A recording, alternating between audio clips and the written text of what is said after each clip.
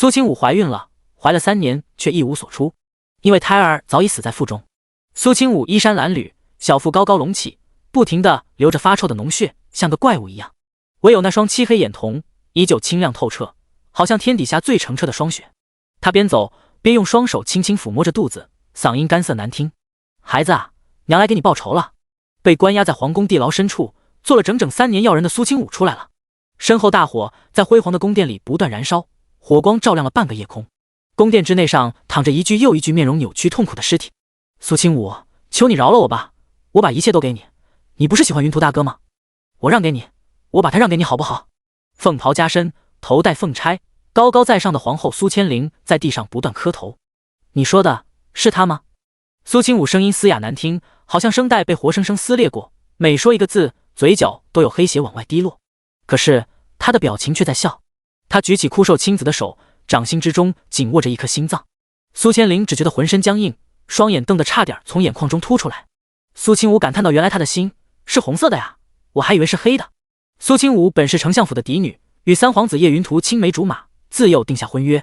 他自小便对叶云图情根深重，就算后来被皇室退婚，被迫嫁给了叶玄庭，也还是逼着原本并不看好叶云图父亲兄长们倾力扶持他。却没想到叶云图登基当日，却直接迎娶了继姐苏千灵做皇后，还将整个苏府的人全都屠尽，父亲兄长全部惨死。他恨，却无法改变局面；想死，却被苏千灵囚禁。只因苏千灵听信鬼胎之血能让人容颜永驻、长生不老、百毒不侵，便将他腹中的胎儿毒死，将他困住，日日放他的血。3年啊，整整3年，1000多个日日夜夜，他都盼着有朝一日能杀了这对狗男女。现在终于能如愿了。他被那圣山老者用药弄成了一个不人不鬼、满身毒蛊的怪物，而他们也将因此自食恶果。苏清武一步步走向苏千灵，他走过的地方印上了带血的脚印。宫人们惊惧的退后，无法想象从前风华绝代的苏清武居然变成了现在这般模样，比鬼还要吓人。苏千灵自知苏清武不会放过自己，从地上踉跄站起，癫狂大笑：“苏清武，你看看你那不人不鬼的样子，我告诉你，就算你杀了我，你也一无所有了。看在你是我妹妹的份上，我告诉你，其实叶玄庭早就死了。”苏清武双瞳骤缩，他大脑一片空白，不敢置信地瞪大双眸：“不可能，你在骗我！他那么厉害，还手握重兵，怎么会死？”耳边传来苏千灵的声音：“为了引他过来，本宫将你的一根手指派人送给他。他堂堂统帅，居然要领兵造反，这怎么能行？所以本宫特意给西吴国递了一封密信，让他们加派兵力，只要他撤兵，身后镇北关之内的数十万百姓就会被屠戮。谁料他竟然留下兵马镇守边关，单枪匹马杀回京城。”想到这里，苏千灵表情出现了一点微妙的惧色。他杀了整整1天1夜，那天城门外血流成河，然而他终究只有1人，城中上万禁卫如何杀光？因此在他精疲力尽之后，那些杀红了眼睛的禁卫军便将他活生生剁成肉泥。苏清武听完苏千灵的这些话，眼角已经流出血泪。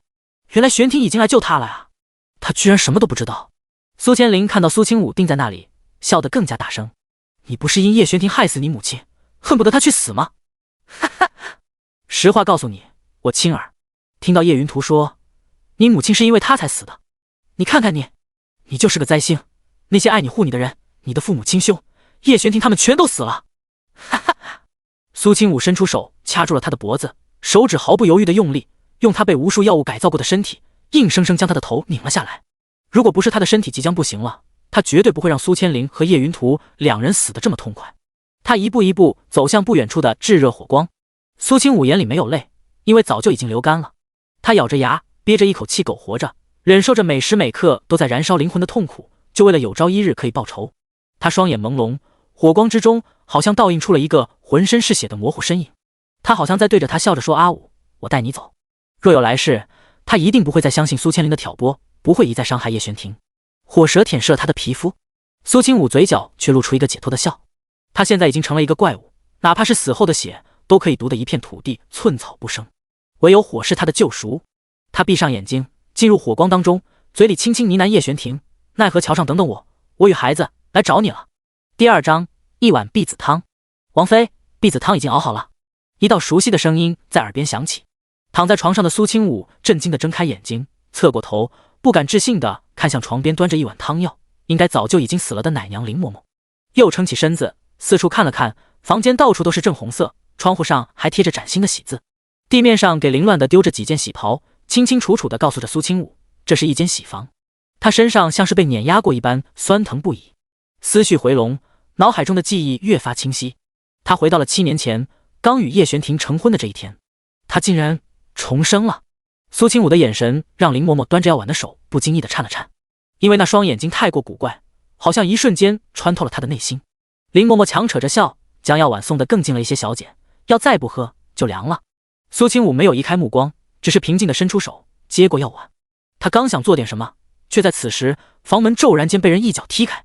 苏清武猛然抬起头看过去，就见到一个身材修长高大的身影出现在了他眼前。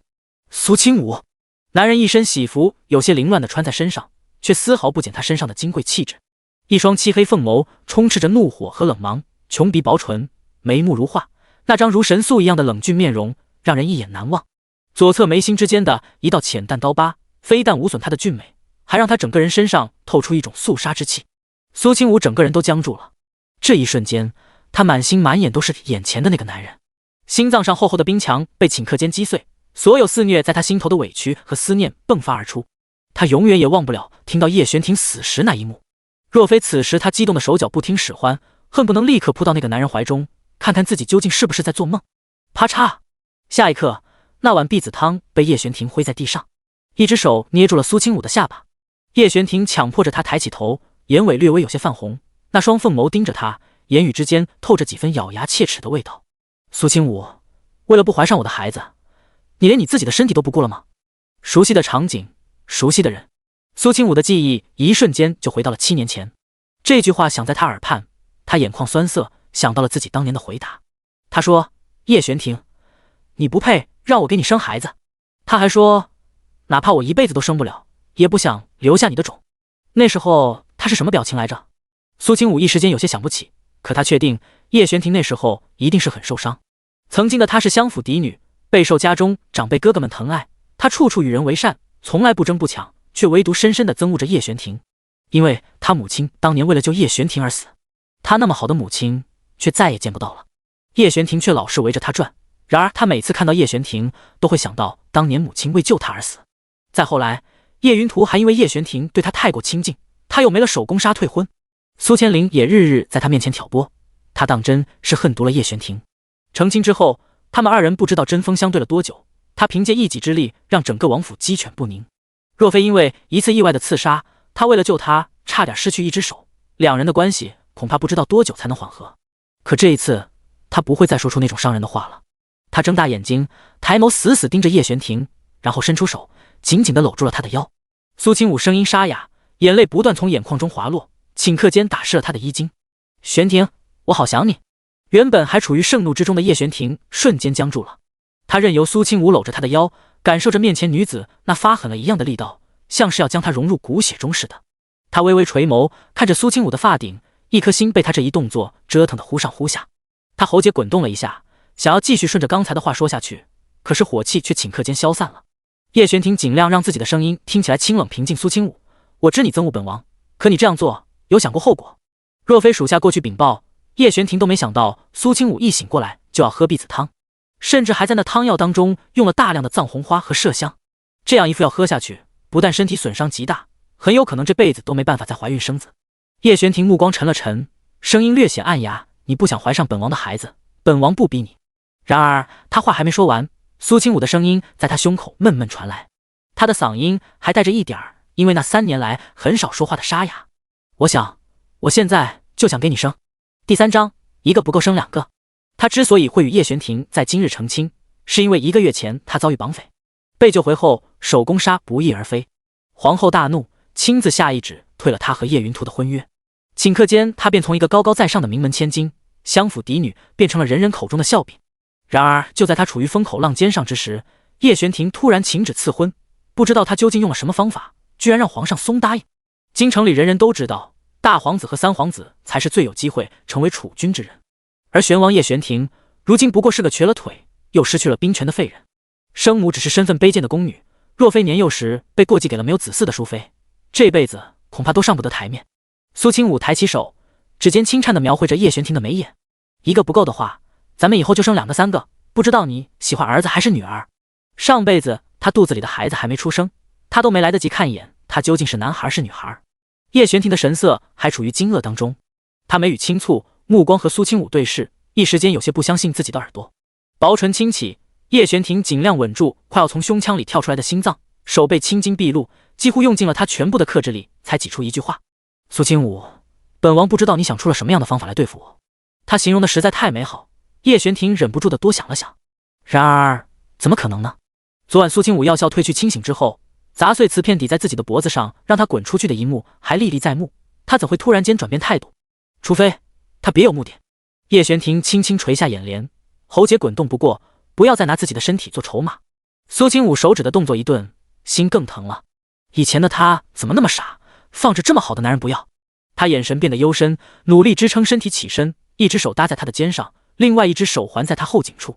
后颈这个位置很危险，可是叶玄庭却没有躲闪，任由他来碰触，好像将自己的命都可以随时交给他一样。苏清武的瞳孔缩了缩，他以前从来没有注意到过这一点。这一刻，他毫不犹豫地闭上眼，对准他的唇瓣吻了下去。柔软的触感让叶玄庭身体明显颤抖了一下，他睁大双眼，凤眸之中锐芒闪过，那仿佛不真实的感受竟让堂堂战神王爷大脑空白了一瞬。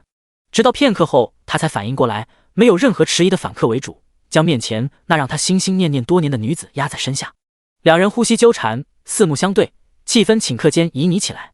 房间之中还残存着昨夜的暧昧气氛，苏清武明显感觉自己身体都变得滚烫起来。因为氛围太好，苏清武完全忘记了屋子里还有另外一个人。直到唇分之后，苏清武眼角余光才瞥见跪在角落一脸震惊茫然的林嬷嬷。他轻轻伸出手推了推叶玄庭的胸口。等等，有人！叶玄庭这才反应过来，耳朵通红的起身。虽然已经成了婚，两人做些亲昵之事理所应当，然而有外人看着，怎么都不太好。苏清武慢条斯理地整理了一下衣襟，轻描淡写地瞥了林嬷嬷一眼，然后开口道：来人。听到屋子里的动静，一直守在门外的两个大丫鬟云清云子立刻走了进来。苏清武摆了摆手，此人意图暗害本妃，你二人将锅里剩下的婢子汤都给他灌下去，杖责30，关进柴房好好照顾，她可是我的好嬷嬷。小姐，这是你吩咐的啊？林嬷嬷满脸震惊，之前的苏清武可是她说什么信什么，怎么突然就变了？是吗？苏清武起身走到林嬷嬷面前，用手紧紧捏着她的下巴抬起来。林嬷嬷真是老了，糊涂了，连是哪个小姐的吩咐都记不清了。小姐，小姐，我……林嬷嬷一时之间想不到辩解之词，她万万没想到小姐居然知道了，还不把人拖出去。苏清武一脚将林嬷嬷踹翻。云清云子二人对视了一眼，都看清楚了对方眼睛里面的惊讶。因为林嬷嬷是苏清武身边最亲近的人，可是被自家小姐当成半个亲娘看待的，没想到居然会做出这种恶事。他们什么都没问，直接堵住林嬷嬷求饶的嘴，将人带走办事。房间瞬间清静，苏清武解决了这点小麻烦后，就立刻将全部的心思都放在了叶玄庭身上。他目光灼热，好像要将眼前男人融入心里一样。叶玄庭被看得明显有些不自在，明明人还是那个人，可是才一个晚上，好像哪里都不太一样了。苏清武生怕吓跑对方，声音极为轻柔，还用力地挽着对方的手。就是因为曾经失去过，所以他太怕得而复失。第4章不会再让他受委屈。苏清武恨不得将自己和叶玄庭绑在一起，突然听到门外传来脚步声，一名侍女在门外禀报：启禀王爷、王妃娘娘，宫里面安排了马车，让您与王妃一同入宫，给几位娘娘请安。上辈子他昨夜被人下药折腾了一晚上，又在早起时喝了差点要命的婢子汤，新婚首日并没有去宫中请安。而皇家新妇新婚首日拜见各宫娘娘是宫中惯例，他不但破了例，还让叶玄庭承担了更多压力。苏清武刚要起身，却听到叶玄庭开了口：本王过会儿便去给母妃请安。小丫鬟下去通报。叶玄庭侧头看向苏清武：留在府中好好休息，本王去就回。苏清武怔了怔：我身体没事。叶玄庭默了默，却依旧坚持入宫琐事繁杂，本王不想让你受委屈。苏清武毕竟在成亲之前毁了名声，这一趟入宫指定免不了闲言碎语。说完那句话，叶玄庭直接转身出了门，前去自己原先居住的院子更衣。苏清武闻言，眼睛顷刻间就红了，一股暖流在心口流淌，一点点捂热了他已经趋于冰冷的心。这世上有他在，真好。他对着门外开口：来人，给本妃沐浴更衣。他又岂会让他受委屈？门外已经准备好了马车，府中下人为两人更衣之后，随着王爷和王妃出了门。叶玄庭眼角余光不由得落在身后苏清武的身上，心里却是有些忐忑不安。以往那些画面历历在目，记忆之中全部都是苏清武对他厌恶的表情和充满仇恨的眼神。袖子下的手指蜷缩了一下，叶璇婷尽量让自己行走的动作看起来更自然一些，特别担心在苏清武眼里再看到那种嫌恶的表情。他掀开车帘，刚要迈步上车，突然就看到一个人影快走2步来到他身边。我来。苏清武一把抱住他的手臂，仰起头，那张秀美漂亮的脸扬起来，冲着他浅笑盈盈。柔弱无骨的手指握住他的手臂，他整个身体都贴在了他身上。温热柔软的触感让叶璇婷眉心微微跳了跳，薄唇瞬间抿了抿，让他整个人僵在原地，一时间不知道究竟该迈左脚还是迈右脚。苏清武见他冷沉着脸色不动，心里顿时咯噔跳了一下，他表情瞬间凝重，然后下意识的就去看他的腿。别动。叶璇婷忽然从唇瓣之间挤出2个字来，一种从内心深处散发出来的那种自卑，让他想要拼了命的将残缺之处藏起来。苏清武没敢再去碰他的腿，而是皱着眉关心道：是不是腿又疼了？回去我给你想想办法，一定会治好的。叶璇婷听到这种安慰的话，心里却并没有多少开心，她只是将衣袍整理了一下，遮挡住了自己的双腿。不疼，走吧。叶璇婷被苏清武突如其来的关心弄得有些无措，她侧过头，没有再去多看苏清武的面容，害怕自己陷入对方的圈套之中。以前的苏清武并非没有这样做过，只不过他的耐性很不好，并没有像是如今这样伪装如此长的时间，却也让他尝试过什么叫彻骨的痛。也许没有希望就不会失望，自己只要按照制定好的计划去做就好。苏清武瞧着他的神色，恨不得给自己几巴掌，一时间心疼得无以复加。他咬了咬唇，放在膝盖上的手死死紧握着，眼睛一眨不眨地看着对面的男人，那双眼睛里光芒灼热，好像要将人灼烧起来一样。马车走动，叶璇婷却被他那眼神盯得相当不自在。他下意识地抬起手摸了摸自己的脸，我脸上有什么吗？苏清武听到他出声，忽然从座位上站了起来。马车的空间很大，足以够他站直身体，可是下一刻车身稍微晃动，苏清武的身形顷刻间失去平衡，他整个人往前扑了过去。叶璇婷脸色一变，几乎没有经过任何思考的伸出手，下一刻他将温香软玉抱了一个满怀。苏清武伸出双臂紧紧扣住他的腰，抓住这个大好的机会，挺直腰身，将唇瓣凑到他耳边。一股十分好闻的体香在叶璇婷的鼻间环绕着，苏清武在他耳畔轻笑了一声，温热的呼吸让他耳根发痒。璇婷，我喜欢你。叶璇婷的手臂不由得收紧了一下，他声音有些嘶哑，苏清武，你是不是觉得将我玩弄在鼓掌之间很有趣？苏清武抬起头，两人四目相对，他抬起下巴凑近他唇边，眨了眨眼睛，阴唇轻启，我都把自己送到你眼前了，居然还不下口，是不是我对你已经没有任何吸引力了？还是说没心里有别人了？他的声音软软的，柔柔的，每个字好像都带着小钩子一样，撩拨的人心乱如麻。苏清武浅笑盈盈，媚眼如丝，整个人柔弱无骨的挂在他身上。叶璇婷的心脏跳得犹如肋骨，面对心心念念这么多年的人，他又如何能够坐怀不乱？叶璇婷再也忍不住这种蚀骨的诱惑，再也没有犹豫的低下头。第5章不堪入目的画册。庆宜宫内，学王妃到。坐在主位上早已等候多时的淑妃林容雪轻轻颔首宣。门外同时走进来2道身影。叶璇婷因左腿受过重伤，因此走路有很明显的跛，虽然不至于影响行动，却也让人清楚的明白这人身有残缺。而盛装打扮，一身精致王妃服饰的苏清武，很是自然亲密地搀扶着叶璇婷的手臂，有他作为支撑，叶璇婷的行走明显轻松很多。周围所有宫人看着那举手投足之间如此亲密无间、甜蜜至极的两人，一时间都有些惊愕。而站在淑妃身后，2个打扮漂亮的年轻女子更是双瞳放大，露出一副不敢置信的表情。苏清武边走进宫殿，边打量正前方的3人。坐在主位上，姿态端庄典雅，一身玫红色长裙，头戴金色步摇的中年妇人便是淑妃。而她身后一共站着2个年轻女子，其中一个女子浑身上下打扮颇为贵气，一身黄粉交加的长裙，那张脸也很是清丽灵动。她是淑妃娘娘的亲侄女，叶璇婷名义上的表妹林雪莹，更是苏千灵的手帕交。而站位靠后一些的那个女人，便是苏清武挫骨扬灰都不会认错的，只大他2个月的长姐苏千灵。如今的苏千灵穿着打扮还偏向淡雅青涩，完全没有7年后那般雍容华贵。2人四目相对，苏千灵眼神之中没来得及掩饰的诧异，顷刻间被苏清武尽收眼底。苏清武手指轻轻拳了一下，嘴角忽然上扬了几分，心情骤然间愉悦起来。能够有机会一点点碾死这个人也很好。他偷偷捏了捏叶璇婷的腰，叶璇婷下意识地转过头看向他，就见到苏清武微微伸出软舌，舔了舔自己的唇角，那里残留下来的红痕让叶璇婷脖梗微微泛红，冷玉一样的面容也不由得变得有些火烧火燎。苏清武见状，不由得眼唇轻笑了一下。这里毕竟人多眼杂，叶玄庭……苏清武不由得笑出声，这东西没了就是没了，怎么还能找回来？在南叶国，手工纱对于一个女子来说有多重要，自不必说。她们都是皇亲国戚，大家闺秀，将来都是要嫁给有权有势的大人物的。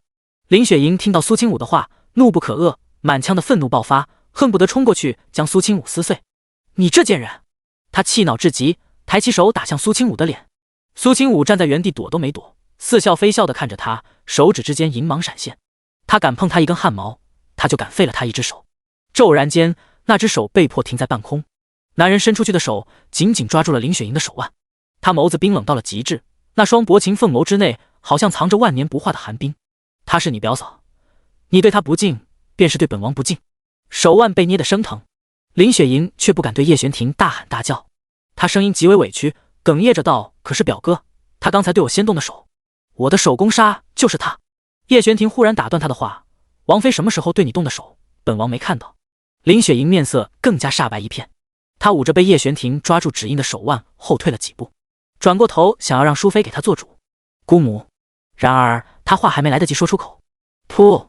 一声不知道是从哪里来的古怪声音进入了淑妃的耳朵。此时林雪莹正抓着她的手，淑妃听到她的肚子咕噜噜叫了起来，那声音如雷震耳。林雪莹表情顷刻间一片涨红，她整个人紧绷着，却没办法制止那声音传出来。噗噗噗！一声接着一声的响动，一阵恶臭熏得淑妃娘娘头晕眼花。她养尊处优惯了，哪里遭遇过这等事？淑妃一把推开林雪莹，不由得后退了好几步远，用手帕捂住口鼻。快带郡主出去，郡主病了，快请太医过来诊治。一旁的嬷嬷得到命令，只能强忍着胃里的不适去搀扶林雪莹。林雪莹如今整个人已经彻底傻了，她长这么大都没有如此丢人过。苏千灵也被这场面吓了一跳，她原本想要跟上去，却被林雪莹一把推开。林雪莹明显是在迁怒苏千灵，都是你那妹妹做的好事，本郡主绝对不会放过她的。林雪莹脸色憋得通红，被人从大殿抬了出去。她现在没办法走路，一走就容易崩。第7章，妾身做不到啊！苏千灵心中着急，害怕林雪莹将这次失败的罪责怪在自己身上，她连忙追了出去。苏清武看到林雪莹的惨状，眉眼弯弯，勉强憋住笑。发现一旁的叶玄庭侧头正看着他，苏清武立刻放下捂着唇的手，正色道：“一定是郡主来的时候吃坏了肚子。”叶玄庭收回目光，不置可否。实际上是他用的银针刺穴方法能够助人排毒，而所谓的手工纱不过是为了制约女子的一个阴谋。毒素一排出去，自然就会有一点副作用。林雪莹被抬走，跟着林雪莹一起过来的苏千灵自然也没理由再留在这里。苏清武轻轻瞥了一眼他的背影，嘴角的笑意越来越深。他怎能不清楚，这位郡主就是他找来的，没准画策那种主意也是他出的。淑妃缓了好半天，喝了好几口茶水，才把那种恶心劲儿给压下去。柔弱的女子脸色微微泛白，她无力地看了苏清武和叶玄庭一眼，有些无奈地叹了口气。玄庭，母妃想听一句实话，那喜帕是不是真的？叶玄庭毫不犹豫地开了口，淑妃闻言，表情稍微松懈了几分，目光落在刚才争执间不小心掉落地面的画册上。可是这画册……叶玄庭再次到明天，本王便会让这种东西彻底消失。淑妃听出了叶玄庭口中那浓重的维护之意，就算没有这东西，又有谁不知道这回事？叶玄庭抬起头，目光锋锐，谁敢说出口让本王听见，本王会亲自登门拜访。他的眼神让淑妃都跟着心头一跳，他唇角动了动，原本还想说些什么，却终究没有说出口。如果能阻止两人成婚，他当初就阻止了，也不会等到现在。人既然已经嫁过来了，他也没什么可说的了。他看向苏清武，面容严肃，希望你能够对得起玄庭对你的关心。还有，雪莹并没有什么坏心思，她也是关心玄庭才会出言不逊，你也别放在心上。她毕竟还是未出阁的丫头，手工纱对她至关重要，还希望你能帮她恢复如常。苏清武眉梢轻挑，他虽然尊敬淑妃娘娘，那是看在他对叶玄庭还算不错的份上，可并不代表什么事都会听从他的安排。回禀娘娘，妾身做不到。你说什么？淑妃脸色骤变，眼神不敢置信地看着苏清武。苏清武柔声道：“如果清武有法子恢复，肯定会先给自己恢复的，您说是不是？”他抬起头看着淑妃，淑妃彻底绝望了。那张原本看起来还算和善的表情，在此时多了几分怒火。那毕竟是他唯一的亲侄女，他怎么可能眼睁睁地看着她落得那种下场？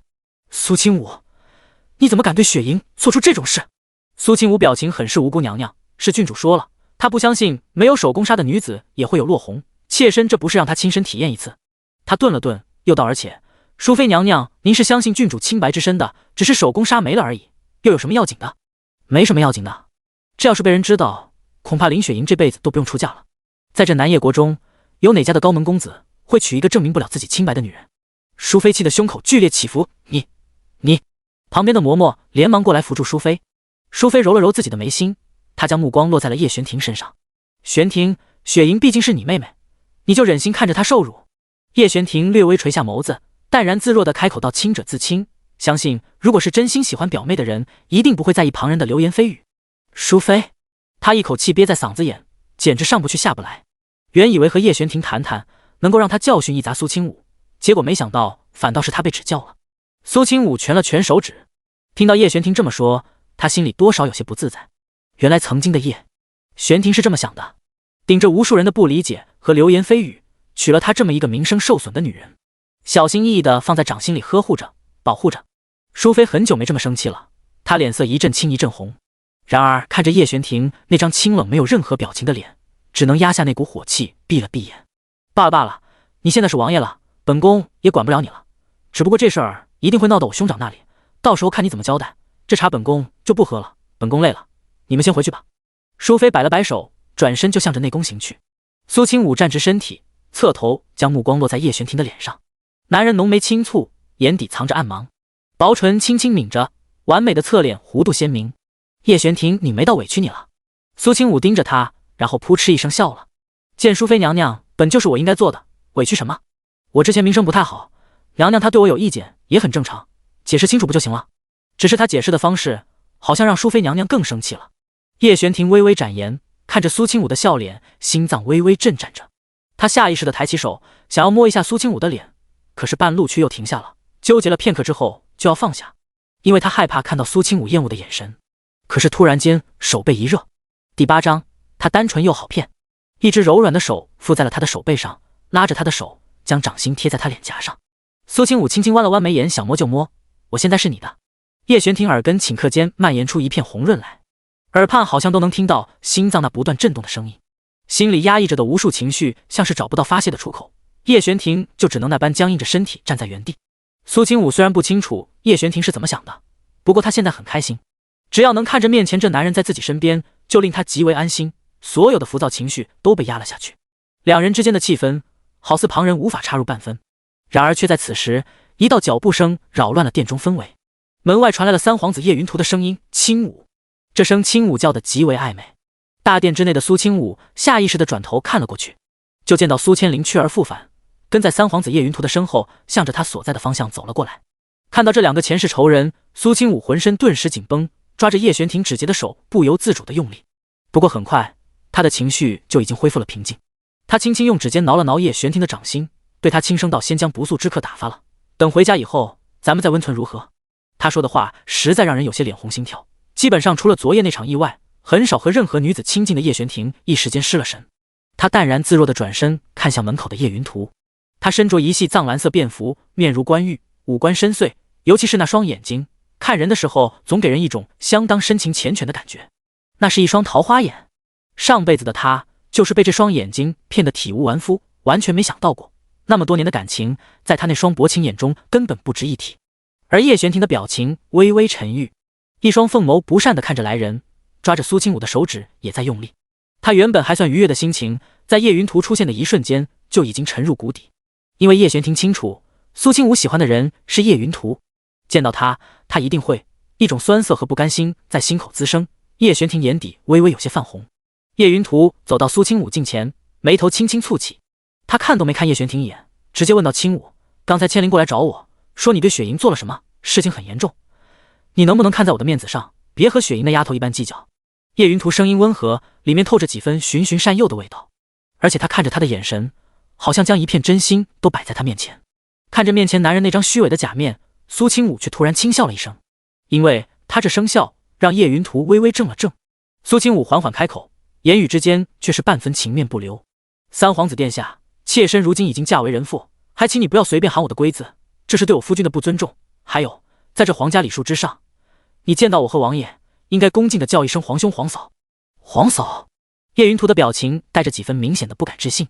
苏清武却不管那个，露出标准客套的笑容，对，就是这么叫。叶云图的脸色顷刻间变了，他眸子里的光芒闪了闪，声音却放得更柔和了一些。清武，你还在生我的气对不对？苏清武挑眉，生你什么气？叶云图叹了口气，退婚之事是我母后所为，你也知道我母后的脾气，她绝对不会让我迎娶一个失去清白的女子为正妃，从而留下污点。可我心里从来没有嫌弃过你半分，更是在退婚之后去跪求了母后，她总算点头同意让我纳你为妾。可谁知道，却有人强行将你从我身边抢走。叶云图看向叶玄庭的眼神透着不甘和愤怒，那种敌意好像要溢出来了一样。听到这种话，苏清武差点笑出声，可是随后他的表情又有些凝重。上辈子他还真是单纯好骗，没有经历过任何人心险恶的大小姐，竟然会真的相信他所说，认为是叶玄庭破坏了自己的好事，甚至都没用那进了水的脑子想一想，他好好一个相府嫡女，出生便是千金贵胄，为何要给人做妾？他叶云图凭什么？凭他脸皮厚，凭他脾气大？苏清武实在没忍住，直接出言打断他的话，我现在是名正言顺的玄王妃，皇上亲自赐婚，我是脑袋被门挤了才会想给你做妾。叶云图原本还想继续说下去，然而却被苏清武这一句话给堵了回去。他的表情有些阴晴不定，那张虚伪的面具像是出现了一点裂纹，那双桃花眼带着几分受伤的看着苏清武。叶云图开口道：清武。可是他嘴里的话还没说出口，一旁的叶玄庭就已经挡在了他和苏清武中间。叶玄庭表情极为冰冷，比叶玄庭高了半个头的身高优势带着强大的压迫感。清武，是你能叫的吗？叶云图眯起眸子，也没料想到叶玄庭居然会是这么大的反应。他冷笑了一声道：玄王，我不知道你究竟给清武灌了什么迷魂汤，可是即便是你强迫他留在你身边，他也总有一天会离开你，别忘了，你可是害死了他母亲的罪魁祸首，你的罪就算是这辈子也赎不完。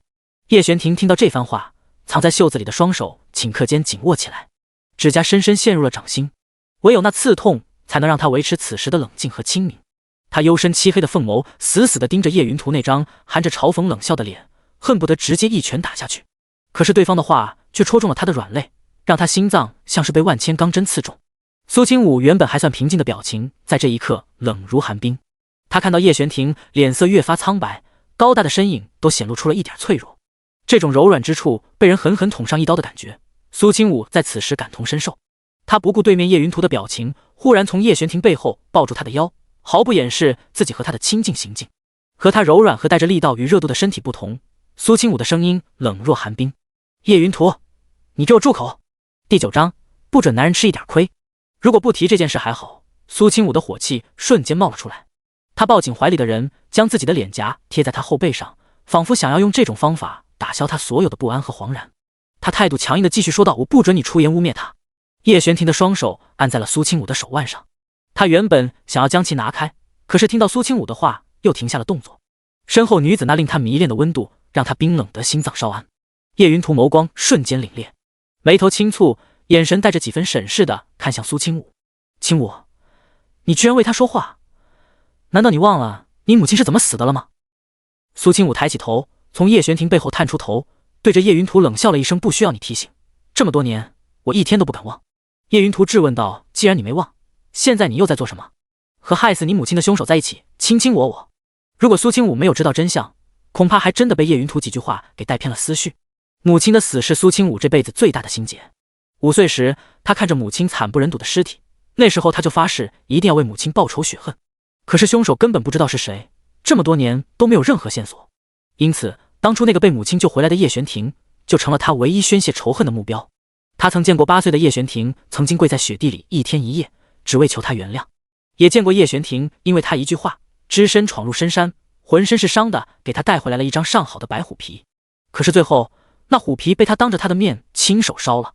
苏清武低垂着眸子，睫毛轻轻颤抖了一下，心脏快疼死了。我已经知道真正的凶手是谁了。叶云图的表情有了一瞬间的僵硬。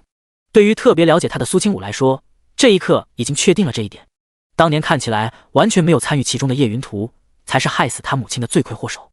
恨意在心中生根发芽，发酵得越来越汹涌。然而苏清武却不动声色地看着他：我找到了证据，证明凶手不是叶玄庭，所以我和他在一起，任什么也无法阻拦。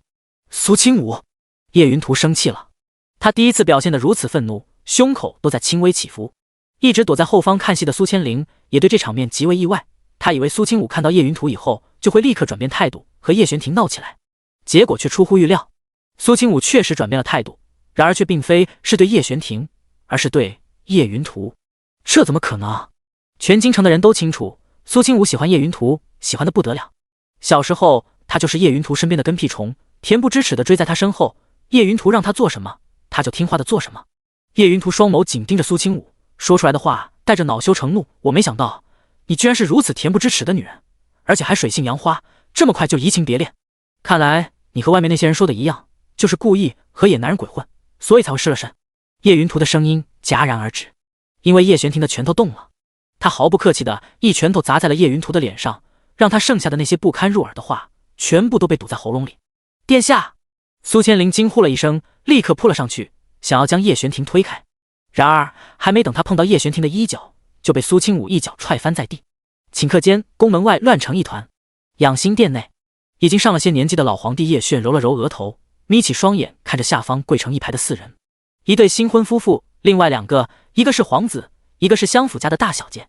一旁的皇后脸色冷沉至极，双眼愤怒地盯着叶玄庭，说话的声音都因为太过震怒而颤抖着。她一身的雍容华贵，头上凤钗因为她的动作轻轻摇曳。皇上，你看看这成何体统，皇儿他都被打成什么样子了。果然玄王就是一介武夫，完全蛮不讲理。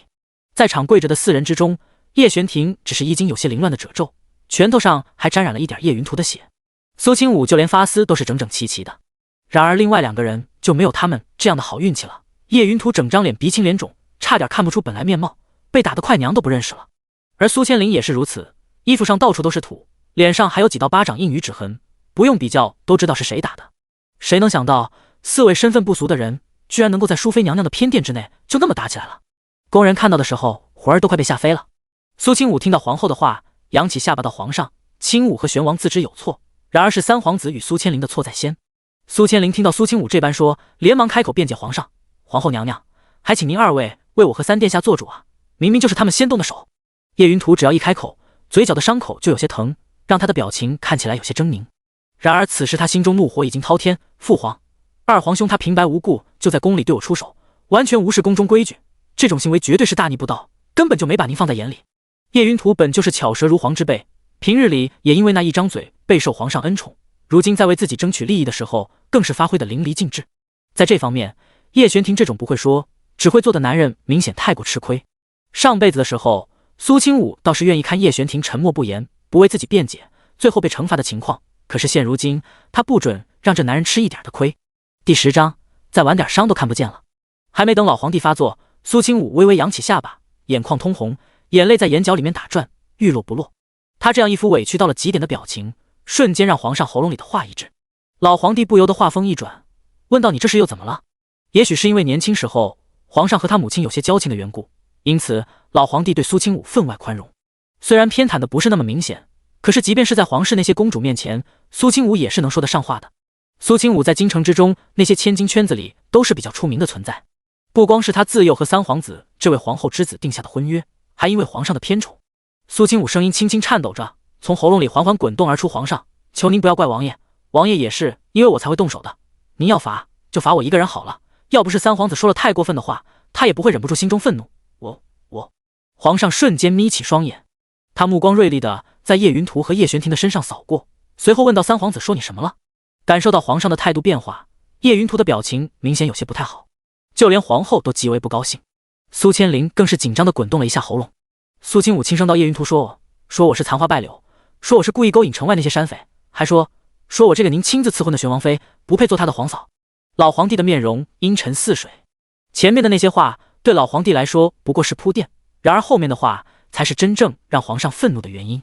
不管怎么说，她也是皇上赐婚的玄王妃，不认她的身份便是对老皇帝的不尊重。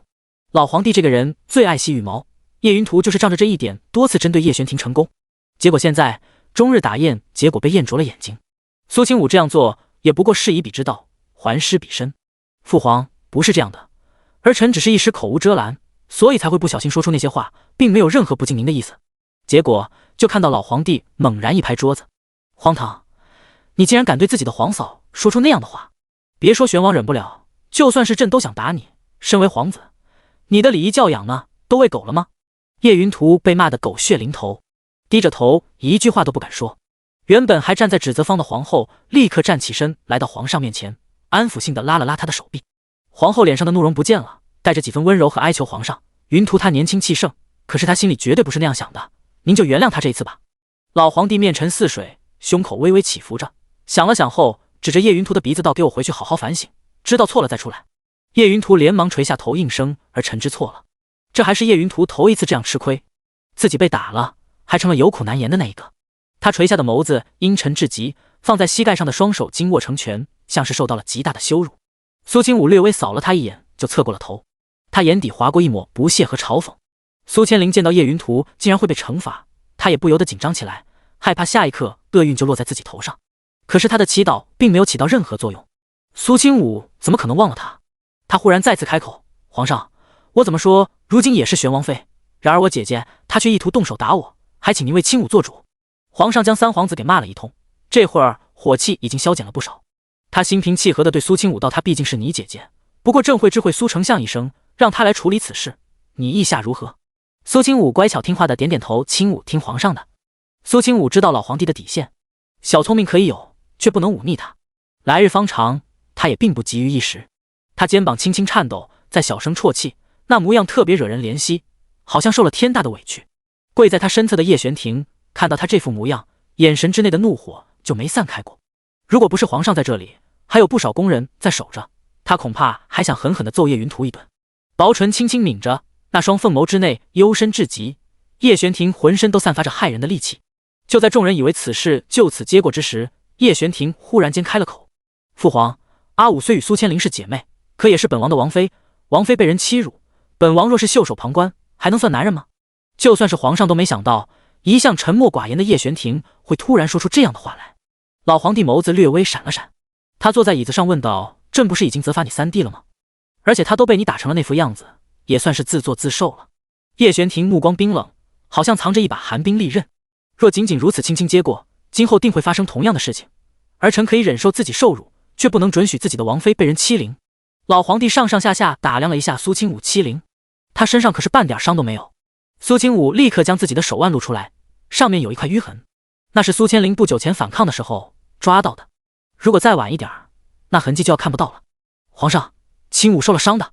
老皇帝嘴角略微有些抽搐，不过他还是耐着性子安抚玄王：“你和王妃新婚燕尔是喜事，没必要因为一点小事闹得不愉快。”叶玄听到王妃的事没有小事，而且若是不追究，儿臣心里定会更不愉快。皇后被气得脸色铁青，她实在是忍不住了：“玄王，你这话是什么意思？你把我儿子打伤的事情，本宫还没有和你算账，别在这里得寸进尺。”叶云图是言语上有所不对，被苏清武抓了把柄，才会如此忍气吞声。可若是叶玄庭再咄咄逼人下去，她身为皇后，又怎么可能看着自己儿子受到伤害？叶玄庭仰起头，完全没有理会盛怒之中的皇后娘娘，而是一字一句道：“父皇，儿臣只有一个要求，那就是要这两人给王妃道歉。”第11章三皇子道歉。这样的请求合情合理，可是却比直接用巴掌打苏千灵和叶云图的脸还要难以忍受。叶云图微微眯起那双桃花眼，目光不善地看向叶玄庭：“玄王，你……朕觉得玄王说的有道理。”老皇帝忽然开了口，打破了突然沉寂的氛围。他叹了口气：“云图，现在苏清武毕竟是你皇嫂，你说出那种不敬的言语，理所应该道歉求原谅。朕在这里就当个见证人，想必清武丫头也能给朕一个面子原谅你，你就低个头，说句软话哄哄她吧。”皇后气得脸颊微微泛红：“皇上，云图他怎么说也是皇子，您让他给一个女人道歉，说出去也是丢您的脸。”老皇帝看了皇后一眼，他自己说错了话，做错了事就该受到惩罚，一个大男人道个歉又有什么丢脸的？叶云图知道，看来此事已经没有转圜的余地了。他深吸了口气，从地上站了起来，然后走到了苏清武面前。叶玄庭也拉着苏清武的袖子，扶着他起身。看着眼前鼻青脸肿、狼狈不堪的两人，苏清武心里在暗笑，只不过表情上却保持着委屈和受伤。苏千灵也只能硬着头皮，低着头来到苏清武跟前，站在叶云图的身侧。他率先开了口：“清武妹妹，刚才都是姐姐的错，还请你原谅姐姐。”苏清武看到他过来，立刻就躲在了叶玄庭的后面，他脸上露出畏惧的表情，好像被吓到了一样。叶玄庭面容冰冷道：“这就你道歉的态度？”苏千灵眼圈瞬间也红了，他脸上的伤口还在疼，可是这会儿要主动道歉的人却是他。就因为苏清武嫁入了皇室，成了王妃，他堂堂相府长女就要给他低头认错？凭什么？她一个没了清白又失去名声的女人，为何到了现在还有人会要她？苏千灵又气又怒，又因为此时此刻的羞辱，浑身略微颤抖着。然而该说的话她还是得说。垂下眸子，苏千灵躬身行礼：“青武妹妹，是姐姐错了。”苏青武还是不说话，只是用冷冷的眼神盯着他。叶玄庭再次道：“若是你下次还敢对王妃出言不逊，亦或是动手动脚，别怪本王让人撕烂了你的嘴。”苏千灵没敢出声，眼泪却是顺着眼角不断往下落。有了他这个前车之鉴，叶云图的脸色更加清白一片。然而身后有皇上在盯着他，他也不敢不从。青武，都是我的错，我之前不该那般说你，都怪我一时间气糊涂了。你也知道我的，我以前什么时候对你发过火？这次不过是因为嫉妒叶玄庭罢了，所以才会那般贬低你，来抚慰自己失去你的痛苦。他说的话就显得诚恳多了，好像真心想要征求苏青武的原谅。而就是因为他这一点，上一世没有任何经验，从来都与人为善，心思单纯的他被对方那张嘴骗得团团转。苏青武心里冷哼了一声，然后扬起那张精致漂亮的脸，抬起头问：“你说我残花败柳？”叶云图神色一顿，连忙开口解释：“那是一时气话，都怪那些谣言。”苏青武没搭理他，可是我一直有个疑问，知晓我出事的人并不多，我爹当时更是第一时间封锁了消息，究竟又是怎么突然间就满城皆知了呢？在场有几个人的表情微微僵了僵。他扫了一眼苏千灵和叶云图，忽然勾了勾唇角，目光之中锐利光芒更盛。王爷能够为了作证，我之前并未失去清白之身，而且我不久前也证实了手工纱并不能作为女子失贞的证明，想必刚才苏千灵已经亲眼见过了我在雪莹郡主的身上做的试验。有些事不说还好，一提出来细思极恐。苏青武的话让整个养心殿变得鸦雀无声，皇后和苏千灵的表情都略有紧张。皇上挑眉，好在他并没有去追究前面那个话题，而是好奇地问到：“什么试验？”毕竟皇宫里人多口杂，很难真的藏住什么消息，说不准是哪个宫人嘴不严透露了消息。哪怕就算有人在背后做推手，一层一层将造谣之人找出来，也要浪费太多精力。对皇上来说，这种事得不偿失。苏千灵微微一惊，自知这件事怕是瞒不住了，现在闹到了皇上面前，恐怕事情要糟。对林雪莹来说也是毁灭性的打击，将来还让她怎么出来见人？苏千灵咬着牙道：“苏青武，雪莹妹妹的事，你怎么能往外说？”苏青武一愣，皇上难不成是外人吗？他是玄王的父皇，自然也是我的父皇，我有疑问想要弄清楚，和他老人家说一说，不很正常吗？这马屁拍得相当到位。老皇帝的表情明显缓和了不少。他道：“苏千灵，你来说说，雪莹怎么了？”苏千灵心里一惊，皇上这样问他，那么这件事就是从他嘴里说出去的，林雪莹知道肯定会和他算账，因此他说话都变得有些支支吾吾。就是那个。皇上表情明显冷沉下来，不由得说了一句话都不会说，果然是上不得台面。皇上的话像是一把钢针一样，瞬间刺中了苏千灵的软肋。他这辈子最忌讳的便是他庶出的身份。虽然现在他母亲被抬了身份，成了襄府的继室，然而在所有皇亲贵胄眼里，真正的襄府嫡女就只有苏青武一个人。明明她才是襄府长女，也是父亲亲生的，可是从小到大得到的东西却天差地别。家里的5个兄长全部都偏心苏青武，明明她也是他们的妹妹。指甲差点掐进掌心里面，疼痛让苏千灵终于恢复了一点理智。她红着眼睛说道：“是苏青武他让雪莹郡主失去了手工纱。”这话让在场所有人都是一愣，皇上的表情都有些古怪。你再说一遍，苏青武是如何让雪莹没了手工纱的？第12章露出了本来面目。苏千灵摇头：“臣女也不清楚，就只看到苏青武在雪莹郡主的身上扎了几下，然后她的手工纱就不见了。”这事儿说起来相当的玄幻。皇上看着皇后，两人面面相觑，一时间都不知道如何问话。苏千灵连忙道：“我说的都是真的，还请皇上相信臣女。”皇上眯起双眼，问道：“就不能是雪莹那丫头到处野，自己弄不见的？”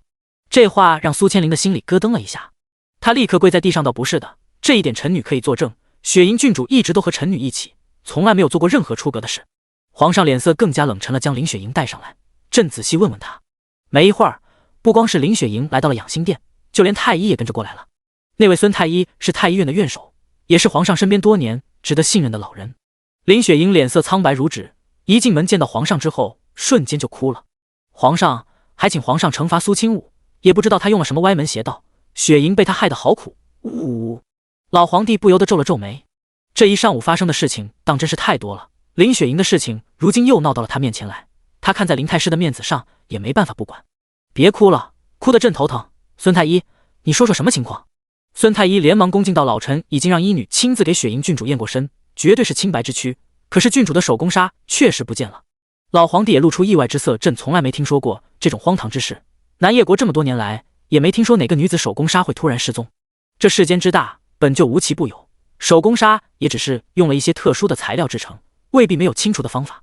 孙太医也在努力地给林雪莹洗清嫌疑，毕竟她是当朝太师之女，淑妃娘娘的侄女，地位不低。如果只是苏清武的话，也许所有人都会怀疑他自己身有不洁。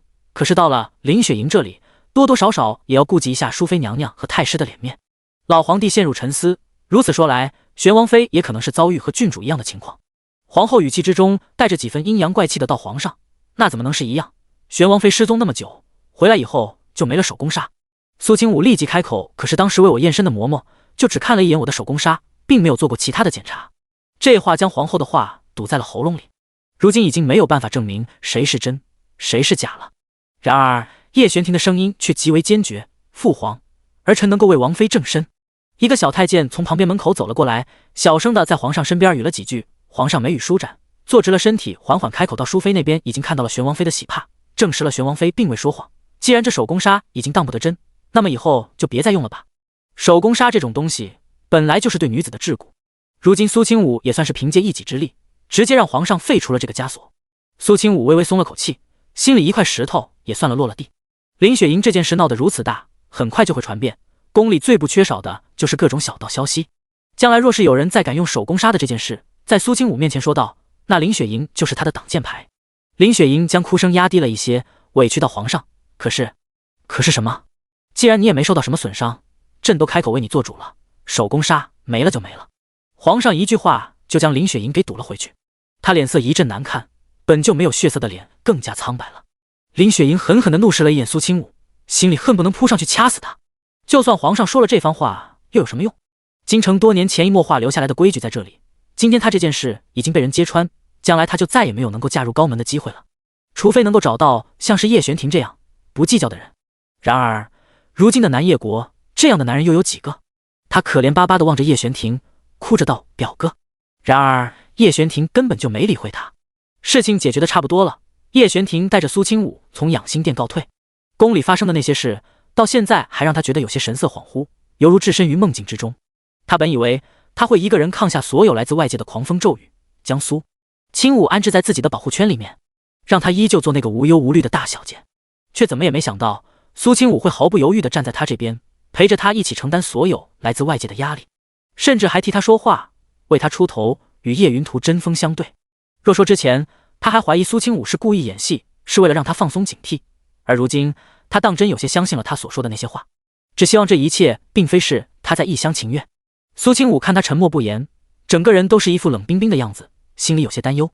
他转过身挡在了叶玄庭面前，让有些溜神的叶玄庭差点直接撞在他身上。这里是出宫的一条小路，也没外人，苏清武毫不避讳地抓住了他的手腕，然后翻开袖子仔细检查，掰开他的手指，反反复复地瞧。叶玄庭被他这动作弄得有些一头雾水，他将手指握紧成拳。“你这是在干什么？”苏清武抬起头，表情突然多了几分怒色。看到他这样的表情，叶玄庭感觉头脑像是杯盆总锤子重重砸了一下。他低垂着眸子，眼神越发幽深暗沉，没有说话，因为苏清武如今的神色和昨晚的画面重叠在了一起。原来这一切当真都是假象。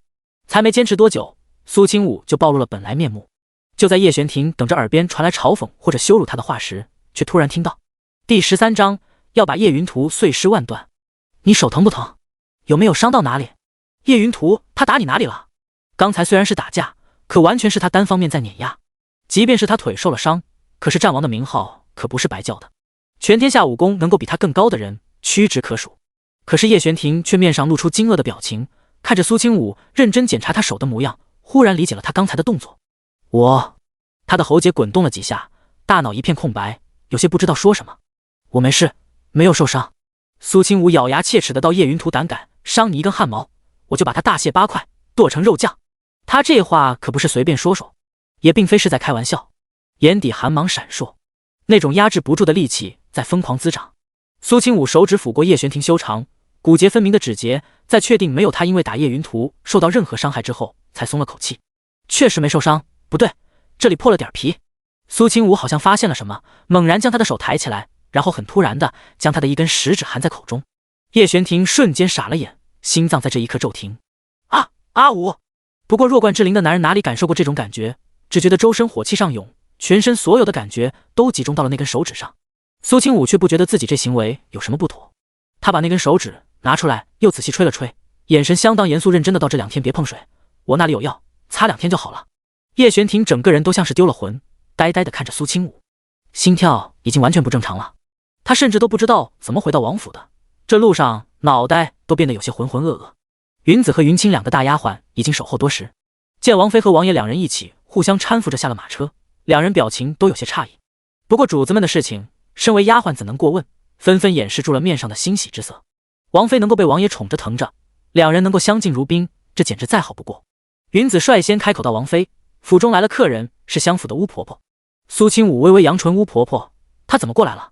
这位巫婆婆是相府老夫人的身边人，她在府中的地位甚至比管家还要高很多。她伺候了苏老夫人几10年，就算在丞相苏武面前也是能够说得上话的存在。而在她新婚当日，她竟然会跑到王府来，本妃去见见她。上一世并没有这一茬，因此苏清武几乎顷刻间就猜到了原因。林嬷嬷在相府之中也待了那么多年，不可能一点人脉都没有，找个人给自己求求情还是很容易的。叶玄庭目光微微暗沉了些，他忽然主动拉住了苏清武的手臂：“阿武，他有什么问题吗？”苏清武拍了拍他的手背，眼底的笑意越来越深。他想了想，忽然转身就在他唇上亲了一下，笑道：“没事，将他打发走，就跟我回房间。”叶玄庭听到这种话，思绪都跟着停顿半拍。毕竟2人才新婚燕尔，叶玄庭也是个正常男人，虽然心里还有些不安，却也不由自主地开始期待起来。巫婆婆此时正坐在课堂里面，她面容苍老，看起来已经60多岁的模样，脊背略显佝偻，可是穿着打扮却一丝不苟，为人也显得严肃刻板。叶玄庭则是陪着苏清武一起来到了课堂之内。老奴拜见王爷，拜见王妃娘娘。巫婆婆礼数十分周到，苏清武对这位老嬷嬷还是有几分尊敬的，更何况她代表的是她祖母。巫婆婆来我这里，所谓何事？巫婆婆也没有绕弯子，老奴听闻说林婆子出了些事，所以特意过来看看她。她毕竟也是在府里做了多年工的老人，就算是离开了相府，总归还有些人情在。苏清武含笑点头：“您说的这话是没错，而且她还是我的乳娘，我也算是吃她的奶长大的，这份恩情我自然会铭记于心。只是……”她话语顿了顿，巫婆婆立刻追问：“只是什么？”苏清武略微垂眸叹气，他脸上露出几分愤恨哀伤的表情：“我的一片真心却是为了狗。您说我从小到大对林嬷嬷如何，结果却是养出来了一头恶狼。即便是巫婆婆，你今天不来，改天我也会和祖母说道，一个人到底能恶毒成什么样，才会对亲眼看着长大的孩子下那种毒手。”坐在苏清武身侧的叶玄庭眯起凤眸，声音冷沉污：“婆婆，本王绝对不会留着胆敢伤害王妃的人在这世上。”巫婆婆闻言，脸色有些不好看，她犹豫了一下，到老夫人得知此事之后，也是担心王妃的名声受损，毕竟林嬷嬷是王妃的奶娘，万一就这么处置了，肯定有人会说闲话，说王妃心狠手辣，就连养大自己的嬷嬷都不放过。苏清武闻言，表情略微缓和了一些，还请嬷嬷回去告诉祖母一声，清武让他老人家忧心了。可若是我手段不狠一些，将来如何能在这王府之中管家立足？清武自有分寸，这事儿您就别管了。巫婆婆只是过来传话和求情的，然而苏清武说的有理有据，甚至还抓了一个罪证确凿。身为王妃的她，想要如何处置林嬷嬷都是理所当然，她根本无权插手。几句话将巫婆婆打发走，苏清武想到了被关在柴房打了板子还不老实的林嬷嬷，忽然扬起唇角：“云子，剁了林嬷嬷一根手指，让人包装一下，给苏千灵送过去，就说多谢她送来的那副药，这是我给她的回礼，请她务必收下。”云子恭敬道：“是，王妃。”2个大丫鬟办事利落，对苏清武一直都忠心耿耿，可惜最后跟着他都没有什么好下场。苏清武再次吩咐道：“云清，我给你写一张药方，你去药房将药材抓过来。”云清轻声道：“奴婢遵命。”等云清拿着药方走了，苏清武忽然侧头看向叶玄庭。叶玄庭被他看得心头一跳，薄唇轻轻动一会儿，要做什么？第14章，果然还是介意他残缺。难得看到叶玄庭如此紧张，苏清武眸子里透着灼人的温度，那张妩媚漂亮的脸一笑起来，让人无法移开目光。叶玄庭就这般定定地看着他，好像被他嘴角那一抹浅笑勾走了魂。苏清武一把拉住了他的手，声音压低了几分，带着神神秘秘的味道：“玄庭，你随我来。”叶玄庭高大的身形被略显娇小的苏清武拉着回到了主卧之中。他见苏清武关上门窗，一时间脸红心跳，他问道：“阿武，你这是？”“先坐下。”苏清武推着叶玄庭坐在床边，然后亲自动手脱掉了他的鞋袜。叶玄庭凤眸微微睁大，不敢置信地看着苏清武的动作，下意识地往回缩脚。他紧张的有些手足无措，声音都带着一点轻颤。阿武，脏。可是苏清武并没有任何嫌弃他的意思，白皙纤细的手指一寸一寸在他的左小腿上移动按压，指尖划过肌肤的触感让叶璇婷顷刻间头皮发麻。他抿了抿唇，感觉喉咙越来越干。他的视线绝望苏清武身上，只见他轻轻挽起袖子，露出一截雪白的藕臂，那娇嫩细腻的皮肤上还残留着几个指印和抓痕。叶璇婷的脑海之中不由得翻来覆去回想着昨夜的画面，光是这样看着就让他热气上涌。他咬着牙，尽量让自己的脸偏开，不去看苏清武。可看不见，感受却越发清晰。苏清武的手指在他小腿上移动着，摩挲着，好像有一条小蛇来回游走，又像是有完全蚂蚁在心脏上乱爬。叶璇婷忽然感觉到身体有些不对劲儿，她僵硬的想要将脚收回来，可是却被苏清武牢牢握在掌心。她又不敢太过用力，因为害怕伤到他。阿武，苏清武可不是什么刚成亲的青涩少女，上辈子她差点就是当娘的人了，当然看出了叶璇婷的反应。青年有些小心翼翼地掩饰自己的反应，咬着牙强忍着不暴露出内心的想法，怕吓到他。如今的叶璇婷和他后来认识的他，虽然性格相似，却也有很多的不同。几年后的他更加沉稳内敛，不苟言笑，会给自己建立一个强硬的壳，里面装着自己柔软的内里，不会再让任何人轻易发现他的脆弱。浑身上下带着成熟男人的魅力，却也让人又心疼又难过。苏清武不想未来的叶璇婷也变成那样，他眼底多了几分好笑的意味，却丝毫没有拒绝的开了口：璇婷，你我现在是夫妻，你不需要在我面前掩饰任何想法。他顿了顿，忽然放开手，站起身，双手搭在他的肩膀上，将他按倒在床上。苏清武眸子明亮如雪，漆黑又透彻。我现在可是你的王妃，我帮你。叶璇婷猛然睁大双眼，阿武。他在这一刻已然因为太过震惊而失去了所有想法。苏清武却一点也不在意的起身，亲了亲他的唇角，笑弯了眸子。怎么，还难受吗？叶璇婷眸子里多了几分水光，她紧绷着唇角不发一言，心里却是震惊到了极点。下一刻，他伸出手将面前的女子紧紧抱在怀里，好像在抱着什么失而复得的宝贝。他闭上眼睛，好像视死如归一样的开口道：阿武，不管你这次究竟是不是还在故意演戏给我看，都当真了，我这颗心如今就摆在你面前，任由你搓圆捏扁。苏清武轻笑出声：我怎么会把你的心搓圆捏扁？我心疼还来不及。好了，该做正事了，你好好待着。这一刻，叶璇婷分外的老实听话，只不过眼睛却不由自主的一直往苏清武的身上瞥。少年人本就如此，初尝滋味，心痒难耐，根本无法压制心中所思所想。他恨不得天天和苏清武腻在房间里。苏清武继续在他腿上按压穴道，叶璇婷的左脚露在空气当中，明明还算热的天气，他却好像是被冻到了一样，瑟缩了一下。看到他的反应，苏清武不由自主的轻笑出声，然后问到：这里疼不疼？叶璇婷脸色白了白，却还是轻轻摇头，不疼。苏清武叹气，嘴硬。他加大了一些力道，看到叶璇婷那张冷漠又如冰雪般生人勿近的脸上，眉头紧蹙起来，这才放开手。看来就是这里了。叶璇婷不明白他到底在说什么。阿武，对不起，我是个瘸子。他觉得自己的腿一定是被苏清武嫌弃了，就连那双凤眸都略微红了起来。如今不过才20岁弱冠之龄的叶璇婷，还没有未来那般能够掩饰自己的情绪，青涩的让苏清武忍不住想要再欺负他一下，只可惜他不忍心。有我在，会好的。苏清武面含浅笑，声音温柔。叶璇婷原本还有些不安的心情，奇异的在他的言语中被抚慰。他垂下眸子，凤眸浓密的睫毛好像小扇子一般，让苏清武看着都觉得有些嫉妒。这男人怎么能长得如此好看？还是天生的睫毛精？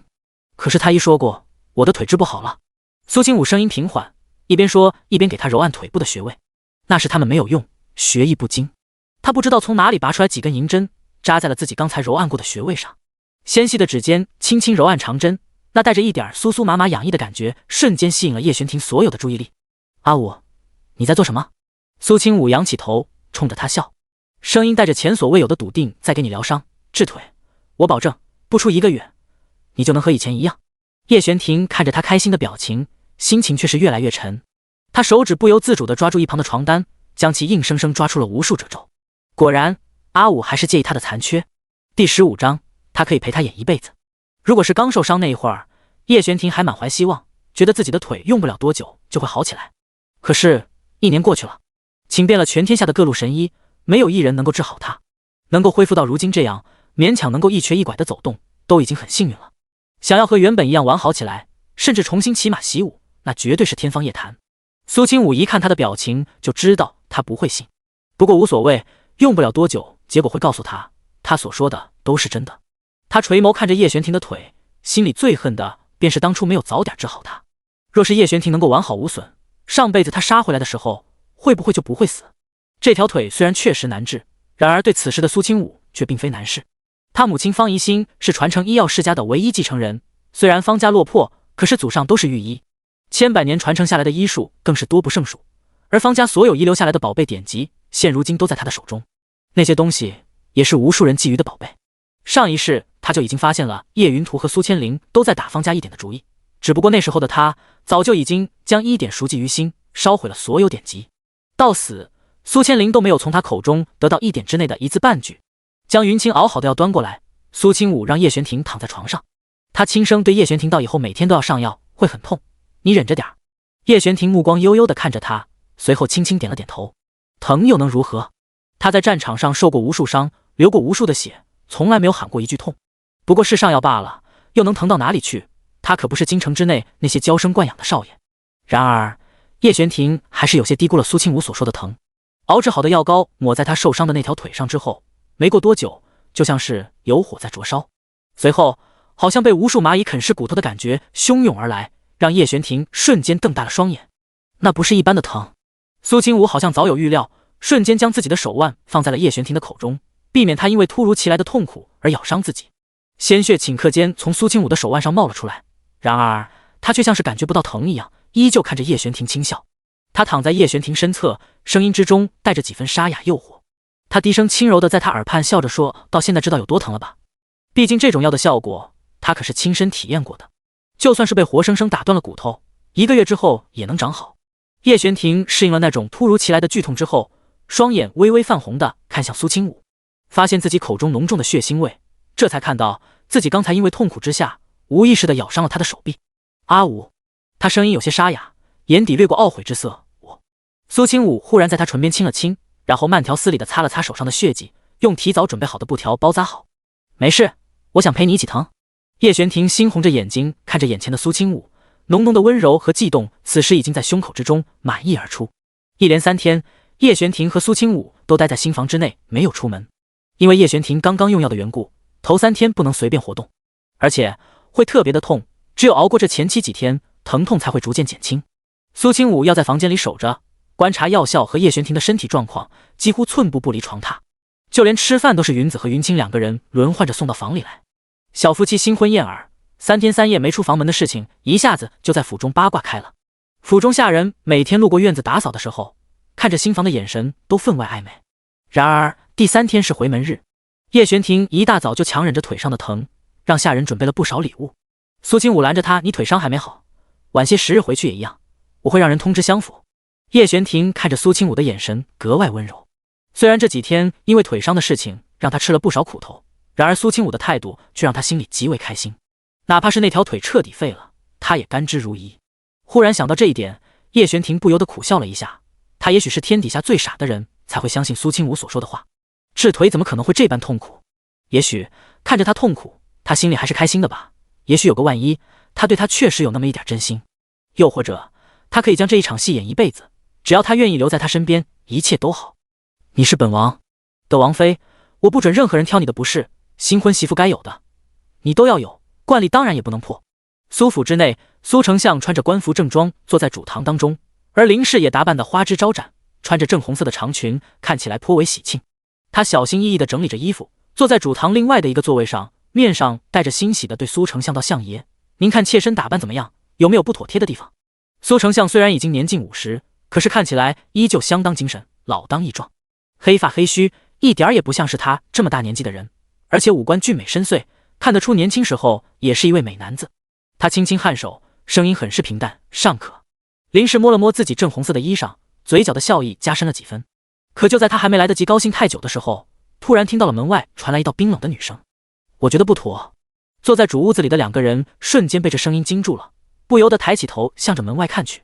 苏清武身着王妃特制的朝服凤冠，迈步进入正堂之内。他身后跟着一道修长高大的身影，墨色蟒袍彰显出来人尊贵至极的身份。叶玄庭表情威严，神色淡漠，那双凤眸更是气势逼人。屋子里的2个人下意识地看过去，就见到苏清武怀里好像抱着什么东西。那木牌蓝底黑字，为实木打造而成。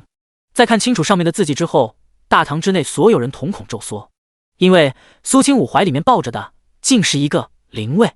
第16章，拿回属于他的一切。苏清武将灵牌摆在屋子里正中间的那张桌子上，看着林氏瞬间阴沉下来的脸色，声音冷冷到：“将你身上的衣服脱下来，正红色乃是郑夫人才配穿的衣裳，你不过是继室，即便是被抬了位分，也依旧是歌姬出身，会污了这身红衣。”林氏脸上的笑容僵住了，他双手收紧，抓的膝盖上的衣服出了一层褶皱。他万万没想到，苏清武回门第一句话竟然是让他把衣服脱下来。林氏一时间不知道究竟该用什么样的表情，早就打好的一肚子讣告在此时通通没用。他成为继夫人以来，将相府打理得井井有条，不管是相爷还是老夫人都对他非常满意。这府中上上下下就没有一个说他一声不是，就算是对苏清武，那也是当成亲生女儿在疼，不管是什么好东西，他都会先送到苏清武院子里去，让他先挑。这么多年来，母慈女孝的戏码没说上演1000也有800，结果苏清武刚嫁人，现在就给他这样的脸色瞧，甚至还将方氏的灵位给搬了过来。门外几个丫鬟嬷嬷追了过来：“二小姐，那是夫人的灵位，您带到这里来做什么？”苏清武没有理会那些府中下人，毕竟他也不是一个人来的。只见叶玄庭一摆手，门口2个身材高大的王府护卫就挡住了那些下人的去路。苏清武轻轻勾起唇角，眼神之内却像是淬了天底下最厉害的毒。林氏光是和他对视，都让他心口发颤。姨娘怎么不说话了？见到当家主母也不知道行礼，又或者说，你根本没有将我和王爷放在眼里。这么大的一顶帽子扣在了林氏的头上，令他猝不及防。林氏现如今还处于混乱状态，他一时半会儿都不知道该用什么表情去对待苏清武，因为他的反应变化实在是太大了。苏清武也没打算给他任何反应和准备的时间，这样才会让林氏这种谨小慎微的人露出破绽。他能够在相府这么多年，还凭着歌姬的低贱身份爬上继夫人的位置，可见颇有手段，不是那般容易对付的。林氏眼睛瞬间红了，他侧头看向身边的苏丞相，声音颤抖道：“相爷，可是妾身做错什么了？”清武丫头，他这是怎么了？妾身这么多年来照顾苏家老少，更是没有亏待清武一丝半点儿，你也都是看在眼里的。现在他才一出嫁，就如此羞辱我，我实在是委屈啊！他本就是阴柔妩媚的长相，这一哭更是有一种梨花带雨的感觉。再加上这些年来他保养的好，即便是上了年纪，在他这个岁数当中，他的面容五官也是佼佼者。也不怪苏丞相会对他上心，甚至当初将他接到家里来。苏丞相是个很严肃的人，听到林氏的话，他的眉头此时深深蹙了起来。不过他还是先站起身，对着叶玄庭行礼道：“老臣见过玄王殿下，一点家事让您见笑了，是老夫没有教养好女儿。”叶玄庭忽然出口打断了他的话：“王妃何错之有？为何需要丞相来教训？”苏丞相被叶玄庭这话噎得愣了一下，旋即抬头看到了叶玄庭冷冷的目光。面前的男人年纪轻轻，身上就带着一种肃杀的气势，整个人站在那里，好似一把出鞘的利刃。小女对母亲不敬，自然有错。叶玄庭冷冷勾唇：“一个歌姬也配及本王的王妃做母亲？”他话音落下，林氏整张脸都要白了。此时他也哭着站起身，跟在苏丞相身后行礼，却被叶玄庭一句话对得满脸羞红。可是叶玄庭是堂堂王爷，岂容他一个妇道人家说道？即便是对方说错了什么，他也没有资格反驳。相爷，妾身自知身份卑贱，确实配不上王妃叫这一声母亲，您还是一纸休书把妾身给休了吧。苏丞相脸上顿时露出怒容，不悦地看向苏清武：“清武，今天是你回门的好日子，你母亲她一大早就让人开始张罗，昨夜都没睡好，你就是这样对待她一片心意的？”苏清武听到苏丞相这样说，丝毫不意外，因为就连上辈子的他都没想到，苏府这么多年的平静都是假象。林氏最终能够引狼入室，让苏家走向灭亡，最大的因便是他家里有个在感情上拎不清的父亲。苏武确实也很疼他，但是林氏的枕边风也吹得响。以前他和林氏相安无事的时候，全府上上下下和谐一片，其乐融融。可如今苏清武已经知道了他的真面目，重活了一辈子，苏清武也早就看透了他这位父亲，因此他说话也丝毫没有客气。既然他自己看不清，那他会帮他看清。爹，我母亲的灵位在此，你这般宠着这个歌姬，觉得你对得起他的在天之灵吗？苏武的脸色瞬间变了。苏清武，他生气的时候会喊苏清武的全名，苏清武却完全不当回事。他今天又不是真的回来串门的。有句话说得好，嫁出去的女儿泼出去的水，女儿现在已经是王妃了。您跟我说话的时候也记得客气点，虽然因为您是我爹，我不会对您如何，可王爷会不高兴的。像是印证了他这句话。叶璇婷的脸色更加冷沉了。虽然他走路的时候有些跛，可是站在那里依旧顶天立地，让人望而生畏。苏武强压着怒火，尽量让自己的声音听起来平和一些。你今天就是想回来闹事吧？你究竟想做什么？苏清武轻笑了一下，如画的眉眼却透出几分狠厉之色。我今天来办3件事。他顿了顿，声音越发幽冷。第一，带着叶璇婷来拜见我母亲；第二，追查导致我失踪的罪魁祸首；第三，拿回属于我的一切。第17章，特意来府上提亲。这3件事每一件都让林氏的表情越发难看。他低着头搅动手指，神色有些坐立不安，甚至心里也跟着咯噔了一下。叶璇婷的视线掠过表情并没有什么变化的苏丞相，最后落在了林氏身上。他审讯过无数犯人，对那些人的一些细微肢体动作多少也了解一些，而林氏的表现明显是心中有鬼。这段时间他也一直在调查这件事，只不过从头到尾看起来都相当巧合。那天苏清武和林氏虽然是一起去城外寺庙上香的，可离开寺庙却是苏清武自己的决定。他在去山脚下买平安符的路上被匪徒绑走，最后失踪整整3天。而他也打听过，每年这个时候林氏都会去上香，并没有任何异常。苏武眯起双眼，你母亲看你这样不懂事，恐怕也会非常失望。苏清武却毫不避讳苏武的目光，他早就知道这样做会惹他生气，毕竟在他心里，他母亲是他心里的逆鳞，家里任何人都不可以轻易提及。只不过以前他以为父亲是太过爱母亲才这样的，可是如今他却觉得并不是。如果他真爱母亲，就不会让苏千灵生在他之前，也不会让母亲的灵位在灵堂里面染尘，更不会将一个歌姬抬为继室，占据他母亲的一切。上辈子他们一家会是那样的下场，看来并不是没有原因的。那时候的他，一个恋爱脑，还带着一个渣爹，落得那种结局，只能说是自作自受。只可惜不该牵扯上叶璇婷，他明明是那么好，那么好的一个人，他该享受这世上最好的一切，能够长命百岁，子孙满堂。这辈子苏清武已经想好了，只要他想要的，他都给他；只要是他喜欢的，哪怕用尽一切办法，他都会给他夺过来。苏清武眯起双眸，冷笑不，我娘她只会夸我做得好。5岁以前，苏清武觉得自己是天底下最幸福的小孩，因为他拥有一位全天下最温柔、最漂亮、最善良的母亲。方怡心是医术世家方家唯一的继承人，一手医术出神入化，更是很多人的救命恩人，其中也包括当今皇帝。他的这条命当年也是他母亲从阎王爷手里抢回来的。10几年前，全京城的人谁不认识神医方怡心？他这个做女儿的也将母亲当成骄傲。母亲和苏武当年也是相识相知，阴差阳错有了第一个孩子，后来母亲嫁给他为妻子，他也保持本心，努力上进，最终平步青云做了丞相。两人恩爱了数十年，生下了足足5儿1女，家中也没有任何妾室。唯一的变数便是在母亲怀他的时候，苏武带回来了一个女人。林氏同样大着肚子，穿着打扮风情万种，妩媚多情。也就是在那时，母亲生了一场大病，身体越发孱弱。苏清武好几次都看到她在夜里偷偷咳嗽，医者不自医，他清楚母亲那不是病，是心病。然而母亲从小却告诉他，与人为善，不要怨恨父亲，当年他也是逼不得已。苏清武以前并不清楚成年人的隐忍和退让，为了几个孩子，方怡心磨平了自己的棱角。而他也并没有觉得府里多了一个姨娘如何，毕竟京城之内几乎所有高门世家男子皆是3妻4妾。直到遇见叶璇婷，苏清武才知道什么是天底下难得的好男人。苏武被气得不轻，然而在叶璇婷面前他并没有发作，只是阴沉着一张脸道，你把你母亲的灵位都摆出来了，还想干什么就赶紧做，别在我面前说些阴阳怪气的话，还有你得给你母亲道歉。林氏低着头，一边用手帕擦眼角，一边小声啜泣着。苏清武眯起眸子看向装模作样的林氏，声音带着几分揶揄，道什么歉？我失踪一事是谁传到皇后耳朵里的？难道爹你当真不清楚？苏丞相皱眉，你竟怀疑你母亲？不是怀疑，是肯定，我有证据的。苏清武轻轻拍了拍手。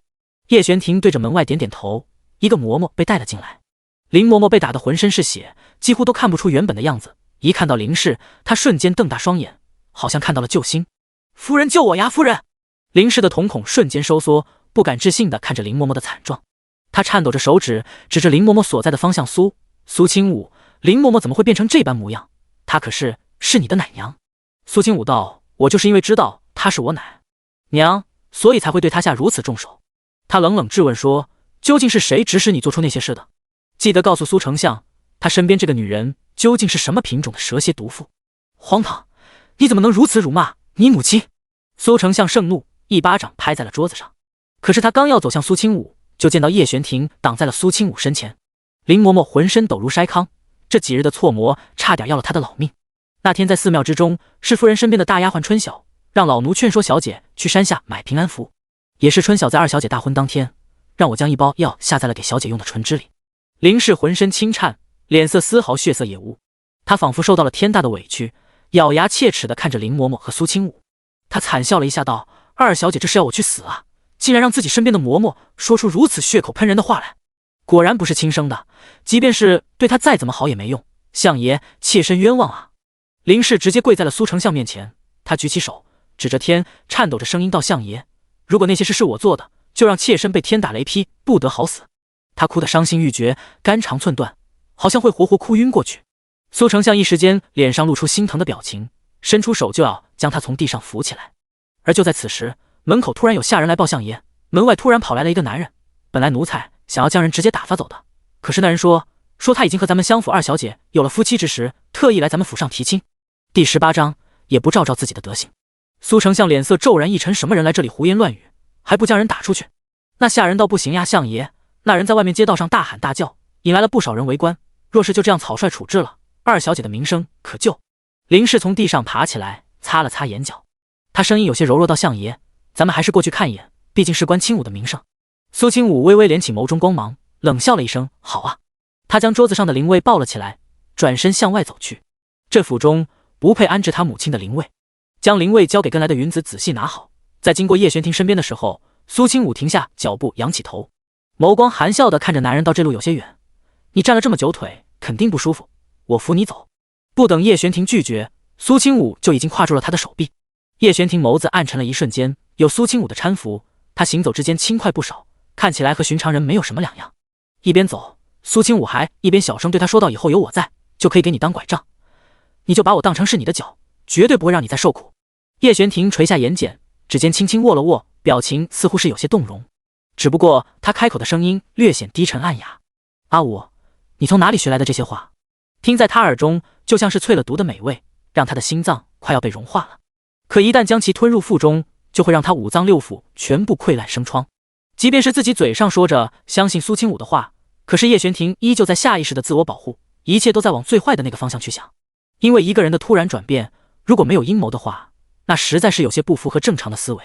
除非苏清武疯了。苏清武浅笑盈盈的扬起唇角：“我为什么要去和别人学？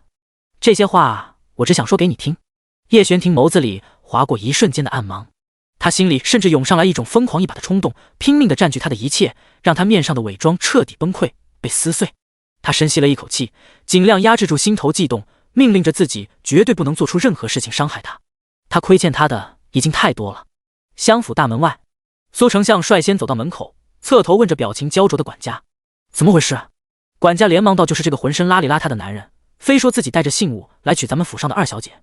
可是二小姐不是几天前刚刚成亲，成了玄王妃吗？”苏清武和叶玄庭也大步走了过来，他目光在门外那个还在对着周围好奇观看的百姓大喊大叫的那个人身上打量了几眼，然后悄无声息地扬起了一侧的唇。这场面他已经不是第一次见了。这邋遢男人实际上只是城外的一个好吃懒做的庄稼汉，他收了林氏的银子来这里闹事，目的就是让他原本已经被叶玄庭派人打压下去的谣言再次崛起，彻底毁掉他在叶玄庭眼中的形象，告诉全京城所有人她是个不检点的女人。然而苏清武并不担心叶玄庭会怀疑他真的不检，毕竟两人已经彻底的了解过对方，哪怕只是身体。上辈子的苏清武在门外那男人的污蔑之下慌了神，林氏装作老好人的模样安慰他，让人将那男人抓起来。可是叶玄庭直接当众拿起佩剑将那个男人给斩了，当街杀人，就算叶玄庭是皇室子弟也没办法善了。这件事闹得很大，叶玄庭被皇上叫走好多天都没回来，他则是留在了相府当中小住，听着外面和府内对他的各种风言风语。他的名声也在这时候臭不可闻，以至于后来很多以前交好的那些官家千金夫人们都不怎么搭理他，看到他就好像在躲避疫病一样。现在熟悉的一幕出现在眼前，然而苏清武却没有半点惧怕。他捏了捏叶玄庭的手，忽然踮起脚尖，在他耳边轻声道：“玄庭，你相信我吗？”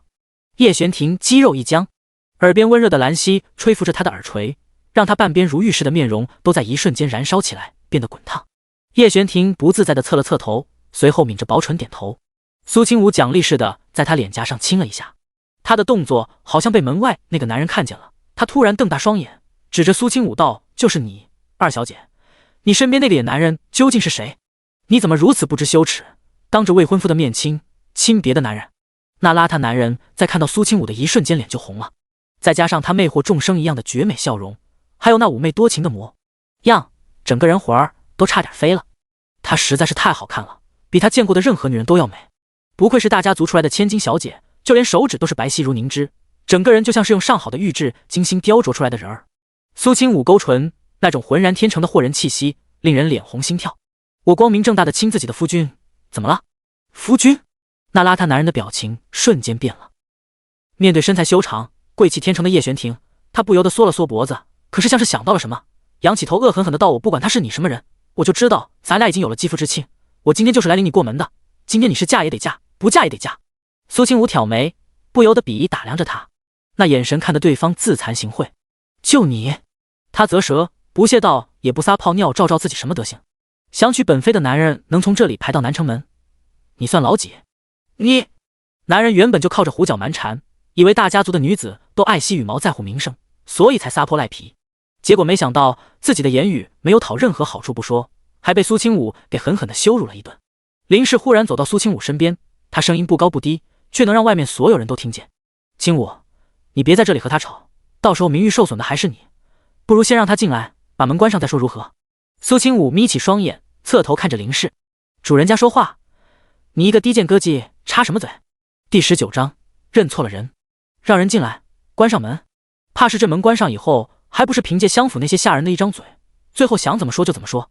苏清武可不会再像上辈子那样傻，相信林氏那些真的为他好的那种话。林氏没想到当着这么多人的面，苏清武还敢这样对他说话，一时间怒火上涌，让他浑身都逛了一下，一时间急火攻心，气得头脑发晕。他声音颤抖：“我这是为你好，你居然好心当成驴肝肺！”苏丞相就在旁边，听到苏清武如此说话，脸色更加阴沉。他道：“苏清武，我这张老脸都让你给丢尽了。”苏清武白了他也没关系，当初你领一个歌姬进门，将他抬成继室的时候，你就已经没有脸可丢了。你……苏武双目圆睁，也被苏清武气得够呛。他背着手站在原地，脸上的肌肉都因为太过愤怒而轻微抽搐。可是他什么都没办法做，就好比苏清武所言，嫁出去的女儿泼出去的水。她现在是玄王妃，真正的皇亲国戚。那邋遢男人忽然慌乱地从自己怀里翻找了起来，随后找到了一个看起来脏兮兮的肚兜。就算你不承认又能怎样？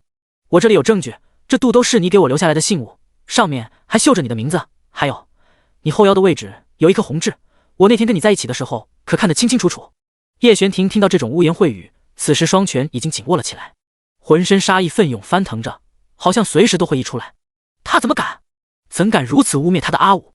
叶玄庭眼底泛着红意，目光不由得落在不远处自己侍从的佩剑上。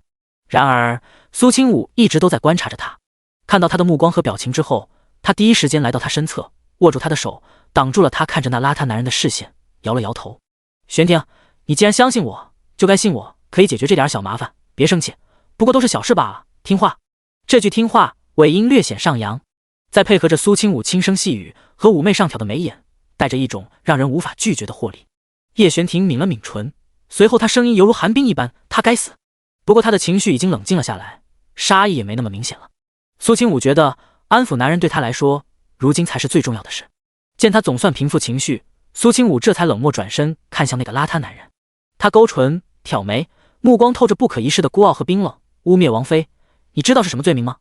男人虽然只是个农家汉，可是也明白王妃是什么，那可是皇亲国戚。虽然相府也是大官，可是和皇室依旧是天壤之别。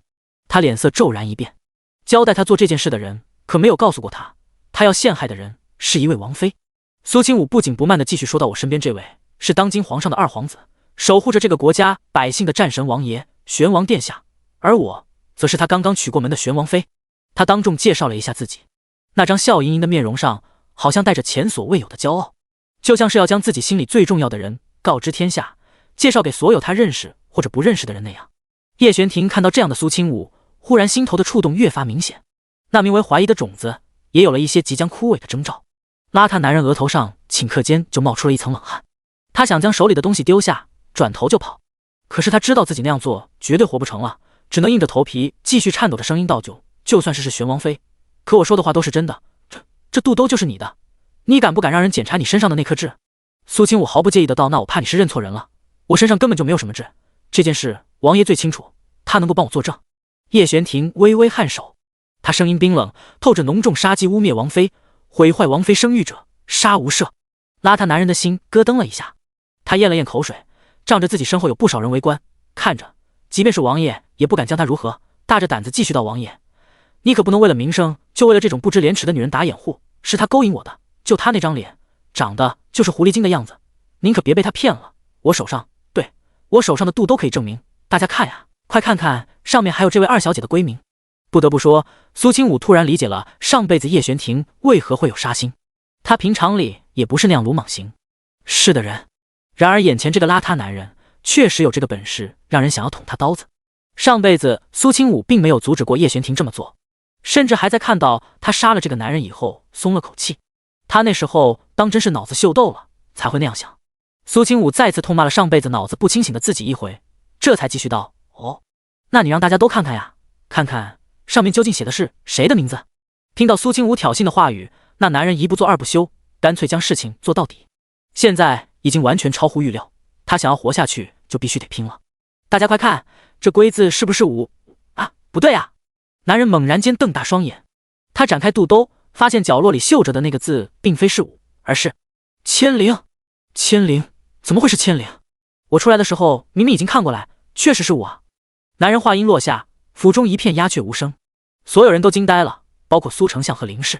林氏瞪大双眼，忽然疯了似的冲出院子，一把将那男人手中的肚兜给抢了过来，然后他也看到了上面的字千灵，这两个字绣得极为清晰，而整个襄府叫千灵的名字也就只有一个，那就是苏千灵。林氏猛然间瞪大双眼，双眸血丝密布，他侧头看向苏丞相，声音嘶哑难听：相爷，不是千灵的，这绝对不是千灵的东西，妾身可以作证。第20章，让苏千灵嫁不出去。苏清武忽然笑道：林姨娘，不如将人叫进院子，把大门关上，再处理如何？这敞开门被人瞧着，多少也会影响苏千灵的名声，您说是不是？叶玄庭对着自己的手下略微颔首，立刻有人就要动手去关襄府的大门。林氏却脸色猛然白了，他立刻冲上去挡在大门口，说什么都不让人关门。不要关门，这事必须得说清楚，我家千灵还是未出阁的黄花大闺女，怎么可能和这种野男人有牵扯？苏清武看到他如此反应，不由得越发冷笑起来：爹，您可亲眼看到，亲耳听到了？刚才这男人污蔑我的时候，林氏可口口声声要关门处理，结果轮到苏千灵，他却又变了一个态度。您说他究竟是何居心？林氏眼眶瞬间就红了，他心里着急，可是却什么反驳的话都说不出口。苏丞相脸色铁青，他看了一眼苏清武，又将目光落在林氏身上，一双眸子闪了闪，他咬着牙道：让人把苏千灵叫过来。是。府中下人立刻去房间之内喊人。苏清武老神在在的靠在叶玄庭身边，眉眼之内都是笑意。这场好戏，他倒是想要好好看看该怎么演下去。那松开肚兜的男人已经彻底懵了，完全搞不懂状况。他明明记得清楚，那肚兜上的字确实变了，究竟哪里出了问题？他思来想去也想不通，只隐约间想起来路上好像没什么人撞了一下，可是当时他根本就没在意。邋遢男人瑟瑟发抖，周围围观的那些百姓也在窃窃私语，一脸八卦好奇的表情。毕竟法不责众，如果只有1、2个人，他们肯定没胆子看热闹，可是现在上百人围观，即便是襄府生气也没办法对他们如何。苏千灵很快来到门口，他脸色有些憔悴，面容还透着几分惊惧之色。他的目光忽然绝望苏清武身上，一种恐惧的表情在他面上划过。苏千灵连忙低下头，对着苏丞相行礼：爹，您找我？苏丞相指着门口的那个男人，这人手中拿着一个有你名字的肚兜，你怎么解释？解释？我没有，我不认识他啊，爹。苏千灵瞬间瞪大双眼，不敢置信地看着门外那个男人。苏清武淡淡开了口：我记得千灵姐姐的后腰处就有一颗红痣吧，小时候你我一同沐浴的时候，我可看得清清楚楚。苏千灵瞬间扭头看着苏清武，这种脏水泼到脸上的感觉让他气愤不已。我可没有什么红痣，明明是你有才对。苏清武扬起唇角，这话你得问问王爷，我身上有什么，王爷才是最清楚的，他能够给我作证。你呢？苏清武说出来的话实在是让人脸红心跳，而叶玄庭也是如此，他的2个耳朵尖尖都红了。见苏清武看过来，叶玄庭脸红的避开了他的目光。不过有一点，叶玄庭确实在苏清武的后腰上看到过一点红痣，他一想起这个，心里的怒火就再次升腾起来，恨不得直接将那个男人给一脚踢死。他尽量平复情绪，轻轻点头，看着苏清武道来人，此人故意羞辱王妃，掌嘴。论护妻，玄王殿下是专业的，哪怕睁着眼说瞎话，也说得情真意切，面不红心不跳。王府的侍卫立刻走过去，拎住那个男人的衣领，然后毫不客气的左右开弓。响亮的巴掌声震得人耳朵疼，不少旁观者都替那男人脚疼。顷刻间，男人的脸就已经被打成了猪头，连说话都变得不利索了。侍卫收回手，然后安安稳稳在叶玄庭身边站定。叶玄庭的态度显然已经表明了问题，而且旁观的人都在想，身为皇子的叶玄庭骨子里皇室的威严肯定不容侵犯，他一个王爷又怎么会真的迎娶一个残花败柳？那肯定都是谣言。叶玄庭的行为也算是间接为苏清武证明了清白，可这样一来，压力和矛头就全部指向了苏千灵。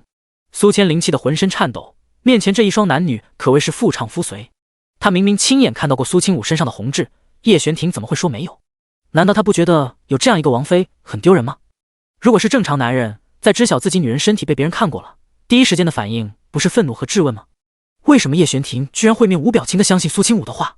苏千灵搞不懂，也想不通。然而他清楚自己此时此刻，如果再想不出办法来解决这件事情，明天京城上下就会传出他已经失贞的谣言。他可是未来要做皇后的人，岂能容许身上有这样的污点？爹，一定是苏清武搞的鬼，他将自己的肚兜换成了我的给别的男人，想要借别人的口来污蔑我。他直接跪在地上，仰起头看着苏丞相，声音委屈至极。现在能够保护他的就只有自己这个便宜爹了。林氏也哭，一边跪在地上，一边拉着苏丞相的袖子，两个女人在大门口哭成一团。相爷，千灵洁身自好，自幼就是大家闺秀，从来不和任何男人接触，更别说这种邋里邋遢的野男人。此人心怀不轨，想要借此机会毁了千灵的名声，让她嫁不出去。您可千万不要相信此人的鬼话。苏清武看得好笑，他出事的时候，林氏假模假样的在旁边求情说好话，表现的一副温温柔柔好母亲的姿态。可是真到了他自己的女儿出事，这才是天崩地裂之后的真相。苏清武勾了勾唇，声音忽然抬高了一些，我倒是觉得，正巧男未婚女未嫁，倒不如就成全了两人这一桩好事，没准姐姐还就此找到了一份好姻缘。苏千灵气的眼睛发红，她实在是太过恼火，直接站起身，向着苏清武的方向冲了过来。叶玄庭刚想动手拦住，却被苏清武用身体轻轻撞了一下，没让他上前。就在苏千灵靠近他的时候，苏清武忽然抽出旁边侍卫的佩剑，众人只见眼睛花了一下，剑已经重新入鞘。苏千灵则是扑了个空，又被苏清武的举动吓了一跳，一时间呆愣在原地。却在此时，他感觉后腰的位置一凉，有人忽然惊呼出声：“看呀，那位相府大小姐的身上有红色印记，后腰那块皮肤上是不是就是红痣？”第21章将计就计。苏千灵立刻捂住自己的腰，她脸色铁青，感受到了掌心下已经破碎的布料，是刚才被苏清武划开的。他是故意的。他这2天不知道因为什么原因，身上起了一些红疹，那些红疹并不密集，只是有些痒。苏千灵只以为自己吃坏了东西，所以才会如此，只要再等等就会自己消下去，因此并没有放在心上。可是现如今却一下子成了众人口诛笔伐的对象。他脸颊涨红，拼命摇头：“不是我，那不是红痣，是我身上起了疹子。”苏清武轻笑了一声，说谎都不脸红，这么多人都看着了，天底下哪里有这般巧合的事？是呀，怎么会如此巧合？苏千灵的脑子已经无法转动了，他千算万算也没办法将所有事情联系在一起。他唯一能想起来的就是最近收到了苏清武的礼物，可是他又怎么能知道今天会有人找上门？苏清武又不能未卜先知，所以不可能的。脑海里在这一刻已经成了江湖，他只是在那些人鄙夷的目光之下咬着牙不承认。林氏立刻来到苏千灵身边，让自己的嬷嬷拿来衣服披在她身上。他脸色铁青，指着外面那些人道：“都看什么看？相府大小姐是你们能看的？此人心术不正，心怀不轨，故意拿来这种东西来污蔑我女儿清白，我一定会报官。来人，先把这人抓起来，拖进去。”苏清武看到府内冲出来几个下人，利落的将那邋遢男人绑了起来。那男人想要出言争辩，却被人直接捂住了嘴巴，不能发出声音。那张脸已经肿得看不出原来的样貌，林氏目光露出几分阴狠之色，可是看向苏丞相的眼神还是温温柔柔的。相爷，您千万不要相信此人胡言乱语，千灵他听话懂事，绝对不会做出这种事，是这人信口雌黄。苏丞相脸色冷沉，明显恼火的厉害。可是他也清楚，这件事恐怕确实是有心人想要污蔑他2个女儿的清白。然而就算知道又能如何？消息已经传出去了，明天不知道苏千灵要被市井流言说成什么样子。他愤怒地瞪了林氏一眼，倒看看你教出来的好女儿，这事儿你自己处理。说罢，他脸色铁青的转身回了院子。林氏脸色难看，听到周围越来越多的窃窃私语，立刻让人将大门关上。苏清武看着这一家子人慌慌张张、六神无主的样子，不由得笑弯了腰。他眯起双眼，身体好像没有骨头一样靠在叶玄庭身上。忽然，他声音冷静的可怕，语气也透着几分揶揄：“玄庭，你看看这一家人多有意思。”他顿了顿，随后又继续笑着道：“我出事的时候，父亲冷眼旁观看我受难，那恶毒继母想方设法毁我名声。我对季姐曾经百般尊敬，可是她却帮着别人来欺辱我。”叶玄庭听到苏清武说出这样一番话，忽然心口闷闷的，有些疼。他看向身侧的女子，她神色轻松，好像在说着别人的事情，目光清冷如雪，整个人身上散发着冰一样拒人千里之外的寒意。叶玄庭喉咙微微滚动了一下，被这样一块又冰冷又火热的人儿依靠着，令他有一种冰火两重天的感觉。他忽然轻声开口，询问道：“你想让我怎么做？”他忽然有些理解苏清武为何会发生变化了。虽说苏家的事情他这个外人了解的不多，可是他早就察觉到了苏家母女的狼子野心。他以前曾经旁敲侧击地提醒过苏清武，可是得到的却是被越来越深的厌恶。叶玄庭闭了闭眼，心里突然有了一点轻松和难过。轻松是在于自己可能知道了苏清武对他突然好起来的原因，很有可能是想要让他帮忙对付苏家的人。难过是因为他知道了这个原因。苏清武眨了眨眼睛，忽然搂紧了他的手臂。如今大门关闭，林氏着急去哄苏千灵，苏丞相也被气跑了。苏清武更是不介意那些下人的目光，捧着他的脸，眯起双眼，笑着道：“为什么这么问？”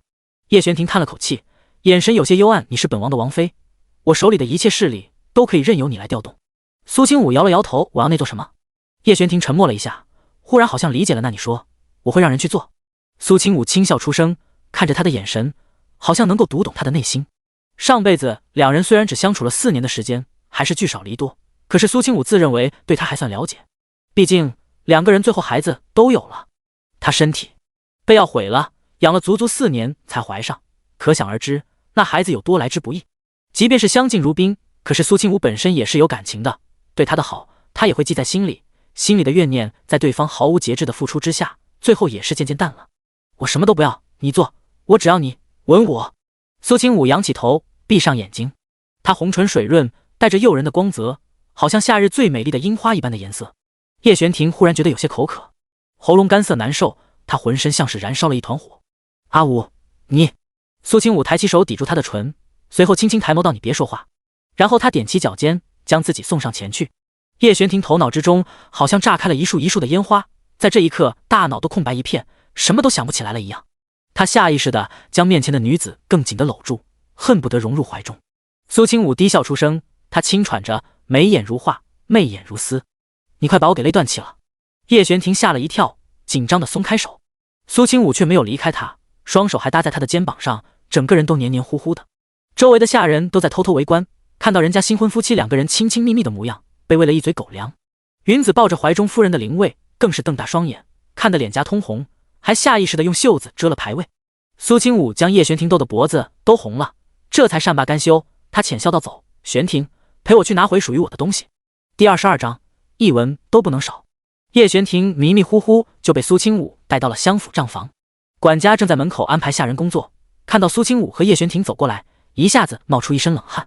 门口发生的那些事，他看得清清楚楚，自然知道现在府中氛围不太妙。相爷震怒，夫人和小姐正在被琐事缠身，他得独自面对这2位大爷。老奴给玄王、王妃请安。苏清武摆了摆手，单刀直入于管家：“你把襄府这10年的所有账本都给我拿出来。”啊？什么？于管家整个人都呆住了。王妃，这账本只有得到相爷的准许，小人才搞拿出来啊！他没发话，给小人10个胆子，小人也不敢坏了规矩。苏清武想了想，这样做确实难为管家了。他忽然勾起唇角笑了一下，然后眯起双眼询问：“你知道我娘是谁吗？”啊？知道。苏清武却不信，十分详细的给他介绍了一下：“我娘是方怡心，方家乃是医术世家，她是唯一的继承人。外公当年去世以后，将方家100年家业全部交给了我母亲打理。京城之内一共有18家大药堂，其中有10家都是方家的产业。我说的对不对？”“对，王妃说的对。”于管家说话有些磕磕巴巴，额头上的冷汗也越来越多。然而苏清武却并不打算饶过他。“我父亲苏丞相是一位清正廉洁的清官，每年除了固定的俸禄之外，没有任何其他的收入。当然，皇上的赏赐不能算在其中，御赐之物可都是要被供起来的，他没办法动用，所以这些年相府所有的花销应该都是从那10家药堂里面出的吧？这话于管家不敢反驳，他有些手足无措地站在原地，一句话都不敢乱说，就觉得脚趾头都是冰凉的，感觉到了苏清武来者不善。他这是要来算账了吗？小人这就去通知相爷。苏清武却道：“你去吧，你直接告诉苏丞相，我母亲还活着前的那些银子可以不算，可是母亲离世后，那10家药堂的继承人便是我，所以这整整12年的收成究竟有多少，让他找人算好了，给我送到王府去。”他出嫁的时候，襄府给他准备了很丰厚的嫁妆，那是相较于其他官家女子，上辈子他从来都没想过这些，直到他亲眼看到了苏千灵出嫁的场面，他如愿以偿的嫁给了三皇子叶云图。在叶云图被苏家捧着坐上太子之位后，苏千灵成为了名副其实的太子妃。那天整个京城都为她鸣鼓，10里红毡铺地，上面撒着一地花瓣，一路走，苏千灵身边的嬷嬷一路撒钱。她坐在花轿里面，身后无数台装点精致的嫁妆箱子排列成了长长的队伍，犹如长龙一样，几乎一眼望不到尽头。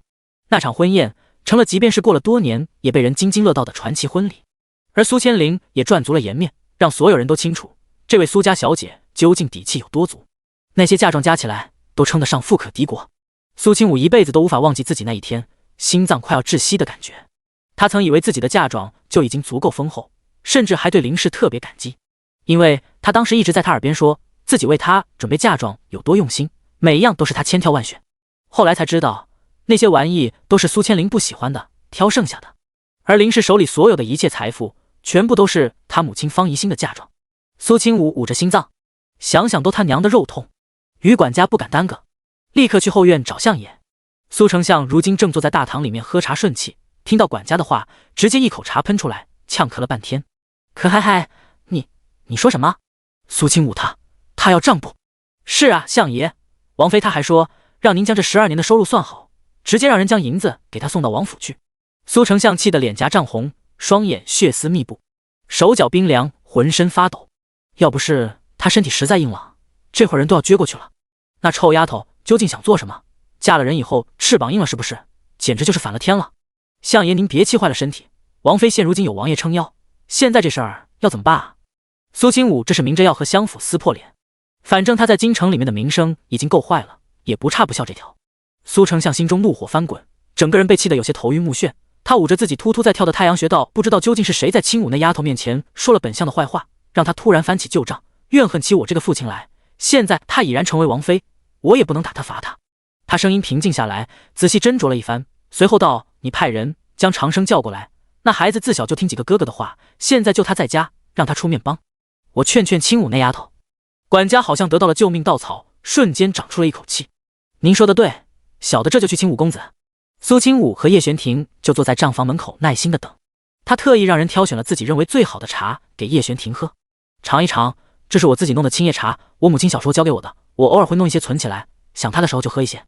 听到苏清武提起他母亲，叶玄庭的心口一滞，忽然感觉呼吸都变得缓慢了许多。他垂眸看着自己手边的茶杯，却怎么也下不去口。苏清武疑惑怎么不喝？叶玄庭抿了抿唇瓣，薄唇透着几分冷漠疏离，可是面对苏清武时，眼神之内不自觉流露出来的温度，他自己都不自知。我不渴。他是害死了苏清武母亲的凶手，又怎么配合他的茶？苏清武有些诧异，他刚想劝说一下，却突然听到了门口的脚步声。叶玄庭看到来人的时候，目光顿时更加暗淡，垂在身侧的手缓缓紧握。武哥！苏清武立刻站起身迎了上去。门外走过来了一位年轻公子，不过是20左右的模样，面容清润苍白，墨发随意披散，身形极为纤瘦柔弱。明明是9月份的天气，他却穿得严严实实，甚至还加了一层披风。苏长生看到苏清武，不由得扬起唇角笑了笑，轻轻颔首，眸子里都是宠溺之色。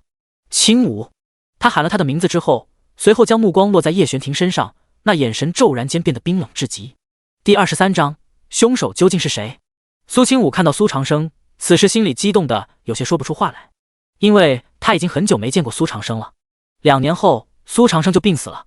他的身体是因为先天原因造成的，当年的他根本没有那个能力治愈苏长生的病，哪怕是想了无数办法，依旧没有任何作用。然而现在他已经能治了。苏清武想到这里，长长的吐出一口气，他双眼通红，眼泪在眼眶里面打转，一把将武哥消瘦的身体抱住。这一下就被苏长生抱得愣住了。他清俊的脸上冷意消散，声音也尽量压低，温柔地问小武：“你这是怎么了？”他一边拍着苏清武的背，一边安抚性的询问着，随后目光骤然间锐利的落在叶玄庭身上。是不是有人欺负我家小五了？叶玄庭被这位大舅哥盯得微微紧绷着身体，只不过他唇瓣紧抿着，一个字都没有说。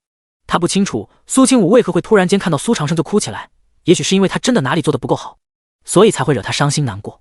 这样想着，高大的男人略微垂下眸子，落在身侧的手指尖紧扣着掌心，心里越发沉重。苏清武连忙抬起头，五哥你别误会，真没有人欺负我，就是我太想你了。苏长生挑眉，有些不明所以，不过他依旧轻柔笑着，你这丫头，3天前我还送你上了花轿的，什么时候这么嘴甜了？苏清武忍俊不禁，他揉了揉有些酸涩的鼻尖，对五哥你，我当然是一日不见如隔三秋。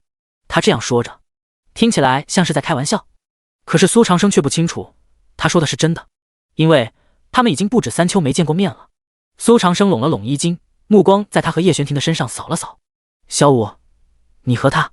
苏清武感受到了苏长生对叶玄庭的不喜，当然和当初的苏清武一样，整个苏家所有人都对叶玄庭有意见，只不过因为苏清武出了事，只有叶玄庭出面为他解围，所以只能克制着心头的怨怼。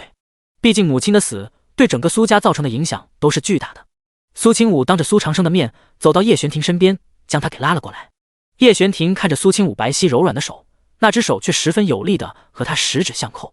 苏清武仿佛对这样的亲密已经习以为常，对着苏长生笑着介绍五哥，玄庭现在是我的夫君，以后希望你对待他也能和对待我一样。苏长生目光微微眯了眯，脸色略微有些沉，他低垂着眼眸没说话。苏清武不紧不慢地接着道，哥，我找到了一点关于母亲出事的线索。什么？苏长生的表情骤然间变了，凶手究竟是谁？苏清武目光注视着苏长生，声音平缓，五哥你信不信我？苏长生点点头，你是我妹妹，我不信你信谁？苏清武眉眼弯弯，不由得笑了起来，真正害死母亲的人其实是叶云图，玄庭是无辜的，这件事我说的是实话，我可以对天发誓。他声音笃定，言辞认真。然而这个真相却让苏长生很明显的皱了皱眉，他不善地盯着叶玄庭，眼底的怀疑还是没有退散，只不过在看向苏清武的时候，声音逐渐平和下来。我不相信他，但是我相信你。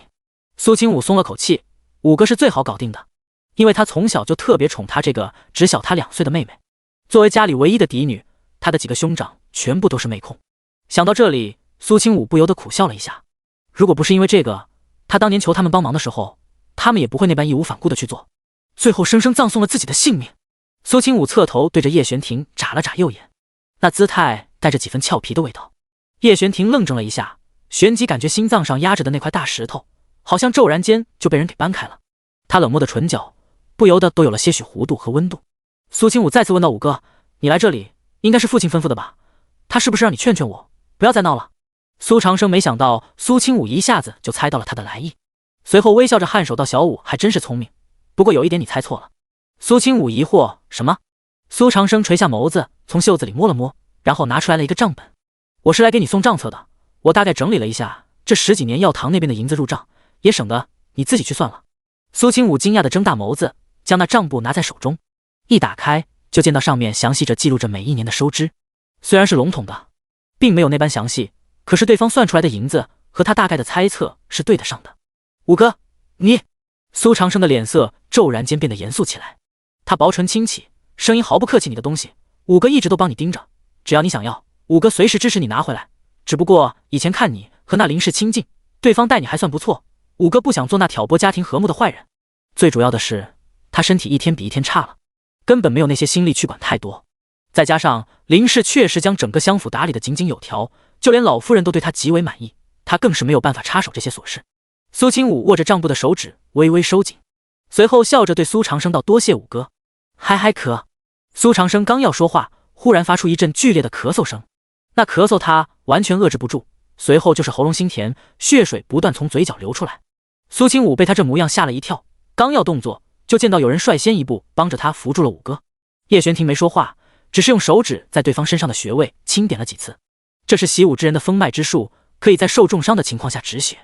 果不其然，苏长生的脸色好看了一些，他轻轻皱着眉扫了叶玄庭一眼，却是没说什么，被他搀扶着坐在了账房的椅子上。后方跟来的于管家明显也听到了三人刚才的对话，他脸色煞白，目光震惊，没想到请来苏长生还是搬起石头砸自己的脚。苏清武按住苏长生，让他坐在椅子上。他立刻抓住他的手腕，面色冷静地为他把脉。第24章，五哥是中毒了。就算是早就已经有所预料，可是苏清武还是为苏长生的身体感觉心惊肉跳。他眸子里的光芒伸了伸，还没等他开口，就见苏长生轻轻挡住了他的手。小五，他说话的声音很费力，胸口略微起伏着，全然没了刚才的那般从容自若。本来他强撑着身体，是打算给苏清武撑场子的。毕竟新郎官第一次回家门，如果家里没个人帮苏清武撑腰，免不了以后会被夫家欺负。更何况这个夫家身份不凡，还是一位皇子，一位王爷。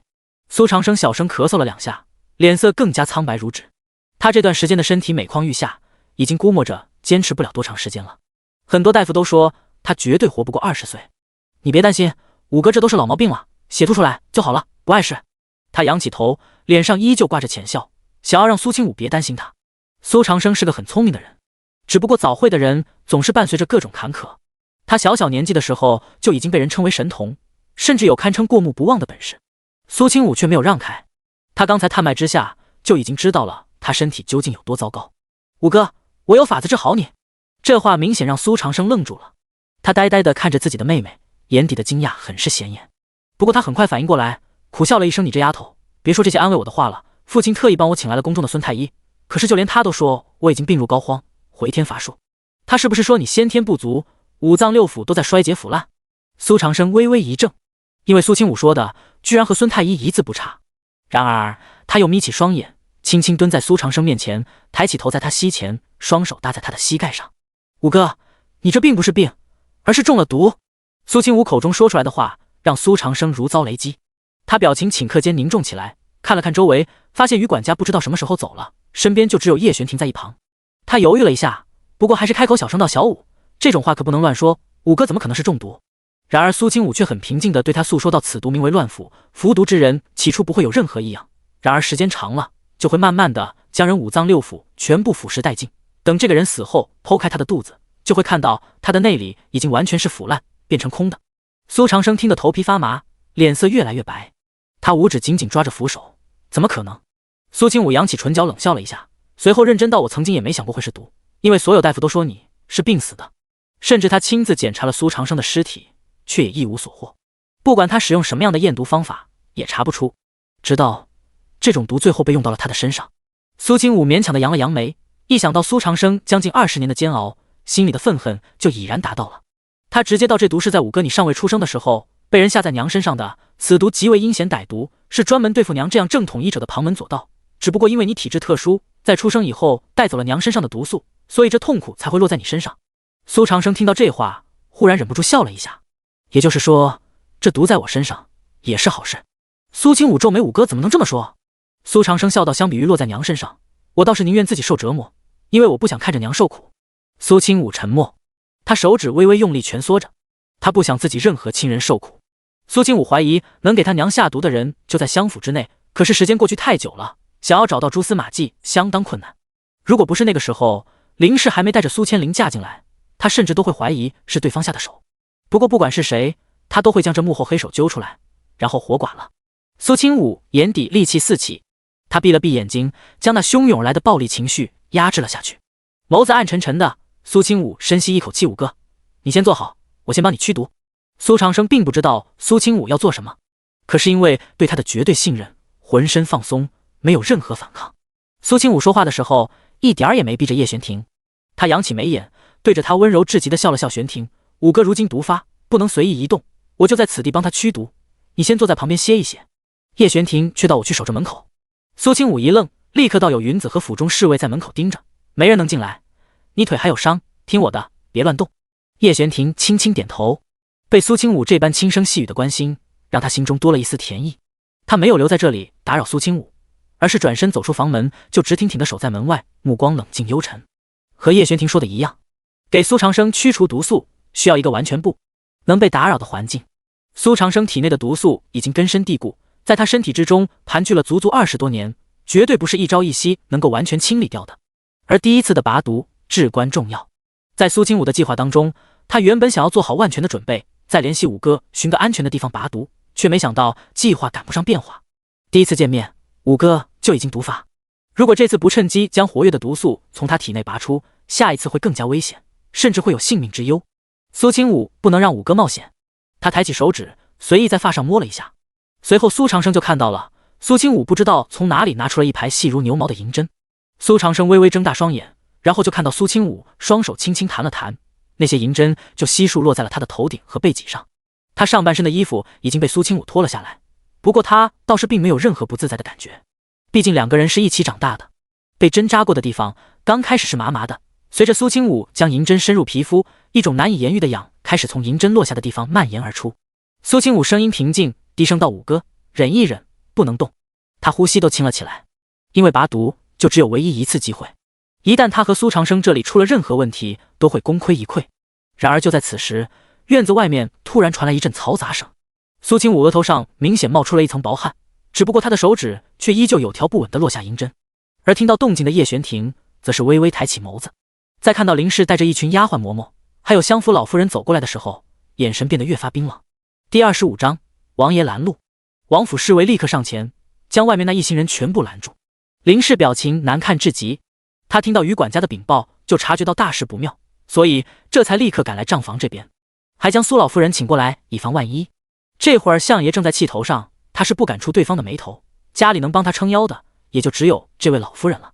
苏清武对老夫人很是尊敬，他不信对方敢违背老夫人的意思。苏老夫人如今已经年过60，她头发花白一片，脸上带着很明显的褶皱，面容严肃不苟言笑，是个相当古板的老人。她浑浊的双眼之内隐含一点威势，手上拄着拐杖，另外一只手被巫嬷嬷搀扶着停在院门外面。老身这是在自己家也要被人拦着？听到他开口说话，叶玄庭大步走了过来，他声音清冷：“苏老夫人。”苏老夫人看向叶玄庭，态度这才稍微缓和了一些。我当是谁呢？原来是王爷，难怪这些下人这般胆大包天。不理会老夫人话语之中的阴阳怪气，叶玄庭继续道：“您来这里，所谓何事？”苏老夫人将拐杖在地上敲了敲，声音极为不悦道：“听说清武那丫头回来，我这个做祖母的，难道连见她一面都不行了？”叶玄庭颔首：“当然不会。既然可以，那王爷还不让这些人让开？老身有急事要和清武说。”叶玄庭却没动，挡在门口的王府侍卫没有王爷的吩咐，更是一步都不会离开。苏老夫人明显露出几分生气的神色：“王爷这是何意？虽然您身份高贵，可这里毕竟是乡府。”叶玄庭目光落在老夫人身上，声音一如既往的平静：“您现在不能进去。”林氏急了，苏长生如果不是因为身体不好，不管事儿，绝对是个难对付的。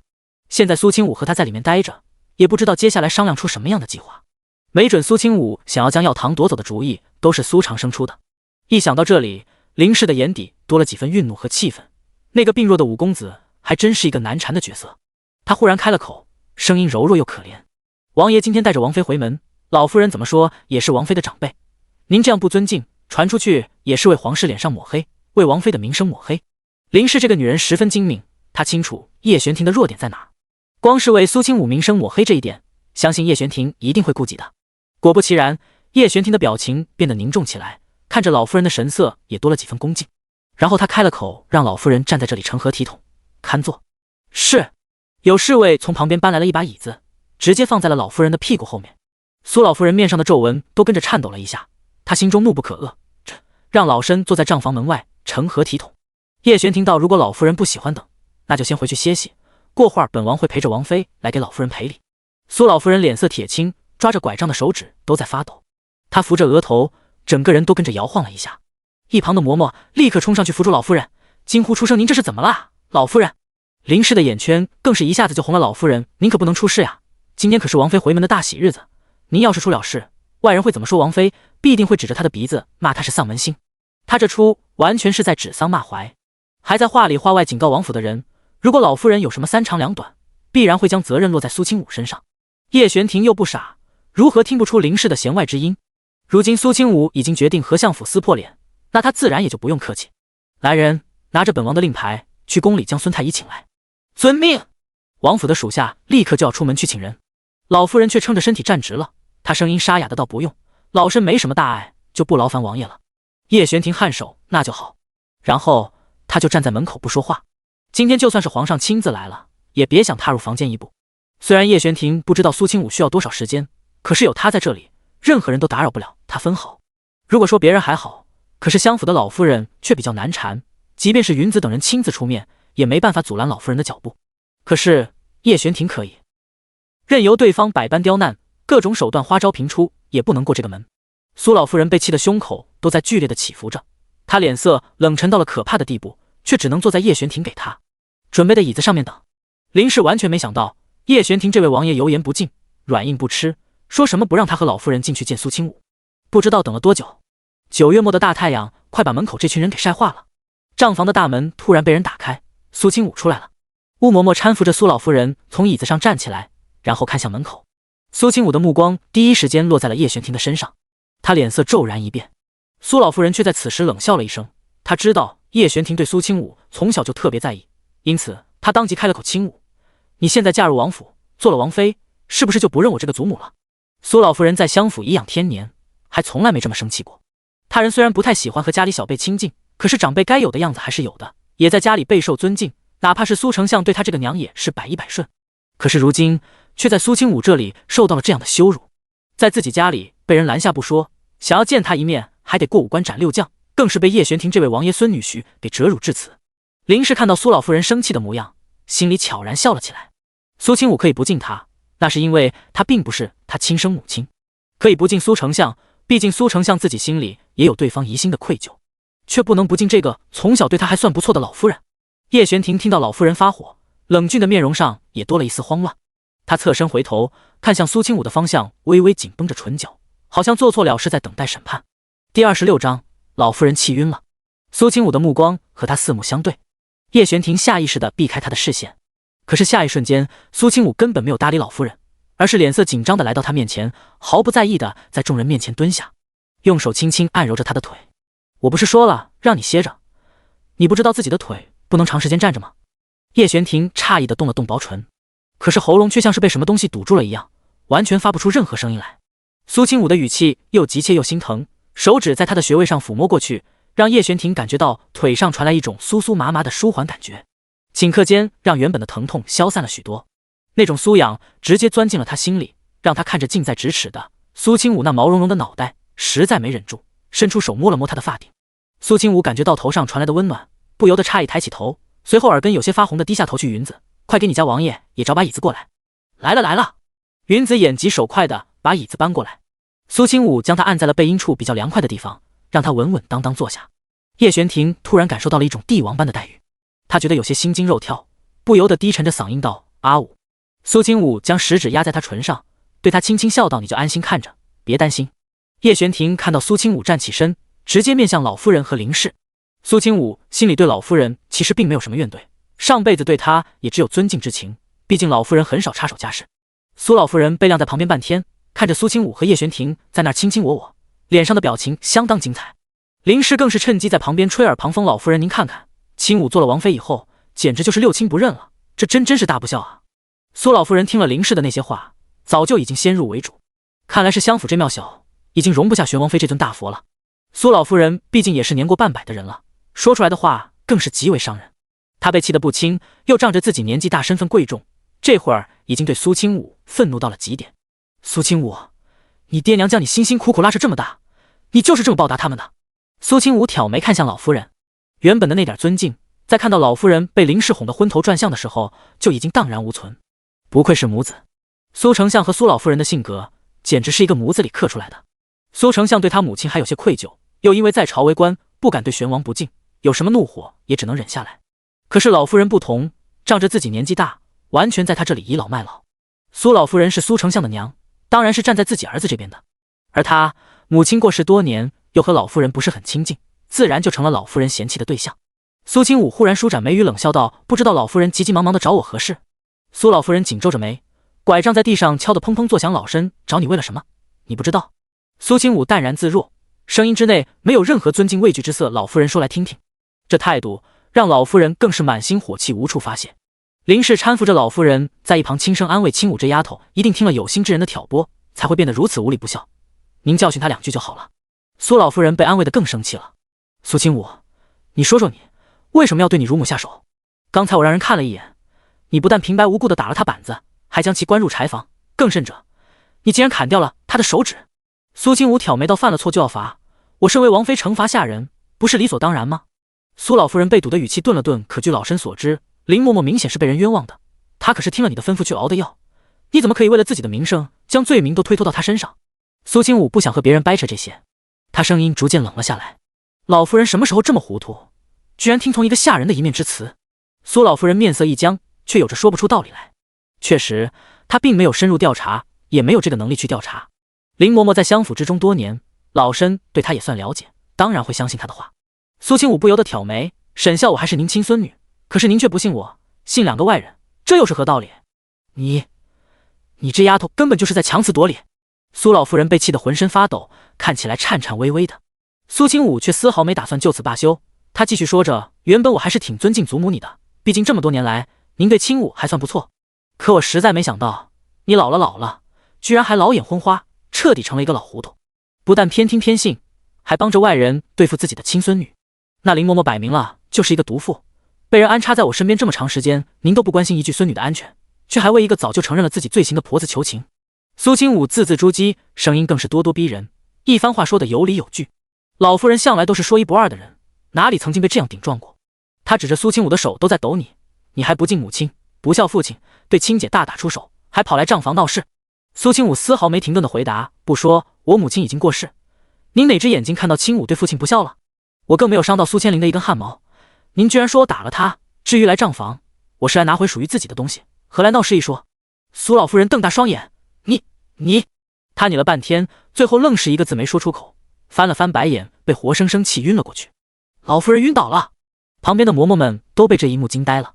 林氏也有些意外，他以为苏老夫人在场，苏清武会卖点面子，不敢造次，结果他竟然已经胆大包天到了这种地步。林氏大声喊道：“苏清武，你看你把自己的祖母气成什么样子了？有你这样和长辈说话的吗？”苏清武不疾不徐地扬了扬唇角：“祖母出事，你们这些心怀不轨的人才是罪魁祸首。明知道他老人家身体不好，还不管什么大事小事都找他老人家操劳，真不知道你们究竟是何居心。”第27章，不行也得行。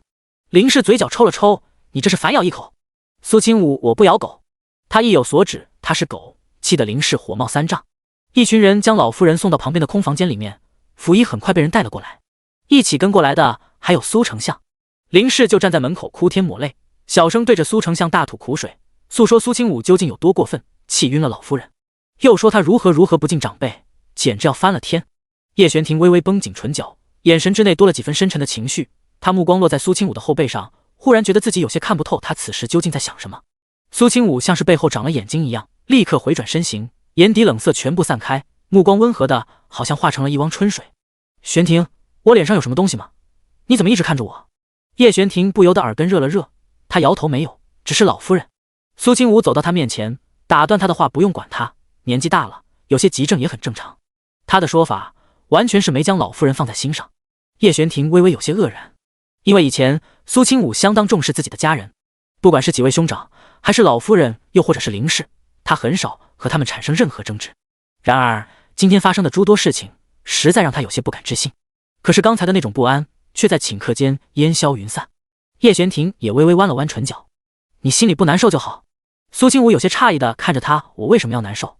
看着苏清武不解的眼神，叶玄庭道：“他毕竟是你祖母，你以前对他……”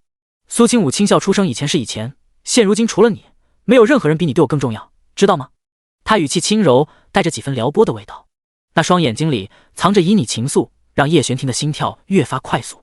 老夫人那边，溥仪从里面走出来，对着苏丞相行礼道：“相爷，老夫人年纪大了，可是受不得气啊，这次之所以昏倒，也是因为急怒攻心，若不是微臣来得及时，老夫人可就危险了。”苏丞相听到这话，心里顿时怒不可遏，他忽然侧头冷冷地看向苏清武，他声音冰冷，好像不是在看着自己的亲生女儿，而是一个仇人。“苏清武，我以为你只是不懂事，却没想到你已经离经叛道到了这种程度，我现在是管教不了你了，可是我会将此事禀明皇上，皇室怎能出了你这么一个没教养的王妃？”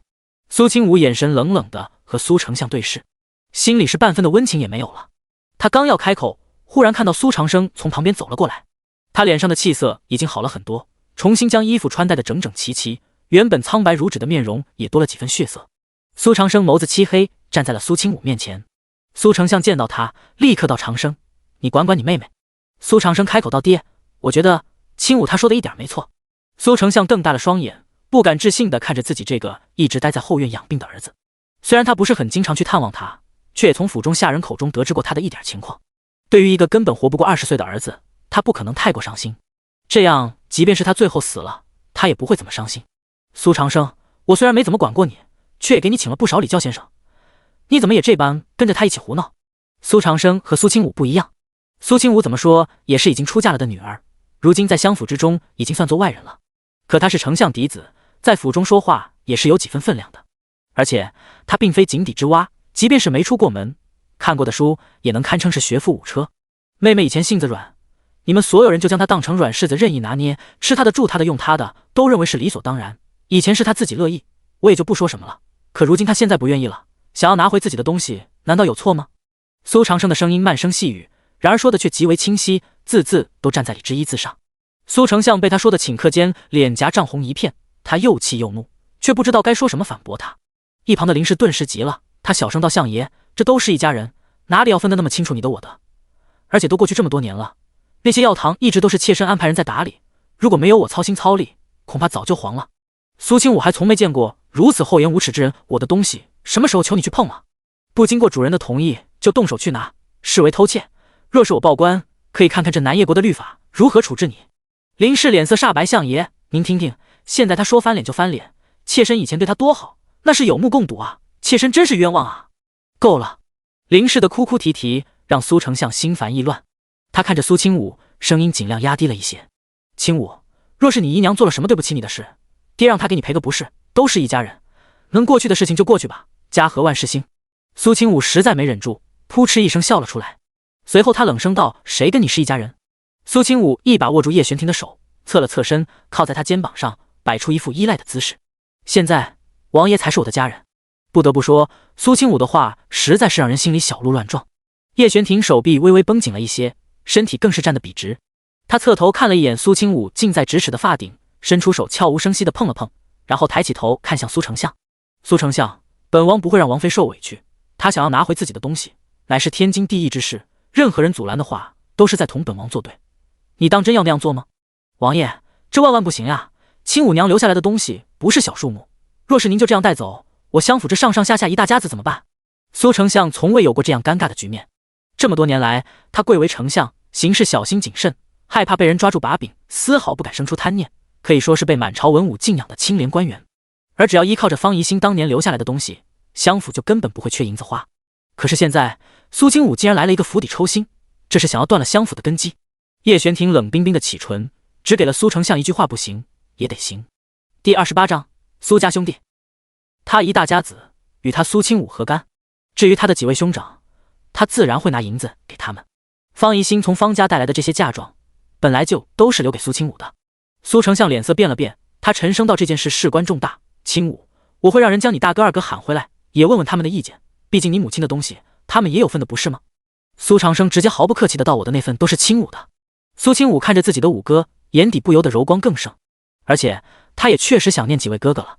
只可惜这个时间段，三哥和四哥还出门在外学习，一个拜在了儒门大家西夏做弟子，一个去了云梁山少林寺习武。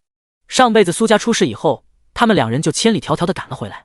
然而后来，他只在苏千灵的口中得知，他们的脑袋被悬挂在了城墙上，暴晒了半个月，直到彻底腐烂化骨。苏千灵和他说，他们还真是好骗，他不过是故意卖惨。他的三哥四哥就相信了他的话，以为他苏千灵也是苏家的受害者，很容易就上了他的当。不然想要杀他们，不知道还要付出多少代价。害怕苏清武不相信，苏千灵还特意将两人身上代表身份的玉佩拿给他看。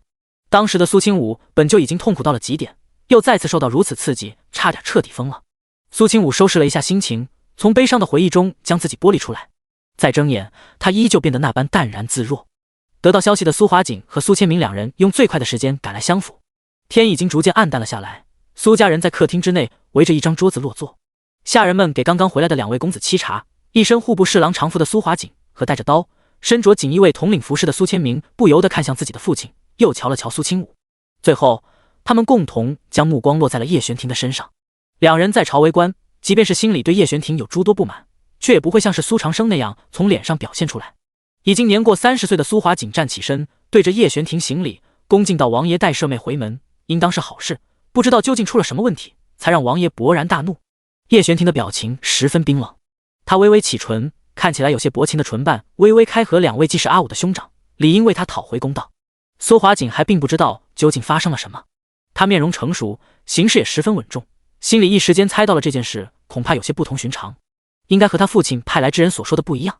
青武，你来说说，为何会将相府搅和得天翻地覆？究竟是谁挑唆了你和咱们家人之间的关系？又或者你受了谁的欺负？苏青武看着大哥，眼圈微微发红。他就是因为有些失神，才一时间没有主动开口回答对方的问题。这会儿见到大哥看过来，他擦了擦有些发红的眼尾，那模样当真好像受到了天大的委屈。看到他这模样，二哥苏千明整个人就坐不住了。他忽然站起身，一把将长剑拍在了桌子上，说：究竟是谁惹了我家小六哭的？二哥声音洪亮，整个人身上的气势好像一把出鞘的利剑。他眉目浓重，带着几分独属于武者的煞气，更是身材高大健硕，面容虽然俊美，但看着依旧有些凶悍。他也是几个哥哥里面最疼苏青武的人，是那种无理由的绝对宠溺，比父亲宠闺女还要厉害的那种。苏青武看到他，心里又难过又高兴。他深深吸了口气，将脑海之中两位兄长惨死的模样驱逐出去，这才缓缓开口道：二哥，你先坐下。苏千明闻言憋着一口气，重新抱着剑，一脸冰冷地坐在原地，目光还特别不善地盯着叶玄庭，好像他欠了他800万两一样，显然是误以为罪魁祸首是他。叶玄庭虽然并不畏惧面前的苏千明，可是被那样锐利的眼神盯着看，面色多少还是有些不自在的。苏清武立刻出言道：二哥，你别那样看王爷。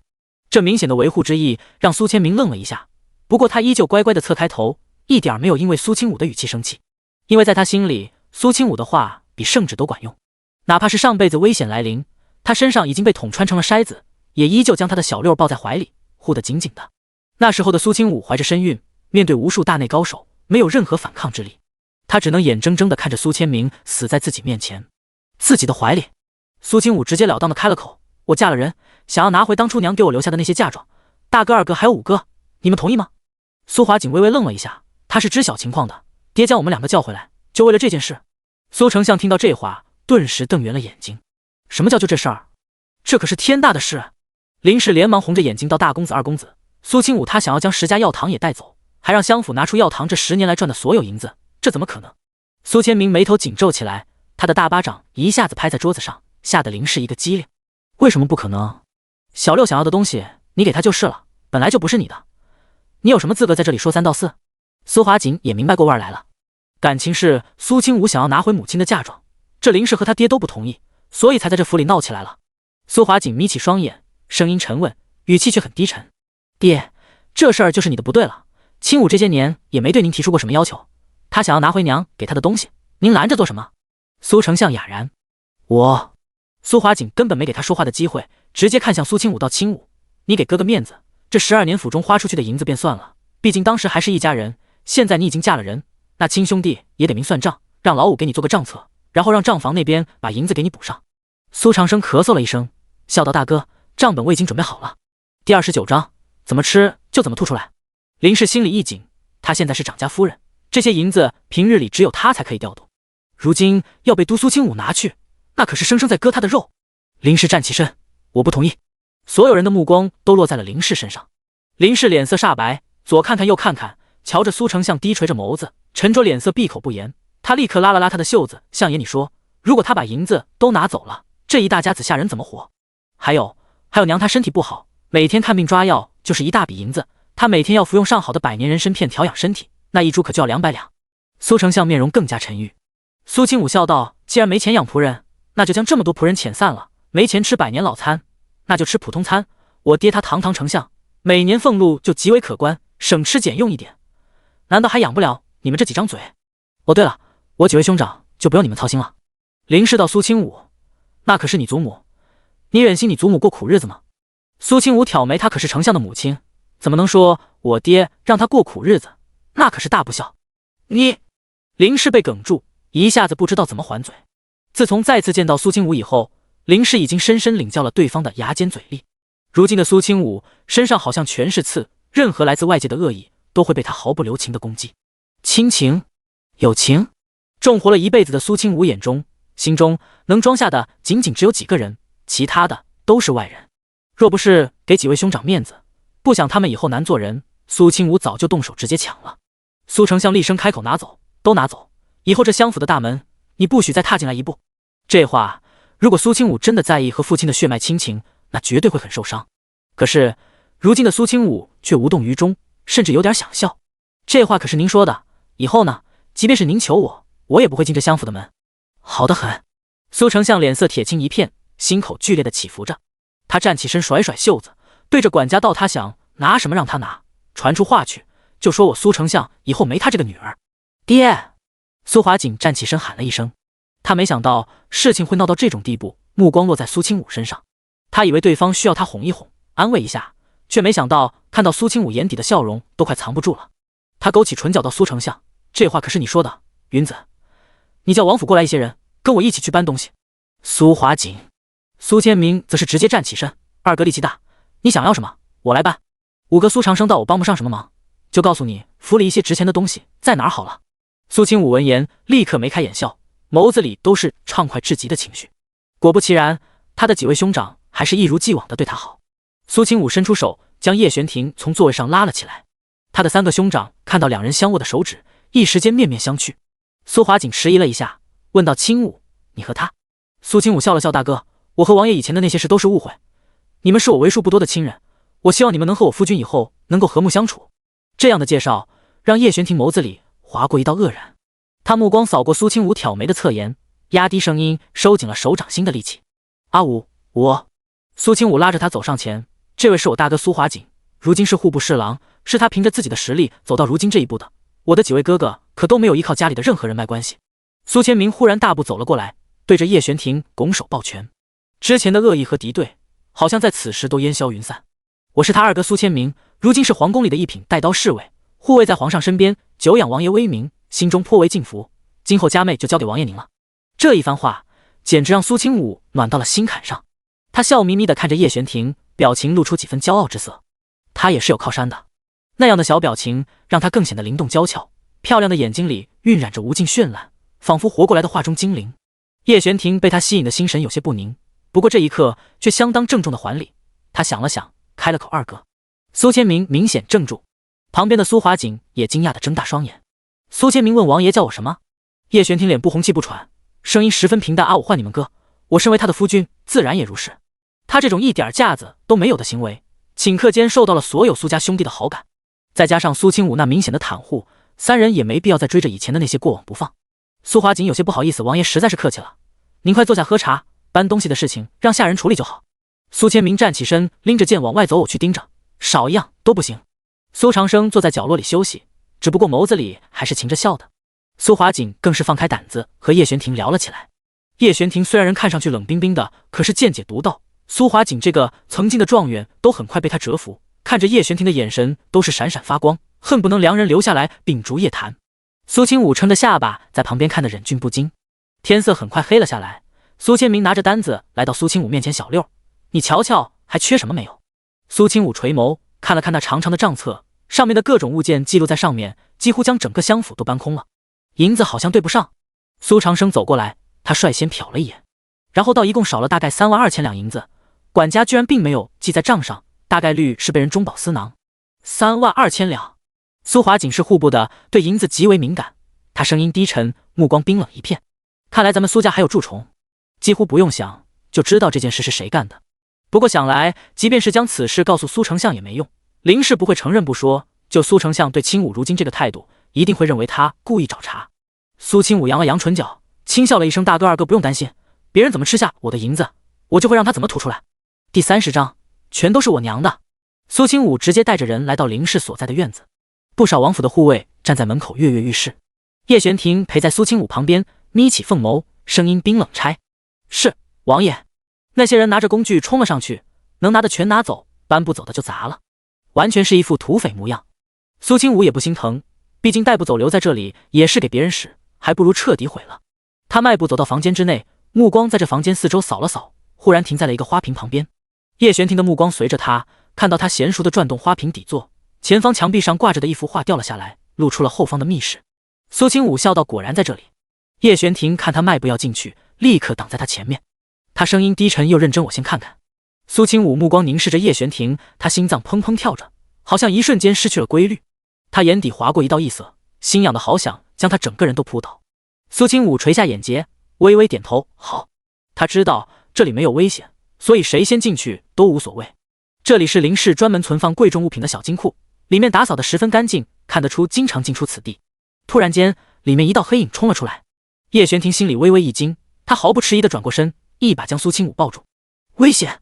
苏清武还没来得及说什么，就已经被搂了个满怀，鼻尖全部都是男人身上的味道，让他心乱如麻，脑子里全是一些不正经的画面。他下意识地用手箍住对方的腰，感受着手臂和掌心之处的柔韧，心里酥酥麻麻的。身材真好。他下意识地用手指在叶璇婷的腰窝处挠了一下。叶璇婷感受到了什么，在确定刚才的黑影是被拴在这里喂养的一条狼犬，并不会挣脱绳索之后，这才转过头看向苏清武。怀中的女子好像在轻微地颤抖着，刚才的触感像是她的一个错觉。叶璇婷并没有意识到自己很有可能被人占了便宜，她声音压低了一些，尽量用温柔的语气问阿武：“你没有被吓到吧？”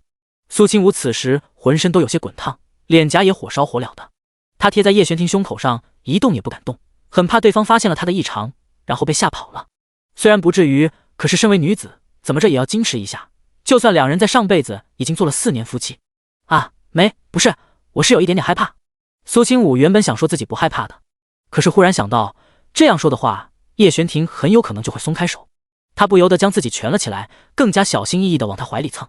叶璇婷感觉自己要被蹭出一股火，可是看到苏清武在此时如此依赖他，他当然不能暴露任何不正当的心思。他轻轻揽住他的肩膀，陪着他往里面走去，两人的距离近得不可思议。苏清武心里别提多开心了，他恨不能时间更加久地停留在原地。只不过这显然不太可能，他一边依偎着叶璇婷，一边用目光环视这里的一切，全部都是价值连城的好东西。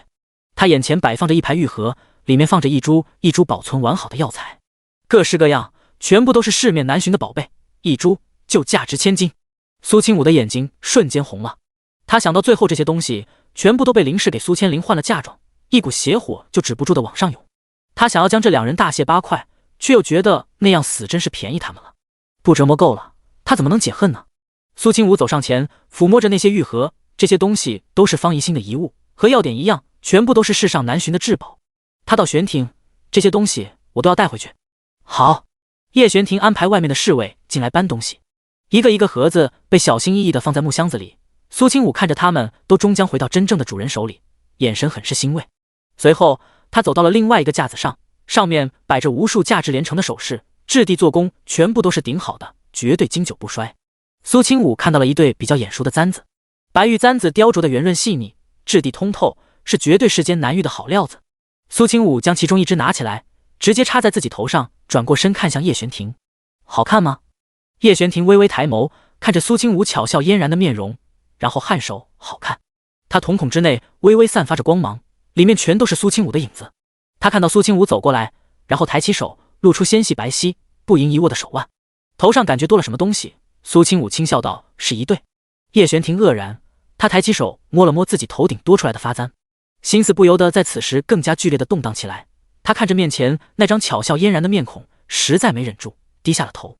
苏清武闭上眼睛，顺从地迎合着他的一切。就在此时，房门外传家苏千明的声音：“小六，东西装好了，我让人送。”苏千明瞪大了眼珠子，脸色立刻涨红，然后闭上眼转过身：“非礼勿视，非礼勿视，你们两个也真是的，也不看看这什么场合。”苏清武却没有任何觉得不好意思，看到叶璇婷有些滚烫的耳朵尖，他笑着冲门外的苏千明道：“好了，二哥，这里收拾的差不多了，我这就来。”两人刚走出门口，就听到了外面传来了林氏的尖叫声。天色已经黑了，周围到处都亮着灯，因此林氏的声音传出来老远：“你们干什么？都放下，这些都是我的东西。”眼看着林氏就要扑倒最近的一箱药材上，苏清武飞快上前，然后毫不客气地一脚踢在了他的小腹上。林氏一个仰面栽倒在地，他瞪大双眸，瞧着眼前居高临下看着他的苏清武，一阵心悸：“夫人，快扶夫人起来，二小姐打人了！”苏清武没听那些嬷嬷乱糟糟的喊叫声，而是似笑非笑地盯着林氏，他勾起唇角，冷冷道：“别碰我娘的东西，你不配！”说话的时候，他已然大步走到了林氏面前，抬起手就扯住了他的头发：“你头上戴的东西也是我娘的。第31章，给你一个惊喜。”啊，好疼！住手！林氏尖叫出声。然而他哪里是苏清武的对手，即便是旁边两个婆子想要过来帮忙，也没拦住。苏清武将他脑袋上的几只金簪子拿在了手上，簪子上面还卷着林氏不少头发，他发髻披散着，跌坐在地上，浪费的好像个乞丐。苏清武冷冷扫了他一眼，嘴角溢出一抹冷笑，这才心平气和的道：“王爷，咱们走。”苏清武！林氏的怒喊声惊天动地，然而却没有任何人理会他。整个襄府像是被抄家了一样，剩下的东西都只是一些破铜烂铁。苏华景早就已经成家，搬出了襄府，自然不介意襄府变成什么样子。他还将苏长生一起接走去他那里暂住，而苏千明就一个人，还常年在宫中当值，1个月才回来1、2趟，对他当然也没有任何影响。苏清武看着摆在王府里面的数十个大箱子，眼底的笑意越来越深，光彩也越来越浓。有侍卫将最后一个箱子摆好，有人跑过来问道：“王爷，这些东西放在什么地方？”全部都是宝贝，如果放在外面，很容易被人偷走了。苏清武沉思了一下，只不过他还没说话，叶玄庭就开了口，将所有东西都放到王府宝库里面去。是，王爷。那些侍卫立刻行动，将那些银子和东西往宝库里面搬运。苏清武虽然愣了一下，不过却没多说什么。云子和云清一左一右站在苏清武身边，云子手里还抱着苏母的灵位，他有些担心地看着苏清武，用很小的声音道：“王妃，这些东西入了王府的宝库，还能拿出来吗？”云清也连忙点头：“这些都是王妃您的嫁妆啊，王爷怎么不问您一声就都拿走了？”苏清武却笑了笑，对此不以为然：“我的就是他的，他想怎么处理都行。”叶玄庭在那边嘱咐府中下人小心一些，毕竟这里面的所有物品，苏清武都极为在意。他让人放在了宝库最安全的地方，然后十分小心谨慎地锁了大门。等到他从宝库里面走出来，苏清武就在门外等着，他眉眼含笑地看着他都收好了。叶玄庭轻轻颔首：“本王亲自查过了。”那就好。苏清武笑道：“饿了吧？我陪你去吃晚膳。”他刚要转身，忽然手被人拉住了。叶玄庭垂下眸子，将一样冰凉的东西放在了他的掌心。苏清武怔了怔，他下意识地低下头看了一眼，然后心口轻轻一颤，因为那是一把钥匙，他十分眼熟的钥匙。不过这把钥匙叶玄庭2年后才给他，却没想到如今他刚过门没几天，就已经落在了他手里。苏清武眨了眨眼睛，抬起头凝视着叶玄庭，那双眼睛里蕴含着意外和探究。“王爷，你这是？”叶玄庭将他手指收拢，让他紧紧抓住那把钥匙。“你是王府的当家主母。”他就只有这一句话，却已经表明了他所有的心思。苏清武的心在这一刻好像都被融化了一样，他微微抿了抿唇，目光倒映着叶玄庭的身影，眉眼之内亮得惊人。他没有拒绝，而是十分认真的道：“既然是你交给我的，我会好好收着的。”这把钥匙代表着整个王府内政的权利，拿着这把钥匙，苏清武可以任意调动银子，而府中所有下人的月银也全部都需要经过他点头才能取。也就是说，苏清武如今已经掌握着属于王妃的所有权利。回到主院之后，苏清武将母亲的灵位单独安置在了一个房间之内，准备好了一切，每日焚香供着。然后他将林嬷嬷带了回来，继续拴在柴房里，因为他感觉对方身上一定还藏着一个秘密，能够让老夫人亲口帮他求情的秘密。不然以老夫人的那个身份，之前安排乌嬷嬷登门求情也就算了，竟然都到了他亲自出马的地步，这其中肯定有原因。新婚假期一过，回门第2天，叶玄庭就去上了早朝。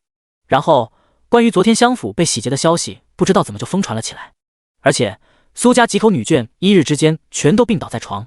苏丞相在朝堂上可怜巴巴地痛斥了玄王的恶行，文武百官这才知晓，原来襄府的东西都是被玄王府搬走的。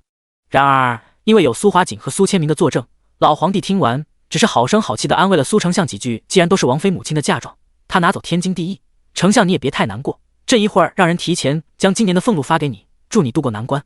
苏丞相跑到皇上这里来叫苦，虽然是想要给玄王上眼药穿小鞋，可实际上也在向皇上表明自己清正廉洁，这么多年丝毫没有贪墨任何财物。纵然心里明白那些东西恐怕是拿不回来了，可是在皇上面前哭一哭闹一闹，也许就能得到不少赏赐。结果赏赐没有，只能提前预支俸禄。苏清武让云子云清带着人和文书钥匙去将京城的10家药堂全去接管了。刚解决完这点小事，王府小厮便来到主院禀报王妃，周尚书家的大小姐周蕊请您去尚书府喝茶赏花。苏清武眯起双眼，周蕊这个名字他如今听着都已经有些陌生，仔细想了一下才想起来，这位周小姐还是他曾经的闺阁密友，两人时常去对方府邸当中做客，也算是颇有交情。当初的他把周蕊当成了最好的朋友，只可惜苏清武忽然弯了弯唇角，我马上就去。尚书府大门敞开着，一道穿着鹅黄色长裙的娇俏女子带着丫鬟等在门外。看到苏清武的马车，她立刻迎了过来。清武，我还以为你成了王妃，就将我这个好朋友给忘了呢。她话语之中好像在打趣，然后低垂着头的时候，眼睛里却带着几分嫉妒和不甘。苏清武笑着回，怎么能呢？你可是我最好的朋友。周蕊连忙对着身后的丫鬟道：“还愣着干什么？不快点请王妃进来坐坐。”他带着苏清武从熟悉的后院小路进了门，直接来到他的院落之内。毕竟只是闺阁小姐的一次会面，因此里面有下人报备之后，一路也是畅行无阻。周蕊拉着苏清武进入自己的闺房，然后小心翼翼地将大门关上。他忽然轻笑着道：“今天我想给你个惊喜，清武，快来看看这人是谁。”苏清武抬起头，目光就落在了坐在屏风后面的一道身影之上。此时叶云图也抬起了头，和他四目相对。第32章，来人呀，有刺客。苏清武虽说知道周蕊找自己过来绝对没安好心，不过看到叶云图的时候还是愣了一下。不过随后他露出惊讶的表情，然后直接转身向外跑去。来人啊，有刺客！房间里的2个人都被苏清武这突如其来的骚操作给震惊到了。哪怕是叶云图想过无数见到苏清武的画面，也没有预料到事情会这么发展。这里毕竟是尚书府，听到苏清武的喊叫声之后，立刻就有不知道多少下人赶过来。府中的护卫也抵达院门口，苏清武带来的几个下人和丫鬟也飞快来到王妃面前。王妃，发生什么事了？苏清武脸上露出惶恐的表情，然后颤抖着手，脸色苍白地指着周蕊的房间。我刚才和周小姐进门的时候，突然看到里面有一个男人。周小姐毕竟是千金之躯，还是一位未出阁的女子，这房间里又怎么会有外男？所以我实在吓坏了。他这一番话说出口，外面立刻就有人将此事禀报给了府中如今能够当家做主的人。周家老爷是户部尚书，也是他大哥的直属上级，两家颇有渊源，所以苏清武也是认识周老爷和周夫人的。至于周蕊，当初是对方主动讨好他，才逐渐与他交好。苏清武断定叶云图不是正大光明进门的，不然他绝对不可能躲在周蕊房间。他千辛万苦搭了周蕊这条线来和他见面，恐怕就是不想让任何人知道。越是这样，苏清武越是要闹得人尽皆知。周蕊此时从房间里面追了出来，他脸色难看至极，对着那些想要闯进他院子的下人呵斥：“都是误会，我这边根本就没有什么刺客，都赶紧退下吧。”苏清武却不依不饶：“都别走，我身为王妃，如今面临危险，如果出了什么事，我想你们整个尚书府都担待不起。”他的话还是很有作用的，那些人就拦截在了门外。这院子里只有一个出口，叶云图现在想逃也来不及了。很快，周府的老夫人和夫人都跑了过来。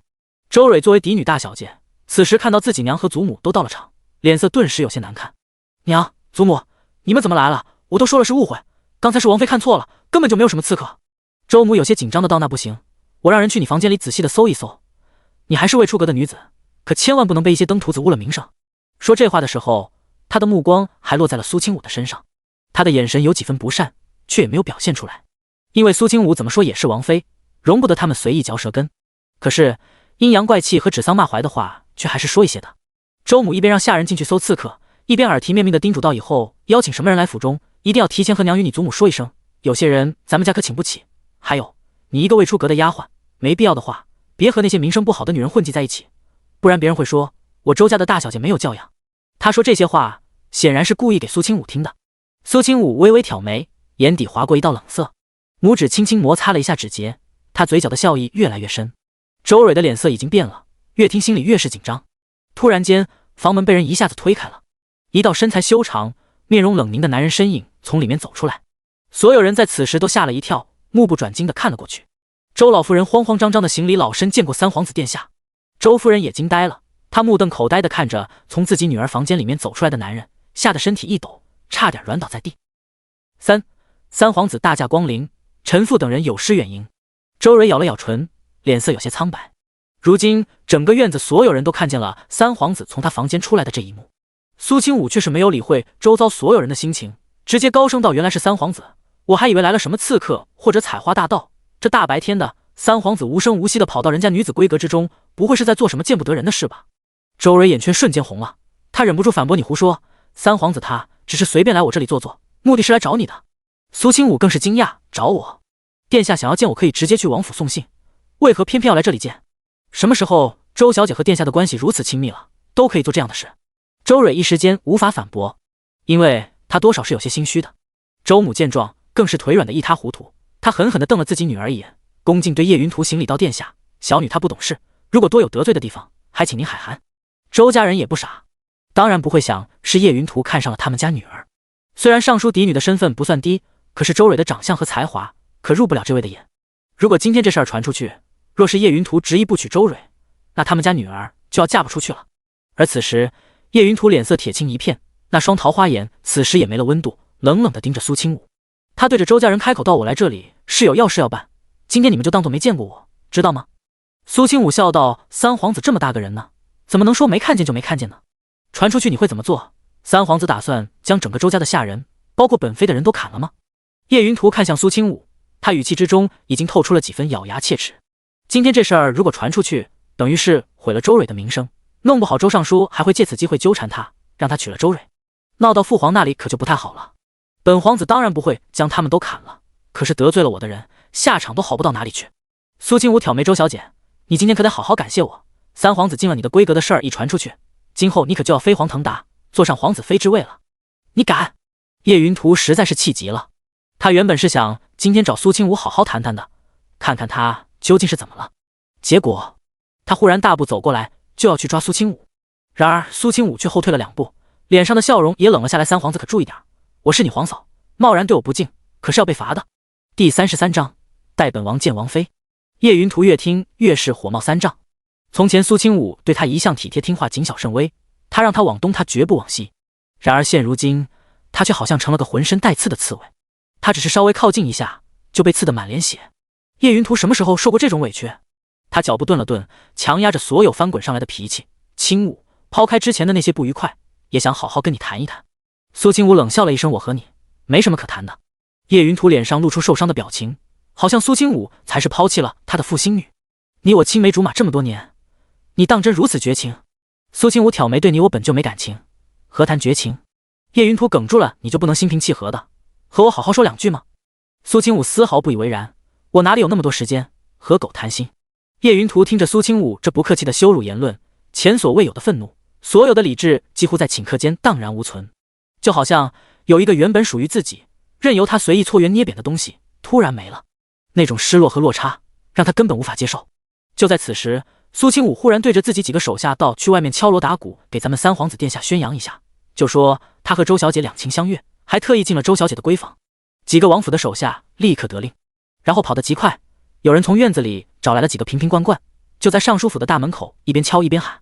叶云图被气得头晕目眩，不由得抬起手扶着额头，揉了揉眉心。尚书府的几个妇人更是傻了眼：“王妃，使不得啊！您和蕊儿怎么说也是好友，怎么能这样做？”苏清武看了看哭得红了眼睛的周蕊，冷笑了一声道：“有些人自不量力的想要掺和进来，那么就要承担后果，不过都是他在自作自受，而且他如果能顺利成为皇子妃，你们周家最该感谢的人一定是我。”苏清武，叶云图咬牙切齿，一字一句地唤着他的名字，最后实在忍不住，大步上前抬起了手，对着他的脸就是一巴掌。可惜叶云图感觉到手腕骤然一疼，被人捏在了掌心，他大惊失色，不敢置信地看向近在咫尺的绝色容颜，心中生出一种骇然。苏清武手指轻轻一动，就疼得叶云图忍不住惊呼了一声。突然间，一种浑身无力的感觉席卷而来，他双腿一软，就着这个姿势扑通给他跪下了。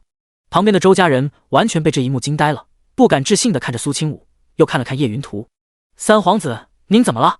叶云图脸色苍白如纸，右手腕被苏清武用食指和拇指捏在掌心，他举着一只手，浑身脱力跪下，微微低着头，好像犯了错在道歉一样的姿态。叶云图挣扎了2下，却发现自己的身体完全动不了，他根本不知道发生了什么，一种惊恐至极的感觉让他思绪大乱。苏清武眨了眨眼睛，美眸流转浅淡光彩，他用另外一只手捂着嘴，表情露出几分惊讶之色来，然后当着众人的面略微垂下眸子问：“哎呀，虽然我是你皇嫂，可是三皇子也不至于行如此大礼，这不过年不过节的，我可没有赏钱给你。”“什么？你不想起来？是因自己刚才的不敬对我道歉吗？”三皇子实在是客气了。叶云图气得浑身发抖，可是唇齿发麻，他连声音都发不出来。谁也看不到苏清武的指甲之内藏着一枚小小的银针，命门被人握着，叶云图好像砧板上的鱼肉任人宰割，一抹杀心从心头升起。叶云图头一次想要把一个人狠狠地折磨致死。苏清武，苏清武！门外那些下人敲盆砸碗的吆喝声早就传遍了，不少行人都停在尚书府外面指指点点。周蕊已经哭得上气不接下气，对苏清武之前的那些和善伪装已然全部撕碎，那些早就准备好的计谋还没来得及用，就彻底没用了。而此时尚书府大门外突然出现了一大队人马，那些人穿着整齐的王府侍卫服，将尚书府外面层层包围。一些看热闹的人立刻退得远远的，梁门外的空间让了出来。后方一道身影骑着马走了出来，叶玄庭面容冷肃至极，那张俊美的脸上露出肃杀之色，一双凤眸冰冷到了可怕的地步。然而他看到门外那些锅碗瓢盆的几个王府侍卫，愣住了。拜见王爷。几个侍卫和丫鬟立刻丢下手上的东西，快走了。几步来到了叶玄庭面前，然后恭敬地俯身行礼。叶玄庭面色透着几分清冷之意，薄唇轻启，声音听不出喜怒。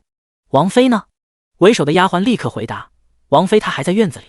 叶玄庭皱眉：你们这是在干什么？他手指微微收紧，掌心里面藏着一张字条，那字条上面只有短短的几个字，然而看起来却有些暧昧旖旎。轻舞，州府密会。即便是这些字化成灰，叶玄庭都知道是出自谁的手笔。愤怒差点让他丧失理智，眼神之内的冰冷已经成了化不开的寒冰。即便是早有准备，自己很有可能会被欺骗，会被伤，然而他还是犹如飞蛾扑火，相信了苏清武那些暧昧不明的话语。他以为只要交付出真心就能得到一丁点的回应，结果却未曾想，终究是他大错特错。那丫鬟想了想，然后在叶玄庭冷冰冰的注视下开了口：是王妃让我们出来的。她说周家小姐和三皇子闺中私会，两人情定终身，让我们宣传宣传。其他人也纷纷附和，甚至有人还举起来提前写好的横幅，上面歪歪扭扭的几个字：三皇子密会周小姐，究竟是相思入骨，还是情难自持？叶玄庭在看清楚那些字的时候，瞳孔不由得微微缩了缩，他感觉自己捏着字条的手越发用力。叶玄庭压低了声音道：王妃在哪儿？带本王去见她。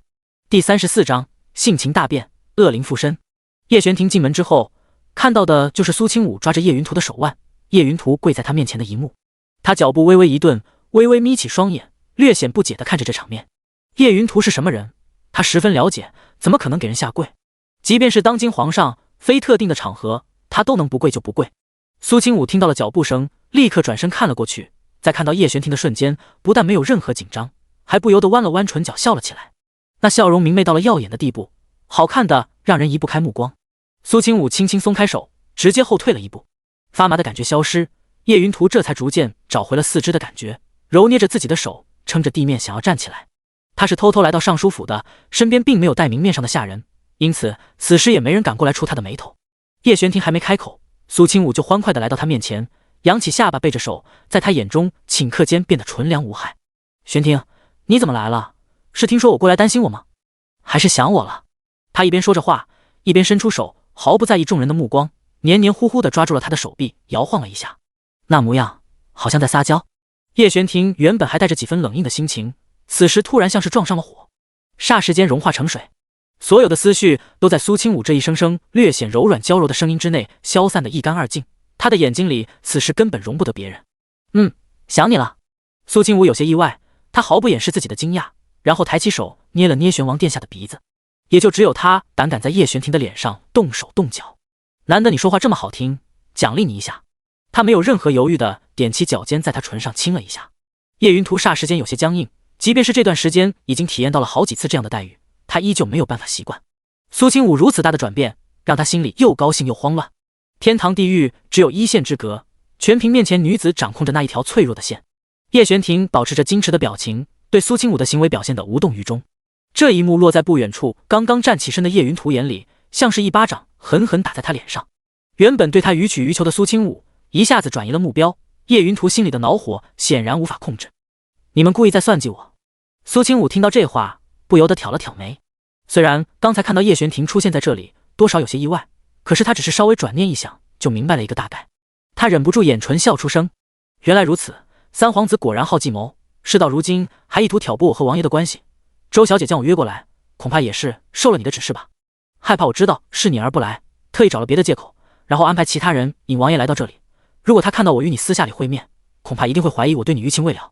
苏清武言语清晰地说了一番话，将叶云图之前的小心思全部倾诉得明明白白。叶玄庭这才意识到发生了什么，他将手里的字条拿了出来，对着叶云图道：你是故意的。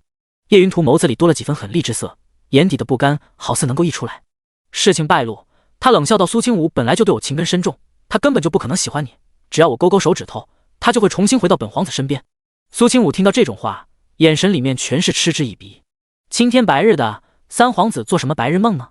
以前那时他傻，他蠢，才会被这几个人渣耍得团团转。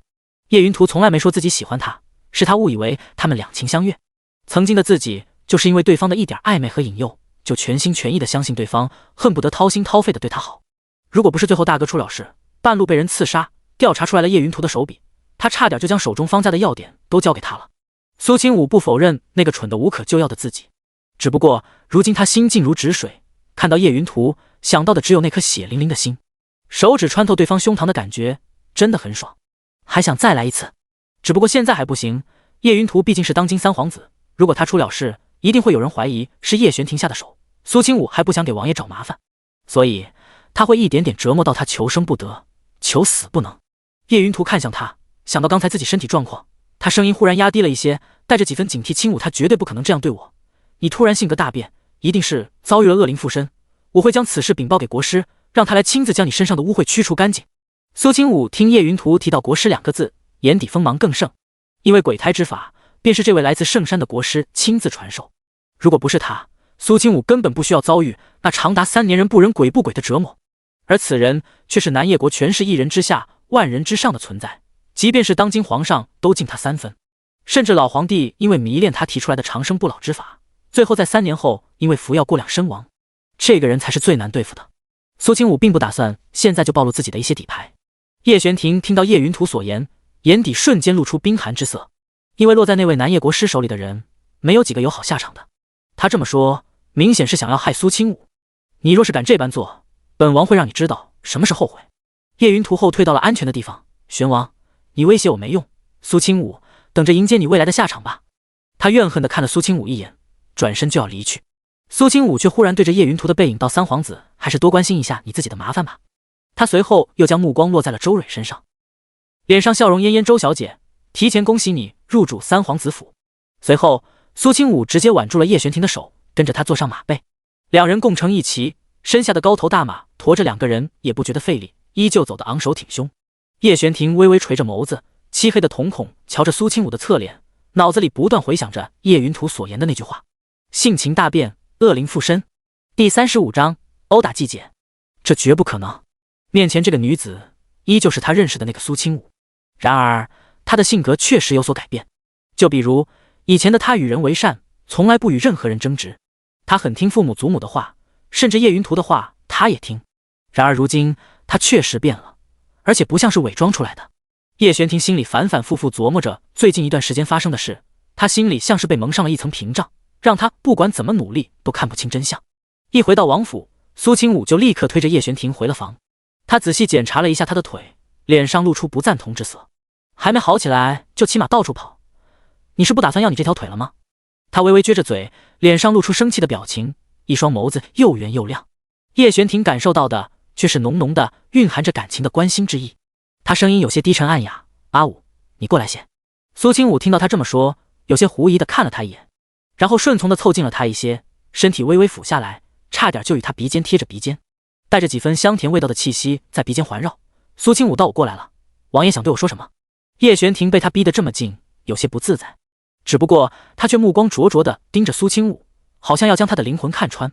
他抬起手，骨节分明，修长的手指一寸一寸摸过他的眉眼，好像在描绘着他的模样。叶玄庭目光悠悠，眼底的颜色也有些深沉。我想看看勾走我全部心神的妖怪究竟是什么模样。苏清武微微弯了弯眸子，轻轻笑了起来，那笑容好像会发光，好看的让人无法一目。他也抬起手，柔弱无骨的手臂勾住了他的脖颈，指尖轻轻在他的脊背上划过，那种酥酥痒痒的感觉好像在他的心尖上跳舞。那我的王爷，你现在看清楚了吗？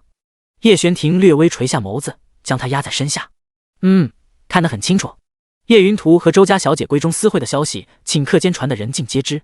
周尚书连夜跪在御书房的门口，求皇上给自家女儿赐婚。叶云图当然不会愿意，这事儿在宫里闹得天翻地覆，最后皇上实在没了办法，许了周蕊侧妃之位，如此一来事情才算是告一段落。然而侧妃虽然也是妃，却依旧是个妾室，堂堂尚书府嫡女，最后给未成婚的皇子做小，说出来都让人笑掉大牙。而且三皇子根本不喜欢周蕊，即便是她嫁过去也不会受宠，未来的下场可想而知。刚刚听到最终消息的苏清武此时还躺在床上揉腰，他实在是大意了，以为现在的叶玄庭和几年后的他一样禁欲又克制。年轻气盛的男人简直如狼似虎，要不是他年轻了几岁，恐怕都要下不来地。云子轻轻敲了敲门，苏清武看到小丫头神色紧张地走进来，有些疑惑。怎么了这是？苏清武懒洋洋地从床上坐了起来，她穿着一袭松松垮垮的粉色纱裙，因为幔帐的遮挡，让她的身影若隐若现。白皙如羊脂玉一样的肌肤稍微露出一点在外面，美好的没有任何瑕疵。即便是身为女子的云子，在看到这种国色天香的一幕，都觉得止不住有些心跳加速。小巧精致的玉足从幔帐之内露出来，苏清武柔顺的长发披在肩上，即便是不施粉黛，那张白皙透着点浅粉色的面颊也依旧美得不可方物。手如柔荑，肤如凝脂，领如虬蛴，齿如护膝。王妃值得天底下所有美好的词汇来形容。云子只觉得三皇子叶云图是瞎了眼，他家小姐这么美，他居然都看不见。当然，他忘记了男人的一些劣根性，轻易得到的东西往往都不会被珍惜。云子低下头，轻声道：“是襄府那边，老夫人和夫人都病重了，相爷请来宫中太医都不见好转。他盛怒之下，已经发下话来，说要和您断绝父女关系。”苏清武听完，瞬间就笑了。虽然当初苏丞相也说了同样的话，但那时候应该只是气话，而现如今是真真正正的昭告天下，公之于众。此言出口，他苏清武便不再是苏丞相之女，襄府嫡女的身份自然也没了。将来别人提起他的时候，也会用这种事笑话他。毕竟一个女子被赶出家门，被父亲断绝关系，绝对是一辈子的污点和耻辱。然而苏清武不在意，他愿意说就出去说，正好我也不想和他有任何牵扯。云子脸色苍白，有些气恼道：“可是王妃，现在市井传言，到处都有人说您是丧门星，一回门就差点气死祖母，还狼心狗肺，挤兑继母，殴打继姐。”苏清武眉宇轻蹙，他顿时急了：“你说什么？”云子重复道：“外人说您丧门星，狼心狗肺，不是这一句，最后一句。”云子被苏清武的态度吓到了，他眨了眨眼睛，接着道：“殴打继姐。”啪！苏清武一巴掌拍在了桌面上。云子心里咯噔了一下，看到苏清武脸上露出了愤怒的表情，那双漆黑的眸子里也全是火气，而刚刚被他拍过的桌子已经从中间出现了一道裂缝。云子感觉自己可能是眼花了，不过他只认为这桌子可能年久失修。我什么时候打他了？这可是污蔑，是谣言。苏清武眯起双眼，忽然弯起唇角，眼底是漆黑的冷意。如果不坐实这传言，我心里不痛快。云子，苏清武摆弄了一下衣角，随后坐直了身体，问道：“三皇子和周家什么时候办好事？”云子道：“好像是3天后。”苏清武嘴角扬了起来，目光锐利如刀：“有请柬吗？”云子摇了摇头，他完全问了一句废话。因为不管是叶云图还是周家，都对苏清武恨得要死，又怎么可能给他请帖？这喜事办起来也和丧事差不太多。苏清武淡淡道：“想办法去弄一张，我去给2位新人好好祝贺祝贺。”侧妃的喜宴只是简简单单请了一些亲朋好友，并没有那些大张旗鼓的形式。周蕊也只是被一顶小轿子随随便便的从三皇子府的后门里抬了进去。苏清武让马车停在门外，眼底透出一抹戏谑之色。他掀开帘子下了马车，和叶玄庭一起站在了三皇子的府门前，告诉你家主人，他们的好媒人过来了，还不快出来迎接？第36章，现在就满足你。三皇子府门口的几个侍卫看到是苏清武和叶玄庭，表情立刻紧张了起来，恨不能在门口贴上苏清武和狗不得入内的牌子。然而叶玄庭气场强大的负手立于门前，那双凤眸犹如夹杂着寒冰一样的盯着他们。顷刻间就让一些人腿软了，还请2位稍等片刻，小人这就去禀报。很快里面走出来了一道身影，穿着一身红色喜服的叶云图表情相当扭曲的看向门外2人。本皇子好像并没有给2位送去请柬。苏清武笑了笑，毫不在意对方的冷眼相对。没有请柬怕什么？我和你皇兄也不是外人，更何况整个京城的人好像都知道我是三皇子你和周小姐的媒人，如果不让我进去喝杯喜酒，是不是有点说不过去？提起这件事，叶云图就忍不住青筋暴跳，他眉心紧紧地蹙起来，那双平日里看起来十分多情的桃花眼在此时也显得相当不淡定了。苏清武，你居然还敢提这件事？如果不是你……苏清武打断了对方的话，如果不是我，三皇子你就没办法抱得如此娇妻美妾，周小姐模样俏美，还是尚书之女，哪里配不上你？叶云图想要反驳，可是身后周尚书从里面走了出来。周尚书恭敬地给叶玄庭和苏清武行礼：“老臣见过王爷王妃。”叶云图原本到了嘴边的话，硬是被他给咽了下去。周大人是户部尚书，又只有周蕊这么一个女儿，他如果将人给得罪死了，那才是得不偿失。而且这件事对他来说，实际上也未必是坏事，毕竟周大人是朝中有名的中立派，如果能够将他争取到自己这边，对自己未来上位也有莫大的好处。这也是他最后决定忍气吞声迎娶周蕊的主要原因。周大人看了看门外的2人，又看了看叶云图，缓声道：“三殿下，今天毕竟是小女大喜的日子，既然王爷和王妃是真心过来祝贺，也不便让2位在门外过多停留。您就看在老臣的份上如何？叶云图沉思了一下，默然半晌道让他们进来。那些侍卫纷纷让开一条道路。苏清武和叶玄庭长驱直入，他扶着叶玄庭的手臂，尽量减轻他伤腿的压力。随后小声在他耳边道：“我说我自己来就行了，你腿还需要多加静养才行。”叶玄庭道：“本王不放心。”苏清武直截了当地戳穿他的小心思：“是不放心我被欺负，还是不放心我和人跑了？”这话说的叶玄庭眸子暗沉了一瞬间，然后他没有解释，也没有说话，好像默认了似的。那酸味，苏清武闻着都觉得浓极了。他也不好斗得太过分，轻轻挠了挠叶玄庭的肘窝：“我就是来这里看看，听说苏家的人也过来了。”就在苏清武进入宴会的一瞬间，几乎所有人都抬头看了过来。毕竟这些大家族的小道消息十分灵通，关于苏清武和苏家的那些事，在这几天可是传得沸沸扬扬。三皇子有喜事，哪怕是小办，京城之内大半的官员也都来了，因此苏丞相自然也在其中，包括苏千灵也坐在女眷那边的位子上。苏千灵身边的一些官家小姐不由得开口道：“那不是玄王妃吗？千灵姐，她不会就是你的那个妹妹吧？就是将你母亲和祖母都给气病了，还故意污蔑你那个。”苏千灵闻言，面色苍白的点点头，她轻轻咬唇，脸上都是委屈的表情。我也没想到会在这里见到她。你们苏家怎么会出这样的女子？我还是头一次见到这种一嫁人就六亲不认的。听说苏丞相直接跟她断绝了父女关系，怕是以后连娘家都回不去了。这要是玄王殿下对她一个不满意，将她给休了，那她岂不是成了孤家寡人了？玄王殿下身份那般高贵，怎么可能只有她一个女人？现在她仗着王爷宠爱，在外面耀武扬威，将来等到成了黄脸婆，呵呵，那下场绝对好看。苏千灵听着那些人诋毁苏清武的话，嘴角不由得勾了勾。不过一想到不久前苏清武回门之后闹出来的那些事，他就恨得牙痒痒。即便是相府将消息封锁了，可是还有不少人都在传他这个相府大小姐不检点，甚至原本一些交好的官家千金对他的态度都有了一些转变。苏清武直接停在了苏千灵面前。苏千灵抬起头，面上露出几分愕然之色。他以为苏清武多少会避讳他一些的。他动了动唇角，刚要说话，忽然间苏清武抬起手直接挥了出去，啪，毫不留情的一巴掌落下。苏千灵的半边脸顿时肿了起来，鲜红的巴掌印出现在他白皙的侧脸上，5根手指都清晰可见。苏千灵傻了眼，他不敢置信地瞪大了双眼。一时间，这喜宴上其他人也愣住了，顷刻间鸦雀无声。苏千灵抬起头，大脑都有些混沌，他甚至都有些搞不清楚状况。苏，啪，又是清脆的一巴掌。苏清武收回手，仔细打量了一下自己的杰作，然后眯起双眼笑了起来。真不错，对称了。其他人完全被苏清武这突如其来的操作惊呆了。苏千灵两边脸都肿了起来，嘴角也破了，一双眼睛红彤彤的，里面都是腾出来的水光。他捂着自己的脸，一句话都说不出来。旁边终于有人反应过来，站起身跑到苏千灵身边，扶住他：“你怎么打人？”“是啊，平白无故的怎么打人啊？还有没有王法？”所有的千金小姐在此时都站在了苏千灵这边，用一种打抱不平的眼神盯着苏清武。苏清武却不甚在意的扬起唇，眼底是淡淡的惬意之色，这下心里舒坦了。苏千灵眼泪顺着眼角掉下来，她搞不明白究竟苏清武怎么想的。你竟然敢打我！苏清武眯起双眸，你不是到处宣扬我之前殴打了你吗？因为之前没打着我还觉得挺不爽的，现在满足你，你开不开心？第37章，一巴掌打在他脸上。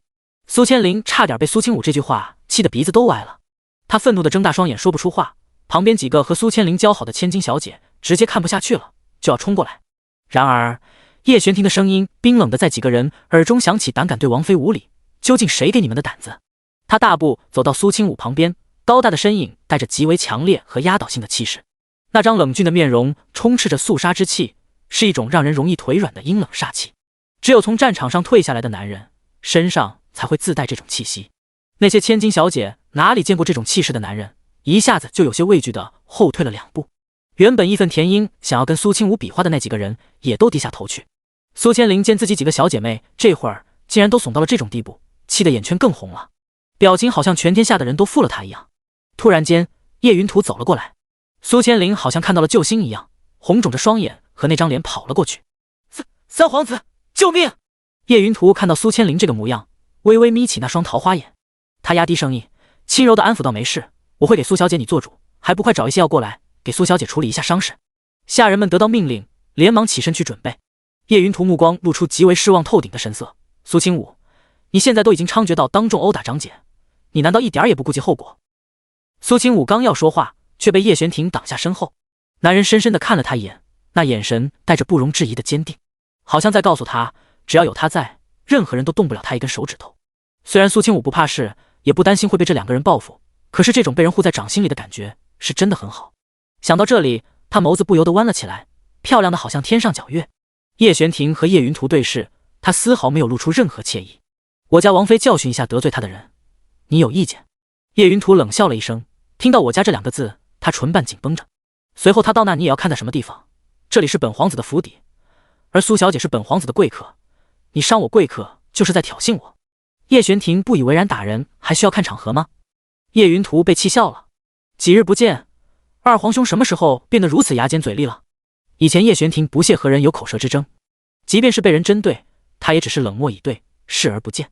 可是为了护着苏清武，叶玄庭竟然开了尊口，宁愿和他在大庭广众之下争辩。包括在皇宫里的那一次，他的转变不可谓不大。叶玄庭冷冷抬起凤眸，双目像是浮上了一层寒霜。本王不出面，任由王妃被你们欺负。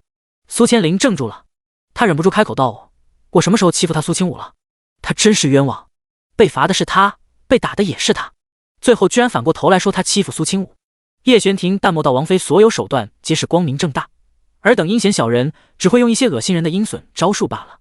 苏千灵嘴角抽了抽，疼得他倒吸了一口凉气，被如此贬低侮辱，让他眼眶更是眼泪打转。叶云图轻轻拍了拍他的后背，带着几分关切的意味，然后怒视叶玄庭道：二皇兄，你这种话说一个女子合适吗？叶玄庭抬起下巴，若女子为小人，尽杀之。苏千灵听得打了个寒战，整个人都缩在了叶云图对方身后。叶云图也没想到叶玄庭会这么说，愣了一下，道：苏小姐何时得罪王妃了？如果她不能说出个所以然来，就该让她给千灵低头认错。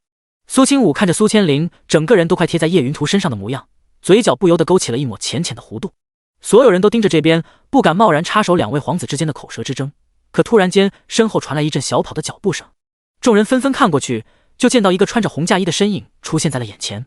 周蕊的盖头不知道什么时候被他丢了，他神色慌张，面色苍白地看着这边。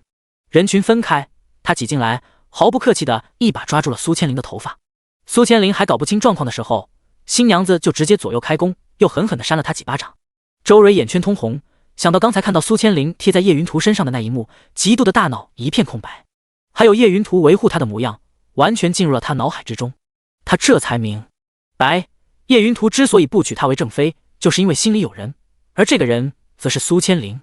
要不是刚才这皇子府的一个下人不小心说漏了嘴，他恐怕做梦都想不到，那个表面上对道和善，把他当好朋友的苏千灵，竟然勾引他夫君，抢夺他的正妃之位。居然是你！你还说是苏清武纠缠着三皇子不放，实际上真正有野心的人是你，对不对？苏千灵，你怎么能这么恶心？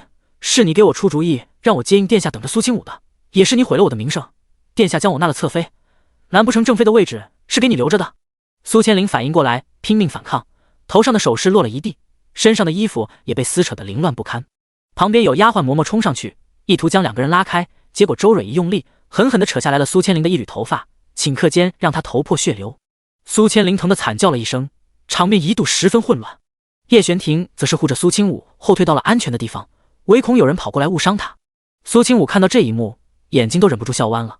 不知道什么时候偷偷离开的云清回来了，小声在他耳畔耳语了几句。苏清武点点头，笑着对云清道：做得不错，狗咬狗的好戏他最喜欢看了。而周遭的人也是如此，一个个都露出吃瓜的表情。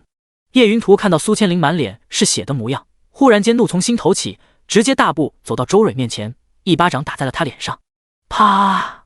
清脆利落的一声，让所有还想看戏的人瞪大了双眼，一时间鸦雀无声。第38章狗咬狗的年度大戏。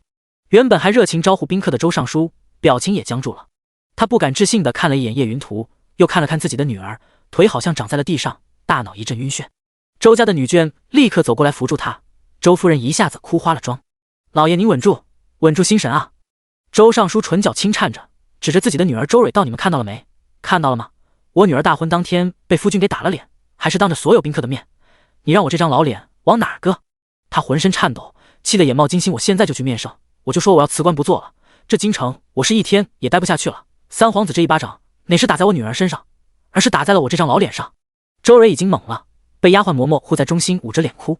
叶云图一个头两个大，他也有些怔愣自己刚才的举动，居然头脑发热，什么都没想就对周蕊动了手。他平常不是这样的人，绝对是什么原因影响了他的理智和判断。他并也没有看到站在叶璇婷身后的苏清武一边看热闹一边弹了弹指尖，那细微的粉末消散于空气当中，霎时间就变得无影无踪。和他斗还嫩了点儿。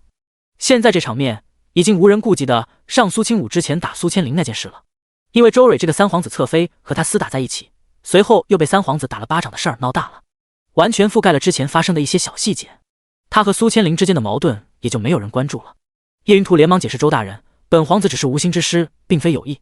既然我幸去了周小姐为侧妃，就不可能冷落她，只是因为她刚才行事偏激，我觉得她丢了我的面子才会出手。周尚书被叶云图拉住，听着他的解释，却并没有任何放过这件事的意思。三皇子是大人物，您的面子当然比我这张老脸重要的多。周蕊是行事鲁莽了一些，可是老臣认为他做的没错。那苏家小姐和殿下您没名没分，却还故意贴近，摆明了是想要勾搭殿下您。他身为侧妃，打他2巴掌又怎么了？周尚书也是袒护自己女儿的，毕竟就这么一个嫡出的女儿，哪怕是不那么优秀，也是自己的。苏千灵刚才躲在叶云图身后，贴得极近，那暧昧的姿态，所有人有目共睹。听到周尚书提出来，很多人不由自主地点了点头，也都赞同他这个观点。苏丞相脸色冷沉至极，他从人群之内走出来，对着苏千灵厉喝道：“你看看你这样子，还可有相府大小姐的风雅，简直成何体统！赶紧给我滚回去！”苏千灵被所有人用那样的眼神盯着，又被自己父亲狠狠呵斥了一顿，他脸色白的没有任何血色，微微咬紧下唇。苏千灵被2个相府的下人护着，灰溜溜从人群之内钻了出去。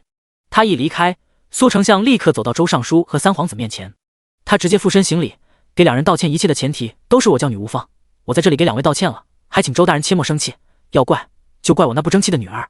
虽然丞相的品级高一些，可毕竟2人都是同朝为官，2人都是朝中重臣，各司其职，平日里见面也都恭恭敬敬，从来没在明面上撕破脸过。周大人这才将眼底的怒气收敛了一些，他稍微平复了一下情绪，道：“看在丞相的面子上，我可以不追究刚才苏千灵的行为，还请丞相回去以后对令女好好管教。”苏丞相紧绷着一张脸，手指都要扣进掌心里。他心里生气，可是表面上还是一副潜心求教的表情，低声下气道：“是，周大人说的是。如果因为苏千灵而惹得周家和三皇子分崩离析，最后搅黄了婚事，那么事情可就严重了。”叶云图也连忙说道：“这也都怪小婿年轻气盛，不小心发了脾气，我会回去好好哄一哄蕊儿，一定努力得到他的原谅。”周尚书见叶云图服软，表情这才好了不少。他挥了挥衣袖道：“蕊儿，过来。”周蕊被人扶着来到周尚书面前，他脸颊还肿着，可怜至极。“爹，女儿的脸好疼啊，心也好疼。”呜。叶云图立刻走上前，将几个下人都推开，然后自己扶着周蕊的手臂，声音温柔动听：“蕊儿，是我不对，刚才我实在太冲动了，实在不行你动手，我让你打回来。”说着还拿着他的手就要往自己的脸上打。可周蕊哪里敢真的打三皇子？然而对方这行为彰显出了重视他的态度，顿时让原本伤心欲绝的周蕊破涕为笑，将手收了回来。苏清武看到这一幕，不由啧舌。叶云图当真是能屈能伸，是个厉害人物。他最后能够坐上皇位，也并非是没有原因的，就这一张厚脸皮就能让他吃个够。彻底安抚了周尚书之后，叶云图这才松了口气。只不过他已然精疲力竭，没有心情再应付苏清武和叶玄庭。苏清武则带着自家王爷坐在了一个桌子上，其他人纷纷起身挤到了别的地方。上菜之后，苏清武专门挑好吃的给叶玄庭夹，他脸上露出享受的表情，闻着食物的香气，不由得感叹到：“这皇子府的喜宴真的很好，应该是宫里的大厨做的，寻常人家可都吃不到。王爷，你看这鸡，外酥里嫩，焦香四溢，肉入口极烂，香而不腻。”叶玄庭看他吃得眯起双眼，原本绷直的唇角不由得勾了勾，这才看向自己面前用菜堆成的小山。这么大一桌子菜，苏清武不光就和叶玄庭2人吃，他还吃不了兜着走。府中下人听到苏清武要装起来剩下那些饭菜的时候，都惊呆了，甚至还特意去了厨房，将厨子也给带走了。这一番行为惊得府中下人都不敢出声，毕竟叶云图如今还在和周家那边虚与委蛇，一时半会儿都脱不开身。天色渐晚，2人刚回到府中，苏清武就见到院子里出现了不少人。那些人被黑色布都蒙着脑袋，堵住了嘴，一动不能动的被穿成了一串，摆在院子中间。为首一个穿着短打衣服，身材瘦削，眉眼如鹰隼一般锐利的年轻人站在了叶玄庭面前。“王爷，您吩咐给属下的事，属下已经办好了。”看到这个年轻人，苏清武不由得抿了抿唇角，瞳孔略微收缩了一下。第39章，欺负你的人都该死。在他久远的记忆之中见过这个人。尹时期很早以前就为了给叶玄庭抵挡暗箭而死。叶玄庭身边极为忠心的几个暗卫之一。苏清武仔细回想了一下，漫长7年记忆的迷雾被散开了一些，他眸子顷刻间锐利了起来。因为那场刺杀就在3天后10月27的那一场秋猎。上辈子他并没有随行，而是直到叶玄庭回来之后，他才从一些护卫口中得知了此事。叶玄庭从秋猎回来之后，将自己关在房间之内半个月之久。那时候的苏清武巴不得他滚得远远的，丝毫没有顾及他当时的心情，甚至尹时期死了这件事还是很久以后才知晓。因此现在回想起来，他才突然感觉一阵心悸。苏清武忽然看向叶玄庭，3天后皇上是不是举行了秋猎？叶玄庭一愣，随后眯起双眼道，每年10月27都会举行秋猎仪式，庆祝1年丰收大事。怎么了？他不清楚苏清武为什么突然这么问。苏清武垂下眸子，忽然有些可怜兮兮地看着叶玄庭。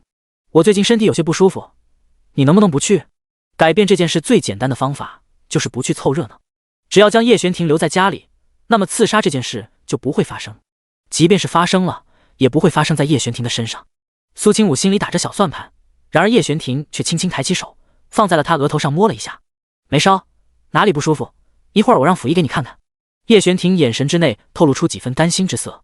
苏清武眨了眨眼睛，我自己就是大夫，用不着去找别人看病，就是心里不舒服，想你在家里陪我。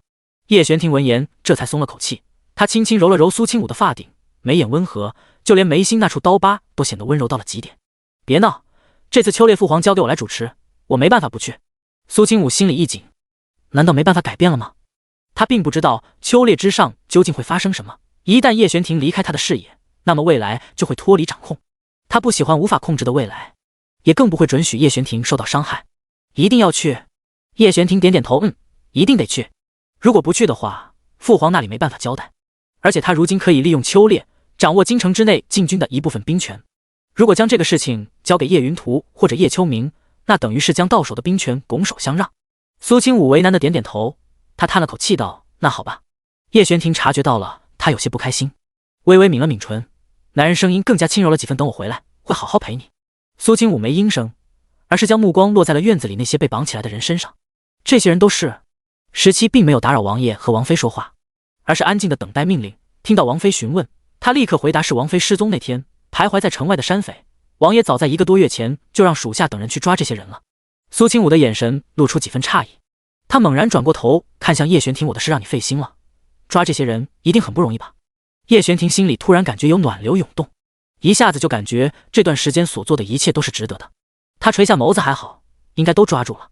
17把扯下为首那个人的头罩，然后将手中的长剑抵在了对方的脖子上。实话实说，究竟是谁让你们对襄府大小姐动手的？那小头目吓傻了，连忙颤抖着道，我不知道，就是有人给了我1袋银子，说让我去路口等人，然后将美人抓走就行了，其他的什么都不知道啊。而且我们没有对那个美人动手，她自己跑了。给你银子的人是男是女，是老是少，身上有什么特别的体征吗？那头目想了想，这才慌张到好像是一个比较年轻的女人声音，她戴着兜帽，个头不高，如果你们能将那女人带过来，我一定能再次听出来她的声音。他尽量让自己表现得十分有价值。尹17扫了一眼身后，对着其余的下属使了一个眼色。那些人将小头目和其余那些山匪全部都带了下去。叶玄庭声音冷漠，对着17等人再次下令，想办法将他带到襄府，让他听一听林氏身边那几个丫鬟的声音。是。尹17立刻退下，十分利落的让人将院子清空。夜晚重新归于平静，苏清武心口微微动了动，没想到这件事叶玄庭一直放在心上。他抬起头看着虚空某处，声音坚决，我说过不会让你被人欺负，这些人都该死。苏清武不由得笑了起来，他笑弯了眸子，声音之内透着几分甜蜜和愉悦。他搂住叶玄庭的腰，将脸颊埋在他胸口处，一边听着他的心跳，一边感受着隔着衣服的温热触感。苏清武轻轻吐出一口浊气，他压低了声音，小声道，我也是这么想的。秋猎的地点在进京的云岚山上，朝中文武百官尽数到来，皇上更是御驾亲至，京城之内的官家公子小姐们也在这一天想方设法的陪同做官的父亲一起参加这一场秋日盛宴。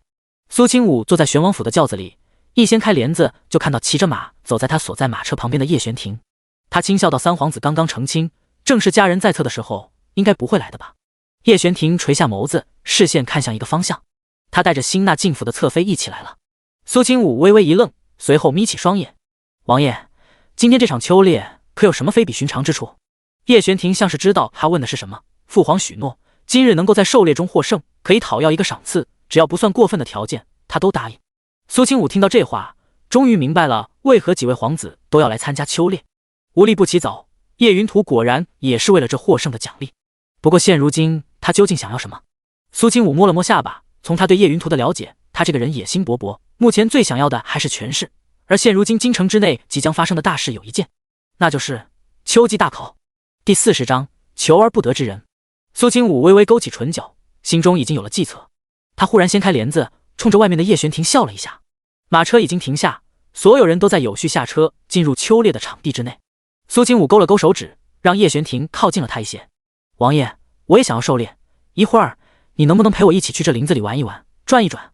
叶玄庭没想到苏清武会提起这样的要求，他想了想，觉得自己的能力保护苏清武还是没问题的。而且这云岚山里面的大型野兽早就已经被驱逐了出去，只要不太深入里面就不会出事。好，苏清武直接伸出手，我想骑马。看着他柔软白皙的手掌，薄薄的皮肤包裹着青色的血管，指腹都透着一种薄薄的粉，那是身为大家闺秀的苏清武不沾阳春水的食指，那样干净没有丝毫茧子的手指也带着一种脆弱的美感，让他只想在心里好好呵护。他一把将柔仪握住，苏清武被人拦腰从马车上抱了起来，放在了自己的马背上。叶玄庭眸子深沉，呼吸明显都凝滞了许多，闻着鼻尖散发出来的淡淡相思，让他心跳都变得更加不自然。然而始作俑者却丝毫不知道身后之人的想法，毫无节制地散发着自己的魅力，那种让人着迷的好像毒药一样的气息，可以轻而易举让人上瘾。苏清武高兴不已，脸上透着一种被关在深宅后院许久，好不容易出来见见世面的天真烂漫。而如今的她正是少女之龄，不管是表情还是年龄都没有任何违和。3年地狱生涯已经在苏清武的身上附上了一层坚硬的壳儿，如果他不想的话，无人能够看透他心中真实所想。王爷，那边好多花，你陪我过去看看。驾！马蹄升起，叶玄庭直接带着苏清武脱离人群，其他的侍卫想要跟过去，却被17拦住，对着那些人使了个眼色，不得靠近，远远保护王爷王妃安全。这会儿功夫，皇上也已经带着诸位大臣进入了猎场之内。狩猎场之中有一个专门准备的教场，此时周围有无数官兵把守，将这里层层包围保护起来。几辆软榻香车之内，雍容华贵的身影被一群工人们搀扶着坐在了皇上身边的位置上，那几道衣着光鲜尊贵的人影吸引了不少人的视线。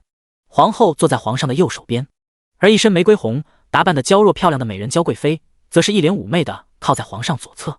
贤良淑德四妃带着其他宫嫔也坐在两侧固定的位置上，桌面上摆着不少茶点水果供他们品尝赏识。这些打扮精致漂亮的妃子们已经成了这场秋猎亮丽的风景线。此时叶云图和叶秋明一同走过来，整理了一下自己身上穿着的旗装，单膝跪地给皇上行礼。儿臣拜见父皇母后，诸位娘娘。两人异口同声，引来不少人的目光注视。皇上轻轻抬了抬手，起来吧。谢父皇。大皇子叶秋明乃是贵妃之子，也是皇长子，比皇后所处的叶云图大了整整2岁。他如今才不过22岁的年纪，就已经很是老成沉稳，俊秀的面容不苟言笑，五官长相也是和当今皇上最为相似的那一个。很多大臣都说他是皇上年轻时候的翻版，颇有他当年的风姿，而且就连一些喜好也和皇上差不多，因此特别受皇上的重用和喜欢，也是叶云图最有力的皇位竞争者。皇上左看看右看看，不由得开口问到叶玄庭呢。叶云图好不容易抓住机会，自然就想给叶玄庭穿小鞋。他冷笑着行礼道：刚才儿臣瞧见二哥正在带着玄王妃在原处抓蝴蝶呢，这有了女人就忘了过来给您请安，还真是够孝顺呢。淑妃听到叶云图夹枪带棍的言论，不由得有些紧张，她脸色白了白，立刻开口为叶玄庭说好话。皇上切莫生气，可能是王妃闹着要去看，她身为人夫又不能不依，绝对没有半点对您不敬的心思。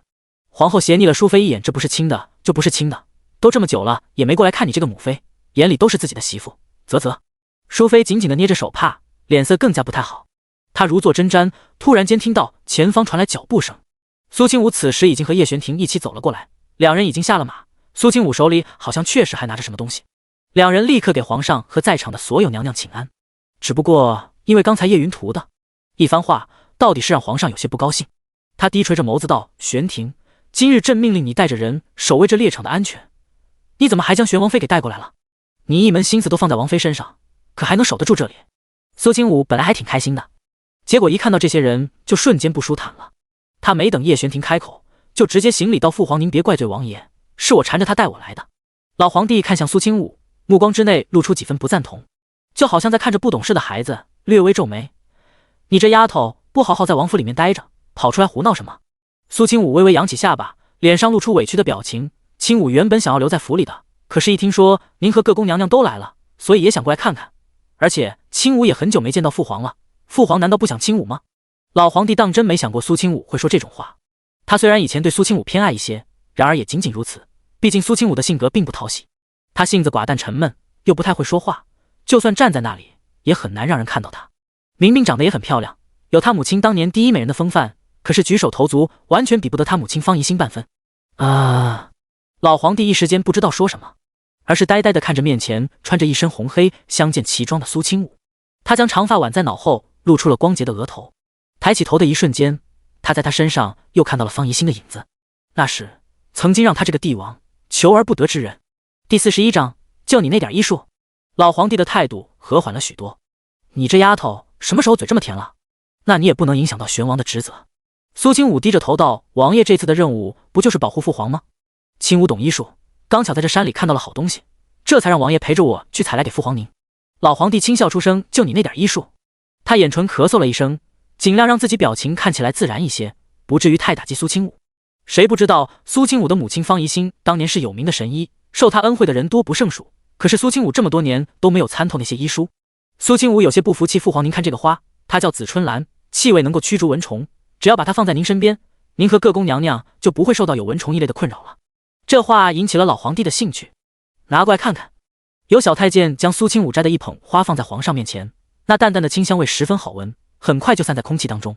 其他宫妃也不由得将目光放在皇上这边，有人打趣到：“这种花野外看起来十分常见，真能驱逐蚊虫。”苏清武点头，声音极为笃定：“还请父皇相信清武，不信您可以将太医找过来问一问。”见他一副自信满满的样子，皇上还真把随行太医喊了过来。孙太医见状，擦了擦汗道：“皇上，玄王妃确实识得此话。”老皇帝当即笑了起来，原本紧张的氛围倏地变得舒缓了许多。不错，玄王妃还知道给朕寻花，说明心里还是惦记着朕和各宫娘娘的。苏清武忽然走到淑妃面前，从袖子里拿出来了一个紫春兰编制成的手环。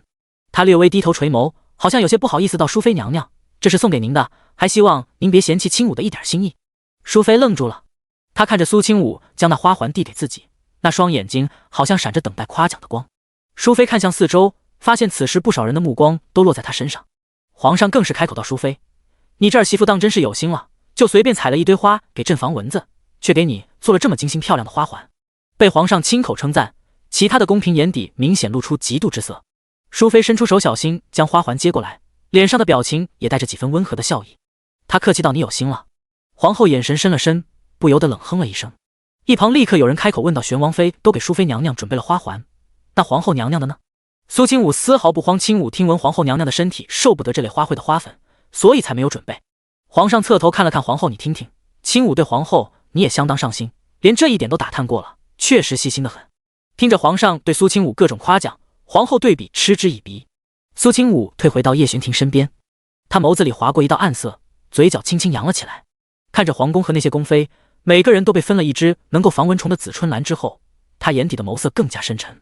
而叶云图此时已经脸色铁青，原本准备要对付叶玄庭的那些言语，轻而易举就被苏清武给化解了。老皇帝根本就没有生叶玄庭的气，甚至还被苏清武转移了注意力，完全不再计较之前那点小事。如果他再提及，针对的就太明显了，会让人觉得他这个皇子小肚鸡肠，容不下兄弟。叶云图忽然将目光落在了叶玄庭的腿上，他嘴角溢出一抹冷笑，随后拱手道：“父皇，今日我三兄弟难得聚在一起，不如给您展示一下骑射之术如何？”老皇帝轻轻颔首，时间还早，就让朕看看你们兄弟三人的本事，也好给京城那些子弟做个榜样。叶云图挑衅地看了一眼叶玄庭，叶玄庭的腿出了问题之后，他就很少骑马射箭，甚至就连教场都很少去，走路都一瘸一拐，甚是丢人现眼。今天他就让京城所有人看一看，这个曾经被文武百官称赞不已的战神，如今变成了什么狼狈模样。叶玄庭没说话，他行走的时候依然肉眼可见的腿脚不便，因为他的腿依旧还疼着。他表情漠然，并没有在意其他人的目光，抬起手就让手下将马牵了过来。叶秋明也不甘示弱，他微微抬起下巴：“二弟三弟，请吧。”其他的一些大臣和女眷们已经落坐在轿场周围，全都盯着场中那三人看。三位皇子每一位模样都是龙章凤姿，引得不少朝中的千金贵女频频看去。苏清武没办法跟过去，就站在嫔妃所在的地方，看向场地中间。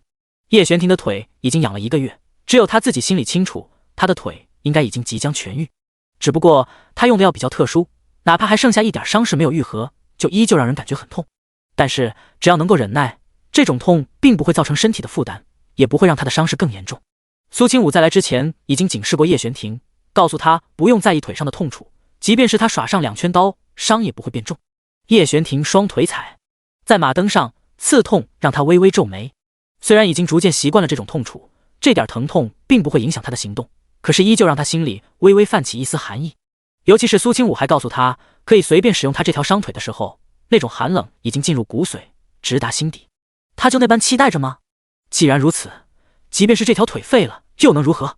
叶玄庭眯起双眼，顷刻间就重重一拽缰绳，随着一声令下，跟着叶云图和叶秋明的马一同飞窜了出去。这教场之上有专门的马匹跑道，3匹马并驾齐驱，脚踏狂杀向前直冲而去。叶玄庭手握弓箭，在另外2人靠过来的瞬间，3人直接在马背上交起了手。叶云图毫不客气地将手中长弓对准叶玄庭的头砸过去，叶玄庭腰身后仰，顺利躲过，反手便回了叶云图一击。而另外一侧的叶秋明抓准时机超过2人，又被叶玄庭拦住去路。3人你来我往，在马背上打成一片，每个人都展示了一番自己相当精湛的骑术。那些老臣们更是看得一个劲儿叫好不已，甚至2侧都是激动的掌声。老皇帝脸上也是容光焕发，看着自己几个儿子精彩的表现，好像别人在夸赞自己。不错，他们3个都表现得很好。皇后轻笑道，毕竟都是皇上您的儿子，可即便都很好，皇上也要选出来个最优秀的不是吗？有人忽然惊呼出声，快看，玄王要准备射箭了。距离靶心100米开外，叶玄庭忽然张弓搭箭，对准了远处那小的很多人都看不清的靶子。就在他将要松开弓弦的一瞬间，坐下的马忽然间发出一声凄厉的嘶鸣声。第42章，我帮你报复回去。一直看着这场比试的苏清武脸色骤然一变，他几乎没有任何犹豫，直接就跑了出去。他速度并不快，脸上皆是担心之色。而叶玄庭坐下，那匹马此时已经疯了似的，向着一个方向飞窜而出，那癫狂的姿态好像随时都要将马背上的人摔下去。叶玄庭的手已经松开，偏离了刚才定位的弓箭已经飞了出去。可在这种时候，已经没有人关心那支箭到底有没有正中目标。叶玄庭表情凝重，双手紧紧抓住缰绳，身体前倾贴在马背上，尽量减少风阻。然而那匹马完全失了智，直接跑到了教场尽头，眼看着就要撞在墙壁上。叶玄庭手臂用力，将那匹马勒得被迫扬起前蹄，所有的平衡打破，那匹马带着叶玄庭重重向着地面摔下去。众人怔愣地睁大双眼，而牵着马停在了原地的叶云图和叶秋明却不疾不徐地冷眼旁观着事态发生。叶云图一边看戏一边冷笑，这马发了狂，如果是以前的叶玄庭，恐怕一点都不会受伤，不过现在他腿有残疾，可就说不准了。叶秋明目光沉冷，没说话。没有人知道这位大皇子究竟在想什么。就在马要砸在叶玄庭身上，那千钧一发之际，就见到叶玄庭整个人已经一脚踩在马背上，腾空而起。那道修长身形灵活地在半空中翻身掠过，好似游龙一般飘然落地。好！看到叶玄庭安然无恙，所有人提起来的心总算落了地，还传来了阵阵叫好声。左腿的钝痛让叶玄庭的唇色苍白了一瞬，不过他很快挺直腰身，抬起手就将那匹马打晕。这匹马时跟随了他很久的战马突然发狂，必然事出有因。叶玄庭站在原地，不由得负手转身看向叶云图和叶秋明所在的地方。能够在他马身上做手脚的人不多，只有那么1-2个。忽然间，叶玄庭瞳孔收缩了一下，因为他看到苏清武不知道什么时候已经跑到了教场之上。他跑得气喘吁吁，虚弱无力，撑着腿停下了脚步，抬起头凝望着他所在的方向。而就在他旁边，叶云图和叶秋明2人正骑着马踏步向他走了过去。叶云图并没有下马的意思，而是略带嘲讽的语气笑着对苏清武道：“看清楚了吗？叶玄庭就是个残废，如果是以前，他怎么可能这么狼狈，早就直接控制住马了。”苏清武扭头看向他，那双眸子水亮了亮的，他轻轻咬着唇，面上的表情却十分坚定。王爷他很厉害，一点都不狼狈。叶云图被他那双眼睛晃了眼睛，他脑海之中不知道怎么的，那双清亮眸子的画面怎么都赶不走。可是他嘴里依旧吐出讽刺的话语，他一条腿废了已经是事实，现如今的他和一个废物又有什么区别？苏清武忽然看向他，那你连有了腿伤的王爷都不如，你又算什么？叶云图早就尝试过了苏清武的牙尖嘴利，被这一句话气了一下后，他很快就将火气压了下去。叶秋明开口道：“刚才那样的危机，二弟都能顺利化解，本王确实小瞧了他。”留下这句话，他牵着马就要悠哉悠哉地离开。然而下一刻，叶秋明和叶云图坐下的马同时双目赤红。啊！叶云图被马突如其来的动作吓得心头一跳，下意识地抓紧缰绳，然后众人就看到另外2位皇子也在教场上狂奔起来。苏清武露出茫然的神色，表情无辜地站在原地，好像被吓到了一样，不知所措。已经有侍卫冲了上来，意图帮助2位在马背上惊慌失措的皇子脱困，可是普通马的速度怎么可能比得上汗血宝马？还是发了狂的汗血宝马？接下来场面一度十分混乱，叶秋明和叶云图的马在前面飞奔，后面一群人在追。苏清武眼底划过一道诡异的笑意，不过那一抹异色被深藏在眼底，没有半分显露出来。他拍了拍掌心，明明干净的掌心之内，不知道什么时候淡色的粉末就已经落在了地上。对他的人下手，他会让他们尝一尝双倍的快乐。将这一幕收入眼底的叶玄庭眸子微微闪了闪，他突然感觉自己实在有些看不透苏清武。刚才那2人的马明显是苏清武做的手脚，不然怎么可能会如此巧合？那么他的马呢？会不会也是苏清武他？叶玄庭止不住的胡思乱想，自我怀疑和否定不断侵蚀他的内心。这段时间的美好回忆不断在他脑海之中重放着，苏清武的一颦一笑都像是被他深深地刻在了脑海里面。叶玄庭深深吸了一口气，他一瘸一拐地走到了苏清武身侧。此时高大的男人眼神之内是犹如深渊一般的漆黑。阿武，是你做的吗？苏清武侧头看到叶玄庭之后，立刻来到他身边，拍了拍他手臂上的尘土。苏清武担忧道：“刚才你真是吓死我了，以后一定要加倍小心，知道吗？你身边有那么多无耻小人，一定得好好注意。”叶玄庭听到他这么说，目光低垂着，长长的睫毛颤抖了一下，整个人的气息都带着几分失落。苏清武忽然感觉到这样的叶玄庭好乖，他忍不住伸出自己的爪子，在他的脸颊上摸了摸。我帮你报复回去了，你看他们。苏清武用手一指，正巧看到叶云图被那匹马甩飞了出去。一群护卫大惊失色，飞快冲过去想要营救，却已经来不及了。另外一边，叶秋明的马直接被射杀，在马倒下的那瞬间，他人也在马背上滚了下来。2位皇子身上的旗装被地面上的石头磨破了，灰头土脸，狼狈不堪。叶云图还倒霉地摔断了一条腿，他躺在地上，抱着自己受伤的右腿，脸色煞白。护卫们七手八脚将2位皇子从地上抬了起来。孙太医连忙拎着药箱过去给2人处理伤势。好在腿伤的不算严重，虽然伤筋动骨，也只要休息个10天半个月就好了。叶玄庭看到这场景，原本还有些沉郁的表情有了细微的变化，他紧绷着的唇角也微微上扬了一些。苏清武松了口气，用2根手指在他的唇角往上提了一下，这样才对吗？就该多笑笑，我喜欢看你笑。叶玄庭闻言，凤眸落在苏清武的面容上，心情不由得由阴转晴。随后他听他开口道：“看来王爷身边也需要好好肃清一下了。”苏清武话音刚落，2个护卫就押着一个侍从跪在皇上前。看到那人之后，叶玄庭的表情冷凝，眉头顷刻间蹙了起来。第43章栽赃陷害。苏清武虽然不认识那侍从，可是从叶玄庭的表情上就可以看出来，那绝对是他的人。这个时候被带到了皇上面前，准没好事。果不其然，2个押送护卫一脚踢在那侍从身上，让他跪伏在地。护卫立刻拱手对皇上道：“皇上，刚才孙太医检查了那几匹马，发现都是因为吃了2种混合在一起的药草才导致发狂，而正好在此人身上查到了那种药。”有人从侍从怀里抢过来一个包裹，然后恭敬送到皇上身边。有公公立刻接过来给皇上查看。老皇帝的脸色立刻阴沉下来。此人是何人手下的？回皇上，此人是玄王府的奴才。老皇帝眉宇微微寒了一下，旁边的皇后更是直接站了起来。她脸色苍白，声音颤抖之中透着战栗。皇上，您可听见了？这药绝对是玄王让他下的，他一个奴才，就算给他800个胆子，他也不敢对皇子的马出手。他顿了顿，而后用一种仇视的目光看向叶玄庭所在的方向。这次马匹发狂，就只有玄王完好无损，可见他心思究竟有多歹毒。如果不是云图最近习武勤快，恐怕摔断的就不只是腿了。此话说得极为严重，其他一些宫妃面面相觑，甚至有人不由得将目光落在淑妃身上。一旁的娇贵妃表情也是难看至极，她一想到刚才自己儿子遭遇的惊险状况，不由得也将矛头对准了叶玄庭。皇后娘娘此言有理，皇上必须要让玄王给本宫和明王一个交代。淑妃咬了咬唇，她柔声道：“皇上，这件事肯定还别有蹊跷，玄王怎么可能让自己的人也害自己？你也知道他的腿并没有好，也是第一个遭遇暗害的，一定是有人故意栽赃嫁祸。”皇后冷哼，目光冷锐。淑妃说的倒是巧妙，难不成是我摔断了腿的皇儿故意嫁祸他的？娇贵妃也直言人是玄王手下的，本宫不管这里面的弯弯绕绕，只想要个结果。娇贵妃地位高，甚至和皇后都梦平起平坐。虽然平日里在宫里经常和皇后争风吃醋，可是如今在利益相同的情况下，也开始和皇后联起手来挤兑淑妃。淑妃被说得抿着唇不发一言，她一向是宫里有名不争不抢的性子，虽然领养了叶玄庭，也不怎么爱出风头。结果现如今却成了众矢之的，让她脸色有些苍白，眼底又有一点担心。皇上立刻下令，让人将叶玄庭叫到自己面前。苏清武当然不怎么放心，也跟着他一起走到皇上近前。两人再次来到这里，气氛却变得相当严肃。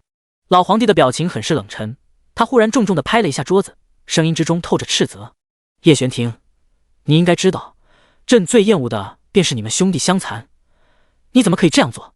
苏清武听到皇上这话，猛然抬起头，他目光变得冷然，心脏微微缩紧，一股愤怒的情绪骤然间奔涌而出，他眼底划过某些躁动的情绪，却硬是被他勉强压制住了。杀意在心头蔓延着，他抢在叶玄庭之前开了口：父皇，事情真相还没有查出来，您怎么能冤枉王爷？皇后冷声训斥：这里没你说话的份，闭嘴！苏清武被呵斥，他刚要反唇相讥，叶玄庭却一把抓住了他的手腕。他仰起头，冷冰冰的视线落在皇后身上：阿武是本王的王妃，这里为何没有他说话的份儿？皇后听到叶玄庭居然敢当众反驳自己，顿时感觉自己被落了面子。她厉声道：不过是个刚刚入门没多久的心腹，成了王妃就能不守规矩了？不尊敬本宫不说，身为后院妇人还插手前朝大事，究竟是谁给她的这个胆子？叶玄庭毫不客气地开了口：是我给她的。皇后听到这种话，被气得额头青筋直跳。皇上您听听，玄王这说的是什么话？居然和本宫这个母后顶嘴！老皇帝被吵得头疼，他扶额道：都先住口，正事要紧。皇后闻言，这才憋着一口气重新坐好，她微微眯起双眼，眼底全是浓浓的厌恶之色。朕可没有冤枉他，这奴才是他玄王府的，而且他也承认了是玄王指示他这么做的，人证物证俱全，怎么能说是冤枉？老皇帝难得给苏清武解释了一下。苏清武看向跪在地上被众人盯着瑟瑟发抖的年轻奴才，眼底的暗色有些浓郁。叶玄庭走到那奴才身边，声音低沉暗哑：是我让你这么做的。那奴才肩膀耸动了一下，整个人都在发着抖。是您让我这么做的。听到这话，叶玄庭的眸子逐渐暗淡了一些。苏清武看到他的眼神，心口阵阵抽痛，那是被信任之人背叛的眼神。叶玄庭问：本王可是何处得罪了你？那侍从手指紧握：没有。那是哪里对你不好？也没有。你对本王有什么不满吗？没有过。愧疚让那侍从的头越来越低，他手指都被握得渗出血来，嘴唇直接被他咬出一排齿痕。叶玄庭垂下眸子，他忽然开口道：好，本王知道了。侍从浑身紧绷，甚至有些不敢置信地抬起头去看叶玄庭。叶玄庭的脸上依旧没有什么表情，只是将目光从他身上移开，然后默不作声地走到皇上身边。所有人都在等着看叶玄庭的好戏，明眼人都看得出来，一个给他喂了数年马的人都能背叛他，想想都觉得可怜至极。叶玄庭声音清冷：父皇，这罪名儿臣不认。说话间，他突然抽出自己腰间的弓箭，利落的张弓搭箭，对准了刚才那个侍从。那侍从惊骇的瞪大双眼，两股战战。皇后被他的动作吓了一跳：叶玄庭，你这是干什么？你想袭击皇上吗？旁边立刻有护卫上前，将皇上和皇后等人保护起来，紧张兮兮地盯着叶玄庭。可是叶玄庭根本没有理会他们，手中的两支箭倏地在他紧握着的长弓上飞了出去。第44章，意外还是发生了。那侍从以为自己要死了，紧紧闭上双眼，可是半晌疼痛都没有传过来。就在不远处，有人忽然惊叫了一声：啊！所有人向着声音传来的方向看了过去，就见到那两支箭直接射在了两匹马身上。虽然有一匹马已经死了，却还是被扎了一箭。这两匹马都是叶秋明和叶云图的爱马，平日里都是精心养着的，现在好，全挂了。他声音冷厉，眼底划过一道傲然之色，随后收起手中的武器，对着所有人开口道：下药的时间不长，既然这两匹马有人说他们也被喂了那两种草药，那么胃里肯定会有草药残留，只要孙太医将马的尸体解剖一下，一查便知。至于他自己的那匹马，根本不用查，因为肯定是被下了药的。苏清武看着叶玄庭神态镇定自若的模样，眼底闪过一道浅浅的笑意。他将手里藏着的东西收了起来，看来不需要他出手了，这玩意用不上了。那边老皇帝听到叶玄庭的话，立刻让人去查。孙太医被人找了出来，他连忙去处理马的尸体。任劳任怨的孙太医办事还是挺快的，很快就送来了结果。回皇上，老陈并没有在马胃里面查到任何那2种药材的痕迹。老皇帝脸色顿时变了，如果不是因为药草，那2匹马又为什么会发狂？孙太医被问得愣住了，他只是大夫，又不是大理寺办案的，可他要是说自己不知道，肯定会被皇上迁怒。左右为难之间，苏清武忽然说了话：“我可能知道为什么。”老皇帝和其他人都诧异地看着苏清武。苏清武腼腆地笑了一下，然后开口道：“孙太医，你是不是忘了，马发狂不一定是因为生了病中了毒，也可能是因为发情了？”孙太医瞠目结舌，他不是兽医，真的没往那个方面去想。苏清武侃侃而谈：“我虽然懂得不多，却也看得出三皇子和大皇子这2人的马应该在死之前处于发情的状态，可能是因为一些气味诱发的。我记得这云岚山里面确实有一种植物会导致如此状况发生，虽然听起来实在巧合。”孙太医拍了拍脑袋，他再次去看了一眼马的尸体，直接确定了苏清武的话。回皇上，确实有一种花粉可以导致马发情，这种花粉也是百姓常用来给一些牲畜用来配种的。刚才老臣确实在2匹马的鼻子附近发现了这种花粉的残留，您看，这是证据。孙太医将一张手帕递了过去。皇上也不懂这个，不过他信任孙太医。既然你都这么说了，那么可能当真是巧合。有人将刚才2位皇子换下来的衣袍也拿了过来，孙太医各自都检查了一下，更是确认了这个情况。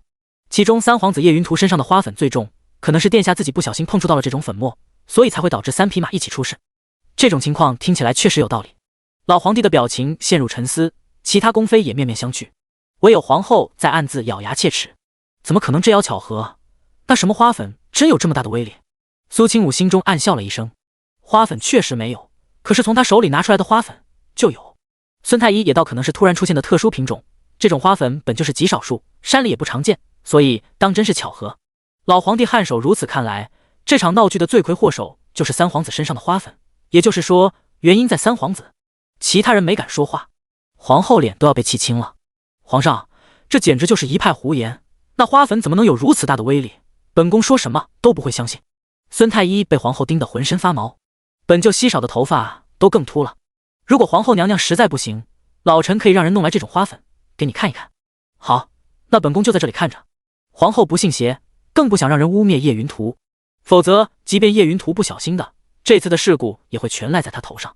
不说叶云图自己伤了腿，就算受伤不算重的叶秋明那边也会追究，本来就很难缠的娇贵妃也会不依不饶。没过一会儿，1匹马就被牵了过来。孙太医将衣服上弄下来的花粉在那匹马鼻尖上，没过一会儿功夫，那匹马就眼睛开始发红。苏清武站在叶玄庭的边上，眸子里闪过一道笑意。为了以防万一，有2个侍卫一左一右的牵着马，唯恐出现什么意外。然而意外还是发生了。就在大概过了1刻钟的功夫，原本在地上烦躁踩着马蹄的马忽然间抬起头，像是闻到了什么味道一样，骤然间发力。因为来得太过突然，那2个侍卫完全没有预料到，2个人被马强大的狂暴力道拽得倒在地上，然后那匹马直接冲了出去，直奔着皇后的方向。啊！护驾，快护驾！周围的护卫和工人们全部都背着突如其来的变故惊得面色大变，皇后更是吓得连滚带爬的从凉棚之内往外跑。皇上身边和其他个宫娘娘也吓了一跳，好在那匹马并没有冲着他们过去，所以都是虚惊一场。唯有皇后眼睁睁地看着那匹马直接奔着自己冲过来，她吓得花容失色，原本的从容淡定、威严冷厉，在这一刻全部消失不见。她被身边一个嬷嬷从地上扶起来，就看到那匹马一下子就奔着她撞过来。皇后被一个宫女推开，她一下子4脚朝天的躺在地上，身上的凤袍被地上的石头划破，被尘土染脏。啊！救命！快护驾！她一边在地上爬，一边大喊，那模样看起来啼笑皆非。其他的宫妃看到这样一幕，脸上的表情都有些扭曲古怪，一个个捂着嘴，肩膀颤抖。娇贵妃却没有任何顾忌，当众大笑了起来，哈哈哈哈，笑死人了！你看那匹马怎么就找皇后呢？咱们皇后娘娘还真是国色天香，就连发情的公马都看上她了呢。苏清武也扑哧一声。叶玄庭转头看向他，眼神之内带着几分探究和审视。苏清武抹了把脸，随后正色道：“你别这么看着我，我怎么可能笑皇后娘娘呢？除非忍不住。”第45章，罪魁祸首是谁？叶玄庭偏过头，原本绷紧的唇角也微微扬起来了一点弧度。他之所以会杀马，主要原因也是因为苏清武的提示。他告诉他，那2匹马的手脚是他做的。既然如此，那就绝对不会是那小厮为的什么药草所为，因此就可以直接证明自己的清白。只要找出一点线索，就会将众人的目光转移，到时候再处理后面发生的一些小麻烦就简单的多了。而事情能够进展得如此顺利，也多亏了苏清武。叶玄庭看着他的眼神微微加深了一些，垂在身侧的手指抬起来，随后又放了下去。可是还没等手指重新缩回衣袖，就被一只柔软的手缠了上来。两人十指相扣，指腹碰触到了对方温热的掌心，这一刻好像心都紧贴在了一起。那马之所以只袭击皇后，就是因为皇后对很多花粉过敏，在出宫来野外会提前服用一种药，那药吃了身上会散发一种人难以闻到的味道，可是发情的公马会很喜欢。为了以防万一，不波及周围宫妃和皇上，苏清武这才送了所有人一株紫春兰。苏清武一边看戏一边道：“王爷，你刚才那模样可真威风，射箭的时候可把周围所有人都吓死了。”叶玄庭垂下眸子，长长的睫毛轻轻颤抖了一下，光洁的耳尖不由自主地泛起了一抹红。那匹马终于被后面追过来的侍卫抓住，一群人将马重新牵走，剩下的工人则跑到了皇后的身边，将形容狼狈的皇后从地上搀扶起来。皇后气得浑身都在发抖，她的目光四处看了看，最后将怒火宣泄在了孙太医身上。孙太医，你刚才用的药怎么回事？孙太医被莫名牵连，吓得跪在地上。皇后娘娘息怒，老臣什么也没做呀，只是按照您的吩咐，用那种花粉给马闻了闻，也许是因为季节的缘故，老臣真的冤枉啊。老皇帝见皇后还要发难，立刻开口道：“行了，不是你非得让孙太医试验给你看看吗？现在你看到了，也感受到了，怎么样，相信了吗？”皇上，妾身，妾身。皇后一阵委屈，她表情难看的要命。她身为六宫之主，今日竟然在如此多的嫔妃面前丢这样大的脸，还让她怎么抛头露面？她气得胸口剧烈起伏，脸色难看的厉害，唇上也没什么血色。虽然没受什么伤，可是她刚才受到的惊吓却不轻。妾身身体有些不适，就先行退下休息了。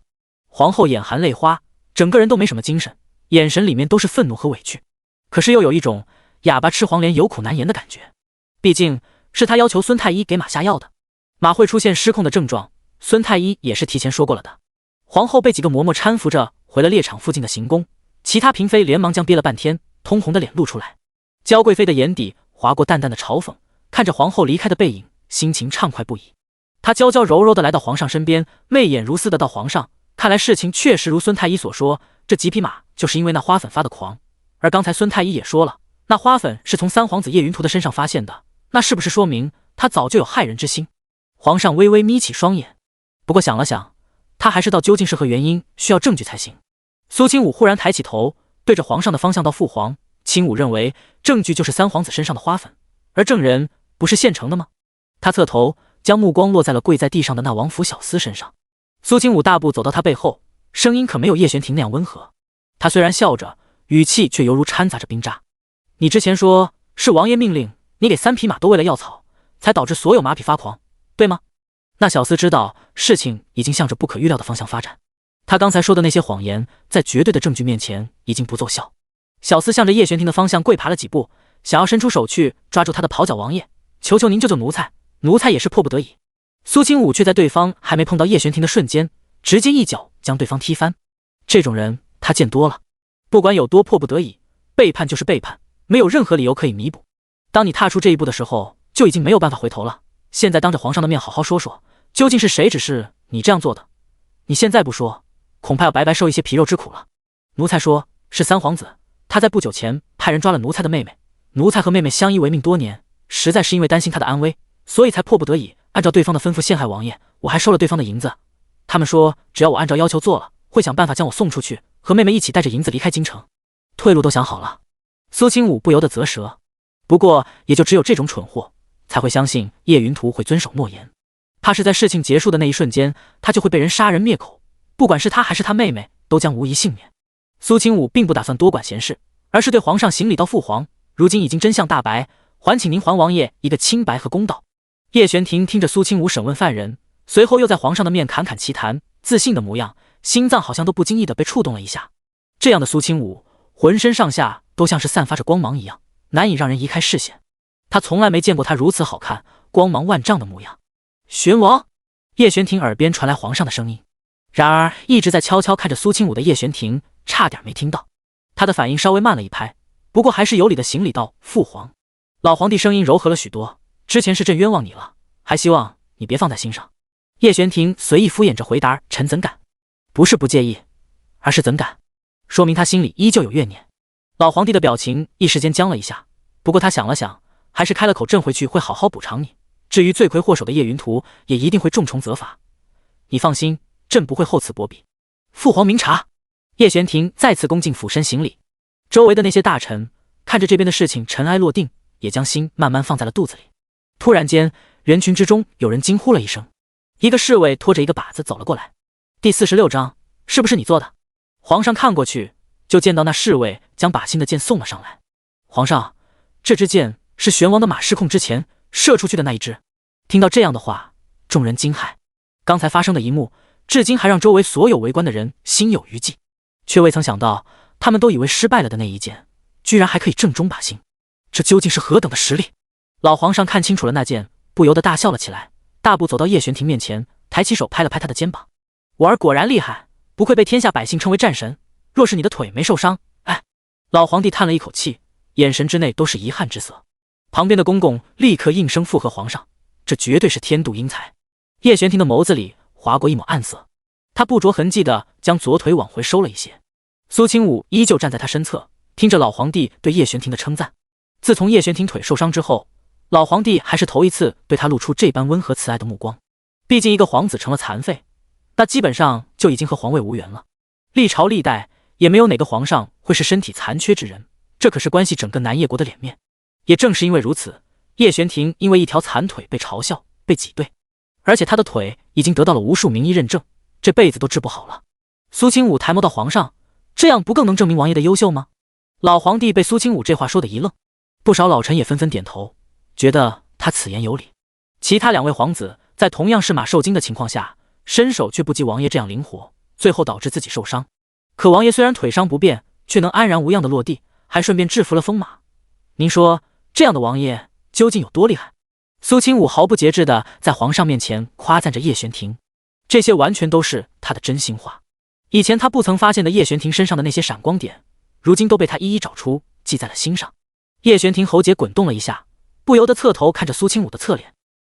女子眼睛亮晶晶的，仿佛蕴藏着无数星辰，闪耀夺目。尤其是在说他很厉害的时候，眼神之内是满满的真情实感。叶玄庭感觉自己胸口像是化成了一滩水，有什么东西破开了他厚厚的盔甲，让他忍不住沦陷进那看起来相当美好的深渊。他有一种想要抬起手捂住自己心口的想法，只有那样做，才不至于让自己的心太过浮躁。老皇帝若有所思，随后看着叶玄庭道：“确实不错，你腿如今可还有大碍？”叶玄庭道：“无碍。”老皇帝看着他的眼神深了深，既然如此，那你就辛苦一些，帮朕好好带一带京城那些禁军，你看如何？一旁的娇贵妃脸色顷刻间就变了，她一下子站起身，声音有些颤抖道：“皇上，您这是打算让玄王掌管京城禁军？这怎么能行？”老皇帝坐回了椅子上，朕说行就行。现在叶玄庭身体已经无碍，即便是腿脚不便，也比叶云图和叶秋明两人更强，那么将禁军兵权交给他也是理所当然，朕心里也更安稳一些。叶玄庭微微眯起双眼，没想到禁军的兵权居然通过这件事拿到了他手中。他拱手道：“多谢父皇看重，儿臣必然不负圣望。”皇上摆摆手，这事儿等秋猎结束后，朕便会安排。今天时辰还早，可不要耽搁了狩猎的好时辰。叶玄庭闻言，这才退到一边。苏清武心里也稍微高兴了一些，因为他知道，如今叶玄庭在京城之内举步维艰，手中兵权早就已经被收回，目前只能在兵部那边负责一些琐事。身为皇子是没有明确的职位的，不过只要皇上一句话，就能够拥有掌握6部的权利。而如今叶玄庭一下子掌握京城2万禁军，直接成了全京城最恐怖不好惹的存在。在叶玄庭射出这第一箭之后，一场狩猎狂欢就即将开始了。而另外一边，断了腿的叶云图只能无奈退出这场狩猎，反倒是收拾整齐的叶秋明重新加入了这场争夺当中。两位皇子带着各自的护卫队准备好，全部都重新骑上了马。因为之前的变故，坐在马背上的叶秋明脸色明显有些苍白，就好比一朝被蛇咬10年怕井绳。他现在看到马也感觉心头发怵，可是他一定要成为这次狩猎的赢家。穿着旗装的苏清武也想过去，刺客不知道什么时候会来，他打算留在叶玄庭身边以防万一。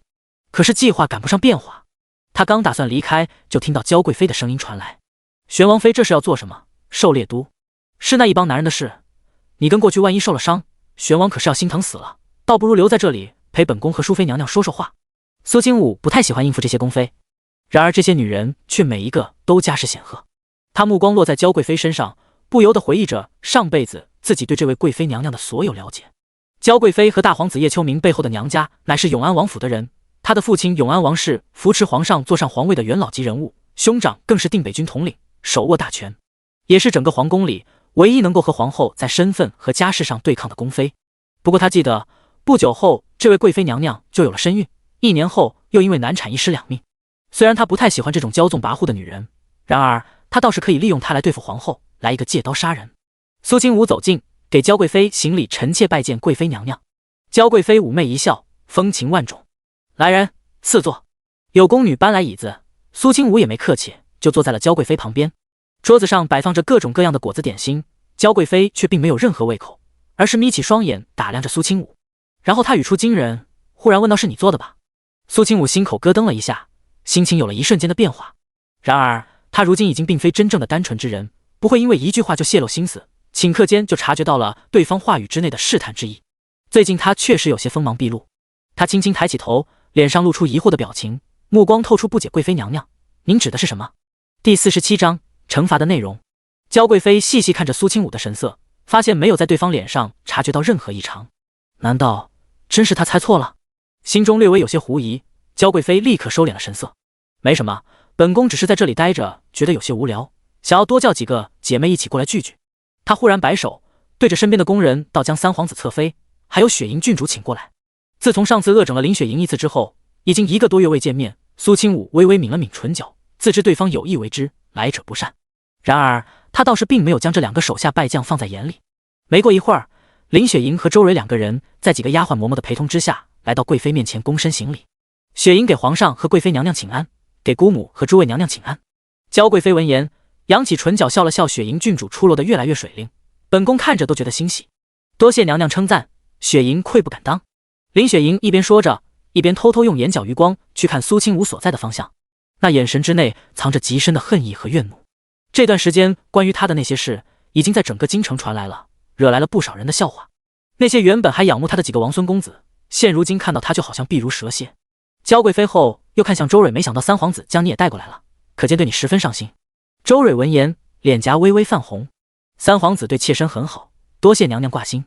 周蕊目光之内露出一抹娇羞之色，眼波流转，明显最近很是顺心的模样。苏清武在一旁观察着他的表情，不由得微微勾起唇角。叶云图还真是有本事，不知道究竟使用了什么手段，将周蕊迷得昏头转向。看着周蕊，苏清武不由得想起上辈子的自己来。当初的他好像也是如此，最后恨不得将一切都交给叶云图。叶云图哄起女子来很有一套。娇贵妃笑道：“难得天清气朗，大家又都聚在一起，皇上最近身体不好，不能随行狩猎，倒不如咱们玩些花样，逗皇上一笑如何？”老皇帝靠在椅子上，舒适的半合着双眼，沐浴秋阳。听到贵妃这话，好像也来了兴趣甚好。男儿狩猎，你们这些女眷等的也无趣，倒不如凑一起热闹热闹。娇贵妃让人准备好了桌椅，安置在空地上，其他一些官家千金和宫妃们也被宫人招呼着落座。那便来一场击鼓传花，鼓声停止，拿到花的人便要做好被惩罚的准备。一听到惩罚2字，所有人的表情都略微有所变化。雪莹郡主坐在苏清武对面，双眼带着几分敌意的盯着他，那眼神里面还透露出了一点嘲讽的表情。这场游戏并没有强制要求所有人参加，所以娇贵妃和淑妃等身份比较贵重的，则是和皇上一样坐在旁边看热闹。娇贵妃身体柔软的靠在软榻上，主动担负起主持的职责。至于惩罚的内容是什么，就由坐在对面的人来提出。苏清武这次总算抬起头，看到正坐在自己对面的雪莹郡主，嘴角露出一抹挑衅的笑容，那表情带着明显得逞的情绪。苏清武看了看坐在上首的贵妃，又看了看林雪莹，福临心智，忽然明白了，什么击鼓传花，给皇上逗趣，不过是想要看他出丑罢了。自己在1个多月前整蛊了林雪莹，让他丢了一场大丑，名声也受了极大的损害，因此他这是来找场子了。想通了这一点，苏清武不由得用手轻轻掩住唇角的一抹笑意，就怕对方这是搬起石头砸自己的脚。鼓声响起，娇贵妃将一个轻飘飘的绢花丢到了第1个宫妃手里，那宫妃立刻像是碰到了烫手山芋一样，将绢花传了下去。这一刻，气氛不由得变得紧张起来，所有人都聚精会神地盯着那即将到自己面前的绢花，在轮到自己的时候，速度极快地将绢花传给下一人。倏然间，鼓声停止，那绢花被一个后宫妃子抓在手中，还没来得及传出去，她脸色瞬间有些发白。娇贵妃笑着让她对面的女子提出要求，而对方在这么多大人物还有皇上面前，也不好太过为难人，只是提出了让对方在原地转10圈这种小要求。听到这样的结果，所有人都松了口气，接下来的氛围也变得热烈起来，众人兴趣高涨。好像一切都真的是一场游戏。可是突然间，鼓声停止，坐在苏清武上手的周蕊刚巧就将绢花丢在了他身上，而他明显的停顿和与对面林雪莹的眼神交流，都实实在在的告诉他，这是两个人故意设下的圈套，包括那击鼓之人，应该也是提前得到了指令。桌面上顷刻间安静了一瞬，因为人人都清楚雪莹郡主和玄王妃有过节。林雪莹直接站起身，目光带着明显恶意的看向苏清武。她笑道：之前那么多人，包括各位娘娘都接受了惩罚，想必玄王妃不会故意扫兴终止这场游戏吧？苏清武没说话，他只是面带浅笑，微微挑眉看向他。你要惩罚我做什么？林雪莹眼底的笑意已经要忍不住了，她看向四周，这里虽然大多数都是女子，可远处也有不少护卫在看着这边。她勾起唇，我要你脱掉一件外衣。如今天气炎热，大多数女子都穿着薄裙，裙子里面包裹的就只剩下肚兜和亵衣，让人将衣服全脱了，这种要求肯定不太合适。然而脱一件也足以构成羞辱。他此言一出，其他宫嫔窃窃私语，面上露出愕然。因为不管是宫里还是宫外，女子最重要的就是名声和脸面，脱下一件衣服虽然不会暴露隐秘部位，却也会让女子抬不起头来。见苏清武没动，林雪莹眯起眼睛道：我这惩罚合情合理，也没让你全脱了，应该没有触犯规则。娇贵妃也轻轻颔首：玄王妃，按照规矩该你接受惩罚了。听到声音的其他人也把目光都落在了苏清武身上，很想看看一看他这一身贴身旗装之内穿的又是什么。第48章，他在笑。然而让林雪莹比较失望的是，苏清武脸上并没有任何羞愤的情绪，他只是淡定的挑眉。就这？林雪莹一愣，随后勾起唇角挑衅道：怎么，愿赌服输？你不会是不敢吧？苏清武站起身，这有什么不敢的？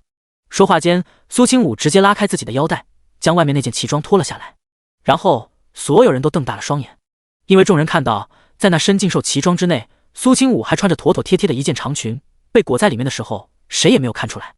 苏清武拍了拍身上长裙堆积出来的褶皱，然后整理了一下裙摆，重新坐在了椅子上。他笑眯眯地看着对面林雪莹目瞪口呆的脸，启唇：继续吧。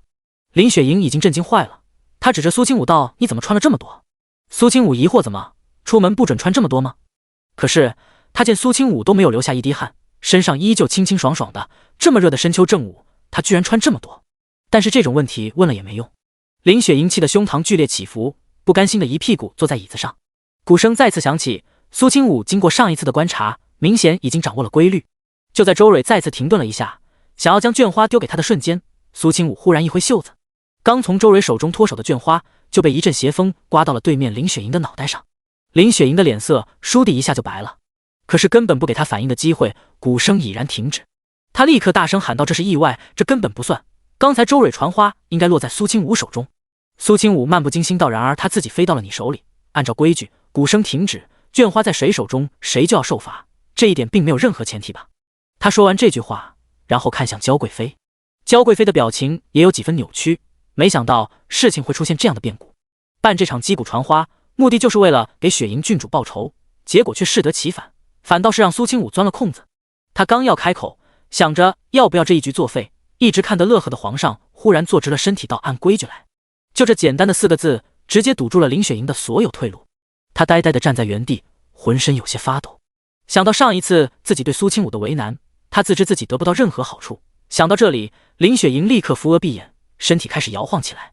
然而还没等她装病装晕，就听到对面的苏清武冷冷开口：孙太医就在这里，相信不管郡主得了什么病，他都能妙手回春。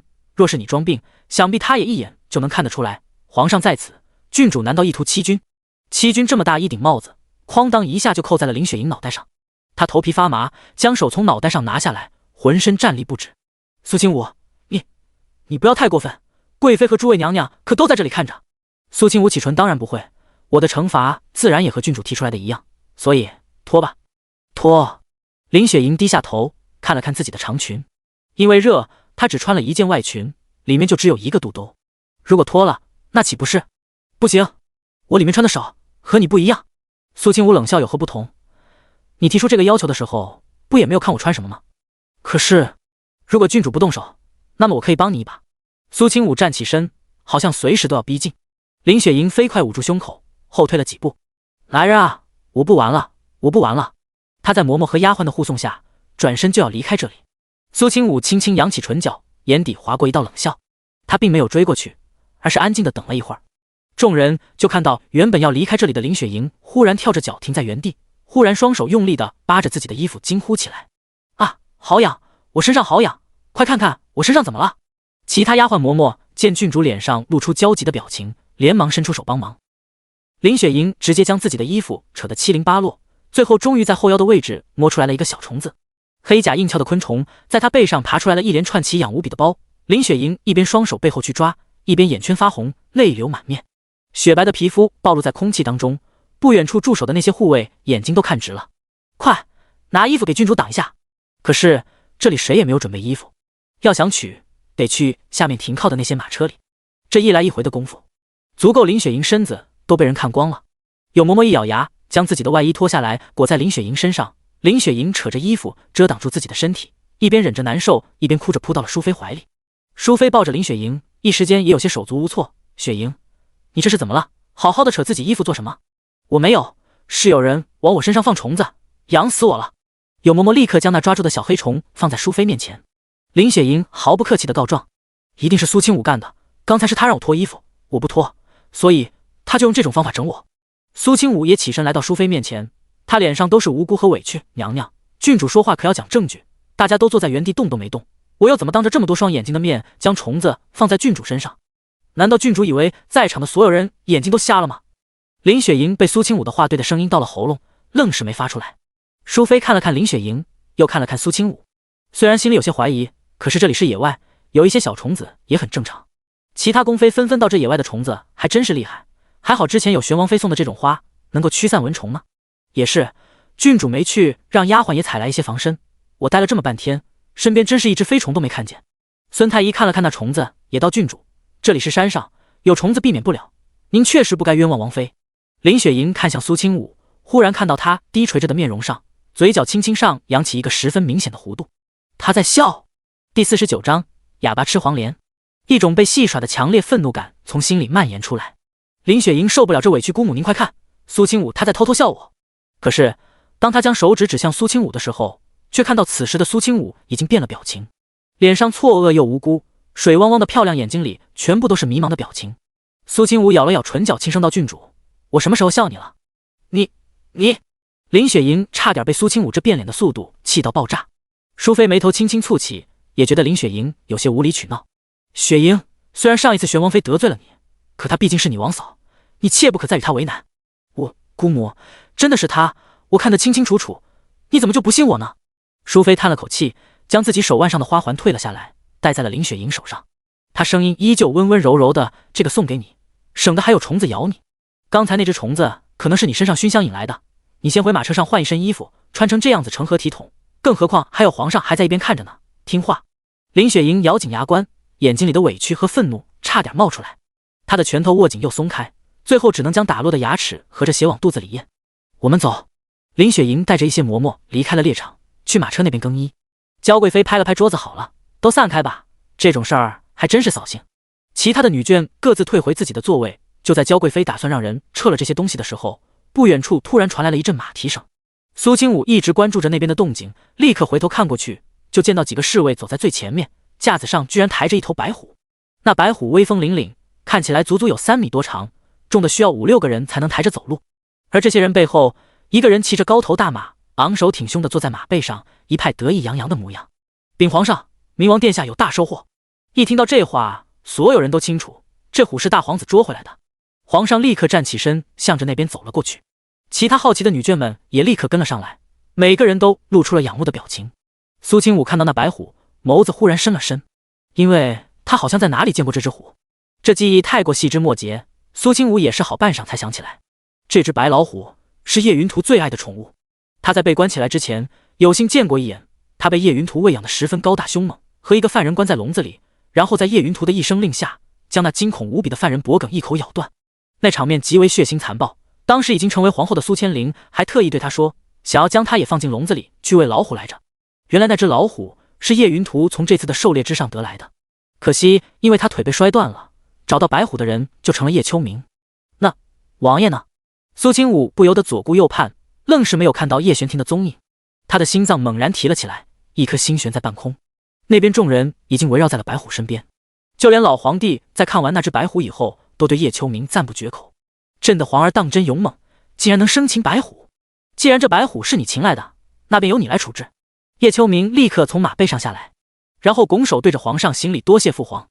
老皇帝摸了摸下巴，眉眼都快笑弯了。这次狩猎能有这种收获，可见也让他的几个皇子在所有大臣面前大放异彩。那些官家公子相比于皇子们还是差上不止一筹。可就在此时，后方树林再次有了动静，一些人浑身狼狈地从林子里走出来，有几个人看样子还受了伤。苏清武抬起头看过去，就见叶玄庭也在其中，发丝略微有些凌乱，头上的发带都开了。和浑身整洁的叶秋明比起来，他看起来邋遢了不少。他提起裙摆，直接跑了过去，风吹过他的裙角，让他看起来好像一只蝴蝶。叶玄庭的手下看到王妃过来，立刻将道路让开。一些人脸上还带着血痕，那明显被锐利爪子撕破的衣服滑稽地耷拉在肩膀上。王妃，尹时期第一个反应过来，带着人给苏清武行礼。苏清武没回头，而是略带喘息地停在了叶玄庭面前，上上下下打量了他一遍，发现男人袖子和衣袍上居然沾染不少土，而且走的时候骑的那匹马也不见了，眸子顿时暗了暗。怎么回事？你们怎么弄得这样狼狈？猎物呢？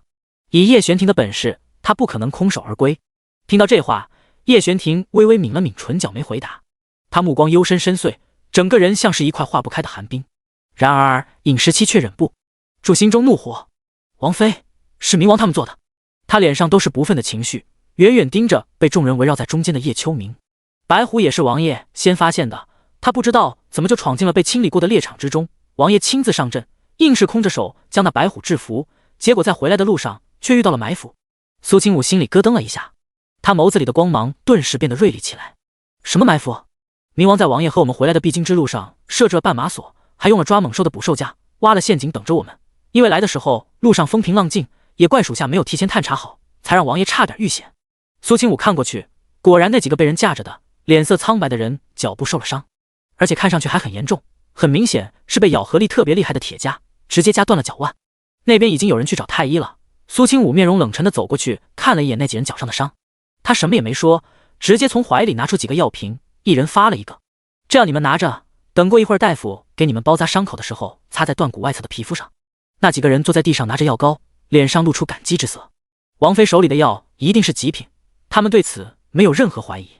苏清武再次来到叶玄庭面前，将他的手握在掌心摩擦了一下，温热的大手将他的手完全包裹住。苏清武掩饰住眼底阴鸷之色，看着他的眼神很是温柔。我很担心王爷，王爷没有受伤吧？叶玄庭却偏过头，抿着唇，一言不发地将手从苏清武的掌心里面抽了出来。第50章，让他乖乖送回来。掌心突如其来空荡荡的感觉让苏清武愣了一下，叶玄庭却没看他，脸色微微有些白。他拖着那条曾经受过伤的腿，一瘸一拐地往前走，背影看起来有些萧瑟寂寥。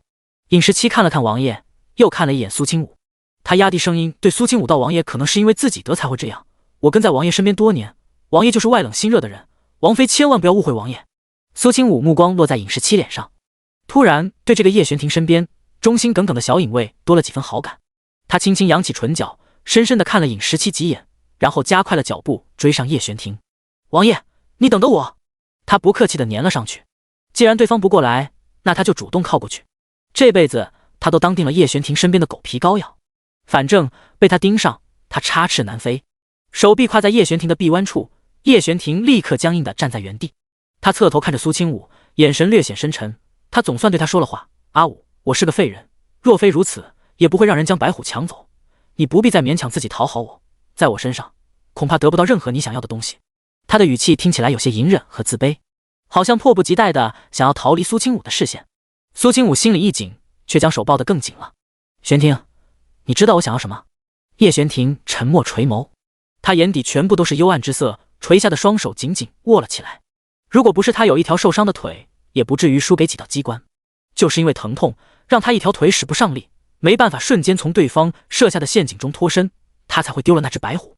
苏清武双手将他的脸捧起来，眼神悠悠地瞧着他，四目相对，苏清武的眸子里好像藏着烈火在灼灼燃烧。下一刻，他轻轻踮起脚尖，两人面对面，几乎双唇都要贴在一起。苏清武语气之中带着诱惑的味道，因为我想要的是你，也只有你。他闭上眼睛，将自己送到他面前，好像已经打包好送人的美食，让人光看着就唇齿生津。叶玄庭心思微动，感受着唇上的触感，还有对方那热烈的气息，一颗心像是被人从深井之中打捞了出来。阿武，别说话。苏清武柔软的唇舌好像灵动的小蛇，搅得叶璇婷一股热气上头，大脑一片空白。良久，苏清武才轻喘着放开他。不要再说自己是废人这种话，我不爱听。还有，你的东西没有人能够夺走。他唇齿之间呼出来的气息都带着甜腻的味道。叶璇婷心神被他迷得晃了晃，这才明白他的意思。叶璇婷倒只是一只白虎而已，能抓住第一只，我就能抓住第二只。苏清武却握着他的手，目光犹如寒冰利刃一样看着叶秋明的方向。他眯起双眼，洁白的牙齿在红唇之下若隐若现，舌尖伸出来卷过自己的唇角。苏清武道：“那不一样，我会让叶秋明乖乖将白虎送回来。”可是叶璇婷微微怔了怔，一时间也想不到苏清武究竟会用什么办法。那只白虎虽然是他抓的，可是身上并没有任何印记来证明这件事，当时在场的又只有两方护卫，做不得证人。因此叶秋明将白虎带到皇上面前，已经当着所有人的面宣布了白虎的所有权，即便是他觉得愤怒，却也只能咽下这口气。这也是因他技不如人，比不得叶秋明阴险。他认。苏清武先是让尹时期去林子里燃烧一种狼烟，然后拉着叶璇婷挡住了叶秋明一行人的路。几个护卫立刻满脸警惕地拦住他们。叶秋明见到是叶璇婷，微微眯了眯眸子，那张脸依旧是原本那副不苟言笑、不近人情的模样。二弟，你跑到我面前，可有何事？叶璇婷唇角动了动，却没有出声。苏清武却笑眯眯地开了口：“我刚看到皇兄抓了一只老虎，心里十分钦佩，所以才拉着王爷，想要让他陪我看一看白虎的英姿，不知道兄长会同意吗？”叶秋明看了苏清武一会儿，从他的眼睛里就只看到倾慕和敬佩之色。他心中当即放下了警惕，认为一定是叶璇婷自己抹不开面子，和苏清武说自己的虎被他抢了这回事。因此他语气倒是客气了几分，更有故意在苏清武面前炫耀的意思，微微扬起一侧的唇角。玄王妃都求到我面前来了，本王自然没有不答应的道理，都让开，让王妃和玄王好好看看那只白虎，也让叶璇婷瞧瞧他打的猎物就在眼前，却不属于他的滋味。想到这里，叶秋明的心情更加愉悦起来。叶璇婷被苏清武拽着来到白虎旁边，他被人五花大绑，根本没有任何挣脱的可能。白虎眼神凶厉地看向任何接近自己的人，那要吃人的眼神根本藏不住。苏清武伸出手，大着胆子摸了白虎一把，随后看到他的动作，又像是被他吓了一跳，直接转身扑进了叶璇婷怀里。王爷，这老虎太凶了，清武觉得好可怕。他声音娇柔又柔软，听起来软软糯糯的，好像在撒娇一样。在一旁看着这一幕的叶秋明不由得紧蹙着眉头，眼神略带几分嫉妒地看向叶璇婷。难怪他那般焦急的想要迎娶苏家这个二小姐进门，甚至不顾对方已经被毁的名声。这等温香软玉在怀，如果是他也不会介意。叶璇婷搂着苏清武的腰，目光沉沉地看了一眼叶秋明，随后轻声低哄道：“怕就别看了，我们走。”叶秋明看着两人离开的背影，嘴角不由得扬了起来，眼底的冷笑越来越深。和他斗？叶璇婷还嫩了一些。可就在此时，原本已经被折磨得没什么力气的白虎突然仰起头，发出了一声咆哮。那声音震耳欲聋，离得近的几个人甚至都捂住了耳朵。叶秋明皱了皱眉，刚要说些什么，突然听到了不远处的森林里面同样传来了虎啸之声，甚至还不止一只。第51章下跪认错。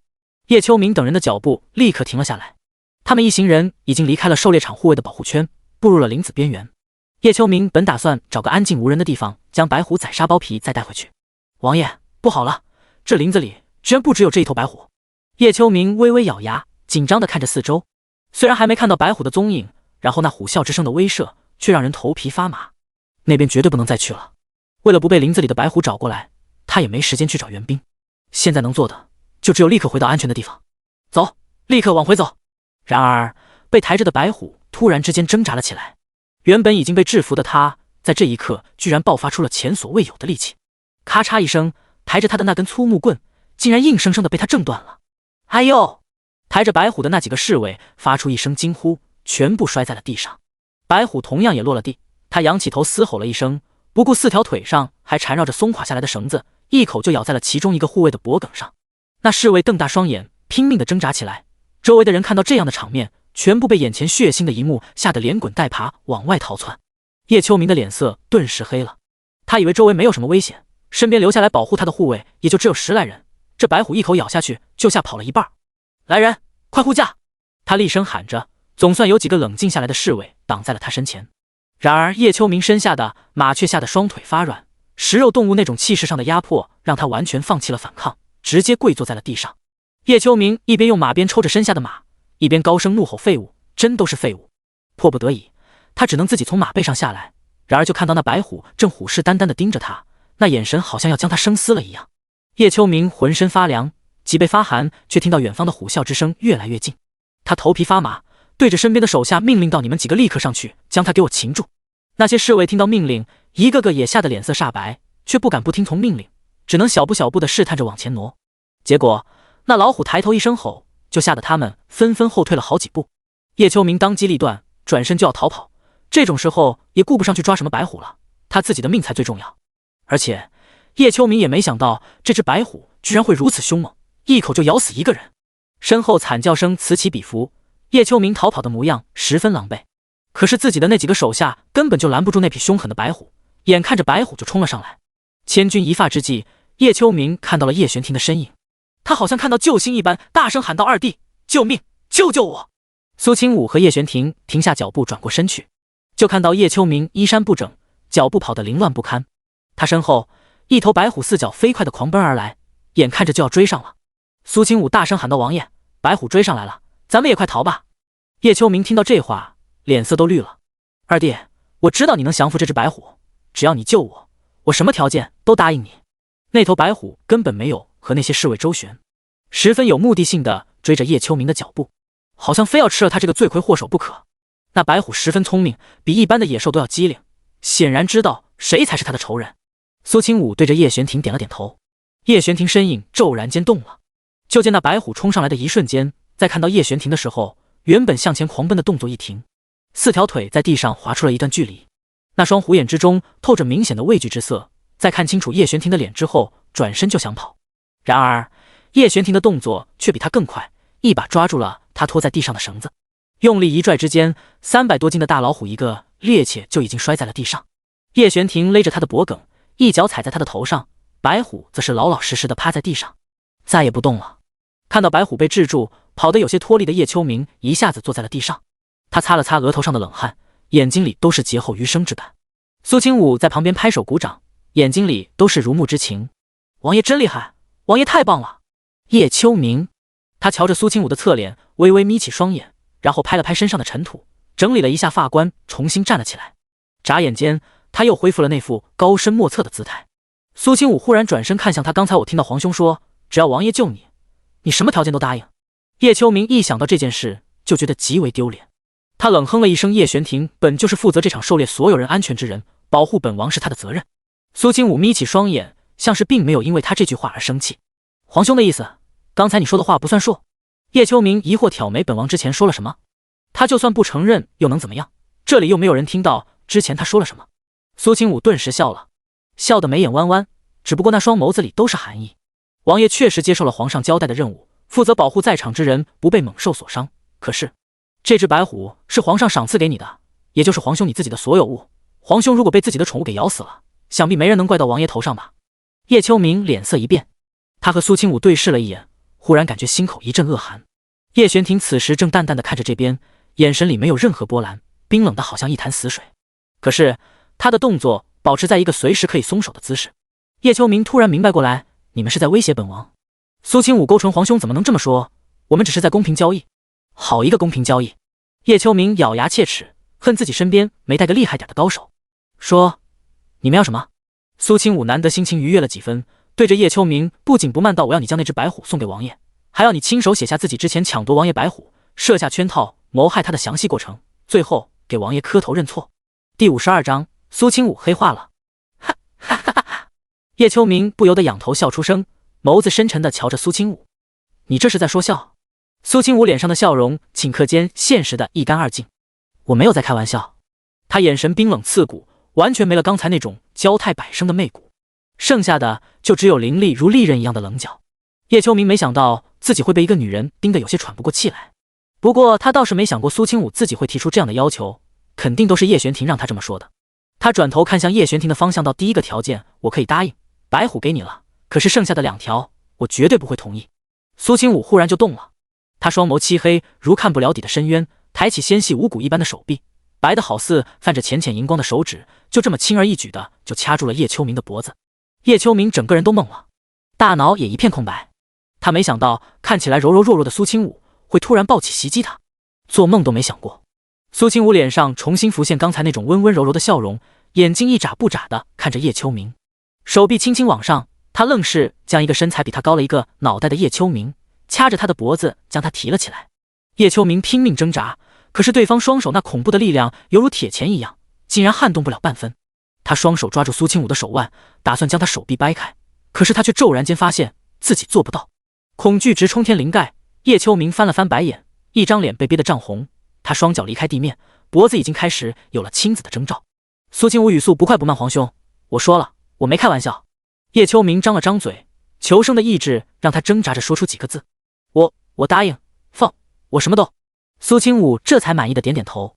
早这么说多好，非得让我浪费一点力气，你说是吗？皇兄，他语调温温柔柔的拉长了一些，柔媚入骨，却好像蚀骨毒药。叶秋明只感觉喉咙上的那只手顷刻间被人松开，还没等他回过神来，嘴里就多了一颗药丸。那药丸入口即化，他甚至都没来得及反应，就已经进入了他的喉咙里。嗨，他捂着自己的脖子，眼睛里都是生理性的泪水，趴在地上不断咳嗽起来。叶秋明脸颊由涨红转换成了苍白，他五官都有些扭曲。你给我吃了什么？苏清武摸了摸下巴，好像还沉思了一下。是好东西，好像叫蚀骨丹，服用之后必须每隔1个月就来服用一颗解药，否则全身的骨头都会被腐蚀殆尽，最后人只剩下一滩烂肉，还不会死，就只能看着自己躺在那里一动都不能动。叶秋明心里一阵恶寒，看着苏清武的眼睛里都是恐惧，他当真没预料到自己有一天会栽在一个女人手里。苏清武拍了拍他的肩膀，别担心，我现在还不会杀你，毕竟你的利用价值还很高，只要皇兄听话，将来必然能够青云直上，飞黄腾达。叶秋明心口颤了颤，却一个字都不敢反驳。他现在看着苏清武那张漂亮的无辜和善的脸，就感觉浑身鸡皮疙瘩都掉了一地。可是我身上没带纸，没法写。我带了。苏清武将笔墨纸砚都从衣服里掏出来，他穿的明明不多，可是身上带的东西不少，瓶瓶罐罐也不知道都被他装满了。叶秋明不敢耽搁，就直接跪在地上书写起来。不远处的叶玄庭也亲眼看到了这一幕，他瞳孔放大，也被苏清武的举动震惊了一下。只不过他很快就恢复如常，手指紧紧捏着缰绳，眉眼低垂，若有所思。叶秋明将画了押的纸交给苏清武，被苏清武妥帖的收好。行了，去给王爷道歉吧。小命被人攥在手里，叶秋明人在屋檐下不得不低头。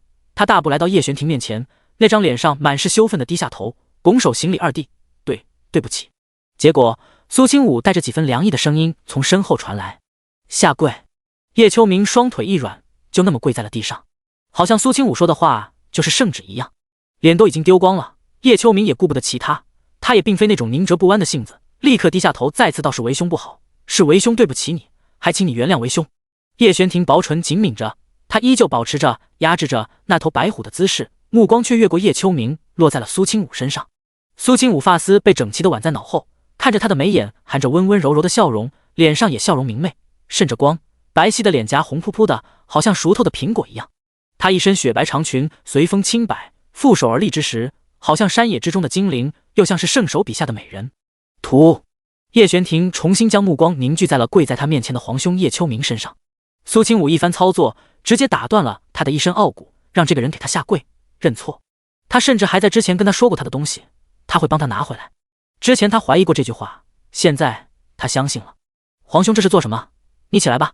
叶玄庭声音清冷，语气却好像十分大度一样，一切都不计较似的。结果这样的态度却把叶秋明给恶心透了，他倒是宁愿叶玄庭狠狠地打他一顿。这夫妻二人简直是一个唱红脸，一个唱白脸，绝了。苏清武已经走到了叶玄庭身侧，他对他的态度可和对待叶秋明的时候天差地别。王爷，你想怎么收拾他都行，没必要如此轻易的放过他。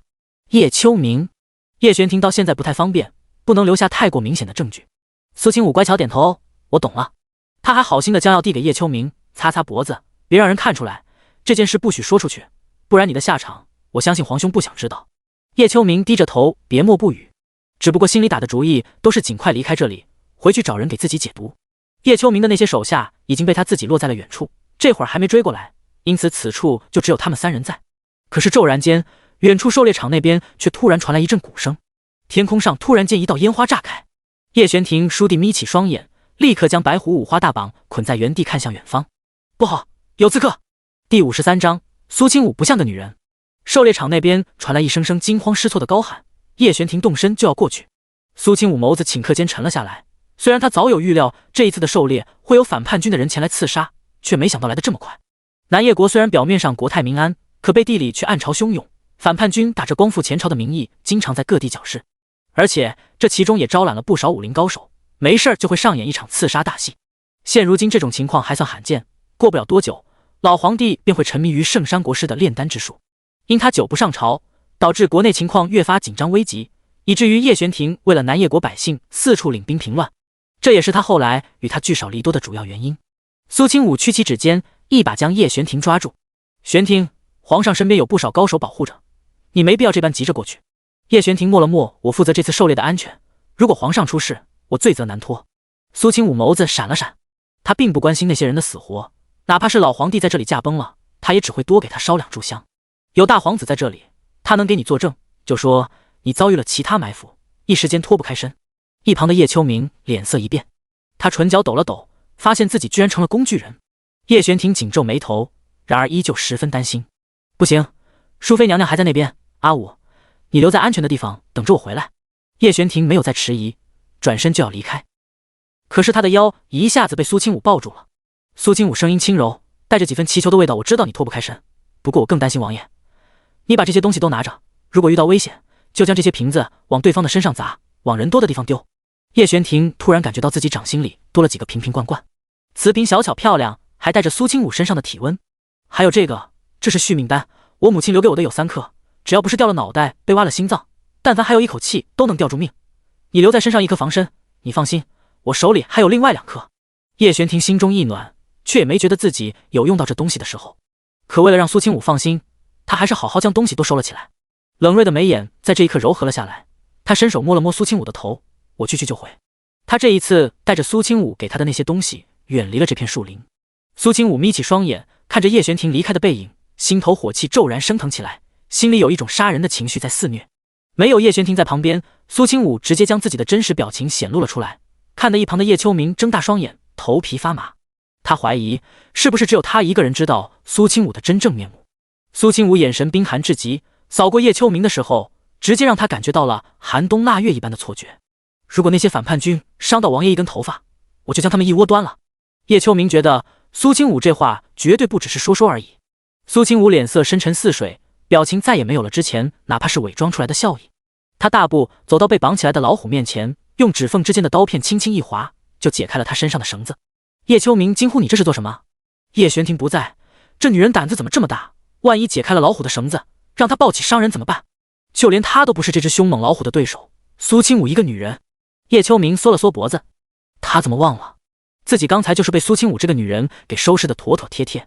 也都怪苏清武的外貌实在有太强烈的欺骗性，她就是那种典型的柔美娇弱类的美人，五官和长相身高都没有任何攻击性，杏眸浑圆，柳眉弯弯，皮肤白的犹如剥了壳的鸡蛋，墨发被打理得整整齐齐，在脑后束成一个温婉型发髻，一袭白裙包裹着她玲珑有致的身躯，行走坐卧之间都自带一种纯属美人的风情万种。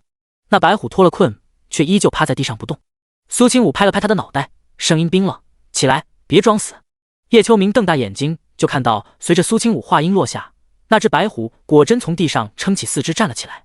叶秋明，白虎耷拉着大脑袋，新长矫健的身姿看起来极为挺拔，他那双圆溜溜的眼睛在悄悄转着，看向远处山涧的方向，明显是想跑，可是又不敢的样子。叶秋明惊讶地张大嘴巴，整个人都处于目瞪口呆的状态当中，原本的高冷范在这一刻荡然无存。要说叶玄庭降服白虎，白虎对他的武力值产生畏惧也情有可原。然而苏清武这个看起来外形柔柔弱弱的美人，在猛兽面前明明不堪一击，也许白虎一巴掌就能呼死他，可是他却瑟瑟发抖，看着苏清武的眼神比见了鬼还可怕。叶秋明感觉自己一辈子的震惊都用在今天了。苏清武却不知道他心中所想，一只手安抚性地摸了摸白虎的大脑袋，好像在驯兽一般。白虎之所以这般听话，当然是有原因的。之前他摸了他一把的时候，就用手心里的针扎了他一下，那一针能够激发猛兽身体之内的潜力，让他短时间内拥有很大的力量，却也要承受无与伦比的疼痛。动物都是怕疼的，更知道这藤是苏清武轻轻松松就能带给他的。苏清武看向叶秋明，眸子里闪过一道厉色，像是想到了什么，突然道：“皇兄，借你衣服一用。”叶秋明：“什么？”片刻后，叶秋明穿着里面雪白色的亵衣，靠在树边抱着，瑟瑟发抖，那表情活像是刚被欺负惨了的良家妇人。苏清武穿着叶秋明的衣服，将自己头上的发髻拆了重新挽了挽，然后扯下一块布遮住了自己的脸，只露出一双眼睛在外面。他背着叶玄庭和叶秋明留下的弓箭，一个翻身坐在了白虎背上。白虎并没有任何挣扎，他脖子上拴着的绳子成了苏清武掌心握着的缰绳。他担心叶玄庭会出事，担心那些反叛军会伤到他，又怎么可能躲在这里等待结果，无动于衷？不然他来这里是干什么的？看戏的吗？可是现如今的苏清武还不想在外人面前暴露太多的底牌和实力，如此一来才能在接下来的针锋相对之间手握先机。第54章隐士7快死了。马匹嘶鸣，一群黑衣人涌入狩猎场之内。这些人身上带着暗器，那些普通侍卫还没近身就已然中招身亡。喊杀声不断，侍卫们前仆后继地冲过来抵挡这些反叛军的袭击。老皇帝和一众娘娘此时也被人群保护起来，不少侍卫护送圣驾前往猎场不远处的行宫之内，那里明显更加安全，而且地势一手难攻，是专门用来防备意外打造的。老皇帝脸色难看，紧绷着唇角，向着四处看去。叶玄庭呢？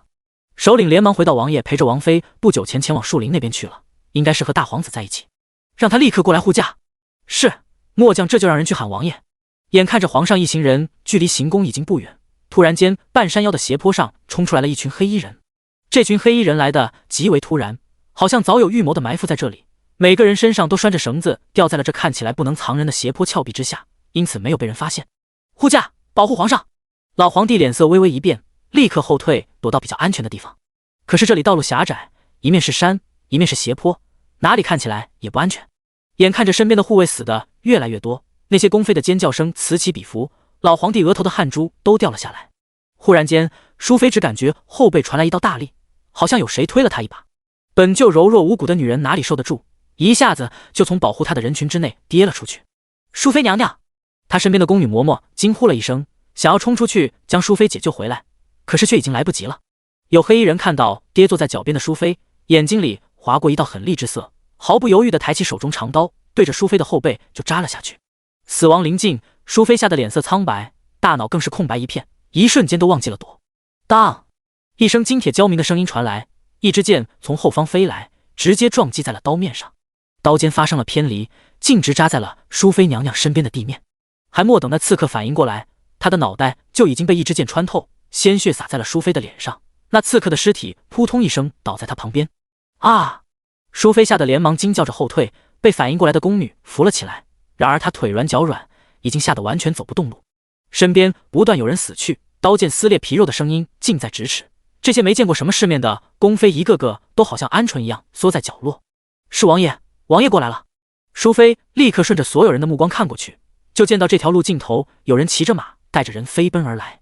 叶玄庭一身黑色劲装，手握长弓，那弓箭好像长了眼睛一样，一箭一个的诛杀那些反贼。杀！随着叶玄庭一声令下，他带来的那些援军重新加入战场。原本那些侍卫的压力一下子减轻了许多，就连老皇帝都松了一口气，因为他清楚叶玄庭到了这里，他们所有人就安全了。很快那些黑衣人被杀得七零八落，溃不成军。当最后一个黑衣人倒下之后，叶玄庭提着还在滴血的长剑来到皇上面前。儿臣救驾来迟缓，请父皇恕罪。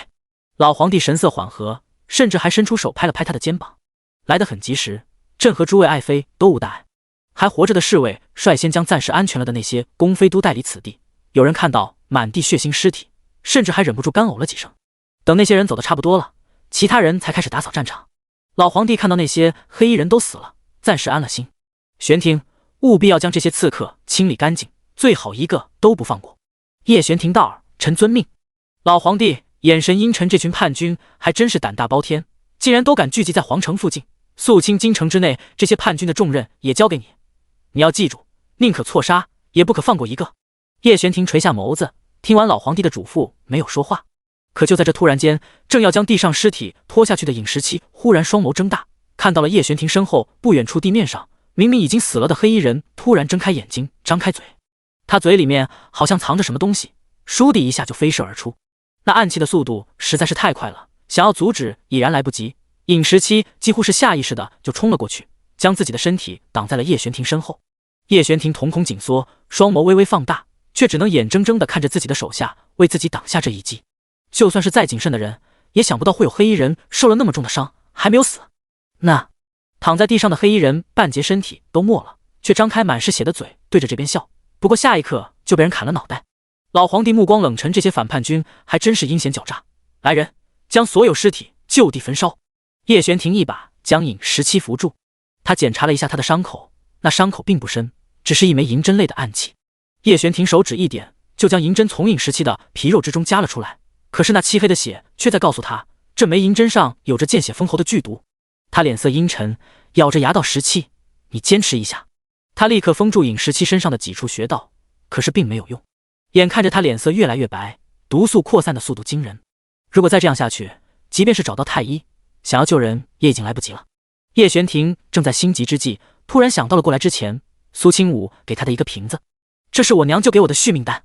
他瞳孔骤然紧缩，怀着万分之一的希冀将那枚丹药拿了出来。看着尹时期吃下之后，叶玄庭抿着薄唇一言不发，他心里又紧张又忐忑。尹时期虽然只是一个暗卫，却跟在了他身边10多年，除去身份上的联系，他们还是朋友。而他刚才更是为了救他才会面临生死关头。尹时期感觉喉咙里一阵暖流涌入，他稍微觉得舒服了一点，勉强的睁开眼睛。他声音颤抖着道：王爷没事就好，属下死得其所，这条命也值了。话音刚落，他喉咙一阵腥甜，一口黑血喷涌而出。第55章，一个打5个。叶玄庭面色骤然一变，心也跟着沉入谷底。他是不是错了，就不该相信苏清武的话？他一向都是恨不得他死的，又怎么会将保命的丹药交给他？心脏猛然紧缩起来，叶玄庭忽然发现自己居然有些承受不住这样的结果。他双目变得微微赤红，连忙竭力封住尹时期的身上大穴，想要尽可能的拖延时间。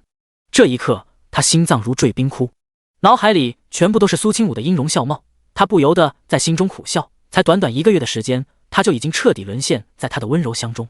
尹时期浑身轻轻颤抖着，将口中的黑血都吐了出来，突然感觉自己原本逐渐模糊的视线变得明亮起来，身体那种疲惫和即将被剧毒侵蚀的感觉消失了。他的表情有点凝固，然后转过头和叶玄庭对视。叶玄庭的目光红得有些明显，那双眸子里像是藏着无尽深渊。尹时期突然动了动手指，发现僵硬的四肢重新恢复了活力和力量。他想到自己刚才要交代遗言的姿态，突然莫名的有些尴尬。那个王爷。叶玄庭听到他声音清晰，吐字有力，不由得愣了愣，然后就见到刚才还虚弱的差点见阎王的人，一个咕噜就从地上爬了起来。尹时期一边起身，还一边抬起袖子擦了擦嘴角的黑血。属下没事了，王爷，刚才不知道你给属下吃了什么东西，好像身体一下子就轻松了。你看。他抬了抬腿，活动了一下手臂。属下感觉自己现在能一个打5个。叶玄庭。他紧绷着薄唇，没有说话，只不过那双凤眸依旧盯着尹时期。尹时期被王爷盯得浑身都有些毛毛的，他感觉自己确实已经没有大碍，只要毒素清除出去，那点伤势根本不算什么。王爷，属下已经好了，属下继续做事去了。叶玄庭好半晌才开口：去吧，小心一些。属下遵命。尹时期转身就走，步伐和之前一样风风火火。叶玄庭却看着已经空掉的瓶子发呆。因为他的内心前所未有的波涛汹涌着，无数情绪在肺腑之中蔓延挣扎，让他无所适从，不知道如何应对。蜂拥而出的情绪让这个平日里不显山不露水的冷漠王爷，在这一刻在心脏之处凝聚出难以言喻的火热情感。原来阿武给他的药是真的。叶玄庭猛然抬起头，他现在疯狂的想要看到苏清武，那种感觉强烈到好像冲破屏障。他上了马，直接穿过人群去寻找苏清武的身影。一路上解决了一些黑衣人后，顺利来到了那一片小树林。只不过这里已经没有了苏清武的身影，只剩下穿着内衫的叶秋明蹲在大树后面闭目养神。阿武呢？叶秋明听到有声音，睁开眼睛冷冷地看向叶玄庭。我怎么知道？他仰起头看着天，现在有些怀疑人生。冰冷的长剑直接抵在了叶秋明的脖颈一旁。叶秋明皱了皱眉，有些不耐烦地开了口：穿上我的衣服，骑着那只白虎说是去救你了。叶玄庭瞳孔微微缩紧，然后他重新起身，飞快向着另外一处地方追去。而此时的苏清武穿着叶秋明的衣服游走在山林之中，身上背着好几个大剑筒，几乎一件一个从山上俯飞下来的弓箭，好像死神手中的夺命镰刀。是大皇子，大皇子来救我们了！人群之中有人高声喊道，满眼都是惊喜之色。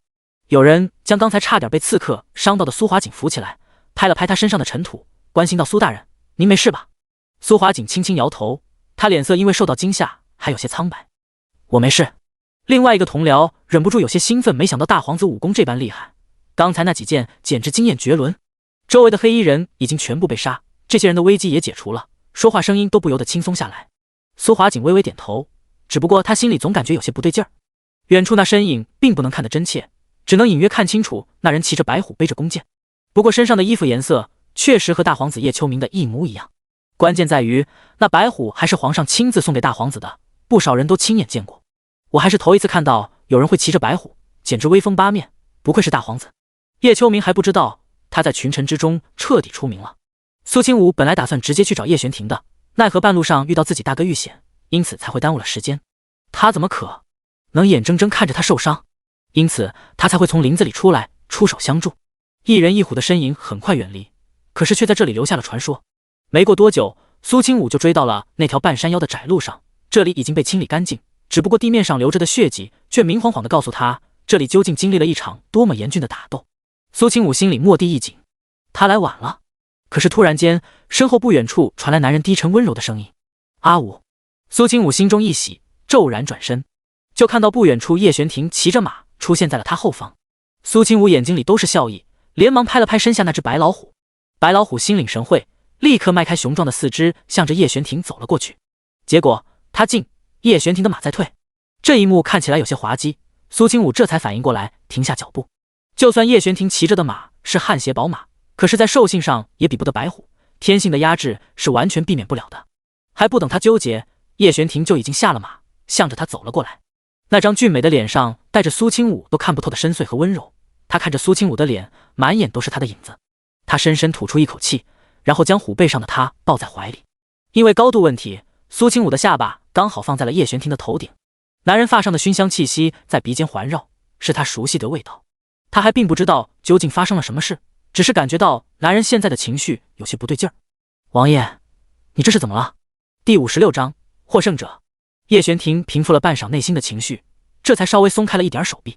他眯起凤眸，忽然开口道：“你说你还有另外2枚续命丹，拿出来给我。”苏清武微微睁大双眼，有些不敢置信地看着叶玄庭，然后他手指微微握紧了一些。“那不行，那是我母亲留给我的，不能再给你了。”叶玄庭沉声道：“你不是说你喜欢我，愿意将一切都给我吗？”苏清武，他偏过头去，紧紧地抓着自己的袖子。叶玄庭不急不缓地盯着他看，观察着他的表情和细微的眼神变化。半晌，他才轻轻开口道：“根本就没有3颗续命丹，对不对？”苏清武瞳孔微微放大，看向叶玄庭。我。叶玄庭抬眸严肃地看着他，让苏清武将狡辩的话全部都给咽了下去。他发现有时候这个男人的直觉强得可怕。叶玄庭瞬间全都明白了，手指用力，苏清武感觉自己腰上的力道一紧，他整个人都被从虎背上抱下来，直接埋进了男人的怀中。他周身全部都是男人身上的气息，让他表情有些紧张，呼吸有些急促。“你将唯一1颗续命丹给了我，那你自己呢？”苏清武连忙解释：“我又不会去危险的地方，更不会受伤，所以王爷更加需要。”“那你为何要骗我？你有3颗那种丹药，能够让一个中毒快死的人顷刻间好得跟没事人一样的续命丹药，就这么让他给送出去了？他知不知道那究竟是什么样的价值？知不知道为了得到这样1颗续命丹，会有无数人会前仆后继地冲上来？”苏清武却一副理所当然的模样。好东西用到刀刃上才行，如果他能够救王爷一命，也算是没有白被制作出来，炼制那1枚丹药的人也会欣慰的。苏清武滔滔不绝，意图转移叶玄庭的注意力，然而没用。叶玄庭掐着他的腰，将他禁锢在自己怀中，然后低下头，毫不犹豫地堵住了他的嘴。被掠夺空气的感觉让苏清武整个人都晕乎乎的，顷刻间就腰软腿软。他整个人不得不依靠着叶玄庭才能支撑得住身体。那张白皙如鹅蛋的脸颊绯红一片，后脖梗都被红润浸透了，杏眸之中多了一层水雾，看起来像是被谁欺负过，有些可怜兮兮的。红唇颜色艳丽，好像最美的一抹红霞，长长的睫毛也在轻轻颤抖着，雪白的脖梗处颈窝微微起伏着，脆弱又美丽的，好像一只他一手就能折断羽翼的蝶。玄庭。苏清武喉咙里发出一点小声的呜咽，他眨了眨眼睛，带着一点可怜的祈求着面前男人的宽恕。“我不会再撒谎，惹你生气了。只是如果当时我说自己手里就一颗，你肯定不会要的，对不对？叶璇婷抿着唇，却没有反驳苏清武的这句话。他心口的悸动和火热，在有了发泄出口之后，逐渐平息了下来。他低下头，吻了吻苏清武的额头，将他身上叶秋明那件外袍脱下来，丢下峭壁，然后整理了一下他的发丝，让他看起来没那么凌乱。动作温柔缱绻的不可思议，让苏清武脸颊又热了起来。黑衣人都解决了吗？苏清武在想方设法的转移话题。在叶璇婷面前，他柔软如水，完全看不出一点刚才那凶猛的影子。骑着白虎剑杀叛军的人好像不是他一样。很快就会肃清。他对自己带的兵还是有些信心的。虽然刺杀一事有些突然，让这些人利用别的方法闯入了猎场之内，但是因为防护及时，并没有造成太大损失。如今皇上等人都已经去行宫之中避险，现在天色也黑了下来，只要安稳度过今晚，明天一早就可以回到皇宫。狩猎被提前结束，然而这次狩猎的魁首是谁，众人心里都已然有了决断。毕竟大皇子乘虎救人的画面，已经在所有官员心目中留下了不可磨灭的印象。叶秋明此时人已经被带了回来，身上也重新换了身衣服。他浑身紧绷，脸色肃然地走在前面，身边还跟着一只看起来老实，可实际上不断对着他磨牙低吼的白虎。好在外人已经习惯了他这样的表情，根本无人怀疑其他。再加上看到那只白虎就跟在他身后亦步亦趋地走着，一个个震惊又钦佩的眼神全部落在了大皇子身上。一夕之间，大皇子叶秋明成了众人瞩目的对象，而苏清武和叶璇婷却深藏功与名，毫不显眼地躲在人群后面。苏清武低着头轻声道：“我跟那白虎说了，先不让他吃叶秋明，他很乖的。”叶璇婷嘴角绷得更紧了。很乖的白虎？要知道，即便是他降服白虎的过程也不算容易。虽然那白虎不是他对手，然而也确实在猛兽之中也算厉害那种的。3米多长的身躯，虎目圆睁的时候，给人一种相当强烈的震撼感。老皇上坐在行宫大厅正上方的位置，目光不停落在白虎身上，看着自己这个大儿子的眼神都冒着光。而旁边坐着的娇贵妃看到自己儿子这样厉害，已经喜形于色。她恨不得站起身直接走下去，不过碍于身份，她并没有动，而是道：“皇上您看，大皇子多厉害，就连白虎都臣服于他，都心甘情愿给他当坐骑。”下方百官应承大皇子还剑术超群，那些反叛军被一箭一个射杀当场，死都不知道自己怎么死的。微臣多亏了大皇子出手相救，才能安然无恙地站在这里。大皇子乃是臣的救命恩人，夸赞声不绝于耳。然而叶秋明却一点儿也开心不起来，他低垂着眸子，后背已经被冷汗浸透。叶秋明现在根本不知道那2个人究竟打的什么主意，只不过他现在已然看清了自己的身份，连老虎都服服帖帖，足以证明苏清武的狠辣手段。有道是识时务者为俊杰，他如果不想死的话。叶秋明对着皇上行礼，颔首道：“救人之事本就是儿臣应该做的，诸位大人不用放在心上。”老皇帝明显心情愉悦，他挑眉道：“朕之前说过，这次狩猎结束，获胜者可以提出一个条件，你想要什么？”叶秋明嘴角动了动，眼神不由得想要看向苏清武的方向。他深吸了一口气道：“还请父皇准许儿臣成为秋季大考的监考官。”第57章再也不会疼了。此言一出，全场安静。老皇帝摸了摸下巴，看着叶秋明的眼神略微深了深。要知道，秋季大考3年一次，中状元者必然会成为帝王的左膀右臂。南叶国历年来都对大考极为在意，往年的几位中状元者更是在皇上身边担任着极为重要的职务，比如皇上钦派的灵州刺史，又比如当朝的御史大夫。3年前的上一任状元，现如今更是成为了京兆尹，掌管京城各种刑事案件，大到杀人放火，小到打架抢劫。而作为监考官，虽然不是什么肥差，没有太大油水，却能够有机会接触那些寒窗苦读多年的才子，哪怕这其中有些人没有中状元，却也各有才华和能力，也是最方便拉拢和了解这群人的职位。朕既然答应了，那就不会反悔。刚好这秋季大考的监考官还无人担任，这重任就交给明王你了，要好好为朕为南叶国挑选可用的人才。儿臣遵命。叶秋明长出了一口气，心里也是一阵欣喜。叶云图的大伯父，也就是皇后的亲兄长，乃是当朝一品太傅，膝下教导出过不少弟子，几乎半个朝堂的年轻臣子都与其有些师生缘。跟太傅府比较，虽然他背景也深，背后有王府撑腰，可是在朝堂上的根基终究是太浅了。如果能够拉拢这些有才之士在自己身边帮忙，将来和叶云图争斗起来，也必然会事半功倍。娇贵妃也很开心，她也听说过秋季大考的事情，更知道皇后他们也在打这个监考职位的主意。如今看着自己儿子如此出息，贵妃脸上都灿烂的像是一朵花。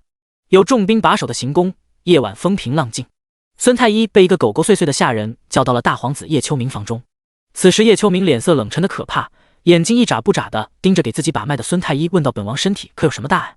孙太医一脸茫然，他做大夫这么多年，也算是见识颇深，根本没察觉到大皇子究竟得了什么病。他立刻回到大皇子身体康健，脉搏沉稳有力，虽然身上有些擦伤，不过老臣这里有些药，擦上之后明早就会结痂。不要废话，我是问你我的身体究竟有什么问题没有？孙太医被打断，脸色蓦地一白。老臣无能，实在看不出殿下您有什么问题。如果非要说一个的话，那绝对是脑子有问题。叶秋明面色有些烦躁，心情更是郁闷不已。他眯起双眼，转身进了房间。行了，你滚吧。脱了衣服，上上下下将自己身体检查了一遍，发现确实如孙太医所说，身体没有任何问题。难不成苏清武是在骗他？一瞬间，叶秋明心里千回百转。可万一对方下毒的手法极为隐蔽，一般大夫察觉不出怎么办？叶秋明烦躁的睡不着，打探了一下叶云图的住所，他打算亲自探望一下他这个三弟。如果苏清武是骗他的，他就要考虑要不要将这件事告诉叶云图。眯起双眼打定了主意，叶秋明来到叶云图这里。经过通传之后，他看到了躺在床上缠着一条右腿，看着他面色阴沉的叶云图。还没等叶秋明说话，叶云图就开了口：“听闻大皇兄今天秋寿拔得头筹，甚至还拿下监考官一职，恭喜恭喜啊！”他脸色阴沉，说话的语气也是阴阳怪气。叶秋明微微一愣，刚要解释，结果就听到叶云图再次道：“我原本一开始以为这件事是叶玄庭所为，甚至还买通了他的魏马小厮，让他指认真凶，却没想到出手的原来是我的好大哥。”叶秋明的脸色顷刻间就沉了下来。叶云图，你此言何意？叶云图抚摸了一下自己受伤的那条腿。叶玄庭本就有腿疾，我在他马的饲料里面下了药，让马发疯，将他逐出这场狩猎，以为之后就能顺顺利利赢了喜好师叔的你，却未想到大哥如此心机，让我在后续之中摔断了腿，再也不是你的对手，甚至你还在群臣面前展现出骑射一绝。你不知道现在外面到处都在传你白虎坐骑，神剑在手。哈哈，威风啊皇兄！叶秋明被他这话气得够呛，原本到了嘴边的解释话语也变了。你简直血口喷人，父皇已经知道药是你下的，你想害我和叶玄庭一起退出狩猎，回去你就等着受罚吧。大皇兄果然好计谋，以前当真是我看走眼了，那也比不得你，为了赢无所不用其极，甚至连自己的兄弟都要暗害。两人你一言我一语，直接吵了起来，最后实在没忍住，也不知道是谁先动的手。第二天一早，所有人都回了京城。苏清武和叶玄庭第一时间回了王府，他才刚一进门，就见到提前守在门口的尹时期忽然对着他跪倒在地：“属下谢过王妃救命之恩。”苏清武愣了愣，随后侧头看向叶玄庭。叶玄庭虽然脸上没什么表情，背着手不发一言，可是眼睛里却都是暖色。他瞬间就知道了，肯定是叶玄庭将那药是他给的这件事告诉尹时期了。虽然不知道叶玄庭为何这样做，不过苏清武还是上前将人扶了起来：“你还是谢王爷吧，毕竟我将要给王爷，也是担心他出事，而他将要给你，说明你在他心里更重要。”这番话完全将叶玄庭的分量给抬了上去。苏清武更希望尹时期能够更忠心叶玄庭一些。叶玄庭听到他这话，微微一愣，薄唇轻轻抿了抿，他垂下眸子，侧脸轮廓分明，睫毛浓密黝黑。尹时期听出苏清武话里的意思，却对他更多了几分敬重之心。王妃放心，属下必将竭尽全力保护王爷。他从地上站起身，重重地用右手捶了一下胸口的位置，那是他豁出性命也要保护王爷的誓言。苏清武微微扬起唇角，却看到叶玄庭此时已经转身去了房间，他走路依旧有些一瘸一拐的。看着他的脊背，苏清武忽然想到，今天是上药的最后一天，只要将那些药清理干净，叶玄庭的腿就彻底好了，再也不会疼了。一想到这里，他眉宇顷刻间绽放笑颜：“王爷，你等下跟我来。”第58章2次奇迹。苏清武让厨房的人烧了水，又让人将浴桶放在房间里面，往里面放了不少药材。被苏清武硬是拉到房间里面的叶玄庭看到那冒着热气的浴桶，微微愣了愣：“阿武，你是要做菜？”浴桶里面的药材太多了，杂七杂八，还有一些飘在水面上，看起来确实像是一锅菜。苏清武擦了擦额头上的汗珠，被叶玄庭这突如其来的一句话逗笑了：“怎么会？王爷你又不是菜。”叶玄庭明白了，苏清武这是打算把他放里面。男人嘴角紧绷着，浑身肌肉都绷紧了，看着黑乎乎的一桶不知道是什么的东西，唇色有些泛白。即便是见惯了大场面的玄王殿下，这会儿心里也不由得有些打鼓。阿武，你这是打算做什么？苏清武淡然回答：“给王爷做药浴，能够强身健体，还能洗骨伐髓，我每天都在泡。”说话间，他还撸起袖子，露出自己的手臂，在叶玄庭面前做出来一个我很强壮的姿势。王爷你看，我才泡了1个月，力气就大了很多。本来也想给你准备的，只是你的腿还没好，得等伤势痊愈以后才可以。叶璇婷也没听清楚苏清武在说什么，因为他的注意力全部都被苏清武白皙光滑的手臂吸引过去了。纤细的小臂肌肤细腻发光，阳光照射过来，就连皮肤上的绒毛都能看得清。青色的血管在薄薄的皮肉下包裹着，让他产生一种想要握住那手臂细细观摩打量的欲望。叶璇婷想着想着，身体就不由自主地热了起来。他立刻移开视线，紧绷着唇不说话。苏清武并没有发现叶璇婷有什么异常，他忙了半天，出了一身热汗，身上的衣服紧紧贴在身上，包裹着他玲珑身姿，弯腰行走之间自带一种妩媚惑人之感。一滴汗珠顺着他的脸颊一侧滑落，精致的五官含着浅笑，每一滴好像含苞待放的花骨朵。准备完毕，苏清武拍了拍手，王爷，脱衣服，我都准备好了。叶璇婷这才转过身看向他，衣服？苏清武有些疑惑的歪头，是呀，不脱怎么药浴？怎么帮你清理腿上裹着的药？叶璇婷闻言，伸出手拉开腰带，将外袍褪下。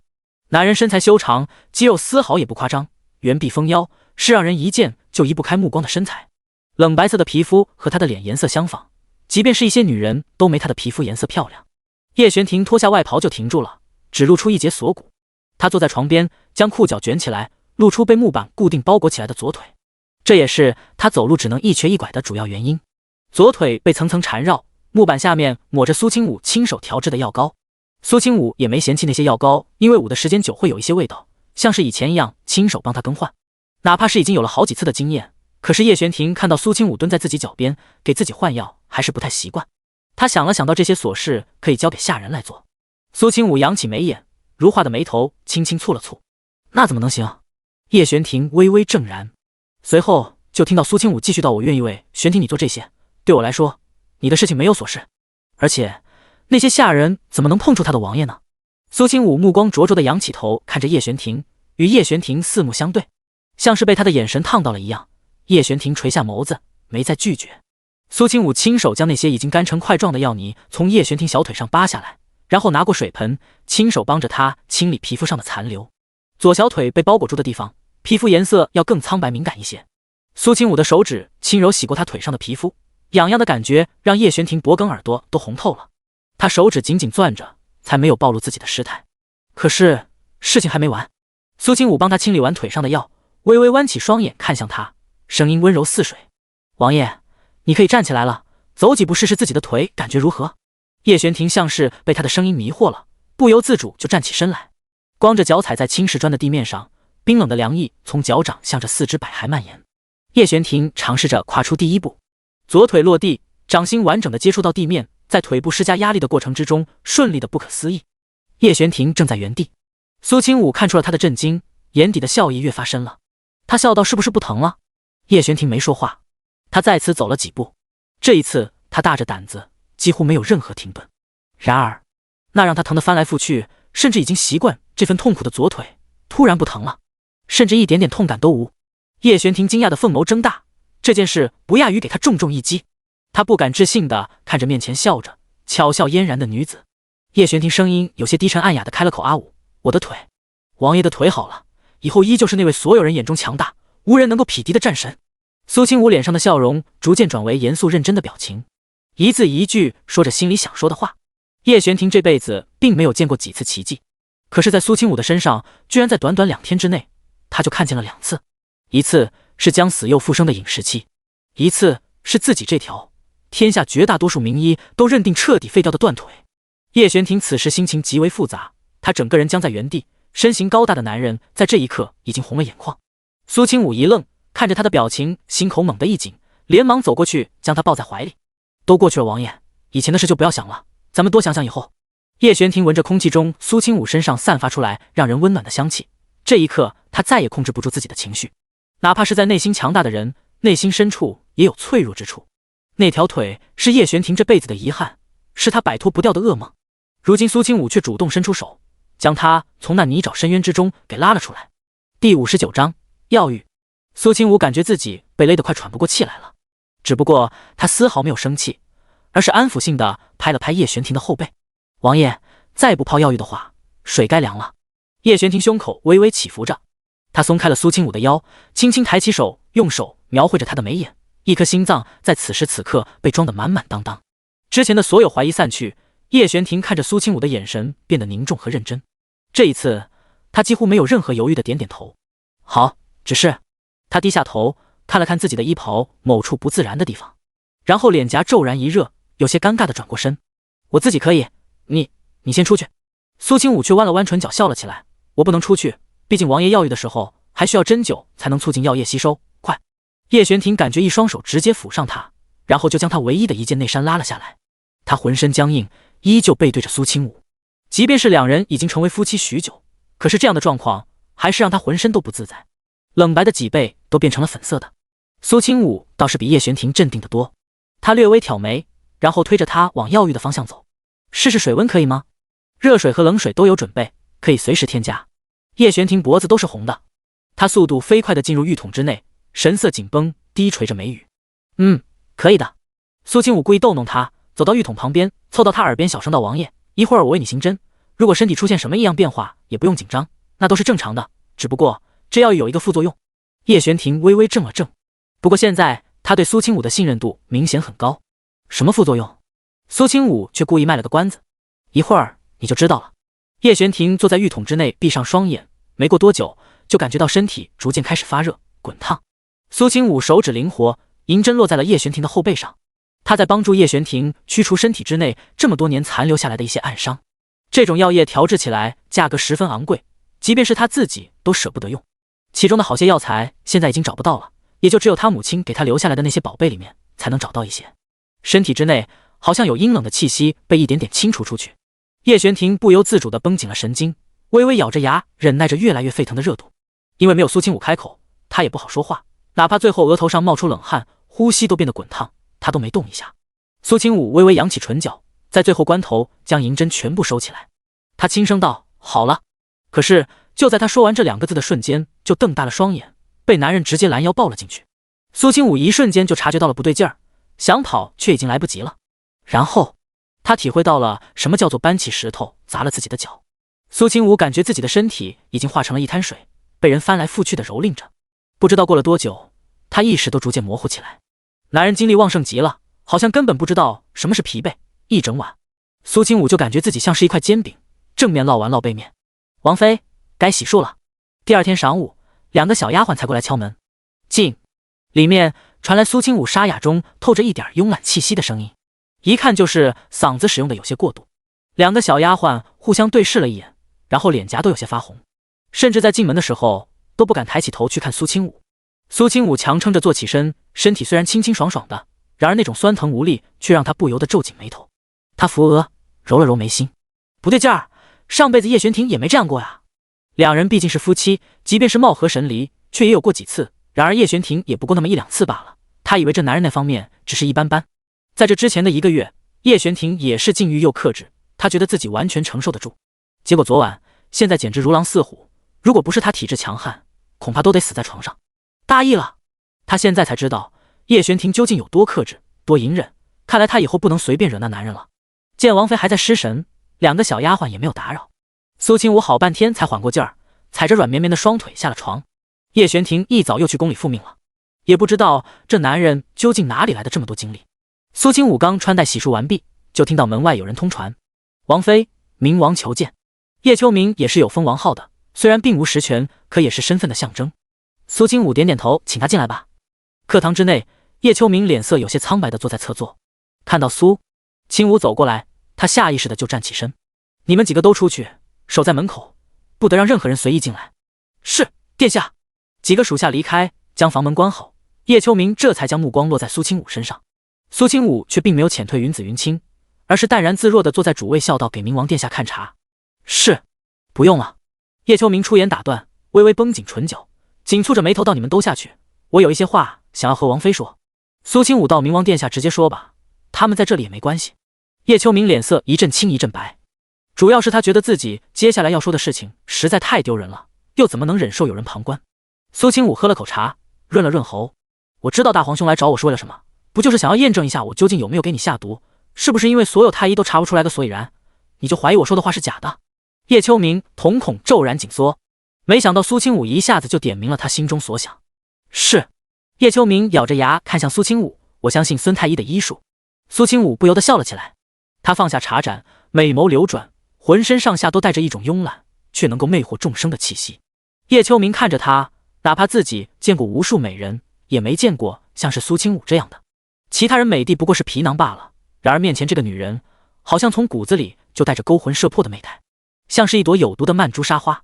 苏清武忽然眯起双眸，轻声开口：“大皇兄，你自己用手按一下肋骨下3寸，试一试究竟是什么感觉。”第60章，都是本王的错。叶秋明抬起手按了按，下一瞬间，他就整个人疼得从椅子上瘫坐在地上。那一刹那造成的剧痛，甚至让他都没来得及惊叫出声，只是从喉咙里发出了一点闷哼。额头和后背顷刻间被汗水覆满，叶秋明好像窒息之人，捂着自己的胸口大口喘息着，一种毛骨悚然的恐惧感从心口涌起。叶秋明不由得抬起头看向苏清武。苏清武勾唇：“怎么样，刺激吗？”叶秋明感觉疼痛缓解，他手软脚软的从地上爬了起来，身上的衣服已经出了褶皱，可是他如今表情惊恐，已经完全顾不上其他。叶秋明忽然问苏清武：“你既然有如此手段，应该轻而易举就能掌控所有人的命，为何偏偏要选中我？”他心里有些不解和委屈，这种生死被人拿捏在掌心的感觉一点儿也不好。苏清武扬起眉眼：“你倒是问了一个好问题，只不过这个答案我不能告诉你。”你……叶秋明被堵得哑口无言。苏清武换了一个姿势：“大皇兄，如果你不想死得无声无息，就不要再有什么反抗我的想法。棋子这种东西，我并不是只有你一个。”叶秋明忽然想到了什么，他心里忽然涌现出一种恐惧，那叶玄庭呢？他是不是也被你给控制了？难怪你最近对他的态度很不一样，恐怕他早就已经成为你的掌心之物了吧？苏清武闻言只是淡笑不语，他的态度让叶秋明觉得自己的猜测越发正确，甚至将叶玄庭也当成了和自己处于同一境地之人，心里不由得生出一种同病相怜的感觉。他抿着唇低下头，这一次却不敢再对苏清武说什么顶撞的话。王妃接下来打算让我做什么？纵然被人控制生死，叶秋明也有着身为皇子的骄傲，说话语气一如既往。苏清武摆了摆手：“你先回去吧，到了时候我会让人通知你，那时你会知道该怎么做。”叶秋明闻言一言不发地推开大门走了出去。云子云清站在苏清武两侧，苏清武眉眼之内划过一道暗芒，并非是他不想直接控制叶云图或者老皇帝，而是因为没办法控制。他给叶秋明下的是蛊，虽说蛊虫这种东西太医院有一点研究，可惜太浅薄，因此哪怕是身为院首的孙太医也发现不了。可是不代表不会被其他人发现。苏清武真正放在眼里的对手，从来不是叶云图或者苏千灵，而是上辈子将他变成怪物的圣山。圣山那位老国师一直和叶云图与皇后一家有所联系，如果他给叶云图和老皇帝下蛊，那才是打草惊蛇。叶秋明却不一样，他只是一枚弃子，从一开始就不在圣山注意的范围之内，所以在自己还没有绝对实力对付圣山之前，他会尽可能的隐藏自己的能力，只有在暗中出手才能有最大的胜算。苏清武轻轻摩擦着指腹，看着自己白皙干净的手指，忽然勾起唇角笑了起来。他会将自己上辈子所经历的一切10倍100倍的还回去，否则无法消弭他的心头怨气，哪怕是死后下了18层地狱，他也不得安宁。王妃，王爷回来了。苏清武正在回忆着，突然听到了仆人在门外的传话，他脸上的笑容顿时僵住。苏清武飞快从椅子上站起身，结果腿一软，差点来了个平地摔。王妃！云子云清吓了一跳，连忙要去搀扶，却被苏清武推开。他紧张兮兮的道：“你们2个告诉王爷，就说我还在睡。”他是真的怕了，昨晚快成了苏清武的心理阴影。他提着裙摆从旁边的小门跑了，身后课堂的门被叶玄庭推开，男人高大的身影出现，云子云清立刻躬身行礼。王爷。叶玄庭道：“王妃呢？”他回来以后第一时间就去主卧探望苏清武，还在外面买了他爱吃的杏仁酥给他，结果却扑了个空。刚听下人说苏清武来了课堂会客，他就立刻走过来了，结果客人离开了，他人也不见了。云子沉默了一下，还没等他想好怎么说，身后的云清就没忍住：“王妃说他还在睡，让奴婢等人不要随便打扰。”叶玄庭挑了挑眉，云子则是狠狠掐了云清一把：“什么破嘴，话怎么能这么说？”云清眨了眨眼睛，看着云子十分委屈，不过也知道自己说错了话，立刻低下头去。叶玄庭却没有生气，嘴边不由得扬了扬，那张本就俊美的脸上这般一笑，顷刻间犹如霜雪融化，就连2个小丫头都看得愣了一下。他们都知道王爷好看，却没想到笑起来会如此好看，只可惜那笑由如昙花一现。叶玄庭很快收敛了表情，本王去找他。躲回被子里，将自己包裹成了一个蚕蛹的苏清武，忽然感觉自己的后背好像被人戳了一下，被子下腰的位置被一只大手覆盖。叶璇婷声音舒缓温和：“还难受吗？我给你揉揉。”苏清武听到说话声，知道自己装不下去了，立刻将被子掀开一角，露出一双眼睛，满眼羞愤地盯着他。都怪你。叶璇婷点点头，都是本王的错。苏清武一双杏眸水汪汪的，带着强烈的控诉。我都说不要了，你却一直不停下。叶璇婷微微垂下眸子，冷玉色的耳根红了红。他再次低声认错好，下次你说不要，我一定会听。苏清武，他狠狠地瞪了他一眼，又重新将头埋了起来。叶璇婷喉结滚动了一下，忍不住轻笑出声，然后把他从被子里扒拉出来。饿了吧？我给你带了吃的。一听说有杏仁酥，苏清武立刻不装了，翻身坐起身，看着他小口小口吃着糕点。叶璇婷微微眯起双眸，瞧着他白皙的侧脸和干净的耳朵和侧颈，眉眼越发幽深。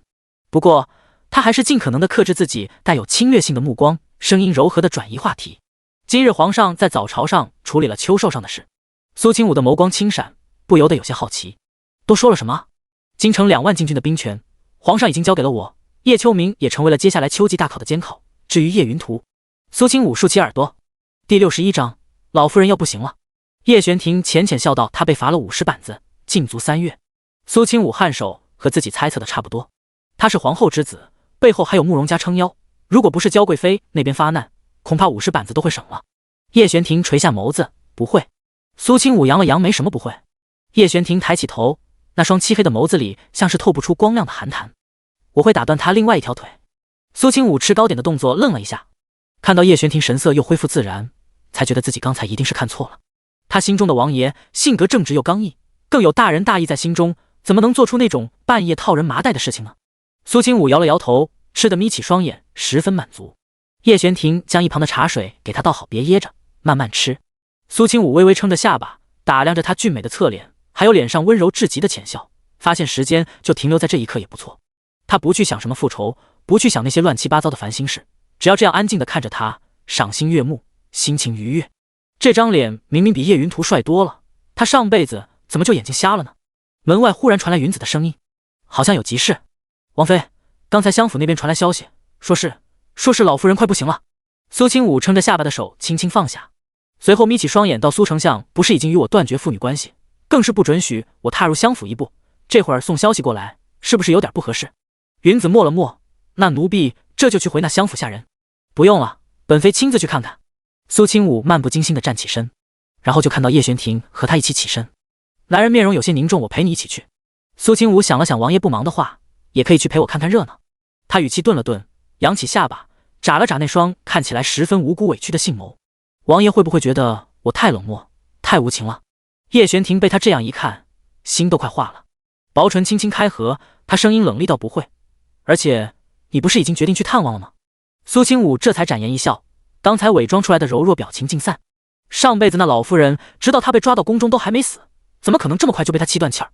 如果襄府老夫人这么容易就气病了，那老太太也活不到现在。老夫人对他的好，全部建立在他听话懂事之上。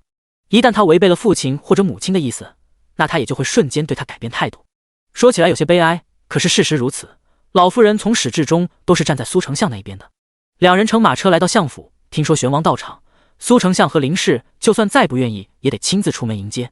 两人在门口躬身对叶璇婷和苏清武行礼：“老臣见过王爷、王妃。”叶璇婷轻轻颔首，目光却并没有落在两人身上。他淡淡起唇道：“听闻襄府老夫人病重，本王和王妃在收到消息的第一时间就过来探望。”他这样说，就是为了让人知道苏清武这个王妃对自己的祖母还是很关心的。南叶以孝字为重，不管内里苏清武和襄府的关系已经决裂到了什么程度，面子上总要过得去。叶璇婷自然也懂得这个道理，所以他会给苏清武挣来这个颜面。苏清武跟在叶璇婷身侧，轻轻挽着她的手。苏丞相一看到他，就忍不住额头青筋乱跳。只不过事情已经过去1个多月，当初的心头怒火在这会儿也消散了。王妃能够不计前嫌过来探望，老臣心中很是感激。苏丞相十分会说话，这会儿也时时刻刻都在记着苏清武的身份。叶璇婷面色冷淡道：“进去说。”他带着苏清武再次进入丞相府，两侧仆人夹道相迎，就连林氏都低眉顺眼，不敢贸然出声。一路来到老夫人养病的院子外，苏清武就看到自家的3个哥哥也都来了。大哥苏华锦表情明显有些凝重，看到苏清武之后，先带着其他2个弟弟行礼，然后开口道：“清武，祖母她，府医说可能熬不过今晚了。”他面上露出难色，好像有什么话想说，却又欲言又止。苏清武看出了大哥神色之间的纠结，他并没有开口，而是安静的等待着。因为在如今的苏清武心里，虽说对几个哥哥也有一些感情，可是他已经死过一次了。上一世的经历不准许任何人伤害他自己，自我的保护让苏清武那颗心冷沉似冰，能让他付出一切的人并不多。五哥苏长生忽然开口，打断了大哥的沉思。他轻声笑道，面容已经比1个多月前多了血色，清冷干净的眉目之间都是柔和。清武赶过来，也算能见祖母最后一面了，你说是吧，大哥？他此言一出，将苏华锦点醒。苏华锦立刻点点头，对，一会儿你进去看祖母一眼，也算全了一份孝心。而苏千明就是个铁憨憨，根本不会关心其他，他和老夫人感情也不深，这会儿回来就是凑数的。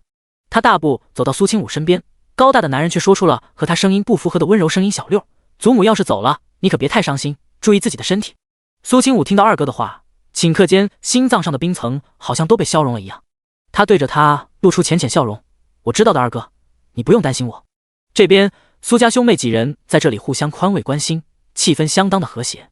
然而苏丞相的表情却是越发难看。屋子房门被人推开，苏千灵红着眼睛从里面走了出来，府医也跟着出来，然后对着苏丞相摇了摇头。林氏见状，腿一软，差点摔在地上，还好一旁有嬷嬷扶着，他才没有失态。林氏当即却拿着帕子擦着眼角，一边擦一边哭道：“老夫人，呜呜，您怎么这么命苦呀？好不容易儿孙都有了出息，能够颐养天年，却……”苏丞相本就冷沉的心情被这么一哭，更加稳不住了。他忽然看向苏清武，眼神有些飘忽的开了口：“清武，爹知道你那里有一颗续命丹。”第62章伸腿瞪眼丸。苏清武听到续命丹3个字，一下子就明白了。他侧头瞧着苏丞相，忽然问道：“你将这件事告诉林氏了？怎么能直接呼你母亲的名字？”苏清武眯起双眼，即便是他不回答，他也已经知道了答案。他又看向几位兄长，最后将目光落在了苏华锦的身上。苏华锦性格沉稳，也是家中最早有出息的，小小年纪就已经在官场打拼，是最像苏丞相的人，因此性情之中、正直之内也有一些优柔寡断。大哥，你认为我这丹药给不给祖母呢？他这是明显的试探。苏清武自认为在狩猎场上救了大哥一命，他已经仁至义尽。苏华锦抿了抿唇，却神色坚决道：“那是母亲留给你的，没有任何人能够要求你给别人。”苏千明也立刻挡在了苏清武身前，他开口对着苏丞相吼起来：“爹，你怎么能够惦记娘给清武留下的保命之物？”苏丞相却像是被自己这几个儿子气到了。别忘了，躺在里面将死之人是你们的亲祖母，先别说你妹妹，她现在没事，那颗丹药放着也是放着，拿出来救你们祖母，不是理所当然吗？苏清武不由得在心里暗笑。确实，如果老夫人真心对他好，那他几乎不会有任何犹豫，就会将丹药拿出来给他。然而将心比心，别说老夫人在里面装死，就算是真的快死了，救不救也需要他说了算。现在的他可不是上辈子那个心软善良的小白花，3年地狱折磨早就将善良这种东西一点点的磨灭了。苏清武低垂着眸子，好像在犹豫。他咬着牙，眼底满是纠结的表情。看到他这样，苏丞相原本盛怒的心情顿时好了不少。他就知道自己这个女儿还是心软的，不会看到祖母快死了不管。清武，救人一命胜造7级浮屠，更何况你祖母小时候可对你不薄，如果你能救而不去救，他老人家真出了什么事，恐怕你这辈子也寝食难安。抱歉，他肯定会吃香的喝辣的，睡得比谁都好。苏清武心里这般想着，眉头却紧蹙着，看向苏丞相道：“爹，可你之前还想要和我断绝关系，不让我踏入这相府的大门。”苏丞相为了丹药，这会儿也顾不得其他，连忙道：“父女哪里有隔夜仇？当时爹也不过是被你气坏了，现在想一想，你拿走那些也是理所当然，毕竟都是你母亲留给你的。”苏清武眨了眨眼睛，继续道：“可是我讨厌林姨娘，恨她将我娘的东西据为己有，还故意污蔑我清白。”苏丞相脸色变了变，转头看向林氏：“还不快给王妃赔罪？”林氏微微一愣，他脸色一阵青一阵白，可是在苏丞相紧皱着眉头的逼视之下，只能忍辱负重一样，不情不愿地给苏清武行礼：“之前都是我的错，王妃大人不计小人过，就宽恕我这一次吧。”这话语没有半分诚意。苏清武委屈地咬着牙不说话。见他没有反应，苏丞相拍了拍林氏的手臂：“你这样做哪里有诚意？你毕竟动了清武母亲的东西，跪下认个错。”相爷。林氏猛然瞪大双眼，不敢置信地看向苏丞相，他心里的不愿意已经要溢出来，却被苏丞相按住了肩膀：“老夫人命在旦夕，你就算低个头又能如何？林氏被气得脸色涨红，胸口剧烈颤抖着。可是事情都走到了这一步，如果苏清武反应强烈，说什么不把丹药拿出来的话，他还可以给他扣帽子，让他名誉扫地，让整个京城的人都知道他这个玄王妃有多不孝。然而苏清武却并没有说出那样的话，让他拿出如此宝贵的丹药，而他只想要父亲母亲的一句道歉，有错吗？他已经退出很大一步，甘心将丹药交给他们。若是苏丞相和林氏自己不把握住这个机会，他改变主意收回丹药，那不孝的人就成了他们了。因此林氏只能忍着屈辱跪在地上，妾身错了，不该拿先夫人的任何东西，还请王妃原谅妾身。苏清武看了看他，却将自己躲在叶玄庭的身后，只是露出一双冰冷的眼睛，嘴角悄无声息地勾起一点弧度。他等到林氏跪得双腿发麻，即将要忍不住撕破脸皮的时候，才开口：既然姨娘这样有诚意，那我可以将丹药拿出来，毕竟让祖母康复也是我这个做孙女的期盼。林氏差点被他这话气笑了，如果真的在乎，他怎么可能做出如此刁难之事？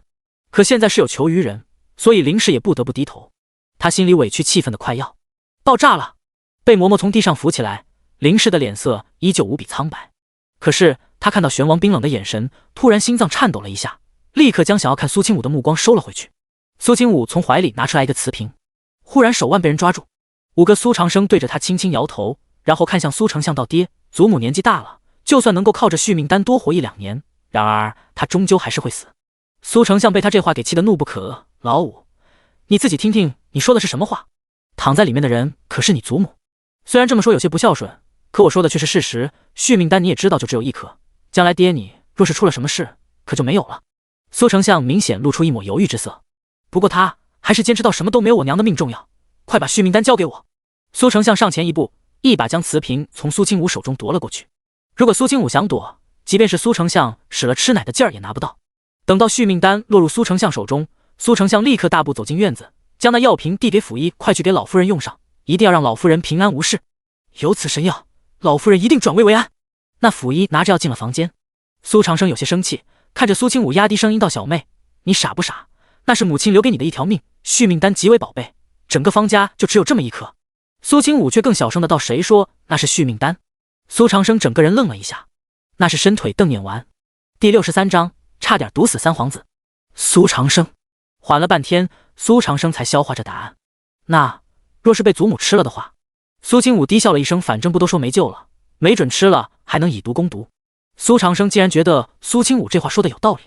苏清武忽然勾起唇角，而且有我家王爷在这里，就算被发现了，谁敢对我动手？苏长生目光落在面容冷肃的玄王身上，嘴角抽了抽，恐怕将全南叶的武状元都叫过来，也不是这位的对手。他拍了拍苏清武的肩膀，有靠山就是不一样。苏清武淡笑不语。苏千灵此时已经跟着府医进了门，他对府医伸出手：将续命丹给我吧。府医连忙谄媚，笑着将瓶子递过去：大小姐，您可别忘了我的好处。苏千灵白了他一眼，将那瓶子收好，不会忘的。将来我嫁给三皇子，成为未来的太子妃和皇后，你也能跟着沾光。那是大小姐和三皇子殿下的关系，谁人不知？行了，先把那老太太弄醒，她也就这点利用价值了。苏千灵极为宝贝那丹药，她可是从母亲口中听说了，这药即便是神医方怡心，也就只有这么1枚。这药不光能够吊命续命，甚至能够活死人肉白骨。现如今三皇子受了那么重的伤，还断了腿，只要服下这丹药，就能很快痊愈。那时候自己和母亲一定会更加被三皇子重视。苏千灵就差把算盘珠子崩脸上了。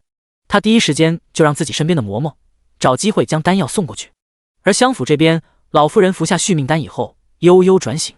府医相当高兴地从里面走出来，给苏丞相行礼：回禀相爷，老夫人已经苏醒了，看样子已经没有什么大碍，接下来只要好好调理身体就行了。苏长生愣了一下，不由得转头看向苏清武，还真以毒攻毒了。苏清武眸子里光芒微微闪烁了一下，差点笑出声，不过他忍住了。可能吧。他没有说出自己的猜测，而是等着看这对自作聪明的母女接下来的下场。老夫人醒过来，外面的一行人都进去看了一眼。苏清武没去，怕刚醒过来的老夫人看到他再一口气上不来，再昏死过去。苏丞相从房间之内走出来，气色明显大好，看着苏清武的眼神也没有之前那样带着责备和怒气，甚至还想要修复一下父女感情。苏丞相走到苏清武近前坐下道：武，之前是父亲不对，你看现在你把你母亲留下来的东西也都带走了，药铺也都接管了过去，是不是也该消消气了？苏清武没想到都到了这种时候，苏丞相还只是以为他在闹脾气。不过这样也好。苏清武眸光微闪，不是我太过薄情，若非林氏做出那种事，我也不会撕破脸。爹，你是看着我长大的，如果不是将女儿逼急了，女儿怎么会那样愤怒？因为有续命丹缓和了气氛，这会儿苏丞相听着苏清武的话，也不由得陷入深思。苏清武观察着苏丞相的表情，他对这个爹是一点感情都没有了。这样做也不过是可以更省心省力的收拾林氏和苏千灵。毕竟相较于亲自出手，他更喜欢作壁旁观的看戏。苏丞相觉得苏清武言之有理，因此态度和缓了下来，询问这里面也许有什么误会。你把事情好好同爹说一说，爹肯定给你一个公道。苏清武挑眉，还是算了，就算和爹说了，爹也不会相信我。明天夜里子时左右，府中废弃后院那片藤林里面，您还是自己亲自去看吧。苏清武也没说让他究竟看什么，故意卖了一个关子，却让苏丞相极为好奇。苏清武和叶玄庭也并没有在这里多留，和三位兄长告辞之后，起身回了王府。苏千灵送的那瓶药，在当天夜里也送到了三皇子在宫外的府邸。他被禁足家中，3个月不得踏出府门一步，也不准任何人探望。此时的云王府冷冷清清。殿下，这是苏府送来的，说是对您伤势极好的灵丹妙药，是苏小姐用了好大的心思才弄到手的。叶云图此时脸色苍白的趴在床上，一动都不能动。他咬紧牙关道：“拿来给太医看看。”有太医将药瓶接过，然后打开瓶子检查了一下那枚漆黑的药丸，随后吓得手一抖，药丸直接掉在了地上。叶云图脸色一沉，怎么回事？那太医立刻跪在地上道：“回殿下，这根本不是灵丹妙药，是剧毒之物啊！只要服下一颗，就会肠穿肚烂身亡。”叶云图的脸色倏地一下就变了。你确定是苏府大小姐送来的？十分确定，和咱们联系的就是大小姐的人。叶云图的眼睛里划过一道戾气，即便是心里有些狐疑，苏千灵什么时候有这么大的胆子对他下手？可是事实摆在这里，依旧让他气得不轻。苏千灵，难不成是看本皇子落难，打算落井下石不成？殿下息怒，没准这其中有什么误会。误会？他也知道一向比较信任他，对于他给的东西来者不拒，更对他百般迁就。如果刚才不是我让太医帮我看一眼那药丸，恐怕现在我都不知道自己怎么死的。其他人也不敢劝说了，感受到叶云图身上散发出来的强烈怒火，一个个噤若寒蝉。叶云图眯起双眼，死死地咬着牙，差点用力到将床单撕碎。好你个苏千灵！苏千灵还不知道自己给叶云图的丹药翻了车，因为那药来之不易，甚至还是他母亲下跪求来的，所以苏千灵并没有怀疑那药的真假。更何况苏清武怎么说也是老夫人的亲孙女，她即便是再手段狠辣，也不可能给老夫人吃毒药丸吧？那送药的婆子回来以后，苏千灵立刻迎上去问道：“怎么样？三皇子殿下收了吗？”那婆子笑道：“小姐放心，老奴办事您放心。殿下现在应该服下了您的药，正在养病呢。”第64章提前挖墙脚。苏千灵满意勾唇，已经开始做上了当皇子妃的美梦。如今她已经是襄府名正言顺的嫡女大小姐，只要叶云图喜欢她，她的将来就无可限量。再加上皇后背后娘家的势力，叶云图才是最有可能坐上皇位的那一个。她相信自己的眼光。林氏美其名曰要照顾老夫人，特意和苏丞相要求在老夫人那里歇息2日。苏丞相一开始并没当回事，可是一个人躺在房间之内辗转反侧，怎么都睡不踏实。废弃后院，藤树林。苏丞相看了一眼夜色，心里实在忍不住那好似猫挠一样的好奇心，在大半夜的随便穿了一件大氅就走出了屋门。借着月光，还有对这府中的熟悉，苏丞相并没有点烛灯。他刚来到后院柴房门口，突然就听到了里面传来了模糊不清的轻笑声。苏丞相也是个沉不住气的，在听到那熟悉笑声的瞬间，就一用力将大门给推开了，然后就看到自己那个口口声声说要照顾老夫人的林姨娘，这会儿正在和一个鬼鬼祟祟、身材佝偻的男人说话。刚才的笑声就是从他口中传来的。林氏也没想到大半夜的这废旧院子里会有人出现。他看清楚来人面容的时候，心脏猛然一停，双腿一软，差点瘫坐在地上。相爷，苏丞相怎么会在这里？此时的林氏大脑一片混沌，连忙给那矮个子男人使眼色，让他快跑。那男人速度快得离谱，苏丞相跑过来的时候就已经不见了踪影。人呢？刚才的男人去哪儿了？林氏立刻起身去抓苏丞相的袖子，眼泪盈盈的开了口：“相爷，您听我解释。”啪！可是他话还没说完，就被苏丞相一巴掌扇得躺在地上。苏丞相这辈子都没有如此憋屈过，他用手指着林氏，气得整个人都说不出话来。最后他咬牙切齿的大声喊道：“来人，将这个贱妇绑起来！”整个襄府当天夜里没几个睡得着的，这么大的事情当然不可能一点风声都透不出去。经过一番口口相传之后，襄府那位新任继夫人半夜3更偷男人的事情就传得人尽皆知。苏清武听到这消息以后，差点笑喷了。坐在一旁的叶玄庭神情平静地拿出帕子给苏清武擦了擦唇，小心别呛着。苏清武懒洋洋地享受着王爷的服侍，在家里的时候也不避讳旁人，双手环过他的脖颈，恨不得整个人都挂在他身上。对他如此亲近，叶玄庭也从一开始的不太习惯，到现在的习以为常。他夹了一块桃花饼放在他粉润的唇边，好好吃饭。苏清武张开嘴，却只是咬了一小口，那双水润杏眸注视着眼前的男人，然后他突然抬起头吻了上去。叶玄庭一下子尝到了甜香桃花饼的味道，他微微愣了愣，随后下意识地舔了舔唇角。这动作姿态让苏清武眼睛都不舍得挪开一下，不过他也不敢太过放肆。就在男人想要用力将他扣在怀里的时候，他松开手，泥鳅一样的滑到旁边的座位上。叶玄庭怀里一瞬间失去了温度，变得空空荡荡。他危险地眯起双眸，略带深意地看向苏清武。阿武。苏清武一听到这低沉磁性的声音在耳边响起，就有点腰软。也不知道这男人什么毛病，就喜欢在做那事儿的时候这么喊他的名字。苏清武脸颊绯红的移开目光，然后问一旁报信的云子：“你打听到后来苏丞相如何处置林氏的？”云子回到林氏被打了板子关进了柴房，已经1天1夜滴水未进了。大小姐去找刚苏醒的老夫人求了情，又将三皇子抬了出来，相爷这才饶他一命。他一直都让人盯着林氏的一举一动，正好就发现了林氏经常和一个矮个子黑衣男人见面。只不过跟踪的下人发现那男人会武功，而且不弱，只要跟踪的稍微近一些就会被发现。虽然此人并非是林氏那个姘头，却也是他和姘头的接头人。只要让苏丞相见到这样的场面，到时候林氏即便是有800张嘴也是说不清的。他也是估算好了时间才和苏丞相说那些话的，不过是动动嘴皮子的一件事。撞上了算他林氏倒霉，碰不上也是他们运气好，他又不损失什么。结果却有点出乎预料，老夫人生病这几天，林氏肯定会想办法暗中和外面的人联系，我猜的还挺准。云子倒是王妃聪慧，因此才能一击致命。苏清武挑了挑眉，你这丫头嘴是越来越甜了。云子谦虚道，云子说的都是实话。叶玄庭见苏清武眉眼含笑，整个人都像是焕发了光彩一样，忽然开口：“阿武，你院子里的丫鬟都不错，可以给他们涨些月银。”云子顿时眼睛都亮了起来。苏清武笑了笑，王爷都这么说了，我还能不赏吗？云子也忍不住弯了弯眸子，躬身行礼道：“多谢王妃。”小丫头心里差点乐开了花，她连忙继续禀报王妃：“这是大皇子身边的护卫送来的东西，说是只能交给您来查看。”苏清武闻言让云子退下，房间里就只剩下他和叶玄庭两人。打开木质盒子，里面放着一本名册，是他要求叶秋明派人给他送过来的考生名册。叶玄庭微微垂眸，此物有什么特别之处？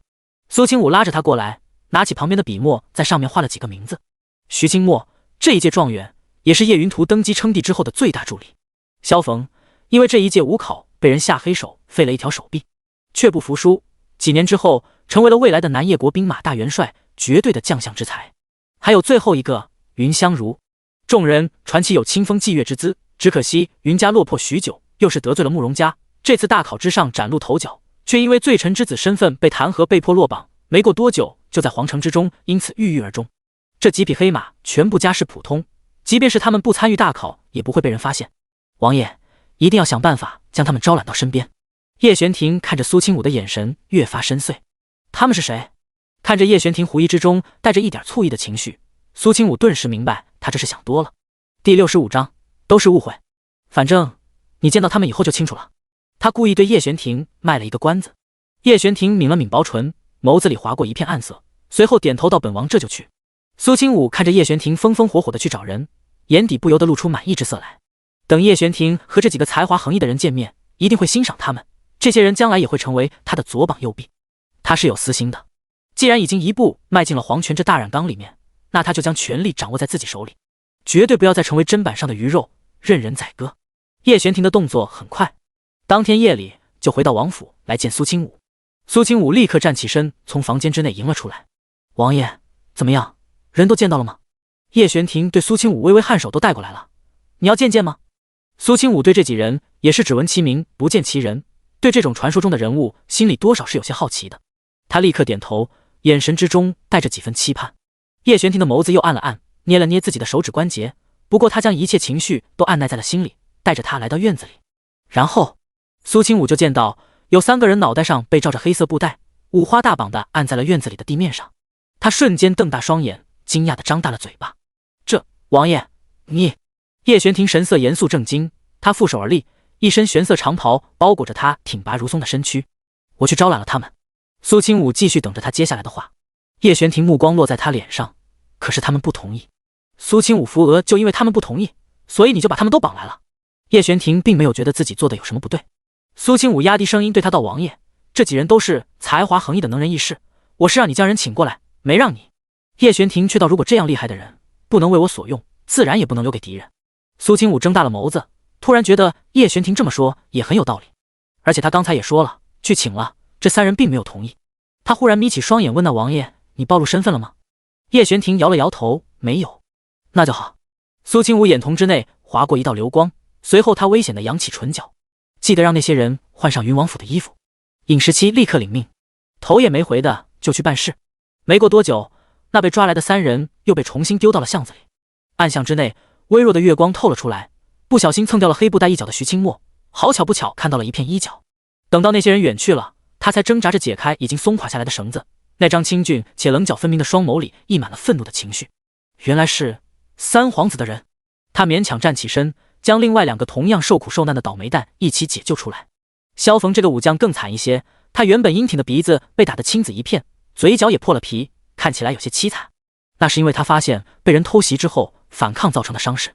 他吐出嘴里的一口血沫，脸色也难看得厉害，真是倒了血霉，居然会遇见这种事。两位难道也是被一同绑来的？云香如没说话，她身上的白衣虽然染了一些灰尘，不过脸上倒是干干净净，琥珀色的双眸清冷无波，长相绝对称得上芝兰玉树。三人站起身，互相行了个礼。徐清墨问云香如两位也是这一届大考的考生？萧逢回道：我是来参加武考的，两位想必都是书生吧？云香如略微颔首，依旧没说话。那双眸子清凉凉的，看人的时候给人一种说不清道不明的清冷疏离。徐清墨有些不太好意思，那些人先是莫名其妙的问我要不要为他们做事，可是我连他们是谁都不知道，所以当时就拒绝了，却没想到王城之中那些人居然胆敢做出这等目无王法之事。萧逢连连点头，不过刚才你说那些人是三皇子的人，这是怎么回事？徐清墨冷笑了一声，王府下人和寻常人家的下人穿着打扮并不相同，我正好有幸能够见过那一身穿着。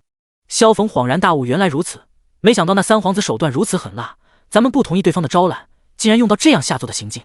徐清墨哼了一声，这应该只是警告，等到大考之后绝对还有另外的招数等着咱们，你们两个也要小心，天色不早了，我先告辞了。那三人说完之后各自分开回了住所。远处一个比较隐蔽的墙壁上，叶玄庭搂着苏清武的腰，陪着他坐在那边看热闹。他低垂着眸子看着苏清武含笑的侧脸，为什么一定要选这三个人？苏清武笑道：因为他们确实有本事，一定能够王爷带来助力，不过下次见面王爷可千万不要像之前那样做了。叶玄庭微微挑眉，却应了一声。他知道苏清武这是在关心自己，只是他有自己的考量，并不信任这几个人能够真的成为他的什么助力。若非相信苏清武不会害自己，他甚至都不会搭理这几人。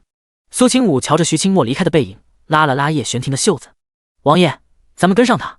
叶玄庭也没问苏清武究竟想要做什么，直接将他抱了起来，纵身从高墙之上安稳落地。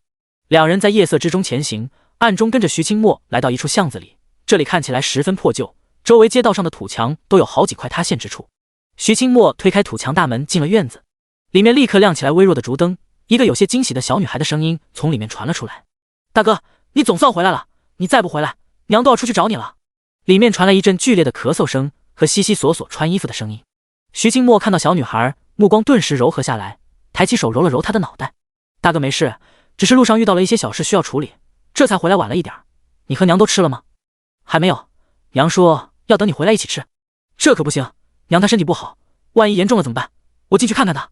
苏清武和叶玄庭偷偷地躲在院墙后面听着里面的动静，然后他低声说道：再等等。叶玄庭疑惑：等什么？苏清武没说话，只是眯起双眼看着里面的光影。突然间，里面传来了徐清墨的大喊声：娘，你怎么了娘？第66章阴差阳错。这道声音打破了这片巷子的寂静，没多久就有一道身影慌慌张张地跑了出去。苏清武松了口气，看来今天晚上他来的时间刚刚好。当初他曾听人说过这件事，徐清墨和母亲妹妹相依为命，然而他母亲患有很严重的肺病，需要相当金贵的药材才能延续寿命。而正好当时的叶云图是这一任的监考官，在得知有这么一个才子之后，四处打探对方的消息，在关键一刻救了他母亲一命。那日子苏清武也早就已经记在心里，正是大考前2天的夜里。好巧不巧，距离大考之日正好还有2天。叶玄庭好像突然看见了什么，人从墙上下去了。没过多久，他就提着一个人走了过来。苏清武微微一愣：“王爷，您这是？”叶玄庭道：“此人住在隔壁，刚才徐清墨离开这里之后，他观察了一会儿，也离开了院子，可能是想要去给什么人通风报信。”苏清武微微怔了一下，随后就忍不住笑了：“王爷明察。”叶玄庭将那哆哆嗦嗦穿着普通百姓衣服的中年男人丢在地上，然后一脚踩住了他的手。那人刚要惨叫出声，脖子上就多了一把匕首。苏清武一边拿着匕首，一边笑眯眯地问说：“究竟是谁安排你来这里的？”小命被人捏在手中，那中年男人不敢再动势：“是有人让我守在这里，说如果徐清墨的娘如果快不行了，就告诉他。那个他是什么人？小人也不清楚，只知道那是个贵人，穿着打扮都比我们强多了。他让我将消息第一时间传到城西一家酒楼之内就行，求求两位大侠饶了小人。”听着他可怜巴巴的声音，苏清武反手将他打晕在地，把人拖到角落里。他拍了拍掌心，将匕首收了起来。果然，从一开始就没有什么巧合，叶云图这是早就盯上了徐清墨，所以才设局来了一个知恩图报。徐清墨这个人性格特别固执，一旦认定的事情就不会轻易改变，而且特别记恩记仇，所以苏清武也打算效仿一下上辈子他和叶云图想见的模式，结果却发现那原来并不是意外和巧合，是有野心之人的蓄谋已久。叶玄庭此时也明白了苏清武的意思，你不直接出面，是怕他对你有防备之心。苏清武颔首摁，上赶着送上门的都会被警惕怀疑，唯有雪中送炭才能让对方死心塌地。叶玄庭揉了揉苏清武的脑袋，有心了。为了给他寻来助力，可见苏清武也做了不少调查。他如果再像之前那样不当回事，绝对是在浪费他的一番好意。他打算配合到底。凤眸轻轻眯了起来，叶玄庭侧头认真地看向苏清武。接下来，阿武想让我做什么？徐清墨连夜拍了好几家药堂的大门，结果都没人开门。他额头上冒出冷汗，继续一路向着城东跑。那里有几家大的药堂，也许这么晚了会有人守夜。他气喘吁吁地停在迎春堂门口，偌大的药堂门脸都比小药堂看起来更威风一些。有人在吗？我想要看病。吱呀一声，木门被人从里面推开，走出来的药童上下打量了他一眼，看他穿着打扮极为寒酸，顿时皱了皱眉。看什么病？徐清墨连忙道：“我想请大夫去我家里给我母亲看病，不知道可有大夫在此坐诊。”那药童忽然伸出手，这大半夜的还要出去看病，不说麻烦与否，这么远的路就要劳累大夫好半天，你得先给钱。徐清墨整个人僵住了，他摸了摸自己的口袋，却发现里面就只有一点碎银子，这还是母亲之前留给他用来买笔墨的钱。为了今年大考，他带着母亲和妹妹长途跋涉来到京城之内，不知道走了多久，吃了多少苦，就是为了能够高中状元。母亲的病将家里的积蓄早就掏空的差不多了，唯一的出路就是登上皇榜。他咬牙将所有银子都交给那药童，我先付这些定金可不可以？剩下差多少银子，等过几天我再。还没等他将话说完，那药童的脸色就变了。他一把将那点碎银子砸在他身上，然后冷哼了一声，弄了半天原来是个穷鬼，大半夜的跑过来打扰人睡觉，当真是晦气。砰！大门立刻被甩上，药童骂骂咧咧的回了里面，一边走一边打哈欠。里面一个守夜的大夫问：“什么人？”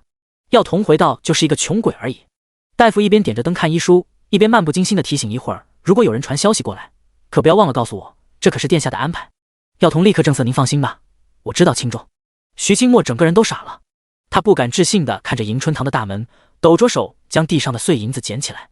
对方那药童的态度明晃晃地在告诉他，这里是大城，和他所在的穷乡僻壤不一样，想要治病就得先把银子拿出来。可是他现在全身上下就这么点银子，至于以后会不会有，也要等大考结束之后，看他能不能一举中第才知道。之前中举之后存下的盘缠在路上就已经花得差不多了，他的性格和尊严又不准许他和别人借或者索要，因此让他深深体会到了什么叫做一文钱难倒英雄汉。徐清墨目光呆滞地落在迎春堂的大门上一会儿，随后又落在了对面不远处的方氏药堂。这是整个皇城最大的药房，也是这附近最后一家他还没有去过的药房了。可是即便是还没有敲门，徐清墨就已经能够预见了结果。他俊秀的脸上一阵烧红，却还是忍着心里的羞耻，敲了敲药房的门。有。房门忽然被人轻轻推开，一个漂亮到让他眼前一亮的温婉女子出现在他面前。苏清武扬起唇角，眸子里都是浅笑，给人一种舒服又温暖的感觉。公子抓药的话，里面请。第67章，还好遇到了他。徐清墨唇角抖了抖，拿着碎银子的手也在发颤。可是我……苏清武好像看出他的窘境，直接道：“看你的穿着打扮，应该是阴界的考生。方家药堂如今是玄王府的，玄王殿下为了不错过人才，因此特意吩咐各大药堂，考生来这里看病的话不收银子。不收银子。徐清墨愣了愣，突然有一种自己运气极好，天上掉馅饼的感觉。他神色有些拘谨，小生只是暂时手头有些紧，等过段时间，不管欠下多少银子，小生一定如数偿还。苏清武神色平静，这并非是你独自享受的特权，而是所有考生一视同仁。公子有这个时间，倒不如说说想抓什么药，看什么病。徐清墨立刻反应过来，是我娘她突然咳血，我想请大夫去我家看一眼。他这么说的时候，都感觉有些脸红，毕竟自己不花银子看病，还要请人去家里，这路上也没有马车，实在有些麻烦人。然而苏清武却一言不发地将里面的药箱拿了出来。公子带路。徐清墨呆了一下，看了看苏清武身后，可是大夫。苏清武莞尔一笑，我会些医术，应该能处理一些急症，事不宜迟，先过去看看吧。徐清墨的心脏骤然间凉了一半，因为在南叶国很少有女子行医的，除了当年那位女神医方宜兴颇负盛名之外，这么多年来再也没有出现过第二个。而且在所有南叶人眼中，行医这种事女子来做多少有些不太方便，不但会影响女子的名声，更容易让未出阁的闺女嫁不出去。徐清墨紧绷着唇角道，这位夫人，要不还是再等等。他话都已经说到这种地步了，想必面前这位美貌妇人应该听得懂才对。苏清武挑眉，却故意装作不明白，而是带头走了出去。云子将马车拉了过来，苏清武招呼道：“公子指路吧。”见苏清武没有换其他大夫过来的意思，徐清墨脸色煞白，他有些绝望地坐在马车上，脸上却勉强露出一抹温和笑容，对着苏清武道谢：“那就辛苦夫人了。”还能怎么办？他现在没有钱，又没有人脉，就只能死马当活马医。而且人家跟他无亲无故的，陪着他过去一起看他母亲一眼，就已经是仁至义尽了。更何况他现在已然走投无路。马车很快到了地方，苏清武对着藏身在暗处的叶玄庭比划了一个让他放心的手势，并没有让他露面。他和云子两个女人出面，会让人不由自主的放松警惕。而且他身为方家药堂的主人，也经常会在无聊的时候来到药堂出诊，这种事很多人都知晓，所以即便是今晚他出现在药堂之中，也能被看作理所当然。徐清墨刚进入房间，里面的小女孩小脸苍白的问哥哥：“大夫来了吗？娘她快不行了，呜呜呜！”小女孩眼睛通红，整个人抽噎的在颤抖着。徐清墨摸了摸她的脑袋，心里也不是滋味，她眼眶也有些红，却依旧温和的低着头道：“小莲放心，哥哥已经将大夫找来了。”说完这话，他目光有些恍惚的看着苏清武，行礼道：“我娘就在里面，两位进来吧。”苏清武颔首进了房间。徐清墨对他的医术根本就没抱太大希望，所以神色也略微有些无精打采。苏清武也没将这点小事放在心上，而是坐下给床上看起来十分苍老的妇人把脉，只是稍微探查了一下，苏清武就已经在心里有了底。老妇人咳血是因为痨病，这种病大多数都是因为年轻时候劳累过度导致，而且看样子是他一个人将两兄妹拉扯大，因此手指上遍布着老茧。苏清武收回窥探的目光，这种病在一般大夫那里根本就是无药可医，只能通过一些昂贵的药材滋补身体，一点点的吊着性命。而这一点徐清墨做得很好，不然以他早就考上了举人的身份，也不至于过得如此落魄。此人孝顺，只不过有些愚忠，对恩情十分在意，否则也不会后来成为叶云图的座下良臣。徐清墨小心翼翼地问：“我娘她怎么样？为什么还昏迷不醒？”苏清武侧头看他老夫人患的是痨病，这点想必公子应该清楚。徐清墨点了点头，脸色更白了。这次并发呕血，还是因为老夫人最近思虑过重，再加上住的地方有些阴冷，如今正值换季，因此才会让她病情更加严重。她这病已然病入膏肓，药石无医，即便是用最好的药吊命，顶多也就只能再活上1-2年。徐清墨身形晃动了一下，因为苏清武所说和其他大夫说的话一模一样。他唇上没有任何血色，心神大乱。我怎么办？苏清武严肃脸，说完那番话后，突然话锋一转。不过还好你遇上了我。徐清墨，他疑惑地看着苏清武，不明白他为什么会这么说。苏清武微微扬起唇角，漂亮的眉眼温和至极，他花瓣一样的唇轻轻开合，说出来的话却仿佛能够颠覆徐清墨所有的思绪。我家族传承了一种针灸之术，配合特殊药方，有过治疗好这种病的先例，还请公子暂时去外面等候。云子，一会儿我写一个药方给你，你坐车去药堂将药熬好送过来。云子施然行礼，奴婢这就去。徐清墨完全傻了眼，他听到苏清武说能够将母亲的病症治愈，一时间有些不敢置信。他木偶一样的出了门，小莲儿趴在他怀里问哥哥：“娘她会好起来的吗？”徐清墨心情复杂至极，看着此时已经紧闭的房门，他没有任何信心的安抚道：“一定会的。”一晃天色大亮，徐清墨根本没睡，而是抱着妹妹守在外屋。他满眼血丝的盯着房门，心脏一直像是被大手紧攥着。突然房门被一双白皙细腻的手推开，苏清武从里面走出来，脸上露出几分疲惫之色。徐清墨心脏狂跳，立刻站起身，紧盯着他。我娘他！他想要问的话还没有出口，里面突然传来自己母亲的声音。木耳。第68章深夜抓捕。徐清墨立刻大步走进房间，就见到昨天晚上还奄奄一息的母亲，脸颊上多了一点红润，正满脸慈爱地看着他。娘！徐清墨心口颤了颤，立刻将娘抱在怀中。苏清武也没打扰一家三口，收拾了一下自己的药箱，就准备离开。他人都已经走到了院子，突然看到一道身影追了出来。徐清墨满脸通红，一想到昨天自己对人家的态度，顷刻间羞愤的不行。多谢女神医救命之恩！他躬身行礼，眼神之内满满都是感激。苏清武扬了扬眉，举手之劳罢了。只是虽说老夫人的病情已经有所好转，可依旧要注意调养，药方给你留在了桌子上，以后直接去药堂抓药就行。他嘱咐的十分详细。徐清墨心里已经感激到不行，好几次都想将自己身上所有的银子拿出去，又或者许下承诺，可是想来想去，还是将这一切都记在心里。救命之恩哪里能用小小金钱就能偿还呢？马车帘子落下，苏清武长出了一口气。他刚坐稳，身体就被抱进了一个略微有些凉意的怀抱中。苏清武一愣，闻着男人身上冷冽熟悉的香气，开口道：王爷，你不会一整晚都守在院子外面吧？叶玄庭绷紧唇角没说话。苏清武立刻直起身子，握住了男人的双手。他手指修长，好像白玉一样，只不过指腹全部都是常年握刀练剑留下来的老茧。那茧子摩擦着苏清武的掌心，让他感觉有些妈妈痒痒的。我不是跟你说了，如果我这边耗时比较长，你就先回去休息，你怎么？苏清武话还没说完，就被男人封住了唇。他的呼吸在他面上划过，带着滚烫的热度。累了吧？先睡会儿。苏清武被那只大手按在了男人腿上。苏清武躺着吸枕，嘴角不由得上翘了起来。一夜疲惫尽散，他闭上眼睛，难得安心的睡了过去。也就只有在他身边，苏清武才能随时随地都可以睡着。云王府内，趴在床上养伤的叶云图听到手下禀报这一次招揽人才的进度，脸色阴沉的可怕。殿下，那些人还真是不识抬举，您的邀请他们居然不答应。要知道，做云王府的客卿，待遇在整个皇城都是顶尖的，那名王有什么好？够了！叶云图直接打断那人拼老命想出来的借口。我让你们重点关注的那几人，如今进展如何？外公告诉他，这次大考十分重要，皇上会挑选几个特别看重的人，成为自己的心腹臂膀。如果能够在这场大考之内拉拢到更多的人才，对于接下来的计划绝对可以事半功倍。尤其是那几个状元苗子，他更要重视如何招揽人才的方法，也是外公亲自教给他的。那人忽然语气有些支支吾吾起来。他道：殿下，那个叫什么徐清墨的，当真是不识抬举，我派人去邀请，竟然被他用扫帚给打了出来，还公然羞辱殿下您，说您不择手段，目无王法。叶云图怒火横生，他压制着火气道：不是说他母亲重病，眼看着人要不行了，要你们想办法卖他这个人情吗？他怎么会如此抵触云王府？那报信的人额头上都是汗水，他怎么能告诉殿下，那人前来上门求助，却被一个药童给骂走了？本来的计划是让那邻居老头提前报信，如此一来他们也好有所准备，来个施恩收揽人心。结果到头来不光人没招揽到，还弄了一头灰头土脸。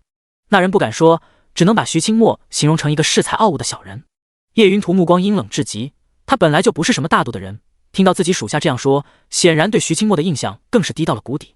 既然如此，这种人放弃也罢，只是既然我得不到，也绝对不能让别人得到。属下明白了，殿下放心。徐清墨还不知道自己和三皇子的梁子越结越深。3天后就是大考，他母亲身体好了不少，正在竭尽全力在家中备考。苏清武和叶玄庭在府中睡了一个上午。叶玄庭什么也没做，只是安安静静将缩在他胸口的小女人牢牢地搂在怀中。窗外黑影闪过，一道身影落入房间之内，是叶玄庭身边的影卫。那影卫刚要低声禀报刚收到的急讯，就见叶玄庭做了一个噤声的手势，然后他小心翼翼将被苏清武压在颈下的手臂抽出来，又悄悄在他额头上亲了一下，这才起身下床来到外面。何事？叶玄庭神色冷然，负手而立。而那手下不敢抬头，相当恭敬地禀报王爷，刚收到暗探消息，反叛军的窝点找到了，就在京城的聚贤楼内。据消息得知，那里藏着的应该是一位反叛军之内的大人物。叶玄庭颔首派人盯紧了进出聚贤楼的人，本王会尽快带兵前往。刺杀事件之后，皇上就安排了让他剿灭反叛军的任务，如今终于见到了一些眉目。因为领命退下，叶玄庭回头看了一眼房间之内还在熟睡的苏清武，将房门轻轻关上。而苏清武却在这一瞬间就睁开了眼睛。叶玄庭起身的那刹那，他就已经醒了，而且外面两人的谈话他也听得清清楚楚。叶玄庭计划在今晚前往聚贤楼捉拿叛军，而他今夜要去的地方也是聚贤楼，因为云香如就住在那里。他记得很清楚，上一世带兵剿灭了聚贤楼的人是叶云图，而那时候即将要参加大考的云香如被人构陷抓入天牢，叶云图意图逼他成为自己的手下，然而云香如死不同意。叶云图拿出他罪臣之子的身份威胁他，将他在牢中百般折磨。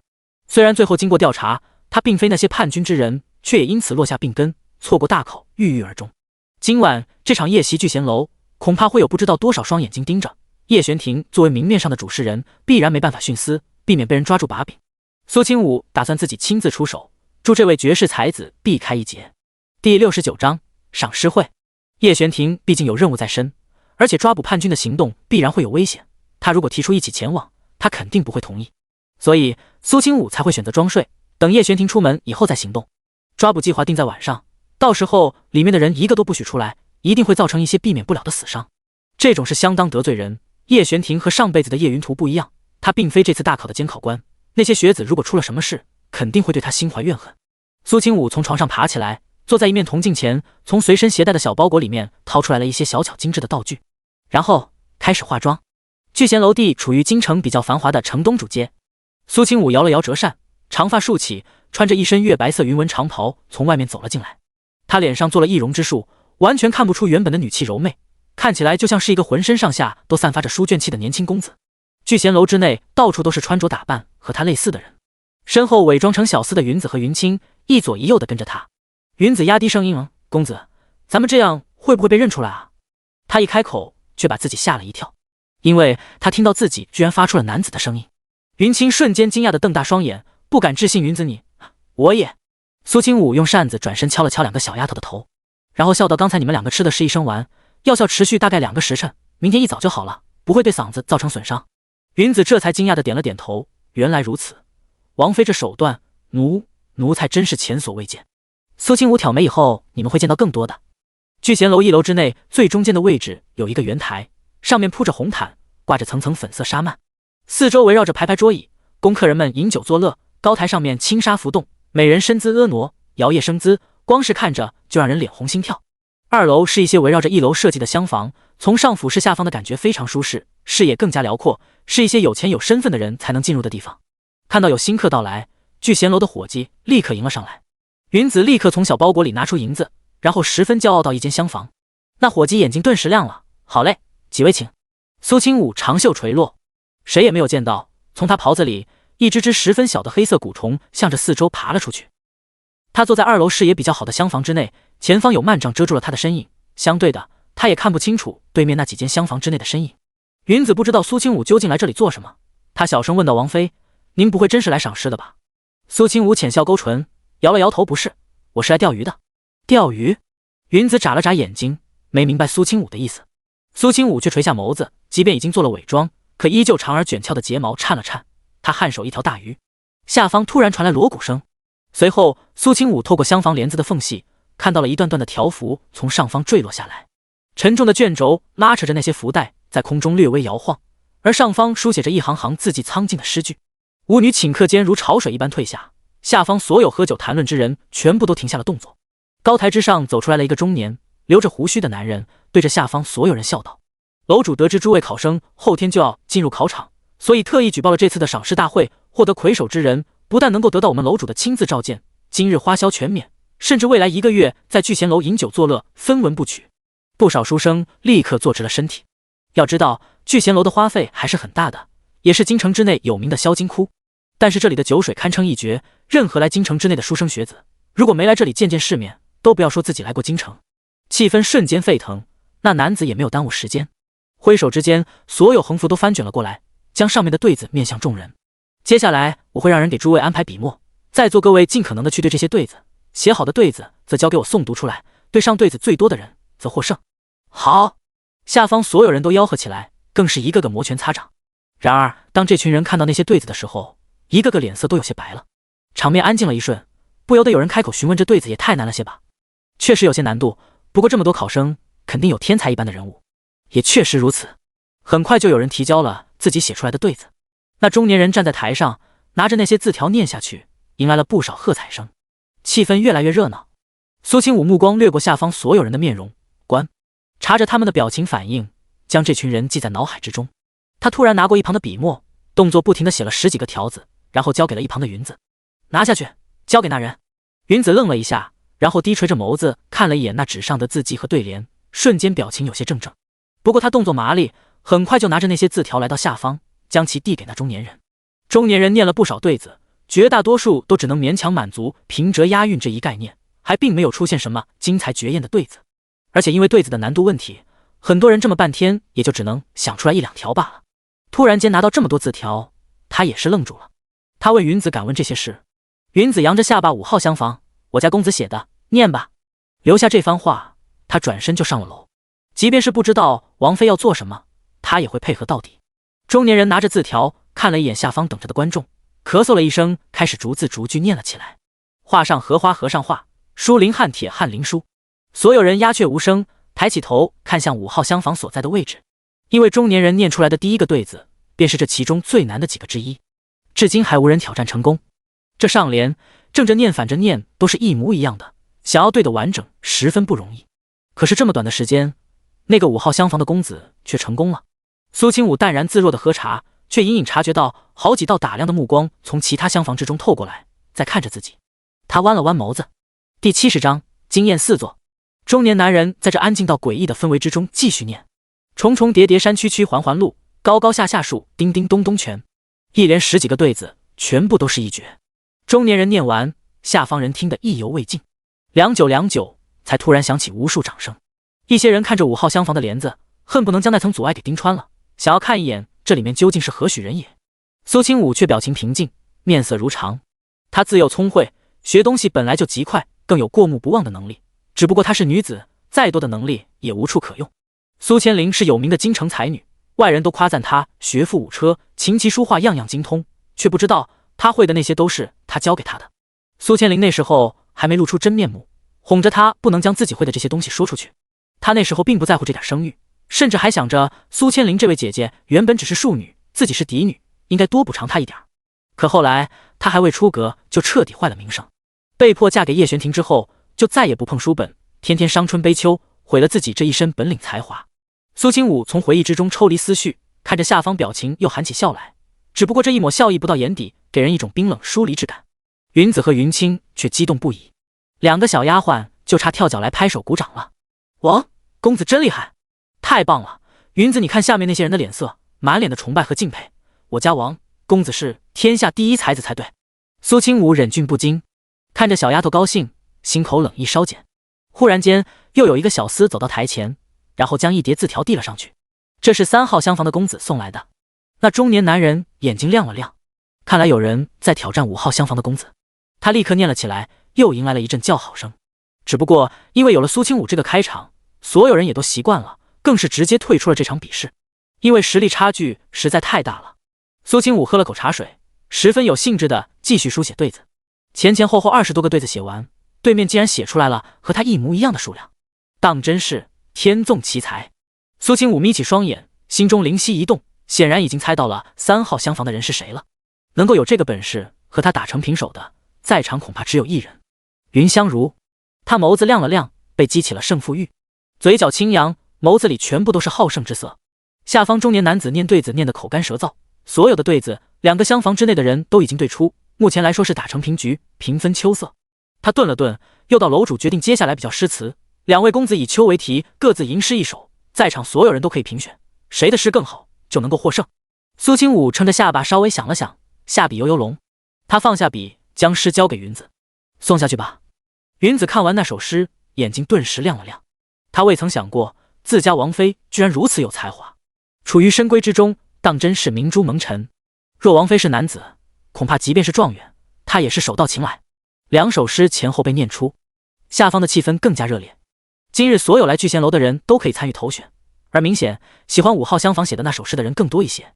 其实2首诗不相上下，具体比起来孰胜孰劣很难评断，但是所有人都先入为主，对苏清武这位5号公子印象深刻，也觉得他更加神秘一些。人都是有好奇心的。现在宣布，今日获胜者乃是5号厢房的王公子。王公子？好像没听说过有这么个人。京城之内卧虎藏龙，大大小小的世家多不胜数，没听说过也很正常。可是如此有才的一个人，为何会从前声名不显？不少人纷纷议论了起来。苏清武安静地坐在厢房之内，他知道即便是自己不去找，很快也会有人自投罗网。房门被敲响，云清立刻麻利地将厢房门打开。苏清武看过去，就见到一道身影出现在门口，身形心长，如松如竹。他就知道这位相当有才华的清冷公子绝对会对在诗词歌赋上打败他的人很感兴趣。云香如面容冷肃，恭敬行礼，在下是隔壁3号厢房的客人，特意过来拜见王公子。苏清武开口道：“云公子请进。”云香如明显愣了一下：“公子认识我？”苏清武淡然一笑，在这聚贤楼之内，能够有如此才华之人，除了声名显赫的云公子之外，应该也没有别人了。云香如略微垂眸，十分谦逊：“惭愧。”他走到苏清武对面坐下，那张清冷的面容明显有些不好意思。苏清武给他斟茶：“云公子有什么惭愧的？我的文采并不如你，今日能赢也只是侥幸而已。”云相如抿了抿唇，他面色看起来有些苍白，身形也单薄了些，声音清冷如玉石撞击：“王公子实在是过谦了，你的那些对子和诗句，即便是我也需要细细品味，堪称才华横溢。”苏清武笑着打断他的话：“咱们两个就不用互相吹嘘了，我不喜欢那个。”云相如听到他这么说，眼睛亮了亮，看着苏清武的眼神更加和善。谁能想到云香如生性清冷，却极为喜爱诗词，遇到苏清武这种能够与他斗诗斗得有来有回的人，自然会起了相交的心思。以后若是有空，不知道能不能经常和王公子探讨诗词歌赋。苏清武颔首：“当然可以。”他笑弯了眸子。云香如是这3人之中原本最不好搞定的，结果现在却轻而易举的就成了他朋友。两人正在说着话，门口再次传来声音。那中年男人端着一个托盘走了进来，面容含笑道：“王公子，这是我们楼主送给您的获胜礼物。”苏清武眸子微微眯了眯，那居然是一小盘的黄金。他也没客气，让云子收下，然后笑道：“不知道我可有幸见楼主一面。”他对这聚贤楼的楼主也相当好奇，更想要提前打探一下这里的虚实，也算是帮叶玄庭提前踩点。“当然可以，两位公子都可以随小的来。”云香如微微一愣，和苏清武对视了一眼，然后也一同跟着他来到了第4层特别隐蔽的一个房间之内。这屋子里散发着淡淡的檀香气，给人一种相当高雅的感觉，可是这其中却夹杂十分浅淡的药味。苏清武的嗅觉极好，尤其是对各种药和毒敏感至极，顷刻间就能判断出这药的效用。这位楼主受了伤。第71章，说翻脸就翻脸。屏风后面的那位楼主突然开了口：“给两位贵客看座。”是。中年人准备好了椅子，让两人坐在屋子一侧的茶几旁，斟满茶水，然后转身退出，还细心地将房门关上了。屋子里就剩下了他们3个人。楼主再次开口，那熟悉的声音，苏清武越听越觉得耳熟。这是上好的碧螺春，两位可以尝一尝。苏清武端起茶杯，然而顷刻间就嗅到了这茶杯之中特殊的味道。他不动声色地眯起双眼，暗中琢磨了一下，然后小口抿了一下茶水。云香如比较重视礼数，因此在对方请茶之后也不疑有他，跟着喝了一口，算作礼貌。见两人都喝了茶水，屏风后面的楼主这才动身走出屏风。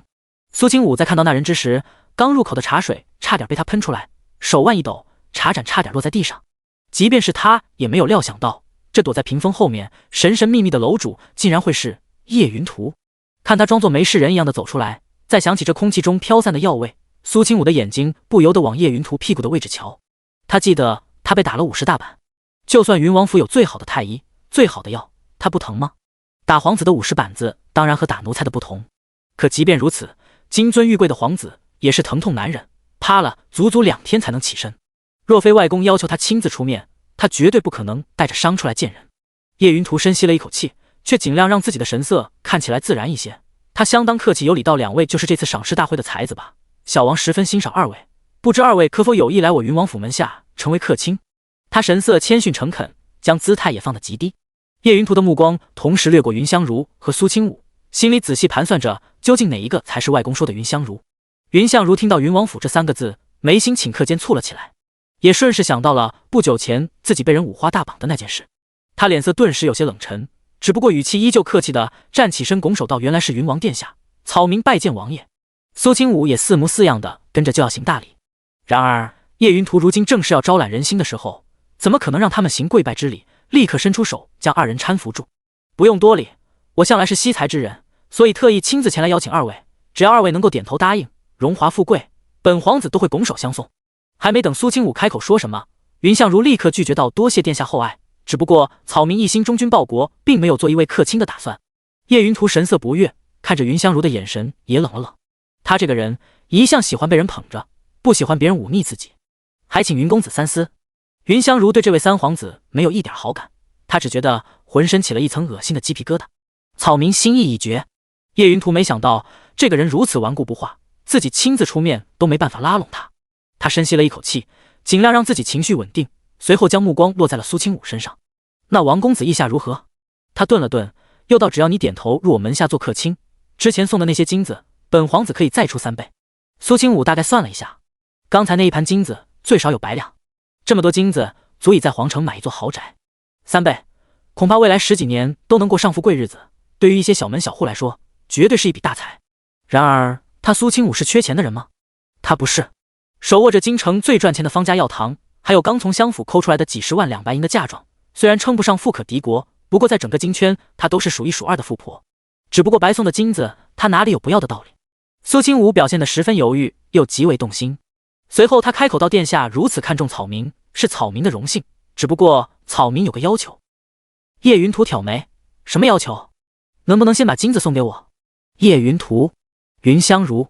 云香如也没想到自己刚认识的这位朋友居然如此爱财，他不由得皱了皱眉头，目光变得暗了暗。苏清武看出了他的不悦，却也没有收回这句话，而是继续道：三皇子殿下应该已经看出了我的才华能够胜过云公子，那就证明我的能力绝对在他之上，所以对您来说这个价格绝对不亏。其实对叶云图来说，能用钱来解决的问题就都不是问题，可是这要求总让他心里感觉怪怪的。看着苏清武的表情，他仔细琢磨了一下，想着他本来就是今晚的额外收获，花一点金子也许不亏，而且这个京城之内只要还想在这里混的，就没有敢骗他银子的人。来人！很快苏清武又收到了300两黄金，他双眼冒光，暗暗搓了搓手指。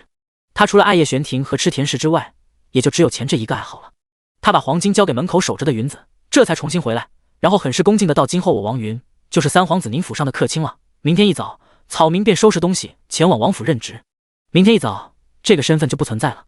他的易容术绝对达到了出神入化的地步，除了耗费时间比较长以外，并没有任何弱点，因此即便是叶云图没有发现也很正常。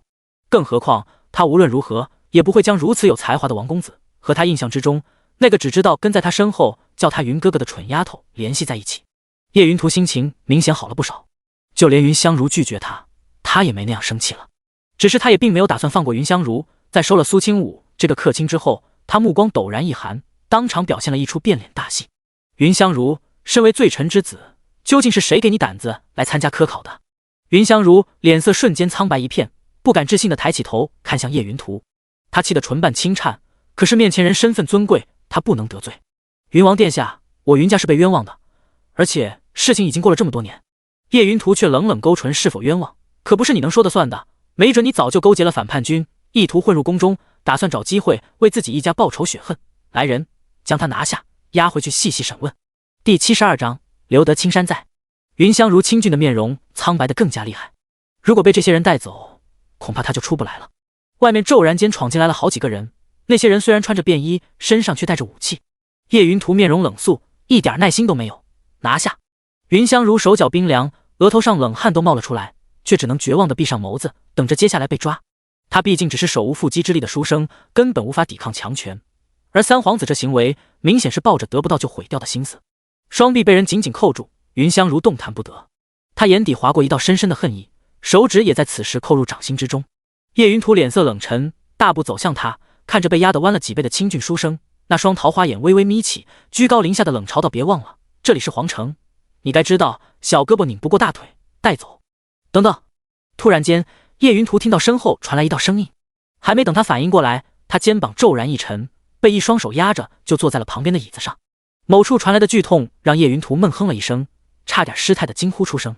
他额头上瞬间冒出冷汗，表情有些扭曲的转头看了过去，就见到自己刚刚招揽的客卿十分恭顺的躬身行礼：殿下您先坐下，听我慢慢说。这位云公子也是不可多得的人才，如果就这么毁掉，实在是可惜。爱才之心人皆有之，草民想要帮着殿下劝慰一下这位云公子，没准他想通了以后，殿下手中就又多了一位良臣。刚要发火的叶云图听到苏清武这番话，原本到了嗓子眼的怒骂声被噎了回去。毕竟对方说的言之有理，而且让他坐下也是一片好心。他受伤之事知道的人并不多，想查聚贤楼。听传信之人说，叶玄庭已经和皇上做了请示，说有反叛军的头目藏在聚贤楼之内，所以皇上交给了他搜查令。叶云图不由得冷笑了一下，简直荒谬至极。恐怕这都是叶玄庭想出来恶心本皇子的奸计。苏清武忽然眨了眨眼，殿下，话虽然这样说，可是玄王兵力雄厚，如果正面对上吃亏的还是您，听在下一言，咱们还是立刻离开这里最为要紧。叶云图抿了抿唇，他自然明白这个道理，更何况他是偷偷跑出来的，如果被叶玄庭抓住把柄，惩罚可就不只是禁足3个月那样简单了。他迫不得已起身，然后回身到你们2个也跟上，随本皇子从密道离开这里。苏清武闻言，嘴角的笑容越发深了，没想到还有额外收获。他对着云香如使了一个眼色，两人飞快跟着三皇子来到一个书架面前，然后就看到叶云图启动机关，敞开了一道暗门。这里居然能够直接通往隔壁的酒楼。就在叶云图和那些侍卫刚要将身后密道的大门关闭的瞬间，苏清武的眸子就弯了起来，然后云香如就听到了那些侍卫倒在地上的声音。叶云图明显也察觉到了事情有些不对，看到那些倒在地上的人，脸色骤然大变。第73章坑死三皇子。聚贤楼外，禁军林立，所有人都面容肃穆，穿着整齐的盔甲，身上携带着武器。聚贤楼被团团包围，里面所有正在喝酒和吟诗作对的人全部露出惊慌失措的表情。奉王爷之命捉拿叛军，所有人都待在原地，不要乱动。听到这个命令，一楼的那些书生学子听话的蹲下，一个个身体轻颤，噤若寒蝉。见到没有人乱跑乱动之后，为首的统领立刻回身，对着骑马而来的高大男人行礼，回禀王爷，目前所有人暂且控制住了。叶玄庭微微颔首，然后翻身下马。他行走的步伐依旧有些明显的跛，虽然腿已经好了，叶玄庭并没有打算将此事公之于众，这条腿的秘密将会成为他的底牌之一。他负手而立，在聚贤楼的门口站定，那双凤眸之内犹如夹杂着寒霜。来人，将聚贤楼之内所有人都暂时扣押，本王会亲自来审。遵令。那统领一挥手，身后禁卫军整齐从门外分列2排闯了进去。一楼所有人都被五花大绑，暂且扣押在旁。就在此时，楼上忽然有人急匆匆地跑了下来。王爷，大事不好了，属下在楼上看见了三皇子殿下。那属下刚禀报完，叶玄庭就听到楼梯口的位置传来了一些脚步声。一行穿着打扮和考生十分相似的人居然从楼上走下来，为首的一人手中持剑，然后将剑抵在了叶云图的脖子上。叶云图面色涨红，被人反绑着手从楼上一步一步推下来。都别动，否则我等会让三皇子陪葬。王爷，其他禁卫军都看到了这一幕，然后纷纷停下手上的动作，仰起头看着这边的情形。叶玄庭轻轻抬了抬手，让所有禁卫军后退，眯起双眸打量着那些禁军和叶云图。他怎么也想不通，叶云图为何会出现在这里，又为何会落在那些叛军手中。叶云图，你不是应该还在禁足之中，怎么会在这里？叶云图，他也想知道自己为什么会出现在这里。在看到自己那几个侍卫昏迷之后，他也眼前一黑，躺在了地上，一睁眼的功夫就已经被那些叛军团团包围，甚至还被人喂了哑药，目前一句话都说不出。别废话，现在立刻撤兵，放我们离开这里，否则立刻杀了他。叶云图的脖子上瞬间出现了一道鲜红的血痕，他浑身颤抖，气得眼睛都是血丝，咬得牙齿都出了血。叶玄庭不紧不慢地开了口，没有后退一步。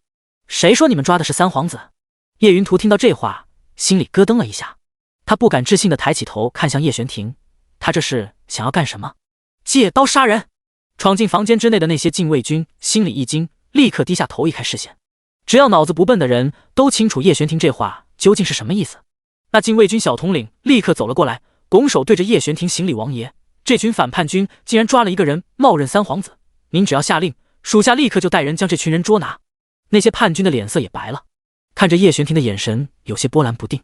那为首的叛军再次道：你可要看清楚了，这位就是三皇子，如果他真出了事，想必玄王殿下也会吃不了兜着走。叶玄庭老神在，声音都没有变色半分，他目光锐利地扫过叶云图的脸。三皇子被皇上禁足3月，不得踏出云王府一步，他本人应该还在云王府之内，绝对不会出现在此处，所以格杀勿论。是。那小统领得到命令，一马当先就冲了上去。那些人没想到叶玄庭完全不顾及叶云图的性命，一时间脑子也空白一片，不知道该如何处理眼下的情况。那为首的反叛军眼圈一红，手上的长剑用力，就要来个鱼死网破。住手！突然间，下方人群之中有人突然高喊出声，所有人的动作因为这声音顿了顿。那声音急忙说道：我等认识三皇子，能够证明那位就是三皇子殿下本人，如果玄王你让三皇子被叛军杀死，我等学子一定将此事宣扬出去。随后下方那些被控制的学子之中，一共站起来有10个人，甚至其中还有一个上了年纪的中年人。那中年人看着三皇子的方向，满脸不怕死的道：玄王要么就大开杀戒，将我们这群人全部杀光，要么就营救三皇子殿下。不过有句话，草民可要提醒王爷一句，如果您真杀了我们，纸包不住火，绝对会被人禀报到皇上那里去，所以还请王爷三思。叶云图原本以为自己死定了，没想到事情还会出现转机。看着那些人，发现他们全部都是这2天自己安排手下招揽的学子，尤其是那个中年男人，也算是有勇有谋之辈，虽然比不上外公指明的那几个，也是不可多得的人才。没想到现在居然就派上了用场。叶玄庭凤眸之内划过一道杀意：你们是在威胁本王？中年男人高声开口道：我等死不足惜，可即便是死，也要护三皇子殿下安全，一定护殿下安全。那些人齐声开口，看起来颇有气势，甚至一些禁卫军都被这一群文人墨客给震慑住了。看到这一幕的叶云图嘴角忽然扬了起来，看着叶玄庭的表情带着一抹挑衅的笑容。虽然他不知道事情为何会发展成这样，可如果叶玄庭想要保全自己，也必须救他，否则父皇震怒，他的下场也绝对好不了。可是下一刻，叶云图整个人僵住了。叶玄庭轻轻开口：刚才有人说看见了三皇子，那些人必然也是反叛军的同伙，给本王狠狠地打。一声令下，众将士得令，然后整个大堂之内就响起了起伏不定的哀嚎惨叫声。那些人都是文弱书生，平常连重活都没干过，哪里受到过如此对待，很快就有人疼得坚持不住了。我没看见，我什么都没看见，别打了，求求你们别打了。第74章伤上加伤。叶云图额头上青筋了个遍，只发现了一些身份并没有异常的客人，因此立刻回来禀报结果。王爷，整个聚贤楼已经搜查过了，没有可疑之人。叶玄庭微微颔首，看来这些藏在聚贤楼之内的反叛军以为抓住了叶云图这条大鱼就能够顺理成章的脱身，结果却没想到叶玄庭根本不在意叶云图的死活，因此棋差一招，一口气就被全部抓获。他停在了叶云图身侧，声音冰冷：算你这次命大，如果叶云图死在反叛军手中，那是他自己倒霉，即便是最后被人传出去，叶玄庭也丝毫不惧，只不过他不能亲自动手杀他。叶云图依旧说不出话来，狠狠地瞪着叶玄庭。如果眼神能够化为实质，恐怕叶玄庭此时已经被千刀万剐。禁军带着被抓起来的反叛军和所有身份不明的嫌疑人离开了聚贤楼，而旁边客栈之内，苏清武看到倒霉躺在冰冷地面上的叶云图，笑得前仰后合。只是很快他就将笑容收敛，眸子化为一汪冰泉。哎，我以为他必死无疑，还真是便宜他了。苏清武姿态懒散地撑着下巴，睫毛微微低垂。云香如作为将苏清武所作所为一切都看在眼里的人，嘴角不由自主地抽搐了一下。他都不知道自己怎么上的这艘贼船，居然对三皇子下手，他当真是胆大包天。可最重要的是，他甚至都不清楚他究竟是怎么做到的。云相如沉思了片刻，那张清俊的面容上露出了一抹疑惑：你什么时候对他们下的手？而且如果你想要三皇子的命，应该轻而易举，为何不亲自动手，非要假手于那些反叛军？苏清武闻言转头看向云香如，云香如却发现自己居然半点也看不透面前这位王公子。王云，他目光陡然一变，该不会你这名字也是假的吧？我来到京城已经有段时间，从来没听说过有你这号人物。苏清武扬起唇角轻笑，不亲手杀三皇子有我自己的原因，而撂倒几个侍卫对我来说轻而易举，解开你体内的毒也易如反掌。他指了指他的茶杯，比如刚才你喝的那杯茶，我就已经放了解药，你现在已经不会被三皇子掌控生死了。云相如面色一变，去摸茶杯的手瞬间收了回来。苏清武见他这副模样，差点笑出声，看给你吓的，我又不会害你，你怕什么？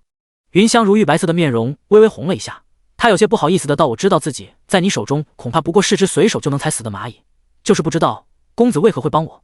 苏清武知道面前这位是个聪明人，他也没有继续隐藏自己身份的意思，直接从袖子里拿出一张手帕，在自己的脸上擦了擦，随后他抬起头冲着云香如展颜一笑。云香如只感觉自己的眼前好像花了一下，昏黄的烛光随着微冷的深秋夜风轻轻跳跃，光影闪耀之间，自己的面前出现了一张堪称绝色的脸。那一瞬间的美颜袭击，让云香如很少有所波动的心脏重重的跳了一下。他傻了眼，呆愣在原地，双目圆睁，满脸不可置信的看着苏清武。苏清武依旧保持着之前的姿态，撑着下巴笑着，眉如黛，眸如星，琼鼻朱唇，肤白似雪，眉眼如画。一时间，他脑海里涌上来无数形容美好词汇，却都不足以表达他此时的心情。扑通扑通，心脏不受控制的跳动着。他自认为自己对美丽的事物有很强的抵抗力，可是在这一刻也像是备受重击，久久不能回神。云公子，轻柔女声在耳边传来。云香如像是猛然从梦中惊醒，一个起身，拖的椅子都翻倒在了地上。他指着苏清武，好像看到了什么妖魔鬼怪，声音剧烈颤抖：“你是女人？”苏清武有些不满他的言语和态度，他坐直了身体，靠在椅子上，淡淡看他：“女子又如何？”云香如一时语塞。刚才赏识会上打败他的人是个女子，将三皇子戏耍在鼓掌之中的也是这个女子。他喉咙有些干涩，却已然不敢抬头去看苏清武的那张脸。当真没想到京城卧虎藏龙到了这种地步，一位女子都有如此才华，在下甘拜下风。他躬身行礼，浑身像是长了毛一样不自在。孤男寡女共处一室，而且对面还是如此漂亮的人，让他心慌意乱，想要立刻逃离。结果苏清武却毫不在意的道：“云公子既然知道了我的秘密，那么我就不藏着掖着了，重新认识一下。”他站起身来，笑容得体：“我便是玄王妃，姓苏，归字清武。”第75章直接跳进了怀里。云香如，苏什么？苏清武？他今天受到的震惊已经够多了，却完全不足以比得上这一刻。苏清武看着清俊青年已经彻底三观尽碎的模样，实在有些忍俊不禁。你和我一起欺骗了三皇子，早就和我上了一条贼船，现在想下去恐怕已经晚了。既然是自己人，有些话本妃便不再藏私。大考当日，你尽管去考试，我保证这次大考绝对公平公正。云香如知道这次大考的监考官是大皇子，而苏清武这番话里面隐藏的信息实在有些多，他能够如此笃定地说出来这样一席话，就证明他拥有绝对的把握。云相如低着头沉默不语，像是陷入了两难境地。他不想参与京城之内的皇权争夺之中，可是下一刻苏清武再次启唇：“我也会助你为云家翻案，彻底洗刷冤屈。”云香如猛然抬起头，不敢置信地注视着苏清武。这会儿他也顾不得思考其他，整理了一下衣袍，忽然直直地跪在地上，求王妃成全。苏清武走到他面前，十分亲切地将人扶起来，他还拍了拍对方的肩膀，带着几分鼓励的道：“好好考，希望你不会让我失望，用实力证明我救回来的人并不是一个废柴。”夜深人静，苏清武带着云子云清回到王府附近，两个丫鬟的声音已经恢复如常。他小声道：“王妃，咱们要从正门进去还是侧门？”苏清武眨了眨眼睛，借着月光打量了一下门口的守卫情况，他将手指放在唇上，小声道：“都不行，一会儿咱们翻墙进去。”啊！云子和云清对视一眼，两人没想到苏清武回自己家还要不走寻常路，可是奴婢两人可能翻不过去。云子怀里还抱着300两金子，两个丫鬟一路轮着拿，这会儿累得气喘吁吁。苏清武却不以为然的对着他们招了招手：“王爷可能比咱们先回来了，如果走门的话，肯定会传到王爷耳中。你们两个回去以后帮我打掩护，就说你们陪着我在后院花坛那边散心。”他跑到聚贤楼这件事并不打算告诉叶玄庭，因为害怕男人会担心，下次不让他随便出门。苏清武带着两个丫鬟来到右侧王府高墙底下的狗洞那里，指挥着两人带着金子钻进去，而自己则是纵身跃起，直接踩着墙壁落在了墙面。这里临着后院的一片小树林，前面不远就是花坛。他看了前方的地面，侧头和两个刚刚进来的小丫鬟摆了摆手，然后就跳了下去。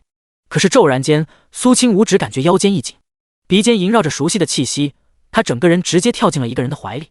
苏清武整个人愣在原地，睁大双眼看着近在咫尺的那张俊美容颜，一瞬间整个人都不好了。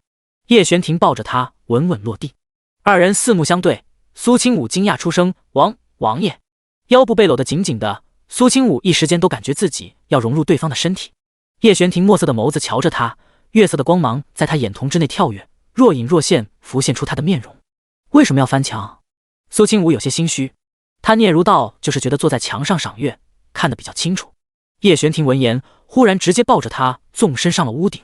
苏清武感觉身体腾空，一下子抓住了叶玄庭的手臂，他心脏砰砰乱跳，看着周围的景色在自己脚下越来越低，眸子里映上一抹霞光。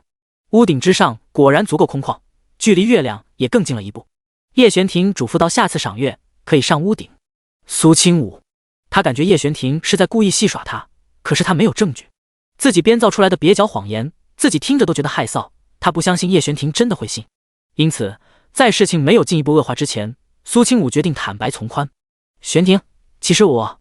叶玄庭忽然开口：“无需和我解释什么，在我这里，你想做什么都可以。”苏清武，他诧异的抬起头，看着搂着他的腰，陪着他一起坐在屋顶，正抬头看着天上皎月的男人，忽然感觉心脏一阵刺痛。叶玄庭究竟是出于什么样的心情才说出这种话来的？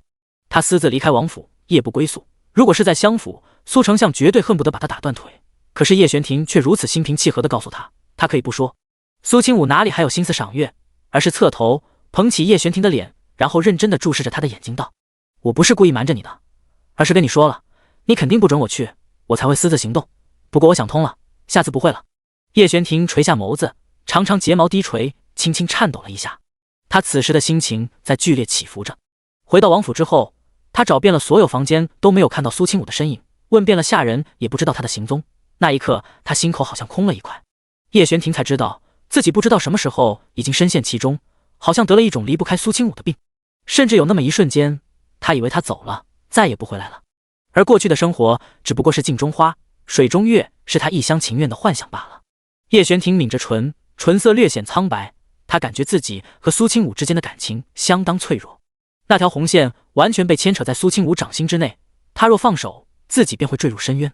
大手握住了苏清武的手，掌心的触感让叶玄庭心中稍安。饿了吗？厨房那边可能已经没人了，我亲自去给你做好吃的。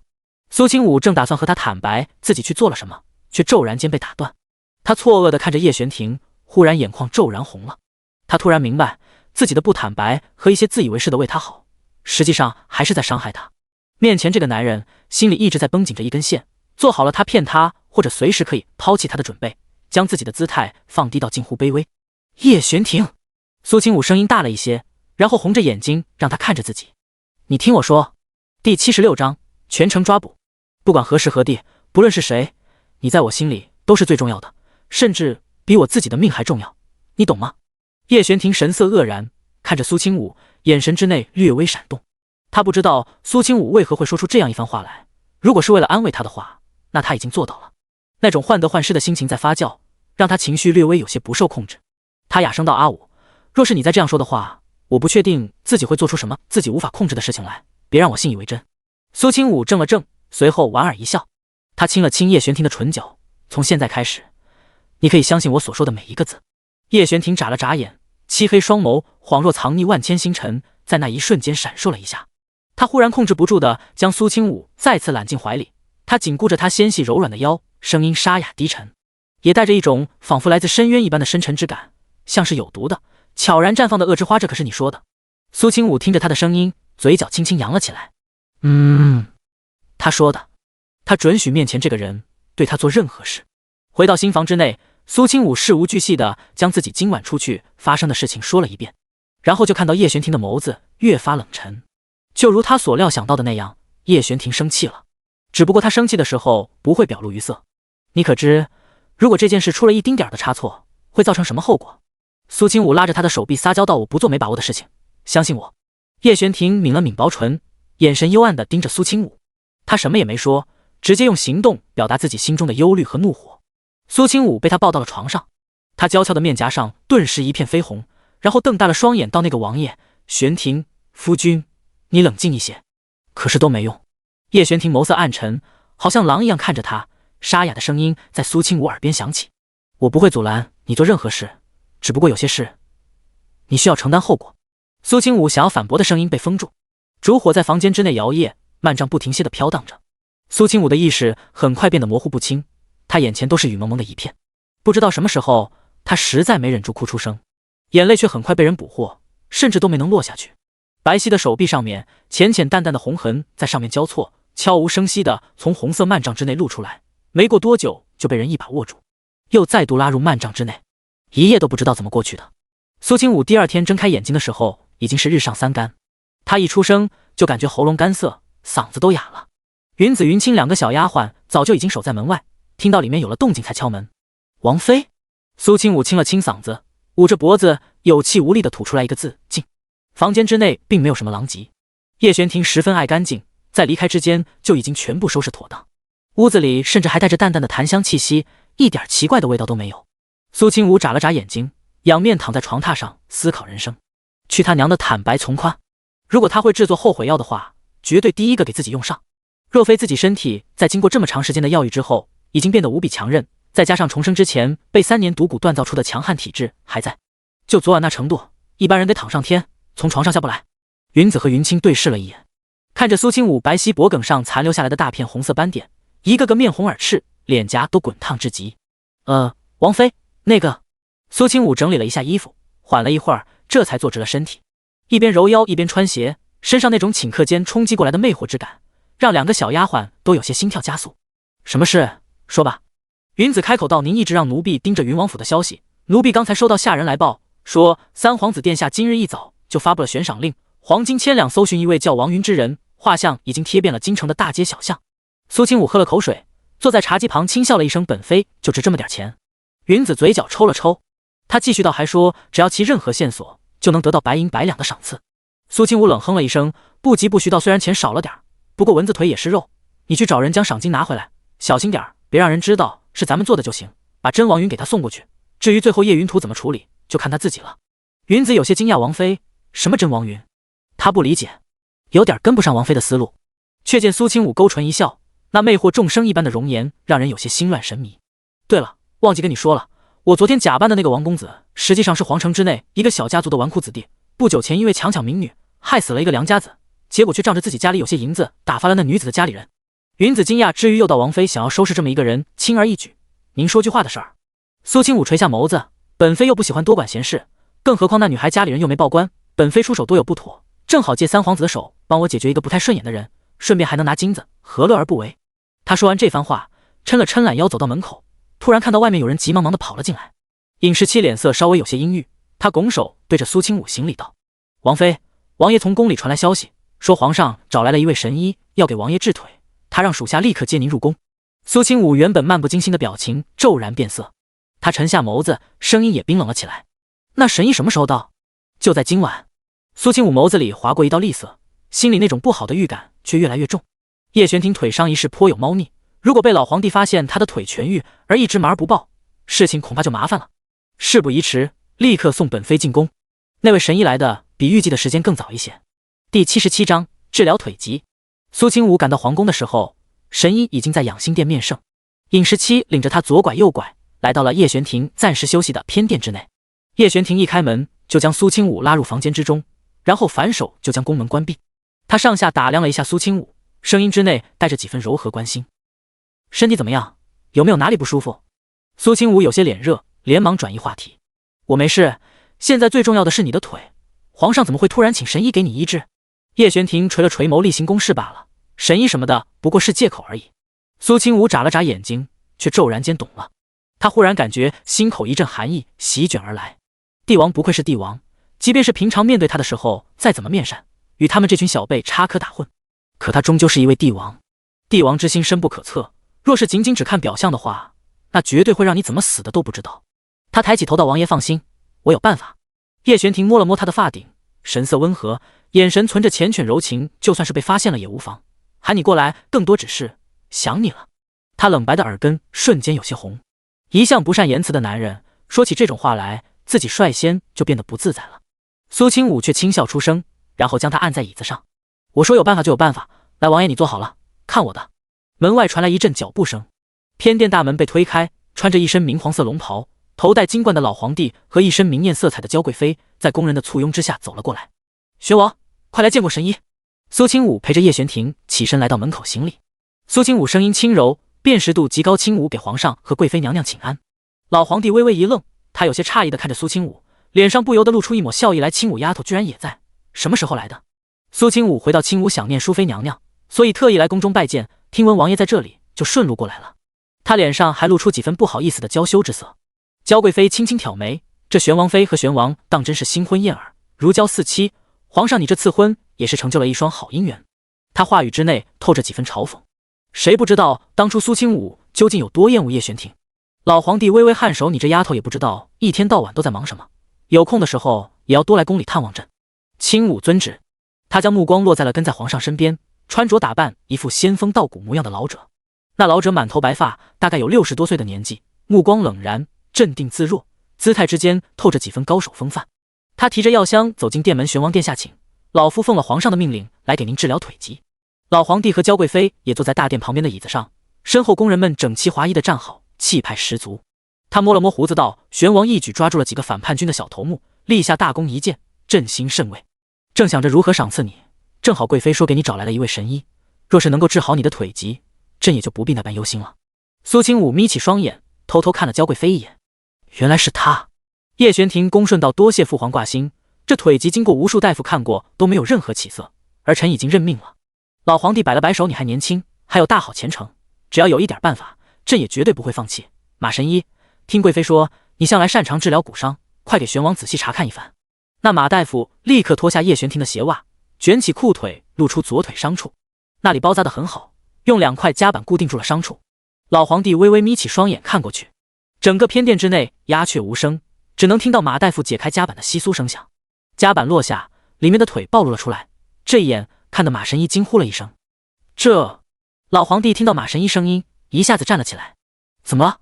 马神医连忙让开了一点身体，让自己面前叶玄庭受伤的那条腿暴露在皇帝面前。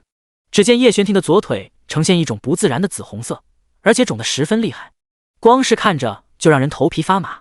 马神医连忙道：“玄王殿下的腿疾恐怕还未有好转，否则不会肿成这样。草民会想办法给殿下开几副续骨用的药方。”老皇帝脸上露出担心的表情：“多长时间可以治好？”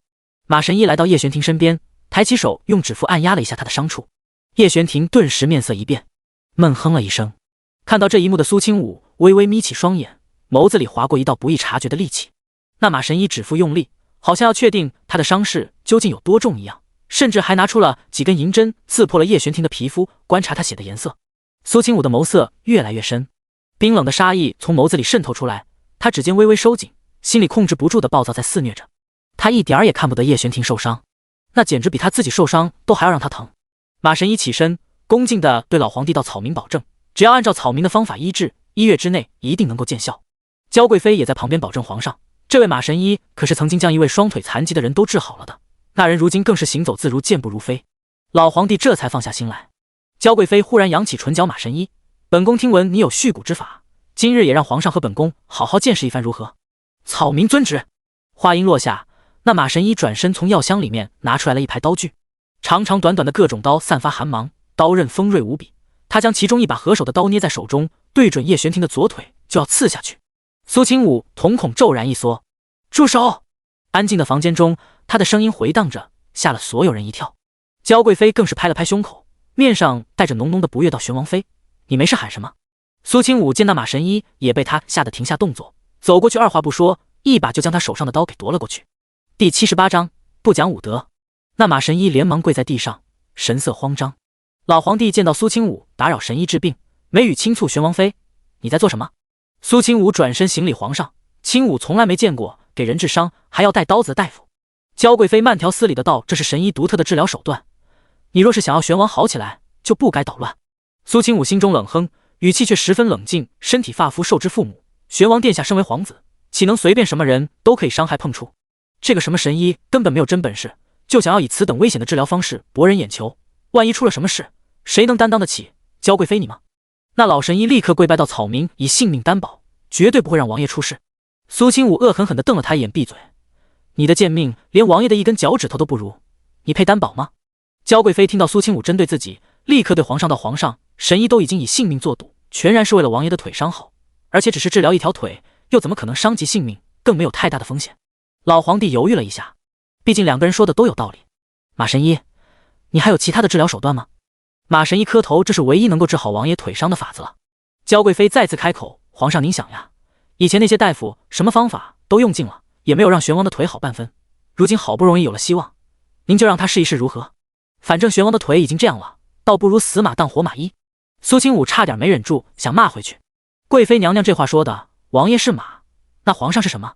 焦贵妃脸色一变，立刻改变口吻：“皇上，刚才是妾身失言，可妾身也是为了玄王着想。想当年玄王殿下威风八面，战功赫赫，而现如今却……哎。”这话让老皇帝眉宇越来越深，他轻轻点头：“贵妃此言有理，而且玄王的伤势也只是在腿上，就让这位神医试一试也可。清武啊！”清武不同意。苏清武还是头一次如此顶撞皇上，他仰起头，眼圈通红。先不说那刀子落在王爷的腿上还有多疼，而且之后还会留下疤痕，清武心疼王爷，绝对不会让王爷受这种罪。老皇帝叹气道：“朕知道你是关心玄王，可这对他来说是好事，你且退下。”叶玄庭忽然开口道：“父皇，儿臣不治。”听到他这样说，老皇帝立刻抬起头看了过去，就见到叶玄庭已经放下衣袍站起身，目光冷锐。荒唐！老皇帝显然被他们给气到了。玄王，贵妃辛辛苦苦给你找来神医，你不领情也就罢了，这么好的机会摆在你面前，你却不治。叶玄庭冷声回到贵妃的好意儿，臣心领了，只是儿臣自己的身体自己清楚，恐怕治也治不好，就不劳烦别人费心了。娇贵妃见状，眸光之内划过一道暗芒。玄王，你该不会是故意不治好腿伤的吧？难不成你怕自己伤势好了，就又要肩负重任？本宫没想到被南叶国百姓称为战神王爷的你，居然如此胆小怕事。听到如此侮辱人的话，叶玄庭眸光骤然冷若冰霜。他抬起头盯着贵妃，看得娇贵妃头皮一阵发麻，差点要将刚才的话给咽回去。老皇帝猛然一拍桌子，朕让你治你便治，而且朕就在旁边看着，谁还敢害你不成？他默了默，随后看向偏殿之外，来人。偏殿大门打开，宫中带刀侍卫直接闯了进来。苏清武没想到皇上会下令这样做，他手指微微紧握，心脏冷得彻骨。他不是为自己担心，而是为叶玄庭寒心。娇贵妃找来什么神医，明显没安好心，可是皇上却看不到。不，也许他早就看透了，却助纣为虐，故意如此，目的怕不是要让叶玄庭的腿疾没有一点恢复的可能。明明都已经毁了他的希望，然而这些人却打着为他好的压旗号，想要将他毁得更加彻底。直到如今，苏清武才真真正正的看清楚叶玄庭究竟面临着什么。前有豺狼，后有虎背，有人利用他，想要榨干他最后一点价值，也有人想要他死。这冰冷至极的深宫之内，就只有权和利，根本没有任何亲情可言。苏清武将牙齿咬得咯吱作响，再次更加的痛恨自己，上辈子的他到底都做了些什么。深吸了一口，苏清武上前一步，忽然道：“我同意让他给王爷治腿，可是我有一个条件。”皇上听到苏清武退步，语气这才和缓了一些。什么条件？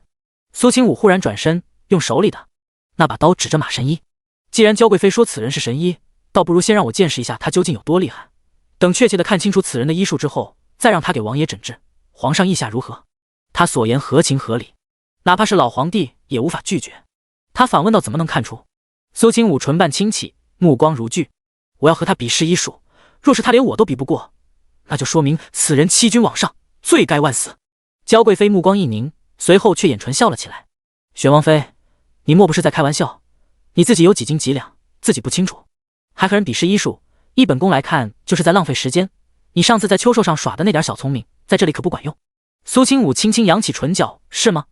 一旁的叶玄庭对着他轻轻点头，他偷偷伸出手握紧了他的掌心，随后看向皇上道：“儿臣相信王妃，就按照王妃所言，如果此人医术能够超越王妃，不管他要怎么治，儿臣绝不反抗。”也罢，老皇帝应声道：“马神医，你就让玄王和王妃见识见识。”马神医连忙道：“草民遵命。”苏清武将所有的杀意藏了起来，他脸上的笑意越来越浓，看着马神医的眼神就像是在看着一个死人。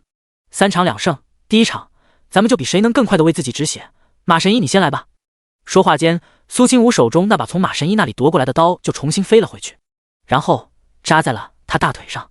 第79章惩罚娇贵妃。啊！那马神医骤然发出一声惨叫，佝偻着身体，捂着自己的腿，俯身坐在地上。老皇帝和贵妃被苏清武这突然间的出手给惊呆了，娇贵妃更是大声喊道：“来人啊！玄王妃肆意伤人，把他给本宫抓起来！”门口守着的那些属于娇贵妃的嬷嬷立刻闯进来，就要对苏清武动手。然而叶玄庭却一把将苏清武拉到了自己怀里，然后目光冷冽地看着那些人：“本王看看，谁敢动王妃？”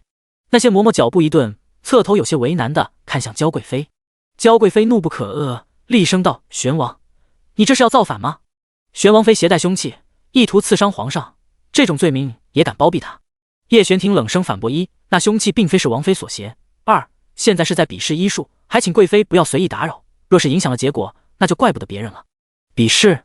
娇贵妃被气笑了，她面容柔媚之内夹杂着几分阴冷之色。哪里有人比试医术直接对人动手的？苏清武眯起双眼，从叶玄庭怀里冒出头，对着娇贵妃和皇上的方向道：“身为一位神医，如果自己的伤势都处理不了，那还如何治疗别人？刚才皇上也看见了，他打算用刀子划在王爷的腿上，现在换了他自己试试又如何？况且……”苏清武眯起双眸，目光危险至极，我这一刀也只是伤在他腿上，又不是什么致命的地方，没有丁点危险。贵妃娘娘，我说的对不对？你……老皇帝皱眉，虽然觉得场面有些血腥，却也觉得苏清武说的有道理。那就按照你的意思，让他给自己止血。娇贵妃咬了咬牙，那如果马神医止了血，难不成也要扎自己一刀吗？叶玄庭立刻眸子阴冷起来，不过他感觉自己的手腕被人握住。苏清武对着他露出一抹柔柔笑容，随后他仰起头勾唇道：“不，我直接认输。你……焦贵妃那张漂亮妩媚的脸都被气得扭曲了。苏清武这女人当真不按照常理出牌，什么比试医术，不过是她找来为难马神医的借口罢了。她就是想要阻止此人给叶玄庭治疗腿疾。她尽量平复了一下自己被苏清武差点气冒烟的情绪。你难不成打算3场比试都用这种方式？万一马神医被你不小心弄死？苏清武打断他的话，当然不会。不过这第1场比试，马神医安然度过之后再说其他吧。所有人都安静了下来，侧头看向脸色因为疼痛苍白至极的马神医。那老头凄惨无比，比试拖着一地的血，正在翻找自己的药箱，里面装着的瓶瓶罐罐被他拿出来，颤抖着手指撒在自己大腿的伤口上，然后他咬着牙握住刀柄的位置，往外用力一把，鲜血立刻从伤口处喷涌而出。之前他撒在伤口上的药粉瞬间就被濡湿，那刀也不知道扎在了什么地方，伤口处的血根本止不住，而且流血的速度还越来越快。马神医整个人焦急不已，撕下自己的衣服缠住腿上的伤口，却发现这样做也仅仅是减缓了一点血液流速，根本无法阻止伤口血液的渗出。怎么回事？马神医搞不懂自己的身体究竟怎么了，忽然间看向焦贵妃和皇上，求生的欲望让他跪趴着来到2人面前，拼命磕头，求皇上和娘娘救命，救救草民。地面上流出了不少血迹，看得人头皮发麻。老皇帝更是捂着鼻子不忍直视这场面。工人拦住了那马神医的去路，不让他污染了皇上的衣襟。焦贵妃脸色铁青，难看的厉害，看着那不中用，连自己伤口都止血不了的所谓神医，冷声道：马神医，你是大夫，这点伤口你都处理不了？马神医有苦难言，他根本不知道发生了什么，自己的伤口为什么用了好多种方法都没办法止血。苏清武冷笑了一声，厉声道：不是吧，那刀也不大，扎的伤口也不深，这么点伤口自己都处理不了，还说自己是神医，要给王爷治病，究竟是谁给你的胆子？马神医唇角颤抖，死亡的恐惧让他什么话都说不出。一个人能有多少血？他感觉自己眼前已经逐渐发黑，再加上他上了年纪，很快就头一歪，整个人倒在地上。看到这一幕，焦贵妃只感觉自己的脸好像被人狠狠扇了一巴掌。她有些心虚地转过头看向皇上，唇角嗫嚅到：皇上，妾身也不知道他竟然……老皇帝看着他的眼神微微泛着冷意，随后他想起身，声音之中明显带着几分怒火：这就是你找来的神医？焦贵妃低眉顺眼起身，心口一阵发慌，妾身只是以为……啪！还没等他将话说完，就被皇上重重扇了一巴掌。焦贵妃娇嫩白皙的脸颊立刻出现了一个明显的五指印，她吓了一跳，带着身后所有宫女嬷嬷扑通一声跪在地上。她捂着脸哭声道：都是妾身的错，妾身不该找来这种名不符实的人，还请皇上息怒。老皇帝脸色也很难看，他负手而立，居高临下的怒视着焦贵妃，刚才的温柔笑意已经全然不见。你可知刚才差点就让这种货色给玄王治腿，万一真出什么事，你10个脑袋也担当不起。焦贵妃一边哭一边道：妾身知罪，妾身知罪了。老皇帝胸口剧烈起伏着，好像被气得不轻。既然你知道是你的错，那就由你来承担后果。好在玄王妃发现的早，将这种假货揭穿，没有造成更大的危险，就罚你1年月例，将手中暂理6宫一事交给淑妃，抄写10遍经书，身边这群下人每人领30板子，以儆效尤。焦贵妃低下头，妾身领罚。她毕竟是贵妃，身后是偌大的焦家。苏清武虽然觉得这惩罚不痛不痒，却也明白这是皇上故意做给他和叶玄庭看的。他眯起双眼，也没再说什么，而是请旨到皇上：贵妃娘娘突然找来神医，恐怕肯定是受了什么人的蛊惑，此等欺君罔上的大罪，若是不重重责罚的话，恐怕有损您的威名。第80章，王爷偏心王妃。焦贵妃的脸颊明显有些扭曲，她心里气急败坏，脸色一阵青一阵白。老皇帝轻轻颔首，将那假神医拖出去，顺便给朕严查，任何参与蛊惑贵妃一事之人都绝不轻饶。遵旨。那些带刀侍卫得到命令，立刻将马神医带走。没有人止血的话，马神医恐怕很快就会失血过多而亡。然后如今他已经犯下大罪，更不会有人过来给他医治。老皇帝脸色阴沉的可怕，不过看向苏清武和叶玄庭的表情恢复了一点温和。他垂下眸子看了看叶玄庭的腿，然后伸出手拍了拍他的肩膀：好孩子，朕也没想到你伤势如此严重，还能做得那样好。你放心，朕一定会再想法子。叶玄庭淡淡道：多谢父皇挂念。他什么也没说，看着老皇帝转身离开了偏殿。等到皇上带着人离开了，焦贵妃才缓缓从地上起来，被人搀扶着站直了身体。她脸上还带着巴掌印，让她看起来楚楚可怜。焦贵妃怒视着苏清武，眼底都是怒色，没想到计划还没开始就被扼杀于摇篮之中。通过秋寿一事，焦家明显发现了叶玄庭的腿疾并没有对他影响太大，因此这才打了歪主意。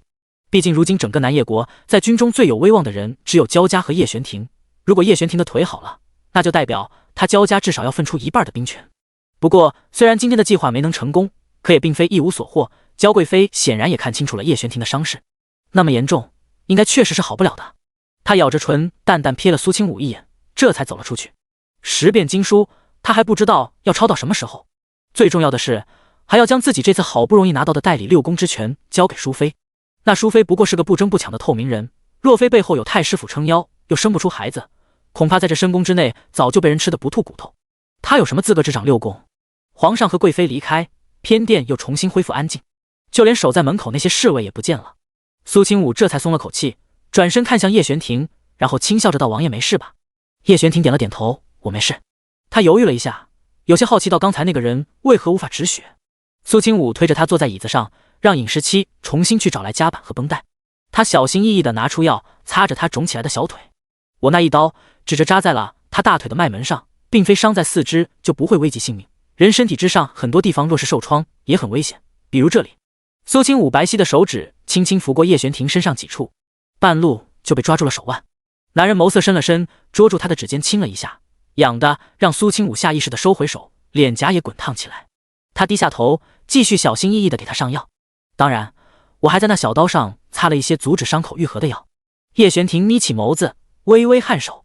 原来如此，阿武真聪明，还好有你在。这话让苏清武唇角止不住扬了起来，他眸子弯成了月牙，把叶玄庭的腿重新包扎好。没事了，我之前给你用的那点毒素，只是让你的腿看起来很恐怖，实际上1晚上就会消退，别担心。叶玄庭揉了揉苏清武的脑袋，男人冷峻的面容极为温柔，凤眸轻眯。叶玄庭轻声道：“我相信你。”苏清武心里极为开心，毕竟自己提议用一种风毒令他的腿伪装成伤势严重样子的时候，对方没有任何疑心的就用了。然而两人在偏殿刚休息了一会儿，门外传来脚步声。淑妃娘娘身边的一个嬷嬷在门外禀报淑妃娘娘，请2位前往静怡宫。静怡宫很是安静，淑妃坐在主位上，正在等着两人。看到苏清武扶着叶玄庭进了门，他立刻站起身，走到叶玄庭身侧。玄庭，你腿上的伤怎么样？刚才皇上身边的大太监突然给母妃送来封印，说让母妃代理6宫。淑妃明显并不是很高兴，她并不喜欢这宫中争斗，好在也没有人会来惹自己。可是突然间手握大权，让她感觉浑身都不自在起来，更会成为这6宫中处于风口浪尖的人。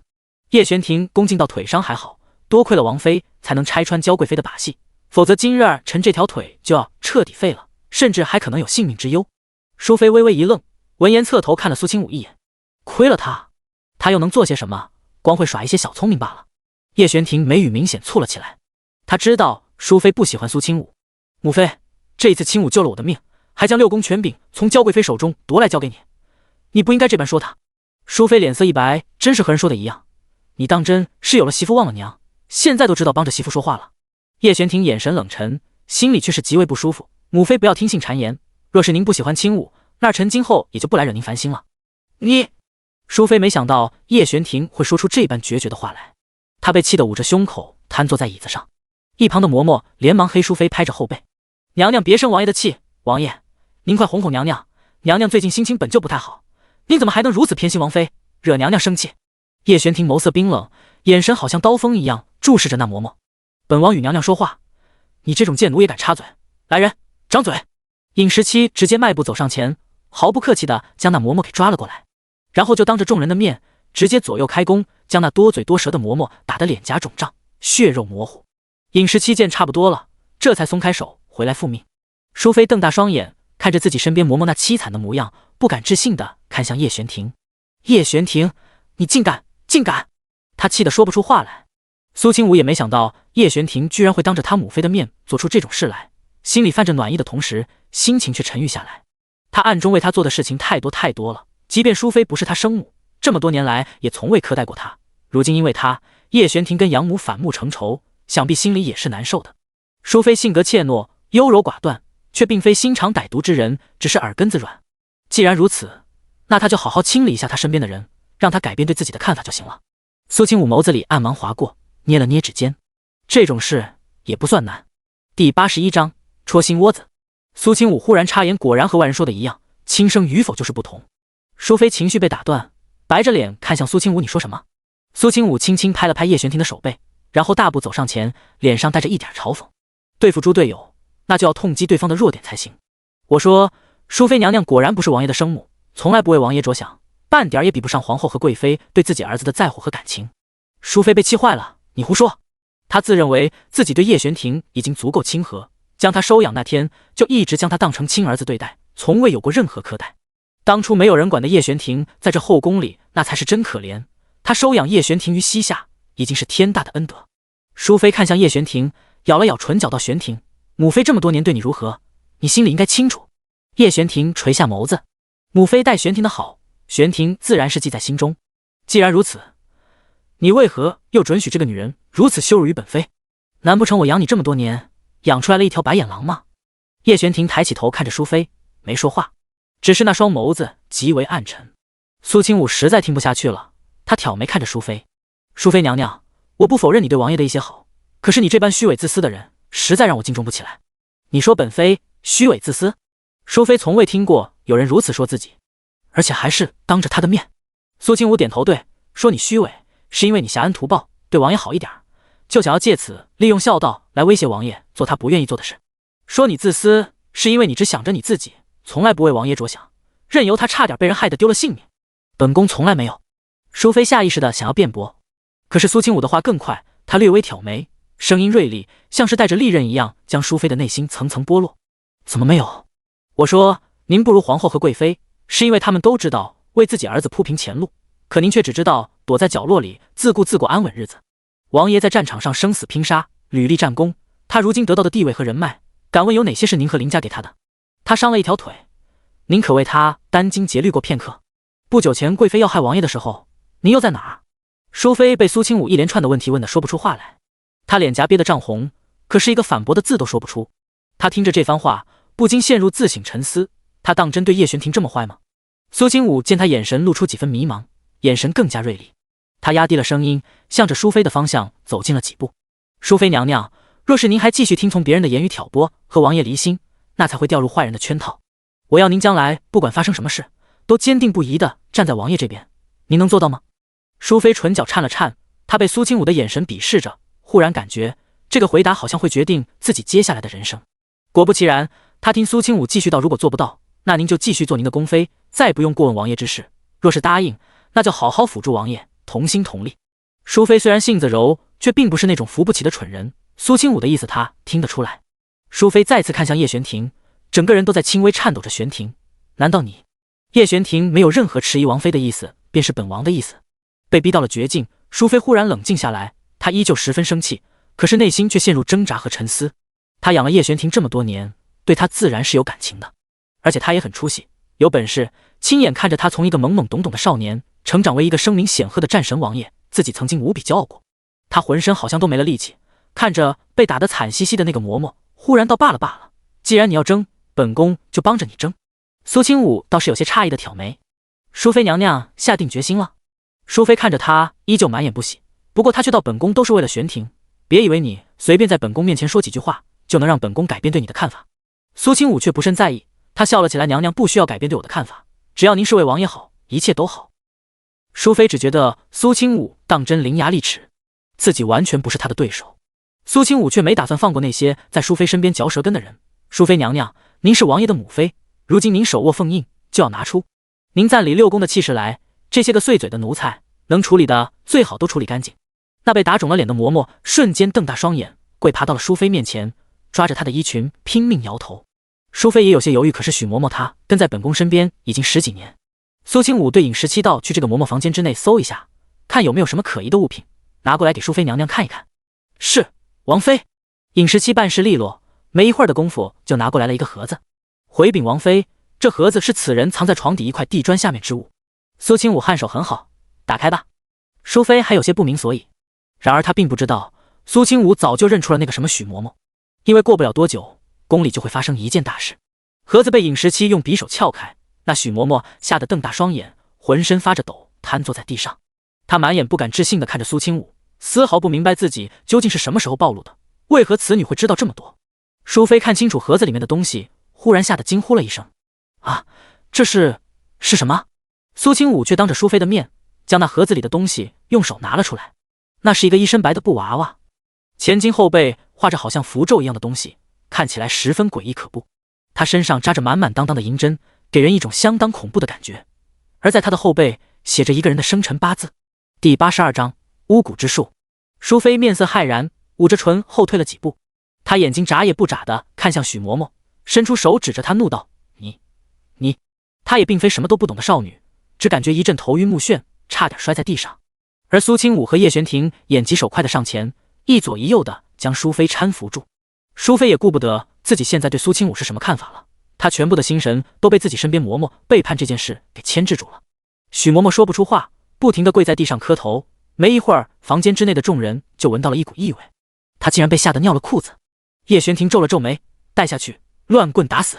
尹时期伸出手拎着那嬷嬷的衣领就要走，只是苏清武却突然出声：“别急。”尹时期一顿，却十分听话地停下脚步，听着王妃接下来的建议，看着苏清武的眼神都带着浓重的尊敬和崇拜，因为在他眼中，王妃当真是无所不能，简直就是王爷的贤内助。淑妃缓过这口气来，坐在梨花木的椅子上歇了一会儿，到玄王妃还打算为这种歹毒的贱婢求情。苏清武摇头，当然不是。淑妃默了默，这种事你就算审问他也没用，没有抓个现行，即便是闹到皇上那里也无济于事。娘娘放心，我当然知道这点，可是就这么将他打杀了，娘娘心里能够解气，不想让那幕后黑手付出代价。淑妃听到他这么说，立刻抬起头看向苏清武，她突然觉得自己这个儿媳妇说的也不是没道理。她一向本分，在后宫之内不争不抢，从来没得罪过谁，也没挡过什么人的路，只以为那些烟杂手段不会被人用到自己身上，却没想到自己也会有今天。那要怎么引出幕后之人？简单。苏清武眯起双眸，眼底噙着笑。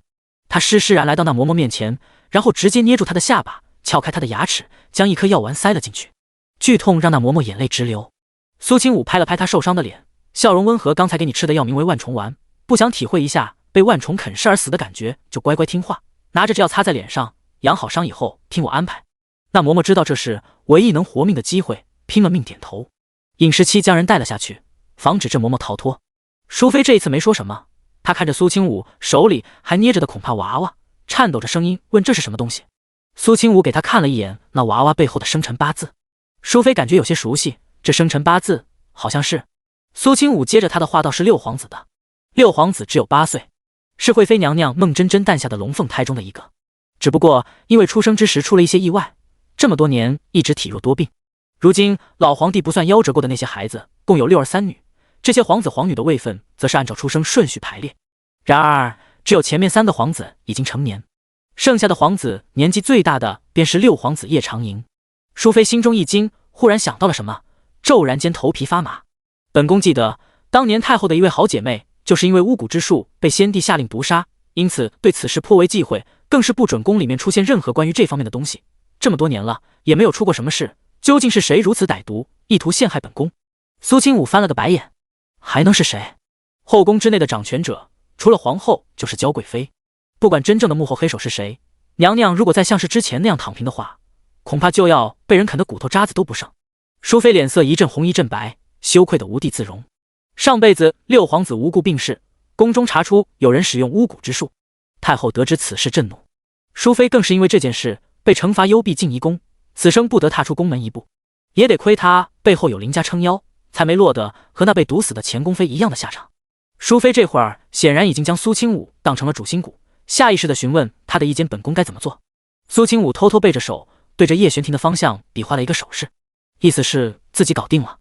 叶玄庭看到那手势愣了一下，以至于他和淑妃说了什么他都没注意听，冷漠似的眉眼忽然就变得柔和了下来，浑身漠然疏离的气息尽数消退。他的王妃总有办法帮助他解决难题，好像只要他在，他当真可以什么事都不担心。苏清武扬眉，既然巫蛊之术针对的是你和6皇子，那么这件事还要和惠妃娘娘商量一下才行。淑妃略一思索，本宫这就让人去请，最好偷偷见一面，若是可以的话，今晚您就带我去见一见6皇子。淑妃皱眉，可是惠妃对6皇子宝贝的紧，她可能不会让咱们见。苏清武摇头，不，只要他不傻的话，一定会同意的。当天晚上，叶玄庭以自己腿上没有痊愈为理由，带着苏清武在静怡宫小住。淑妃按照苏清武的吩咐，让人学了话去给惠妃送信，就说他想要探望六皇子，倒是没想到惠妃当真答应了下来。苏清武打扮成了宫女的模样，混在淑妃身边，跟着她前往惠宁宫。惠妃早就得到消息，在门口等着，见到淑妃下了轿子，立刻躬身行礼，妹妹给姐姐请安。惠妃本名孟真真，乃是南陵大将军孟青山之女，家中世代忠良，外表看起来是个特别娇小柔弱的女子。她年纪不大，也就20来岁，说话声音犹如黄鹂，特别温柔好听。淑妃让人退下，带着苏清武进入惠宁宫内。她对惠妃道：“六皇子在何处？”惠妃起身看了淑妃一眼：“姐姐随我来吧。”还没靠近，苏清武就闻到了浓重的药味。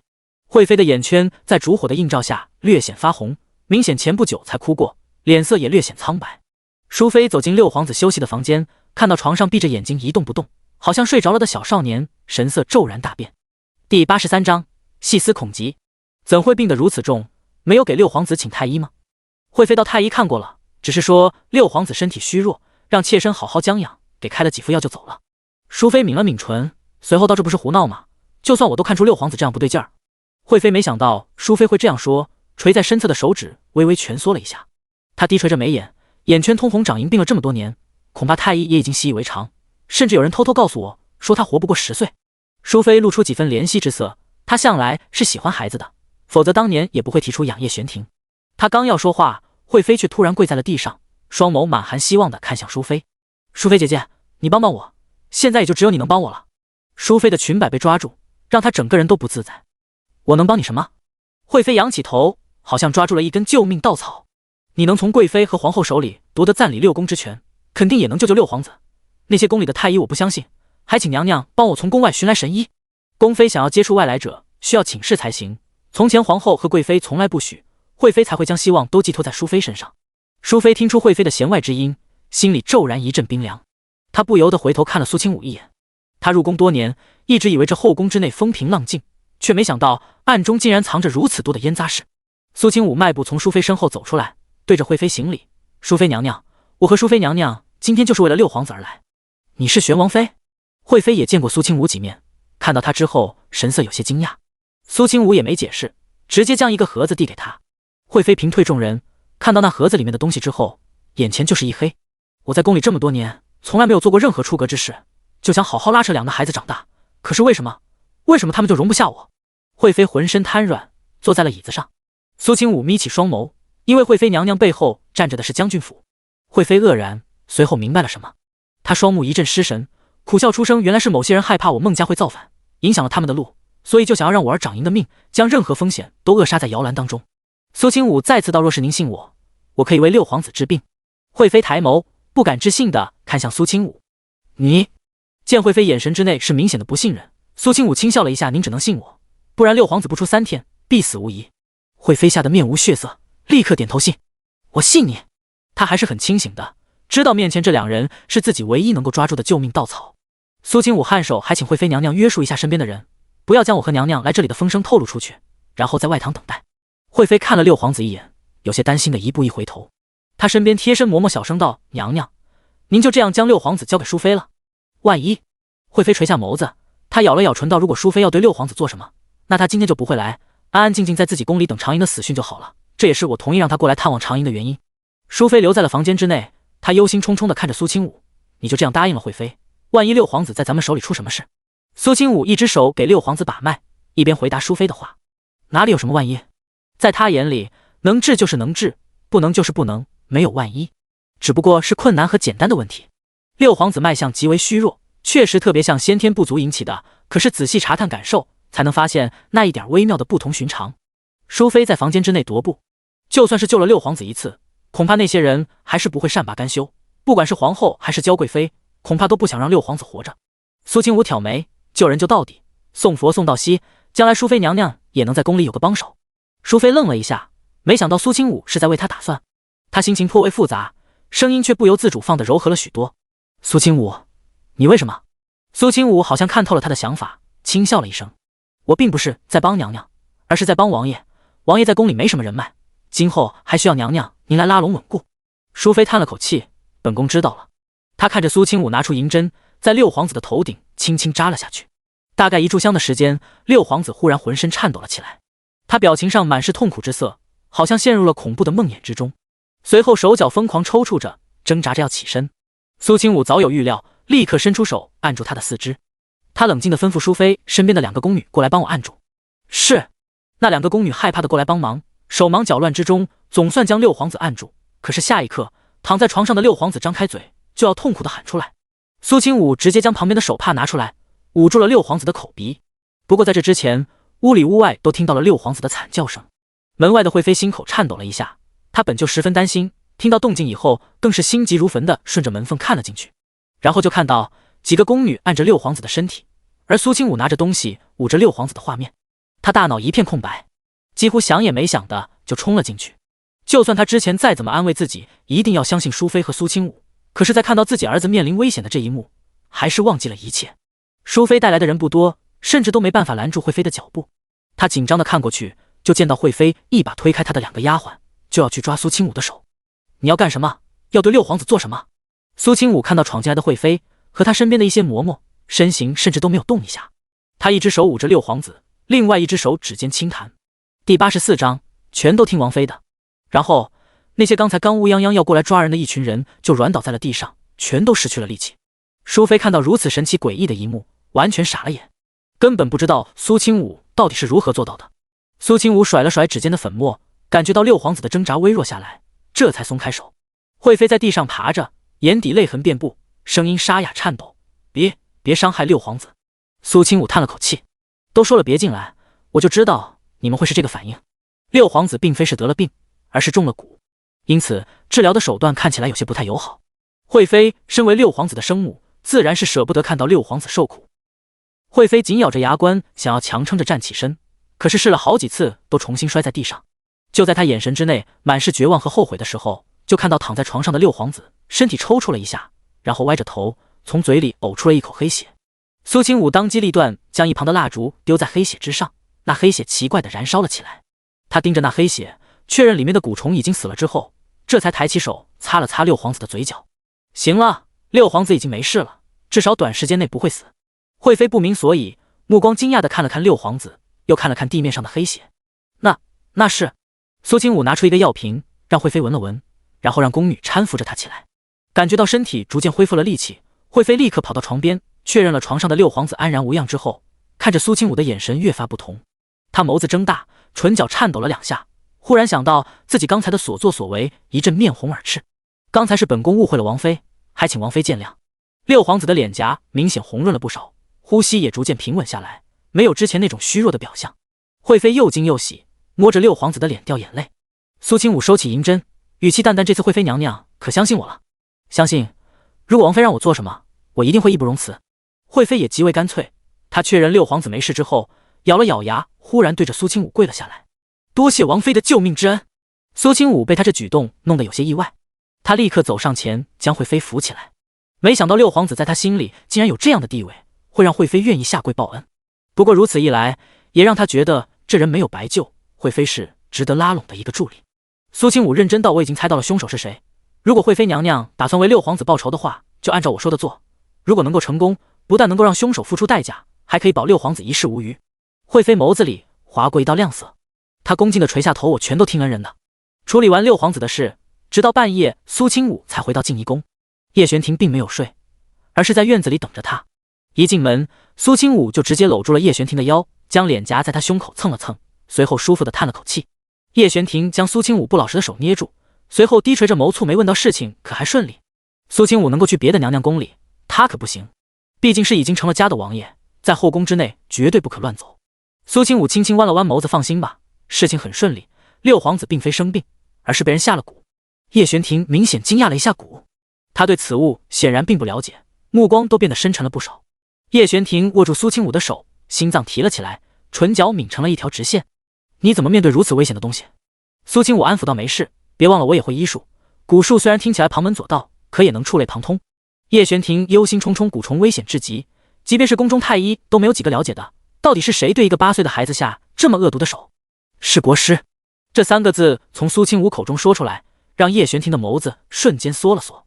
他握着苏清武的指尖收紧，心脏突然涌出来一种不好的预感。国师不问世事，常年在深宫之内闭关不出，怎么会插手此事？苏清武冷笑了一声道：“因为他早就已经和皇后、三皇子等人狼狈为奸，暗中勾结，意图谋划皇位。叶玄庭揉了揉苏清武的头，如此隐蔽的事，即便是我都没有听说过，阿武又是从何得知？苏清武，他眨了眨眼睛，突然被叶玄庭问住了。他不是不想告诉叶玄庭自己重生过，可是不知道怎么的，他心虚，并不想将上辈子自己那蠢事掰扯出来给别人听。毕竟是黑历史，如果被刨根问底，那他这张脸也不用要了。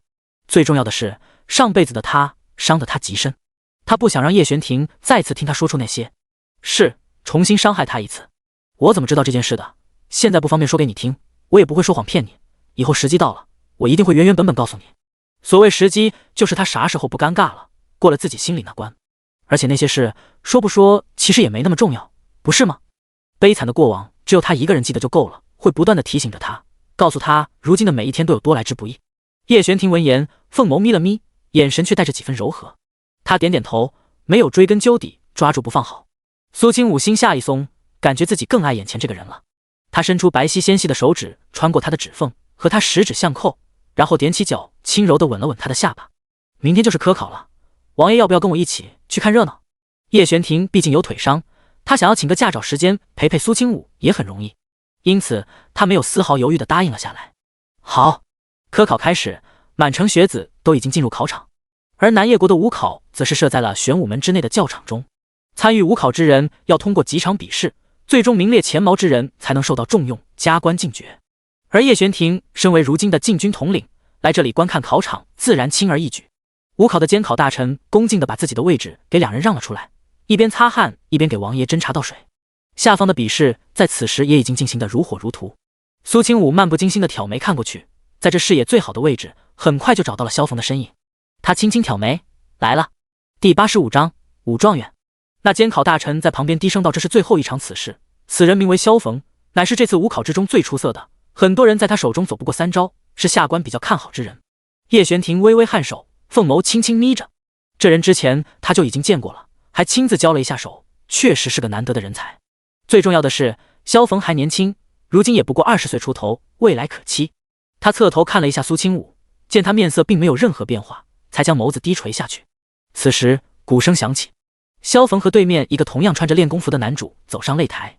擂台是搭建起来的一个固定圆台，获胜的方式有2种，一种是将人从圆台之上打下去，另外一种就是让对方亲口认输。苏清武上一世虽然听说过萧逢是在擂台上受伤的，却并不知道具体是哪一场擂台，但是现在都已经进入了决赛，那么稍微推测一下就能知道，出事的一定是这一场。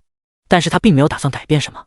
萧逢这个人是一匹孤狼，身后没有任何牵绊，他和徐清墨还有云香如不一样，若是不能拿捏住他，将来对方不一定愿意臣服于叶玄庭。苏清武从来不做吃力不讨好的事情，若是改变了这场比试，让萧逢顺顺利利的成为武状元，一路顺风顺水的坐上将军之位，他会管你是什么王？他又不是圣母，而是地狱之中爬出来的恶鬼，没有利益的事情才不会做。比试已经过了一段时间，周围传来不少围观之人的叫好声，那些人也都是考生，在看到如此精彩的比试之后，也输得心服口服。好，打得好，上呀，打他下盘。萧逢身手极为灵活，不过对方也不容小觑，毕竟是走到了最后的人，多多少少都是有些真本事在身上的。两人打得你来我往，相当焦灼。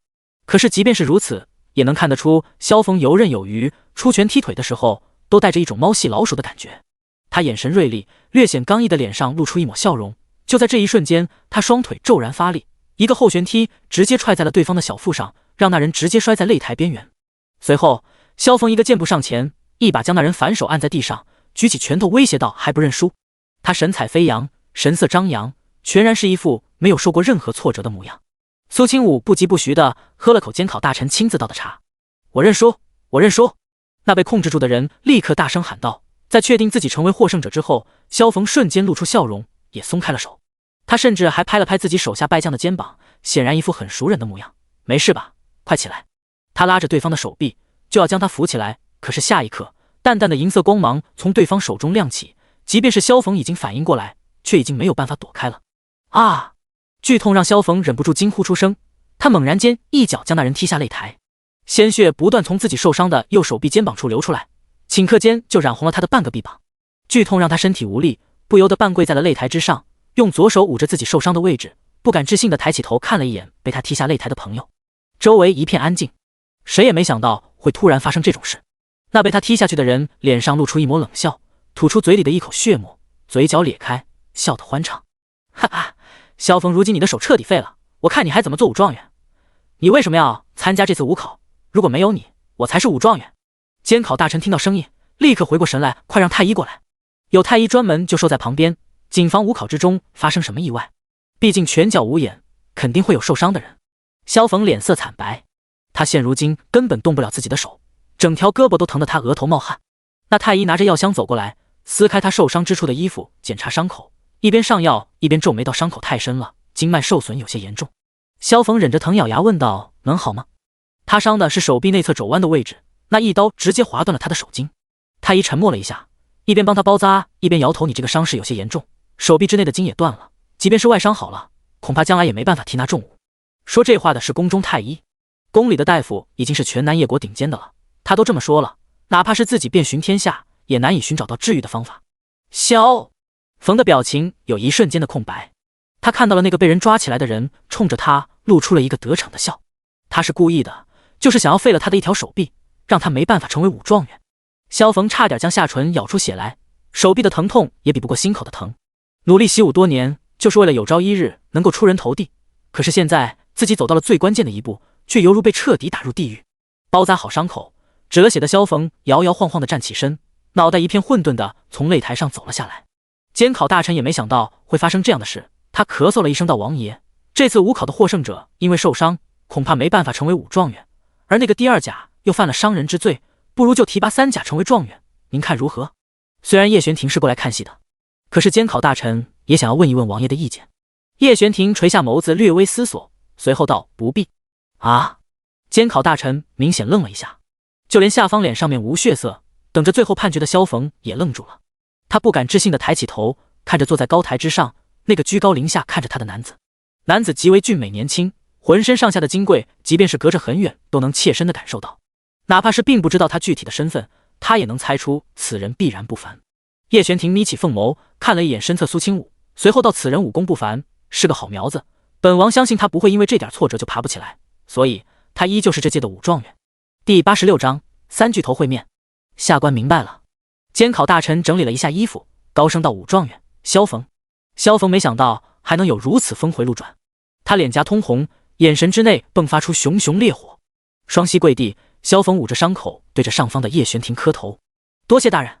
监考大臣走下来，笑眯眯的道：萧峰，你要多感谢玄王殿下，如果不是他开口，你这已经废了一条手臂的人，是无论如何也当不上武状元的。接下来还要参加殿试面圣，你自己做好准备吧。是，多谢大人，多谢玄王殿下，玄王殿下大恩大德，草民必将铭记于心。那大臣拍了拍萧峰的肩膀，这才转身离开。苏清武偷偷地挠了挠叶玄庭的掌心，嘴角含笑道：王爷做得不错。叶玄庭斜睨了萧峰一眼，看在阿武你的面子上。苏清武弯了弯唇角，陪着叶玄庭走下台。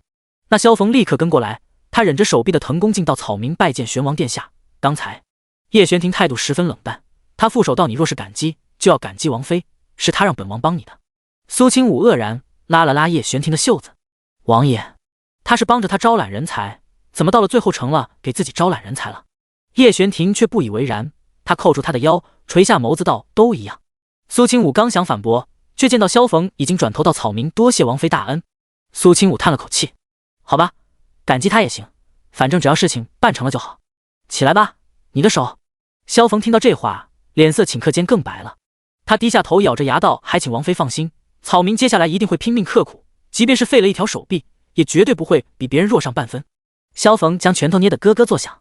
苏清武咳嗽了一下，柔声道：我不是这个意思，是说你想要治疗手臂的话，本妃可以帮你。萧峰像是被人当头打了一棒子，不可置信地看着苏清武。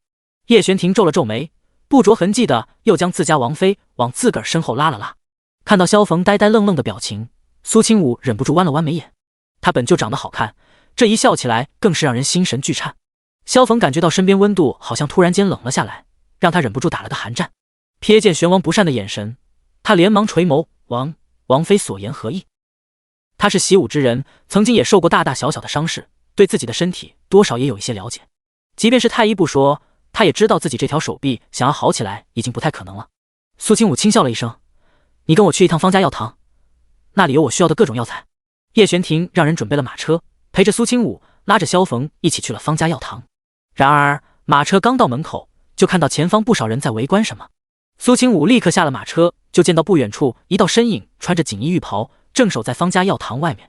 在苏清武下车的时候，他前面的人群分开，有人好像看到了他，大步走了过来。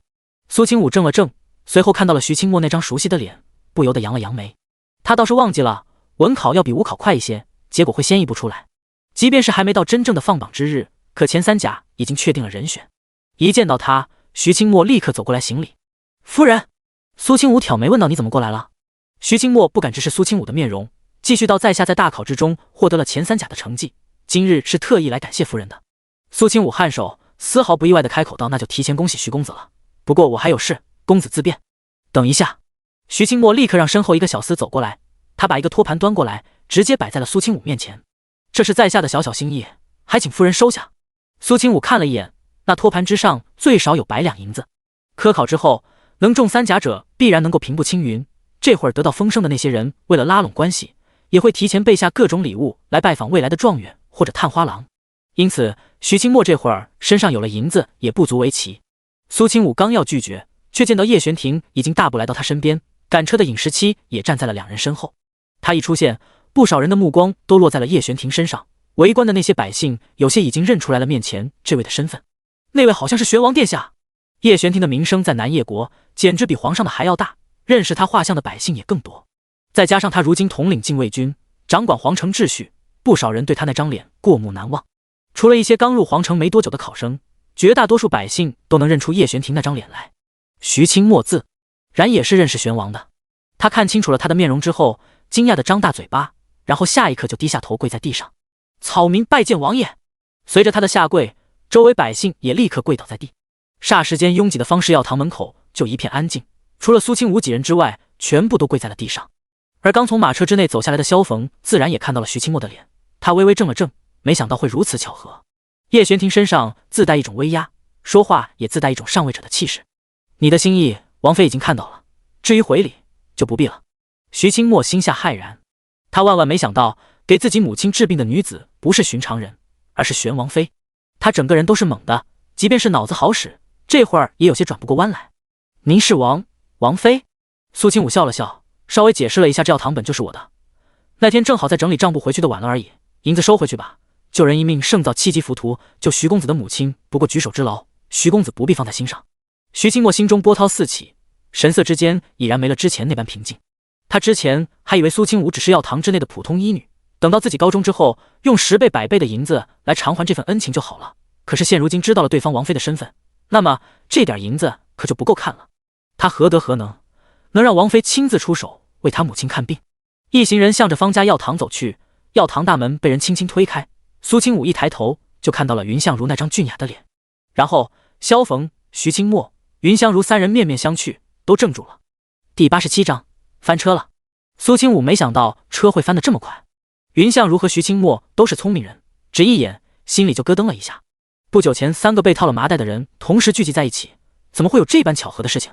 萧逢却不明所以，他瞪大了眼睛，只觉得相当意外。你们2个怎么在这儿？这个铁憨憨。云相如的目光落在苏清武身上，清俊的脸上露出一抹掩饰不住的尴尬。显然他替人尴尬的毛病又犯了。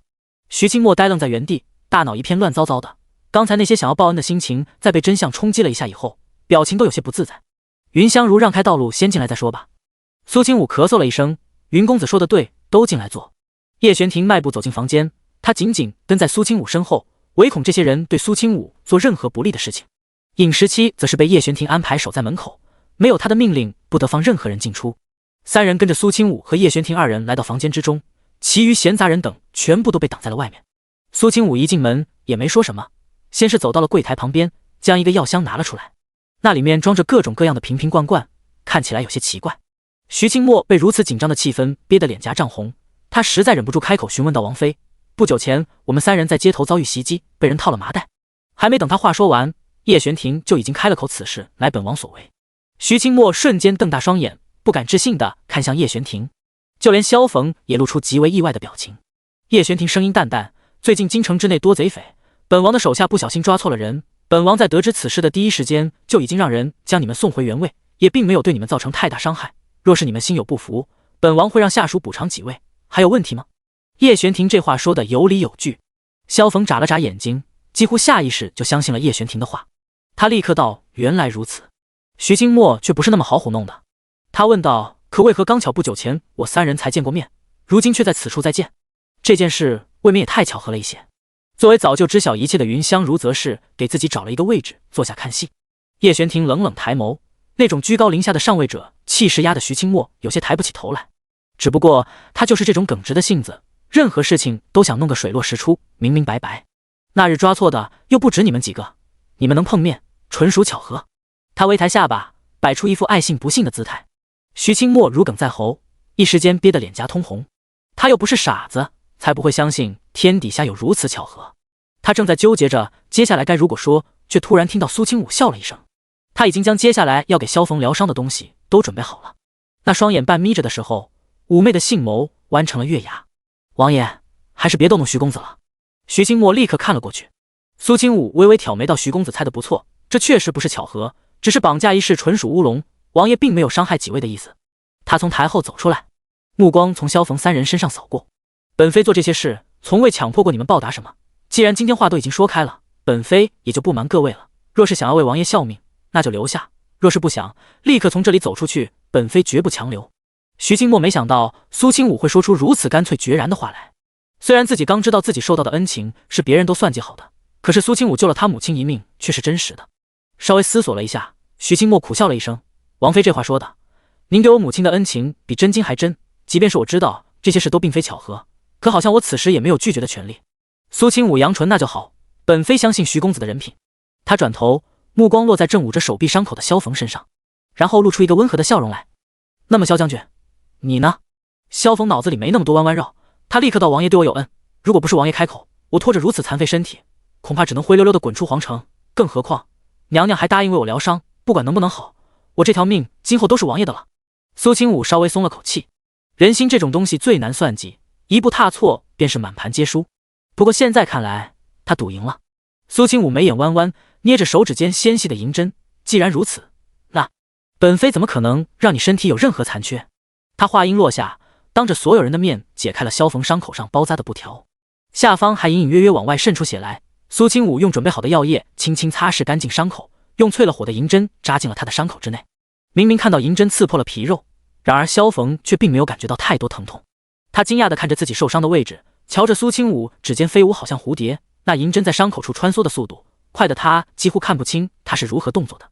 皮肉有被拉扯的感觉，还有轻微的刺痛感。大概过了一炷香的时间，萧逢就看到自己手臂处原本狰狞的伤口被他手中的针线缝合，看起来有些诡异的美感。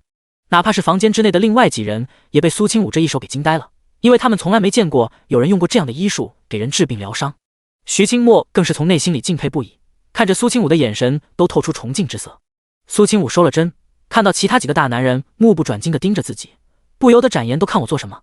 想当初为了活命，他都能单手在自己身上进行缝合，这点手段又算得了什么？萧逢稍微活动了一下自己的手臂，发现自己伤口不流血了，甚至已经能够小幅度的动作。他惊喜的眸子圆睁，好厉害！王妃如此医术，恐怕堪称举世无双。苏清武忽然将手指放在唇边，做了一个噤声的动作，此事不得外传。不过你们几个若是受了伤出了事，哪怕是断手断脚，只要手脚没丢，本妃都能给你们接上。第88章绿毛龟。如果是别人说出这种话，那绝对是口出狂言。可是事实摆在眼前，太医都说肺定了的手臂在他手里如此轻松就治好了，不得不让人相信他有这个能力。萧逢感激涕零，直接单膝跪下：王妃大恩大德，萧逢无以为报。叶玄庭忽然出言打断他接下来的话：你还想要以身相许？萧逢被叶玄庭对的脸颊疼的一下就红了，高大的汉子此时说话都有些不利索。不是，草民没有这个意思，他哪有那个胆子觊觎王妃？苏清武未曾想自家的醋缸子居然快要被打翻了，他倒是不记得上辈子的叶玄庭有这么大的醋劲儿。他收拾好东西来到叶玄庭身侧，对着其他三人道：话都说清楚了，几位就请回吧，若是有任何事情，本妃会经云香如通知你们。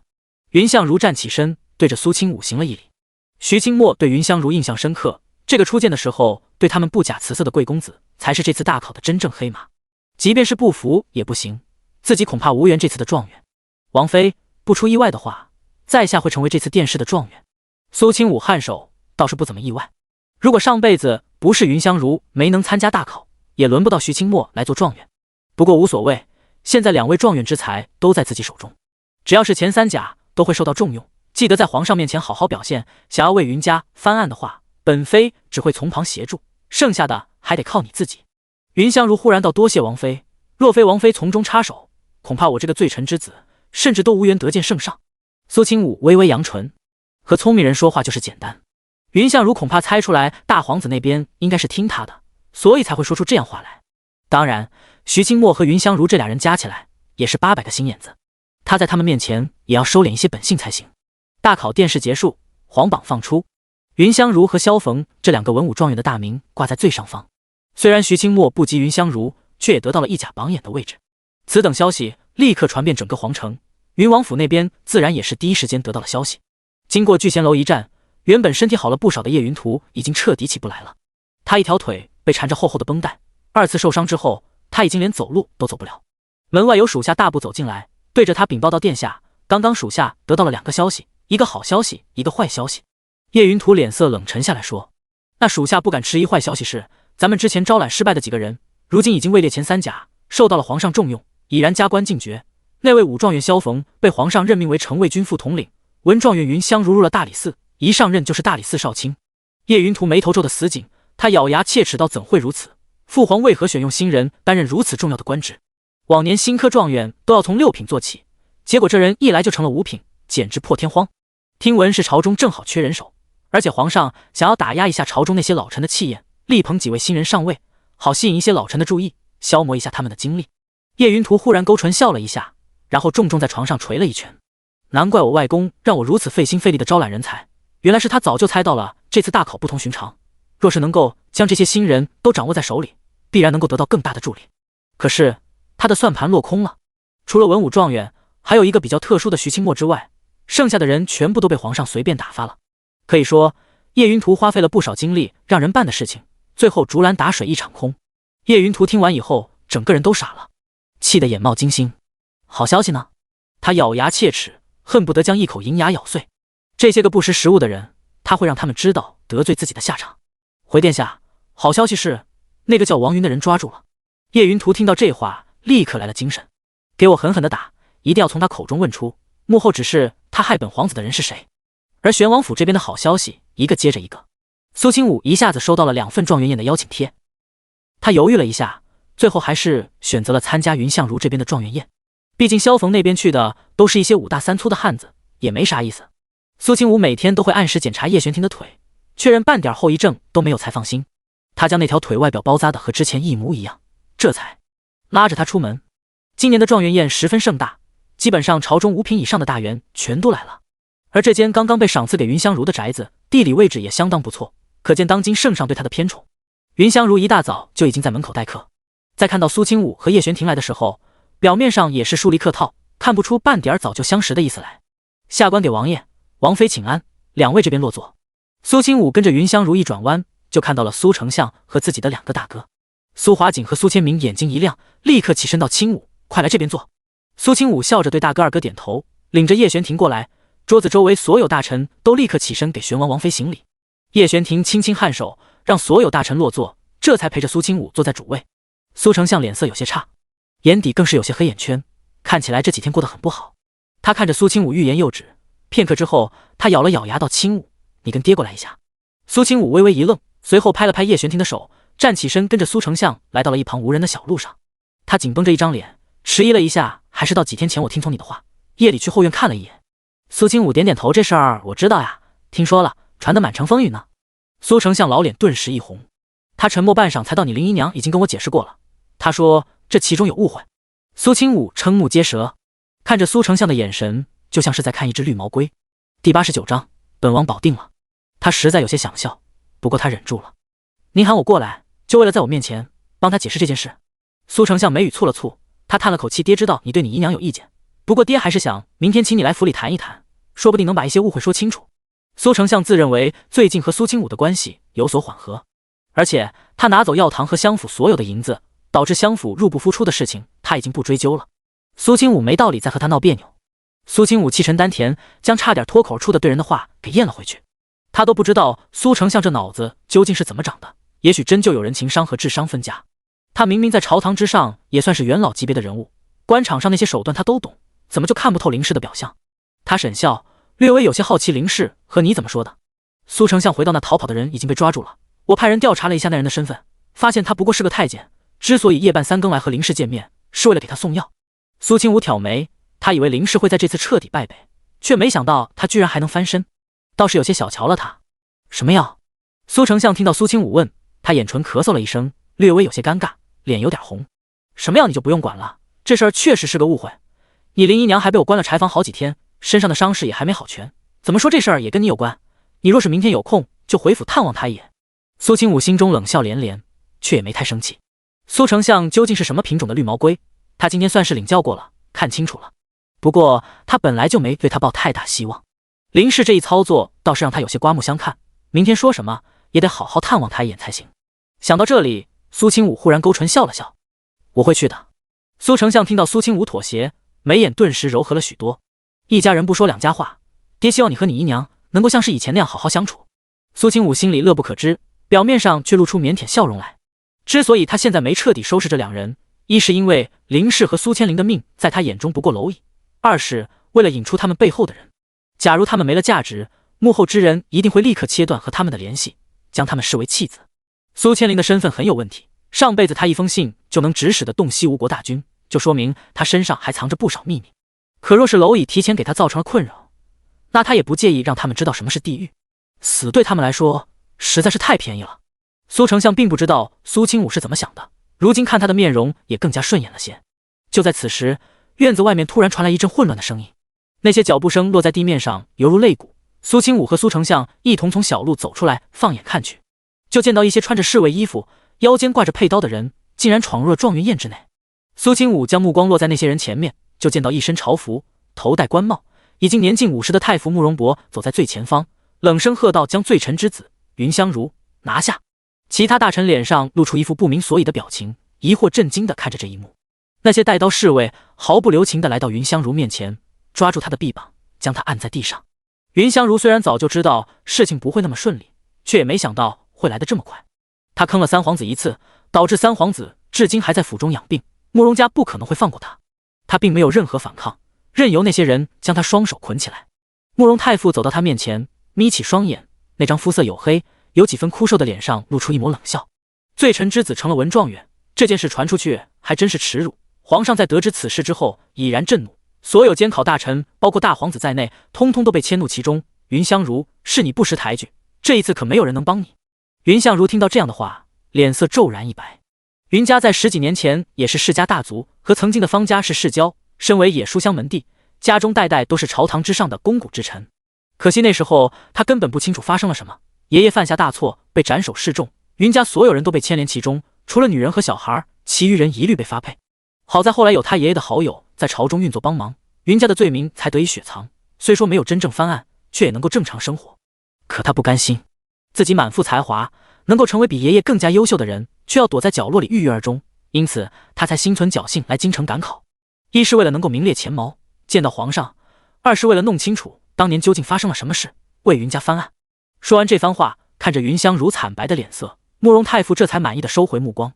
他双手背后再次开口带走。只不过他话音刚落，就听见有人开了口：“谁准你在本王面前抓人呢？”苏清武听到极为熟悉的声音，眸子顿时亮了一下。他立刻加快脚步来到走出来的叶玄庭身边，扬起下巴问道：“你怎么过来了？”叶玄庭早就过来了，他就躲在不远处的假山石后面，害怕苏清武被苏丞相欺负，所以在听到动静之后，他甚至比苏清武更先一步走出来，看到了云香如被抓的那一幕。慕容太傅没想到叶玄庭居然也在这里。现如今三皇子在养病，大皇子已经被喊到了养心殿面圣，身为太傅的他在百官面前的地位是一等一的，谁也不敢阻拦他办事，唯独叶玄庭可以。慕容太傅原本略微有些嚣张的姿态瞬间收敛得一干二净，他极为恭敬地对叶玄庭行礼：“老臣未曾想王爷竟然也在这里，老臣给王爷请安。”叶玄庭身为战神王爷，更是如今皇上眼中的大红人，即便是他也要恭敬几分。叶玄庭眯起双眸，冷声道：“云相如身为新科状元，已经是上了皇榜的，你无缘无故就捉拿他，岂非是寒了天下学子的心？”慕容太傅怔住，他立刻解释道：“事出有因，老臣刚刚查出此人乃是罪臣之子，科考有规矩，祖上3代有出罪人者，永世不得录用。叶玄庭抬起下巴，淡淡道：规矩是死的，人是活的，更何况云家之室内有乾坤，罪名并未成立，他凭借实力走到这里，闻状元之名，名副其实。慕容太傅抬眸，王爷的意思，您是要保他吗？叶玄庭凤眸眯起，对，本王保定了他。第90章，只有王爷最重要。云香如强撑着上半身，有些愕然地看向叶玄庭。他当真没想到，自己这个并没有多大价值，随时都可以被抛弃的棋子，在这种时候，竟然有人说要保他。苏清武眉眼弯弯，站在叶玄庭身后，偷偷对着云香如眨了眨眼。云香如原本浮躁的心情，顷刻间就沉寂了下来。不知道怎么的，他就有种自己绝对不会出事的错觉。慕容太傅被气笑了，他眼睛里隐藏着狠辣，可是表面上却依旧笑得好像狐狸。王爷发话，老臣自当听从。可是这件事已经禀报到了皇上面前，若您想要求情，还得去圣上那里。叶玄庭毫不迟疑地颔首道：那还愣着干什么？状元宴结束的匆匆忙忙，其余闲杂人等立刻撤去。慕容太傅找来马车，让人看押着云香如，又护送玄王与王妃一同入宫。苏清武的手指被叶玄庭握紧，他压低声音在他耳边道：是你看中的人，无论如何，本王都会保到底。他眸子里的光彩闪了闪，随后将身体靠在他身上，柔软的触感和淡淡沁人心扉的香气在鼻尖环绕着，让叶玄庭的凤眸轻轻眯了眯，握住他手指的力道更加用力。苏清武瞧着叶玄庭的手，却忽然开了口：在我心里，只有王爷你最重要，至于其他人与你相悖，当弃则弃。老皇帝在养心殿之内，正在训斥叶秋明，骂得他头都抬不起来。要不是太傅发现的早，恐怕朕当真被你给唬弄过去了。他云家满门被先帝杀了那么多人，这种人你也敢让他参加科考？叶秋明委屈，但是他说不出口。都怪儿臣没有彻查清楚云香如的底细，还请父皇宽恕儿臣。朕还以为你出息了，上次在秋寿之上大显身手，骑着老虎射杀叛军的你去哪儿了？叶秋明，那特喵的根本不是他好不好？如今的自己又要挨骂，又要背黑锅，全天底下都没有比他更惨的人了。可是他又不敢将苏清武供出来，那女人一个眼神就让他至今头皮发麻。他不敢想，如果自己忤逆了对方，最后下场会不会生不如死。叶秋明这个人最大的特点就是识时务，他表面上的清高完全就是一层伪装，如此一来，自己才能够更像父皇一些，多受到父皇的一些宠爱和关心。是儿臣办事不周，这种话他已经跪在地上重复了好几遍，只不过越说老皇帝看着他就越来气。就在此时，门口传来小太监的声音：玄王殿下，玄王妃到。叶秋明心里咯噔了一下，他悄无声息回头看向门口，就见到一行人走了进来。慕容太傅先一步进来养心殿躬身行礼：老臣拜见皇上。爱卿免礼平身，不是让你抓那个云香如了吗？人被关押到哪去了？回皇上，老臣缉拿罪臣之时，被玄王殿下加以阻拦，殿下开尊口，说要保下那个罪臣。慕容太傅忙不迭地给叶玄庭上眼药。如今皇上正在气头上，越是在这个时候过来求情，就越是让皇上气恼。一个弄不好，叶玄庭自己也要搭进去。说完这番话，慕容太傅让人将云相如押进来，自己则侧身站在旁边。叶玄庭带着苏清武进了养心殿，先是给皇上行礼，随后抬起头道：父皇，儿臣此次前来是为了闻状元一事。老皇帝坐在椅子上，撑着头揉了揉眉心。如果你是为了云香如求情，那就不必了，朕绝对不会允许此等危险之人担任要职。云香如一入室就直接被封了史无前例的五品官员，简直是得足了老皇帝的厚爱。当时老皇帝有多喜欢他，现如今得知他是罪臣之子后，就有多忌惮他。科考之所以立下那样的规矩，就是为了防止那些不死心的罪臣后代要为先祖复仇。叶玄庭抬起头，声音不卑不亢道：皇榜已经放出，若是父皇您就用这种莫须有的罪名处置了云香如，恐怕有损您的威名。毕竟他本身没有犯下任何过错，只因曾经祖辈们的一点小过错就断了他的前程，而臣以为此行为不妥。云相如跪在大殿中间，低着头不敢出声，只不过他一直都在观察着所有人的反应。忽然间，苏清武偷偷走到了叶秋明身后，然后悄悄踢了他一下，暗示之意不言而喻。叶秋明回过神来，立刻跪在地上，也开口求情：父皇，儿臣觉得二弟说的有道理，云家祖辈当年也并没有犯下什么作奸犯科的大罪，这么多年了，您曾经更是大赦天下，让他们一家免遭磨难。说实在的，您可是对他们家有恩的大恩人，他们云家感激您还来不及，又怎么会心怀怨恨？不得不说，叶秋明也是个聪明的。这番话戳中了老皇帝的心思，让他眉头微皱，陷入沉思。慕容太傅却再次开口：皇上三思，虽说云香如确实有几分才华，可是我南叶泱泱大国又岂非出不了人才？您作为帝王，不应该承担这份风险。老皇帝眯起双眸，目光凌厉地扫过在场每个人，他最后将目光落在了苏清武身上。你这丫头鬼主意一向很多，太傅和2个皇子所言，朕确实都觉得有道理。可是当局者迷，旁观者清，清武来给朕做个选择如何？苏清武怔住，没想到老皇帝居然会点他的名字。苏清武心中若有所思，他迈步走过来行礼道：清武不过是一介妇人罢了，没有皇上和各位王爷见识长远。老皇帝却温和道：说吧，朕不怪你。苏清武一时间也猜不到老皇帝究竟打的是什么主意。帝王心海底针，老皇帝一向谨慎，他会偏向太傅的想法也很正常。这会儿突然问他，必然别有用意。只不过苏清武还是开了口：皇上，如果按照清武所想的话，还是觉得留下这位状元郎比较好。老皇帝勾了勾唇角，好像是来了兴趣，此话怎讲？第91章送回白虎。因为人才难得，还能体现皇上您的胸襟。这马屁拍得老皇帝甚是舒适，他微微扬起唇角，看着苏清武的眼神更加平和了不少。可若是他将来犯了什么事？苏清武挑眉，清武有个想法。老皇帝颔首说，找人来做担保，如果云香如将来真做出什么不利于江山社稷的事情，那么此人将承担所有责任。老皇帝听到苏清武这话，骤然眼睛一亮，他目光随后落在了叶玄庭身上。一旁的慕容太傅闻言心中冷笑，随后立刻走上前附和道：王妃言之极是，老臣也认为这是最好的解决办法。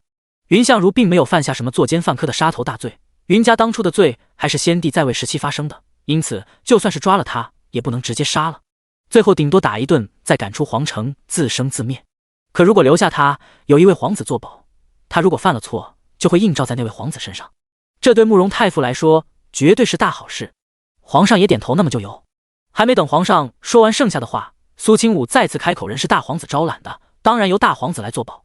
叶秋明的脸都跟着抽了抽，他却不敢反驳苏清武的话，立刻行礼道：是，儿臣愿意承担一切后果，也会彻查当年云家的案情。若是云家并未犯下大罪，云香如自然可以继续做他的文状元，若是罪无可恕，儿臣会亲自来您面前负荆请罪。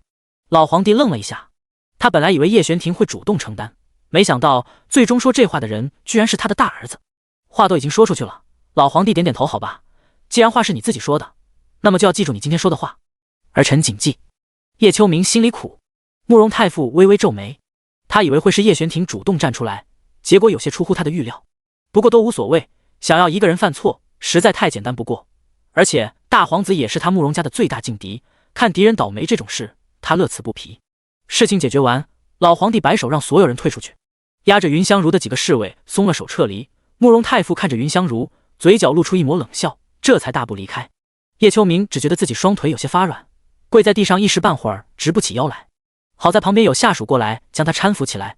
叶秋明脸色有些苍白的拍了拍身上的土，这才转身看向苏清武。苏清武正在和叶玄庭耳鬓厮磨，说着什么悄悄话。叶玄庭眉眼放松，锐利的凤眸此时都多了一些柔和的弧度。就是这样，他将关于叶秋明的事情从头到尾和他解释了一下。叶玄庭轻轻点头，我知道了。两人的氛围让人有些不忍心打断。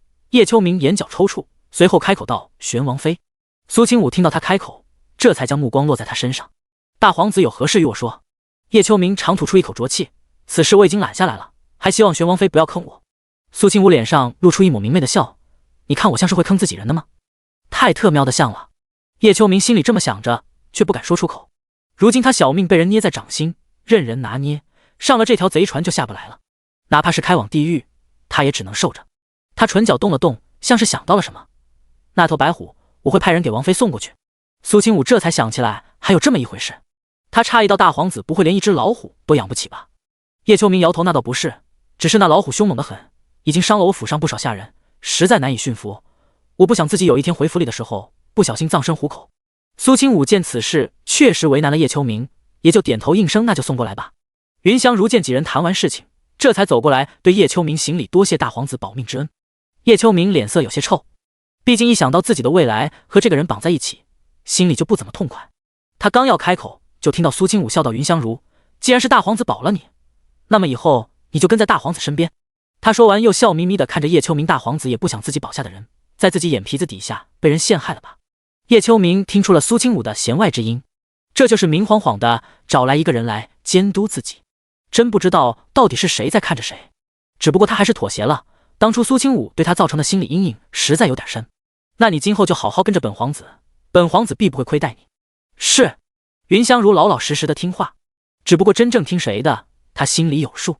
回到玄王府的时候，天都已经快黑了。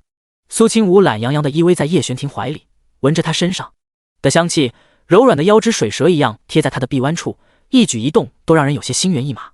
即便是叶玄庭陪在他身边的时候，都要拿出12分的自制力来。马车刚停下，苏清武就被叶玄庭拦腰抱了起来。他小小的惊呼了一声，双臂立刻缠在他的脖子上，抬起眸子看他，我自己能走。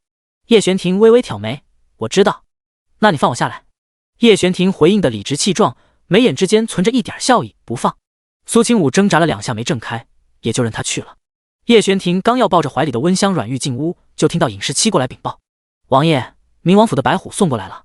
叶玄庭脸上明显露出不悦之色，他一低头就对上了苏清武明亮期待的眼神。这里毕竟有外人在。苏清武拍了拍他的手臂，脸颊绯红一片，他小声道，先去看一下再说。叶玄庭抿了抿唇，犹犹豫豫的点了点头，然后陪着苏清武去门口接白虎。结果刚到门口，就听到了一阵混乱和惊叫声，快，这边小心点，别被他给咬到。哎呀呀，老虎过来了，快跑啊！嗷呜嗷嗷！院门口一片乱糟糟，附近的下人被吓得连滚带爬，屁滚尿流。一些护卫拿着武器，脸色煞白地盯着那威风凛凛挣脱了牢笼之后一步步向着他们走近的白虎。一种头皮发麻的恐惧感席卷而来，让他们忍不住想要转身落荒而逃。突然间，不远处传来叶玄庭的声音，怎么回事？第92章，比母老虎更可怕。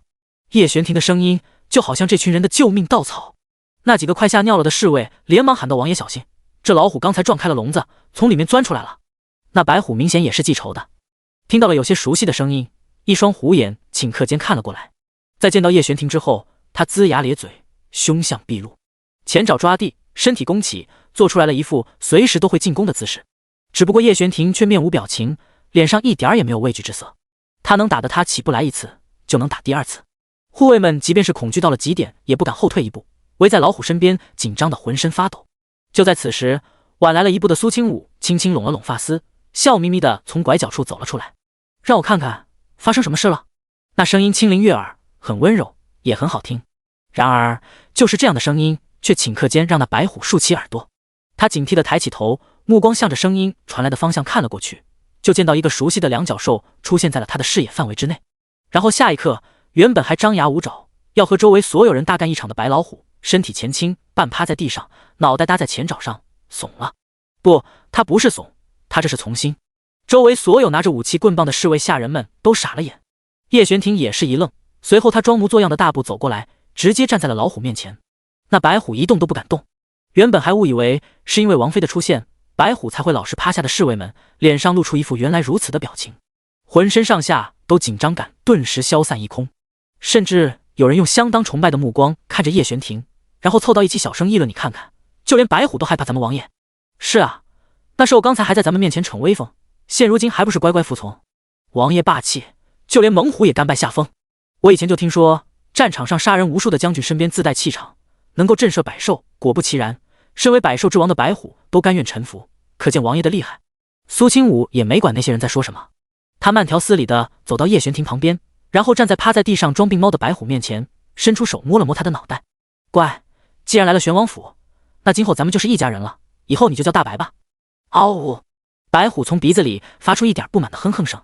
他这么威风凛凛，面前这只两脚兽居然给他取如此没气势的名字。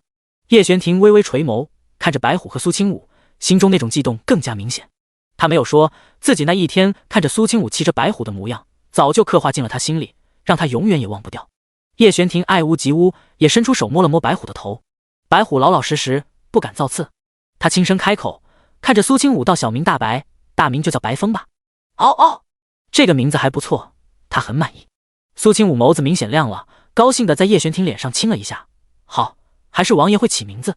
叶玄庭被夸的耳根都在泛红，看着苏清武的眸子更是烧着熊熊的火。苏清武点火的本事相当在行，他却根本不知道自己干了什么，还抱着大白的脑袋在那撸虎。他低声喃喃自语，难怪不少人都喜欢虎皮做的东西，手感确实还不错。白虎双目圆睁，浑身开始瑟瑟发抖。这只聪明的白虎明显略懂人言，不过哪怕是他完全听不懂，只看着苏清武那眼神也让他虎皮发麻。他忽然乖巧地伸出舌头，小心翼翼地舔了舔苏清武的手，甚至将舌头上的倒刺藏了起来，一点也不敢伤到苏清武。苏清武微微一笑，拍了拍他的脑袋，真乖，这里是玄王府，记得不准伤人，否则我就尝尝虎肉是什么滋味。大白浑身一哆嗦，等到苏清武走开的时候才站起身，被府中那些还隐隐有些惧怕的下人们带到了后院之中。叶玄庭眸色加深，比周围的夜色还要幽暗。他等到周围所有人都走光了，这才重新揽住他的腰。刚才你一出来就将白虎吓住了。苏清武忍俊不禁，睁开亮晶晶的杏眸看他，是吗？那不是说我比母老虎更可怕？叶玄庭薄唇动了动，低头吻了吻他的额头，动作带着克制又隐忍的味道。不，阿武一点也不可怕，在我眼里，阿武比较好吃。苏清武睁大眸子，耳根发烫。不要乱说。叶玄庭看着他，忽然轻笑出声，用唇描绘着他脸上的轮廓，从鼻尖到下巴仔细品味描画着。苏清武被撩拨的浑身都有些热，这才多久，一头小奶狗变成大灰狼了。用手指轻轻抵住叶玄庭还在不停挑拨他的唇，苏清武眼睛雾蒙蒙的，这里还是外面。叶玄庭喉结滚动，喉咙里发出一点轻笑声，不怕，这里是王府，没人敢过来的，而且即便是被看见了也没什么，他们是名正言顺的夫妻，又没人敢说出去。苏清武还是不自在，他喘着气道，回房间。叶玄庭回应他好。苏清武又道，对了，我答应明天要去襄府探望林氏。叶玄庭眸子眯起，我陪你去。不用，你忙你的，我自己去就行的。叶玄庭却认真到，我不想你受人欺负。苏清武挑眉，谁能欺负得了他？不过叶玄庭的心意还是让他心里暖暖的。襄府一如既往的安静。苏清武和叶玄庭被苏丞相迎进客堂，王爷王妃大驾光临，让老臣家中蓬荜生辉，快请坐。他顿了顿，又让小童去泡茶。苏清武刚拿起茶盏想喝一口，就挑了挑眉。以前家里招待客人的用的都是最好的龙井茶笺，结果现在用的都是叶片，虽然不算太寒酸，却也有些配不上襄府的牌面。看来襄府的财政方面确实有些捉襟见肘了。苏丞相坐在主位上开了口，王妃，你姨娘在后院养伤，王爷这边我来招待。苏清武站起身，我这就去。他冲着叶玄庭露出一个安抚性的笑来，这才走出客堂。进门之后就和他分开，去打探消息的云子这会儿也刚好回来了。他跑得小脸通红，喘着气道，王妃，奴婢都探查清楚了。第93章收拾林氏母女。苏清武颔首，边走边听。云子到林氏被关柴房的第3天，那个夜里和他见面的那个人就被抓住了，相爷当时也正好看到了他的脸，确定了那人是个太监。苏清武勾唇，继续说。林氏解释说，此人有一种壮阳药，能够让上了年纪的人重新龙精虎猛，他是因为不想让人知道，所以才半夜和那人见面。噗！苏清武看着小丫头涨得通红的脸，实在没忍住笑出声。一直跟在旁边的云清也低垂着头，听到这些话羞得不行。这话确实能圆上，也难怪苏老头子会相信。主仆3人很快来到林氏的院子外面。苏清武看着这曾经母亲居住过的院子，略微有些失神，随后带着2个小丫鬟长驱直入。此时房间里面传来母女2人的说话声。外面那些人都准备好了吗？娘你放心，人手绝对足够。那就行，一会儿如果他赶过来，就将他，到时候咱们再这样。突然间，一道不太和谐的声音穿插了进来。再怎样？听到这熟悉的说话声，房间之内的母女2人顷刻间看向房间门口，就见到房门被2个丫鬟推开，苏清武迈步走了进来。他目光打量了一下房间之内的母女2人，挑了挑眉。林氏穿着单薄，裸露在外面的一点皮肤全部都是青紫边痕，有的地方甚至已经流血化脓，就连他的那张脸都没能幸免，可见当时苏丞相是下了死手。再看苏千灵，他脸上带着十分明显的巴掌印，还很新鲜，嘴角破皮，眼圈青紫，手腕上也有不少红痕，像是被什么人打过一顿。苏千灵见苏清武看着他揶揄的眼神，一股怒火从心里升腾起来。一想到自己去三皇子那边求见，进门之后让周蕊派人打了一顿的场景，他就气得浑身发抖。三皇子不但没见他不说，那个周蕊竟然还敢对他动手。苏千灵怒道，你看什么看？苏清武看你脸上花花绿绿的，很漂亮。他脸色骤然一变，气得直接就想冲过去，结果还没走2步就被云子云轻拦了下来。林氏脸色变了变，立刻对着房间外面大喊，来人，来人啊！可是他喊了好几嗓子，外面却没有任何动静。在他没看见的地面上，院子里丫鬟嬷嬷此时都睡得昏昏沉沉，被云子云清拖到了不碍事的角落里。苏清武慢条斯理地坐在2人对面的桌子上，轻轻抬起眼皮。他勾唇叫吧，就算是叫破喉咙，也不会有人来救你们的。林氏皱了皱眉，他想要下床去外面看看，可是才动弹一下，就浑身疼得冒冷汗。他眼神恶毒地看着苏清武，你对我的人做了什么？苏清武抬眸，语气关心别人，倒不如关心一下自己的处境。本妃这次可是特意来探望你的，难道你不感动吗？感动？他不感动。没有下人进来帮忙，他和苏千灵两个在武力值上还真不是苏清武和这两个丫鬟的对手。林氏心态突然平静了下来，他冷冷抬眸，这里是襄府，你又能对我们母女做什么？哼，你敢吗？苏清武扬起眉梢笑了，他忽然对着苏千灵的方向弹了一下手指，一枚银针直接扎在了苏千灵的身上，原本还在挣扎的苏千灵顷刻间不能动了，他眼珠滚动，张了张嘴，却一个字也发不出。苏清武站起身，走到苏千灵面前，让云子云清两人让开一些，然后当着林氏的面摊开掌心，露出了里面的一只小虫。那虫子指节大小，浑身软乎乎的蠕动着，身上长着许多节足，前方还有一个看起来特别恐怖的圆形口器。苏千灵和林氏同时瞪大双眼，林氏甚至惊呼出声：“你想干什么？这是什么鬼东西？”苏清武另外一只手捏着苏千灵的下巴，眼底划过一道极为恶劣的笑容，看着苏千灵惊恐万分的表情，将那蛊虫凑到了他唇边。此虫最喜欢吃人的五脏六腑了，它会一点点的将人的脏器吃光，吃的时候还不会死，只会让人剧痛无比，最后无比难受的想要自戕。苏千灵光听着就头皮发麻，他脸颊憋得涨红，拼了命的想要摇头，可是身体却好像僵硬了一样，根本一动都动不了。林氏厉声喊道：“住手！你个小贱蹄子，给我住手！”苏清武目光骤然一寒，手指从苏千灵的下巴落在他的脖子上，用力捏住。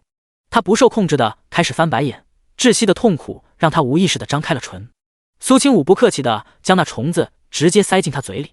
林氏急得整个人都从床上摔了下来，他喊的声音都有些啥呀？苏清武，你好狠毒！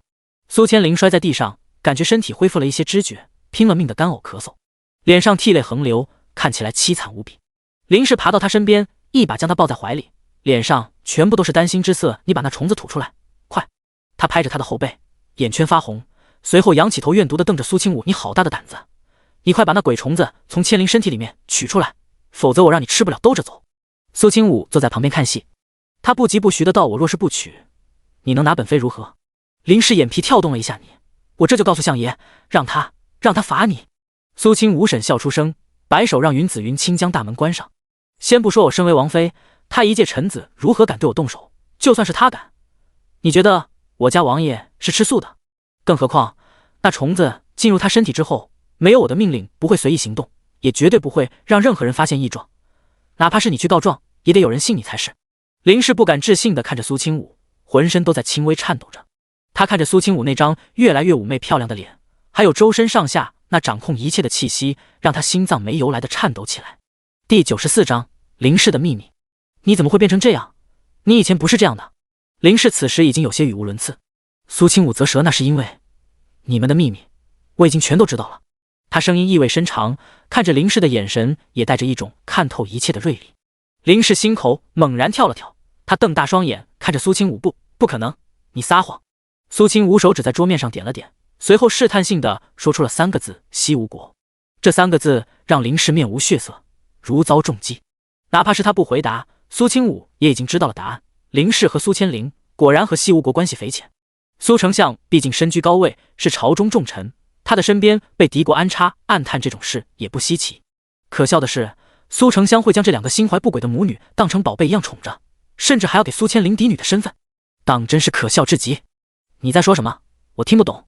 林氏咬着牙出言狡辩。苏清武知道了真相也就不恼，他继续问：“你和西吴国通信的方式是什么？到底传了多少消息过去？留在相府的目的是什么？还有，究竟是怎么勾搭上苏丞相的？”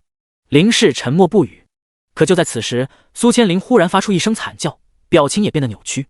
林氏面色大变，焦急不已地看着身边痛苦不堪的女儿，心神混乱不已。我说。苏清武敲了敲桌面，苏千灵的惨叫声终于停止。林氏脸色煞白，嘴唇颤抖道：“我说了，你就把那虫子取出来。”苏清武笑看我心情。林氏心中冷沉，他万万没想到自己终日打雁，却被雁啄了眼睛。如果早知道苏清武不蠢了，他就该将他直接弄死才行。都怪那个该死的叶玄庭，若不是那玄王盯苏清武太紧，还派人暗中保护他，他怎么会处处受制？苏清武早就在他手上死了800回，也不至于他用那种迂回的方法来毁苏清武的名声。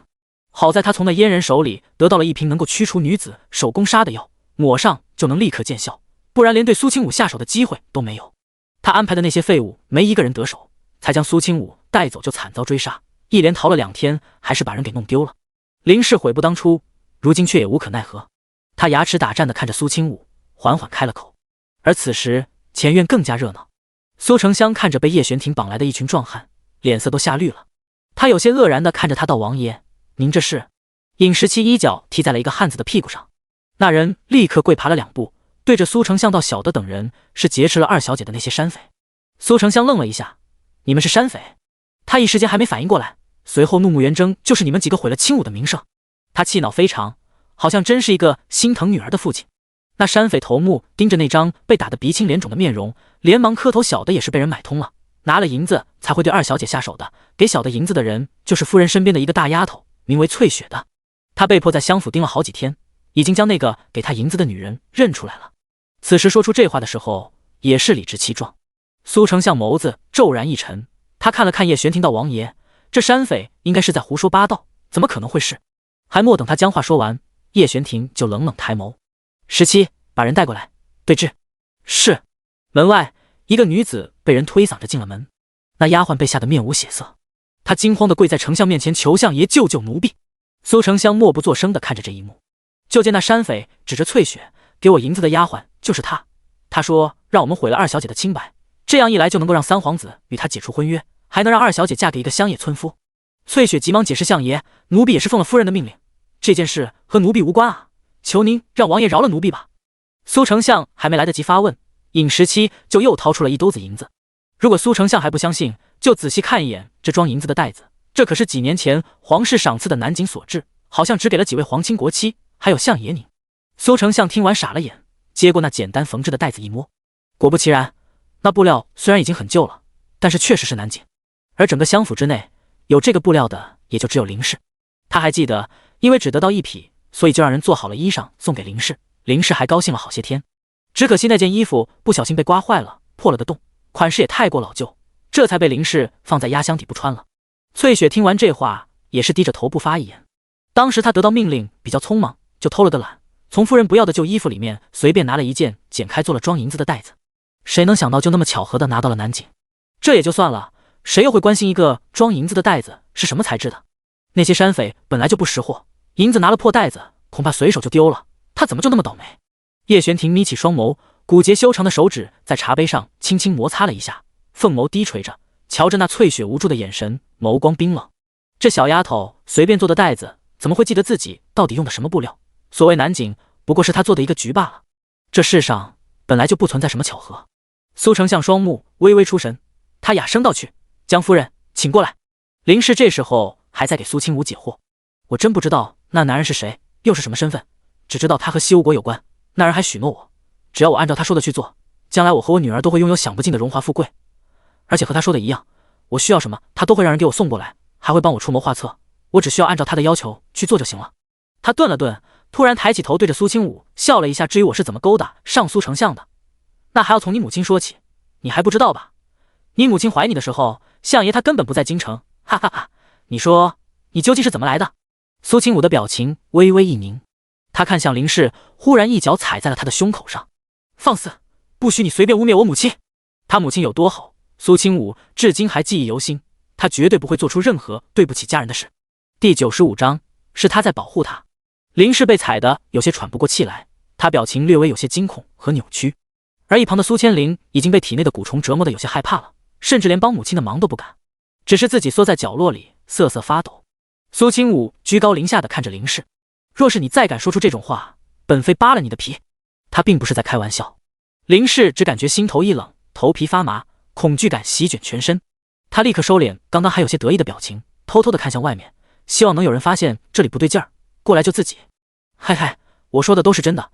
一开始相爷也只是怀疑你母亲有了野男人，所以才会跑去酒楼之内借酒消愁，遇见了我。我当时说了一些安慰他的话，稀里糊涂的就在一起了。他那个人很有责任心，这么多年家里就只有你娘一个女人，而且他身居高位，又年轻英武，我自然也是动了心思。”他喘了口气，看着苏清武越来越冷的表情，不怕死的继续说着：“一开始相爷也只当和我是露水情绪，可确定你母亲有了身孕之后，他就又来找了我几次，却没想到我运气好，第一次的时候就受了孕，有了牵连，他就顺理成章的将我带回了相府。怎么，只准你母亲找野男人，相爷堂堂男子，还不能三妻四妾了？相爷还是看在多年夫妻感情之上，并没有追究你母亲怀了个野种，还将你当成亲女儿看待。如果是其他人，早就将她进猪笼啊！苏清武一脚踩在他脸上，疼得林氏一时间说不出话来。他眯起双眼，手里突然多了一把刀。我说过，如果你再说这些污蔑我母亲的话，我就将你的皮剥了。苏清武眼底一片黑沉沉的，没有任何情绪波动。他低垂着眸子盯着林氏，好像看着什么死物。他动作极快地弯下腰，手中刀就已经抵在了林氏的脸颊上。林氏更加惊恐地转动眼珠，大叫出声：我说的都是真的，不信你问问老夫人。而且给你接生的稳婆都知道，女子10月怀胎，你出生的却比寻常人晚了足足2个月。而反推那期间，相爷根本不在京城，所以你母亲早就背叛了相爷。他眼底划过一道厉色，几乎没有犹豫的就将刀子陷入了林氏脸上。林氏凄厉的惨叫声传出去老远。就在苏清武想要动手的时候，门口传来脚步声。夫人，夫人，相爷让您过去一趟。林氏听到外面的声音，疼得满是眼泪的脸上顿时露出希冀之色。救我，救我！苏清武要杀了我！房门被人敲响，云子云清对视了一眼，如果王妃不下命令，他们绝对不会让任何人进门。苏清武垂下眸子，眼底厉色稍微收敛了一些，将脚挪开。刚才他有些失控了，如果在相府之中直接杀了林氏，后续会多少有一些麻烦。林氏不知道从哪里来的力气，拼命从地上爬起来，来到门口，哭喊道：救我呀，救救我！凄厉恐惧的声音听得人浑身起一层鸡皮疙瘩。外面的人可能去报信了，这会儿没有再敲门。苏清武对着云子云轻使了一个眼色，两人让开道路，让满脸是血的林氏从房间之内跑了出去。林氏疯狂往前逃窜，也顾不得身上有多疼了。他看到苏成香从拐角走过来，急忙扑到了他怀里。相爷救救我，苏清武要杀了妾身，您看妾身的脸。苏成香被突然跑过来的满脸是血的女人吓了一跳，下意识的一推，直接将林氏推倒在了地上。林氏捂着脸，诧异的抬起头，就看到了苏成相那相当厌恶的眼神。他傻了眼，以为自己从房间之内跑出来就能够得救，相爷一定会让人帮他收拾苏清武。可是事情的发展好像有点出乎他的预料。林氏声音发颤：相爷。苏成相看向林氏的模样，脸色也有些不太好。叶玄庭带着人迈步走到院子里面，目光冰冷地扫过林氏的脸，随后和刚刚走出房间的苏清武四目相对。他几乎是没有任何犹豫地走到了苏清武面前，抬起手抚摸了一下他的额头。叶玄庭声音骤然间柔和下来：没事吧？苏清武身上一尘不染，就连衣服上都没有任何褶皱。他在他面前转了一圈，你看我好好的，能有什么事？叶玄庭闻言，目光这才温和下来，只不过转身看向林氏的时候，目光之内的杀意却已经止不住了。他道：阿武，有些账该好好算算了。有些话他不说，不代表他不记得。苏丞相厉声质问林氏：你究竟有没有买通山匪，对清武意图不轨？林氏不可置信抬起头看着苏丞相盛怒的表情，心脏好像都停了一瞬。相爷，您在说什么呀？相爷。翠雪被人压着跪在地上，她泪流满面道：夫人，救救奴婢！呜呜呜！苏丞相指着翠雪道：这丫头已经都交代了，你还敢不承认？林氏气急败坏地看向翠雪，翠雪道：是奴婢办事不力，拿错了您的衣服，才让人抓住了把柄。林氏此时全然都明白了，自己之前做的那件事彻底败露了，一定是苏丞相找到了绝对的证据，才会这般怒气冲冲地质问他。那些山匪也被尹时期等人带了过来，一个个忏悔到求大人饶命，我们并没有来得及对他做什么，小的们一直被人追杀，真的什么都没做啊。苏清武听到这番话，隐约猜到了什么，他侧头看着叶玄庭的脸，心中震惊。上辈子他以为是自己运气好才能逃过一劫，没有被那些山匪真的占便宜，原来是他。他哑声道：玄庭，你从一开始就派人暗中保护我了。叶玄庭闻言侧眸看向他，神色极为温柔。他垂眸道：对不起阿武，是我做的不够好，当初还是让你受惊了，若我来得再快一些，也不会让你名声尽毁。苏清武看着他满是内疚的表情，忽然笑了。他抬起手悄悄勾住他的小拇指，眼底带着浅浅淡淡的光。苏清武故意弯了弯眸子，逗弄他道：王爷是不是惦记我很久了，所以正好借机把我娶回家？第96章滴血认亲。叶玄庭耳根泛红，却正色道：没有，在你的事情上我不会动什么歪心思。虽然他从8岁的时候目光就一直放在他身上，可叶玄庭只想他能够过得更好，对他的所有保护都是他心甘情愿，他不会祈求任何回报，这是他亏欠他的。苏清武手指收紧，他的掌心有些凉。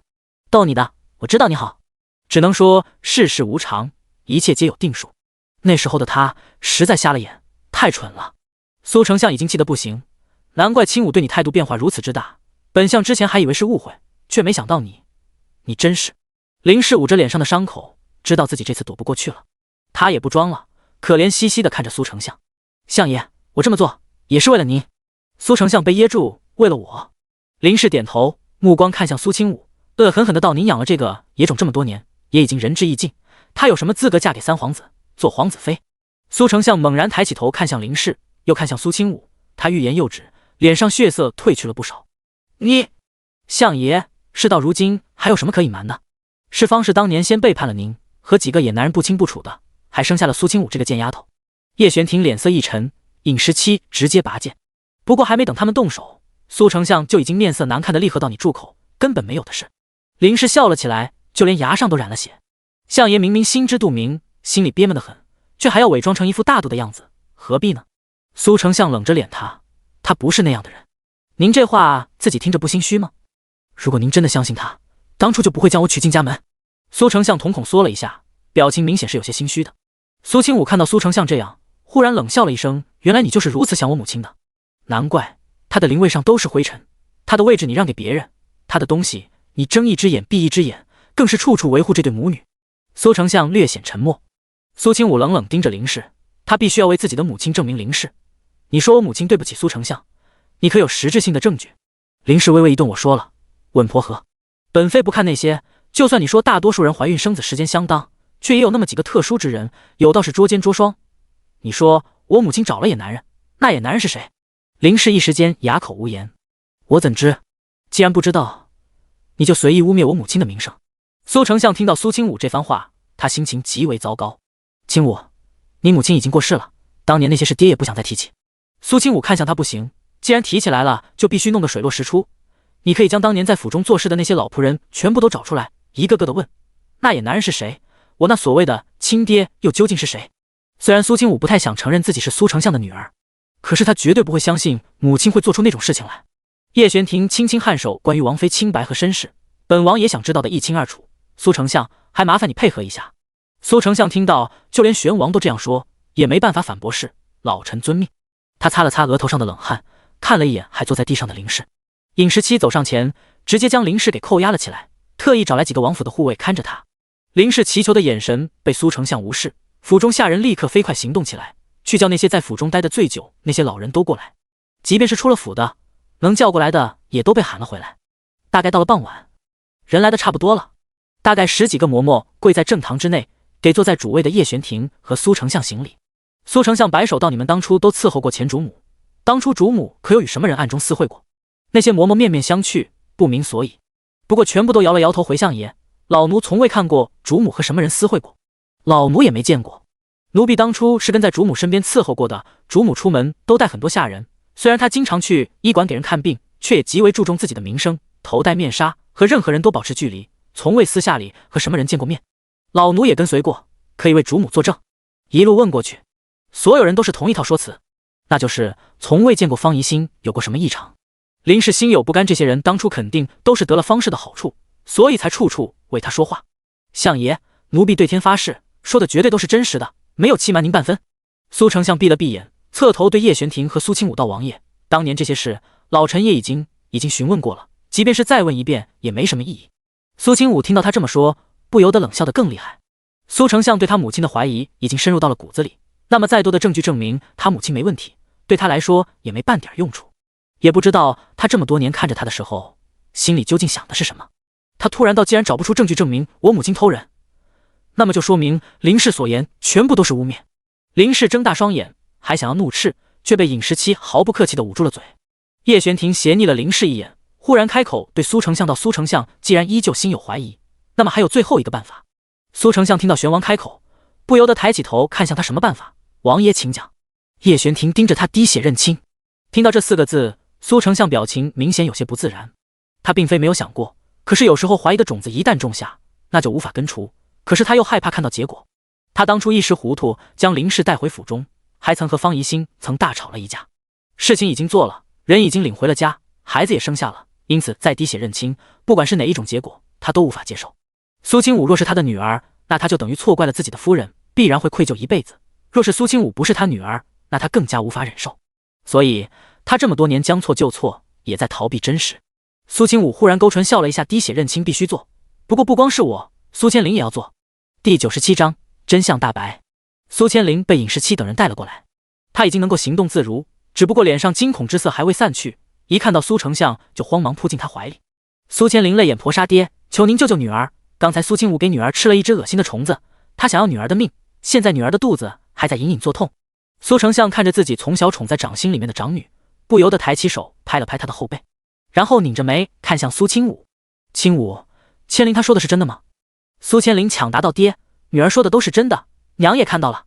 林氏立刻点头，相爷，苏清武恶毒至极，他这是不怀好意，想要害死我们母女，还请您明察。苏丞相听着这两个人的告状，神色也有些冷沉下来。如果他们说的都是真的，那么苏清武挑眉道，这件事一会儿再说。苏千灵有了靠山，转头恶狠狠地怒视着苏清武，怎么能过会儿再说？爹，你快把他抓起来，让他把我体内的虫子拿出来。苏千灵哭得脸上都是鼻涕眼泪，神色怨怒至极。然而苏清武根本没有给他磨磨蹭蹭的机会，忽然走到他面前，一把抓住了苏千灵的手腕。苏千灵瞪大双眼，你住手，放开我，爹啊！他惊呼出声，就见到自己的手指疼了一下，然后就被苏清武扯着来到下人准备好的一个水碗之内，滴了一滴血。苏千灵挣扎着拼命将手往回收，虽然碗里的血不多，可是他伤口划得的深，还在不停地往外淌血，吓得他立刻将手指捂住，疼的眼泪更多了。苏丞相站起身想要阻拦，结果看到尹时期等人直接将手搭在了腰间的武器上，那架势大有苏丞相动一下就掏家伙的感觉。苏丞相额头冒汗，却当真不敢动了，他只是脸色有些难看，侧头看向叶玄庭，祈求道，王爷，虽然是小女不太懂事，在您面前大喊大叫，可是王妃那样做。他还没说完，叶玄庭就把他的话打断了，不懂事就教训一下，王妃还替你动了手，相爷不该感激吗？苏丞相，他被对得哑口无言。这时苏清武拿出银针，在自己的食指间轻轻扎了一下，挤出来一滴血掉进碗中。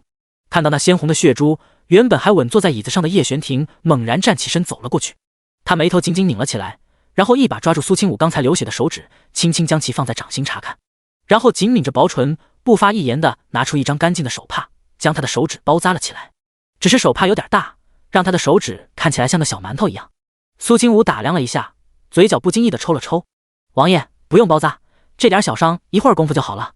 叶玄庭却将他的手握在掌心，摇了摇头，不行，万一伤口发炎了怎么办？苏清武眨了眨眼睛，心里又好笑又暖和，他实在没办法，只能弯着眸子将手指藏在自己的掌心里。好吧，听你的。在某些事上，叶玄庭有些难以言说的执着。而此时那两杯滴了血珠的水被送到了苏丞相面前，尹时期直接将刀递给他，苏丞相请。一直在捧着自己手指疼得倒吸气的苏千灵终于意识到了什么，林氏也一直对着他使眼色。苏千灵看向那已经送到了苏丞相面前的两个茶盏，看到苏丞相已经举起手中刀对着自己的手指划下去，忽然大步地冲了过去。他的目标就是那两个茶盏，想要用身体将那托盘撞翻。可是下一瞬间他小腿一疼，那瞬间的剧痛让他没忍住，直接趴在了茶盏前面。叶玄庭淡淡的收回手，就见他手边的一个茶杯没了盖子，而那茶杯的盖子碎裂在了苏千灵身边不远的位置。苏清武都有些意外，因为他都没有预料到苏千灵会想要打翻那两杯滴了血的水。叶玄庭看到苏丞相的手僵在原地，冷冷道，继续。苏丞相回过神来，让人将趴在地上的苏千灵扶起来，这才划破手指将血滴在两碗之内。刚才苏丞相看得清楚，左边的那碗是苏清武的，右边那碗则是苏千灵的。此时两杯混杂了血的水放在了平坦的桌面上，所有人都目不转睛地盯着看。苏丞相紧张的掌心里面都是汗，就连林氏也不出声了，只是紧紧咬着下唇。他没法动，身边都是尹时期安排的侍卫，一动就会被按住。而苏千灵还在腿疼，被人搀扶着，瘸一拐的动不了。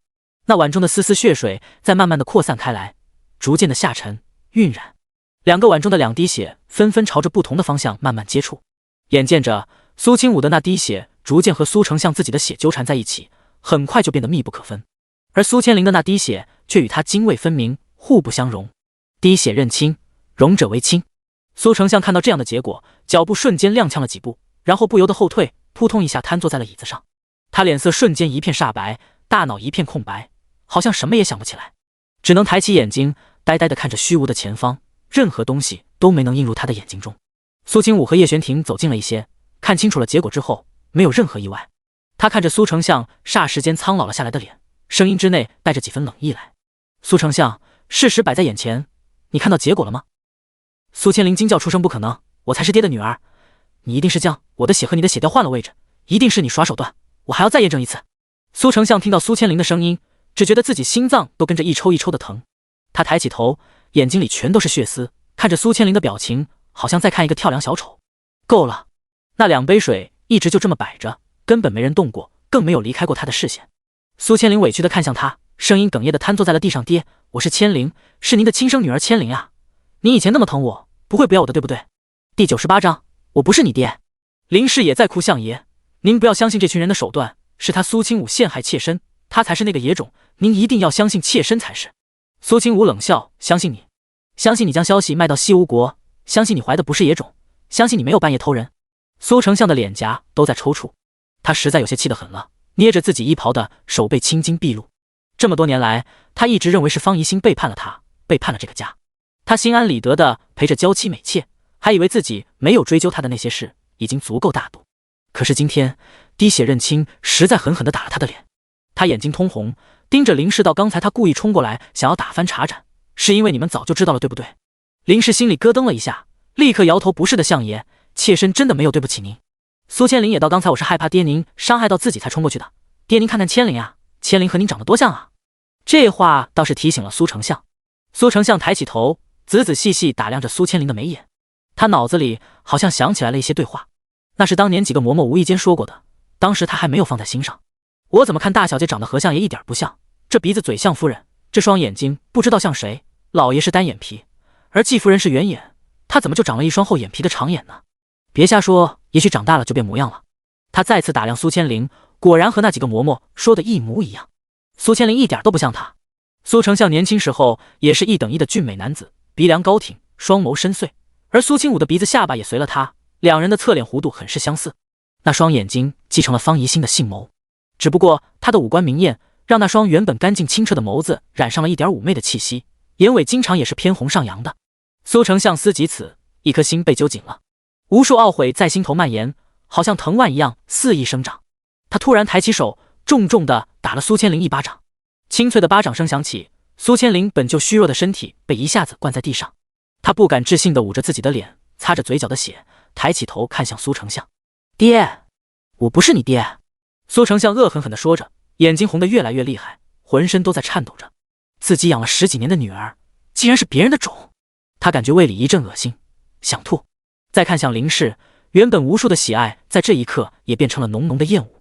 来人，将林氏。叶玄庭忽然开口：拿下！林氏被王府侍卫抓了起来。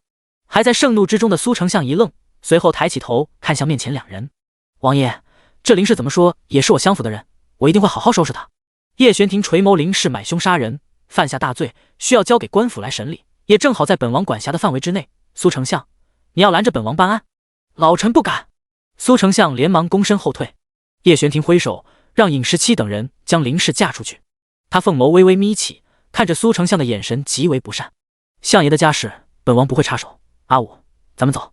苏清武轻轻点头，他对着身后的云子云清道：将苏千灵带到王府里面去，我和她毕竟姐妹一场，还需要好好叙叙旧。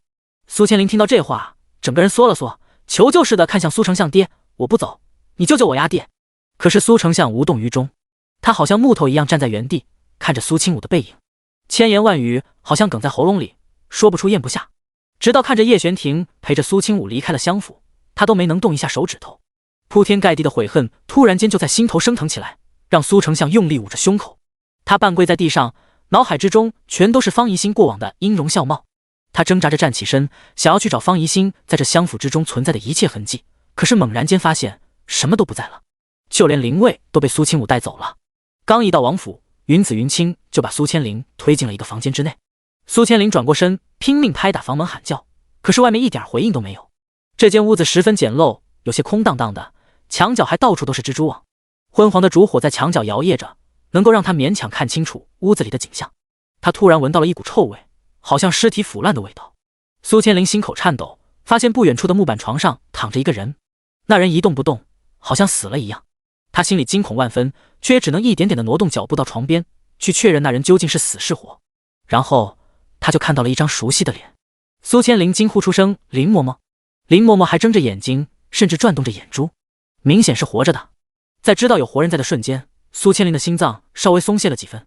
她咬着牙道：“林嬷嬷，你有没有什么办法带我离开这里？我是被苏清武那个贱人。”就在她话才说到一半的时候，突然顿住了，因为苏千灵看到林嬷嬷的脸皮上出现了不自然的鼓动，下方好像有什么东西要钻出来。她睁大的眼睛里，一个黑色的、浑身柔软细长的虫子钻了出来，还扶着苏千灵摇了摇尾巴，好像在欢迎又一位客人的到来。苏千灵双目圆睁，浑身僵硬，在这一瞬间，恐惧直击灵魂。她终于知道，人在害怕到了极点的时候是无法发出声音的。看着不断在林嬷嬷身体之内爬来爬去的那些虫子，苏千灵终于再也忍受不住，白眼一翻，晕了过去。云子将此事禀报给了苏清武。苏清武还在房间里面洗澡，蒸腾着的热气迷蒙了他的眉眼。听到苏千灵的反应以后，他冷冷一笑，真是不中用，这还是刚刚开始呢。看着王妃的表情，云子也觉得有些头皮发麻。只不过他一点也不同情苏千灵那个女人，完全就是她活该，自找的。得罪谁不好，非要得罪他家王妃。苏清武忽然问到另外一件事，明天就是3个月一次的万宝阁开启时间，我让你将相府的那些东西都折算成银票，你准备好了吗？云子连忙道：都准备好了，放心吧王妃，只是万宝阁的东西贵得离谱，王妃有什么想买的东西吗？苏清武弯了弯唇角，当然有，他都等了1个多月了，终于等到这一天了。马上过年了，那里有我想要送给几位兄长的大礼。第99章万宝阁。云子哆嗦了一下，王妃，您别这么说话，奴婢害怕。苏清武，礼物是礼物，从相府拿回来的银子，包括变卖了所有值钱的东西，一共换了35万8千两的银票。除了那10几家药堂，这是10几年来相府几乎所有的积蓄，全部都被苏清武收入囊中。苏清武虽然一开始表现出要将母亲所有嫁妆据为己有的模样，主要是怕苏丞相去剥削自己的几个哥哥。大哥他们都相当孝顺，如果苏丞相真遇到了难题，开口要银子，他不可能不给。对付渣爹，苏清武绝对不会心慈手软，因此一开始就断了这条路，也省得大哥二哥他们左右为难。实际上，苏清武虽然喜欢银子，却并不代表他很缺钱，毕竟以他如今的医术和制药水平，他的要放出去绝对是千金难求。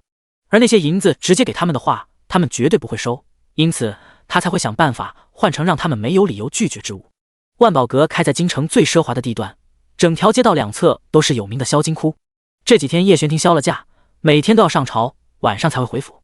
而那天被从相府带回来的林氏，如今就被关押在叶玄庭所掌管的暗牢里面，他会经历什么？苏清武也懒得过问，相信用不了多久，林氏背后的那股势力就会忍不住露出马脚。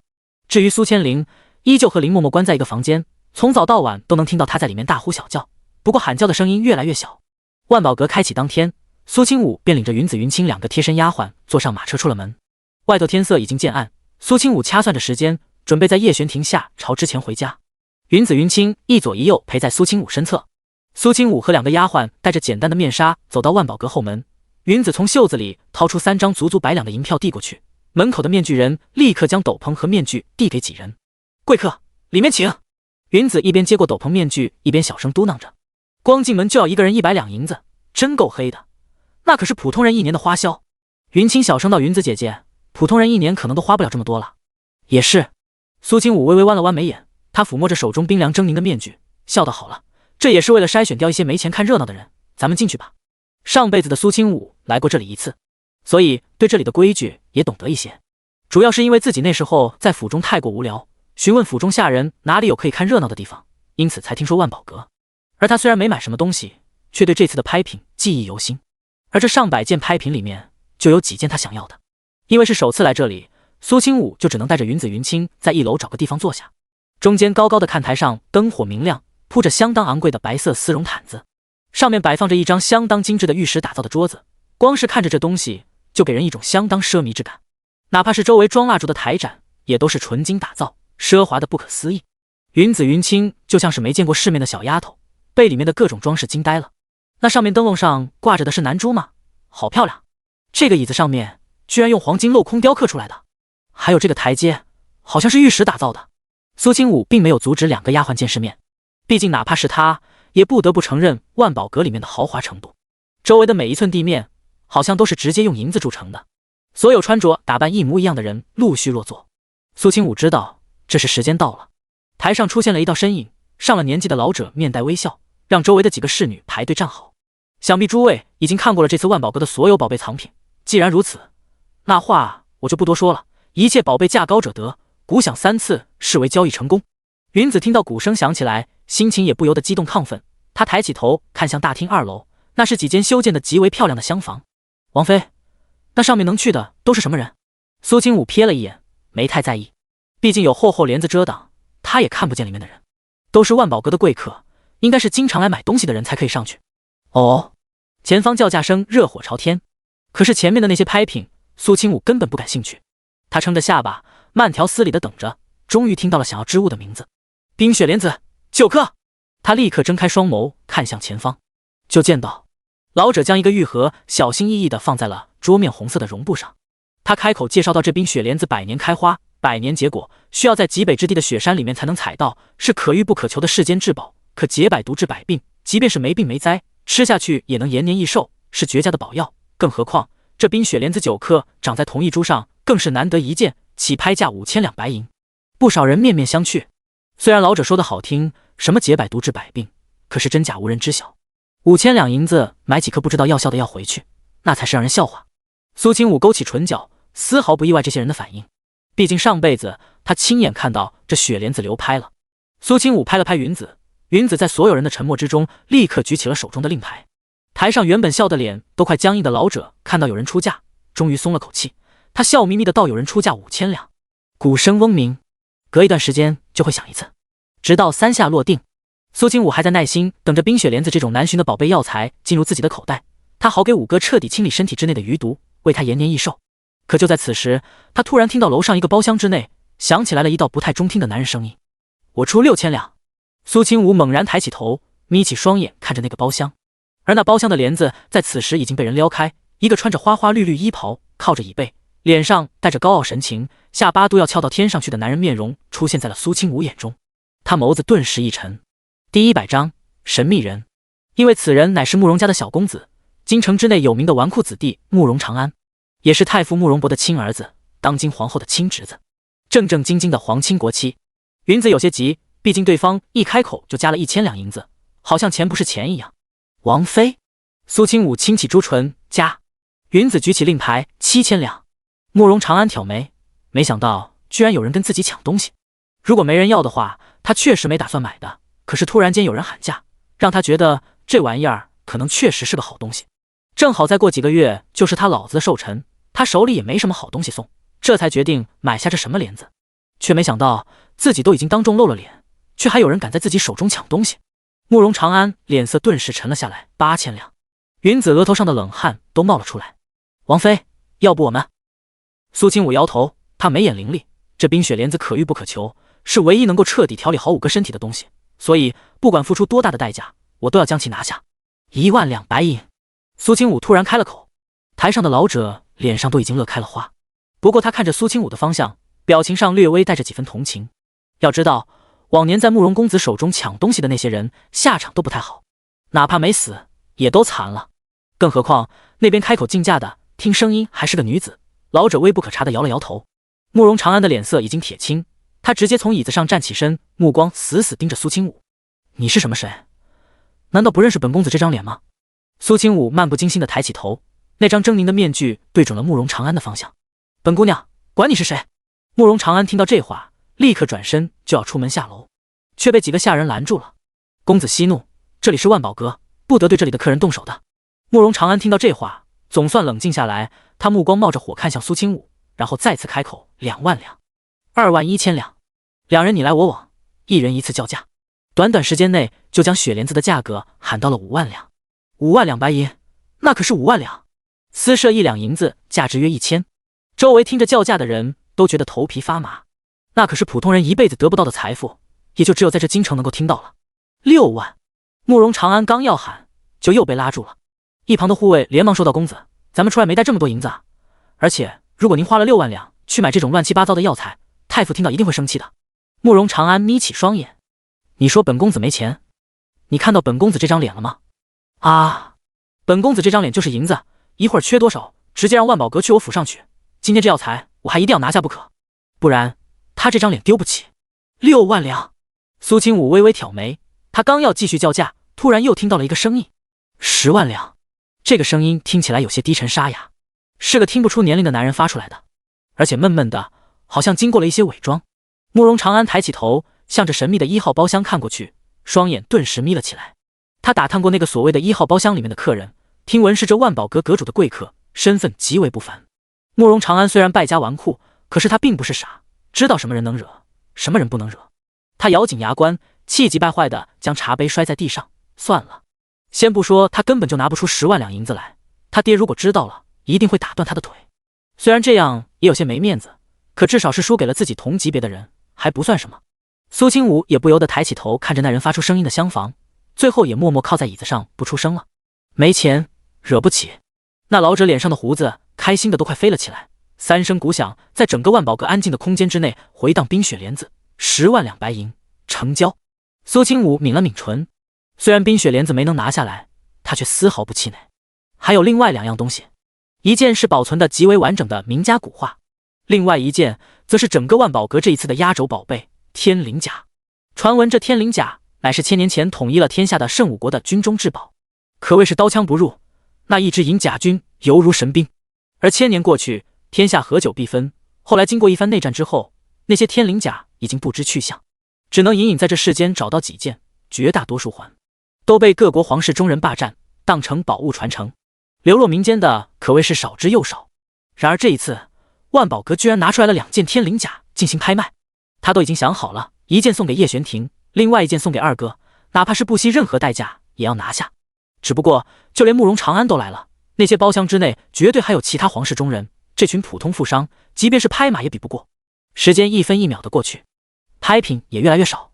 苏清武用了8万两白银将那幅名画拍了下来，让云子收好带在身上。因为只是一张画作，再加上他之前都敢和慕容公子争，他一开口就没人敢加价了，因此这幅画苏清武拿下的还算轻松。而终于苏清武等到了今天晚上最想要的东西。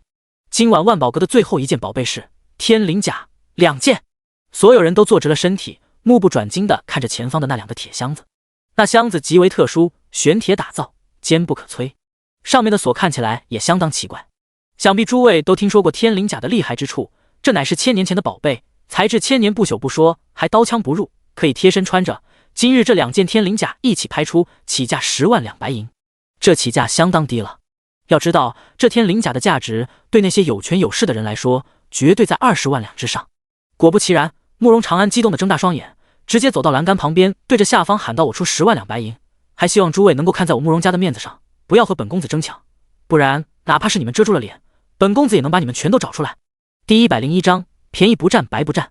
苏清武稍微回忆了一下，上一世那天灵甲最终就落在了这位慕容公子的手里，这也是他记得这张脸的主要原因。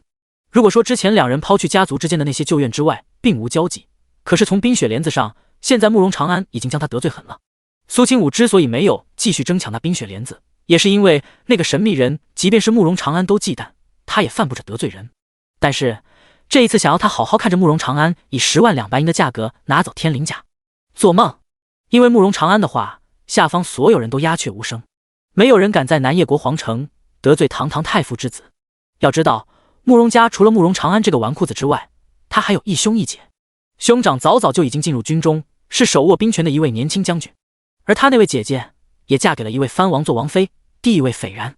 更何况他还有皇后这么一个姑姑，可以说是万千宠爱于一身也不为过。慕容长安见状，满意的弯了弯唇角。此时鼓声已经响起2次，他马上就要以如此低廉的价格拿到天灵甲那种宝贝了。可就在第3声鼓声还没来得及响起，慕容长安嘴角的弧度刚刚放大的时候，苏清武突然开了口：11万两。那老者立刻阻止了敲鼓的声音：“有人出价，还有没有更高价？”慕容长安的脸色已经变了，他眸色加深，看着苏清武的方向，眼神之内已经聚集起了杀意。他脸上的笑容消失得无影无踪。12万两。苏清武微笑着举起手，慕容长安的额头上冒出了冷汗。苏清武毫无畏惧地用目光看着上方的慕容长安，冷声道：“30万两。”慕容长安脸色骤然铁青，这已经是这件天灵甲价值的极限。30万两白银，那可是银子，他怎么敢？有人劝说慕容长安公子，千万别再喊价了，对方没准就是在故意抬价，咱们犯不着和他计较，不如就将天灵甲让给他，反正他也不一定拿得出这么多钱来。就是公子切莫钻牛角尖，想想太傅。公子三思呀！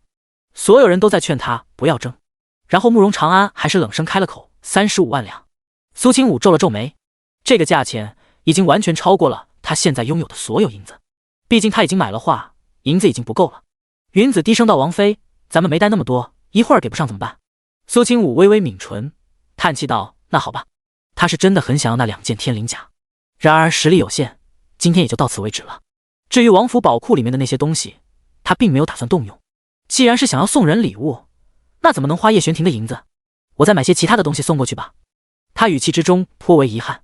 见到他不再出声，慕容长安脸上这才露出一抹冷笑来。这个女人让他白白多花25万两银子，就算宰了他10次也不够还的。眼底划过一道毒辣之色，慕容长安忽然侧头对着身后的护卫道：一会儿你们派人堵在门口，一定给我盯紧了那女人的去向。是。虽然事情不算顺利，可是慕容长安也没觉得什么。天灵甲虽然贵了一些，可只要到手了，他里子面子也就都有了。即便是告诉父亲，父亲也不会怪罪他多花钱。而且那女人身上明显带着不少财物，不久前还拍下一幅名画，想必也是能够补偿他的损失。可是骤然间，一道声音再次传来：50万两。那声音沙哑平静，语气之中听不出什么情绪起伏，然而说出来的数字却让人望而生畏。慕容长安猛然间转头看向1号包厢的方向，35万两白银就已经让他这个太傅之子、皇后的亲侄子有些承受不住，结果这人一开口就是50万，他到底是什么来头？哪怕是京城之内的几位皇子，在没有实权之前，恐怕都凑不出这么多的银子，除非那些早就有了封地的藩王，否则他想不出到底是谁这么有钱，还敢和他叫板。他咬了咬牙，却也知道这万宝阁背后的势力他惹不起，因为万宝阁是夏侯家的地盘，也是太后他老人家的母族。慕容长安脸色煞白，感觉无数双带着嘲讽的眼睛盯着自己，他气得浑身发抖，立刻将帘子撂下，眼底杀意肆虐，浑身有止不住的怒火在翻滚着，无处发泄。最后一个宝贝落入一个神秘人手中，苏清武不由得笑了起来。天灵甲可遇不可求，错过这个村就没这个店了，如果落在慕容长安手中，他还觉得挺可惜的。而且那天灵甲是在众目睽睽被拍下的，谁敢对太傅之子杀人夺宝？一旦被发现，那绝对是无止境的追杀。苏清武不由得鼓掌，虽然不知道那个神秘人是谁，可是对方出银子的阔绰让他心里敬佩万分。所有的宝贝已经竞拍结束，在场的众人纷纷站起身向外走去。苏清武将身影隐藏在人群之内，尽量避免自己被人见到。不过来这里的显然并没有几个女子，他和云子云清的身高差还是太明显了。才走到门口，忽然就被一个老者叫住。那老者就是刚才在拍卖宝贝的人，他笑眯眯地来到苏清武身边，而身边的几个侍女则是提着一个玄铁箱子和一个玉盒子。苏清武微微皱眉，转过身看向老者，面具下的脸上多少都露出了一点迷惑。老者笑眯眯地道：这位姑娘，先听我说，这2件宝物是那位大人让我送过来的，说是你喜欢的话就按底价出给你。苏清武猛然抬起头，结果上面厢房那里已经没了丁点动静，更看不到什么人。他心中狐疑更甚，也没有半点捡到宝的侥幸。他问哪位大人？老者没想到有人送上门的好处都不收。他道：那位贵客是我万宝阁的常客，只是身份神秘，即便是我等都不清楚。不过既然是一场银货两讫的交易，有便宜不占白不占啊，姑娘。第102章，给本王狠狠的打。苏清武刺笑有道是无功不受禄，我并不怎么相信天上掉馅饼的好事，不明不白的人情我也没必要亏欠，还不上。最重要的是他害怕这是一只不知道从哪儿跑出来的黄鼠狼。老者脸上一僵，勉强维持笑容：姑娘真的不必如此介意，那位有的是银子，可能今天就是想要做善事，看姑娘想要就成全您的心思，也并不是不收银子，你说是不是？老者竭力相劝，然而苏清武依旧不为所动。这次他回复的十分简洁明了：不要。老者，他正不知道要说什么，忽然一个侍女来到他耳边小声说了什么。老者点点头，立刻再次喊住苏清武：这样吧，姑娘，这2样东西按照成交价卖给你怎么样？苏清武这次来了一点兴趣，他最想要的是那冰雪莲子，因为冰雪莲子这次错过，下次不知道还要多久。5个的身体远远比10万两要重要的多。当时他没有去争抢，是因为苏清武确定自己争不过对方，与其一直抬价上去，倒不如就此放手。他停下脚步，让云子将银票拿出来。东拼西凑，他全部家当都在这里，除了相府那些银子，还有他来到王府之内所有的嫁妆。苏清武眼睛盯着那铁箱子，犹豫半晌，才道：我这里有35万两，想要买一件天灵甲和冰雪莲子，你帮我问问那位大人意下如何？毕竟是求人，所以苏清武态度上软了很多。如此一来，对方不吃亏，他也拿到了自己想要的东西，谁也不欠谁，挺好。那老者叹了口气，随后道：“大人说，您可以将这些东西都拿走，剩下的银子，只要过几个月，等您有钱了再送到万宝阁就行。他说他知道您的身份，所以不担心您会赖账。”苏清武提起心来，这样的情况看起来对他很不利，但是主动权在对方的手中，而且通过这转变来看，也许对方当真没有什么坏心思。可以。苏清武将手里所有的银子递给对方，那老者笑着问道：“这些东西您是自己带走，还是要万宝阁护送到您家中？”苏清武几乎毫不犹豫：“护送。”老者点点头，让人将所有宝贝都收了起来。万宝阁的护送能够确保万无一失，缺点就是买下宝贝的人会被曝光身份。苏清武自认为自己身份没什么见不得人的，也就任由万宝阁去了。走出万宝阁的大门，苏清武感觉一下子欠下25万两银子的压力有点大。云子小声道：“王妃，那个大人物到底是什么人啊？怎么会对您这么好？”苏清武眯起双眼，不知道。不过那老者说的对，有好处不要白不要。而且我还是原价拿的东西，并不会拿人手软。若是对方想要用这点人情来做什么，那可就想多了。云清连连点头，还是王妃仔细。主仆三人上了马车。然而刚经过一条小巷子，马车突然停了下来，车夫惊恐的声音从前面传来：“几位大人饶命，饶命啊！”苏清武掀开帘子，就看到自己马车周围已经都是人，10几个侍卫手中拿着武器对准了马车，而前方一道身影缓缓现身，不是别人，正是已经等了苏清武半天的慕容长安。慕容长安脸色冷沉至极，手中拿着一把扇子摇了摇，虽然大冬天这样子有些古怪。哼，滚下让本公子看看，你这胆大包天的女人究竟长什么模样。云子云清2个小丫鬟吓坏了，脸色都有些难看。他低声道：“王妃，咱们出门要是带一些护卫就好了。”苏清武微微弯了弯眸子，本来想要偷偷买下来给王爷当惊喜的，我也没想过事情居然会这么波折。而且苏清武一点也不担心，哪怕是他没有带任何侍卫，想必也有在暗中保护他的暗卫，这是他对叶玄庭绝对的信任。最重要的是，他并不觉得这些人就能把自己如何，即便是没有任何人帮忙，他也能自己解决问题。只是事情稍微麻烦了一点。掀开车帘，苏清武带着2个小丫鬟下了马车。云子云清大着胆子挡在了苏清武面前，眼神之内是掩饰不住的恐惧。3人都戴着面纱，面容看起来朦朦胧胧，可是苏清武那双眼睛就绝对是美人胚子。慕容长安一看就笑了起来，原来还是几个美人。他身上的怒气好像一下子就散了，看着苏清武轻轻舔了舔唇角，这么看来，我今天也不算是有什么损失。小美人，只要你乖乖听，过来讨好我，跟我一晚上，万宝阁的事情，本公子可以既往不咎，你意下如何？苏清武眯起双眸，他眼尾微微扬起，一双眸子像是浸染了寒霜。云子率先忍不住火气：“你简直是做梦，当真是癞蛤蟆想吃天鹅肉。”慕容长安脸色一黑：“你说本公子是癞蛤蟆？来人，将那死丫头抓出来，本公子赏给你们几个先尝尝味道。”立刻有几个人眼睛里露出期待的目光，大步向着云子走了过去。苏清武微微挑眉，然后看了看四周，确定这里的过往路人都已经被清空了之后，他面纱下被遮住的唇角微微扬了起来。他抬起手按住2个小丫鬟的肩膀，就要推开他们，亲自动手。然而就在此时，那几个人的手就要落在云子身上的瞬间，不远处忽然传来一阵整齐划一的马蹄声，足足上百穿戴整齐、身上携带着武器的禁卫军已经走进了小巷子之内。为首坐在那匹汗血宝马之上的男人微微颔首，目光冷淡地扫过慕容长安的脸。一些原本堵在门口的太傅府下人连滚带爬地跑了过来：“小公子，不好了，是玄王的人！”慕容长安眸子顿时一冷，他立刻走出来，直接站在叶玄庭面前：“玄王，你竟然敢打本公子的人，你知不知道本公子？”他话还没说完，就被抬起前蹄的汗血宝马一脚踹倒在地上。叶玄庭脸色冷漠到了极点，声音犹如恒古不变的寒冰，利刃给本王狠狠地打。第103章再见林氏。在看到叶玄庭来了之后，不久前还面不改色的苏清武立刻露出了惊慌失措的表情，然后从人群之中挤了过来。叶玄庭也已经下了马，一把将投怀送抱的温软身子抱住，他眉头紧锁着，脸上都是冰冷的表情，眼神之内的怒火好像随时能溢出来。他声音沙哑低沉，像是在压抑着什么。“阿武，你有没有被伤到？”苏清武搂住叶玄庭劲瘦的腰，男人身材修长，他清楚这衣服下面覆盖着一层薄薄的肌肉，他摸过，手感特别好。苏清武脸颊微微有些红，悄咪咪的占便宜，然后可怜巴巴的抬头眨眼没有，还好王爷来得及。叶玄庭这才放松了表情，神色和缓了不少。他忽然从怀里拿出来了2个手指长的圆形之物，放在了苏清武怀里。这是信号烟花，只要拉下这个指环就能释放，下一次如果遇到危险，和我距离又远的时候记得用。苏清武乖巧点点头，将那信号弹小心翼翼放在身上携带的小包裹里面，和那些瓶瓶罐罐放在了一处。小巷子里一片鬼哭狼嚎，有路过的人还以为这里发生了什么凶杀案，一个个惊恐地避开走。有下属拖着已经被打得没了人形的慕容长安过来。王爷，这人怎么处置？苏清武看到慕容长安的惨状，略微有些瞠目结舌。他连忙拉了拉叶玄庭的袖子，这人是慕容家的小公子。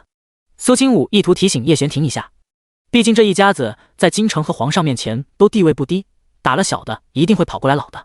他也不想叶玄庭因为这点小事吃亏。叶玄庭抬起手，轻轻揉了揉苏清武的头，然后什么也没说，大步走到跪在地上的慕容长安面前，突然间抬起脚，重重地踩在了他的下腹处。啊！无比凄厉的惨叫声在附近回荡，有些震耳朵。苏清武躲在叶玄庭身后，看着躺在地面上用手捂着下半身不断来回翻滚的慕容长安，眸子稍微睁大了一些。叶玄庭冷声道：“带走。”是。那些下属听从命令，将这小巷子里的所有人都五花大绑拉走了。叶玄庭忽然看向苏清武，问到昨天审问林氏从他嘴里得到了一些东西，你要过去看看吗？原本苏清武是不关心的，可是听叶玄庭这么一说，他又来了兴趣。只不过他抬起下巴问道：“王爷，你就不好奇我是怎么惹上那个慕容长安的？”叶玄庭凤眸微微眯着，眼睛里的光芒柔柔的。他低垂着眉眼看他：“什么你惹了他？那是他惹了你。”他顿了顿，又道：“还有，我家王妃受了欺负，我为什么还要质问你原因？过不久会从他口中一五一十的知晓一切的。”苏清武快被我家王妃这4个字给甜化了，他脸颊有些热，眼尾更红了。哦，那咱们走吧。他想自己明明都已经那么大年纪了，咋就突然变得好像更青涩了呢？叶玄庭几句话居然就撩拨得他心脏跳得停不下来，像是要从嘴巴里蹦出来似的。叶玄庭颔首，然后转身上了马，微微弯下腰身，对着苏清武伸出一只手来。苏清武蓦然间抬起头，看着身侧骑在马背上的那人，他高大的身影遮挡住了身后的光芒，伸出来的那只骨节分明的手像是能透着光。他咽了口口水，呆愣了半晌，才将自己的手递过去，随后手上力道加重，他身体一轻，下一刻就坐在了叶玄庭怀中。驾！叶玄庭的声音如雷一样在苏清武耳边炸响。苏清武听着有点熟悉，可是这会儿他脑子混混沌沌的，什么也想不起来。叶玄庭恐怕一点都不知道自己做出那样的动作之时到底有多诱人。苏清武摸了摸自己滚烫发红的脸，又摸了摸自己砰砰乱跳的心脏，知道自己这辈子可能都跳不出来了。叶玄庭将那些人都押到了他掌管的慎刑司，大牢之内关押的全部都是一些穷凶极恶之人。苏清武刚陪着叶玄庭走下地牢的台阶，就看到两侧的铁栅栏后方无数双眼睛看了过来。地牢之内味道特别重。叶玄庭低声道：“如果受不了的话就跟我说。”苏清武摇头，他什么样的场面没见过，不过是一群看起来像乞丐一样的罪犯罢了。空气中的味道虽然重，对他来说一点都不算是，不过他还是柔柔的点了点头。进去。身后扣押着慕容长安等人的侍卫将这群人都关在了其中一个又脏又臭的牢房之内，而此时慕容长安已经晕厥了过去。苏清武看着那些慕容家的人，只是略微蹙了蹙眉。叶玄庭拉着他继续往里面走，然后来到了一间石门打造的暗室，一推开，里面浓厚的血腥味就传了出来，一道低低的呻吟声有气无力的在室内回荡着。苏清武一抬起头，就看到被绑在刑具之上，浑身都是鞭痕的林氏。里面的狱卒和侍卫见到王爷过来，连忙行礼：“王爷，这是已经审问出来的供词，请您过目。”叶玄庭将供词接过，扫了一眼，然后递给苏清武。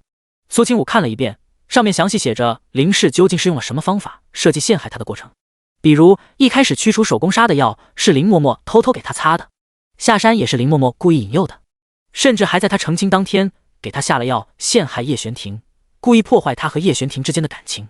苏清武越看越沉默，关键是他上辈子还真相信了。捏着供词的手指微微用力，他心里恨得发抖。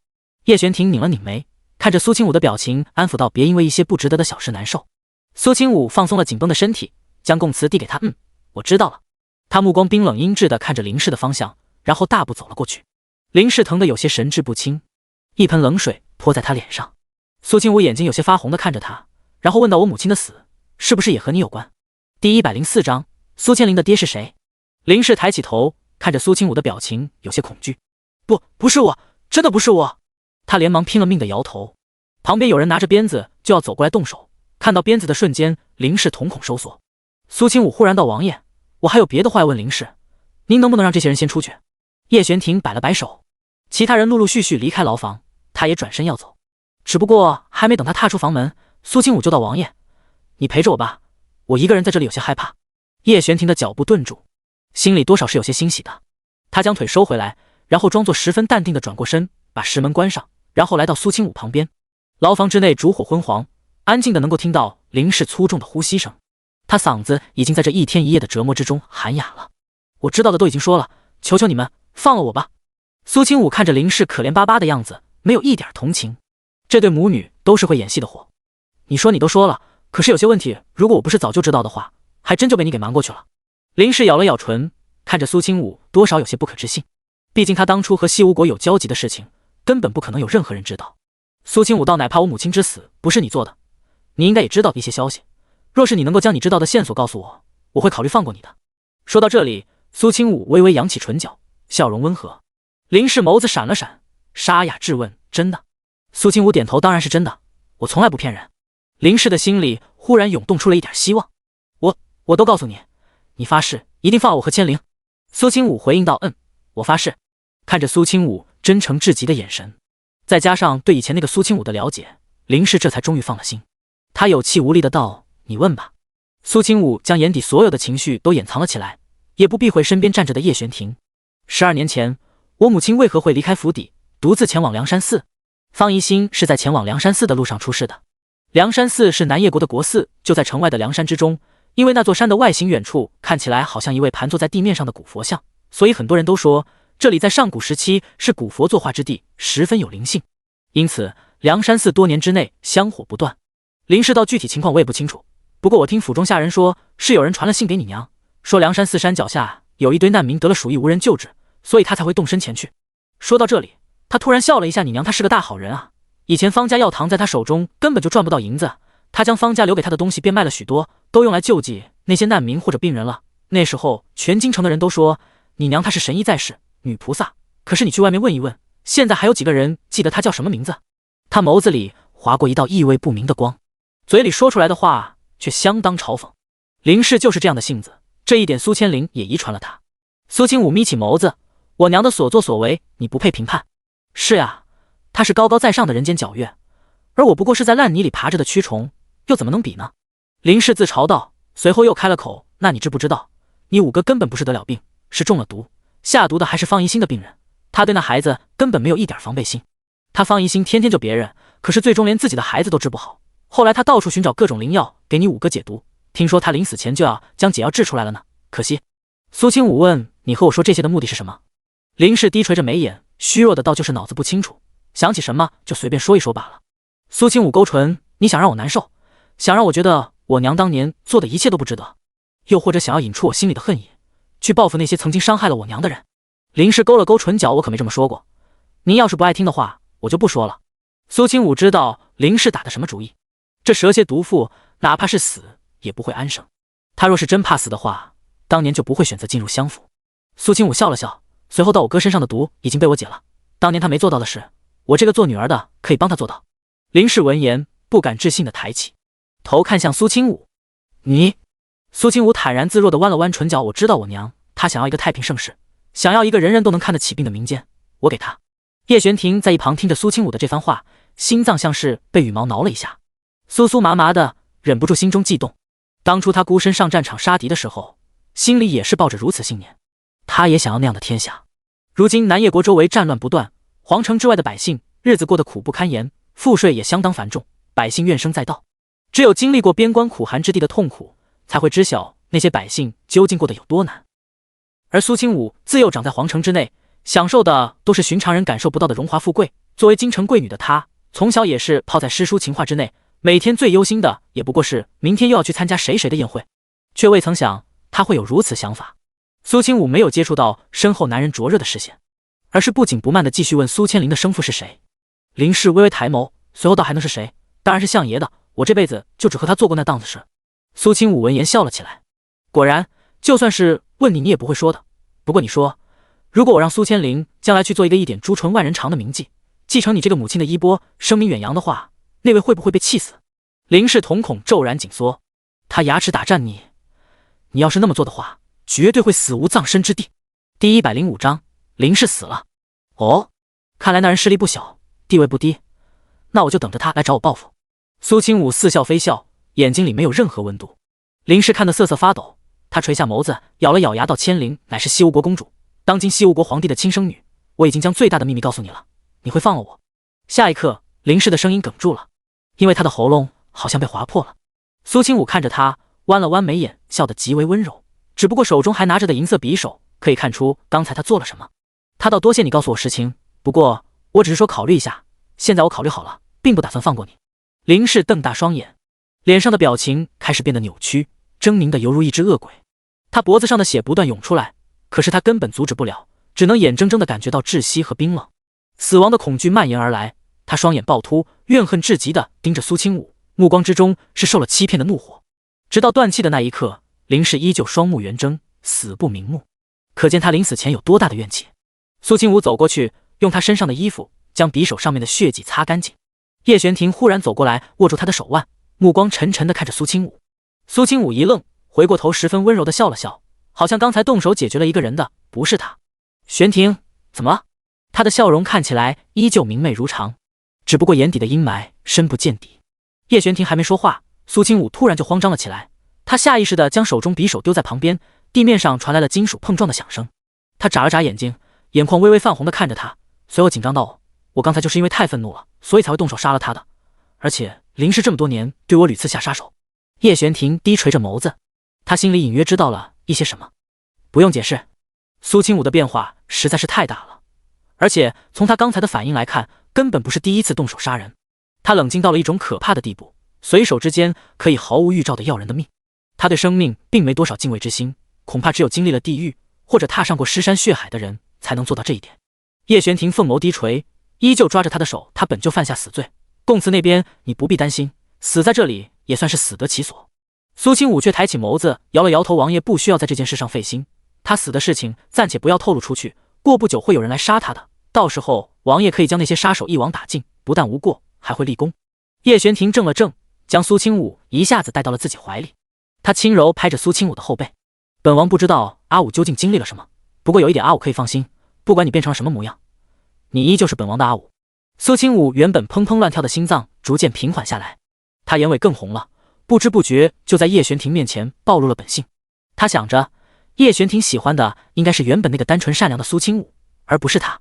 现如今的他，虽然外表还和从前一模一样，可是实际上他自己也清楚，内里早就已经烂透了。他现在虽然称不上一个恶人，却也绝对不是一个善良的好人。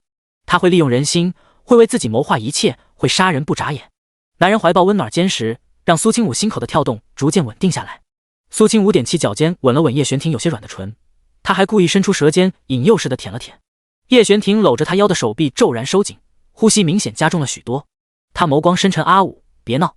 苏清武早就忘了，这里是血腥浓郁的牢房，旁边还有一具尸体，目不转睛的在盯着他。他心里相当的安静祥和，声音温柔如黄鹂，我就知道，王爷即便是看到这些，也不会不要我的。叶玄庭叹了口气，眸色温柔，然后直接将苏清武原地抱了起来，走出牢房。门口几个狱卒看到两人从牢房之内走出来，刚要进去，就听到王爷开了口。林氏已经全部交代了他所知道的一切，不过已经不受刑罚，晕了过去。你们几个守在这里，不准任何人进去，知道吗？是，王爷。这些人都是叶玄庭忠心耿耿的心腹，一个个立刻应声。苏清武也不理会外人的目光，手臂挂在叶玄庭的脖子上，两人一路从地牢中走出来，然后就听到了慎刑司的外面一阵混乱嘈杂的声音。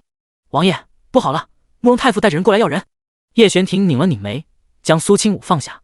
他吻了吻苏清武的额头，然后对着守在外面的云子云清道：本王让人护送王妃和你们回府。苏清武一把拉住他的袖子：不行，我不回去，这件事和我有关，我不能躲在你身后。叶玄庭揉了揉他的脑袋：听话，我会处理好的。苏清武摇头：我说过，我想跟你一起面对一切。见他执意如此，叶玄庭叹了口气，却也任由他去了。叶玄庭露了面，两方人马到底没在慎刑司打起来，只不过还是闹到了皇上这里。慕容长安已经被人从大牢里面提了出来，孙太医一检查，发现对方身上骨头断了不下10根，最重要的是，慕容长安的那玩意被人废了，一脚踩得稀碎，拼都拼不起来。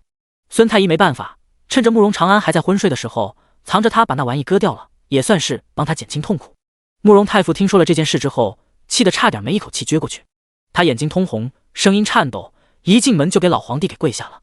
皇上，求您为我长安做主，他还那么小的年纪就被人废了后半生，这辈子就只能做个太监，还请您为老臣讨回公道啊！得到消息的皇后娘娘更是连衣服都没整理好，就跑到了养心殿外面。她脸色煞白，看着大殿之内站着的叶玄庭和苏清武，声音之中都带上了哭腔。皇上，玄王手段如此毒辣，废了我那侄儿，简直比杀了他还要难受，还请您一定要严惩。第106章，六皇子出事了。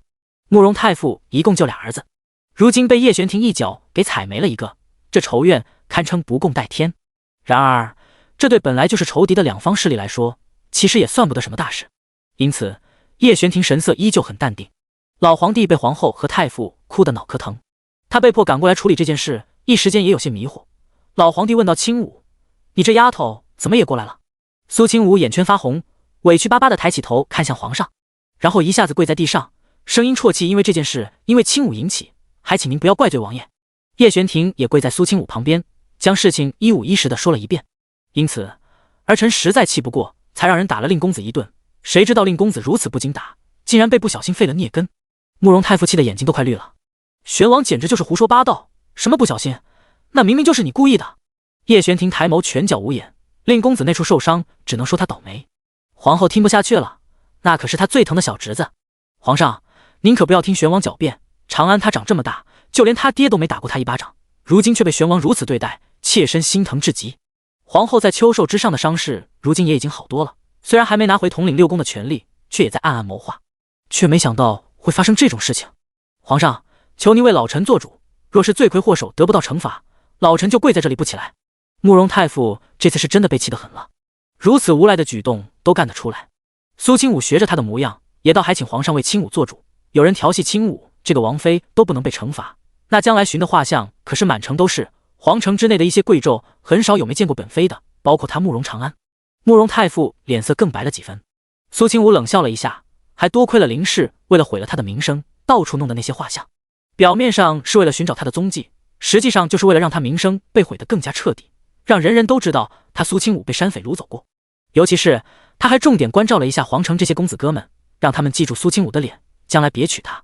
苏清武再次重重一击，就算他真没见过本妃，也该认识王府的马车吧。他劫持王府马车，就是不把皇子放在眼里，不将皇上放在眼里，打他一顿的惩罚，真的已经够轻了呢。你，慕容太傅从来没见过如此伶牙俐齿的小女子。最重要的是，皇上对苏清武还挺宠爱。老皇帝一听，好像确实是这么一个道理，他当即脸色沉了下来。慕容太傅，这件事有因才有果，起因是因为你那小儿子长安先对王妃意图不轨，才会被玄王收拾。总的来说，他这也算是恶有恶报。不过朕看在他如此凄惨的份上，朕可以既往不咎，只要赔偿了清武的损失便可。皇上啊，老臣委屈。慕容太傅听到皇上这么一个态度，怒急攻心，直接当着众人的面吐出口血来。皇后立刻扑了过来：“兄长，你怎么了？”皇上拧了拧眉：“孙太医，快来给太傅诊治，将他搀扶到偏殿之内休息。”是。大殿之内的人立刻七手八脚的忙活了起来。苏清武抬起头看向老皇帝，倒是没想到他这次居然会站在他这边，看着他的眼神不由得也觉得顺眼了不少。老皇帝等到皇后和太傅都去旁边的房间之内看病了，这才招呼到清武丫头过来朕这里。苏清武站起身向前走了几步，叶玄庭也紧随其后，神色依旧冷漠警惕。老皇帝看着苏清武的面容，越看越满意，模样长开了，和你娘越来越像了。苏清武不知道老皇帝这话是什么意思，他恭敬地垂着眸子，不敢去看老皇帝的脸。老皇帝叹了口气，好像外回忆着什么，随后摆了摆手：“朕知道是慕容长安先得罪了你这丫头，不过你们两个下手也太重了一些，让朕实在没办法交代，恐怕短时间之内太傅那边都不会善罢甘休。你们两个自己小心些吧，朕罚了，都回去吧。”事情就这么简单被解决了。苏清武都觉得有些不可思议。叶玄庭的神色之间也露出几分错愕，与苏清武正要拱手告退，却听到了外面传来了一阵相当急促的脚步声。要知道，宫里的太监宫女都是练过的，走路尽量不会发出太大声音，这样的脚步声说明了绝对有急事。果不其然，一个小太监从外面跑了进来，直接跪在皇上面前，也忘了什么规矩。皇上，大事不好了，六皇子他马上要不行了。什么？皇上猛然站起身来，他脸色一变，神色微微一沉，正过去看看。苏清武停下脚步，对着叶玄庭眨了眨眼。叶云图颔首，握住他的手，低声道：“阿武，咱们去看看热闹。”第107章圣山国师。会宁宫内一片肃穆，所有宫人脸色都愁云满面。老皇帝一到，里面的惠妃就脚步慌张地走出来，双眼通红地跪在他面前，求皇上救救六皇子，求皇上救命！老皇帝微微皱眉，问身边的小太监太医都过来没有。小太监立刻回皇上，林太医和李太医就在里面给六皇子诊治。老皇帝松了口气，他垂眸看着惠妃，伸出手将她扶了起来。不是有太医进去了吗？长赢他是皇子，有福气在身，一定不会有事的，你也别太担心。惠妃站起身，低垂着眸子，浑身颤抖。皇后等人也连忙赶了过来。没一会儿的功夫，整个会宁宫的院子里都已经站满了人。皇后身为六宫之主，哪怕现在放了权，说话也是有些分量的。她眯起双眼看了一圈，忽然问道：淑妃呢？这么大的消息，她这个暂理六宫的人怎么能不在？她话音刚落，会宁宫门外就来了一队人。淑妃带着几个宫女嬷嬷走了进来，先是给皇上行礼，随后看向惠妃妹妹，别太忧心，太医那边怎么说？众人正忧心忡忡之中，六皇子的房门终于被人推开，两个太医低着头从里面走了出来。为首的太医跪在皇上面前，脸色有些惶恐，回皇上：老臣等人无能。这话从他的口中一说出来，惠妃身体晃了晃，差点栽倒在地。你说什么？我儿他现在怎么样？惠妃撑着身体，如果不是旁边有人拉着她，这会儿恐怕已经冲到了太医面前。林太医声音沙哑：六皇子身患怪病，皮肤下的血都变成了黑色，脉搏更是虚弱无力，脏器衰竭的厉害，老臣行医多年也会见过这种症状。老皇帝冷声道：其他太医呢？就没有人能够治好的吗？后方的李太医表情同样，他轻轻摇了摇头：皇上，六皇子的身体根本看不出任何病理，微臣等人实在束手无策。也就是说，他们只能眼睁睁地看着六皇子去死。微臣等人现在只是用参汤给六皇子吊着命，六皇子他可能熬不过今晚了。惠妃当即白眼一翻，晕倒在地。娘娘！一旁的宫人们手忙脚乱，将惠妃搀扶起来，送到另外的房间。老皇帝坐在下人搬来的一把椅子上，垂着眸子，脸上露出沉思之色。皇后忽然走到皇上身边，声音温和：皇上，本宫倒是能想到为六皇子治病的人，不知道要不要试一试。老皇帝听到这话，微微侧眸看了他一眼。皇后所言是谁？慕容皇后轻声道：妾身知晓，国师他精通各种疑难杂症，妾身记得皇上年轻时候有一次也生过怪病，还是因为国师出手，最后才化险为夷。老皇帝的眸子微微亮了亮，而一直站在人群后方冷眼旁观这一切事情发展的苏清武也挑了挑眉。圣山老者，他们终于要再次见面了啊！他手指不经意的用力，而叶玄庭敏感的察觉到了什么，轻轻用大手将他的手包裹其中。那一瞬间的安全感，让苏清武内心深处的黑暗中好像透过来一道光彩，令他心脏都跟着颤了颤。老皇帝垂眸沉思，可是国师最近2年都不在京城，皇后可知道他在何处？皇后行礼道：妾身也是刚刚知晓，国师已经入了京，如果可以的话，妾身立刻让人去请。老皇帝的眸子眯了眯，他的眸子和叶玄庭有几分相似，都是那种狭长凤眸，看人的时候十分锐利。即便是上了年纪，老皇帝身上也依旧风采不减，再加上做了几十年的帝王，那种威严从举手投足之间就能流露出来。好，那就辛苦皇后了，都是妾身应该做的。皇后立刻派人去请国师。在场请客间安静了下来，皇上没说话，谁也不敢轻易出声。几位娘娘都落坐在皇上周围，苏清武和叶玄庭则是来到了淑妃身后。淑妃有些紧张，一直在搅动手帕。自从上次苏清武和她说了那些话之后，她每时每刻都在沉思。她转过身，忽然轻轻拉了拉苏清武的裙角：清武，你过来一些。苏清武看了淑妃一眼，这才松开和叶玄庭交握着的手，来到她近前。娘娘请讲。淑妃看了看四周，确认没人关注她这里，她这才凑到苏清武耳边低声耳语：你让我做的事情，我都按照你的要求做了，惠妃那边也已经打通了关系。苏清武笑着颔首：那就好。可是淑妃心中依旧忧心忡忡。苏清武挑眉：娘娘在害怕什么？淑妃道：你这丫头年纪小，可能不知道，那位圣山国师当年为了辅佐皇上登基，做了不少事，是绝对不能招惹的人物。不能招惹？苏清武嗤笑了一声，他轻轻抬手拍了拍淑妃的肩膀，声音之内透着几分杀机。放心吧，娘娘。等了大概1盏茶的时间，宫门外来了一顶轿子。老皇帝听到动静，立刻站起身，率先走出去迎接国师。国师的身份十分超然，哪怕是身为帝王的老皇帝也要对他敬重3分。国师，老皇帝开口，然后对着门外越来越近的那一道身影行礼。苏清武猛然抬起头，目光好像利刃一样射出，落在对方的脸上。那张脸他熟悉到每一道皱纹他都记忆犹新，虽然比他重生前年轻了一些，头发白的也没那么多，可是他身上的气息却与上一世如出一辙。国师身穿一身灰白色的袍子，手中还拿着一把拂尘，看起来仙风道骨的模样。那张脸瞧着仁慈，特别有亲和力。大概50-60岁的年纪，发间隐约有些白发，双目看人的时候微微眯着，给人一种很神秘的感觉。谁能想到，就是这样一个慈眉善目的老人，却心黑手狠，暗地里炼制了无数妖人。国师对着皇上回礼，苍老深邃的眸子在众人面上扫过，老夫这就去看一看六皇子。皇后恭维道：“本宫相信国师的本事，您一定能够看出六皇子究竟是得了什么病。”第108章，搬起石头砸自己的脚。国师亲自进去给六皇子诊断，没一会儿，他就已经从里面走了出来，然后眉头轻蹙。老皇帝询问道：“国师可看出一二？”国师点了点头，回皇上：“六皇子并非得病，而是中了巫蛊之术。”巫蛊之术这4个字一说出来，顷刻间让老皇帝瞳孔骤然收缩，他眸子里划过一道怒火，压抑着情绪道：“国师为何会这般说？”国师道：“老夫曾经见过这种巫蛊之术，此术传自南疆之地，听闻只要将其生辰八字刻画在娃娃上，再辅以相应的咒术，就可以让人生不如死。”老皇帝薄唇紧抿，陷入沉思。他背着手在院子里踱步了2圈，如果这件事是别人所言，他绝对不会相信，可是此言出自国师之口。先不说这位国师的地位在整个南叶国有多高，当年他辅佐自己登基过程中就立下功勋无数，也因此慕容太傅才会受到皇上重用，因为这位圣山国师曾经就是太傅引荐入宫的。老皇帝问国师：“那这种巫蛊之术如何解？”国师声音沉稳，给人一种他所言就是真理的感觉。搜索六宫，将写着六皇子生辰八字的娃娃找出来销毁，再用设下此咒术之人的心间血来彻底解除咒术，便可以让六皇子捡回性命。老皇帝点点头，他对着身边的小太监道：“立刻封锁六宫，所有人都留在原地，不许乱动，让苏千明去搜查巫蛊娃娃。”奴遵命。那小太监一离开，在场所有人的心都提了起来。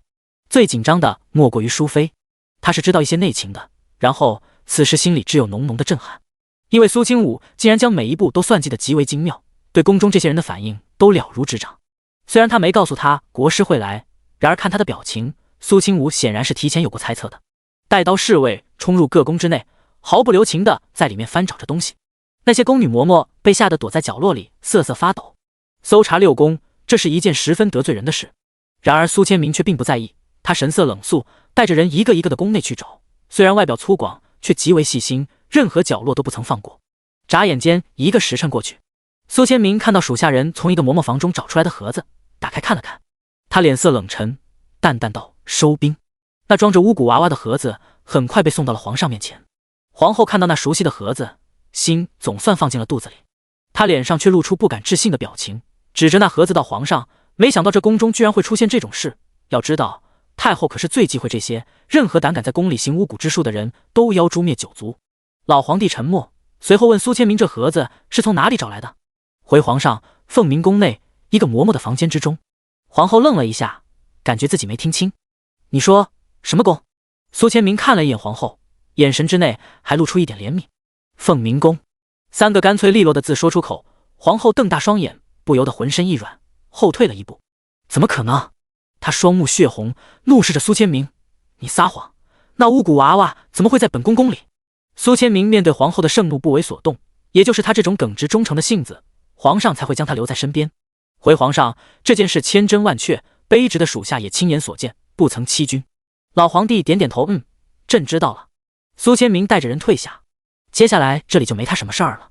不过在路过苏清武身边的时候，他还是没忍住，冲着他家妹子打了个招呼。苏清武忍俊不禁，对苏千明摆了摆手。现在毕竟是紧要时刻，一切不方便多谈。现场的氛围气压很低，鸦雀无声。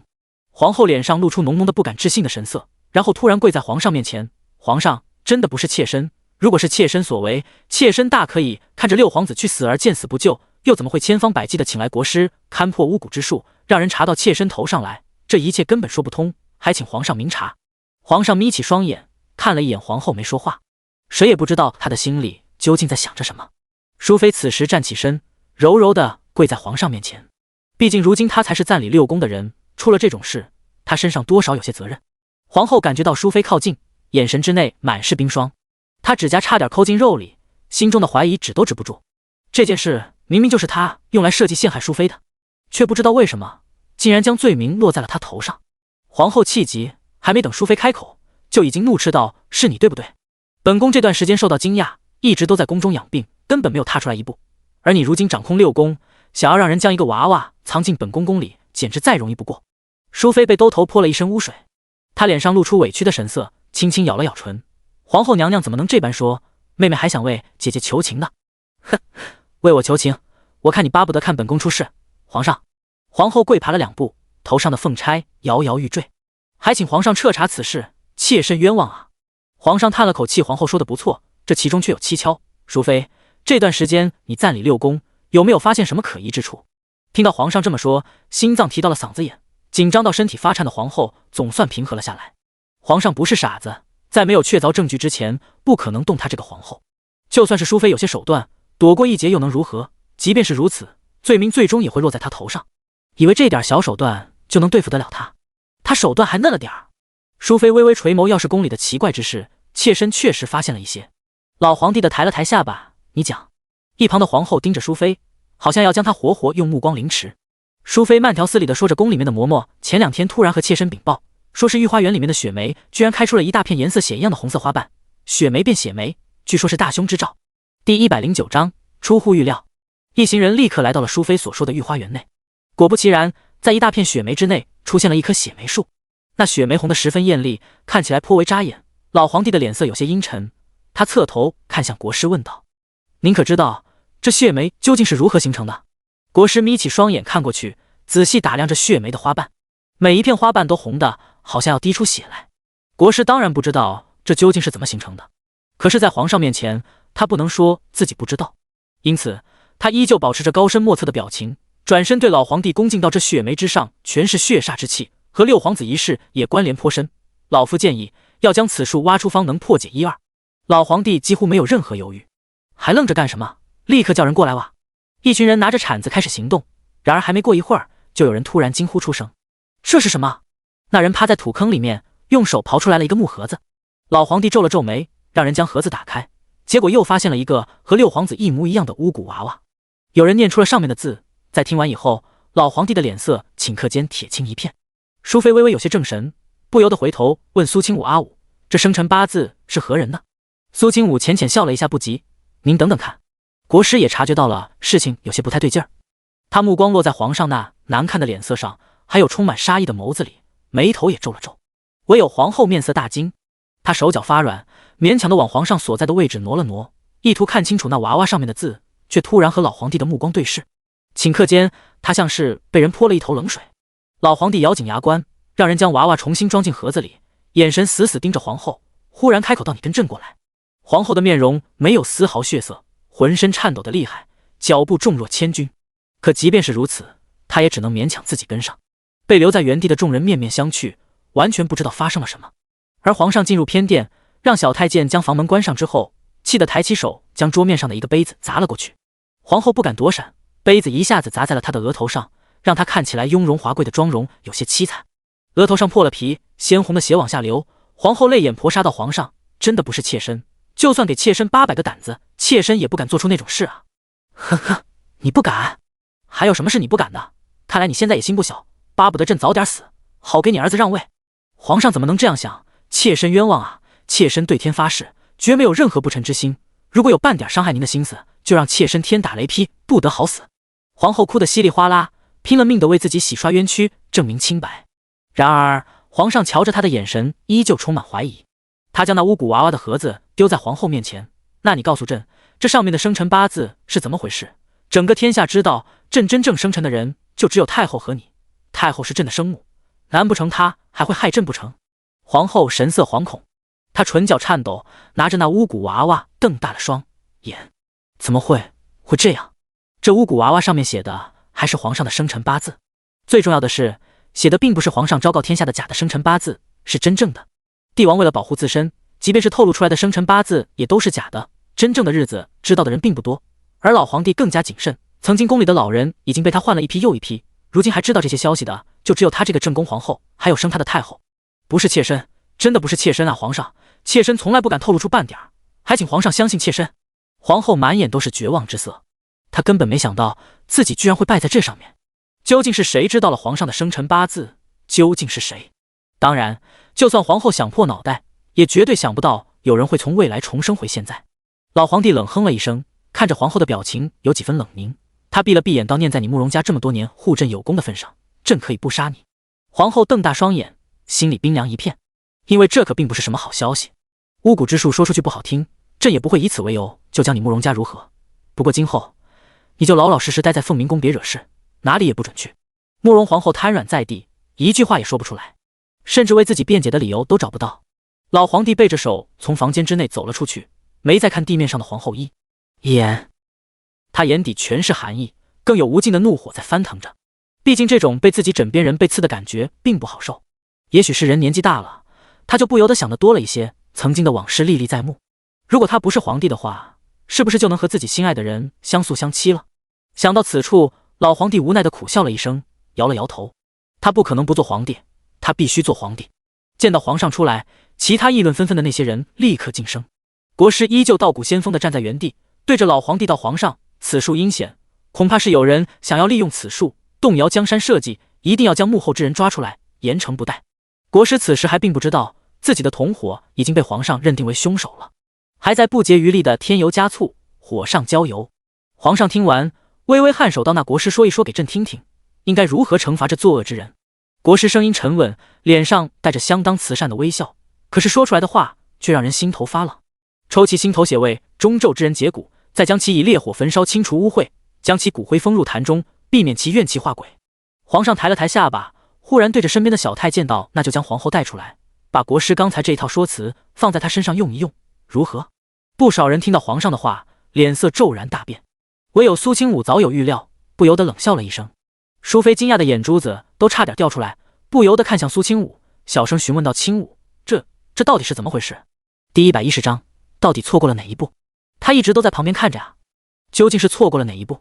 淑妃想不通，也想不明白，毕竟知道皇上生辰八字的人并不是他，所以他无论如何也想不到皇后现在的处境。然而叶玄庭却露出若有所思的表情，那双漆黑的凤眸好像带着看透了一切的光芒，眼神落在苏清武身上的时候，带着几分深邃之感。苏清武也没解释什么，只是拍了拍淑妃的肩膀：“都说了，让您不用担心的，真正的幕后黑手跑不掉。”他声音轻柔平缓，眼神清澈透亮，好像一切都在他的算计之下。淑妃心口颤了颤，不由得抿了抿唇。她怎么都没想到，自己儿子随便娶回来的女子，并非一朵真正的柔弱白花，而是一颗黑芝麻馅汤圆。而国师听到皇上的话，明显怔了怔，又看到被人从房间里面扶出来，凤钗凌乱，衣服褶皱不堪，脸上都是血的皇后微微愕然：“皇上，您这是做什么？”皇后娘娘她为了给六皇子诊治，费了不少心思，将老夫从外面请进宫中，宫里任何人都可能是凶手，唯有他不可能。这话让老皇帝笑了笑，他眯起双眼看了一眼国师，随后道：“朕之所以这么说，自然是已经掌握了确凿的证据。现在国师还觉得要用您刚才的方法惩罚皇后吗？”国师眉头紧皱，发现这件事完全超乎了他的预料。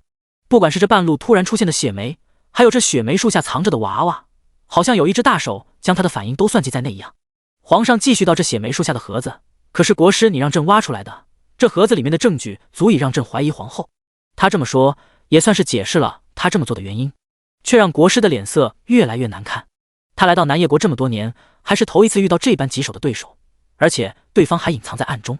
国师略微沉吟，却并未慌乱。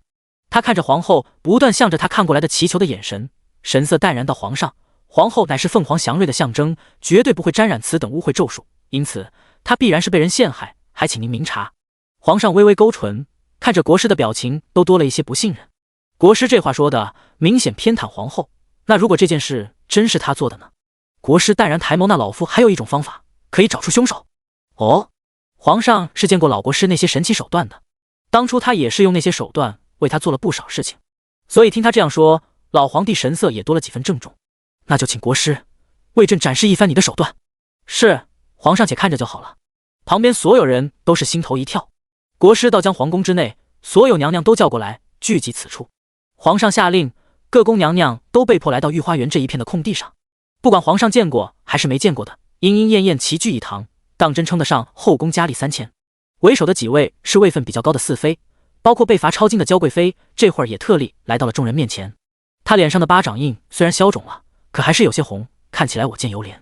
一见到皇上，娇贵妃就没忍住露出欣喜的表情，只不过她刚要凑过去，就被皇上身边的小太监给隔开了。“娘娘不要乱走，还请站在原地。”娇贵妃脸色有些生气，不过想到自己惩罚还没被解除，一时间心里不是滋味，只能将怒火压下去。所有妃嫔都按照位分从前到后的站好，其他闲杂人等则是退出外围。只不过叶玄庭身为王爷，苏清武身为王妃，可以特殊对待，留在淑妃身侧。淑妃看到这么大的阵仗，微微咬了咬唇，她本就柔弱的面容看上去更加虚弱了不少。若不是苏清武搀扶着她，她甚至都感觉腿软的站不住脚。国师开了口，使用巫蛊之术的人身上必然有那部分诅咒气息，只要用我手中这只10香虫，就能够将那人寻出来。他手中拿着得到的2个巫蛊娃娃，将手里一条模样好像蜈蚣一样的虫子放在上面。那虫子看起来有些恐怖，所有宫妃都吓得脸色有些白。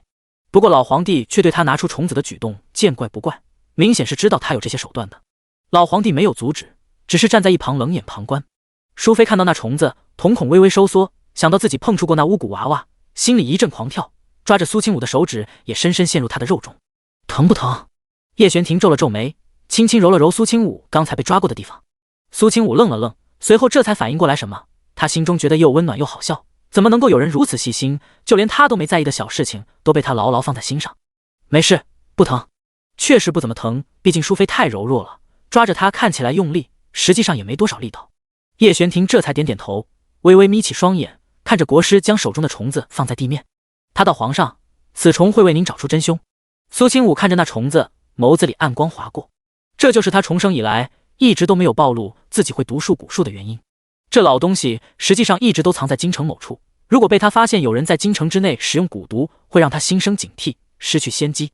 敌在明他在暗，这是苏清武如今最大的底牌，能够弄得这些人措不及手。众宫妃鸦雀无声，眼睁睁地看着那虫子往前爬行。他速度极快，身体游走在地面上，晃晃悠悠的就来到了人群之间。所有人的心情都提了起来，因为他们知道这代表什么。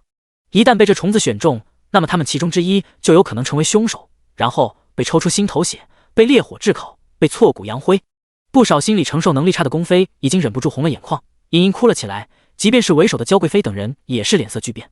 那蜈蚣一样的虫子忽然停下了动作，停在了淑妃娘娘的面前。第111章取心头血。那老国师的眼中划过一道讽刺来，眸子里那种高高在上，将所有人生命掌握在股掌之内的傲然之意越发明显。在他心里，面前所有人都是随意他操控的蝼蚁，他一句话就能让其生，一句话就能让其死。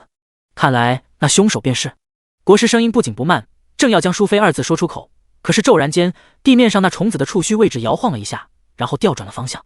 那一瞬间，淑妃感觉自己的脊背都快要被冷汗湿透了，她的唇苍白没有血色，浑身肌肉都紧绷到僵硬的不能动。只一会儿，她就觉得自己好像在鬼门关上走了一遭。叶玄庭扶着母妃，眼神之内的阴郁之色越来越浓，凤眸之中一片漆黑，像是深不见底的寒潭深渊。老国师微微蹙眉，不敢置信看着原本在自己操控之下走向淑妃的那只蛊虫，他居然拐弯了。国师脸色难看至极，嘴角也微微抽搐着，他眯起双眼，背在身后的手指悄无声息地向着淑妃的方向弹了弹，好像有肉眼难见的东西飞了过去。原本离开的蛊虫马上又要爬向淑妃。苏清武暗中扬了扬眉，然后也学着老国师的动作，对着皇后所在的方向弹了点粉末。然后众人就看到那趴在地上的蛊虫左3圈右3圈，像喝多了。原本安静的人群开始窃窃私语，这是怎么回事啊？这虫子好像有点傻，不是说要用它来寻找下咒之人吗？他怎么会在原地转圈？国师说的岂不是假的？别乱说，小心你的嘴。纵使那些讨论的声音很小，可依旧传到了国师耳中，让他那张原本看起来有些和善的脸逐渐变得有些扭曲，挂着的瓷盒面具差点崩裂。而叶玄庭上前几步，拧着没将的蛊虫一脚踩碎，蛊虫身上流出来漆黑的血液，看起来就让人觉得作呕。不少宫妃下意识地后退了几步，看到自己精心培养出来的蛊虫被踩死，国师嘴角抽搐，肉痛的厉害，却不敢多说什么。皇上一直在看着这场闹剧，经历这么一遭，他对老国师的话更加多了几分怀疑。国师，这到底是怎么回事？回皇上，想必是有人在暗中施术，做出了什么干扰结果的事，才会让这只蛊虫被影响了心神。然而老皇帝根本就不吃他这一套，朕只想要一个结果。还有，现在最重要的是六皇子的病情。老国师脸色难看的可怕，一双苍老浑浊的眼睛黑沉沉的，他拱手对着皇上行礼，一颗心却已经开始狐疑起来。从血梅开始，就有人在暗中帮助淑妃，再加上淑妃最近已经能够代理六宫，就说明他的背后有高人。而这个人能够反制他的手段，说明在蛊虫的造诣上并不比他低，事情显然有些难办。老国师不是蠢人，几乎短短时间就已经分析出来了很多东西。然而他并不知道，那个与他对峙的人就在他眼前，甚至还装作害怕那虫子的样子，娇娇弱弱的往王爷背后躲了躲。苏清武小声嘟囔着：“那虫子真可怕，好吓人呀，王爷。”叶玄庭反手搂住他，将他按在自己胸口前，甚至拍了拍他的脊背，安慰青红：“阿武别怕，那虫子已经死了，伤不到你。”国师耳力非凡，将周围一些人的声音和反应尽收眼底。原本意图抓住那个干扰他的人，结果却没有任何发现。老夫一定会想办法治好六皇子，可是那下咒之人手段颇高，即便是老夫对上，也需要一点时间。为了防止六皇子在这期间出事，老夫还有另外一个法子为其延续性命。皇上眉眼幽深，不由得惊讶到，就连国师都觉得这件事棘手。是，那人很厉害，如果留着对方在宫里兴风作浪，必然会对皇上您的性命有威胁，所以还请皇上准许老夫来抓住这个人。能够影响他的蛊虫，破坏他的计划，不将这个人抓出来，碎尸万段，他都不甘心。国师的话没有任何人敢反驳，老皇帝也要给他几分颜面。他轻轻颔首，那就听国师的。国师说治好六皇子的方法是什么？诸位皇子身具龙气，想要拯救六皇子，就需要用另外一位皇子的心头血来压制诅咒。苏清武微微皱眉，他猛然抬起头看向国师，眼底的杀意要抑制不住。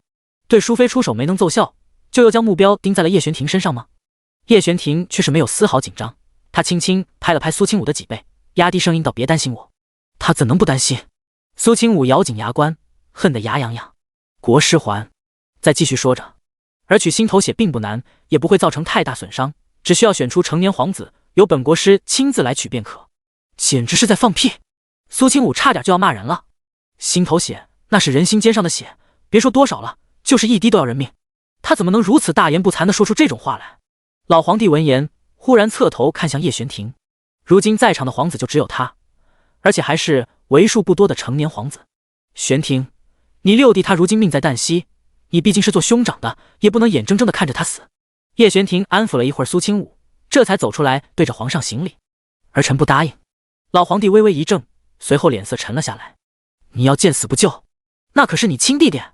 叶玄庭抬起头，声音冰冷，并非儿臣不想救，而是国师在妖言惑众，他想出来的办法三番两次都在失败，儿臣一点也不信任他。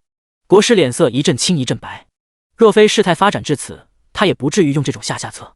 看来是玄王殿下冷心冷情，根本没将六皇子当兄弟，一点心头血都不愿出。若是六皇子有个三长两短，殿下可要有一半责任。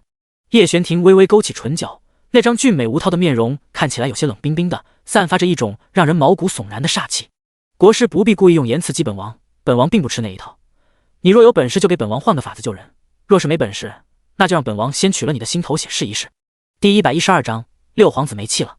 不远处一直紧张看着这边的苏清武都惊呆了，他没想到原本寡言少语的叶玄庭会当着皇上的面说出这样一番话，听得让他唇角不由自主扬了起来，原本提起来的心脏也放进了肚子里。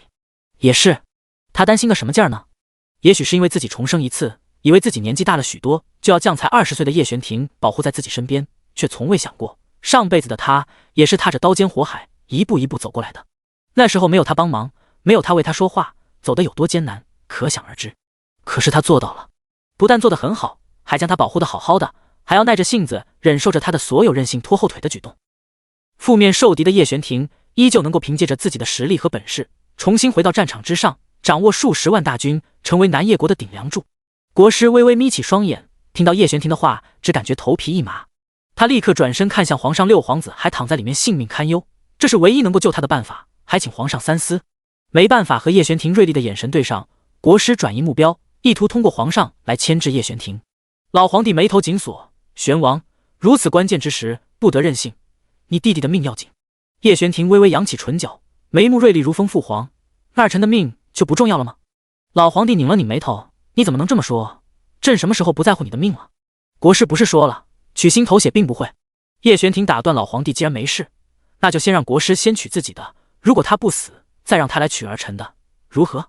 三言两语，叶玄庭就将老国师给架了过来。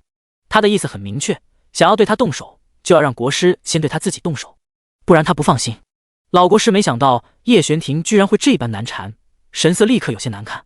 老皇帝闻言，觉得叶玄庭说的有些道理，又看向国师道：“那国师就让玄王看一看，取心头血根本不会有什么事，想必等到他看完了，他就同意了。”老国师，等他看完了，他也嗝屁了。国师心里火冒三丈，只是面上不显，取心头血虽然不会有事，却会痛苦。老夫接下来还要给六皇子诊治，若是受伤过重，恐怕会耽误时间，倒不如让老夫先取其他人的给王爷看看。他说完这番话，又看向叶玄庭，两人你来我往，唇枪舌战，如果不是有皇上在这里，估计早就打起来了。苏清武就知道这老东西老奸巨猾，不好对付，光是凭借一两句话根本压不住他。他目光灼灼地看着叶玄庭的背影，虽然是在旁观，却比在这漩涡中心的他本人还要着急。叶玄庭神色淡漠，凤眸微微眯着，漆黑瞳仁之内的细碎光彩犹如银河。本王身为皇子，岂是那些下人能比的？想要本王的心头血，只能用国师的来换。国师大可以将治疗的方法提前告诉太医，这样就不会影响六弟的病情了。国师再次到皇上，万万不可！如果不是我亲自出手，六皇子肯定好不了的。连方法都没说出，国师就如此笃定好不了，还觉得自己一定会重伤，岂不是说明取心头血的说法本就是需要付出极大的代价？国师被堵得哑口无言，只能强调皇上三思。就算是取心头血需要一点代价，可是和六皇子的命比起来，根本不算什么。国师说话反反复复，一开始说不会有任何问题，后来又说要付出代价，本王听着都很难再相信国师。国师冷哼，玄王殿下不信任老夫，那就您自己来想办法治好六皇子。如果您能够做到，老夫绝对不再插手半分。叶玄庭忽然勾起唇角，那唇角的弧度让老国师心脏一跳，下意识地觉得事情有些不妙。就听见叶玄庭缓缓开口道：父皇，儿臣确实有办法治好六弟的病，只需要将国师的心脏挖出来，切片入药，保证六弟药到病除。老国师气得脸色铁青，玄王，你这当真是胡说八道，没有丝毫依据，皇上切莫相信这等胡言乱语，玄王这是在欺君罔上。叶玄庭却忽然举起手来，父皇，儿臣可以当着所有人的面对天发誓，如果治不好六弟的话，就给六弟陪葬。他连这种话都说出口，让国师露出不敢置信的神色。万万没想到，叶玄庭为了弄死他，竟然连自己都打算搭进去。然而只有苏清武忍不住想要弯起眸子笑，甚至有一种想要给他家王爷鼓掌。干得漂亮，只要皇上答应，他有100种法子能够让六皇子尽快好起来。至于那个国师，心脏切片这个方法还不错，奈何皇上根本就没相信他的话。好了，都别吵了。场面安静下来，叶玄庭和国师同时不再说话。皇上负手而立，有些恼怒地看着二人，你们二人，一个说要心头血，一个要对方的心脏，这2种方法都不可以用。国师，朕最后相信你一次，若是你再没有别的法子治好六皇子。老国师心头微微一冷，他能够在皇宫里拥有超然的地位，当然摆脱不了皇上对他的信任。一旦失去了这份信任，必然会让他丧失在这皇城之内为所欲为的权利。国师这次也不再执着于心头血了，立刻拱手对着皇上行礼道：老夫这就想办法，还请皇上放心，有老夫在，六皇子绝对不会出事的。他表情郑重，给人一种掌控全局的感觉。老皇帝看着他这样，总算又放了心。那就辛苦国师了，如果六皇子转危为安，朕一定重重有赏。国师谦虚，这都是老臣应该做的，皇上不必挂怀。他这边正说着话，角门忽然跑过来了一个宫女。那宫女双眼通红，跑得脚步踉跄，然后跪趴在地上，对着皇上和在场所有人哭喊道：皇上，大事不好了，六皇子他没气了。第113章，六皇子死了。那小宫女磕磕绊绊的将这番话说出来，震惊的在场所有人都表情一凝。老皇上更是刻不容缓的来到惠宁宫内，才回来就已经听到了惠妃那凄厉的哭声，整个惠宁宫所有下人也都哭作一团。国师的脸色也十分难看，事情3番2次的出乎他的预料，他并不认为这是自己哪个环节出现了问题，而是有人在背后搞鬼。这次行动的目标就是针对淑妃，然而从始至终淑妃都没有受到任何波及，那个在暗中的人将她保护得很好。他脸色凝重，苍老深邃的眸子落在淑妃身上。淑妃一如既往的满脸单纯无辜，包括他身边跟着的苏清武也是完全不知道发生了什么的模样。到底是谁？国师暗中咬牙切齿，握紧双拳，却在此时不得不开口说话。皇上，老臣过去看看。老皇帝脸色难看至极，这会儿也跟着国师一块进了房间。他看到躺在床上的六皇子已经浑身皮肤发黑，一动不动，气息全无。老皇帝伸出手试探了一下六皇子的鼻息和脉搏，发现其没有一丁点的动静。他脸色难看，不由得后退了几步。国师，老国师也检查了一番，目光危险至极，神色之间多了几分异色。他立刻回到皇上，是有人趁着刚才的机会对六皇子出手了，施加了更严重的咒术，此人不除，绝对会成为大患。老夫保证在1个月之内一定将凶手捉拿归案。老皇帝侧头眯起双眸，看向他巫蛊之术这般厉害。老国师颔首自然，六皇子年纪小，又体弱多病，承受不住也很正常。皇上这才点点头，神色复杂地看着躺在床上那个已经没有任何动静的孩子，微微叹了口气。这不是他失去的第一个孩子，虽然有些难过，却也并不至于伤心。皇室中人亲情薄弱，他儿子也不少，六皇子又常年待在后宫之内不出门，因此他都甚少见面。安慰了一下惠妃之后，皇上吩咐下去，让人准备葬礼。国师跟在老皇帝身边，这会儿也用不着给六皇子找治病的方法了，显得气氛有些沉默。他突然有些看不透老皇帝的想法和心思，他试探道：“皇上。”皇上好像这才回神，他道：“国师既然说了要1个月之内找出凶手，那朕就静候佳音。”是，老夫一定不会让您失望。他注视着老皇帝离开的背影，眼眸之内的色彩越来越寒。他不管用什么方法，也要将那个幕后之人揪出来，让他体会一下什么叫做求生不能，求死不得。外面天色已经黑了，皇后被皇上下令软禁凤鸣宫，皇上心情不好，闭门不见所有人，也让娇贵妃想要见皇上的心思落空。他的经书还没抄完，看着惠宁宫所有人脸上悲戚戚的表情，不由得冷笑一声。这若大后宫之内，若是自己没有本事护住自己的孩子，那么就说明这个母亲无能无用。他丝毫没有同情惠妃的意思，转头扭着腰离开了。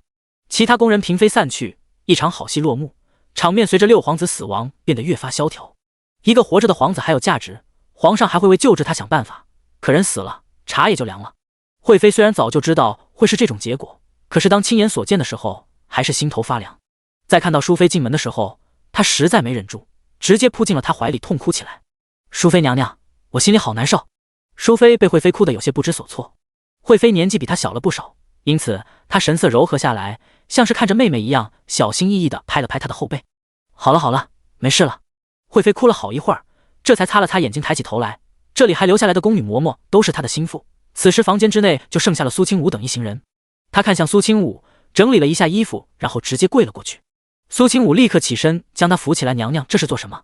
惠妃泪眼婆娑，多谢王妃救命之恩，如果这次不是您帮忙，恐怕六皇子难逃一死。他斗不过那位大名鼎鼎的国师，那老国师手段心狠歹毒，他虽然略有听闻，却依然让他觉得头皮发麻。皇上上一代的兄弟有很多，大概有10几人，最后活下来的也不过2、3个，剩下的死状千奇百怪，都能够称得上一出怪谈。苏清武轻笑了一声：“娘娘不必，如此，我帮你也是在帮淑妃娘娘。”惠妃一愣，没曾想苏清武会这样说。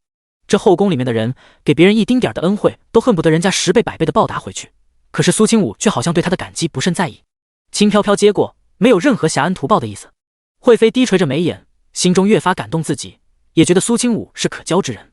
作为将军之女，她虽然外表柔弱，可是性格却极为刚毅，将这份恩情藏在心底。惠妃问道：“已经按照王妃的吩咐，将丙烯丹给常莹服下，只是要将她送出宫，还需要费一些波折。”叶玄庭忽然开了口：“这点小事交给本王就好。”惠妃眸子亮了亮，她立刻道：“那就麻烦王爷了。”有叶玄庭出手，这件事必然万无一失。六皇子假死脱身离开皇宫，这对他来说是唯一能够活下去的方法，不然这样的事情有一就会有二。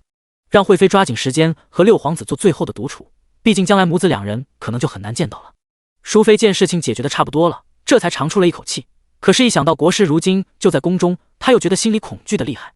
一边回宫，淑妃一边忍不住问道：“清武，国师这次吃了大亏，肯定不会善罢甘休，我在宫里这段时间怕是会……”淑妃欲言又止，然而苏清武轻而易举就听出了他话语之内的意思。他轻笑了一声：“娘娘放心好了，我会留在宫里陪您的。敌人就在眼前，他又怎么能走？”第114章抢他媳妇。不知怎么的，淑妃就感觉只有苏清武陪在自己身边，她才能安心。不过苏清武刚说出2个字，淑妃的心就又提了起来。看到淑妃眼巴巴期盼自己留在她身边的眼神，苏清武不由得笑了笑：“我白天有事情的话还要出宫，晚上会返回宫中，娘娘这期间就留在自己宫里，谁也别见就好。若是真发生了什么自己解决不了的危险，就派人去王府通知我。”淑妃觉得这样也行，毕竟不能将苏清武真的拴在自己身上，哪儿也不让人家去。她咳嗽了一声，脸颊微微有些泛红，不敢去看苏清武，多少感觉自己都这么大岁数了，还要找人来陪着自己，有些羞愧。苏清武倒是不觉得如何，毕竟那国师拿出来的蛊虫手段层出不穷，淑妃一个弱女子会害怕也很正常。叶玄庭也皱了皱眉，觉得事情感觉有些不太妙，因为他发现母妃居然在和他抢媳妇。如果苏清武住在宫里，他就没办法每晚都看到王妃。成年皇子不准长时间夜宿宫内，也就是说，刚刚新婚的他就要面临和媳妇分居的苦。因此，叶玄庭的眸子顿时变得黑沉沉的，脸上也没了半点笑意，身上的气压都有些低。淑妃多少察觉到了自己儿子有些不高兴，她疑惑地问了一句：“玄庭，你这是怎么了？”叶玄庭冷着一张俊脸，身上都是肃杀之气，看起来有些吓人。没事。这回答听起来冷冰冰的，就差把不高兴3个字写在脑门上了。淑妃觉得莫名其妙，觉得自己儿子长大了，心思重了，自己这个做母妃的看不懂了。苏清武却将叶玄庭的小心思拿捏住了，他立刻扯了扯叶玄庭的衣角：“我和王爷就暂且在宫中偏殿将就一晚，娘娘多安排几个人守在外面，晚上小心一些。”“好，你们夫妻2个也是。”淑妃这会儿将这话说得极为自然，言语之内已经没了对苏清武的半点不满，已经真将他当成自家妻儿媳妇看待了。2人寻了一间宫殿暂住，而就在此时此刻的夜色之中，正在密谋着一场刺杀。慎刑司内，几道黑影悄无声息地摸进地牢之中。今日的地牢守卫格外松懈，唯有几个狱卒蹲在角落里偷懒睡觉。看到原本被称为铁桶一样守卫牢固的慎刑司变成这样，为首的黑衣人眼神露出轻蔑的表情。传言中玄王治下严谨，他做练出来的那些手下一个比一个厉害。就这，为首之人一挥手，示意其他人不要动手节外生枝，直接摸到了最里面的那间石室之内。石门被人小心打开，然后就看到了背对着大门被绑在背后的女人。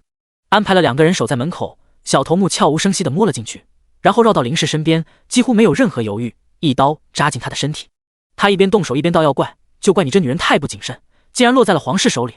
你放心去死吧，公主殿下，我们会好好的接回去。”他话音刚落，就感觉有些不对劲儿，因为那一刀扎进去并没有任何血喷出来。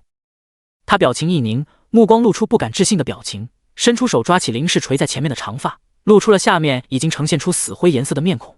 死了！小头目脸色骤然一变，忽然敏锐地察觉到了什么，不对劲儿，是圈套，撤！然而四周不知道什么时候开始弥漫出一阵烟雾，将这里所有人都困在其中。一阵眩晕感席卷而来，让那几个即便是拥有一些抗药性的死士浑身发软，手中的武器都握不住。没一会儿的功夫，慎刑司外面已经出现了不少人，毫不犹豫地冲进来，取下他们嘴里的毒囊，将人全部抓获。一道密报被尹17送入宫中。叶玄庭看完那封信之后，眼神之内划过一道凌厉之色，然后看向苏清武：“阿武，慎刑司出事了。”苏清武拢了拢长发，懒洋洋地从床上爬起来，神色之中没有任何意外。来得这么快？叶玄庭轻轻颔首，若是将此事禀报给皇上，恐怕会对苏丞相不利。虽然林氏不是他安排的，可是家里出了一个西吴国暗探，不论如何，苏丞相也要承担很大的责任。即便是不会掉脑袋，恐怕也会被皇上罢免丞相的头衔。苏清武点点头，我知道。叶玄庭想了想，此事我会压下，不会透露出去。为什么不？叶玄庭怔了怔，看着苏清武似笑非笑的表情，他目光之内的笑容不达眼底。有人做错了事，就要付出代价，不是很正常吗？叶玄庭手指微微握拳，眼神之内的诧异很明显。阿武，你再想想，此事延后再说。他害怕苏清武会后悔，毕竟苏丞相是他父亲，这等丑闻传出去，对他也不算有利。而且苏丞相倒台，他也就没了靠山，原本和苏家有仇的那些人一定会落井下石，墙倒众人推。不过叶玄庭也不是很担心，会尊重苏清武的任何选择，因为他家阿武背后有他。苏清武却摇头，双手从背后圈住了叶玄庭的脖颈，将下巴放在他的颈窝。我想好了，王爷明天一早就将这件事报上去。叶玄庭被他折腾的有些心痒痒，可这里是皇宫，隔墙有耳，并不方便做什么事。他眸色暗了暗，轻轻拍了拍苏清武的手背。好，6皇子的死让皇上暂时取消了早朝，来处理他的丧事。有淑妃帮忙，惠妃那边倒是轻松了许多。叶玄庭一大早出去，便只身前往养心殿面圣。不到晌午，苏丞相家中潜藏着西吴国暗探的事情就已经传遍了整个京城，闹得满城风雨。苏丞相已经颓废了好几天，在得知苏清武和苏千灵的血脉之后，就再也没有上过朝，一直诰病在家，因此完全不知道发生了什么事，就这样稀里糊涂的被禁卫军从府中带走了。襄府外面围观着不少人，就连还在后院养病的老夫人都被惊动了。苏老夫人撑着身子骨跑到外面，看到苏丞相被宫里的人拉走，苍老双眸之内血丝密布，她浑身微微颤抖着，沙哑的声音从喉咙里面发出：“备车，老身要去玄王府见王妃。”第115章，老夫人求见。苏清武正坐在玄王府，拿出来自己昨天从万宝阁拍回来的几样宝物摆弄，毕竟都是赤巨资弄回来的，他得好好瞧瞧才行。那幅画用的底纸摸起来细腻绵滑，边缘都是用特殊的丝线勾勒出来的繁复纹路，画卷上的山水颜色极为瑰丽，碰撞在一处，显得十分大气磅礴。谁能想到，这样一幅皇上都极为喜爱的画会流落民间，流入万宝阁？若非2年后又从一次宴会上看到它，而且送上画作之人得到了皇上的赏识和好处，他也不会将此画放在心上。苏清武眯了眯眸子，十分满意的再次收好。这是给大哥的，大哥已经在如今这个位置上坐了好几年，想要更进一步还需要一点契机，而这幅画便是苏清武送给他的契机。至于3哥4哥，他们2个还不知道什么时候回来，可以暂时放一放，等见面以后再想。苏清武后又将云子叫过来，云子，帮我把这些冰雪莲子捣碎成粉，再按照这单子上面的药方抓药，完事之后交给我。好嘞，王妃。云子得令，立刻抱着冰雪莲子出去了。云清则是在一旁帮忙打开那2个装着天灵甲的玄铁箱子。苏清武看着里面2件只有半身的贴身软甲，心里多少是有些不太满意的。毕竟他听说过真正的一套天灵甲能够护住全身。他抚摸着天灵甲有些冰凉的特殊材质，微微眯起眸子。云清将2件天灵甲分开包装好。是，王妃。云清乖乖巧巧的去做事。突然间，门外传来一阵脚步声，府中的下人加快脚步来到苏清武面前。王妃，相府老夫人求见。苏清武微微挑眉，泛红的眼尾带着一点慵懒倦怠之色，好像有些提不起精神似的。他来做什么？好像是为了苏丞相。听说苏丞相不久前被宫里带走了。哦。苏清武神色淡淡，好像被抓走的人不是他父亲。那下人见苏清武也没说答应，也没说不答应，只能继续到老夫人还在门口闹着，引来不少人看热闹。您看要不要先把他给放进来？苏清武用如葱白一样的指尖敲了敲桌面，想了想，这才点头，带到我这里来。没过多久，老夫人被乌嬷嬷搀扶着，在王府下人的领路中来到了苏清武所在的院子。他才刚到这里，就看到了不少带着武器的守卫站在门口，一个个看起来凶神恶煞，手还放在了刀柄上，好像随时随地都可能拔出来。这场面让老夫人脸色铁青，面色有些难看的张了张嘴。他问带路的王府下人：“你们这是干什么？”那下人恭敬道：“王妃说最近府中可能有刺客，所以让侍卫多加保护。”老夫人心里颤了颤，对苏清武恨得咬牙切齿，却不敢造次，只能老老实实的被人盯着进了门。课堂之内，苏清武坐在主位，让屋子里也守着的20来个带刀护卫出门等着。老夫人这才感觉压力骤减，勉强能够喘过来一口气。苏清武看了老夫人一眼，云清，看茶。云清将府里的好茶给老夫人倒了一杯，茶香四溢，不用喝就知道这茶是贡品。想想如今苏清武在王府过的日子，再想想相府如今的生活，老夫人简直怒火中烧，拿着茶杯的手险些控制不住颤抖。不过现如今苏丞相那边状况不明，老夫人也不好直接得罪苏清武，只能按耐着性子道：“清武，你父亲被宫里带走了，事情看起来很严重。你……”苏清武慢条斯理地打断老夫人的话：“我知道啊，我干的。”什么？老夫人不可置信地抬起头，看着坐在最前方面带浅笑的苏清武，她感觉自己好像听错了，又没听错。苏清武再次强调了一遍，林氏不久前死在天牢之内，在他那里抓住了几个西吴国暗探，查出林氏一直和西吴国有所牵扯，因此我让王爷向皇上说明了此事。老夫人您放心，苏丞相他不会被如何，顶多削了官职回家养老。苏老夫人面无人色，她唇角哆嗦着，像是被气得狠了，抬起手指着苏清武的鼻子，怒斥道：“苏清武，那是你爹！”苏清武靠在椅子上，懒洋洋地看着老夫人，暴跳如雷。他丝毫没将对方的反应放在心上，只是笑道：“我知道他是我爹，可那又如何？我这是在大义灭亲啊！你这丫头一定是疯了！你把你爹毁了，把苏家毁了，有什么好处？就是因为你，原本好好的苏家落得家破人亡的下场。你爹这些天茶饭不思，整个人都颓废，瘦了一大圈。你妹妹被你带走不知所踪，如今你母亲还死在牢中，莫名其妙和什么西吴国有所牵扯，都是你做的，对不对？你就见不得我苏家好过。早知道你是这种灾星，老身在你刚出生就该直接掐死。”苏清武听着暴怒的老夫人口中的话，心里却是一点不气。可惜这天底下没有卖后悔药的，不如我炼制几颗给老夫人你尝一尝。如此4两拨千斤的话，直接对的老夫人急怒攻心，眼睛都红了。她身体颤抖，苍老的声音带着几分嘶哑，看着依旧带笑的苏清武，却发现自己除了说几句狠话吓唬对方，或者骂上2句，完全拿对方没办法。一拳头打在了棉花上，就是这个感觉。他双目微微失神，看着苏清武的面容，总觉得有些不太对劲儿，又想不出究竟是哪里不对。乌嬷嬷一个劲儿地拍着老夫人的后背，给老夫人顺气：“老夫人，现在正事要紧，相爷要紧，您别生气了。”听到乌嬷嬷的话，老夫人才重新冷静下来。她略显有气无力：“苏清武，你要如何才能救你爹？”苏清武这才眯起双眼看向老夫人，笑道：“让我救他也不是不行，不过需要老夫人你用消息来换。”消息？什么消息？老夫人略微有些怔神。苏清武没给他思考的时间，直接到接下来我问什么，您就回答什么。只要你说的都是真的，我就把相爷完好无损的捞出来。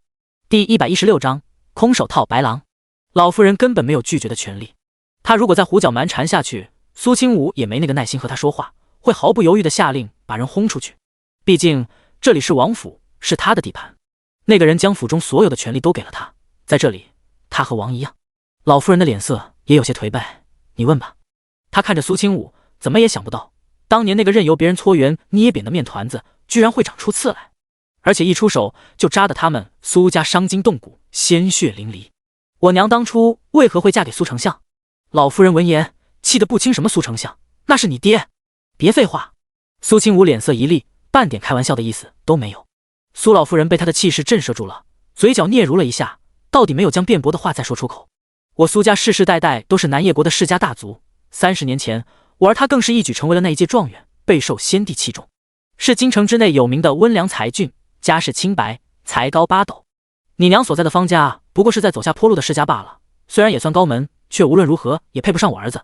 当年这婚事我是不同意的。苏清武垂下眼睑，用茶盖轻轻拨弄着茶盏之内的茶叶，他倒是没有对老夫人暗中夸赞自己儿子的这番话做什么评价，而是冷冷淡淡道继续说。老夫人被逼着，这么多年养尊处优的她脸色难看至极，却继续道我儿子那么好，当时我还给他物色了好几个高门贵女，谁料你娘她却对我儿子纠缠不休，我儿他实在拗不过，这才点头应了。再加上他方怡心嫁过来的时候，还带上了方家不少产业，生了个大胖小子，我才没再反对这门亲事。苏清武看着老夫人的表情和细微的反应，居然发现他当真没说谎。可是他说的和他打听到的那些事大相径庭，看来这就是苏老夫人眼里的过往之事。他知道的看来并不如他所想的多。他查到是当年苏丞相追着他母亲不放，而且那时候他母亲是有名的南叶第一美人，京城提亲的人差点踏破方家的门槛，上到皇亲国戚，下到贫寒书生，没有一个不以能够娶到方家大小姐为目标的。苏丞相在其中真的算不上打眼，哪怕有些文状元的名头，苏丞相那时候却还是个愣头青，更没有如今的身份地位。那些王孙公子不香吗？苏清武分析着老夫人的这些话，想要从里面抽丝剥茧出一些小群来。他继续问，当年去方家提亲的有几家？我要听实话，如果老夫人说的和我查到的有出入，那么这事儿就不必谈了。苏老夫人，他刚说完，方怡心扒着他儿子不放，苏清武就问出这种问题，他感觉自己的脸都肿了。他沉思了一会儿，语气颇为不屑道，有陈家、王家、林家，还有汝阳王世子。他一连说了好几个名门望族。苏清武略微挑眉，随后嗤笑了一声道，看来这些人的家族当时都比不上苏家。老夫人脸一片涨红。苏清武怕老夫人又被气撅过去，赶紧问我听林氏说，我母亲临终前有人给我母亲送来了一封信，那封信在哪儿？是谁送来的？苏老夫人听到苏清武这个问题，瞳孔骤然收缩了一下，然而她却摇了摇头，这种事儿你得问你娘自己，老身怎么知道？苏清武脸色沉下来，来人，送客。房门被人推开，不少人就要闯进来，那架势好像要将乌嬷嬷和老夫人直接丢出去。老夫人吓得脸色苍白，她连忙道，苏清武，我是你祖母，你对我不敬就是不孝，老身一定要去皇上那里告你。苏清武弯了弯唇，去吧，随时恭候。老夫人被两个嬷嬷一左一右架住，拉着她就往外走。苏老夫人被气得咬牙切齿，这才到老身告诉你。苏清武摆手，那架着老夫人的嬷嬷们退开。他从上手位置一步一步走向老夫人，说吧。老夫人道，给你娘送信的人是梁山寺的方丈，他和你母亲关系不浅，而你母亲也经常去梁山寺附近烧香拜佛，救济山下难民。那一年疫病猖獗，城内外的人都死伤无数，你娘她不听劝，非要去，就算拦着都拦不住，结果倒好，这一出去就没再回来。他叹了口气，这才又道，老身之所以隐瞒下那封信的事，主要是因为你们母亲和那人传出来不少风言风语，那些事好不容易被外面的人忘得差不多了，老身是半点也不想提及那人的名字。苏清武站起身，那方丈叫什么？法号叫什么？静心。不过你母亲死后，他也就失踪了。静心方丈吗？苏清武印象之中并没有这个人的消息。他垂下眸子，觉得事情越来越向着奇怪的方向发展了。这一切表面看起来全部都是巧合，常年联系的方丈送来书信求救，让他母亲前往梁山四山脚下救治灾民，而正好就在那2天，出城祭祖的皇室车队遭遇叛军袭击，导致几位皇子和大部队失散。而叶玄庭和叶云图又正好出现在那附近，他母亲一个不会武功的弱女子只身冲上去保护他们，最后被叛军抓住，死得无比凄惨。上一世的他从来没怀疑过母亲的出事的真相。然而做了3年药人，知道了方家药典真正秘密的他，却并不这么认为。他母亲的死并非意外，而是一场早就计划好针对他的阴谋。苏清武吐出一口浊气，将心里千回百转的思绪收拢。那么最后一个问题，老夫人为什么要为林嬷嬷求情？本妃要听实话，不要用那些冠冕堂皇的理由来唬弄本妃。老夫人闻言，瞳孔骤然地震。她没想到苏清武会问出这么一个问题，这次沉默的比上一次更久。苏清武像是从老夫人眼底看出来了什么，忽然笑了。即便是你不说，看来本妃也猜到了。第117章，王妃像个反派。苏清武一字一句道：因为林嬷嬷从始至终都是老夫人你的人，对吗？苏老夫人面色难看，这事儿从何说起？苏清武却不理会老夫人的狡辩，声音冷若寒冰。林氏做的那些事你都知道，然而你却睁一只眼闭一只眼，当作没看见，非但没有出言相助，甚至还帮着林氏打压我。老夫人，我不知道自己哪里得罪了你，让你偏心至此，连自己的亲孙女都不放过。他毫不客气将假象撕碎，让苏老夫人脸色一阵青一阵红。他看着苏清武，那是林嬷嬷自作主张，和老身有什么关系？苏清武冷笑了一声，当然有关系。林嬷嬷我已经亲自审问过了，她说你因为一些事对我娘恨之入骨，多次想要害她性命，甚至就连她和外面那些人的一些谣言，也都是你故意放出去的，简直就是胡说八道。我和你母亲能有什么仇怨？怕不是那林嬷嬷为了活命随便攀咬，所以说出这种话来破坏你和老身之间的关系。苏老夫人冷着脸，却是死不承认。然而她藏在袖子下的手却在轻轻颤抖着。苏清武也不戳破，只是确定了自己的所有猜测。他勾唇，既然我已经知道了，那老夫人您就回去好好保重身体吧。这话从别人口中说出来是祝福，然而从他嘴里说出来却带着几分让人毛骨悚然的感觉。老夫人加快了离开王府的脚步，别忘了救你爹出来。苏清武笑笑没说话，慕容苏老夫人离开。跟在他身后的云清被老夫人气得够呛，他道您问的话老夫人根本没有认真回答，凭什么还要您救？苏清武扬起唇角，本妃只是说让苏丞相完好无损的出来，又没说什么时候。而且苏丞相这罪行本就罪不至死，皇上也不会真把他如何，只要等着他什么时候被处理完，自己出来就行了，他犯不着费心思。所以这次问老夫人这些话，从头到尾都是在空手套白狼。云清，好吧，还是他们家王妃更胜一筹。如果林氏还活着，听到苏清武这么说，绝对能被气死过去。被骗的老夫人还在家中等着儿子回来，却不知道刚答应他要办事的人根本就没打算管。接见完苏老夫人，云子的药也都抓好了，给他送了过来。苏清武则是将自己关在房间里，直到天黑才出门。他将所有药都制成了一颗颗能够直接服用入腹的小药丸，装在了精致小巧的玉瓶里面收好。临走之前，还特意去后院看了一眼林嬷嬷和苏千灵。推开老旧的大门，冷风一下子就从外面吹了进去。房间里面的苏千灵打了一个哆嗦，有些浑浊的眼神恍惚间清醒了一点。然后他就看到苏清武披着一件雪白贵气的大氅从外面走了进来。他心口一跳，立刻从地上爬起来，眼神警惕地看着他。苏清武，你凭什么关着我？我要出去，我要出去见爹。他声音嘶哑难听，眼神之内的怨恨和恐惧在这一刻达到了。云清将椅子擦了擦，给苏清武搬过来，让他坐下，然后乖乖站在他身后。苏清武打量了一下苏千灵，被关在这屋子里好几天，和林嬷嬷这个浑身是骨的古人待在一处，没想到对方精神头还不错。想到上辈子他临死前都还在装模作样求饶，果然苏千灵这个女人不是那么容易就坏掉的。苏清武扬起唇角，对这个结果非常满意，因为如果简简单单就把对方弄得精神崩溃，就不好玩了。被苏清武的眼神看得浑身起了一层鸡皮疙瘩，苏千灵瞪大双眼，心中恐惧越来越深。他感觉自己在苏清武面前好像成了一个玩偶，一个待宰羔羊，而对方就是在冷静思考着他身上的那块肉可以下锅。苏清武忽然开口说了第一句话：你娘死了，我亲自动手杀了她。苏千灵闻言瞳孔剧烈收缩：你杀我娘，你杀我娘，我要杀你！他强撑着虚弱的身体，不管不顾地从地上爬出来，向着苏清武扑过去。可是还没等碰到苏清武的衣襟，就被人一脚踢了回去。云子动的脚。苏千灵痛苦地趴在地上，眼泪不断流下来，好像听到这个消息的他痛苦到了极点。苏清武却半点不相信他的这份伪装，心情很好的到西吴国的公主殿下。这第二句话直接戳中了苏千灵的心脏，让她的哭声戛然而止。苏清武看到他的反应，不由得轻笑出声。他勾起唇角问苏千灵：你知道我为什么只是将你关在这里，并没有和对待林嬷嬷一样对你吗？苏千灵擦了擦眼睛，再次看向他。他最大的秘密如今被人掌握在手中，让他头皮发麻，整个人止不住的颤抖站立。为什么？因为你的身体不能被毁，还有更大的价值可以压榨，比如帮我赚钱。苏清武眼睛里深沉一片，带着浓浓的恶意。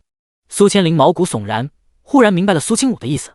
不，你不能这么做，我是西吴国公主，我父皇知道这件事一定会杀了你，一定会将你碎尸万段。苏清武没理会苏千灵的大喊大叫，他侧头对一旁的云子道：“你去安排一下，将苏千灵偷偷卖去一些比较隐秘的场合，我相信姐姐她一定会喜欢的。”苏千灵发现苏清武根本不是在威胁她或者开玩笑，终于慌了。她忽然跪在苏清武面前瑟瑟发抖，她语气带着几分祈求道：“清武妹妹，放过我好不好？不要这么对我。你有什么要求，你提出来我一定会答应。我给你道歉，以前是我不好，得罪了你，我给你磕头。”她砰砰砰地将脑袋磕在地上，这次的道歉别提有多诚心了。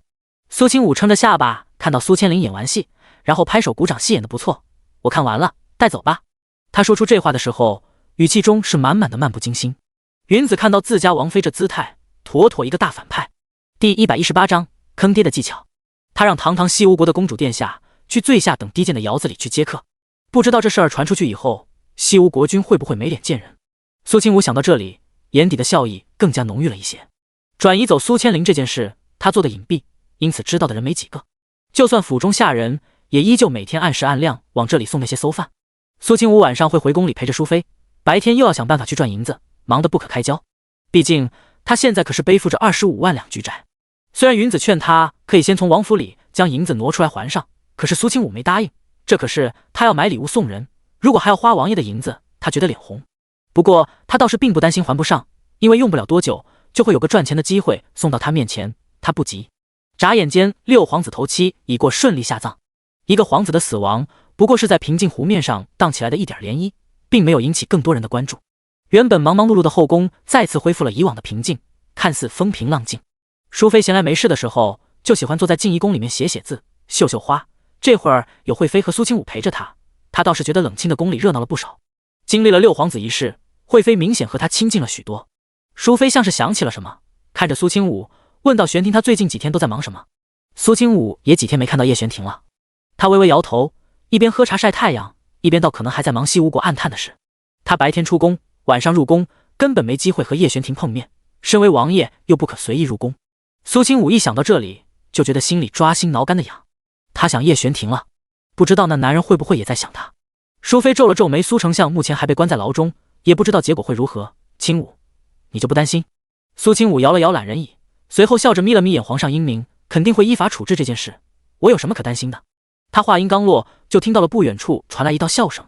清武丫头说的对，朕确实很英明。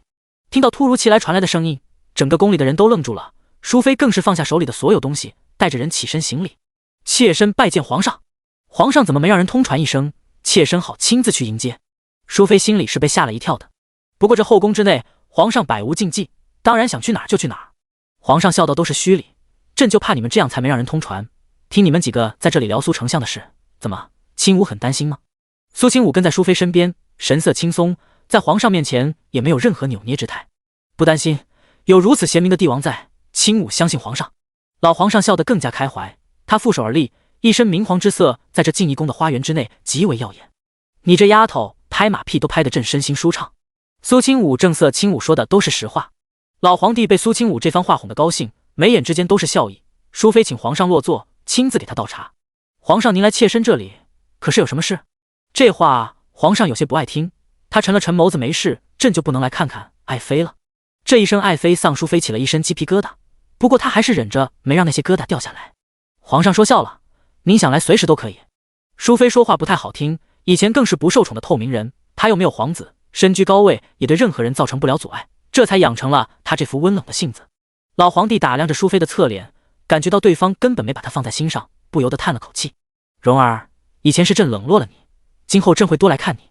淑妃正在斟茶的手一抖，然后茶壶里面的茶水就这么泼了出去，溅了老皇帝一身。淑妃脸色大变，她连忙抽出手帕，神色惶恐道：“皇上，妾身不是有意的，妾身帮您擦干净。”她手忙脚乱地拿出帕子去给老皇帝擦龙袍，却被老皇帝将手腕握住。天气有些凉，即便是大太阳照在头顶，也依旧让人感觉心里冷得彻骨。老皇帝感觉自己的袍子先是一阵烫，随后又有些发凉，还好那茶水已经放了半天，不至于将他烫伤。淑妃立刻跪在地上，小心翼翼地低着头认错。看着他的模样，皇上心里那些温软的话，就像是鱼刺一样梗在喉咙里面，吐不出，又咽不下。老皇帝沉着一张脸问：怎么？朕说对你好一些，就将你吓成这样？朕是什么洪荒猛兽？苏清武一直站在旁边，看着这场面，不由得在心里给皇上捏了一把同情泪。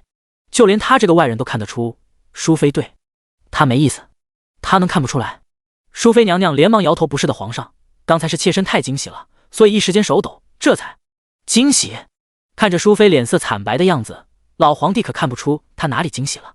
被人嫌弃了的老皇帝随意从一旁小太监手里拿过帕子擦了擦身上的茶渍，这才继续道：算了，朕不怪你的无心之失，都坐吧。淑妃这才松了口气，和惠妃一起起身坐好。4个人坐在茶几旁，面面相觑，一时间气氛安静又尴尬。还是皇上先开的口：惠妃，你可还好？惠妃闻言笑了笑，妾身已经从丧子之痛中走出来了，皇上不必挂心。走出来？怎么可能？如果六皇子真的出事，他恐怕这辈子都走不出。皇上眼神深邃，看着惠妃眉眼又有些泛红，宽慰道：凶手朕一定尽快抓住，让其为六皇子陪葬。多谢皇上为六皇子做主。惠妃低眉顺眼的道谢，可是却对皇上的这番话嗤之以鼻。老皇帝最后将目光落在苏清武身上，他神色缓和了不少。苏丞相的事你也不用担心，林氏之事他也是受害者，不过按照律法，朕会罚他3年俸禄，外加停职1年，这已经是他能够宽恕的极限。这件事说大不大，说小不小，如果是别人，没准会被直接问斩。老皇帝还以为苏清武会高兴，没想到却看到他沉下脸。他还在想是不是这样的惩罚也有些重的时候，却突然听苏清武道：太轻了。第119章坑爹无极限。老皇帝。苏清武接着道：不如罚俸5年，停职3年。皇上眸子里露出诧异之色。虽说老皇帝没有直接罢免了苏丞相的官职，可是停职1年时间，基本上就已经是伤筋动骨的惩罚了。毕竟朝堂之上瞬息万变，哪怕几天没上朝也会格格不入。更别说苏丞相身居高位，手中人脉权势在京中也算是1等1的。他被停职，等于是皇上彻底放弃了他，离开容易，回来可就难了。老皇帝眼唇咳嗽了一声：清武丫头，你这是真心的？苏清武笑了笑：当然是，我爹他一直说自己身体越来越不好了，让他好好在家中养老，不是挺好的吗？他微微眯起眸子，双眼之内光彩闪烁。苏清武这么说也是有原因的，并非只是单纯的坑爹。苏家世代都是南叶国的臣子，苏丞相能有今天，也是亏得苏家祖父的庇荫。皇上也不可能因为苏丞相一个人的事情，对苏家所有人心存芥蒂。他大哥和二哥如今都在京中做官，还是皇上的左膀右臂。如果皇上惩罚苏丞相重了，就会想办法将这惩罚补偿到其他地方，比如他的2个兄长。老皇帝拧着眉沉思了一下，苏相年纪确实也不小了，不过他倒是给朕留下了2个好儿子。果然，苏清武猜对了。苏家上面有苏丞相在，苏华景和苏千明这辈子都可能提升太大的官职，这是为了平衡。而现在情况反转，当然，如果苏丞相听到苏清武这番话的话，绝对能气到冒烟。淑妃忽然问到：皇上，不知道玄庭最近去了何处？妾身已经好些天没见过他了。老皇帝见淑妃担忧，回到最近西吴国暗探猖獗，朕让他去抓人了，听闻进展不错，果然还是他让朕省心。如果秋明和云图能比上他半点，朕也就不必如此心焦气躁了。哎，淑妃的关注点却是不同，那会不会有危险？老皇帝微微眯起双眼，他手下都是精兵良将，而且皇城之内如今禁卫军随便他调遣，怎么可能有事？爱妃不必忧心。淑妃垂下眸子，没说话。皇上看他如此，也没再说什么，只是吩咐到马上年关。如今皇后被禁足宫中，今年这场年宴就交给爱妃你来操劳了。一听这话，淑妃连忙领下重任。皇上放心，这点小事您直接让宫人来告诉妾身就行了。老皇帝又随便说了几句，这才起身离开。等他一走，淑妃脸色这才恢复了一点血色。苏清武走到淑妃身侧，搀扶着她坐在软榻上。他笑着问：娘娘，难道不想皇上留宿这里？这后宫宫妃恨不得手段尽出，让皇上多看自己一眼，绝对没见过淑妃这样，听到皇上要事情还吓了一跳的。淑妃神色从容，表情如常：我身子骨不好，承受不了皇恩浩荡。这话明显是在说谎，不过苏清武也没戳穿，即便是身在后宫之中，也没规定就一定要心里喜欢皇上。惠妃也起身站在淑妃身边。自从六皇子出事之后，她现在对皇上也没了什么念想。淑妃姐姐别担心，您帮了我这么多，宫宴那些琐事交给我就好。淑妃轻轻颔首，她看向苏清武，想了想，今晚有惠妃在我身边陪着，清武你就去王府看看王爷回来没有，皇上竟将一些危险的事情交给他来做，本宫心里不太安心。好。苏清武没有拒绝，当天夜里就回了王府。天色已经极黑了，苏清武也没睡，他坐在屋顶看着天上的星辰月亮，当真在赏月。突然间，府门外传来一阵声音，他眯起双眼看过去，没过一会儿，一道身影就出现在了主院门口。下方的男人身穿一身墨色长袍，修长身姿，挺拔瘦削，好像察觉到了屋顶上有人在。叶玄庭停下脚步，猛然抬起头，四目相对。苏清武借着血色，清楚地看到了叶玄庭神色之中的愕然之色。然后他几乎没有任何犹豫，飞身来到苏清武身侧，然后脱下自己身上的外袍，将苏清武整个人裹了起来。男人呼出来的气息冒着白色的雾气，冷不冷？怎么坐在这儿？苏清武闻着从他身上散发出来的清冽冷香，然后将头倚靠在他的胸口上。当然是想你了。叶玄庭闻言，眉眼之间冰雪融化，他低垂着眉眼，在他额头上印下一吻，然后什么也没说，将他抱进了房间里。在这里等我。苏清武乖巧点头，目送叶玄庭离开。不一会儿，男人就已经换了一身衣袍，身上也是清清爽爽的味道，发梢还稍微有些湿意，一看就是刚去洗了澡。苏清武早就已经洗好了，他微微扬起唇角，然后跳下床来到门口，不由分说就张开手臂搂住男人的腰，一如既往的手感好的让他微微叹息，脸颊也有些滚烫发红。只不过他明显感觉到叶玄庭的身体僵硬了一下，只是这一瞬间就让深知人反应的他眸子暗沉下来，然后不由分说扒了他的衣服。叶玄庭扯了两下都没能将衣服挣脱开苏清武的毒手，他又不敢用太大的力量，怕伤到苏清武。阿武，叶玄庭想要解释什么，然而苏清武却已然看到了自己想看的东西，就在叶玄庭左侧的腰腹上出现了一道伤口，伤口不深，甚至已经结痂，是被人用剑一类的利刃擦伤的。苏清武心中有些许疑惑，难不成反叛军和西吴国暗探之中还有武功高手，甚至连叶玄庭都能伤到的高手？不过苏清武没问，他只是拧着眉道，因为受了伤，所以没来见我。叶玄庭轻轻垂下眸子，凤眸轻轻眯起，里面尽是柔和。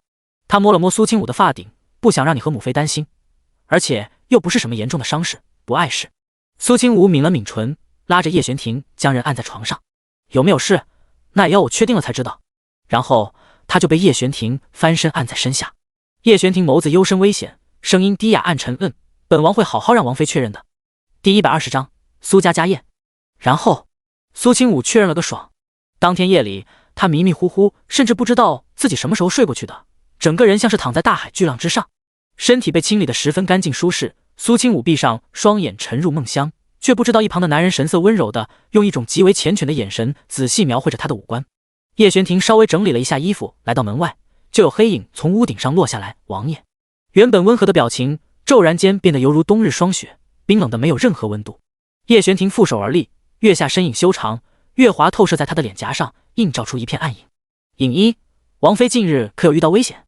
影一道回王爷，王妃无事，不过几天前王妃将府中那位苏小姐送去了暗箱接客，属下还发现有人暗中接近王府，不过府中戒备森严，那些人还没能进入府中。几乎不用想就知道那些人一定和杀林氏的那一群是一伙的。苏清武早就知道有人会杀林氏，自然也知晓有人会来救苏千灵。他不管怎么说也是西吴国皇帝的血脉，在身份暴露以后，对方也不可能真的任由他在这里自生自灭。叶玄庭轻轻颔首，王妃做什么你不必管，最重要的还是保证。安素兰叹了口气，将小柯抱在怀里，他抬起眸子道，那要不要我将他供起来？笑脸相迎，将家里的所有东西也都给他。苏华锦看着安素兰，好像不认识他了一样，两人成亲也有4-5年的时间，一直相敬如宾，家里也井井有条，可是今天他像是才第一次认识这个人。安素兰看着他的眼神，眼圈微微泛红，语气也有些委屈，你这么看我做什么？我做错了吗？那是你妹妹，又不是我妹妹，我凭什么惯着她？而且她之前在苏家做的那些事，整个京城的人都知道了。她将你娘的嫁妆都从襄府带走了，那么多药糖和银子，却一文钱都没分给你和其他几个哥哥，甚至还将小时候的奶娘的手指头给剁了，把养育自己多年的继母送进大牢，自己亲生父亲被抓走这么长时间，也没见他帮忙活动关系。千灵那丫头更是至今不知所踪。如此冷情冷性的人，你还把她当成亲人吗？苏华锦最近一直很忙，并没有和安素兰有过多交流，却没想到不知不觉之间，他和苏清武之间的误会竟然已经如此之深。他脸色沉了下来，这些话都是谁跟你说的？安素兰抬眸看着他，难道还需要别人跟我说吗？全京城都传得沸沸扬扬，就连市井小民都知道得一清二楚，更何况我？苏华锦喉咙滚动，心头的愤怒让他不由得握成拳头，他强压着火气，沉声道，这种话以后不准再提，我就只有清武一个亲妹妹，如果你还是我的夫人，就要知道这一点。安素兰微微睁大双眼，那千灵呢？她也和你们一起长大，以前你们关系不也还不错吗？现如今千灵被苏清武带走，百般折磨，你这个当哥哥的就不管了。苏华锦只觉得心口像是堵了一块大石头，恶心的不上不下。他眉头紧拧着，以前他是怎么觉得安素兰是个明事理的人？他到苏千灵根本就是不知道哪里来的野种。你若是再提这个名字，就给我滚出苏家！我只警告你，这一次还是看在科儿的面子上。苏华锦是个好脾气的人，安素兰还是头一次看到他如此生气。他怀中的苏科好像察觉到了什么，突然放声大哭起来。安素兰也抱着孩子哭，他哽咽道：“好，你眼里根本就没有我和孩子，我们两个加起来都没有他苏清武一根头发重要。你别忘了自己究竟是和谁在一起过日子。”苏华锦只觉得糟心的要命，他抬起手揉了揉眉心道：“清武带走娘的嫁妆是应该的，那是娘早就叮嘱过我们兄弟几人的。”第122章送礼。安素兰脸色却没见多好看，那只能怪你们娘太过偏心，那可是几十万两银子。苏华锦眼神越来越冷，不过他看了一眼什么都不懂，鼻涕眼泪挂了一脸的苏克，继续道：“那些都是娘的东西，她决定给谁，怎么给，旁人没有任何可以智慧的，更何况只有清武小小年纪，娘就不在身边，我们几个做哥哥的心疼妹妹怎么了？更何况府上又不缺那点银子。”安素兰抿了抿唇角，欲言又止。她原本在家中并不受重视，直到嫁入苏家以后才在家里有了地位，家中那些妯娌亲人们一个个都眼巴巴地贴上来讨好她，阿谀奉承她。虽然她也看不起那些人，可是那些人有些话说的却很对。苏家高门大户，她是丞相的儿媳妇，可是平日里出门却不如那些富商家的夫人体面。毕竟官员俸禄虽然丰厚，却依旧是有限的，家里养着那么多仆人，花销上面多少要紧凑一些。苏华锦也不是什么贪官污吏，家里几乎得不到任何外来的银子，因此虽然并不缺什么，安素兰依旧觉得心里不太平衡。安素兰垂下眸子，抓紧了苏科的衣角。苏华锦，你可以不为我想，可是也得为科儿想想吧。我也不是盯着你们苏家的银子不放，只是觉得心里不公罢了。毕竟你们几个也都是你们娘亲的儿女，他苏清武这样做实在有些过分了。我可以不再计较这件事，可若是你让我对他笑脸相迎，我做不到。苏华锦默了默，随后道：“若你还认为自己是苏夫人，就不要再像之前那样，知道吗？”安素兰咬了咬牙，随后有些委屈的点点头。她擦了擦眼角，重新跟着苏华锦回到课堂。他们两人出去的时间不算长，饭菜也都已经做好了。府中下人将晚宴摆在桌子上，众人尽数落座，只不过场面有些安静，谁也没说话。还是苏华锦打破沉默：“都愣着做什么？快吃啊！”见他拿起筷子，苏千明这才大大咧咧道：“大哥，你这饭上的太慢了，再晚点儿恐怕我都要饿死了。”有他在这里开口活跃气氛，宴席上的气氛稍微好了一些。苏华锦轻笑出声：“那你就多吃些，大哥这里还供不起你吃饭了不成？”苏长生忽然开了口：“我住在大哥这里好一段时间了，过了这个年，我打算搬出去住，也省得给大哥添麻烦。”苏华锦筷子一顿捂地：“大哥这里是哪里住的不舒服吗？搬出去做什么？”苏长生连忙摇头笑道：“没有，只是觉得自己一个人住更亲，对我养病比较有好处。”自从苏清武第一次和苏丞相划清界限，两人闹崩之后，苏长生就暂时住在了苏华锦这边。一是担心府中还会有什么人加害他，二是自己在外面还没买宅子。苏华锦沉默了一下：“那你有看中的宅子没？大哥送你。”苏华锦是家里最早出来当官的，手中当然也有不少积蓄。听到这话，安素兰的面色明显更难看了几分，只不过她低下头抱着苏科什么都没说，明显也是不太情愿的。家里就只有苏华锦成了家，他也能够担当起大哥的责任。苏长生连忙摇头：“不用大哥担心，我已经选好去处了。你我兄弟之间不必计较太多，大哥这里你想住多久都可以。”苏清武听着几个兄长的交谈，心中暖了暖。他低头安静地吃这道菜，享受着这份来之不易的安宁。上一世的画面依旧在脑海之中不断闪过，让他更加明白这份安静有多可贵。就在他出神的时候，碗里已经堆积成了一座小山，他还在不停地将东西往嘴里塞，吃的两颊都鼓起来，好像一只小仓鼠。一只白皙干净又修长的手在他面上晃了晃，然后嘴上的油脂就被人擦了去。苏清武侧头就看到叶玄庭眸子里含着浅笑地望着他：“好吃吗？”苏清武点点头，随后又想到家里被拐回来的那个厨子，复又摇了摇头。叶玄庭忍俊不禁，凤眸之内都是宠溺的笑容，好像要将人给画在那深不见底的星河里。苏长生见叶玄庭这个妹婿知道疼自家妹妹，两人之间的氛围并不是那种伪装出来的，看着他的眼神也越发顺眼。他突然道：“清武什么时候给五哥生个小柿子？看科儿这么可爱，五哥也想抱外甥了。”苏清武脸色骤然一红，他就算再厚的脸皮，这会儿也有些稳不住。他偷偷从桌子底下踩了五哥一脚：“哥！”苏长生看到自家妹妹被自己说的脸红脖子粗，嘴角忍不住上扬，苍白的脸上也多了几分血色。苏千明附和道：“五弟说的有道理。”虽然话题越聊越偏，但是大家都绝口不提苏家的那点事，就连为何会来苏华景家里面过这个小年，大家也都心照不宣。酒过三巡，菜过五味，桌子上的宴席都被撤了下去。苏清武忽然笑着看着几个兄长，站起身道：“我给哥哥们准备了惊喜，相信你们一定会喜欢的。”云子站在不远处的云子立刻领命，转身出了门。其他人也都诧异地看着苏清武，就见到云子、云清两个苏清武的贴身丫鬟怀里抱着东西，几个盒子被放在桌面上。苏清武将长盒子摆在苏华景面前，将小盒子摆在苏长生面前，将最后一个最大的箱子送给了苏千明。苏清武拍了拍手，叉着腰道：“打开吧。”见自家妹妹笑得开心，苏家几个兄弟互相对视了一眼，都带着几分期许的将盒子打开。坐在旁边一直冷眼旁观这一切，一言不发的安素兰看到那些盒子，眸子里划过一道不屑之色。苏清武得到了那么多好处，最后只从手指缝里面露出一点点，难道就打算让所有人对他感恩戴德吗？就在他这般想着的时候，场面突然有些诡异的安静。苏家几个人都看着自己的礼物，久久都没有说话。苏长生忽然抬起头，声音都有些发颤：“这是白老先生的旷世遗作，清武，你是从哪儿得到的？”第123章，价值不菲。苏清武微微挑眉：“别管我怎么得到的，我就知道大哥会喜欢。”苏华景拿着那幅画，简直爱不释手。可是他心里也明白，这幅画究竟有多难得。要说苏清武还真是捡了大便宜，虽然这幅画也很珍贵，可是万宝阁的那些人目标并没有放在这幅画上，所以竞拍的人才没有很多。而且这幅画价值不菲，即便是有能力拿下，除非特别喜爱，也不会舍得花8万两银子买。他抿了抿唇角，心里却暖洋洋的，看着苏清武含笑的脸。苏华景道：“这幅画一定很贵吧？”苏清武摇头：“没有没有。”安素兰并不懂这幅画蕴含的价值有多大，听到苏华景这般说，微微蹙了蹙眉。一幅画再贵，能够贵到哪里去？1800两就到头了。然而苏长生却对这种东西极为了解，对其中的价值也颇有研究。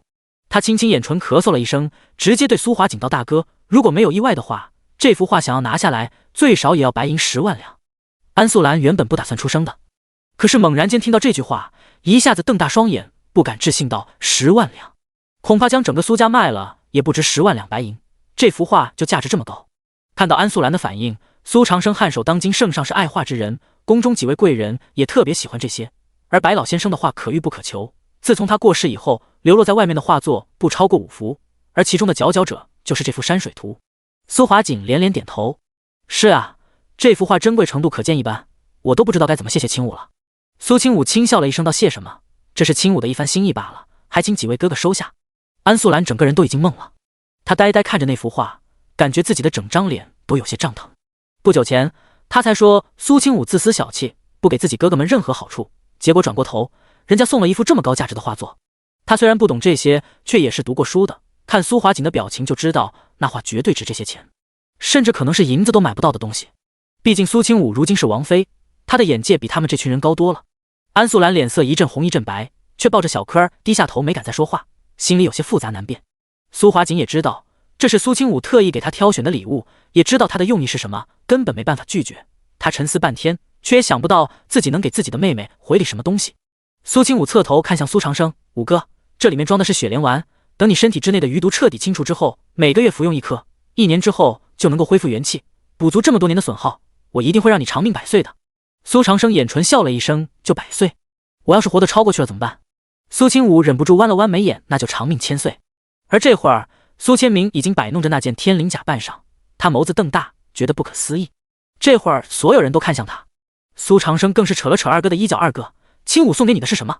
快拿出来看看。”苏千明脸色有些红，将天灵甲拿出来摆在桌子上。那件漂亮的银色软甲呈现出一种瑰丽的光泽感，材质触手冰凉细腻，可是刀割上去也只是能够留下淡淡的白色痕迹。这是……苏华景和苏长生也怔住了。苏千明喉咙滚动了一下，他也算是有过一些见识，听说过一些传言的，看向苏清武，他语气带着不敢确信：“天灵甲。”苏清武颔首：“他一点头，苏千明立刻将天灵甲推给了苏清武：“这么贵重的礼物我不能收，清武，这东西你应该自己留下才对，怎么能随便送人呢？”苏清武道：“我觉得二哥比我更需要。”苏千明却脸色沉了沉：“我是不会收的。”苏清武叹了口气，虽然知道自己二哥的性子，这会儿却依旧觉得有些难办。“我还有另外一件。”苏千明怔了怔：“还有？”苏清武点头：“当然，那你可以送给王爷，你们两个一人一件，用来防身该有多好！你二哥我5大3粗的，平日里也不会受伤，穿这东西实在是浪费了。怎么能说浪费？苏清武直接站了起来，眼神凝视着自己的二哥。他脑海之中全是上辈子苏家被灭门的时候，苏千明护在他面前，身上被砍了不知道多少刀的场景。他闭上双眼，将心里涌起来的怒火压了下去。二哥对我来说也很重要，而且我身边保护的人很多，相较于常常出外面打打杀杀的，二哥来说，明显你更需要这件天灵甲。如果你不收下，那我就将这件天灵甲送给别人。这明显是气话了。苏千明默了默，最终还是露出一个笑容，然后抬起手揉了揉苏清武的头。好，那二哥就收下。苏清武强调出门做任务的时候一定要穿在身上，别让我担心。苏千明看着妹妹，感觉这一刻心都快化了。有这样的妹妹，还有什么可求的？而事情显然还没完。叶玄庭忽然拍了拍下手，门外立刻有人走了进来。尹时期来到叶玄庭身侧，见自家王爷对他点了点头，立刻让外面已经等候多时的人进门。在场众人微微一愣，看向叶玄庭。苏华锦问道：“王爷，这是？”叶玄庭看了一眼苏清武，微微抬眸道：“我也准备了礼物送给几位兄长。他家阿武都准备了这么多好东西，他这个做夫君的怎么能让他没面子呢？”就连苏清武都怔住了。来的时候，他好像并没有发现什么异常。玄庭，叶玄庭冲他扬起唇角，多谢几位兄长这么多年来对阿武的照顾，所以我送来的东西，还请几位务必要收下。众人听到门口的动静，一个个站起身走了出去。苏华锦就看到大箱小箱的摆在了自家的院子里。尹时期走过来，将礼单恭敬呈给苏华锦。苏华锦看清楚上面的那些东西的名字，眼睛都睁大了不少。第124章，王爷的重礼。一旁的安素兰当然也看到了这些，现在已经不光是脸肿了，整张脸都在火辣辣的疼，看着苏清武的眼神都变得和之前大不相同。这些东西都太贵重了，还请王爷。叶玄庭正色道：“清武自幼在几位兄长庇荫之下长大，这点小礼，还请大哥不要放在心上。身为王爷，面对苏家几位兄弟却没有任何架子，甚至还对苏清武如此关心体贴。”苏华锦一时间不知道说什么好，却也知道王爷的心意自己没办法拒绝。他转过身，恭敬给叶玄庭行了一礼：“王爷的礼物，微臣就收下了，以后小妹她就交给王爷您照顾了。”叶玄庭垂下眸子，像是要将苏清武印刻在眼睛里。他轻轻颔首：“大哥放心，我会用自己的命保护他的安全，除非我死，否则不会让任何人伤害他。”叶玄庭的语气很平静，却像是在阐述着一个既定的事实。苏清武看向他，微微扬起下巴，伸出手主动与他十指相扣。他也是这样想的，上辈子他将他保护得很好，这一次就让他来保护他好了。苏华锦让人将箱子都抬了进去，那里面有数匹珍贵的南锦、玉石，还有各种价值连城的南珠宝物。叶玄庭送给苏长生的是城中湖边上一座4进4出的大宅院，那里相当清静，环境也是整个京城之内地段最好的。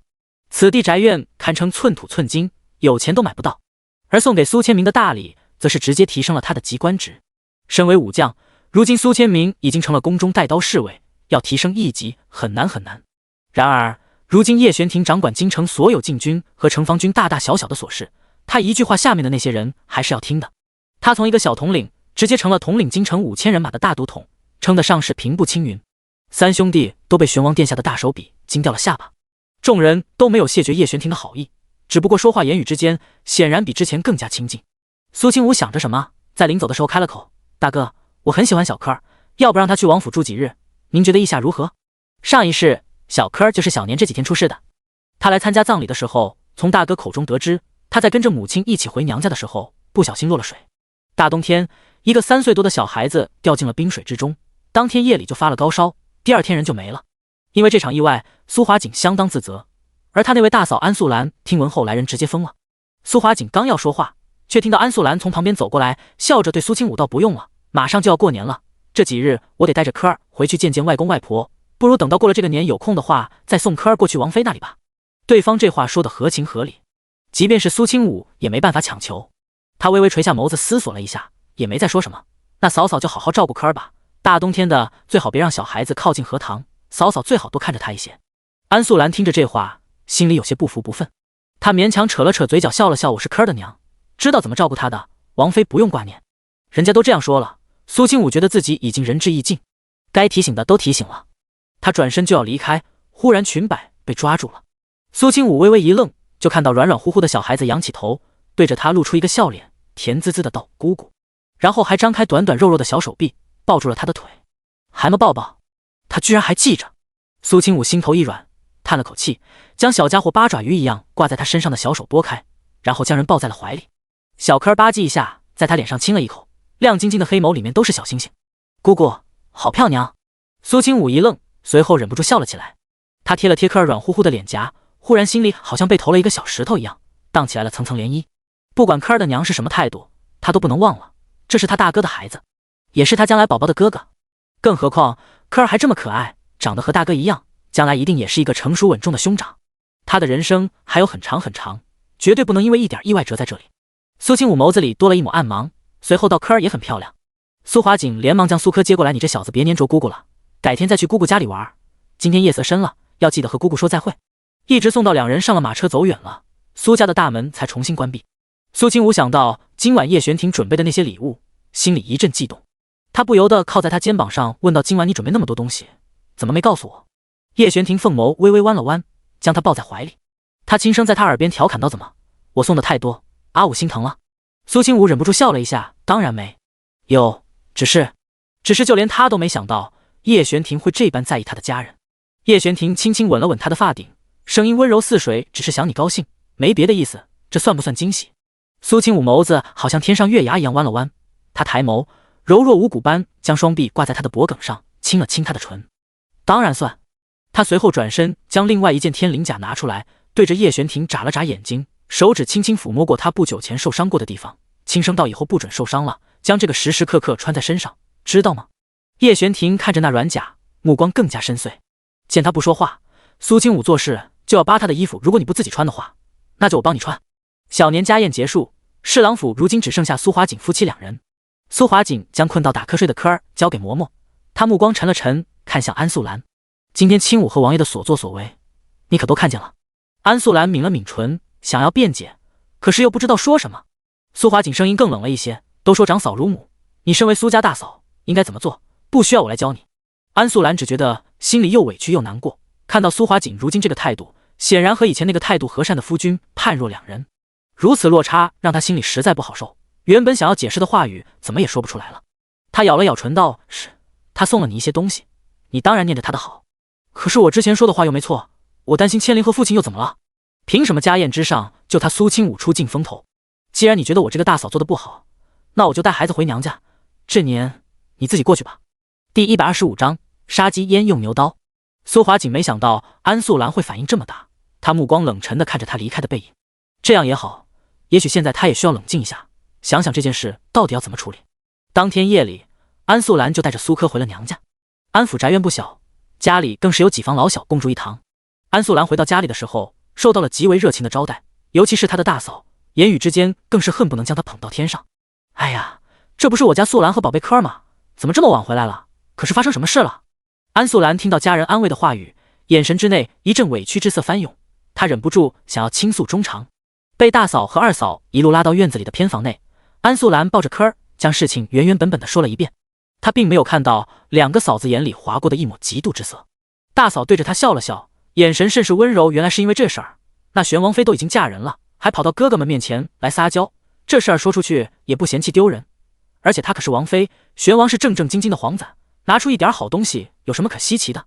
二嫂也在旁边拱火就是，也就苏大人将这事儿放在心上，没准你们觉得是好东西，不过是人家从指头缝中露出来的一点罢了。安家大嫂点头，你可千万不要被对方这点蝇头小利骗了，就眼巴巴的给人家示好。那玄王妃真要是将你们当亲人，嫁入王府以后也不会不好好提携一下你夫君。不说这个，咱们爹这五品官都当了多少年了，他若是真将你这个大嫂放在心上，给咱们爹升官，那也就是一句话的事儿。安素兰也觉得哪里有些不对，可是说着说着又被两人哄得有些晕晕乎乎。小柯儿昏昏沉沉的趴在他怀里睡着了，他将孩子在府里安置好，和两个嫂嫂聊了半夜才歇下。原本心里生出来的一些不安，被这两人连珠带炮的哄骗之下，也彻底平复下来。安家大嫂和二嫂和安素兰分开之后，两人互相对视了一眼，目光之内是显而易见的鄙夷。安大嫂忽然压低声音，眼珠转了转，目光落在安素兰带着柯儿离开的方向，道：本来以为那丫头嫁进苏家这种高门大户，一定会让咱们安家也跟着吃香的喝辣的，结果倒好，她都嫁过去多少年了，咱们安家可一丁点好处都没拿到，真是养出来了一个白眼狼。就是那可是相府，她还是苏家唯一的长媳，上次求她给我相公办点小事儿，竟然还百般推脱。安二嫂像是想起来什么让他火气直冒的事情，脸色难看的要命。既然是苏家不仁不义，那也别怪咱们心狠。两人相视一笑，眼神之内全部都是狠戾。尹时期跪在苏清武和叶玄庭面前，将安家的事情仔细禀报了一遍。说着说着，就连他的语气之中都带上了一点愤怒。王爷、王妃，安家他怎敢？要不要属下提前动手，将他们……他将手在脖子上划过，眼底都是狠戾。苏清武却摆手，他目光微微低垂，声音清冷：“别这么做。虽然安家不过是蝼蚁，可是毕竟是苏科的娘家人，这么做不太好。”尹时期听闻这话，将心中的杀意压了下去。王妃还是太善良了。然而下一刻，他话锋一转，怎么也得让他们体会一下什么叫绝望。再杀！尹时期，叶玄庭看着苏清武愤怒的表情，声音低沉：“本王可以下令，直接查抄安家。”苏清武看了叶玄庭一眼，神色柔和了不少。这事儿王爷不用插手，我明天亲自去一趟安家，看看那些人究竟意图做什么。叶玄庭有些不放心：“我让17陪你一起去。杀鸡焉用牛刀，你最近还有正事要忙，让17陪在你身边比较好。”叶玄庭轻轻笑了笑，笑容温柔缱绻，那双深不见底的凤眸之中带着几分暗色。这一瞬间的眼神看起来有些深不见底。苏清武扭头看过去，总感觉有那么一丝丝奇怪的熟悉感，只是很快那种感觉就消失了。叶玄庭的眼神已经恢复如常。阿武，不管什么时候，你都要记得，你身边有我。叶玄庭揉了揉苏清武的头，手指握紧了他的手，将他柔软细腻的指腹小心翼翼地包裹在掌心之内。遇到危险也不要怕，我会在。苏清武没想到叶玄庭会说出这样一番话来，心跳得更加厉害。他一抬头，还没等他有所反应，唇就已经被人封住。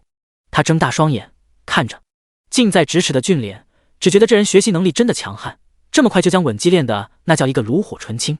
好像这才没过多长时间，他在这种事儿上居然占不到任何上风了。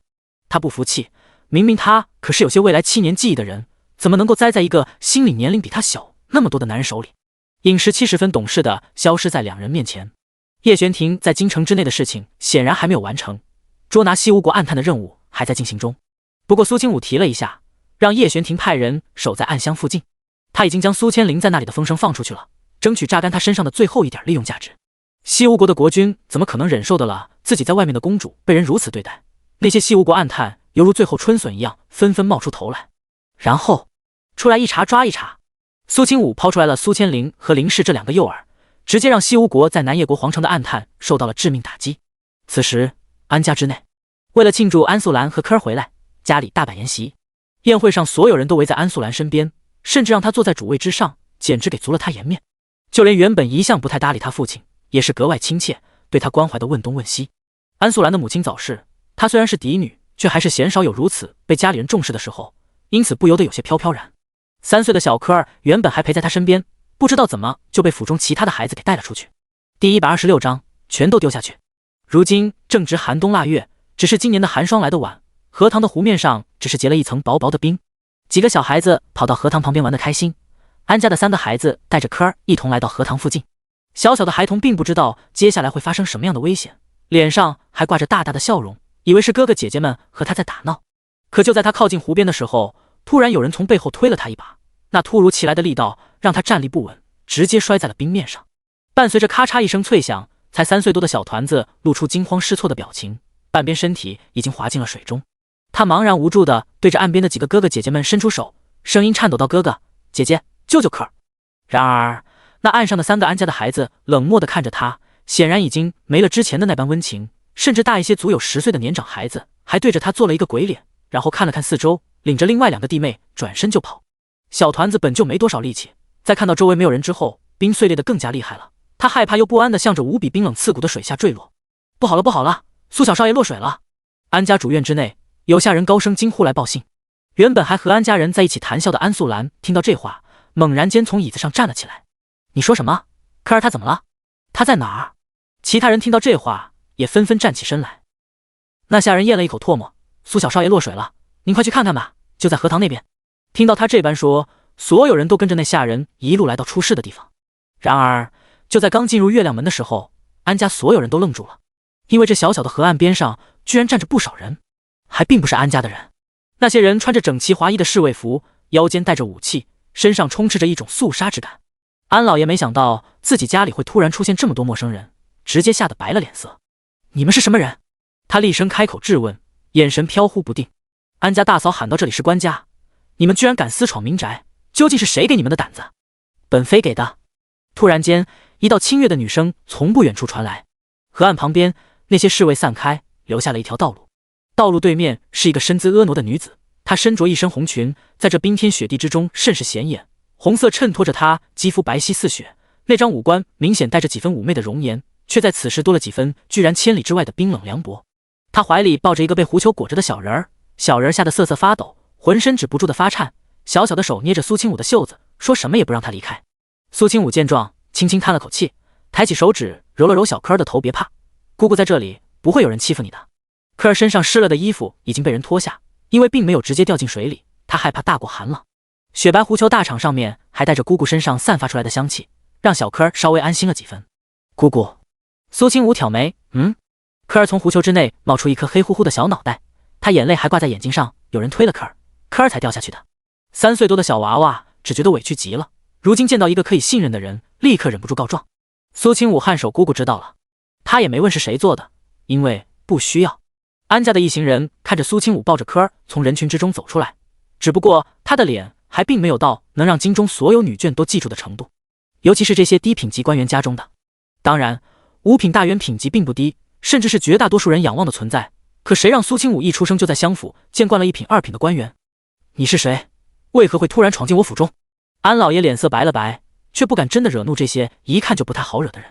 然而别人不知道苏清武，安素兰却对这张脸印象深刻，毕竟昨天2人才刚见过面。他立刻走出来，爹，她就是苏清武，我夫君的妹妹。苏清武这个名字有些耳熟。安老爷突然想起来什么，玄王妃。王妃2个字脱口而出，整个安家所有人都是一惊。安老爷连忙带着人给苏清武行礼下官拜见王妃。苏清武看着那些人跪在地上，唯有安素兰改站在原地，顿时忍不住勾了勾唇角。他挑眉，你为何不跪？她是皇室正儿八经迎娶进门的王妃，这些人见她下跪理所当然。安素兰咬了咬牙道，你来我安家做什么？科儿听到母亲的声音，立刻从狐裘里面钻出来，他忍不住委屈大哭起来，娘，科儿好怕。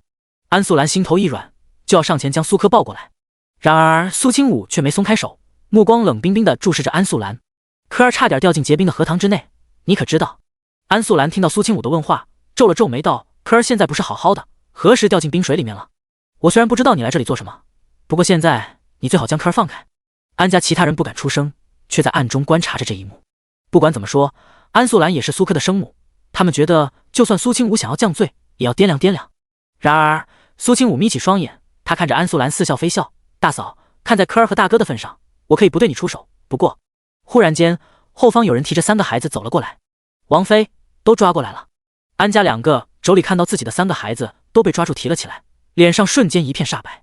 安大嫂更是直接从地上站起身，对着自己的女儿冲过去，放开我女儿，你们想干什么？放开她！只不过她的行为很快被2个侍卫制止住，一左一右2人将她按倒在地。在安家所有人惊恐的视线当中，苏清武冷漠的挥手，丢下去。手下等人毫不迟疑，将那3个半大孩子丢进刚才科儿掉进去的那个窟窿里，惊恐惨叫声不绝于耳。不，第127章给本妃打。安素兰的2个嫂子大喊出声，腿一软就跪坐在了地上。他们被侍卫拦着，根本碰不到自己的几个孩子，只能眼睁睁看着他们落了水。冰一样冷的水瞬间将那几个孩子吞没。安家大嫂怒目而视，拼了命的想要冲向苏清武的方向。住手！他们几个只是孩子。玄王妃，你怎么能如此心狠手辣，就连这么大的孩子都不放过？苏清武闻言微微挑眉，看向那说话的安大嫂，他冷冷勾起唇角，这就是心狠手辣。真正的心狠手辣，你们还没见过呢。他轻轻摆手，后方侍卫立刻将3个已经成了落汤鸡的孩子从冰水里面捞了出来。天寒地冻的腊月，3个不到10岁的孩子冻得浑身瑟瑟发抖，一点声音都发不出。他们毕竟已经上了一点年纪，然而科儿他不过才3岁多，掉进这么冷的冰水之内，就算不死也要去掉半条命。这么小的孩子就已经如此心黑，既然安家的人不管教，他可以代为管教。安老爷直接跪在地上求情，还请王妃恕罪，不知道我安家究竟哪里得罪了您，让您如此大发雷霆，惩罚我安家几个孩子啊？苏清武微微勾唇，安大人，苏科乃是我苏家的小少爷，而他就在刚刚差点被你们安家的几个孩子推进湖水之中，这事儿本妃不该找你们算账吗？安大嫂连忙抬起头道，那不过是几个孩子打闹罢了，哪里用得着王妃带这么多人过来我安家？小孩子的事情怎能如此小题大做？苏清武听到安大嫂的狡辩，不由得挑眉关乎我苏家的小少爷，没有小事。安大嫂侧头看向安素兰，一把抓住她的袖子，紧紧捏着她的手臂，看着自己几个孩子刚从冰水里面出来，还被冻得瑟瑟发抖，她声音颤抖地祈求素兰：“你说话，几个孩子打闹的小事，难不成还要你的几个侄子偿命不成？”安素兰欲言又止，她刚想说什么，就见到自己父亲也看向她：“素兰，那可是你的亲侄子，如果他们出了什么事，以后你也别回安家了。”她脸色一阵苍白，心里一阵难受。她抬起头对苏清武道：“王妃，科儿是我的孩子，他的事情还轮不到你一个做姑姑的操心，将科儿给我，还请王妃离开安家。”苏清武被安素兰这话给气笑了，他轻轻垂眸，伸出手揉了揉小科儿的头，然后将他交给身后的云子，带他去换身衣服。是。云子领着小家伙离开。这会儿苏科不在，苏清武的表情瞬间冷冽下来，眼神比不远处的荷塘还要冰寒刺骨。他语气略带嘲讽地看着安素兰：“以后不准你和科儿见面。”安素兰猛然瞪大双眼，像是听到了什么搞笑的事。王妃在说什么？我怎么听不懂呢？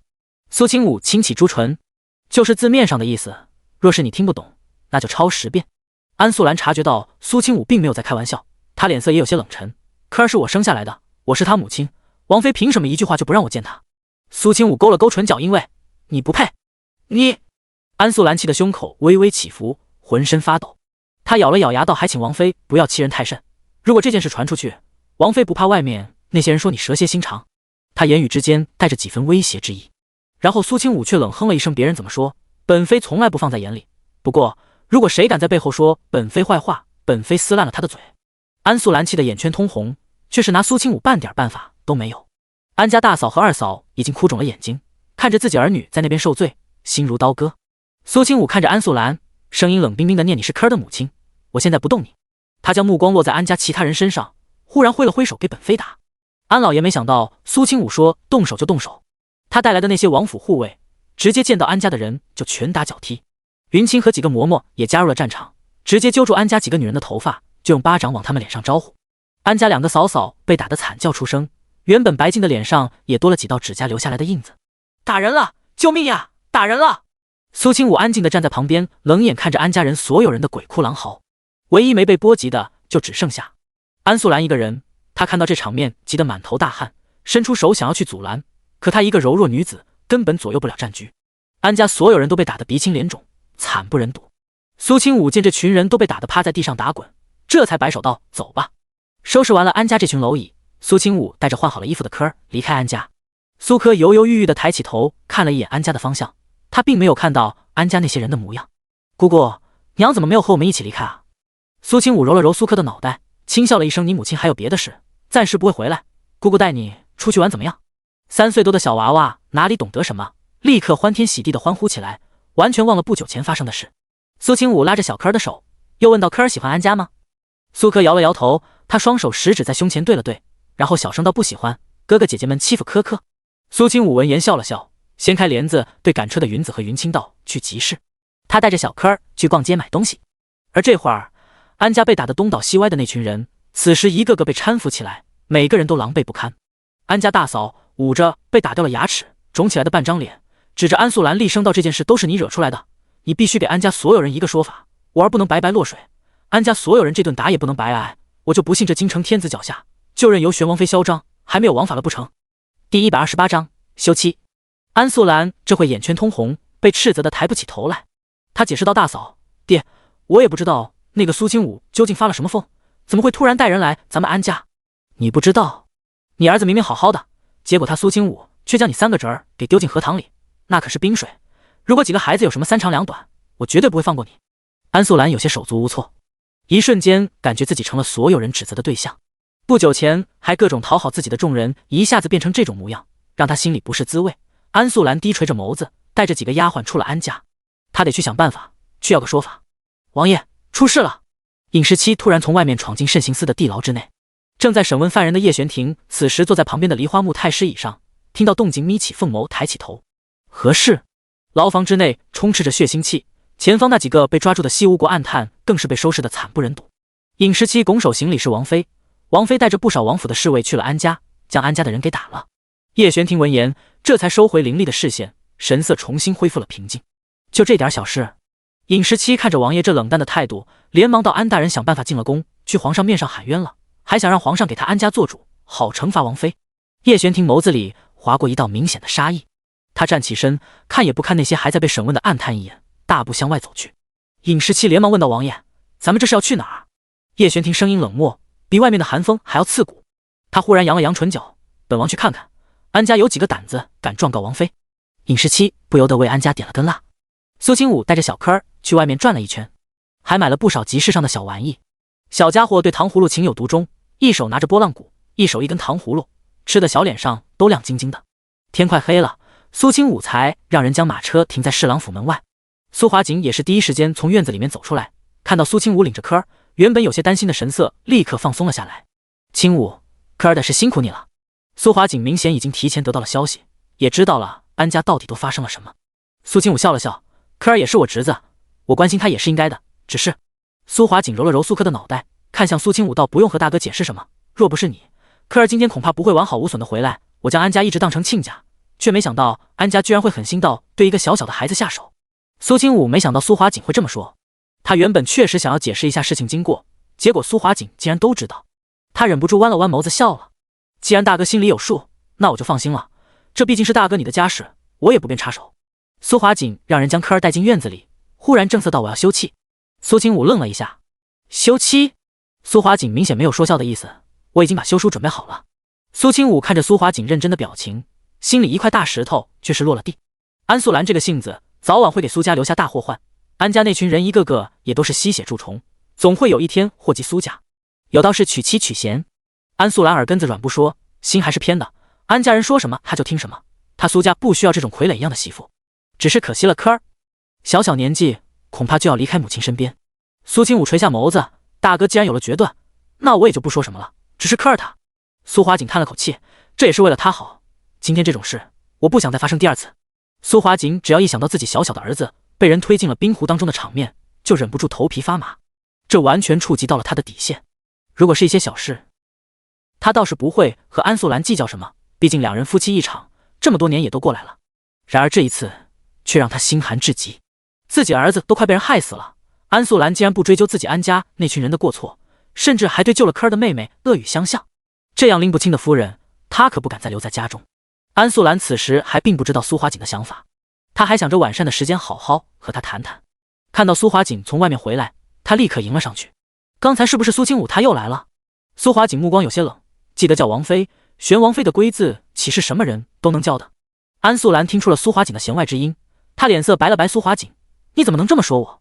苏华景看了他一眼，然后直接拿出来了一张纸递给他，念在这些年的情分上，我会给你拿足够的银子作为补偿。安素兰一时间没明白苏华景是什么意思。你在说什么？什么补偿？苏华景侧身坐在椅子上，神色没有任何动容。他看着安素兰道：“看一眼你手上的东西就知道了。”安素兰打开那张纸，休书2个大字明晃晃地挂在最上方。他顷刻间面无血色，整个人都在发着抖，不敢置信地看着苏华景：“我这么多年为你生儿育女，现如今你竟然要休了我！”苏华景道：“如果你觉得休书不好听，可以改成和离书，今后男婚女嫁各不相干。”安素兰浑身像是没了力气，一下子坐在了地上。她大脑一片空白，只是眼睁睁地看着苏华景没有任何情绪的面容，眼泪不断落下来。安素兰这一次才终于知道慌了，你不能这么做，我给你生了儿子，柯儿还需要娘，你怎么能休了我？苏华景问他：“你真有将柯儿放在心上？”安素兰连忙点头：“柯儿就是我的命，我怎么可能不将他放在心上？”呵，苏华景冷笑了一声，直接让人将一个下人带了进来。那人慌张地跪在地面上。苏华景道：“告诉夫人，你在安家看到了什么？”那小厮不敢隐瞒，将自己所见所闻一五一十说了出来。奴才亲眼看到安家的少爷小姐们带着苏小少爷去河塘边玩，将他推到了冰面上，若不是有高手突然出现将小少爷捞起来，小少爷就掉进冰窟窿里面了。第129章真正的凶手。苏华景看着安素兰那一脸不相信的表情，冷笑了一声道：“柯儿只有3岁，如果他真掉进去会有什么后果，你心里应该清楚。”安素兰摇头，都说了，那不过是意外罢了。意外？我怕是有人心怀不轨。面对如此执迷不悟的女人，苏华景也懒得再解释什么。时间不早了，明天一早你就收拾东西回娘家吧，我会跟柯儿说你出了远门，以后只准你1个月见柯儿一面。苏华景，你不能这么对我。安素兰双眼泛红，看着苏华景决然离开的背影，一颗心沉入湖底。那封休书还在他手里紧攥着，他的脸色比纸还要苍白。安素兰爬起来扑过去，一下子抓住了苏华景的袍角，就算他再傻也知道这会儿不能再和苏华锦对着干了。他低声下气道：“我错了，是我错了，以后我再也不带着科儿回娘家了，行不行？”苏华锦没看他，看来你还不知道自己错在什么地方。安素兰像是想到了什么，满脸泪水的哭道：“我再也不针对玄王妃了，以后他来咱们家，我一定敬着他。”苏华锦叹了口气，扯开安素兰抓着他的手，迈步从房间离开了。安素兰看着苏华锦没有任何迟疑的背影，哭得肝肠寸断。整个侍郎府的下人听到这个消息，都忍不住议论纷纷。苏大人是个好脾气的人，而且成婚多年，从未朝三暮四过，家里就一位夫人，可是京城所有官家的典范。而且夫妻两人在家中相敬如宾，从没听到他们争吵过，怎么突然间就要和离了呢？苏清武刚带着云子、云清等人回到王府，就发现叶玄庭今天居然早早的就回来了。他脸上露出惊喜之色，快步跑了进去。不过才没跑多远，就被迎面走来的高大男人抱在怀里。叶玄庭垂下眸子，微微扬起唇角，在他唇上蜻蜓点水一样碰了碰，抬起手指摸了摸他的脸颊。怎么跑得这么快？摔了怎么办？苏清武脸颊跑得微微泛红，嘴角却扬了起来，眸子里都是亮色。今天回来这么早，是不是事情都处理得差不多了？叶玄庭轻轻颔首，轻轻嗯了一声。这些天都在府中陪你。苏清武眼底的惊喜掩饰不住，他抬起手抱住了他的脖颈，眸子里都是笑意。好呀。叶玄庭抬起手，撩起他额头落下来的一簇不老实的发丝，压低声音道：“先跟我来。”苏清武被他带着来到了院子里，就看到几个人被五花大绑的拴在一起，这些人的脑袋上戴着黑布带，一个个吓得瑟瑟发抖。这场面苏清武怎么看怎么觉得眼熟啊！这叶玄庭踢了踢最前面的那个上了年纪的老者：“安大人！”那老者一阵惊呼：“大人饶命！大人饶命啊！”苏清武听到熟悉的声音，再看那些人，心里已经猜到了他们的身份。他微微有些愕然地看了一眼叶玄庭，不由得失笑：“王爷，你怎么把他们都抓来了？”叶玄庭伸手将其中两人的头套摘了下来，然后声音冰冷地质问：“为何要害苏家小少爷？”被摘下来头套的正是安家的大嫂和二嫂，两人哭得表情扭曲，不停地磕头求饶：“我们也是被逼无奈，是当今四公主下的命令，还请大人饶了我们吧。”即便是苏清武都没想到，这里面居然还藏着如此猫腻。他以为这只是安家几个孩子对苏科的敌意或者嫉妒，才会对小小孩童下手，却没料想其中还藏着这样大的秘密。四公主，那不是皇后膝下的养女吗？她为什么要对一个3岁孩子下手？苏清武眯起双眼，陷入深思，心里一阵心悸。回想着那位四公主平日里和谁都一副没架子好脾气的模样，是她上辈子为数不多还能谈得来的朋友。现在想想，那些从前没有在意过的细节，让苏清武心头发寒，细思极恐。他走上前，一把抓住安大嫂的衣领，告诉我，四公主为什么要这么做，又是怎么吩咐你们做这种事的，答应了你们什么条件？安大嫂不敢隐瞒，她哆哆嗦嗦的道：“是前几天去参加李夫人的寿宴见的面，四公主身边的嬷嬷说，只要我们听她的，就让我相公连升3级，做大官。所以你们就想出这么一个法子，对一个3岁孩子下手。”安大嫂哆嗦了一下：“不是，对方可是公主殿下，如果我们不听她的，肯定下场好不了。”苏清武冷笑了一声：“而且这件事神不知鬼不觉，谁也不会想到你们害人的理由，是吗？”不得不说，对方手段。他低垂着眸子，脸上都是无措和委屈的可怜表情。不得不说，这样的叶明月很容易让人生出一种保护欲，哪怕是上辈子的苏清武也没看破他的假象，甚至为了帮他，还和五公主叶灵珠为敌。第131章宫宴。叶灵珠也没扭捏，直接一屁股坐在苏清武另外一侧。虽说苏清武和叶玄庭换了位置，却也依旧坐在了叶灵珠和叶明月之间。叶灵珠微微抬着下巴，浑身上下都散发出一种嚣张肆意的气息。而她母亲乃是当今的德妃娘娘，外公又是当朝阁老，作为皇上最宠爱的公主，也有这样的资本。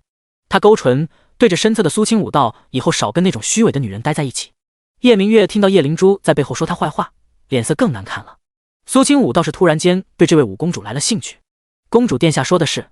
五公主闻言看了苏清武一眼，倒是突然觉得这位玄王妃很顺眼。当然，任何和叶明月不对付的人，她都看着顺眼。门口突然再次走进来2道身影，叶秋明和叶云图一起走到老皇帝面前，俯身行礼。儿臣给父皇请安。老皇帝看着自己的2个儿子，笑着对老皇叔道：“皇叔您不知道，上次秋寿之上秋明这小子立下大功，骑着白虎射杀叛军的事都传遍了。”老皇叔闻言，脸上明显露出赞许的表情，他摸了摸下巴道：“那白虎可还在？”老皇帝看向叶秋明：“秋明，皇叔问你话呢。”叶秋明不敢迟疑，立刻点点头：“在，还在。”老皇叔双眸之内金光闪了闪，忽然笑了笑：“上次明王殿下的威风，我没机会瞧见，不知道这次家宴上能不能看一眼大皇子是如何骑白虎的。”叶秋明这事儿他这辈子是不是就过不去了？然而一旁的叶云图却是面色难看至极，侧头看着叶秋明的时候，眼睛里都是妒色。叶秋明根本不知道，上次秋寿一事，他在文武百官的心理地位究竟加深了多少，甚至有一些被叶秋明救过的官员，心里已经开始偏向这位大皇子。而现在家宴之上，皇上更是只与老皇叔讨论自己这位大哥，甚至看都不看他这个三皇子一眼，好像将他当成了空气人。叶云图紧紧咬着牙关，将疯狂涌上来的怒火压了下去。老皇帝立刻挑了挑眉，皇叔的提议不错，秋明，待会儿让人将白虎带过来。叶秋明皱了皱眉，下意识到父皇，儿臣已经将白虎送给了二弟，而且这家宴之上带这种猛兽上来不太合适，万一那畜生发疯伤人怎么办？不怕一万，只怕万一。对于这种提议，叶秋明是拒绝的。先不说那白虎看他就恨不得将他大卸八块，更不用说他要骑他。叶云图忽然轻笑出声，他在旁边道：“这有什么？大哥能够将那老虎驯服，自然也能够保证不让他伤人。皇叔公难得出门一次，大哥可不要让他老人家失望。”面对叶云图将他架起来的行为，叶秋明心里气得不轻，不过表面上却平静无波。他抬起下巴道：“我不是担心别的，主要是为了三弟你着想。毕竟看三弟你走路还有些不稳，如果大家就看我一个人出风头，三弟你未免也太可怜了。”你……叶云图怒视了叶秋明一眼，却完全没办法反驳。要不是今天过年，他恐怕还不能从云王府出来。受伤的那条腿休息了半个多月，才勉强能够下地走动，行走之间多少有些不协调。如今更是被叶秋明拿捏这点百般羞辱，叶云图气得不轻，却也忍了。现在他们慕容家最近状况不太妙，关键时候能低头还是得低头。大哥这话说的，三弟也想见识大哥威风凛凛的一幕。叶秋明挑眉：“你我兄弟常年在一起，想要见识，自然随时都有机会，犯不着非要在家宴上。三弟你说是不是？两兄弟你来我往，引来不少人瞩目围观，却没有一个敢随意提出意见的。毕竟这二位是最有可能继承皇位的人。至于叶玄庭，他在众人心里还是个残废不说，背景势力也没有焦家和慕容家根深蒂固，根本不在皇位继承人的考虑范围之内。”老皇帝见着兄弟两人你来我往，当着他的面就吵来吵去，脸色顿时一沉。他抬起手猛然一拍桌子：“行了，云图，你腿还受着伤，就先退下吧。秋明一会儿就给皇叔展示一番你的本事，也让他老人家高兴一下，事情就这么定了。”有皇帝发话，两人也不敢造次，立刻行礼退下。虽然皇上话说的好听，好像在关心自己一样，可是叶云图却知道自己目前是没办法入父皇的法眼了。如果今天叶秋明表现得好，绝对少不了赏赐，他怕自己明年一整年都不会顺心如意。然而被叶云图急妒羡慕的叶秋明心里却苦不堪言，一坐到椅子上就忍不住对苏清武的方向挤眉弄眼。苏清武安静低垂着眸子，装作没看见。叶秋明心里慌得不行，额头上更是冒出不少冷汗。他压低声音跟着自己身边的小太监说了几句话，没一会儿，那小太监就来到苏清武和叶玄庭面前传达，大殿下想要与玄王妃私下说两句话。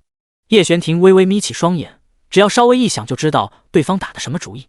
苏清武刚要起身，就被叶玄庭握住手按在椅子上。他冷声道：“回去告诉他，别什么小事都要麻烦王妃。”是。小太监低头哈腰的又跑了回去。叶秋明听到回复，脸色更加难看了，差点瞅点一把头发。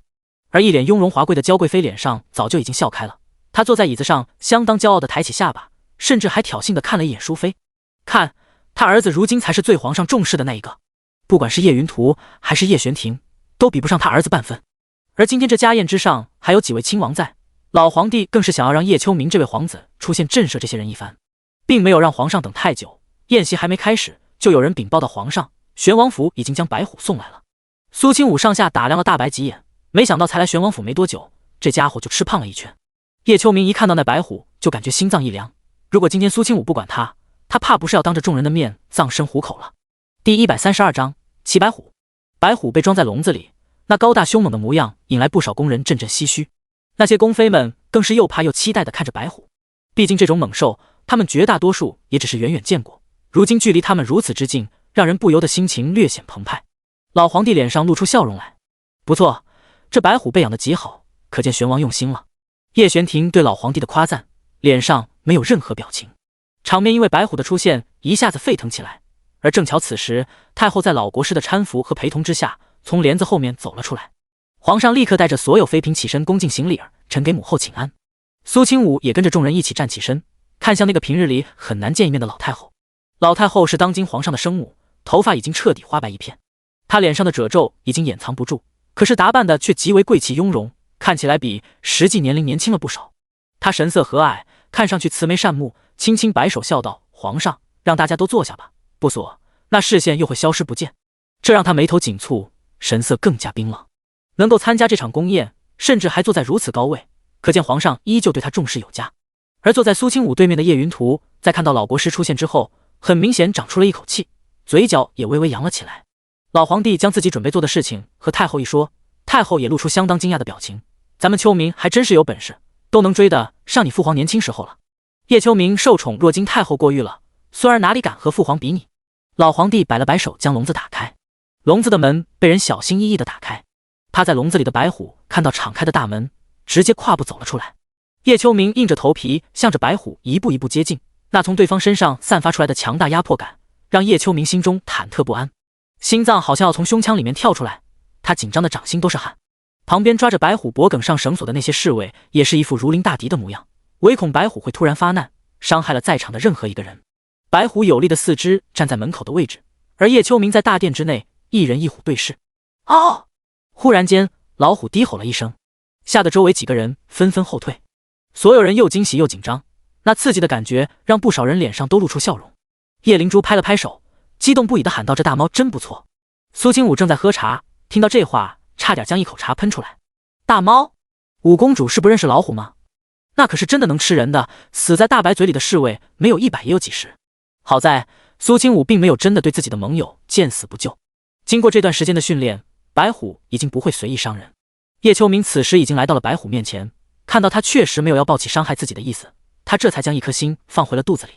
旁边有人把拴在虎颈上的绳子递给他，叶秋明下意识地用手摸了摸虎头，又摸了一下，直到将白风摸得一脸不耐烦了，他才收回手，然后看向老皇帝所在的方向，对着他点点头，翻身骑在了虎背上。在坐在白风背上的一瞬间，叶秋明忽然觉得自己之前背的所有黑锅都值得了。他这辈子也是骑过老虎的人了。无数视线都落在他身上，叶秋明一下子成了所有人眼中的焦点。可以说长这么大，叶秋明都没有一天像是这样风光过。以往能够在各种场合出风头的，绝大多数都是叶云图。老皇帝站起身，带头道：“好，做得好，不愧是朕的儿子。皇叔你可看见了？这白虎本就少见，性子更是猛兽中特别烈性的存在。若是不能让他心服口服之人，绝对不会让人骑在他背上。”老皇叔也是微微挑眉，看着叶秋明的眼神都多了一些赞赏。叶秋明却不敢在白虎背上多待，立刻就翻身下来。父皇，既然已经展示完了，不如先将白虎送回去，毕竟是猛兽，多少有些风险。老皇帝心情很好，却也没急着让人将老虎送走。虽然没出现在表面上，可是宫中高手众多，皇上根本不担心自己的安全。他看着叶秋明这个大儿子，简直越看越高兴。秋明来，和朕喝一杯。叶秋明连忙接过父皇手里的酒杯，一口将杯中酒干了。娇贵妃亲自给两人将酒水斟满，脸上容光焕发。皇上，秋明最近几年可是一点都不敢松懈，武艺和才学之上更是做得越来越好，就连朝中的几位老臣都对他赞不绝口呢。老皇帝微微颔首，秋明如此有出息，也让朕放心了许多。看来我南叶后继有人。这话让娇贵妃的眼睛都亮了起来。谁都清楚，如今整个南叶国还从未设立太子之位，老皇帝的话语之中明显暗藏深意。叶云图看到这一幕，忽然有些不甘心，自己和母后多年筹谋，身为皇后嫡子，却连太子之位都没有，他不服。他一口将面前的酒水喝下，揉了揉自己那条受尽波折的伤腿。他忽然咬着牙站起身，对着皇上所在的方向道：“父皇，儿臣对这白虎也相当感兴趣，也想要尝试一下骑虎是什么感觉。”哦，老皇帝看了他一眼，略微挑眉：“可是你不是腿受了伤？”父皇放心，儿臣的腿伤不过是皮外伤，已无大碍。老皇帝也没阻拦，毕竟老虎还没送走，他也想看看自己这个三儿子究竟能够做到什么程度。去吧，自己小心。叶云图瘸着腿来到白虎面前，他刚要伸手去抓缰绳，就见原本还老老实实、一副任由别人搓圆捏扁的白风，忽然冲着他低吼了一声，露出了一张极为凶恶的表情。第133章，把这畜生杀了。没想到一个畜生在此时都敢在他面前叫嚣。叶云图脸色难看，却也没有后退一步。旁边有人抓着拴着白虎的铁链，将一切控制在安全的范围之内。叶云图眼底划过一道狠厉之色，嘴角多了一抹弧度。他偷偷的侧头看了坐在上首的老国师一眼，那老国师微微扬起下巴，目光之内透着高深莫测，随后轻轻点点头。叶云图骤然间跨步上前，一把抓住绳索，翻身就要上虎背。白虎双眸瞪圆，整只虎都在反抗，甚至想要张开大嘴狠狠给叶云图来上一口。看到白虎凶相毕露的模样，不少人都倒吸了一口凉气。这白虎果真凶猛，三皇子可别受伤了啊！看，快看，三皇子骑上白虎的背了！有人惊呼出声，就看到此时叶云图人已经骑在了虎背之上，而原本还生龙活虎的白虎在这一刻僵直在原地，好像受到了什么巨大的刺激一样。叶云图额头上冒出一层冷汗，却骑在虎背上没急着下来，而是仰起头略带挑衅地看着叶秋明。叶云图大声道，语气略显嘲讽父皇，这白虎还真是难得的温顺，比宫里那匹赤焰马还容易降服，我这个受伤之人都能骑一骑。他握紧手掌，将掌心之间藏着的一根铁钉重新收好。如果仔细看，能够看到白虎颈侧一处绒毛下面多了一个血点，那伤口处还渗着血，一些黑色的粉末粘在了血液之上。坐在一旁的苏清武极为清晰地看清楚了他的小动作，一双眸子里怒火翻滚，险些直接拍桌子站起身。他浑身绷紧，紧抿着唇，死死地盯着叶云图。他竟然刚上他的虎！这里毕竟不是野外，白虎身上绑着铁锁，根本没办法反抗。叶云图在如此情况下对白虎下药，他一个野兽又如何抵挡的了？老国师也突然当着众人的面开了口：皇上，看来之前的传言却有人夸大其词了。叶秋明感觉得到叶云图这么做明显是针对自己，好让父皇看看，能够降服一只老虎也没什么了不起的。若是只有叶秋明能够做到，那么骑白虎射杀叛军这件事将会成为他一辈子的威名。可如果人人都能做到，那么也就不足为奇。皇上面色沉吟半晌，脸色逐渐沉了下来。国师说的不错，这哪里是虎，明明就是病猫。他随后看向叶秋明，眼底蕴含几分责怪之色。这看似凶猛的野兽豢养起来也不过如此。娇贵妃急了，皇上几句话就想要将之前叶秋明得到的名声都给抹除，那怎么行？皇上，当初在秋寿之上，这白虎绝对不是这样的，一定是被人养了几个月，忘了本性才会如此。虽然听到了贵妃的解释，可是老皇帝明显已经兴趣缺缺。他摆了摆手，面无表情的沉声道：行了，拉下去吧。南叶国的风气比较崇文，就连朝堂之上那些文官的地位也比武将要高上不少。然而老皇帝却很敬重先帝那些凶悍至极的事迹，因此对皇子们的武学也十分看重。原以为叶秋明能够让他扬眉吐气一回，却没想到所谓白虎只是一只被驯服过后的病猫，根本不足为奇。可以说叶云图这番举动直接让原本老皇帝偏向大皇子的天秤又扳回来了一些。他心里长松了一口气，虽然折腾这么半天他腿更疼了，但是今天这场家宴还是来得值。苏清武低垂着眸子，将暗色和怒火全都藏了起来。他摩擦着杯子的手指微微用力，如此才能压制他心里翻滚起来的那些疯狂想法。然而就在此时，一只大手将他的手覆盖住，掌心带着滚烫的温度。他蓦然抬头，就见到叶玄庭凤眸微微眯着，薄唇轻启，阿武，继续看下去。苏清武一愣，他再次看向叶云图和白虎所在的方向，就见刚要从虎背之上下去的叶云图，整个人被猛地甩了出去。这一切都发生在电光火石之间，甚至他本人都没来得及做任何准备。后背重重地撞在了柱子上，叶云图整个人都被摔得七荤八素，眼前阵阵发黑。嗷呜！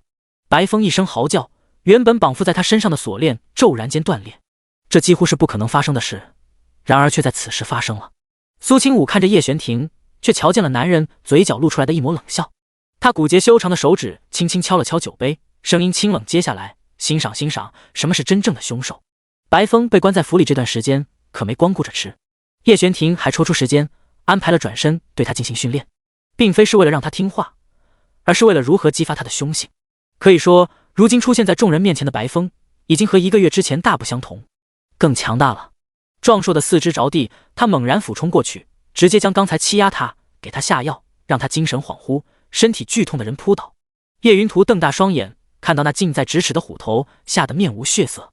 然而他被摔得头晕目眩，一时间躲闪不及，就只能看到猛虎在他眼前张开血盆大口。救命！惊恐的求救声响彻整个大殿，所有人都被这突如其来的一幕惊呆了。老皇帝瞪大双眼，立刻厉喝：快救人！可是从下达命令到冲过去已经来不及了，白虎一口就咬了下去。叶云图抬起手臂挡在自己身上，然后所有人就看到白虎一口咬在他的胳膊上，凄厉的惨叫声划破整个大殿的空间。侍卫们终于冲过去，所有人扑在白虎身上，意图将三皇子的手从虎口之中抢救出来。老国师更是面色难看的起了身，他加快脚步来到叶云图和白虎旁边，抬起手在白虎身上拍了一下，这才将人拖出来。而此时叶云图已经活生生的疼晕了过去。不久前伤了腿，这会儿一条手臂也变得血肉模糊，他整个人看起来更加惨不忍睹。老国师眸子里多了几分杀意，侧头看向白虎，声音阴冷：“此等畜生胆敢当众伤人，就地格杀。”第134章自作孽不可活。听到老国师的命令，所有侍卫同时拿出佩刀对准白虎。白风也不傻，意识到事情不妙，转身就跑，然后直奔着苏清武的方向冲了过来。在他心里，苏清武就是最厉害的两脚兽，躲在他这里一定能够活命。因为有宴会的桌子阻拦，白风绕了一下，从旁边跳了过去。一脸惊恐的叶明月也没想到那白虎会奔着他扑来，吓得惊叫出声啊！可是已经躲不开了。白风这么一跳，桌子也被他不小心掀翻了，桌面上的汤汤水水直接洒了四公主一脸。叶明月僵硬在原地，身上的华服变得脏兮兮的，整个人好像从油水里捞出来的一样。公主殿下！旁边几个宫女嬷嬷连忙跑过来，慌里慌张的将她拖到安全的位置，手中的帕子不断的往她身上擦。而白风已经达到了目的地，来到了苏清武和叶玄庭身后。那双铜铃一样的虎眼可怜巴巴的瞧着苏清武，甚至还用大脑袋讨好一样的蹭了蹭。这一幕落在其他人眼中，就像是苏清武被猛兽盯上了，好像随时会张开嘴将他吞掉一样，一个个眼中不由得露出同情之色来。五公主叶灵珠也只是个年纪不大的小姑娘，在看到白虎过来的时候，下意识地拉了拉苏清武的手。还傻愣着干什么？不快跑！只不过他拉了两下，没拉动。苏清武依旧好好的坐在椅子上，甚至还冲着他笑了笑。叶灵珠一时间想不通他这是什么反应，只能松开他自己离开。作为被白虎关怀的本人，苏清武却没有露出任何惊慌之色，甚至眸色还柔和了许多。一旁的叶玄庭安静地注视着他，这里的氛围好像在一瞬间变得意外宁静祥和。整条宴会席位上就只剩下了苏清武和叶玄庭，其他人包括工人在内都跑了。拿着武器的那些侍卫一时间站在原地不敢靠近，害怕那白虎被逼急了再次发疯伤了贵人。老国师脸色冷沉，看着苏清武和叶玄庭两人，他双手背在身后，还愣着干什么？不快将这畜生拿下！可是王爷他和王妃……老国师眯起双眼，若是你们再不出手，他们才真可能有危险，快杀了他！那些宫中侍卫没办法，只能硬着头皮继续往前冲。白风对着那些人吼叫了一声，却将脑袋低了低，像是要将自己高大的身影完全藏在苏清武娇小的身体背后。苏清武忽然在众人不可思议的目光之中摸了摸白虎的脑袋，他低声道：“大白，别闹。”白风委屈，他被别人骑了，他不干净了。老皇帝此时已经来到附近，他身边有不少人护着，唯恐他受到半点伤害。他看着苏清武和叶玄庭，两人一虎极为祥和，好像一家三口相处的即视感，冷声问道：“这是怎么回事？”现在只要有眼睛的人都看得出来，那白虎和两人关系匪浅。不过联想到这白虎大皇子送给了玄王，也就不觉得那么奇怪了。叶玄庭微微抬眸，他温和的目光从苏清武和白虎身上划过，随后到父皇指的是什么？叶云图已经被人带下去疗伤了，不过刚才他受伤的惨状依旧让人心有余悸。老国师冷声道：“玄王，这白虎是从你府中带过来的，他如今伤了三皇子，你难道还想包庇一只畜生不成？”叶玄庭默然看向老国师，声音冰寒：“白虎确实乃本王所养，还为了保持他天生的凶性，喂他吃的食物也都是活物。至于他为何伤害叶云图，难道国师心里没数吗？”老国师目光之内怒火在升腾，他拿玄王没办法，还拿一个畜生没办法。皇上，这等凶残的畜生就该立刻诛杀，别说是一头野兽，就算是人，伤了皇子，那也是诛九族的大罪。依老夫来看，玄王也有管教不力之嫌，也应该受到惩罚。四周那些侍卫对着白风剑拔弩张，好像下一瞬就要扑过来将他宰杀。苏清武听着老国师那张能够将黑说成白的嘴，心中戾气更深。他刚要站起身，却见叶玄庭比他先一步站了起来，男人身影修长高大，上前走了几步，挡在了苏清武和白风前面。孙太医正走过来，想要给皇上禀报三皇子伤势的孙太医听到有人叫自己，立刻凑了上来。玄王殿下！叶玄庭目光黑沉深邃，给白虎检查一下他脖颈上的伤势，查看他一下为何会暴气伤人。是，他不敢迟疑，立刻动身。可是刚走了两步，看着那白虎咽了咽唾沫。苏清武见状，对着孙太医摇了摇头：“没事，过来吧。”孙太医，他手指落在白虎脖颈处留下来的伤口上，眼神怜惜。甚至不等孙太医动手，他就拉开那些覆盖伤口的毛发，将被扎过的伤口露出来。孙太医在众目睽睽之下飞快看了一眼伤口，用手小心翼翼捻起伤口上残留的一些药粉。他微微一愣，闻了闻味道，对皇上说道：“这药有一股腥味，应该是蛇毒制成，只要用少量一点就能放倒一只大型猛兽。不过这药效果消失之后会留下一些后遗症。”苏清武插言：“会不会让其性格暴躁、易怒，容易伤人？”孙太医连连点头，都有可能。叶玄庭看向老皇上，父皇可听到了？是因为有人对白虎做出这种事，才会落得那种下场，只能说是自作孽不可活。老国师被气得怒视着他，你……皇上皱了皱眉，下药的事儿真是三皇子做的。皇上，您快看这个！他疑问的话语刚刚落下，外面就已经有人走了进来。一个侍卫将不久前从三皇子手上搜出来的带血的钉子交了上来。这一下罪证确凿，老皇帝的表情明显难看了许多，简直荒唐！自己没本事驯服白虎，竟然想出这种下作的手段，最终害人害己。他眼神之内流露出来的是明显对叶云图的失望。第135章，畜生不如。老国师一看皇上这表情，就心知不妙。身为皇子，怕的不是犯错，而是皇上觉得他扶不起，对他失望透顶。皇上，那畜生一条命怎能和三殿下相比？叶玄庭毫不留情地眯起凤眸，冷声反驳：杀了一头不懂人话的野兽，就能抹平三皇子连一头畜生都不如的事实。老国师，玄王说的也有些道理，犯不着和一头什么都不懂的畜生计较。不过既然玄王你养了他，那么以后这只畜生所做的一切，你这个做主人的要负责。叶玄庭垂眸，臣遵旨。因为老虎突然发飙，这种事是三皇子随意对他用药下狠手导致的，所以皇上这会儿也不想继续追究，只是开口让叶玄庭将白虎带下去，宫宴好继续。苏清武摸了摸大白的头，心里却是痛快到了极点。他轻轻勾起唇角笑了笑，看着叶玄庭的身影，忽然觉得极为安心。有人无条件护着自己和他在乎的人或物，这种感觉真的很好。白虎被人牵走，宫宴的桌椅也被重新收拾了一下。叶云图下去疗伤，老皇帝说白风不像猛兽那种话，自然也不作数了。不少人继续围在叶秋明身边打转，对着他问东问西，好像一下子他成了这场宫宴的主角。而苏清武和叶玄庭这一次也算是帮了他的大忙，甚至让叶秋明的地位更上一层楼。焦贵妃见状，一时间心情有些复杂，看着苏清武所在的方向微微失神。他突然对身边的小宫女说道：“一会儿宫宴结束，你过去请玄王妃来本宫这里一趟。”是，娘娘。小宫女立刻应声退下。她喝了口茶，吃了口桂花糕，可是这糕点在嘴里怎么也没有滋味。老国师重新坐在位置上，只不过那双苍老浑浊的双眼之内满是怒火，看着叶玄庭的方向，隐藏在阴冷双瞳之内的全都是杀机。他在南叶国被捧着这么多年，一向说一不二，可却在短短时间之内屡次在这位玄王手中吃瘪。不过是一个连腿都已经废了的残王，却敢跳出来在他面前叫嚣，当真是活腻了。而且皇上最近的态度也有些暧昧不清，完全没有以前那样听话，看来有些计划要提前了。苏清武正要重新落座，一侧头就看到浑身狼藉、一脸菜汤的四公主。她头上的发髻已经凌乱至极，虽然有宫女帮忙整理，却也看得出状况不太好。苏清武这才想起，刚才大白跑的时候是从四公主这边桌子跳过来的，想到罪魁祸首是他不由得从心里赞叹了一句：“干得漂亮！”他迈步走了过去：“四公主，你没事吧？”他语气之中带着几分关心。正在清理脸上妆容的四公主听到苏清武的声音，侧头看过来，然后勉强勾起唇角，对着他笑了笑：“我没事。”他表情可怜兮兮，这样看起来更加楚楚可怜。就在四公主期待着苏清武会更加心疼关心脆弱的她的时候，却听到：“苏清武，你没事就好，我也就放心了。”然后转身就回去了。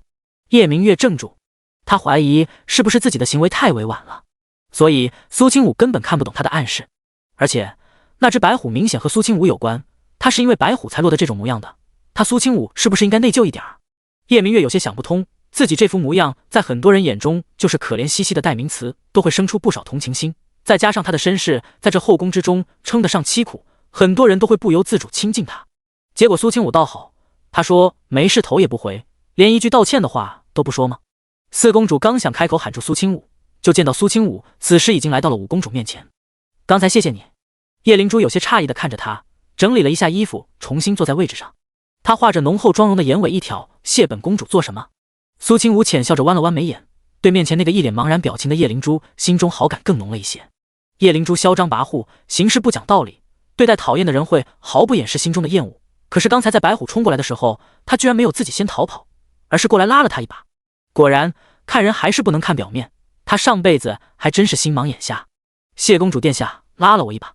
叶灵珠愣住，随后撇过脸，表情有些不知所措，却语气强硬，冷冰冰的道：“你这是在笑话我多管闲事？谁知道那大猫是你养的？”这语气明显让人不太喜欢，可是此时的苏清武渠道并不在意。他眸子弯了弯，漂亮的好像外面好悬的明月，本来就好看的那张脸这样一笑，更让人把持不住。哪怕是叶灵珠看到如此漂亮的人儿，也有点脸红。她嘴角不由得动了动，喃喃自语：“三哥眼睛还真是瞎。”苏清武道不管怎么说，还是谢谢了。叶灵珠装作大度的摆了摆手：“既然你如此诚心，那本公主也就受了，先用膳吧。”叶玄庭看着两人在旁边说话，这一次却并没有任何动作。他眉眼之间划过一道淡淡的笑意，然后在苏清武回过神的时候，将夹了满满菜的碗推到苏清武面前。他道：“你太瘦了，要多吃一些。”苏清武闻言低头看了自己一眼，他这段时间明明胖了足足1圈才对。看着叶玄庭那双极为诚恳的眼神，苏清武捏着筷子盯着那满满一大碗山珍海味，只觉得纠结万分。一场宫宴吃的人心思各异。苏清武刚要和叶玄庭离开这里，就见到一个早就盯着他许久的小宫女跑过来，恭敬行礼道：“王妃，贵妃娘娘想要和您见一见。”苏清武闻言略微有些诧异：“娇贵妃为何会见我？奴婢不知。”叶玄庭眯起双眸，神色不悦：“别去。”苏清武想了想，还是道：“难得对方主动见我，我也得了解一下对方到底想做什么。王爷，你先去淑妃娘娘那边等我，我去就回。”第136章不计前嫌。叶玄庭知道苏清武一向是个有主意的，他做了什么决定，就算9头牛都拉不回来。一切小心，有事就派人来找我。好。苏清武眉目含笑，习惯性的在他唇上碰了碰，这才和那宫女离开。叶玄庭摸了摸自己的唇瓣，温热的触感绵绵密密的从那处散开，让他心情不由自主的开始愉悦起来，好像只要他在自己身边，他所有的情绪都会变好。跟着那小宫女一路来到娇贵妃的婉婷宫。婉婷宫到处的细节都彰显着奢华张扬，色彩更是比较艳丽。庭院中心更是种着不少粉色梅花，将这里装点得欣欣向荣。娇贵妃已经坐在房间里半晌，听到外面的脚步声，立刻抬起头看向门口。见苏清武走进来，贵妃娘娘的脸上笑得好像一朵娇艳的花。玄王妃，快过来坐。苏清武听到那无比热情的语气，整个人呆了呆，不敢置信地抬起头看向娇贵妃。这女人还是他不久前认识的那个嚣张跋扈的贵妃娘娘吗？苏清武微微行礼，给贵妃娘娘请安。娇贵妃让周围几个宫女推开，自己亲自走过去将苏清武给扶了起来。她脸上依旧含笑，热情的道：“都是自己人，不必再用那些虚礼，先坐着，有话咱们慢慢说。”苏清武被娇贵妃这一股脑的热情弄得有些摸不着头脑。按理说不久前他们两方刚刚互相坑害过，再见面应该分外眼红才对。贵妃娘娘找我过来，是有什么话要说吗？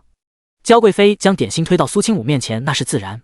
苏清武没动，他不喜欢在外面吃除了叶玄庭之外任何人给他的食物，还请娘娘直说。他这种表现倒是更让他心里毛毛的。娇贵妃见他这副谨慎的模样，不由得叹了口气，看来是本宫以前在玄王妃的心里形象太差劲儿了，所以现在王妃对本宫就只有警惕。苏清武抿唇不语。娇贵妃看了他几眼，这才坐下来直奔主题。今天想单独和王妃你见面，就是想要有一个能够让你我之间冰释前嫌的机会。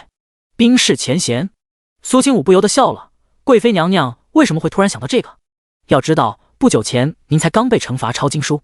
娇贵妃听到这件事，脸色微微有些难看，不过她摇头道：“因为在本宫看来，如今你我两方联手，才能将利益最大化。只要王妃点头，今后我焦家也将成为玄王的后盾，你我共同对敌，必将轻松获胜。”苏清武看清楚娇贵妃眼中那相当浓郁的野心，稍微想了一下，苏清武这才明白，原来娇贵妃是因为这个。刚才在宫宴之中，叶秋明差点就被叶云图拉下水，还是他和叶玄庭出手相助，才保住了叶秋明的声望和在皇上心中的地位。这让娇贵妃看到了巨大的利益，与其花费心思对付叶玄庭和他，倒不如主动提出联手，先把如今备受打击示弱的皇后三皇子拉下马。如此一来，大皇子将会成为太子最优选。不得不说，娇贵妃很聪明，而且能屈能伸。然而苏清武却绝对不会曾经伤害过叶玄庭的人，任何人都不行。他微微低垂着眸子，装作有些犹豫的沉思，随后抬起头皱着眉道：“贵妃娘娘这提议确实让我动心，可是什么？”娇贵妃心头一喜，这件事果然有门。苏清武缓缓道：“这对我和王爷有什么好处？”娇贵妃脸上的笑容僵了僵，她倒是没想到这点。苏清武继续道：“如果皇后倒台，贵妃娘娘您和大皇子获利最大，大皇子很有可能一跃成为太子，可是最终我和王爷什么都不会得到。”娇贵妃勉强弯了弯唇角，小心翼翼地问：“那你可以提出来，想要什么？咱们提前说好，到时候也免得再出什么嫌隙。”苏清武一拍桌子：“正好我也是这样想的。”娇贵妃听着对方的话，苏清武那语气好像有点古怪，他好像正在掉进什么沟里。苏清武拧着眉宇依旧愁云不减：“若是大皇子成为了太子，我需要贵妃娘娘你和你背后的焦家答应我和王爷一件事。何事？焦贵妃不以为然，苏清武却露出一抹神秘兮兮的笑容。至于什么事，我会到那时候再告诉你，必然不会影响大皇子和焦家的地位，所以你不用担心。若是贵妃娘娘说话不算话，我想那时候你也一定会后悔的。这场交易实际上从一开始就不公平。苏清武对焦贵妃的信任完全建立在掌控着叶秋明性命这上面。然而焦贵妃并不知道，她还在心心念念自己的儿子成为太子，自己将来成为太后，称霸后宫的画面。焦贵妃挑眉，手指上的扣单鲜红欲滴，她翘起小指，姿态柔媚地擦了擦嘴角，道：“本宫答应你，只要他儿子成为太子，一点小事算什么？”苏清武嘴角的笑意越来越深，这是焦家自己主动将刀柄递到他手中的，他当然要好好利用才是。贵妃娘娘，您也知道，慕容家如今会变得这样混乱，主要都是我和王爷的功劳。慕容长安被废，慕容太傅最近生了病，在家中休养。皇后也因为不久前六皇子中巫蛊之术被皇上禁足凤鸣宫，这里面焦家没有出一份力。在这种情况下，您说要与我合作，好像没有丁点诚意。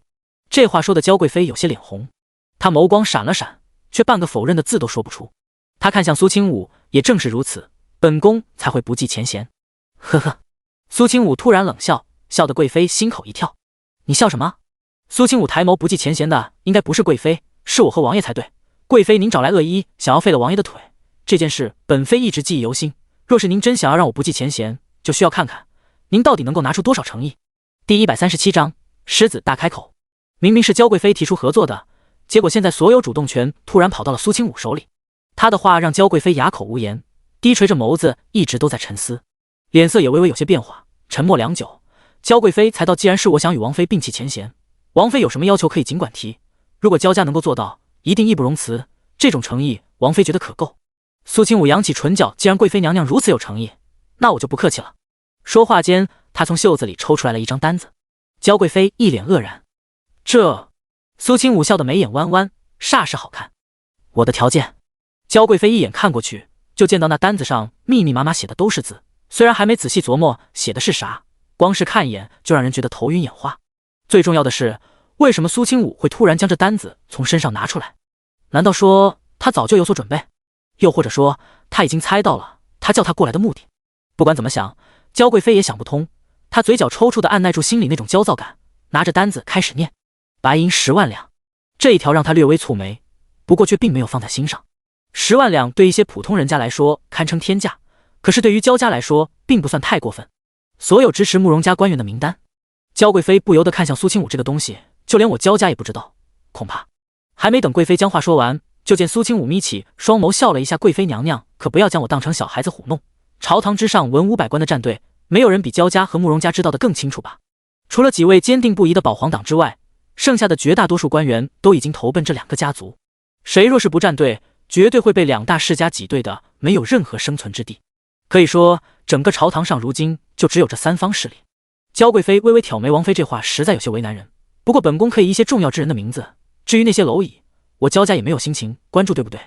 苏清武颔首，这种消息互通有无，必然会让咱们之间的合作牢不可破，而且对焦家也是有莫大的好处。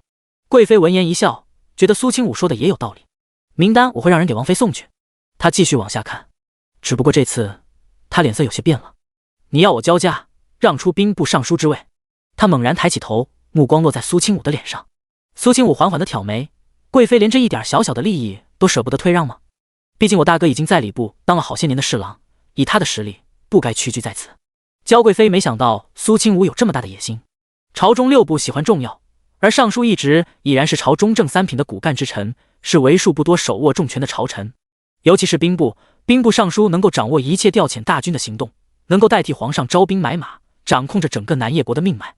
焦贵妃脸色凝重，这事儿本宫没办法直接答应。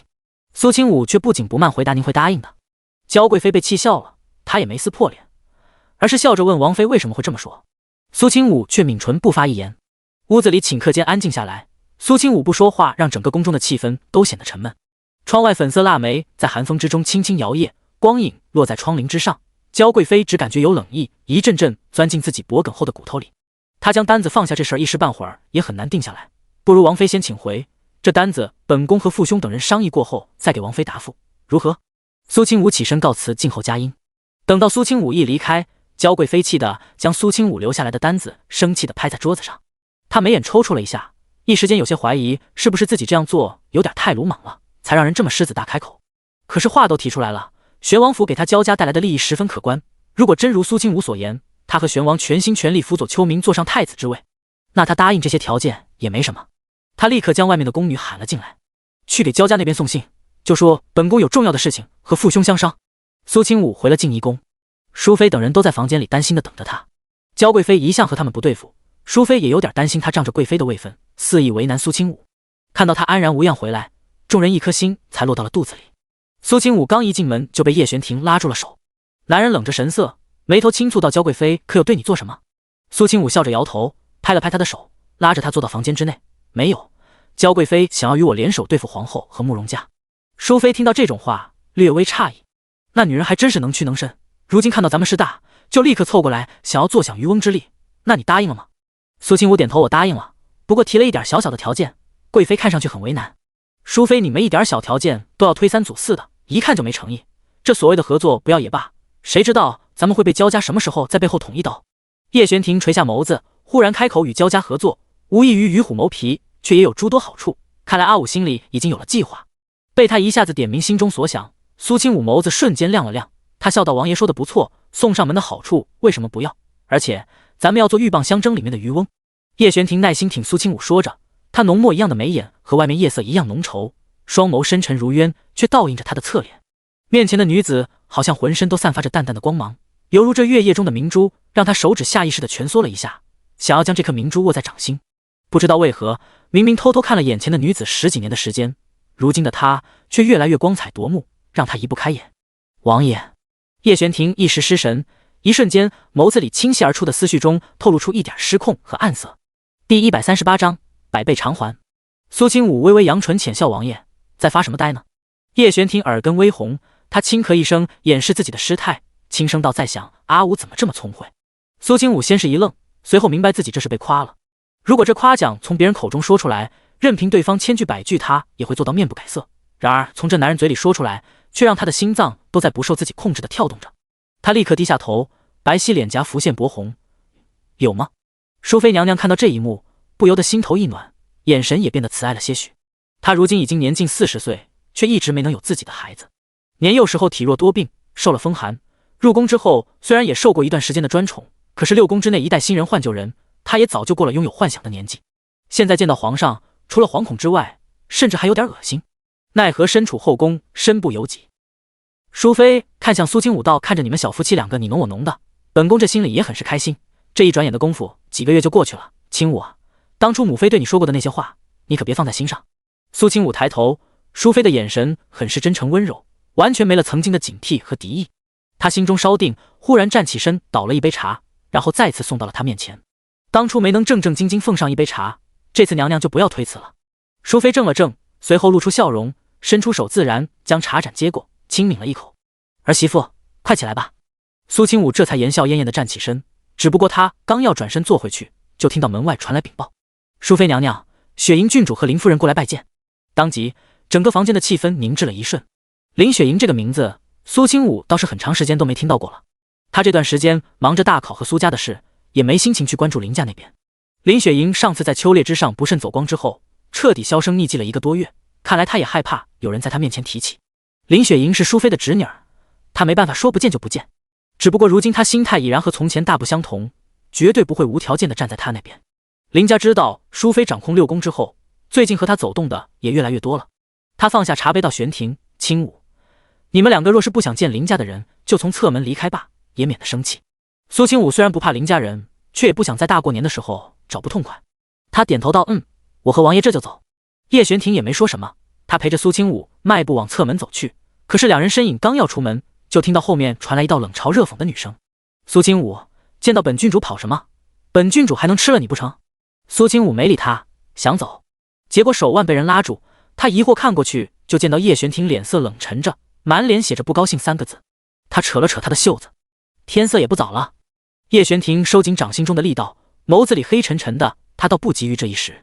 说话间，他带着苏清武转身回到殿中。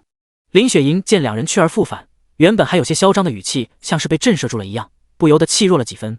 他瞪着眼睛怒视了一下苏清武，然后躲在母亲身后，没敢再说话。这一次跟着他一起来的还有他母亲淑妃娘娘的嫂子林夫人。林夫人眉目严肃，五官冷硬，和京城之内的大家闺秀气质不太一样。她身材也比寻常女子高上不少，整个人带给人一种干脆利落的肃杀之气。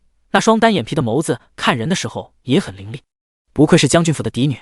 她带着林雪莹先是给淑妃行了礼，然后也见到叶玄庭两人回来。林夫人脸色明显沉了下来，声音冷得吓人：“淑妃娘娘，有些人如今得了势，风光之后就不记得自己是谁了。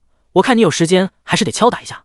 若是您不好意思说，我这个做舅母的可以代为管教。”这话说的阴阳怪气，意有所指。在场的都是聪明人，几乎一下子就听出了他这是在说谁。苏清武心中火起，他可以忍受林雪莹说他什么，却不能容许别人来数落叶玄庭。他正要上前，却突然看到叶玄庭眼神冰冷，他微微侧眸，神色淡然对他道：“阿武，你在旁边坐下。”男人的声音实在太沉稳有力，让人不由自主的想要听从。苏清武抿了抿唇角，最后还是没有上前，听话的老老实实坐在椅子上。见叶玄庭没有先过来应对自己，反而在安抚苏清武，林夫人神色更加愤怒。我不在京城这几个月，雪莹不知道受了多少委屈，还未出阁的女子就被人毁掉了手工纱不说，还被人陷害当众受辱。叶玄庭，我林家帮衬你这么多，你就是找来这么一个女人，任由对方来欺负你妹妹吗？叶玄庭冷声回道：“一切都是林雪莹自作自受，与旁人何干？舅母有着闲情雅致，还是用来管教自己的女儿比较好，免得她将来惹出更大的祸事，将自己的小命搭进去。”林夫人万万没想到叶玄庭会对她说出这样一番话，她微微愕然：“你……”静怡宫之内气氛倏地剑拔弩张，淑妃感觉如果她再不说话，林夫人都要动起手。她脾气火爆，又对自己这唯一的女儿宠爱至极，是出了名的护短。最重要的是她还会武功，京城之内有不少官家夫人小姐都被她动手打过，而且打了也就打了，没有任何人敢找这位的不痛快。镇北将军唯一的女儿，这名头说出去谁不害怕？镇北将军手握兵权，镇守北方荒原，那边属于苦寒之地，这么多年来可以说是为了南叶国立下不少功勋，哪怕是皇上都要对那位敬重3分。作为他唯一的女儿，林夫人本就受宠，这会儿听说亲生女儿出事，能够忍这么久才找过来算账，已经算他这次脾气好了。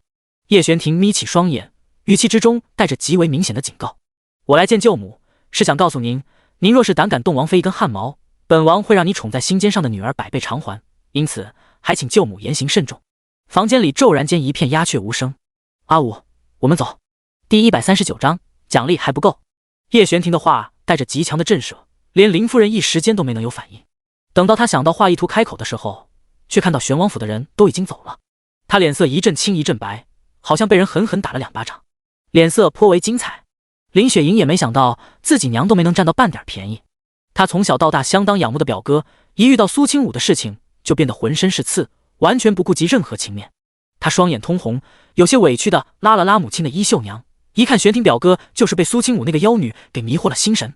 林夫人气得胸口剧烈起伏，淑妃娘娘连忙安抚道：“大嫂别生气了，玄庭她不过弱冠之龄，还不懂事，您千万不要和一个小辈计较。”林夫人被这话气笑了，只是面子还要给淑妃的。小辈，娘娘可听到刚才她当着我的面说了什么？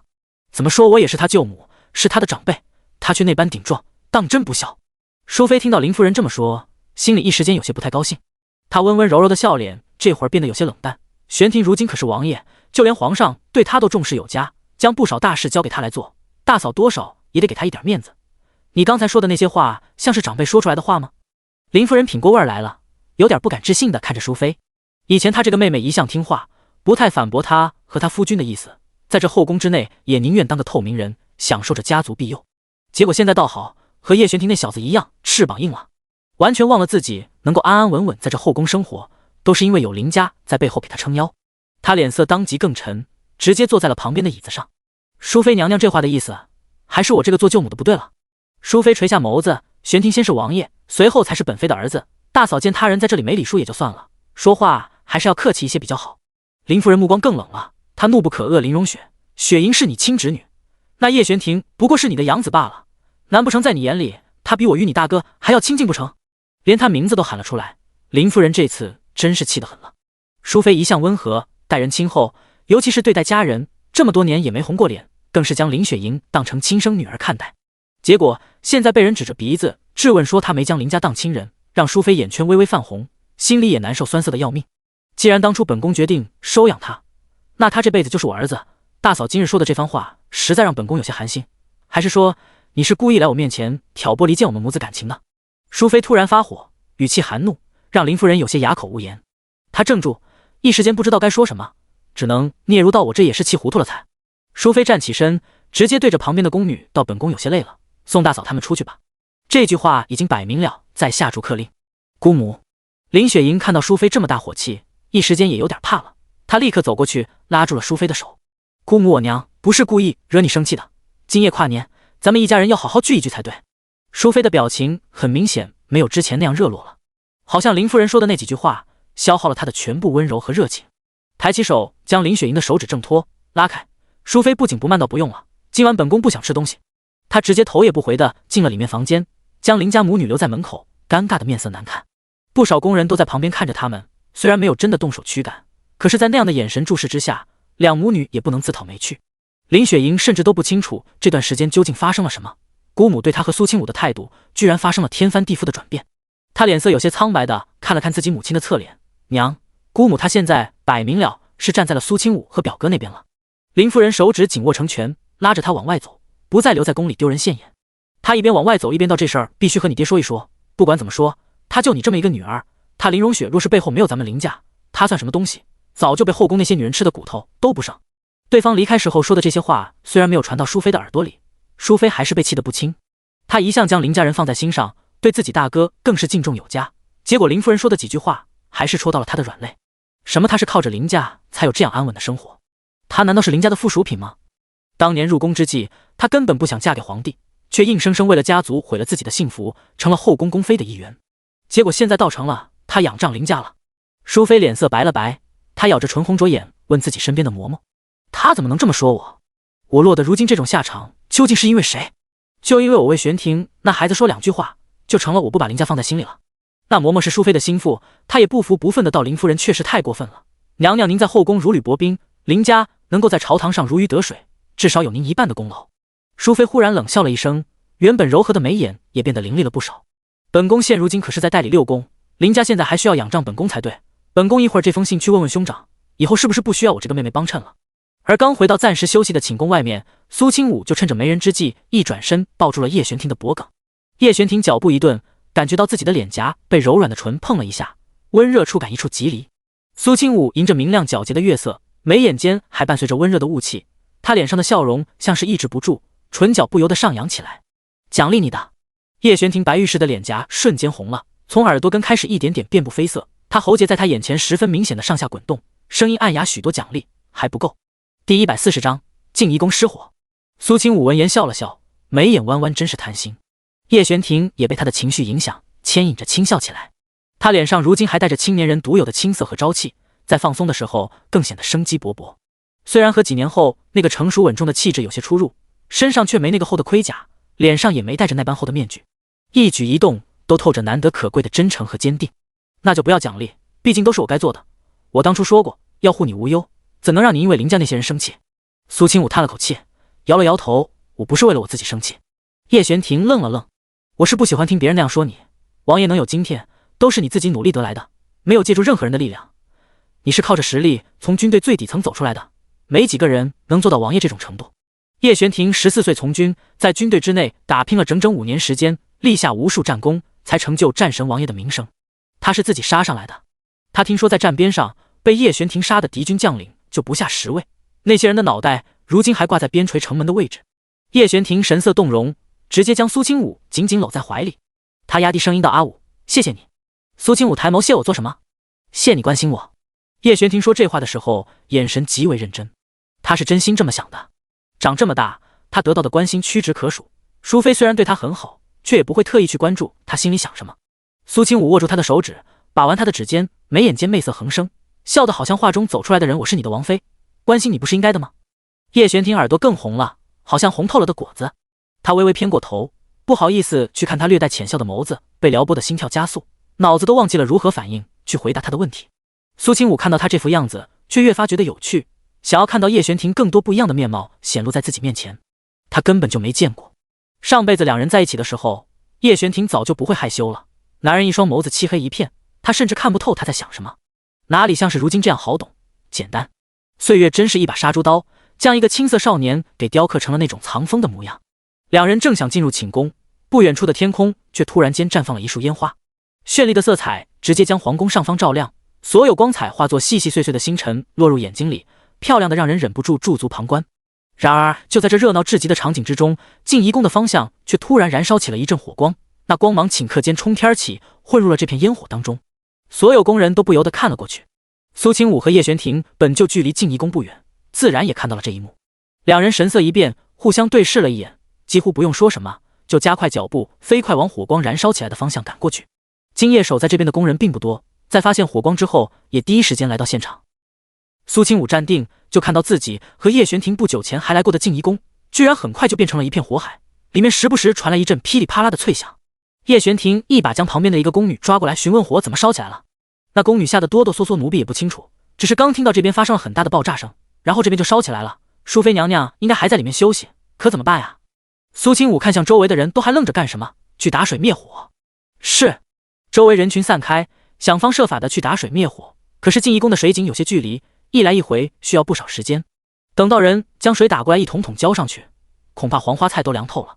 叶玄庭微微眯起双眼，迈步向着还在燃烧着的房间之处冲过去。淑妃还在里面，他必须将人先救出来，再说其他。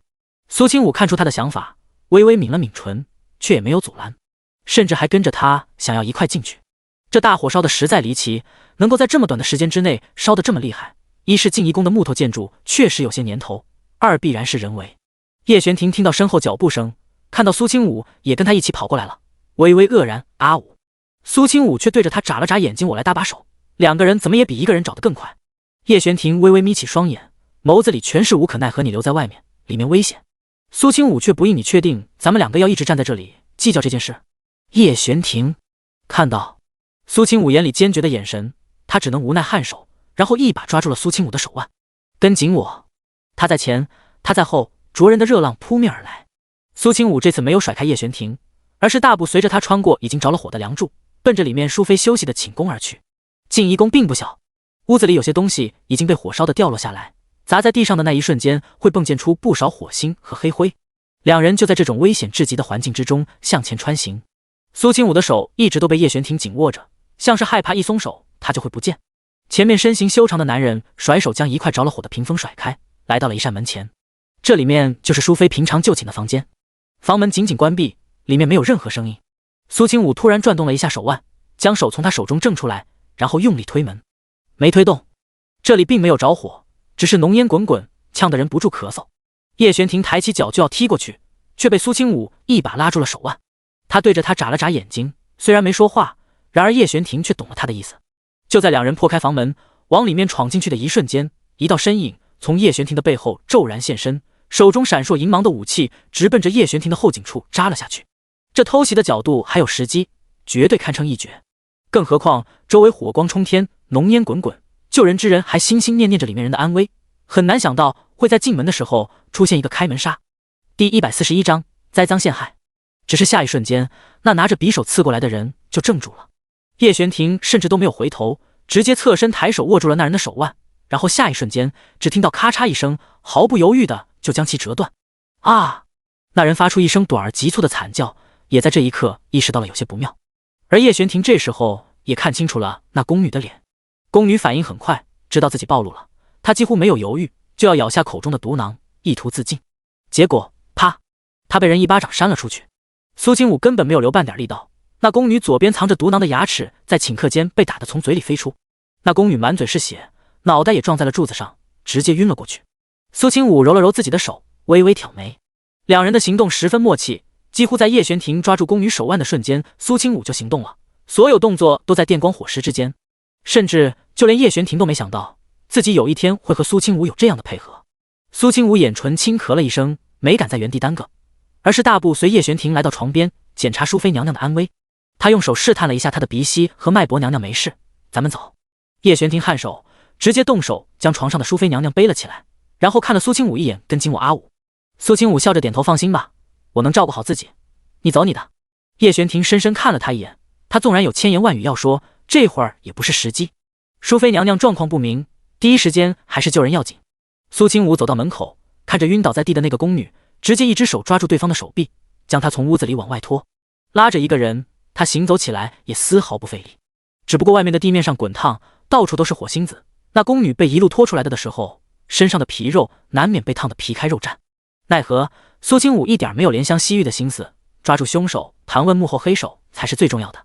此时静怡宫外面已经有侍卫闯了进来，在看到两人出来之后，立刻拿出湿透的被子给叶玄庭和苏清武遮挡火光，护送两人从里面安全离开。不断有人浇水灭火，好在绝大多数工人这会儿都赶过来了，救火已经有所进展。烟尘不断从静怡宫飘出来，叶玄庭第一时间将淑妃娘娘安置在外面安全的地面上，孙太医等人已经准备好了，立马就围上来给淑妃娘娘诊治病情。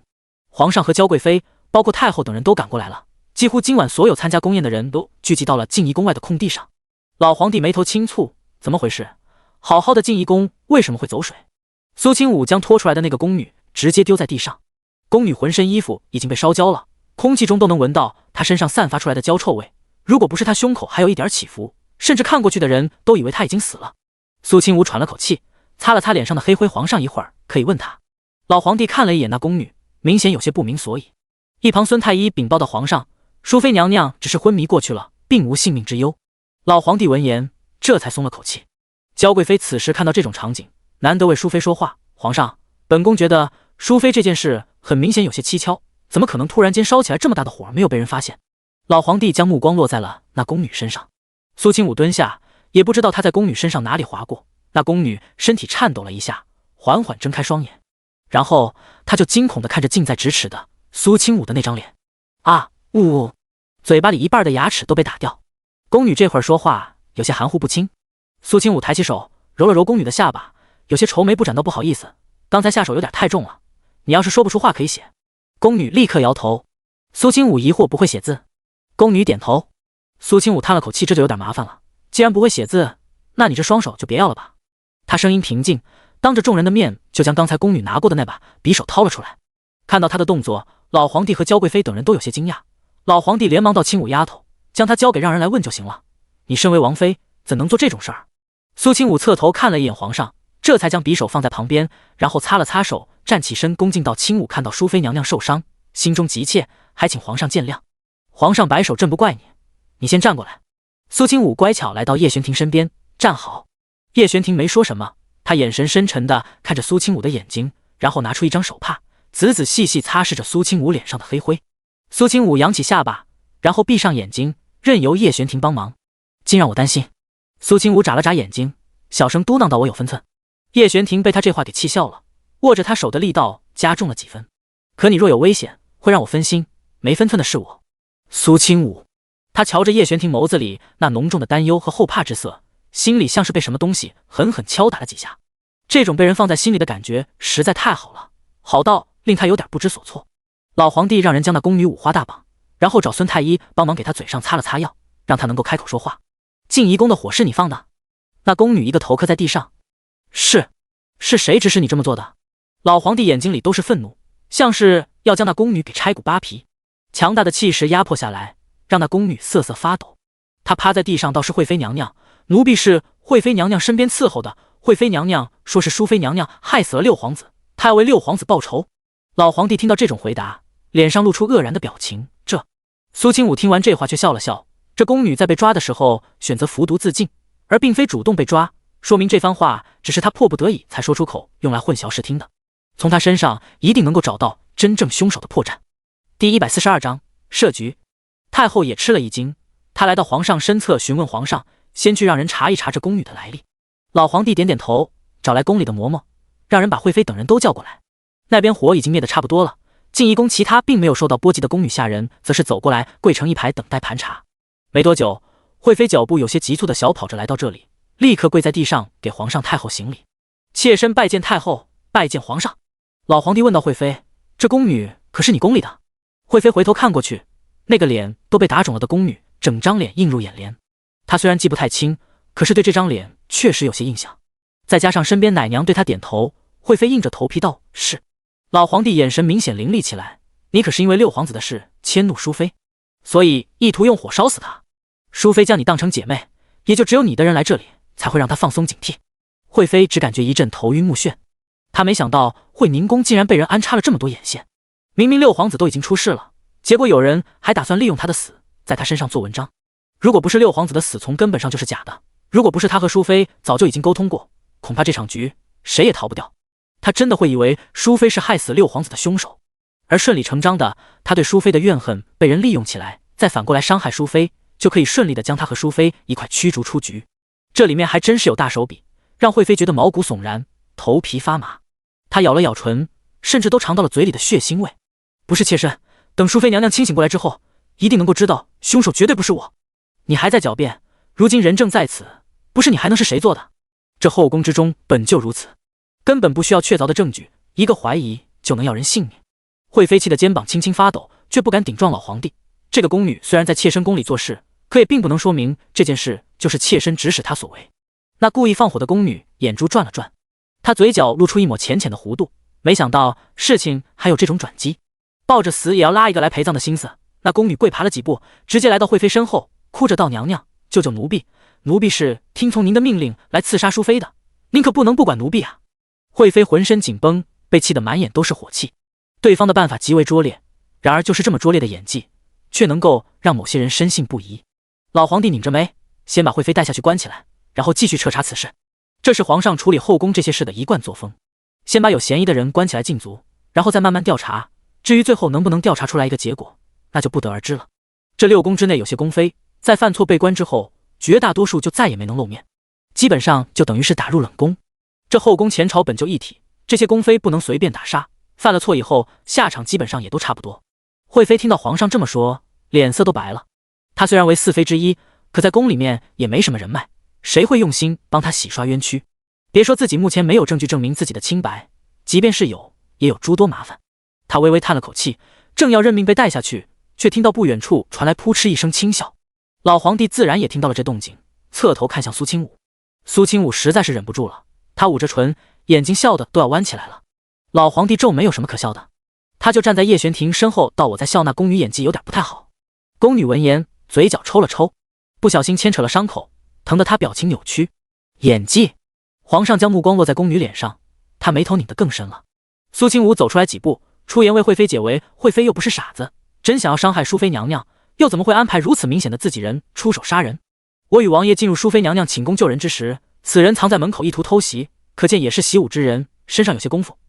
而且他嘴里藏着一颗毒囊，被抓住瞬间就可以自尽身亡。要不是我反应快，此女已经是一具尸体了。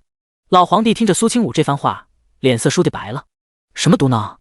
苏清武拿出一张帕子，里面裹着2颗牙和夹在里面的毒囊。那毒囊外面包裹着一层薄薄的膜，很容易就可以被牙齿咬破。孙太医立刻走过去，稍微一检查就脸色巨变。此毒见血封喉，老臣只在一些特殊培养出来的死士身上见过，普通人绝对拿不到的。老皇帝的脸色一阵青一阵白，有些不好看。他有些埋怨地看了一眼苏清武：“你这丫头知道这么多，怎么不早说？”苏清武就是故意的，想要看老皇帝出糗，被自己打脸，顺便也巩固一下自己这边和惠妃之间的关系，在他有危险的时候自己再出面，如此可以将利益最大化。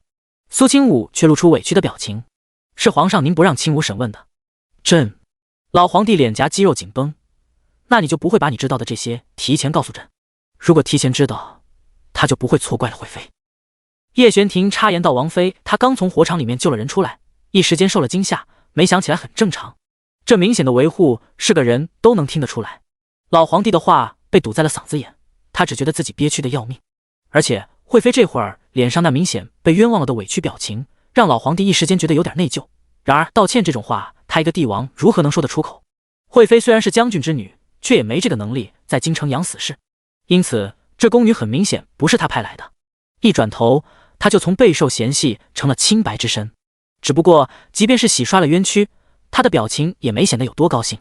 老皇帝尴尬地咳嗽了一声：“惠妃，既然不是你做的，你起来吧。”谢主隆恩。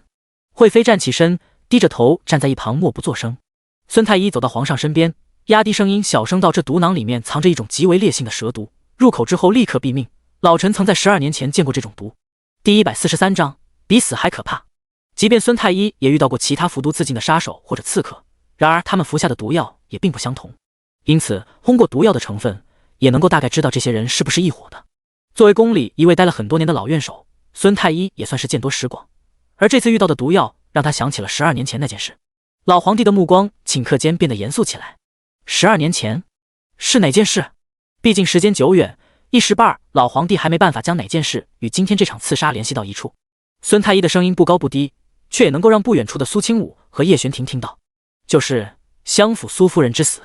苏夫人。苏清武听到这3个字，他的脸色骤然变了。他几乎没有迟疑，大踏步来到孙太医面前，眼神幽深，黑沉沉地盯着他。你说这件事和我母亲的死有关？孙太医见到苏清武过来，他连忙低下头恭敬道：老臣也不知道究竟有没有关系，不过今日见到这毒，确实让老臣印象深刻。12年前那场大型刺杀之中，所有凶手全部死于这种蛇毒之下。苏清武心脏猛然被揪紧了。12年前他母亲的死最终不了了之，甚至都没有人去查凶手是谁，因为查不到。刺杀的那些人无一例外，全部服毒自尽，身上也没有留下任何痕迹，更不知道那些杀手究竟是哪国人。一切都被推脱到了意外之上，毕竟刺杀皇室的杀手平常没有1000也有800，如果每次都要调查清清楚楚，不知道需要多少人力物力。更何况杀手死光了，线索彻底断了，死在那场刺杀之中的方怡心也只能自认倒霉。苏清武当初年纪小，也只是将一腔怒火和怨怒转移到牵扯了自己母亲的那些人身上，并没有能力去深究其中的关键。10几年过去，线索居然再一次被送到了他面前。苏清武骤然转头看向那宫女，眼底的神色看得那宫女头皮发麻。宫女浑身瑟瑟发抖，整个人都有些不太好的预感。老皇帝神色也郑重了些，没想到时隔多年，那些死士居然再次现身，这宫里能有一个，说不准还藏着不知道多少个，朕这后宫之内还真是卧虎藏龙。这话明显是在掩饰着他心中怒火。后宫被渗透了这么多年都没人发现，如果不是今天苏清武偶然将这宫女揪出来，怕是他这个皇上都不知道自己什么时候会被害死。一旁的娇贵妃连忙出声安抚皇上，既然这宫女潜藏这么多年都没能动手，肯定是因为没有机会，人手也不是很多，只要仔细盘查这刺客，一定能够从他嘴里得到更多线索。老皇帝脸色这才好了一些。来人，将这宫女带下去，严刑逼供，一定要从她身上问出究竟还有没有同伙。有侍卫走过去，要将那宫女带走。苏清武忽然开口，等一下。他大步来到皇上面前，垂下眸子行礼道：皇上，还请您将此人交给我来处置，清武一定不会让您失望。撬开他的嘴。老皇帝一愣，却是不由得笑了笑，你一个小丫头懂得什么审讯？此人身上一定有重要的秘密，朕怎么可能放心将人交给你？苏清武抬起头道，毕竟他是我救出来的，理所应当交给清武来处置。如此重要时候，你就别在这里捣乱了，朕让人审问完会将结果告诉你，你先退下吧。苏清武谁也不信，他觉得只要这宫女一离开他的视线，他就会魂之术，可以直接让他说出一切。若是将人带下去被严刑逼供致死，岂不是可惜了？老皇帝神色之内流露出明显的诧异之色，不过很快他就恭敬道：国师有如此神奇之法，朕正好也想见识一下，还请国师亲自出手。老国师微微扬起下巴，看向叶玄庭，眼神之内划过一道冷厉的光芒。苏清武听到老国师这样说，眸子此时已经眯了起来，愤怒让他手指紧握，指甲差点直接陷入掌心。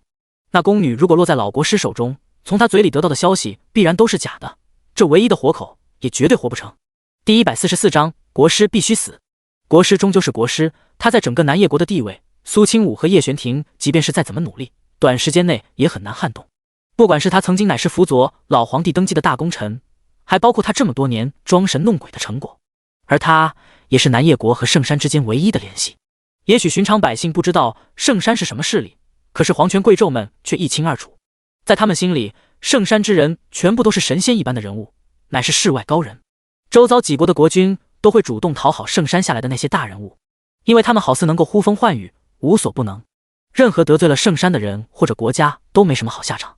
他的威名传出来，就是因为多少年前有2个小国国君不服圣山，杀了圣山的人，结果那国家皇室就得到了一个诅咒，所有皇室中人身上都长满了烂疮，无药可医。没过多久，所有人都死了，国家也就走向了灭亡。有这前车之鉴，圣山一下子名声鹊起，成了名满大陆的神秘之地。老国师看向那女子，忽然迈步向着她走了过去。而自从看到老国师现身之后，那女子脸上6只剩下了惊恐。随着他迈步接近，那女子脸上露出一抹决绝之色，她嘴里忽然涌出大股鲜血，面容扭曲，双眼暴突。在旁边按着她的几个侍卫瞬间怔住了。这怎么回事？苏清武见势不妙，径直跑过去，就要将他下巴卸掉，他要咬舌自尽。这一切发生在片刻之间。苏清武跑过去的时候已经来不及了，他捏开他的下巴，露出了宫女嘴里的半截舌头，剩下的半截直接掉了下来。可想而知，他究竟下了多大的狠心，究竟有多恐惧。苏清武心口剧烈的颤抖了一下，转头看向要接近这里的老国师。是他。那宫女双眼突出，脸颊凹陷，整个人已经一动不动，没了声息。他是被活活疼死的。苏清武双眸微微泛红，松开了抓着宫女的手，双眼之内的杀意前所未有的重。叶玄庭也走了过来，他小心翼翼地将苏清武挡在自己身后，侧头对着老国师道：“看来不用麻烦国师了。”老国师脸上露出明显遗憾的表情，然后停下脚步。搜魂之术只有人活着才能有效，你们真是不小心，居然让他自尽身亡。他责怪地说了一句，这才转身对皇上复命。好不容易抓到的线索就这么断了，老皇帝脸色也有些不太好看，可是此时却也别无办法。行了，将尸体拖下去找仵作检查一下，他身上还有没有其他线索。这些年所有和这宫女接触的人也要查一下，其他人散了吧。静怡宫外的人随着老皇帝和太后的离开逐渐散去。放火烧宫的凶手已经死了，线索一断，接下来的盘查也就没了太大意义。好在淑妃并没有出事，老皇帝也就没再把此事放在心上，只是叮嘱了人将后宫看得更紧了一些。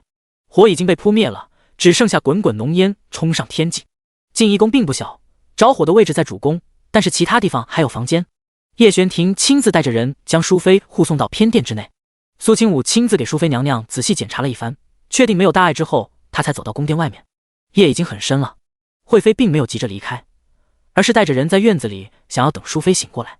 看到苏清武往这边走，他连忙行礼：“王妃，都是我的错，没有发现身边人不对劲儿，回去以后我一定会彻查。”苏清武拍了拍惠妃的肩膀：“不用，你查不出什么的，这些宫女都是正经渠道进宫的，身份背景相当干净，是背后凶手早就安插数年的棋子，怎么可能如此容易被发现？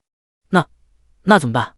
惠妃一时间有些心慌，她没想到后宫之中竟然潜藏着这种危险。苏清武道：“如果不是我和王爷闯入火中的速度比较快，恐怕不会知道还有这样的内幕。那宫女在得手之后，大概率会成为死在火中的一员，没有任何人会知道她还和12年前的那些杀手有关。”静怡宫走水并非没有伤亡，原本陪在淑妃娘娘身边的贴身嬷嬷就不慎被掉下来的火柱砸中。淑妃醒来以后知道这件事，一定会伤心的。惠妃心神不宁，她叹气道：“凶手为什么会在今天对淑妃姐姐出手？”苏清武想了想，忽然眯起双眼道：“也许是因为淑妃娘娘得罪了人，挡了谁的路。还好姐姐没事，此等一石二鸟。之计还真是阴险，我明明老老实实待在宫中，也没得罪过谁，却也被强行牵扯其中。”惠妃只觉得心里委屈至极。苏清武看她这模样，就知道她在想什么，也没办法说出什么安慰她的话。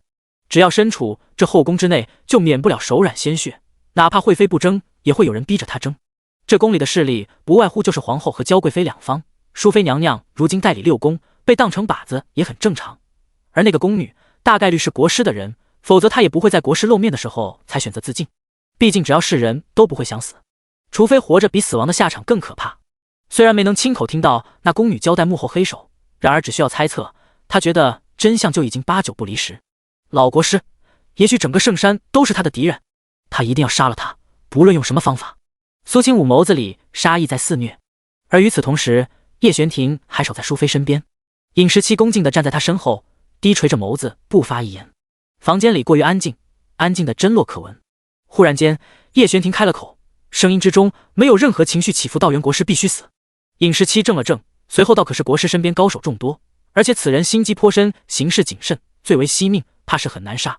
如果好杀，早就杀了，也不会留着他活到现在。”然而如今，尹时期在王爷的身上看到了前所未有的煞气，他忽然开了口：“这次本王亲自动手。”第145章，想不想做皇帝？尹时期有些担心王爷，他正要再劝劝，躺在床上的淑妃缓缓睁开了双眼，在看清楚叶玄庭那张脸的瞬间，淑妃连忙撑着身体坐起来：“玄庭，你怎么在母妃宫里？”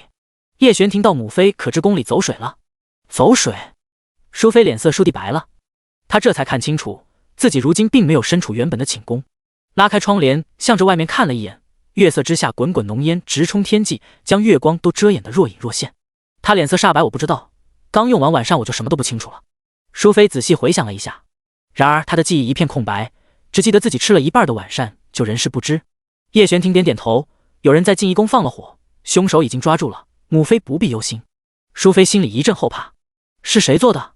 究竟是谁有这么大的胆子，竟然敢在宫里对皇妃动手？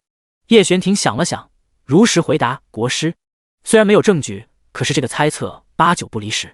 淑妃脸上露出惶恐的表情，有些凄凄然道：“国师真是心思险恶。”对方选择的时机很好，今夜是大年30，宫里面的守备都集中到了皇上那边，其他宫殿的防守就弱了许多，而且绝大多数的宫人在今天也都心思松懈，出去凑热闹了。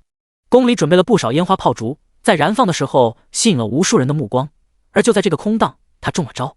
那么大的火，如果不是叶玄庭胆子大，敢在第一时间闯进去救他出来，他今天绝对凶多吉少。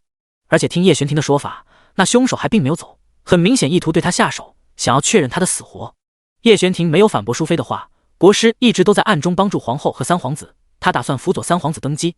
而不久前，皇后因为巫蛊之术被囚禁凤鸣宫，想必他这次动手是想要帮皇后报仇。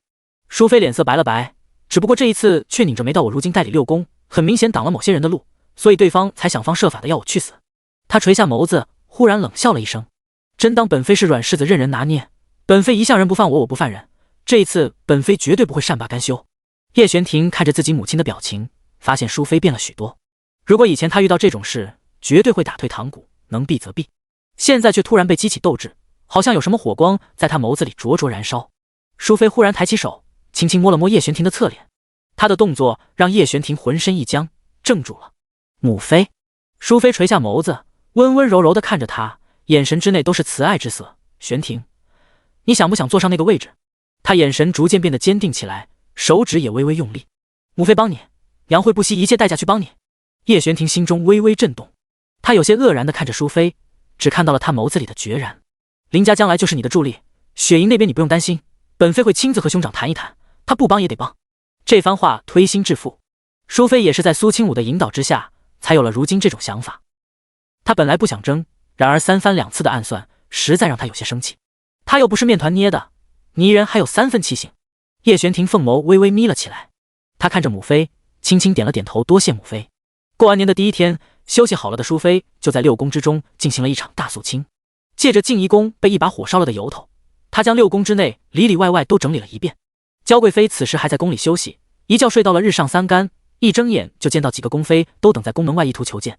那些人乌泱泱一进来就开始大吐苦水。贵妃娘娘，淑妃派人将好些个宫人都赶出去了，有些重要的职位还被换上了新人，这摆明了要到处安插自己人。后宫之中各位妃嫔敢怒不敢言，她怎能仗着皇上的宠幸做这种事？妹妹得用的几个人被赶走了一半，说要给妾身送来新人过来，不会是想要监视妾身吧？娇贵妃眉宇轻蹙，瞥了眼3人，神色明显不悦淑妃代理六宫这么久，好像还头一次这般大动干戈。3个妃嫔立刻愤愤不平道：“娘娘，您可是贵妃，如今惩罚也已经结束，代理六宫的权力应该落在您手里才对，放在淑妃那里算什么？”娇贵妃眉头拧得更紧了。这仨嫔妃都是后宫里面的刺头，平日里一向左右逢迎，对她和皇后都阿谀奉承，也猜不透他们到底是站在哪一边，因此她对这3人并没有好感。不过自从皇后失落之后，他们开始频频对她示好，每天早晚都跑过来雷打不动的请安，让娇贵妃心里很是舒坦。不过如今上门，话里话外很明显是在挑拨离间。娇贵妃点点头，行了，这件事本宫都知道。那3人互相对视了一眼，还想说什么，却硬是被娇贵妃身边的人给请了出去。等到这3人离开之后，娇贵妃才露出一抹冷笑，想要怂恿本宫去和淑妃对上，当真好算计，真把本宫当傻子了。原本本宫还打算考虑一下合作那件事的，现在皇后越是坐不住，本宫就越开心。娇贵妃不由得笑了起来，随后扭着腰站起身，本宫去和淑妃缓和一下关系，再去派人去给玄王妃送信儿，就说她提出来的那些要求，我娇家都答应了。她感觉自己的机会来了。她在宫里和淑妃联手，宫外有叶玄庭和苏清武帮衬叶秋明，太子之位指日可待。苏清武要的那些东西，被焦家的人一箱一箱的抬进王府。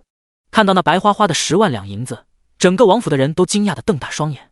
叶玄庭听到动静，陪着苏清武从府中走出来，就看到为首的焦家人大步走到2人面前，神色谄媚的行礼，然后恭敬将一个盒子双手奉上。贵妃娘娘说了，您要的东西就在里面，我焦家的诚意都在这里了，希望王妃能够满意。第146章，今晚动手。叶玄庭率先将盒子接过来，打开看了一眼，检查确定没有危险之后才递给苏清武。苏清武看到男人如此自然随意的动作，心里微微一暖，冲着送东西的人道：“东西本妃收到了，你们都回去吧。”是，王妃。焦家的人退去，只留下那一箱一箱银子。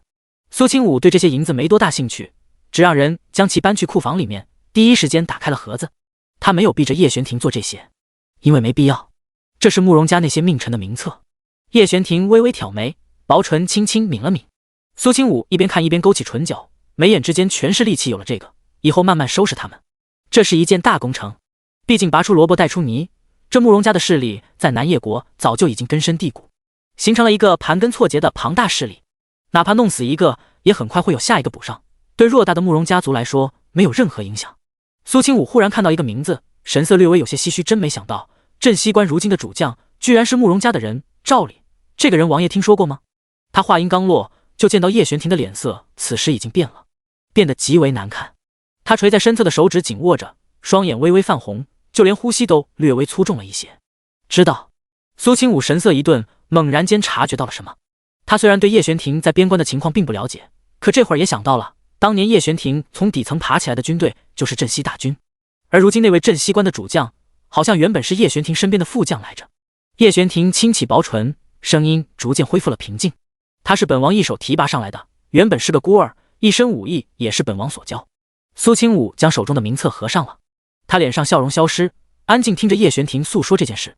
他一直很好奇叶玄庭的腿究竟是因何而伤，因为在他印象之中，叶玄庭从未吃过败仗，更没有输的那样惨烈过。明明是被人人称赞敬重的不败战神，结果就因为2年前的和西吴国太子的那一场大战，令他名声扫地，功亏一篑，甚至还落下了很难治愈的残疾。那一年的叶玄庭不过是一个18岁的少年，他体会到了什么叫做从天堂直坠地狱。叶玄庭默了默，继续道：那时年轻气盛，太过相信别人。苏清武咬了咬唇，双眸泛起一抹雾气。王爷的腿是因为他？叶玄庭缓缓点了点头。苏清武眸子里掠过一抹浓重杀意，不过这一刻他什么也没说，走上前伸出手臂将叶玄庭抱在怀里。他低声道：知人知面不知心，王爷不必因为这件事伤心，这种人杀了便是。叶玄庭抬起手，轻轻揉了揉苏清武的头，掌心的发丝十分柔软。叶玄庭以为自己再次想起那件事会很愤怒的，可是看着苏清武关心他的表情，他又不生气了，唇角扬起来了一些。叶玄庭声音低哑道：王妃说的对，我并没有生气，不管是兵权还是其他，本王都会拿回来的。赵礼不过是慕容家的走狗，即便是杀了他镇西关的主将，也会被换成慕容家的人。与其让慕容家其他人来掌握整个镇西关，倒不如先让赵礼管着，毕竟那些将士都是无辜的，也曾与赵礼同生共死过，他至少不会亏待其他人。等他重掌兵权，即便赵礼背后有慕容家罩着，也保不住他的狗命。见叶玄庭心中早有计较，苏清武才缓缓收敛身上的戾气。他现在满脑子都是如何将那人大卸八块、抽筋扒皮的想法。然而此人尚在边关，还是一军主将，他即便是王妃，也没办法一句话就将人弄到他跟前来，只能暂且作罢。苏清武整理完焦家送来的东西，忽然想起来了什么。他对叶玄庭道：王爷，明天初5，太后要带着所有宫妃女眷去皇城外的梁山寺祈福还愿，我也要去。叶玄庭闻言，眉头轻轻蹙了蹙，不过他倒是没说什么，叮嘱到明天路上小心。苏清武立刻乖乖点头，然后看着叶玄庭给他准备了不少路上携带的东西，一共2大包，光看着就让云子云清2个丫鬟头皮发麻。因为还要起早，苏清武和叶玄庭晚上什么也没做，就那么被男人抱在怀中，安安稳稳地睡了一夜。叶玄庭帮着苏清武将大包小刘装上马车，然后亲自送他到了皇宫那些女眷的队伍之中，这才离开。云子云清2个人和苏清武一块坐在马车里面，2个大包裹摆在他们身侧，将2个小姑娘身材都挤得快变形了。云子不由得抱怨道：王妃，祈福不就在寺庙里面待上一晚吗？王爷这是不是有点太小题大做了？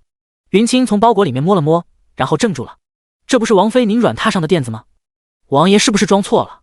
苏清武眼唇轻笑，他懒洋洋地靠在舒服的座椅上，然后摇头道：没拿错，他怕我在外面认床睡不着，说将垫子带上会比较舒服。2个丫鬟闻言彻底服了。果不其然，这包裹里面装的都是苏清武常用之物，衣服就有好几套，害怕他冷，还特意装了一件特别保暖的狐裘大氅。苏清武看着马车窗外，外面风和日丽，天气正好。其实这场祈福并没有喊他一起，他作为王妃可去可不去。然而苏清武这次却非去不可，因为这次祈福国师也会随行。在京城之内，想要在众多高手保护之下刺杀国师几乎是不可能的事，而且他本身也善于毒蛊之术，下毒一类的手段对付其他人可以，想要不被国师察觉则很难。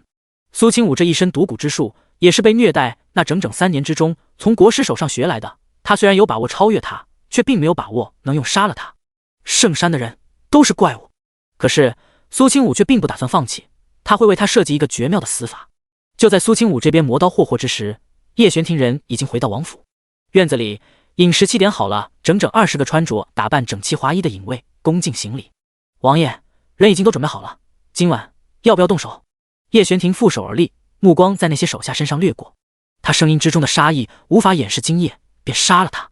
第147章掌声丹。马车浩浩荡荡地来到梁山寺的山脚下，苏清武走下马车，抬起头，目光深沉地看着这座远近闻名的佛寺。这梁山寺对他来说并不是一个好地方，他母亲死在梁山寺的山脚下，而他也被林氏暗害，差点落在那些山匪的手里。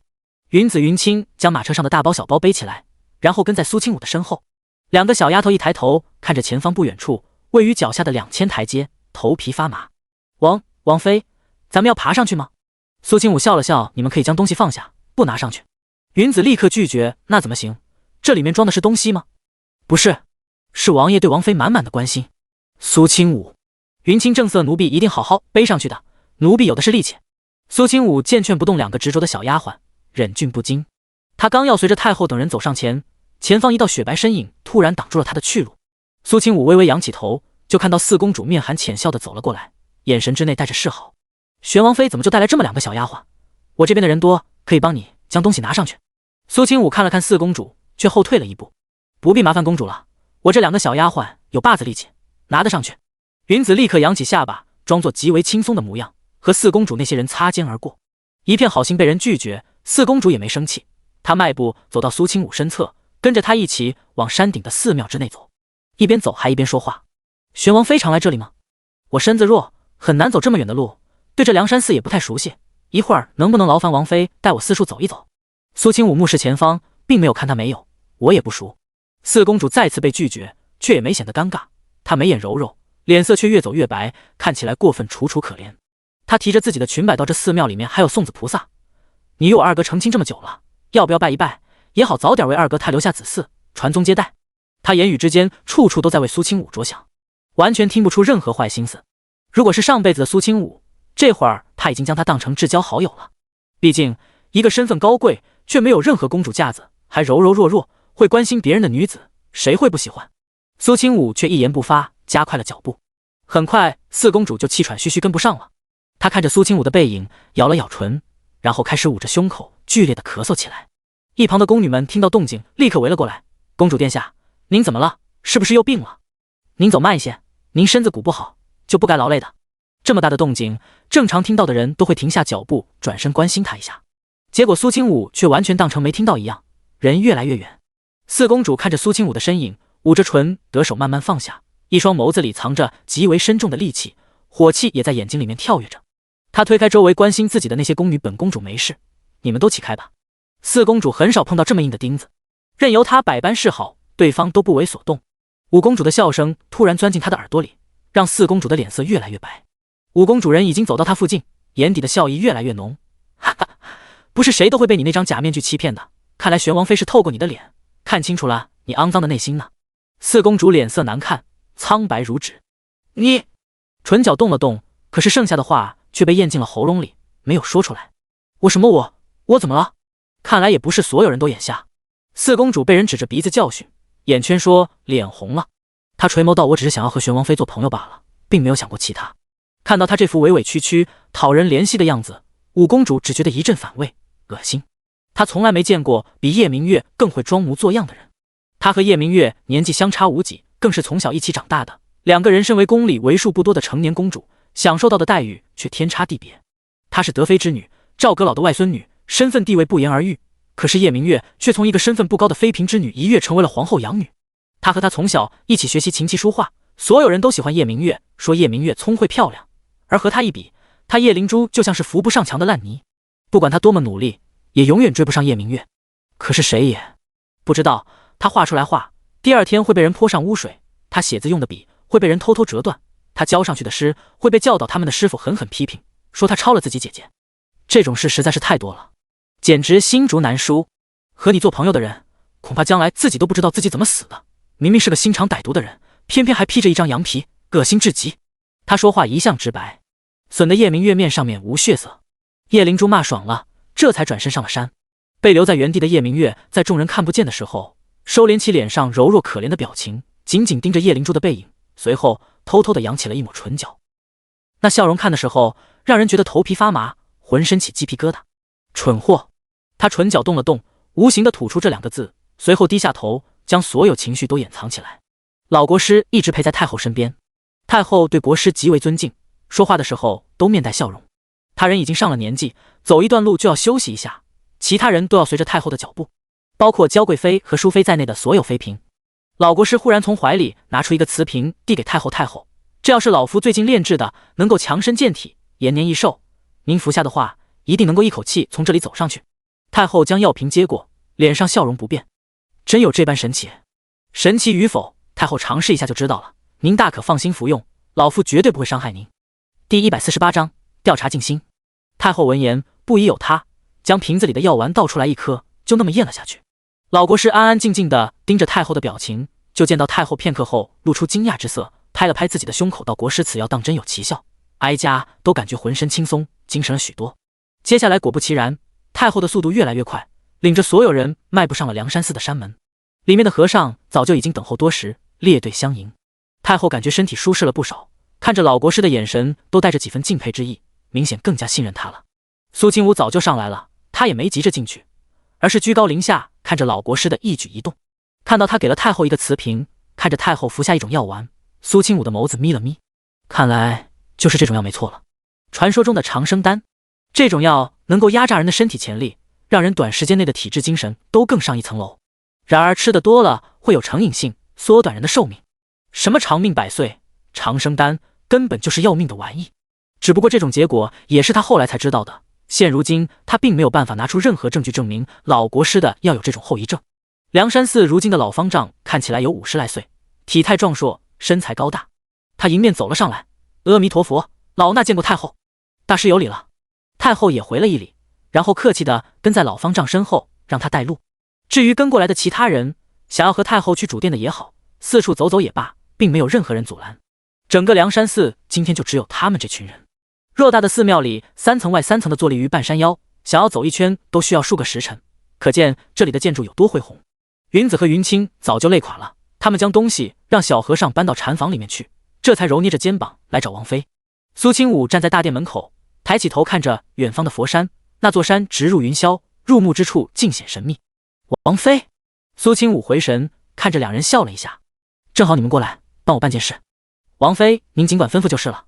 两人洗耳恭听，就见苏清武垂眸道：“帮我打听一个人，叫静心。”云子云清立刻领命退下，没过多久就跑了回来，将打听到的消息一五一十禀报给苏清武。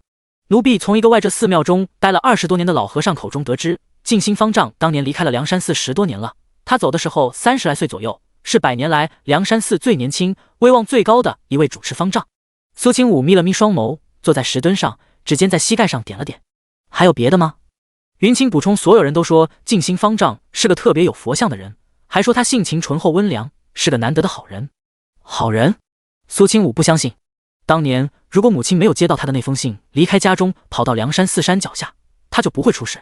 而且他与自己母亲的那些谣言传的那般风风雨雨，最终受到牵连的就只有他母亲，别人都说是方怡心勾引他这位得道高僧，简直了。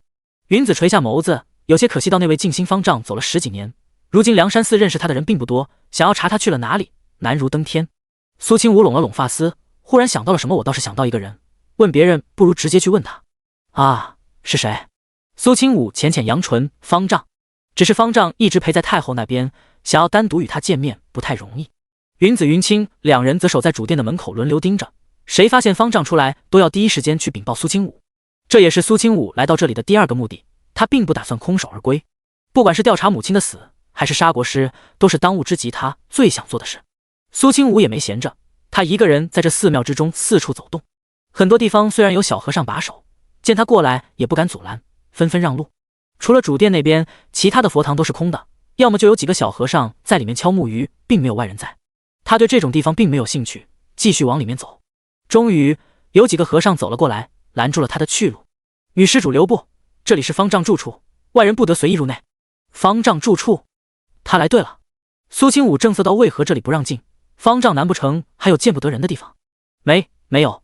阿弥陀佛，女施主不要误会，这只是山中规定，还请女施主不要为难小僧等人。佛门中人不是应该6根清净吗？没想到规定还挺多。那小和尚也不会说话，听到苏清武阴阳怪气的话语，一时间憋得脸红脖子粗。是因为方丈这边有许多贵重之物，为了防止丢失，才不让人进入的。苏清武挑眉，你觉得本妃会偷东西？小僧不敢。他们都提前得知了消息，这次来寺庙之内的都是贵人，绝对不能得罪。里面随便拉出来一个，都是皇亲国戚，天皇贵胄。苏清武也懒得和几个小和尚废话，迈步就要往里面继续走。突然间听到背后传来声音：“玄王妃，这要巧啊！”苏清武皱了皱眉，然后转身。四公主带着人就跟在他身后。苏清武因为一边走一边观察地形的缘故，并没有走得特别快，因此会被人跟上也很正常。不过对方显然就是冲他来的，根本不存在任何巧合。四公主还真是一块狗皮膏药。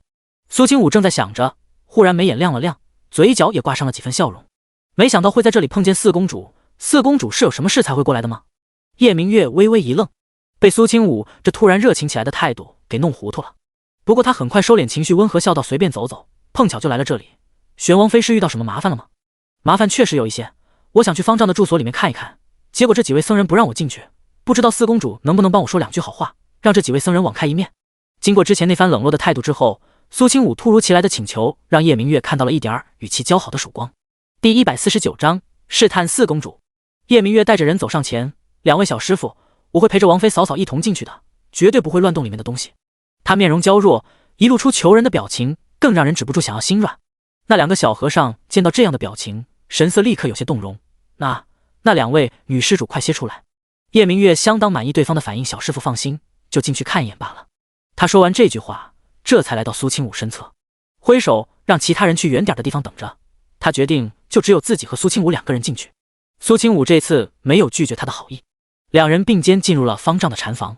禅房很大很空旷，在最中间靠里面墙壁的位置摆放着一座刷了金漆的佛像。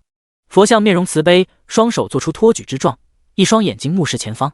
房间里面的摆设很少，只有几个蒲团和一张实木桌子，桌子上面燃烧着袅袅熏香，还有木鱼佛珠放置在旁。不远处靠窗的位置有一张十分简陋的床，放眼看过去，屋子里的一切陈设一览无余，根本没有什么可以观赏的地方。叶明月一边四处张望，一边问道：“嫂嫂来这里看什么？”苏清武回答的极为简单，只是好奇。叶明月来了兴致，他摸了摸摆在桌子上的佛珠，笑道：“是好奇这里，还是好奇方丈这个人？”他这话显然意有所指，话里有话。苏清武将目光落在他身上，倏地笑了一下：“四公主一路跟过来，很辛苦吧？”这话让叶明月脸上的笑容有些僵硬，他随即笑道：“我很喜欢王妃嫂嫂，可是嫂嫂每次都对我不假辞色，可是明月做了什么错事，惹了嫂嫂心中不快？这里也没有旁人。”苏清武看着眼前人的伪装，扬了扬唇角，眸子里的眼神顷刻间冷了下来。他没有叶明月这种随时随地都将演技挂在脸上的爱好，他这个人一向信奉的便是有仇报仇，有怨报怨。刚才配合他不过是为了方便，顺便在这里解决一些麻烦。叶明月瞪大双眼，看到刚才还面露浅笑的苏清武，表情变得有些奇怪。他心里咯噔了一下，不知道怎么，明明还是一个人，现在的苏清武莫名让他觉得有些恐惧。他下意识地后退了一些。四公主知道安家吗？叶明月浑身僵了一下，随后回到是前几天因为贪赃枉法被抄家的安家。对。苏清武盯着他的眼睛，却发现叶明月神色并没有任何紧张。略有耳闻，不过我倒是并没有太过放在心上，如果王妃嫂嫂有什么想要知道的，我可以代为打探消息。叶明月回答的相当真诚，一脸无辜的模样。苏清武垂下眸子：“你可知道安家为何会落得这种下场？”叶明月摇了摇头，语气略显好奇不清楚：“难道嫂嫂知道什么内情？”苏清武微微挑眉：“因为有人教唆安家之人对我小侄子下手，你说那幕后之人连一个3岁小孩都不放过，心肠究竟有多歹毒？”叶明月闻言露出惊愕的表情，随后同仇敌忾道：“如果是真的，那也太坏了。”苏清武煞有介事的点头：“如果被我知道那人究竟是谁，我一定要将其抽筋扒皮，大卸8块，将他的手指一根根的剁下来喂他自己吃下去，将他的牙齿一颗颗砸下来，顺便挖掉他的眼睛，将他做成人质装进罐子里。”叶明月。苏清武语气平淡，说起这些的时候眼睛里全是戾气，光听着就让人头皮发麻，浑身颤抖。他不像是在开玩笑，而是真的会这么做。叶明月感觉自己心脏跳得实在有些快，只是脸上的表情还维持着刚才的状态，不敢露出任何异色。嫂嫂说的是，这样的下场都是便宜那人了。苏清武明显有些愉悦，他看向叶明月问道：“如果是四公主遇到这种人的话，四公主你打算怎么处置？”我。四公主没想到苏清武会如此直白地问他，他抬起头看了一眼近在咫尺的佛像，压低声音道：“王妃嫂嫂，这里毕竟是佛寺，讨论这些是不是有点不太好？”“怎么不好了？又没让你做，你就说说。”叶明月沉默，脸色有些白，却也开了口：“拉出去乱棍打死，或者直接砍了头。”苏清武忽然伸出手拍了拍他的肩膀，这一下子差点将叶明月拍得摔在地上。他实在有点腿软，一时间有些后悔陪着苏清武一起来这里了。人正在说话，门外突然传来小和尚的声音：“见过方丈，我与国师有要事商谈，你们两个守在这里，不准任何人进入。”小和尚听到叮嘱，连忙喊道：“方丈！”可是老方丈已经头也不回的和老国师推开房门走了进去。四公主带来的人都留在另外一间院子的大树下面，并没有露面，因此方丈看不到他们。苏清武听到外面传来脚步声，微微眯起双眼，一把抓住四公主的手腕，带着她跨步上了摆着佛像的石台，拉着她一块躲在偌大佛像后面。他的动作很快，推门进来的两人并没有发现任何不妥，佛像完美的将瘦弱的两人遮挡在后面。四公主瞪大双眼，刚要说话，就被苏清武捂住了嘴。他做了一个噤声的手势，指了指外面。此时老方丈已经坐在国师对面，蒲团上面的两人立刻聊了起来。老国师先是客气了一句：“大师别来无恙啊，托国师的福，老衲过得还不错，今晚之事可要有劳大师了。”国师说的是哪里话，不过是举手之劳罢了。哎，大师这话客气了，您这也是帮了老夫的大忙，只要能够让太后相信，那么一切计划就能顺利，将来大师也就是大功一件。今夜老衲会。啪嗒，突然间佛像后面传来一点声音，两个正在商议重要之事的人猛然向着声音传来的方向扭头看了过去。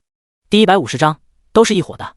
苏清武手还捂着四公主的嘴，他的目光落在叶明月的手腕上，那里挂着一个镯子，刚才发出来的就是他手腕上那个镯子和佛像的碰撞声。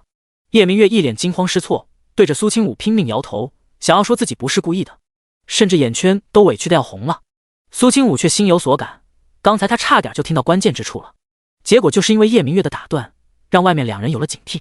这里根本没有葬人的地方，只要对方绕到佛像后面，就能将两人抓个正着，躲无可躲，逃无可逃。两道脚步声逼近，国师和老和尚一左一右站在佛像两侧，目光之内带着警惕地看着苏清武。苏清武松开了捂着五公主嘴的手，冲着两人施然行了一礼：“清武见过国师和方丈。”老国师皱了皱眉：“你怎么会在这里？”苏清武立刻道：“这寺庙实在太大，走着走着就跑到这里来了。四公主，你说是不是？”叶明月连忙应声是：“我和王妃嫂嫂无意间来这里的，并不是故意想要偷听两位的谈话。”这话不说还好，一提，那两人的脸色顷刻间寒霜密布。哪怕是那个平时看上去慈眉善目的老和尚，这一刻看起来表情都有一些狰狞恐怖。这哪里是慈悲为怀的出家人，明明就是心怀叵测的恶鬼。禅房之内的气氛一下子变得诡异起来。苏清武意识到事情可能有些不妙，虽然今晚他不知道要发生什么，可是两个人躲在这里商谈的绝对不是什么好事。所以下一刻，苏清武直接大跨步转身跳下佛台，头也不回的就往外跑。解释？解释个屁！至于叶明月，都是一伙的，管他去死！老国师和老方丈还没想到如何处理这件事，就见到苏清武跑了。即便是刚才还不确定苏清武知道多少，可他这一跑，立刻就让心怀不轨的两人心中慌了神。毕竟做了坏事，多少会心慌意乱。老国师几乎下意识就喊道：“拦住他！”外面守着的几个小和尚听到里面传家的动静，连忙动手去抓苏清武。然而经过这几个月药浴的作用，苏清武已经被药物改造过的身体力气早已超乎常人。即便是他并没有系统性的学习武功，可是反应速度和对浑身筋骨肌肉的控制，一些会武功的人也不一定会是他的对手。他就那般迎面抓住对着他伸过来的一只手臂，然后用力一甩，前面靠近过来的小和尚就摔在了后面那和尚的身上。一阵哀忧声传来，这里乱成一团。苏清武毫不犹豫向着旁边的院子里钻了进去。老方丈和老国师出来的时候，苏清武人已经没了踪影。老国师脸色难看的要命，扭头看向从后面走出来的四公主叶明月。叶明月相当冷静地拍了拍身上衣服的褶皱，微微扬起下巴道：“不用追了，他也没听到什么，只是被你们吓到了才跑的。”听他如此说，老国师这才稍微安心，眯起双眼看着叶明月道：“你怎么带他跑到这里来了？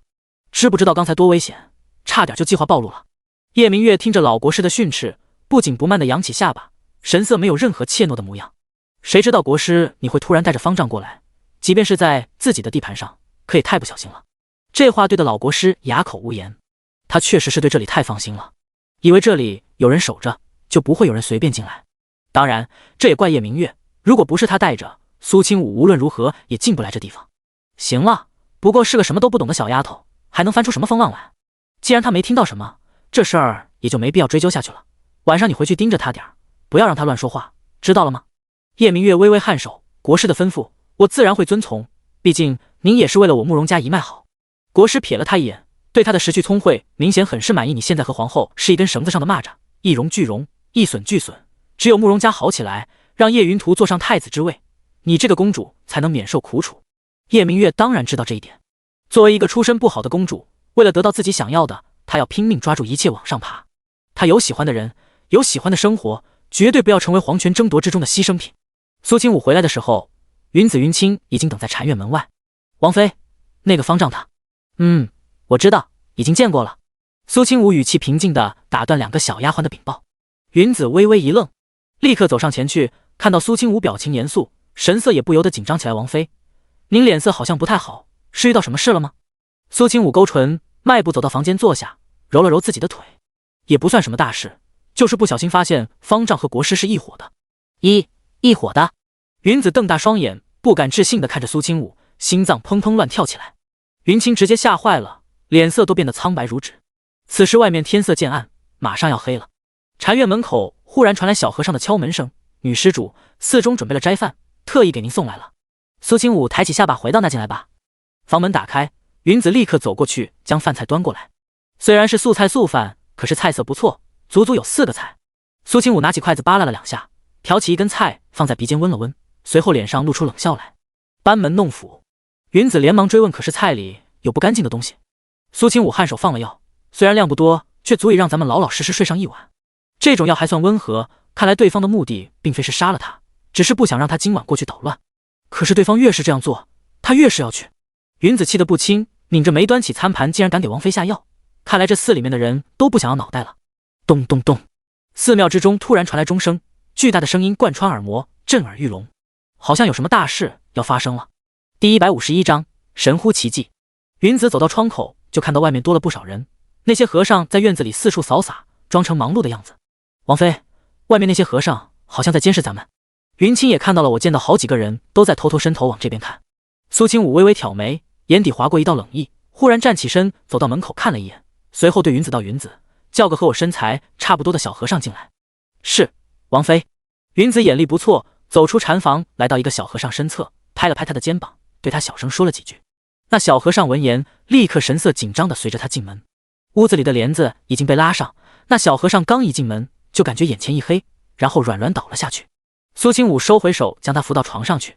云子云清两人，一人抬脚，一人抬脑袋，把小和尚放在床上盖好被子。然而看到苏清武已经坐在梳妆台旁边，伸出手摸向自己带来的那个小包裹，里面装着各种各样的易容道具。云子云清是见识过王妃这手段的，安静在后面看着默不作声。没过一会儿，一个长相模样和那小和尚一模一样的人就站在了他们面前。哪怕心里早就有了准备，两人依旧瞪大双眼，发出了一声惊叹：“王妃，这简直是神乎其技！”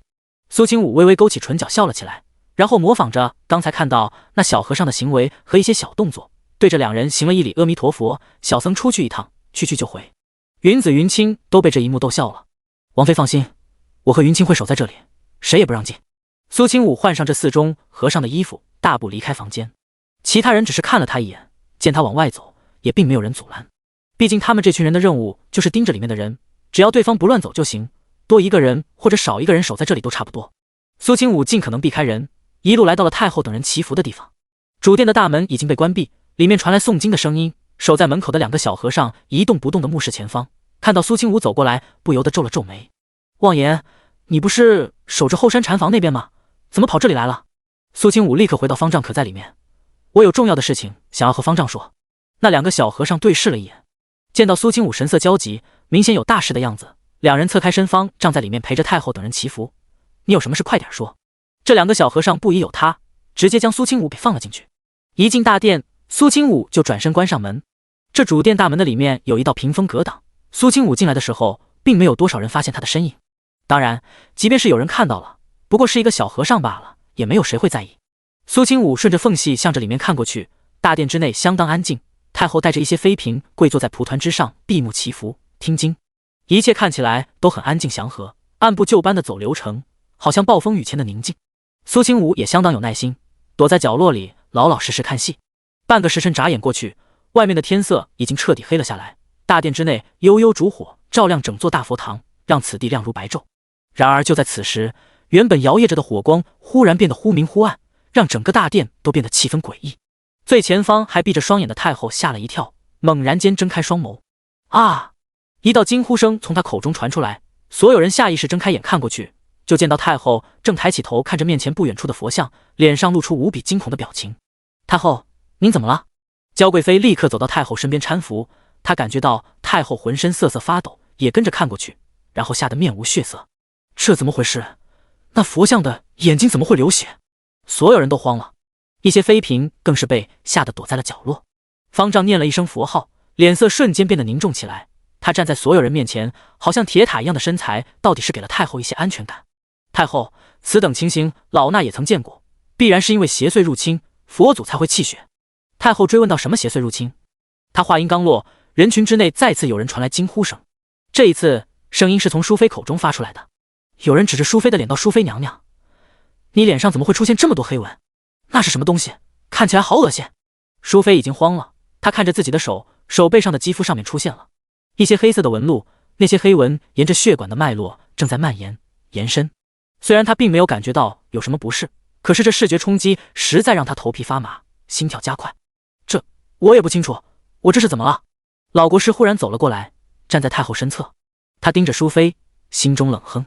上一次在皇宫之内，他使用蛊毒被人破解，还害得皇后被禁足凤鸣宫，至今也没能找出那个蛊毒高手。而如今已经离开皇宫，他背后的那个高人绝对不可能还守在他身边，正好给了他下手的机会。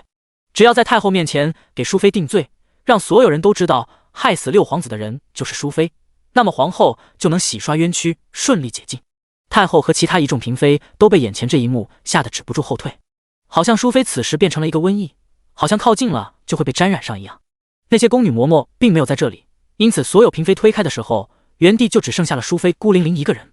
她此时再迟钝，也明白了什么，猛然抬起头看着那双眼流血的佛像，再看向老国师和方丈，咬了咬唇道：“是你们。”老国师却挡在太后身前，放肆！尔等邪祟如今在佛祖面前原形毕露，如今还想花言巧语混淆视听。太后，老夫知道您最讨厌巫蛊之术，而您眼前的这个女人会变成这副样子，很明显就是受到了巫蛊之术的反噬。太后听到巫蛊之术四个字，表情明显变得难看了许多。她瞧着淑妃的脸和手背上露出来的皮肤，更是对老国师的说法深信不疑。第152章邪祟入侵。太后看向老方丈，方丈，你快想想办法，这里可是佛寺，怎能容许这种有人误了佛门净土？太后放心，老衲一定不会见势不理，只是这位毕竟是宫中贵人，没您的话，老衲等人绝不敢动。太后拧着眉看向淑妃，淑妃的脖颈处那密密麻麻的黑色纹路让人看着就觉得惶恐。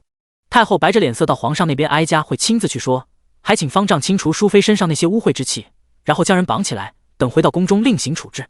方丈微微颔首，目光落在淑妃脸上。来人，帮女施主带下去净身。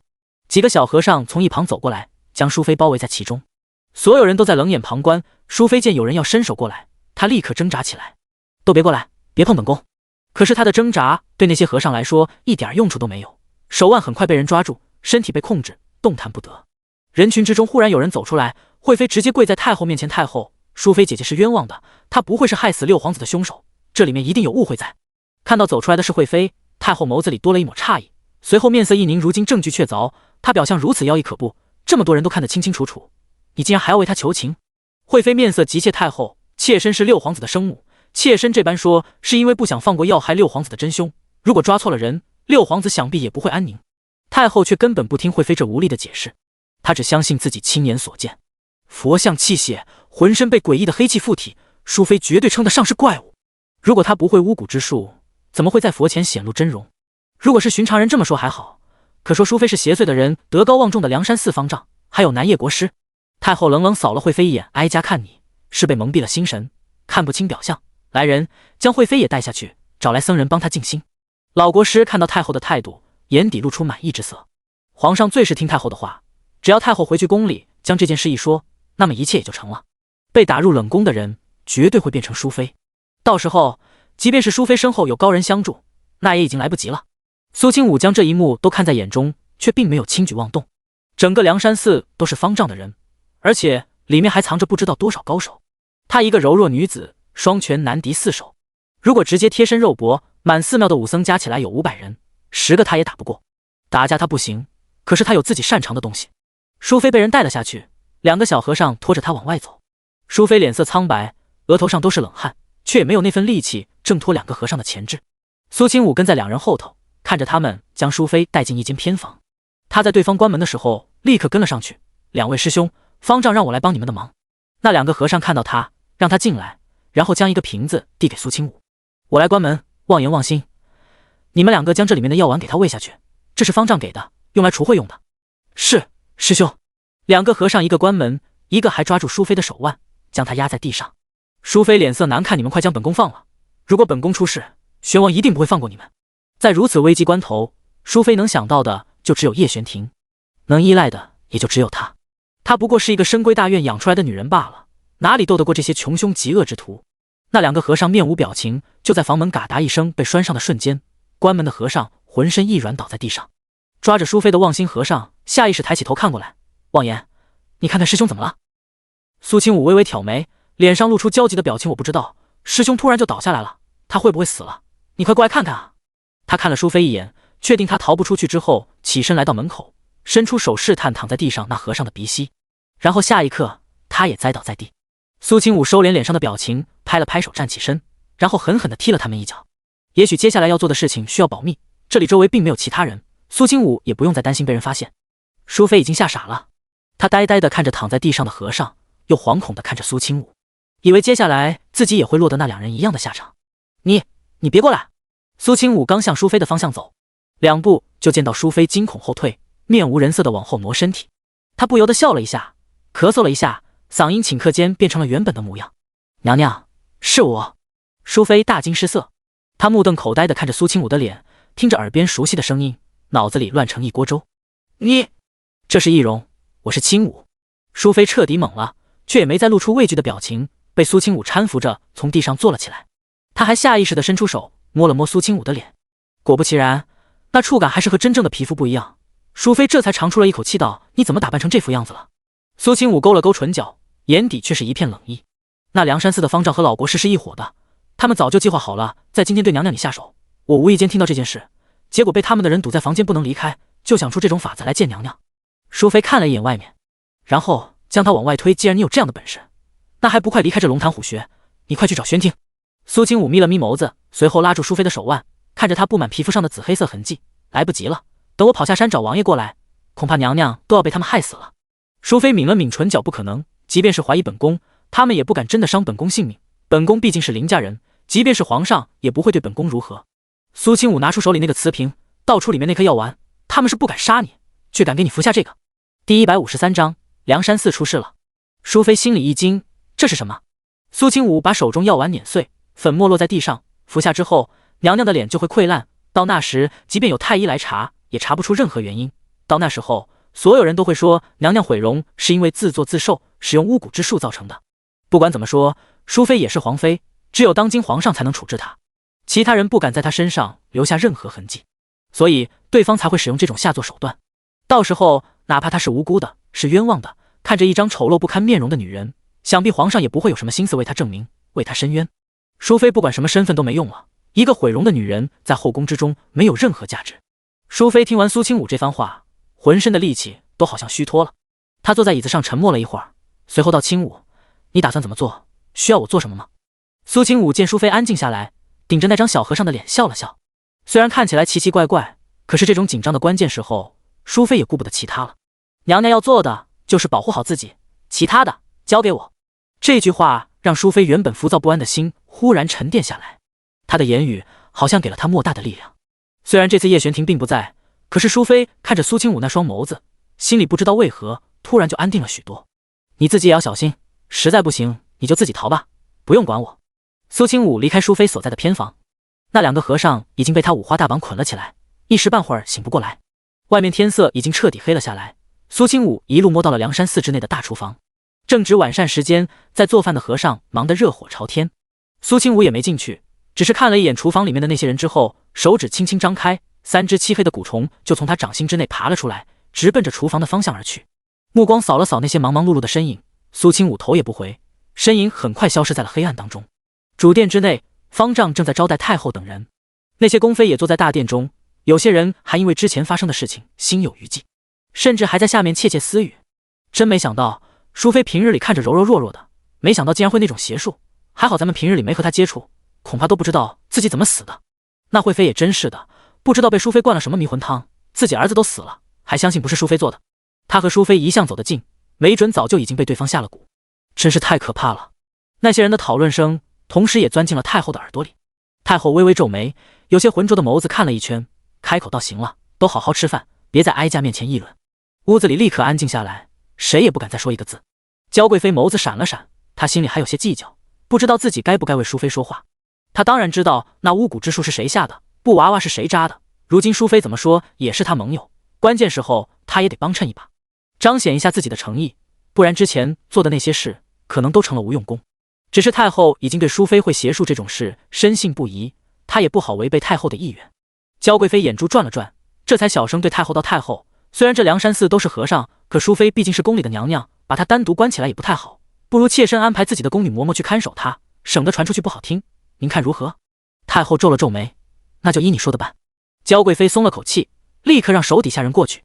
她压低声音吩咐道：“别让其他人随便接近淑妃。”是，娘娘。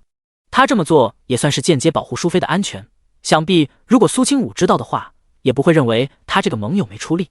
这下娇贵妃才总算安心，和众人一起用膳。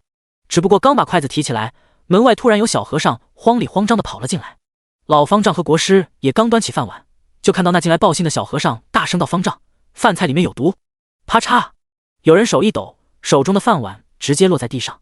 有几个已经将饭菜吃下去的人更是扣着嗓子想要将其全部吐出来。一时间整个大殿乱成一团，所有人面色苍白。老方丈脸色直接黑了，看了一眼自己手中的饭碗，眯起双眸问道：“怎么回事？”国师夹了一筷子菜放在鼻尖闻了闻，一下子将饭碗砸在桌子上，他脸色阴沉的可怕。没想到终日打雁，却差点被雁啄了眼睛。如果今天着了道，那他可就成了圣山之内最搞笑的弟子了。那弟子慌张禀报寺中有不少师兄师弟，吃了晚饭之后全部昏迷不醒。方丈脸色难看：“死了？”没有，还有气。听到这话，老方丈才松了口气。阿弥陀佛，太后，老衲先去外面看看情况。太后也有些慌：“大师快去吧，指定是有反叛军的人意图谋害哀家等人。”那老方丈迈步走出大殿，结果刚走出去没几步，就看到路边躺着的几个和尚口吐白沫，昏迷不醒。老国师也跟着他走了出来，手指搭在那人的脉搏上，沉着脸道：“还好中的毒并不重，昏睡1-2天应该就没事了。”到底是谁在饭菜之中下的毒？而且还是这般诡异的慢性毒药。因为太后等人到来，整个寺庙之内的闲杂人等几乎都被清理了出去，绝对没有任何外人存在。寺庙之中的所有武僧更是全部出动，用来保护太后等人的安全。更何况山脚之下还有朝廷禁军把守，整个梁山寺被保护得固若金汤。老方丈面若寒霜，他问那个报信的小和尚：“望言，现在寺里情况如何？”望言也就是苏清武，他微微垂下眸子，声音紧张道：“回方丈，现在寺里绝大多数师兄师姐都昏过去了，只剩下守在各处寺门的武僧们因为守夜换班的缘故没有受到波及。”第154章罗刹。这也是没办法的事。梁山寺这群人十分小心谨慎，吃饭之前试毒的过程必不可少。也就是苏清武这次下的药反应速度特别慢，才能顺利得手。然而即便是这样，寺庙之内上千和尚也就只有200-300人中招。那些晚吃饭的人在看到有人出事以后，就立刻反应过来。还好苏清武反应速度快，在那些人刚有所察觉的时候，就亲自出手，让他们陷入昏迷。现如今，整个梁山寺已经有70%以上的人昏迷不醒，只剩下大概300多武僧守在各处，并没有吃斋饭。他打算先想办法将这群人也解决，然后再搞死他眼前的这2人。老方丈听完苏清武的禀报，立刻道：“望言，你去将还剩下的所有人都带过来，凶手必然就在这群人之间。”是。苏清武立刻去跑腿，他通知了其他还清醒着、没有吃饭也没有喝水的那群和尚聚集在一起。除了那些武僧之外，剩下50多个扫洒和尚出现在看到老方丈和国师面前。老方丈让人挨个点过去，却发现并没有可疑之人出现，而苏清武则是顶着望言那张脸，老老实实站在2人身后，看着他们检查前面那群人的身份。谁也没有顾及他，毕竟他是最先发现事情不对，还及时禀报的人。而苏清武之所以那么做，只是因为那种药的药量对老国师根本没用。他常年和各种剧毒蛊虫打交道，身上同样拥有抗药性，对普通人来说，能让对方昏迷一天的毒药，在老国师身上根本不起作用。所以，与其做无用功，还不如博取这两人的信任。他好在背后捅刀子。方丈，会不会那下毒的人藏在了那些昏迷的人里面？有人小声开口，提出了自己的疑惑。方丈沉吟片刻，觉得此人说的也并非没有道理。如此一来，想要将下毒之人找出来就很难了。老国师开口道：“你也不用担心，只要太后等人没事，明天一早将他们送回皇宫，慢慢查凶手也不迟。”方丈颔首，所有人打起精神，谨防有人下黑手。然后就在他话音刚落之际，佛寺之中突然传来一声惨叫，那惨叫声破空而来，听在场众人耳中，让所有人变了脸色。怎么回事啊？国师看向声音传来的方向，立刻带着人就想过去看一眼那边究竟发生了什么。然而下一刻，几个武僧的尸体就已经被人踢飞了出来，直接落在了老国师和方丈面前。这一幕吓了在场所有人一跳。老国师看着那两个倒在地上不断吐血、已经爬不起来的武僧，面色骤变。什么人？他一声厉喝，下一刻就看到一把闪烁寒光的武器出现在自己面前。老国师想躲已经来不及了，他眉目之间划过一道狠厉之色，抬起手一把抓住旁边一个小和尚，将他挡在了自己面前。噗嗤，利刃入肉的声音响起，那强大的力道直接将小和尚的胸口穿透，鲜血溅了老国师一脸。老国师面露环然之色后退，借着天上明亮的月色，看到了阴影之后，缓缓走出来了一个人。那人身材修长，穿着一身极黑的长袍，脸上戴着一张看一眼就让人不寒而栗的鬼面具。那鬼面具狰狞恐惧，好像地狱之中走出来的恶鬼，面具上还在往下滴落血珠，好像吃了人的恶鬼。在看清楚这张面具的一瞬间，老国师就瞪大双眼，忍不住往后退了几步。罗刹。提到罗刹两字，在场所有人的第一印象就是邪恶恐怖，第二个反应就是毛骨悚然的害怕。哪怕是老方丈，那双满是金芒的眸子在这一刻都露出了一丝畏惧。他抬眸看向对面，阿弥陀佛，这里是佛寺，施主岂能在佛前妄造杀孽，死后必然会被打下18层地狱。还好对方就只有一个人。寺庙之中，所有人严阵以待地看着对面，每个人都紧张地咽口水。武僧这会儿还没过来，应该已经和这群罗刹交手了，一时半会儿脱不开身。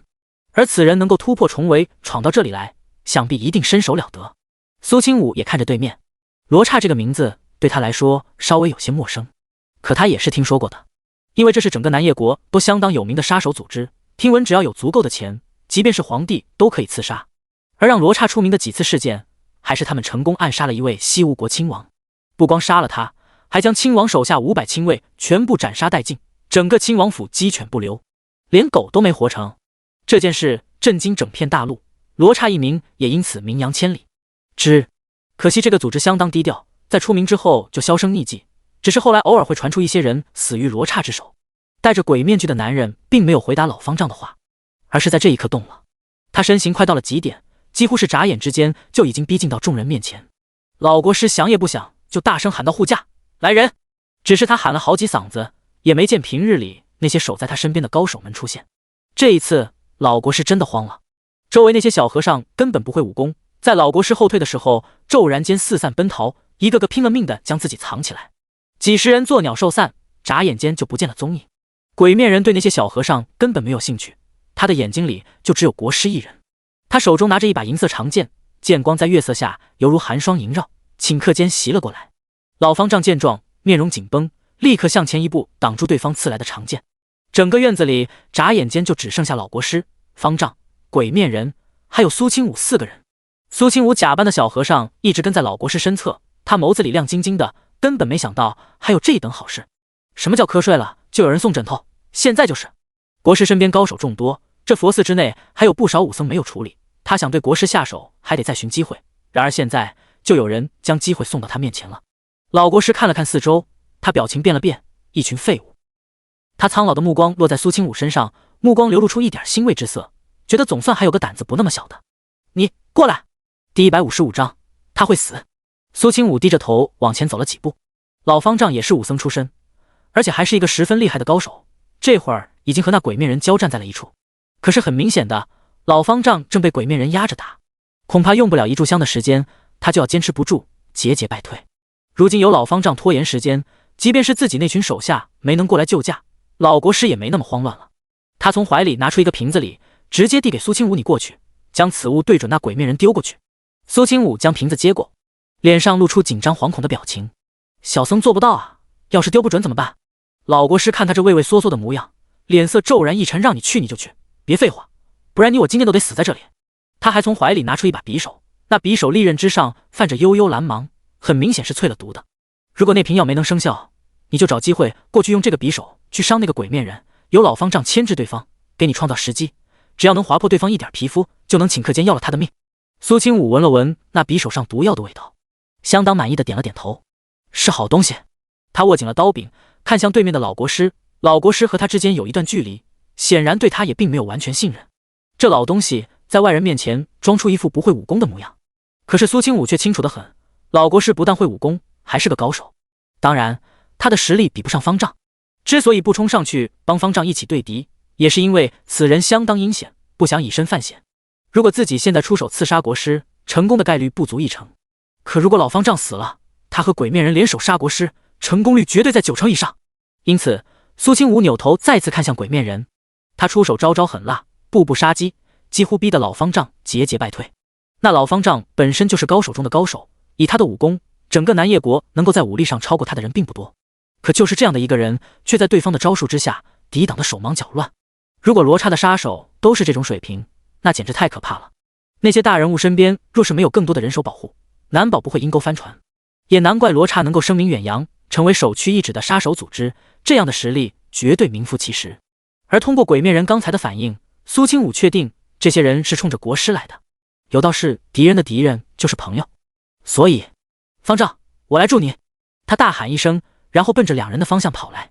老方丈听到这声音，抽空分神看了一眼，这一眼差点让他被对面的银色长剑刺个对穿，手掌心是因为抓住对面长剑留下来的一道血痕，疼得老和尚不由得皱眉。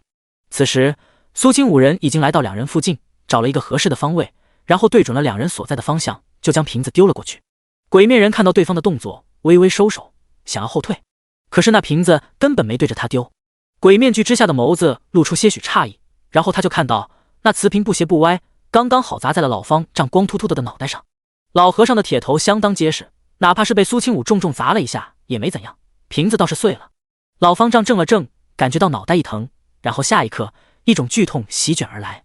啊！瓶子里的液体洒在他脑袋上，顷刻间腐蚀了他一大块头皮。那药液之内有些强烈的腐蚀性，只要沾染一点就能够腐烂皮肉。你！老方丈怒目而视，双眼暴突。苏清武露出惊讶的表情：“哎呀，丢歪了！这哪里是帮忙的，这根本是来捣乱的！”老方丈气得怒不可遏，脸红脖子粗。鬼面人看到这一幕，先是也愣了一下，随后眸子里不由自主地眯了眯。藏在面具之下的叶玄庭怎么可能放过这么好的机会？长剑在月光之下挽起一个剑花，好似游龙一般，直奔着老方丈面容而去。老方丈的脑袋剧痛无比，本来就比不过对方的身手，更是慢了半拍。他一边捂着脑袋，一边飞速后退，肩膀却依旧难以避免的被对面一剑刺穿。他吐出一口血，双手合十抵挡住剑刃，表情狰狞着一个用力，将对方的剑从自己的皮肉之中拔出来。在鬼面人撤退的一瞬间，他总算有了喘息的时间，身体有些不稳地站在原地。苏清武声音慌张道：“方丈，那瓶子里装着剧毒，我这里有解药。”2个一直打斗在一起的人各自站在两侧，中间隔着一段距离，谁都警惕地看着对方，没有急着动手。老方丈毕竟也是个高手，狗急还会跳墙，如果将他逼急了，临死反扑也是麻烦。因此叶玄庭并没有急着冲上去，而是打算用最少的代价杀了他，因为他答应了一个人，无论如何也要保全自己，不能轻易受伤，否则他又要担心了。叶玄庭长剑之间还滴着血，剑尖斜斜地刺向地面，鬼面具之下的目光透着无尽冷芒。他注意到刚才那个丢出瓷瓶的小和尚跑到老方丈面前，伸出手，好像要将什么东西递给他。老和尚下意识地伸出手去拿，结果一晃神的功夫，那小和尚手里的另外一个瓷瓶就变成了一把匕首。下一瞬，那把匕首就被老和尚抓在了手里。苏清武抬起头看着老方丈，嘴角的笑容越来越大。老方丈并没有被匕首伤到，只是不小心碰触到了匕首的刀刃而已。然而他刚才和鬼面人打起来的时候，2个掌心全部被剑划出一道深深的伤痕，伤口处血肉翻卷，而那剑刃正好碰触到了他掌心伤口。老方丈愣了一下，他看向苏清武，他还没来得及反应，就感觉自己刚才碰触到匕首的手掌开始发麻僵硬，随着血液流动循环，那沾染了毒药的地方正在迅速恶化着。老方丈在看向苏清武的眼神已经彻底变了，哪怕是他还不清楚面前这个小和尚为何要这么做，可是他也清楚，如果再不做点什么，他会死。第156章大侠饶命。老方丈表情狰狞，顶着一脑袋毒药，反手就向着苏清武的手腕抓了过去。该死，竟敢算计老衲！苏清武收敛笑容，几乎在老和尚出手的一瞬间后退，只不过他的速度相比于老方丈来说还是太慢了。苏清武眉头轻轻一蹙，那老和尚眼睛血红，此时将心里所有的怒火都恨不得洒在他身上。在他自觉自己活不了的瞬间，想的不是如何解毒，而是拉着这个胆敢害他的小和尚一起去死。苏清武咬着唇，开始拼命闪躲，意图拖延时间，只要拖到老方丈毒发，那他就能逃过一劫。然而他低估了这个老和尚的生命力和求生欲，在他躲闪了几下之后，手臂猛然被人抓住了。他一时间挣脱不开，抬起头看向那老和尚，眸子里划过一道骇然之色。糟了！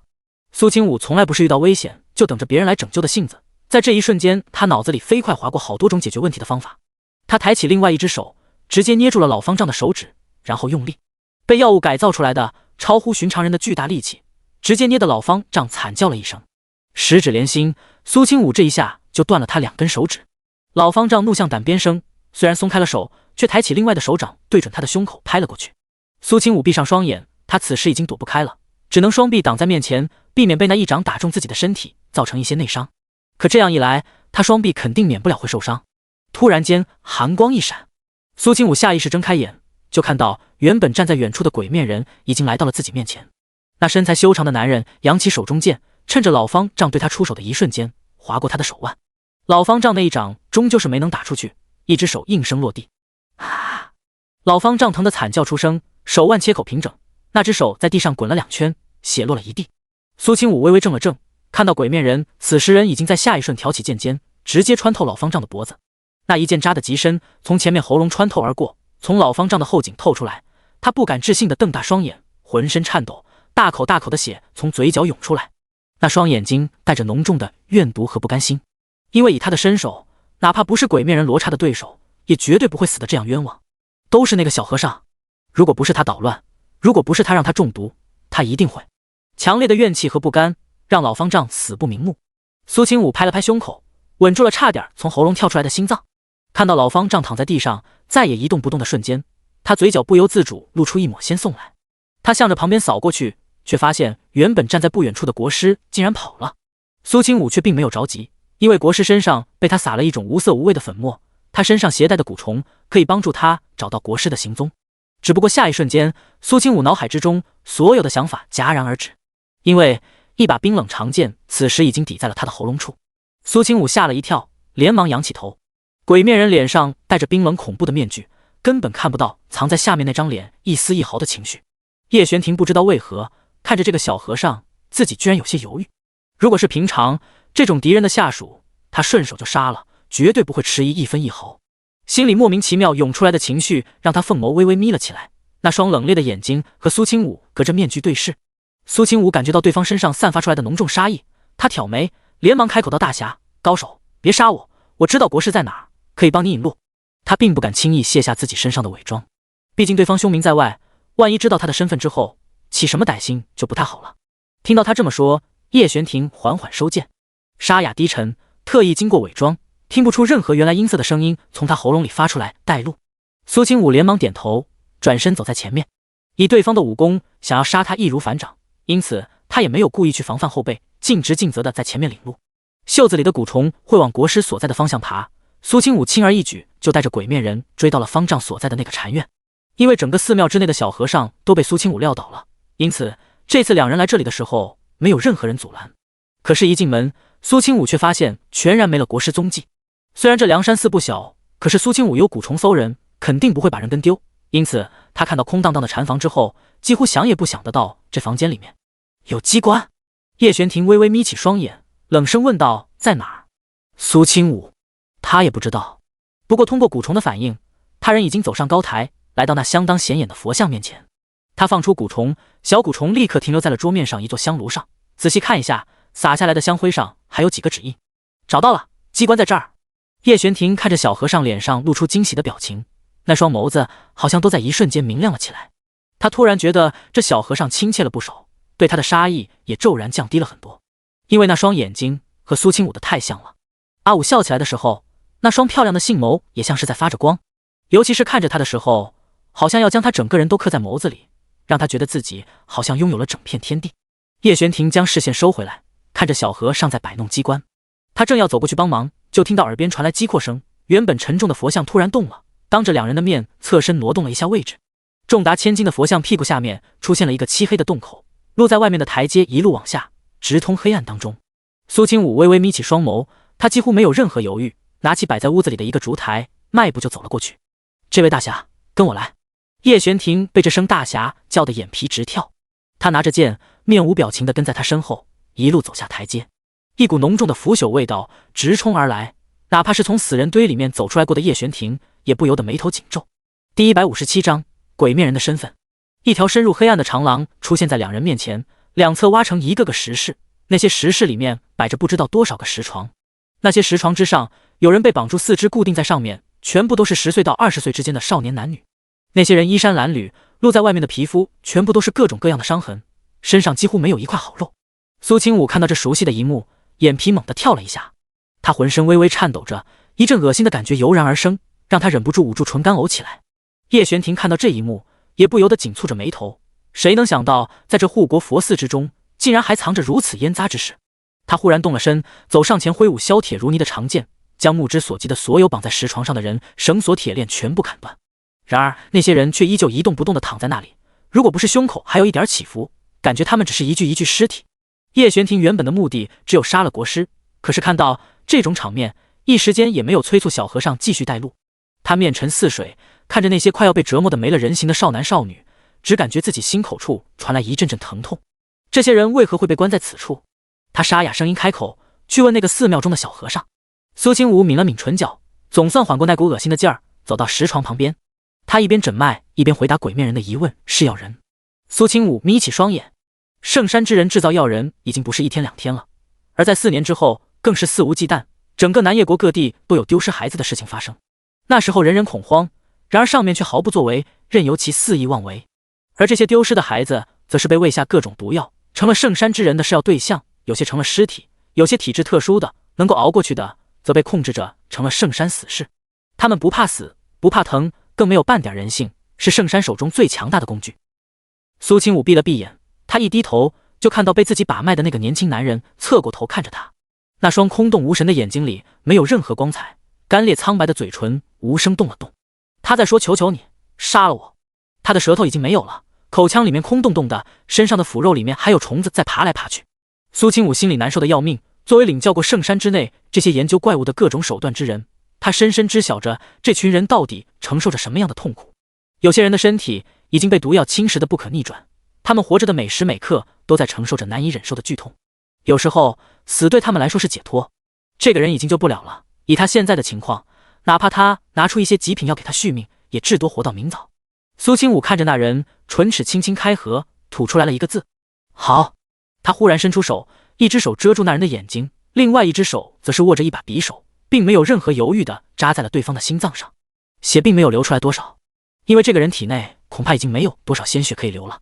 他眸子里灰蒙蒙的，变得暗沉无比，在合上那人的双眼之后，他轻声开口：我会为你报仇。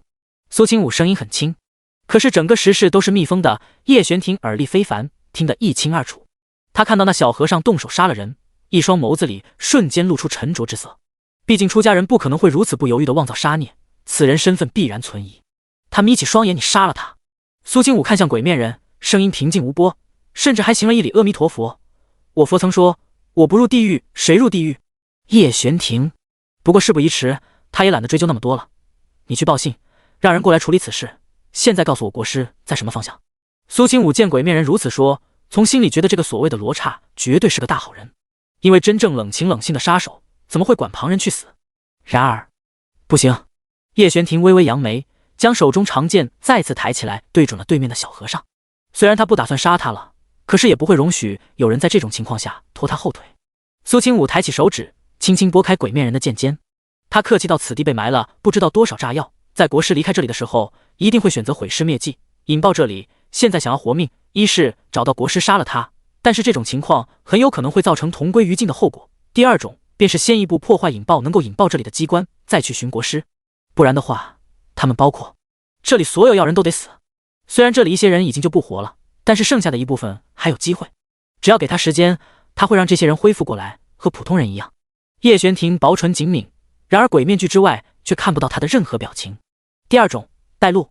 苏清武眯起双眼，拜他上一世所赐，他在观察了这地牢的地势之后，居然发现这群人挖出来的地形都是相同的，因此那引爆炸药的机关也一定在他上一世孙找到的位置。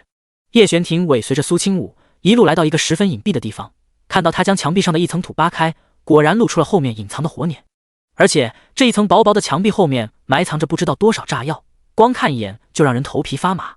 叶璇婷盯着小和尚，他为何会知道这么多？只不过从他的行为来看，他必然不是和国师方丈等人是一伙的。小和尚的身份在他眼中变得越发神秘起来。苏清武处理好火捻，然后后退了几步。虽然破坏了引火的机关，却也不能保证这些炸药不会爆炸，只能等之后派人将所有炸药挖出来才算保险。叶璇婷颔首，国师在哪儿？国师在。他话音未落，忽然手被人握住，身体被一道力量拉了一下，瞬间向着旁边移去。在握住对方那双手的瞬间，强烈的熟悉感顷刻间席卷心口。苏清武下意识地摩挲了一下男人食指的指节，然后整个人就愣住了。第158章，他实在是太熟悉他了。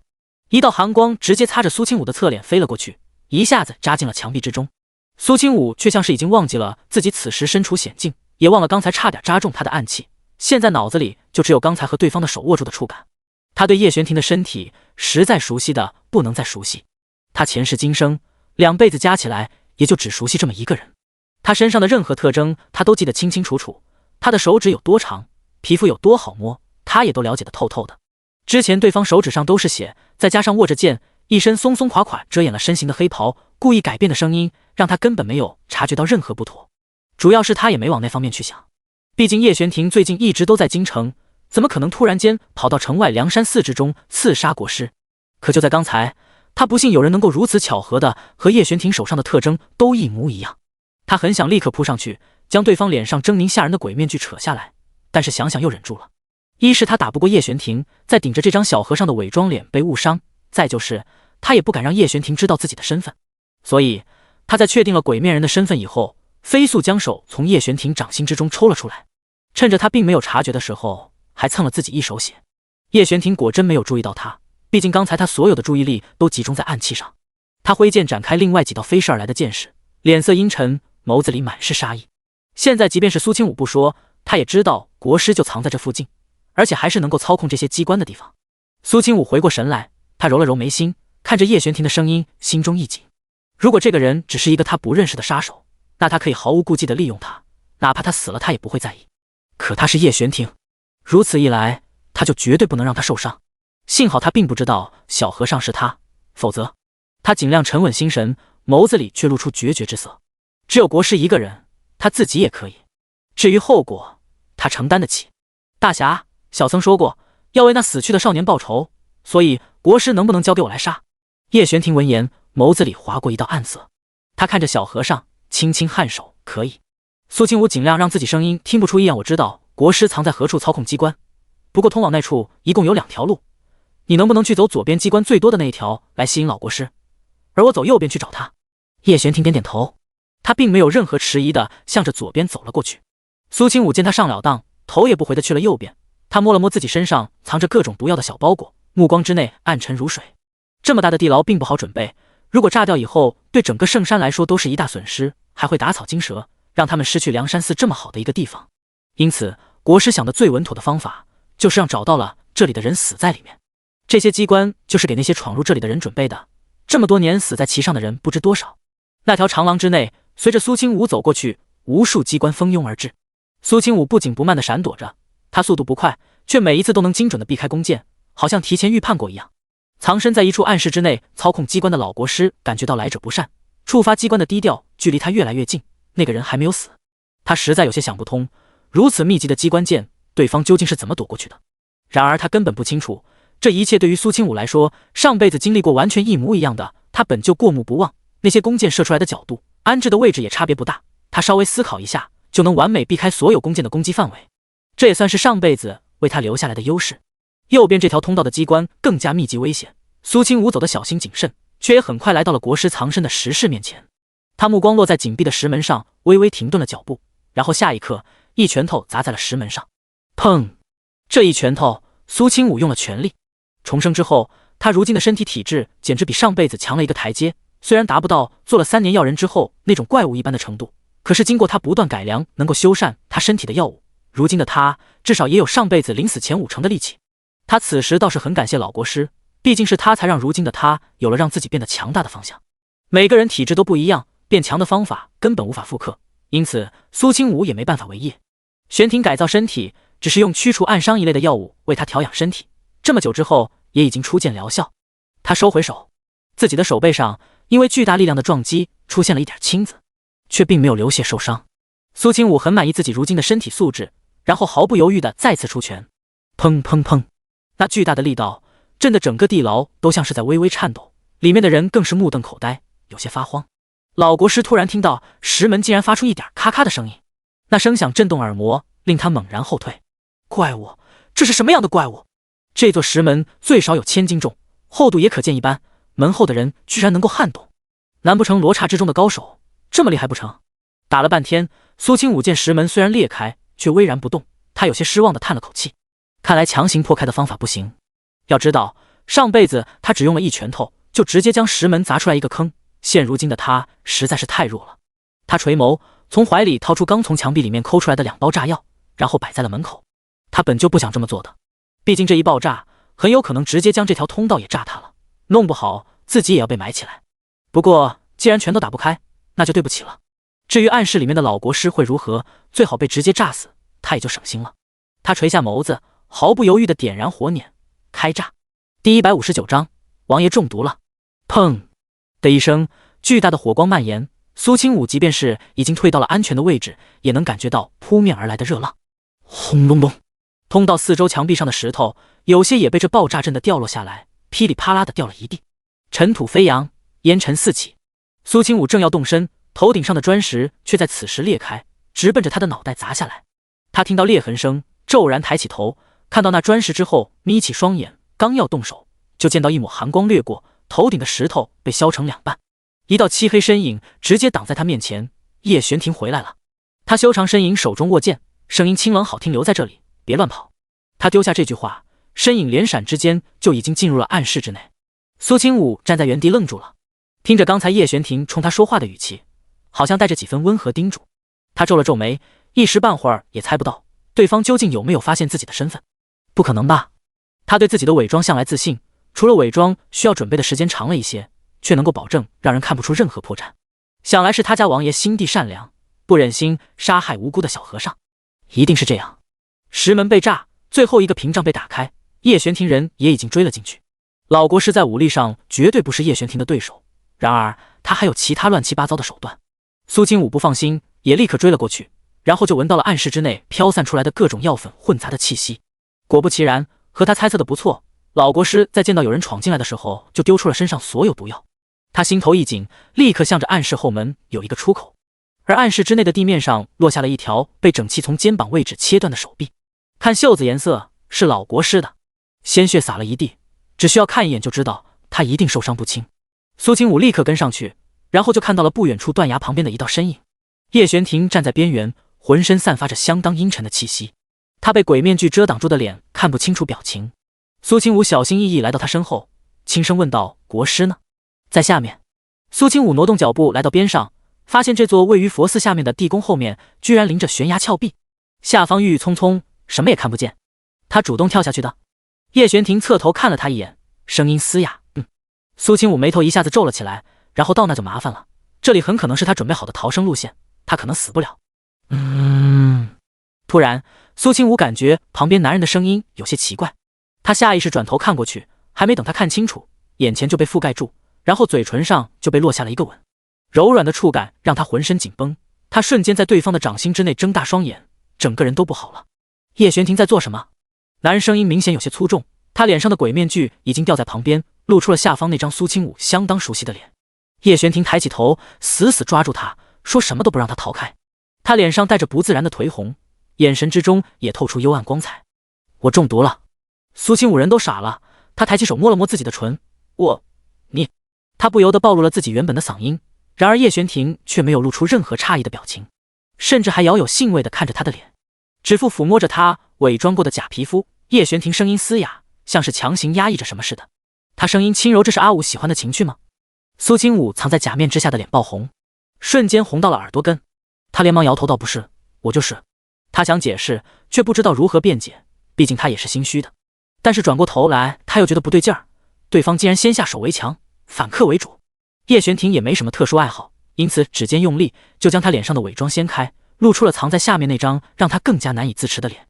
身上好像有万千蚂蚁在啃食一样，一股火气窜到了全身，让叶璇婷的眸子都变得有点红。苏清武看到他这种状况，立刻伸出手为他把脉，随后松了口气，没什么大碍，就是不小心中了催发情欲的药物，我给你扎2针就好了。叶璇婷薄唇抿了抿，他盯着苏清武的脸，声音相当委屈：“扎维夫，你忍心？”苏清武，可是这里毕竟不是什么好地方，而且还有危险，这是他想到的最妥帖的解决方式了。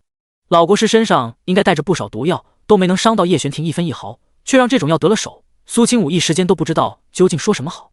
不过也很正常，那些毒药想要对人体产生作用，多少要接触到皮肤才行，唯有一些迷药、香料之类的药物才能离很远都能生效。叶璇婷作为皇子，对一般的药物也有抗药性，普通迷药也不会对他起作用，因此这种很少尝试也对身体没有太大损害的催情药成了最大的赢家。若是寻常时候，这种情况忍一忍就行了，可是自己心爱之人就在旁边，这才是让叶璇婷相当难受的根源。就在苏清武百般为难的时候，却看到面前的男人轻笑了一声，那张俊美的脸重新隐藏在恐怖的鬼面具之下。叶璇婷轻柔地摸了摸苏清武的头，然后嗓音低沉道：“逗你的，正事要紧。”苏清武原本还有些纠结的，结果对方这么一说，他又止不住有些心软。扎2针虽然说的简单，可多多少少都会对他产生一点影响，可以说1针下去，半个月之内都要起不来了。只是这密道之内还有不少受害者，要尽快解决这件事才行。苏清武见叶璇婷已经迈步走入地宫，他轻轻呼出一口气，将脸上的伪装和包裹在头顶的假皮全部扯下来丢在地上。他一下子成了穿着僧袍的美人儿，这装扮看起来奇怪又违和。苏清武低垂着眸子，轻轻摸了摸自己的唇角，也不知道叶璇婷刚才怎么盯着他那张假脸，吓得去嘴的。可两人才没走几步，外面突然传来杂乱的脚步声，听着盔甲摩擦、武器碰撞的声音，苏清武微微眯起双眼，加快脚步来到叶璇婷身侧，一把抓住她的手腕。是禁军。第160章，阿武要负责。就算不知道叶璇婷如今什么情况，可他也明白对方的身份绝对不能让禁军发现。罗刹那个组织的风评并不怎么好，他们只要有钱，什么人都杀，男女老少都不放过。组织虽然神秘，却是好几个国家都通缉的对象，这要是被抓住，叶璇婷的下场绝对好不了。跟我来。苏清武没给叶璇婷反应的机会，领着他往一个方向跑。这地宫虽然四通八达，然而能够藏人的地方并不多。苏清武左看右看，终于看到了一个通道的夹缝，他领着叶璇婷直接跑了进去。黑暗袭来，将2个人的身影笼罩。这狭小的夹缝，2人紧贴着身体，双方的呼吸声都能听得见。地方实在是太小了，苏清武身上散发出来的浅浅香气，叶璇婷甚至都觉得能闻得到。他脸上的鬼面具早就不知道丢到了哪里，那双凤眸在黑暗中却恍若泛着亮色。他咬紧牙关，紧绷着浑身的肌肉，伸出手将面前的小女人牢牢抱在怀里。叶璇婷怀疑苏清武很有可能是故意的，苏清武却忽略了叶璇婷如今的身体状态，聚精会神地看向外面。他整个人缩在叶璇婷的怀里，温软的触感让男人额头上冒出了一层冷汗。原本还可以忍耐的叶璇婷，此时胸膛剧烈欺负着，那种像是要将他烧成灰的感觉席卷全身，让他恨不得直接不管不顾，将这个故意惹火的袁泉就地正法。苏清武还不知道自己引爆了一个什么样的炮仗，他压低声音道：“一会儿等他们离开，我送你从另外一条小路下山。”一股热气忽然扑在他脸上，苏清武猛然眨了眨眼睛，一滴有些滚烫的汗落在了他额头上。苏清武骤然抬眸，在黑暗中哪怕看不清面前男人的脸，却也能感觉到那让他头皮发麻的视线。叶璇婷在他耳边道：“阿武。”苏清武应了一声：“我在。”阿武，怎么了？他话音刚落，忽然感觉自己耳朵一阵如湿，一种让他腰眼发麻的战栗感瞬间令他腿软，险些站立不住。他本就是特别敏感的人，更别提叶璇婷还特别了解他，知道碰触哪里让他受不了。他眼睛一下子也跟着红了，手指用力紧紧抓着男人的衣襟，咬唇：“你别乱动，外面还有人。”脚步声已经很接近了，那些禁军很快就将整个地宫各处都占据看守起来。距离苏清武和叶玄庭藏身之地大概10几米的地方，刚才就路过了2拨人，叶玄庭却没有停下，他嗓音低沉暗哑，带着气音。作为罪魁祸首，阿武要负责。叶玄庭的胸腔里面的心跳声如雷贯耳，心脏跳动的频率好像随时都要爆炸一样。他这么做不过是缓解自己焦躁的情绪，舒缓心中那强烈到可怕的欲望。他想要将摆在他面前的美食一点点的细细品味，又或者一口吞到肚子里，不留任何痕迹。苏清武已经说不出话来了，他抓紧了叶玄庭的衣服，整个人都挂在了他身上，只依靠着他的手臂支撑着身体。他觉对自己浑身都要熟透了。他的吻从耳根落在了脖梗上，最后落在他的唇上，然后掠夺了他的所有呼吸。外面的脚步声突然越来越近，然后骤然间停在了他们2人藏身的角落之外。苏清武猛然瞪大双眼，然后推开叶玄庭，转身看了过去，就见到一个人已经站在了外面，然后一脸尴尬地看着2人。那个，你们继续。末将什么都没看见。苏清武，他立刻开口。萧逢，他一开口，脸更红了，声音沙哑的不成样子，让他越发尴尬地咳嗽了2声。如今的萧逢已经和1、2个月前判若两人，他身上穿着朝中禁军的衣服，银色盔甲让他整个人看上去威风凛凛，已经有了未来将帅的雏形。萧逢颔首，避开王妃的目光，也不敢多看角落里暗处的2人，将火把挂在一旁的墙壁上。他恭敬行礼道：末将拜见王爷、王妃。他永远不会忘记自己是怎么能够走到如今这一步的。作为孤家寡人的他来说，知遇之恩大过天。他缓缓抬眸看向叶玄庭，丝毫没有奇怪他为何会在这里，而是开口和苏清武解释：是王爷提前安排了我进入这次守卫山脚的禁军队伍，顺便在内部接应他。苏清武微微眯起双眼，原来如此。他扭头看向叶玄庭，罗刹。叶玄庭垂眸，这里毕竟有外人在，他很快调整呼吸，暂且将所有想法压下去，一把将身上穿着那件黑色斗篷脱了下来，丢在地上。不是。苏清武眨了眨眸子。不是什么？叶玄庭眸色暗沉，我不是罗刹的人。啊？那你为什么？叶玄庭轻声解释，衣服和面具是我杀了。罗刹的人以后拿过来用的，就这么几件修补一下还能穿。罗刹和圣山都不是什么好东西，他穿着罗刹的衣服杀国师，只是想看他们狗咬狗罢了。苏清武原本提起来的心倏地落了地，他还以为叶玄庭真的是罗刹的人，如果那样的话，无所谓，不论叶玄庭想做什么，要做什么，他都无条件的站在他这边，哪怕要与全天下为敌。叶玄庭伸出手摸了摸苏清武的脸，吓坏了吧？对不起阿武，没有提前告诉你，我本来只想着把国师的脑袋拎回来给你当生辰礼物的，害怕你担心，我就没敢说。何止是吓坏了，他小心脏太脆弱，再来几次都要受不了了。你没事就好，不过再有，算了，毕竟我也不对，不该到处乱跑。叶玄庭扬了扬眉宇，轻笑了一声，小和尚，差点连我都骗过去了。他说话的声音实在是太引人犯罪，苏清武光听着都感觉浑身酥酥麻麻的。一旁的萧逢见2人在这里你侬我侬的模样，觉得自己受到了不小的心理创伤。这2位是一点儿也不考虑他这个单身狗的心情。萧逢不由得眼唇轻咳了一声，小心翼翼地提醒道：王爷该走了。叶玄庭微微颔首，本王知道。他用衣袍遮挡住身体不太自然的状态，就要离开这里。苏清武却将他拉住了，小声说道：一起走。叶玄庭脑海里像是有烟花在炸开，听到苏清武这句话，让他的情绪都亢奋了好几倍。他想也没想，一把将他从地上抱了起来。萧逢傻了眼，王爷，咱们这是不是太明目张胆了？第161章，王妃的秘密保不住了。叶玄庭淡淡开口，相当无情无义，无理取闹。萧统领，本王相信你能解决。萧逢，可如今叶玄庭是他平步青云的大腿，他不行也得行。来的时候他已经让人留下了一条通道，那里都是他新收到身边的心腹，因此也不用太担心被人发现。而且他们这群人是来抓杀手的，并不是来抓王爷的。萧逢目送2人安全离开，立刻眯起双眼转身，让人将捡回来的斗篷和面具都拿到手中当成证据。他低声对身边的人道：回去禀报，就说国师与刺客同归于尽，只拿到了刺客的一部分衣物和国师的一条断手。是，萧统领。那传信的小头目犹豫了一下，再次问道：从暗室里面带出来的那些人怎么办？萧逢想了想，还活着的好好照顾他们，然后将此事如实禀报，然后等候指示。属下明白了。其他人都下去处理这梁山上的后事。梁山寺出了这么大的事，不可能不传到京城去，而且这些后宫妃子们也一个个的都受到了惊吓。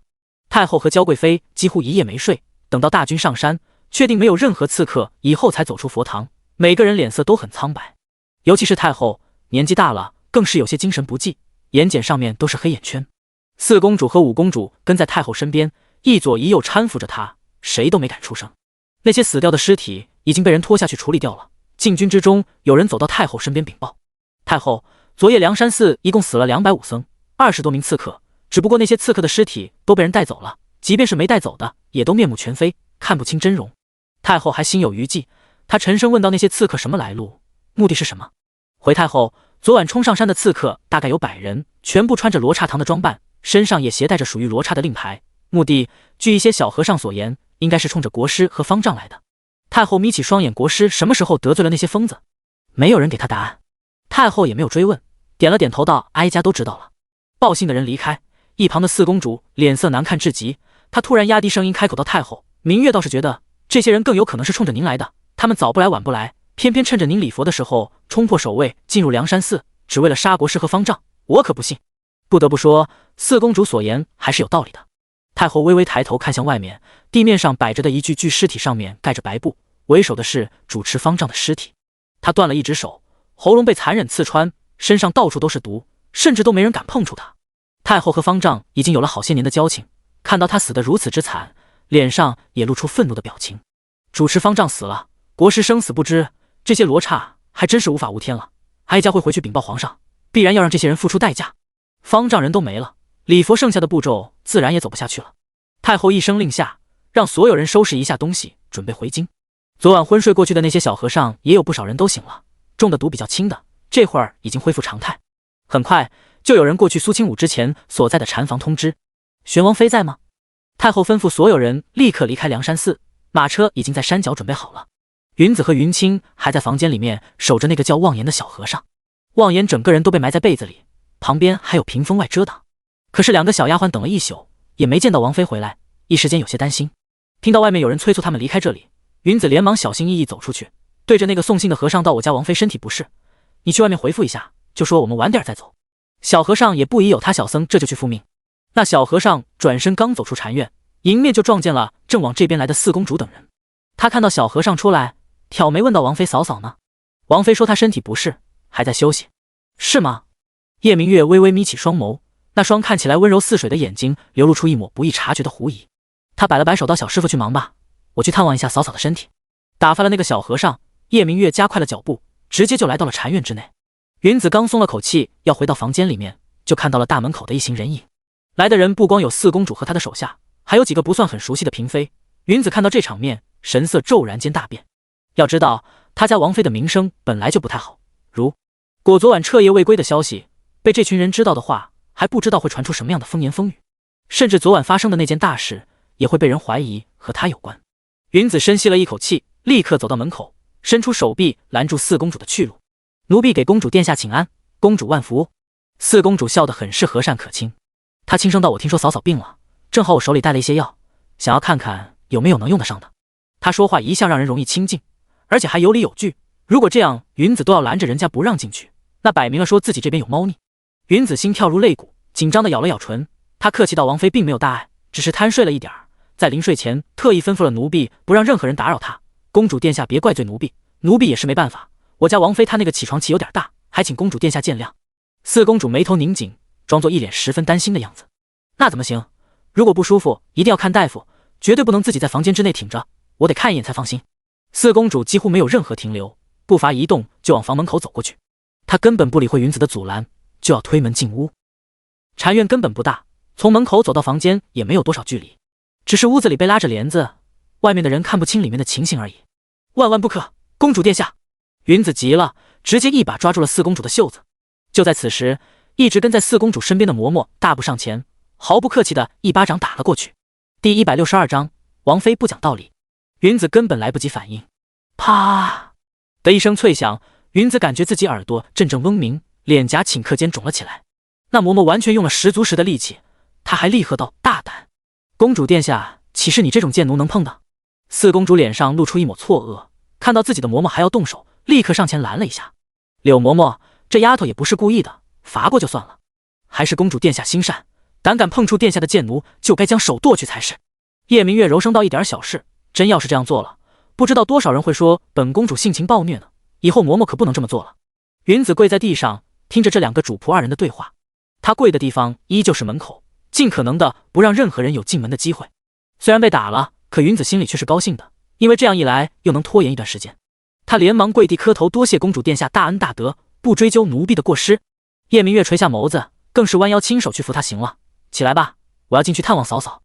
云子却死活不起来。不行，奴婢错了，一定要给您多磕几个头才算赔罪，您不要屈尊降贵的来扶奴婢。叶明月没想这丫鬟竟然如此执拗，他这样百般阻拦，更让叶明月知道里面一定有问题。他对着身边的柳嬷嬷使了个眼色，那嬷嬷立刻向前一步，动手将地面上的云子从地上拖起来，丢在一边。云子摔在地上，完全没有反抗的能力，只能眼睁睁地看着禅房的大门被推开。糟了！小和尚望言还躺在床上，这些人只要进去搜一下，就什么都知道了。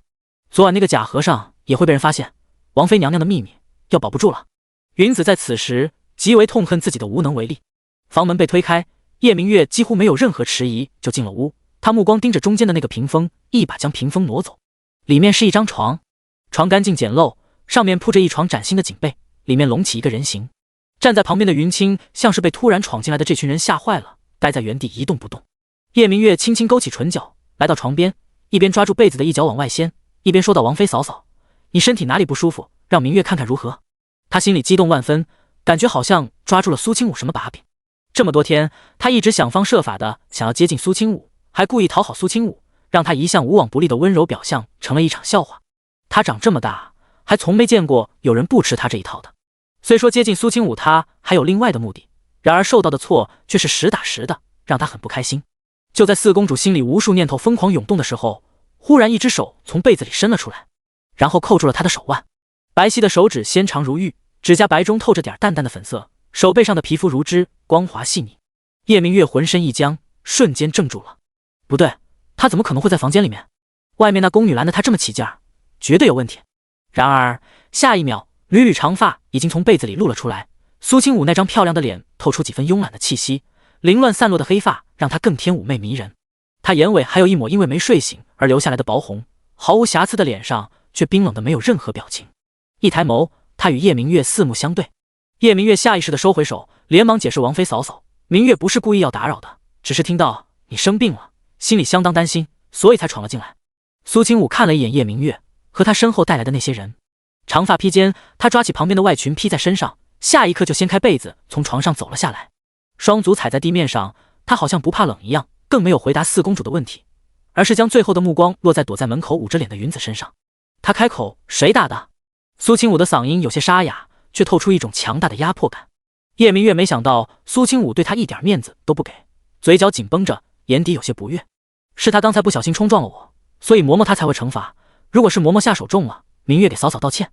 后方那些嫔妃看到这一幕，看着四公主的眼神都流露出赞叹的表情来。都说四公主为人亲和，对任何人都没有架子，果真如此。她说话办事都让人舒服极了，绝对是可交之人。不过他们也理解四公主这种举动，毕竟她只是皇后收养到膝下的，并非亲生，低调一些也能够好过些。所有人对四公主抱着交好又同情的心态的。苏清武听到四公主这般说，目光冷锐地看向站在他身侧的嬷嬷，然后丝毫没有停顿地上前一步，一巴掌拍在了他脸上。苏清武的力气有多大？石门已经领教过了，挨上他这一下子，不死也要半残。那柳嬷嬷甚至连一声惨叫都没有发出来，人都被苏清武这一巴掌给拍飞了出去。所有人都傻了眼，看着柳嬷嬷满嘴都是血，她挣扎了一下，牙齿就从嘴里一颗颗掉在地上。她脸颊高高胀起，已经被打成了一个巨嘴葫芦，趴在地上蠕动着，好像个半死不活的大虫子。叶明月瞪大双眼，柳嬷嬷，他立刻扑上去，拿出手帕擦他脸上的血，然后扭头看向苏清武，双眸微红。王妃嫂嫂这是做什么？我已经跟你道歉了，柳嬷嬷也是按规矩办事，你怎么能一句话不说就直接动手？你还讲不讲道理？苏清武垂下眸子，用云清递给他的手帕仔仔细细擦拭指缝。本妃不讲理，若是我真不讲理，你们现在一个个应该都跟他一样趴在地上，趁我睡觉闯进来我房间，还打我的丫鬟，谁给你们的勇气？云子看到那躺在地上的柳嬷嬷，摸了摸自己脸，突然觉得脸上好像一点都不疼了。他甚至还没忍住，牵动了一下嘴角想笑，心里那种暖意让他眼眶发红。他挪到云清旁边，眼神崇敬地望着挡在他们面前的身影。有这样的主子，他这辈子也算是值了。第163章仗势欺人。叶明月眼睛里水雾弥漫，全是委屈。守在门口的几个宫妃看到四公主这副模样，心里顿时涌出一种想要打抱不平的想法来，立刻走人走上前，来到四公主身边，扭头对苏清武道：“玄王妃，四公主担心你才紧赶慢赶过来探望，你心里不感激也就算了，竟然还好心当成驴肝肺。”好心？苏清武垂眸，怎么？你们所有人一个个耳朵不好使，都听不懂人言。本妃已经吩咐下去，不让人打扰，你们擅闯进来还占理了？还不是你身边的丫鬟说你身体不适，所以我们才进来的，你怎么能如此蛮横无理？一群人七嘴八舌，将苏清武说成了一个欺压旁人、魂不吝的人，贬低之语尽出，全部都在维护叶明月，将叶明月比喻成了心地善良的小白花，关心人反被人诬陷，没安好心，可可怜怜。只可惜，如果这群人的言语用来对付别人还好，可苏清武耳朵听的都要起茧子了，听着听着早就习惯了。他说过，别人怎么看自己，他并不在乎，他只在乎自己开不开心。勾唇，扬起眉梢，苏清武看着这群人轻笑了一声，说完了吗？那些还在叽叽喳喳的人群，反而因为他这一句话停顿了一下。苏清武眼底划过一抹嘲讽之色，忽然到没说完的话就留下来继续说，不过你们应该也听见我丫鬟说过，我这个人起床气有点大，一会儿发起疯来，你们一个个的下场都比那个嬷嬷好不到哪里去，要试试吗？所有人看着那柳嬷嬷，瞬间面上露出了惊恐之色。他们这群人平日里没有别的事，就喜欢说一些有的没的，现在他们认定了苏清武是欺负人的那一方，苏清武不管说什么，为自己如何辩解都是没用的。在这群人眼里，那都是他在狡辩，甚至反而能够成为这些人攻击的弱点。然而苏清武一向秉承着能动手不逼逼的做事准则，既然话说不通，那就打得这群女人痛，顺便帮他们倒倒脑子里进的水。房间里一时间鸦雀无声，所有宫妃都被震慑，闭了嘴。叶明月微微怔住，没想到自己居然看到了这样的场面。这些人刚才那同仇敌忾的劲儿呢？对方不过只说了一句话罢了，怎么就被吓没了？有人甚至压低声音对叶明月道：“四公主，咱们先回去吧。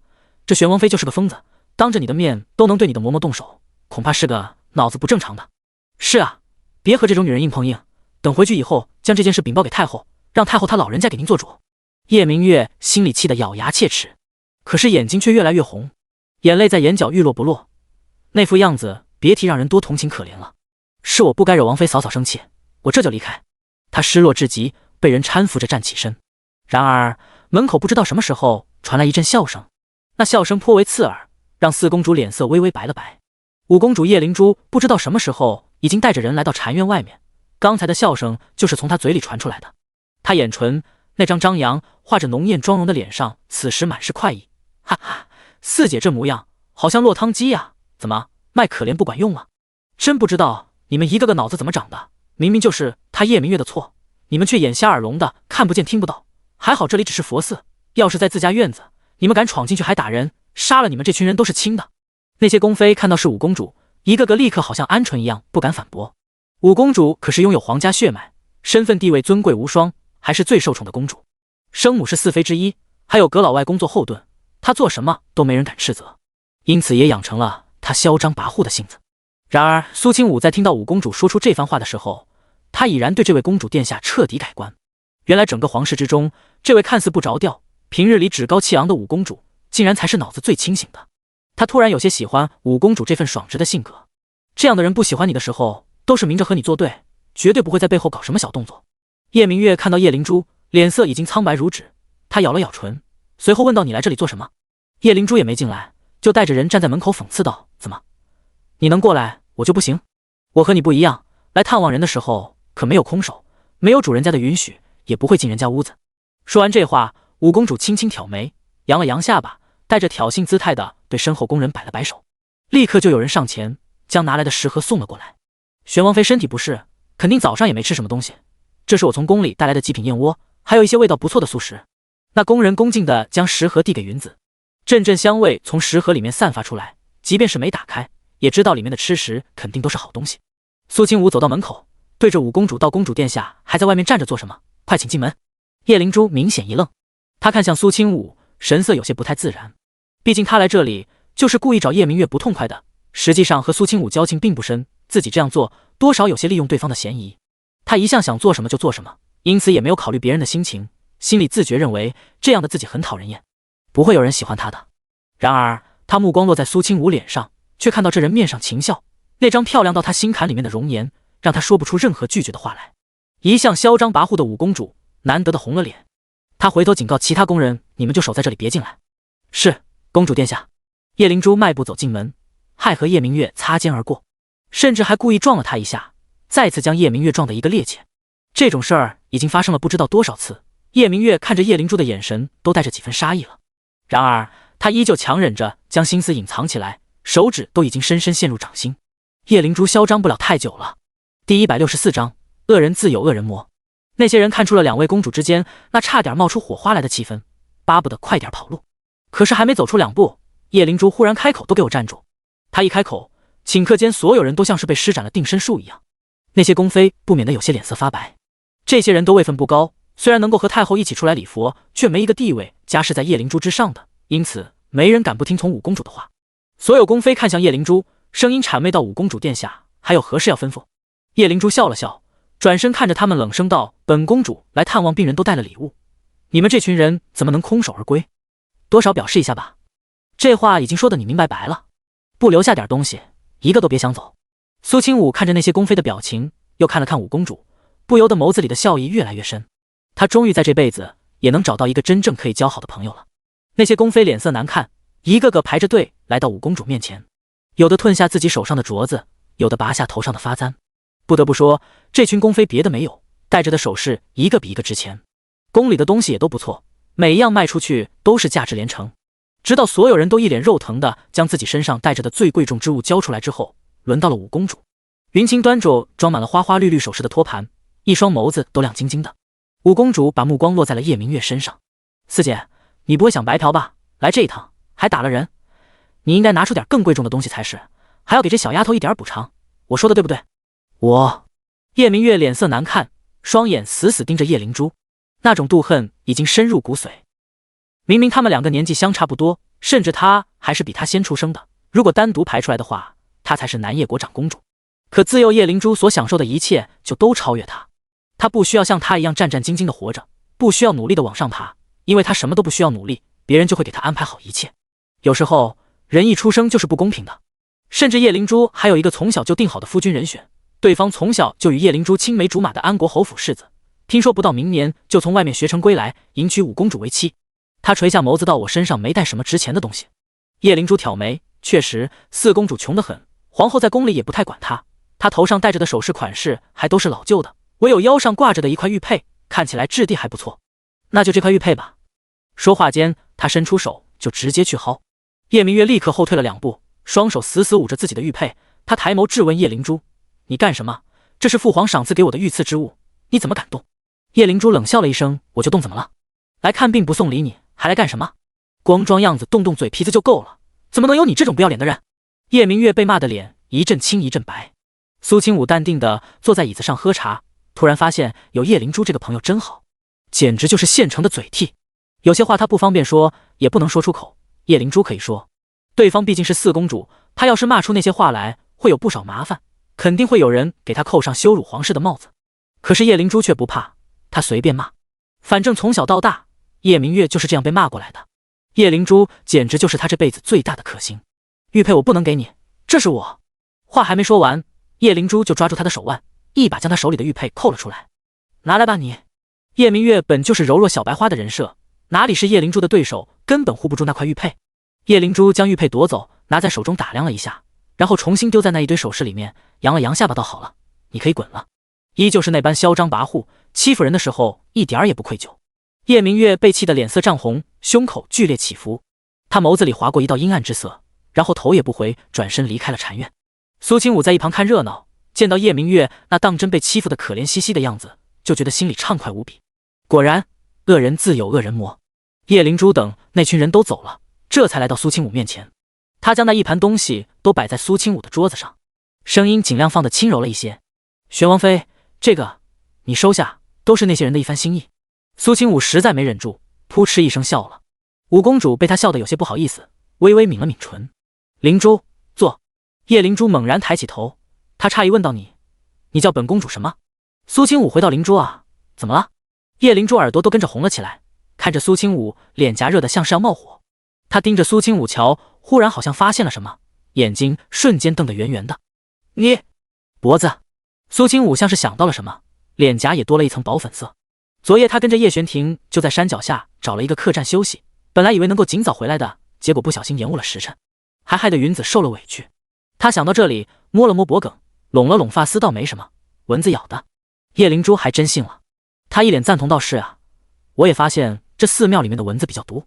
云子、云清，王妃说谎的时候能不能看看天气？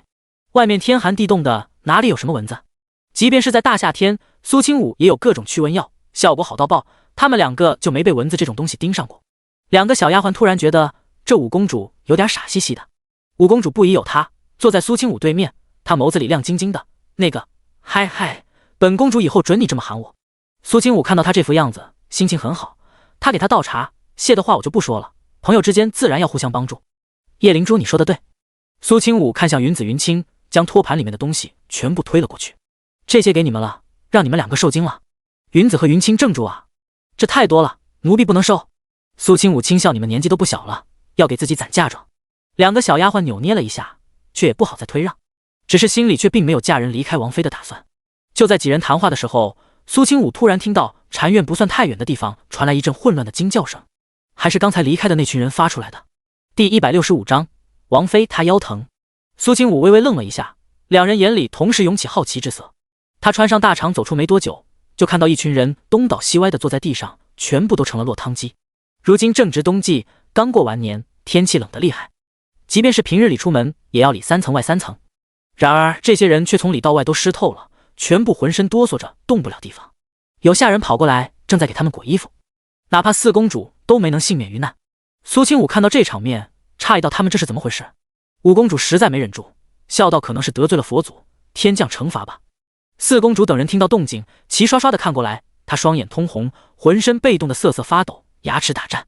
她带着这群人刚要回去，才没走出来多久，就被人泼了满身的污水，那水甚至还带着一点臭味。是不是你们？一定是你们做的。她被冻得说话都连贯了。苏清武挑眉，站在远处道：公主殿下现在都学会冤枉人了吗？我身边就带来2个丫鬟，他们一直都陪在我身边，什么时候泼你们满头水了？苏清武这般一说，四公主倒是反应了过来。他说的确实不错，苏清武这次带的人最少，如果不是他的话，那就一定是。别看本公主，这次可不是我做的，如果是我做的，我一定承认。五公主双手环胸，老神在在的看热闹，越看这群人越想笑。四公主彻底愣住了，她咬紧牙关盯着叶灵珠，心里却是泛起阵阵疑惑，因为就好比叶灵珠她自己说的，她不屑说谎，想整她的时候都会摆明了让她知道，好挑衅她。如果背后泼水这件事不是他们2个，那还能有谁？四公主一时竟然想不通。正当那些丫鬟打算扶着这群落水狗回房间换衣服的时候，太后带着娇贵妃一行人也过来了。一看到太后，四公主叶明月的眼泪瞬间就下来了。玉佩被抢，还败泼了一盆冷水，她现在委屈坏了。她脸色苍白的来到太后面前，还请祖母为明月做主。太后看到这场面，一时间也有些愕然，你们这是怎么了？谁泼了你们一身水？快回去收拾一下，别着凉。其他人抓紧时间走了，唯有叶明月没有。她抬起头看着太后，脸上露出极为委屈的表情，然后一下子跪在地上，还请祖母为明月做主。您看明月身边的柳嬷嬷被人打成了这副模样，她旁边那个被打满脸血的柳嬷嬷也立刻跪爬过来，抬起头道：呜哦。话已经说不出来了。太后惊讶，垂头指着她的脸：你这脸是谁打的？她话音刚落，还没等叶明月说话，苏清武人就已经走到了太后面前。他俯身行礼，然后淡然道：我打的。太后将目光落在苏清武身上，略微皱眉：你打他作甚？还没等苏清武开口解释，五公主就从后面小跑过来，直接伸出手臂挂在了太后右边。她撒娇道：太后，这事儿灵珠看到了，玄王妃惩罚一个下人而已，您跟着计较什么？也就四姐这种身份，不懂得何为尊卑，非要吵着闹着给一个下人伸冤，怎么还能因为一个奴才反过来打主子不成？叶灵珠这么说，虽然多少有些蛮不讲理，仗势欺人，可却很有道理。这里毕竟皇权在上，太后等人更是享受着这种等级差异的好处，她怎么可能为一个下人说话？苏清武就算做得再不对，也是对下人出手，就算一般官家随意打死1-2个下人，也不会有人追究，这就是这个世界最基本的生存法则。因此太后的脸色顷刻间就好了不少。她看着叶灵珠，眼神宠溺地拍了拍她的头。灵珠说的也不是没道理，明月，你是公主，没事别和这些个下人走得过近，告状不成反过来被指责。叶明月心里恨得要死，可是却无可奈何。多谢祖母指点，明月知道了。他顿了顿，可是泼冷水一事，太后颔首哀家，会让人去找。你先收拾收拾，咱们该启程回京了。他是一天也不想在这危险的地方待了。谁知道今晚会不会有刺客去而复返？叶明月无法，只能打落牙齿活血吞，委屈让他胸口剧烈起伏。原本已经生根发芽的怨恨暴涨。太后所说的让人找找，也就真是随便让人找一下。这么一大群人都没看清楚是谁泼他们冰水，一点线索都没有，去哪儿找？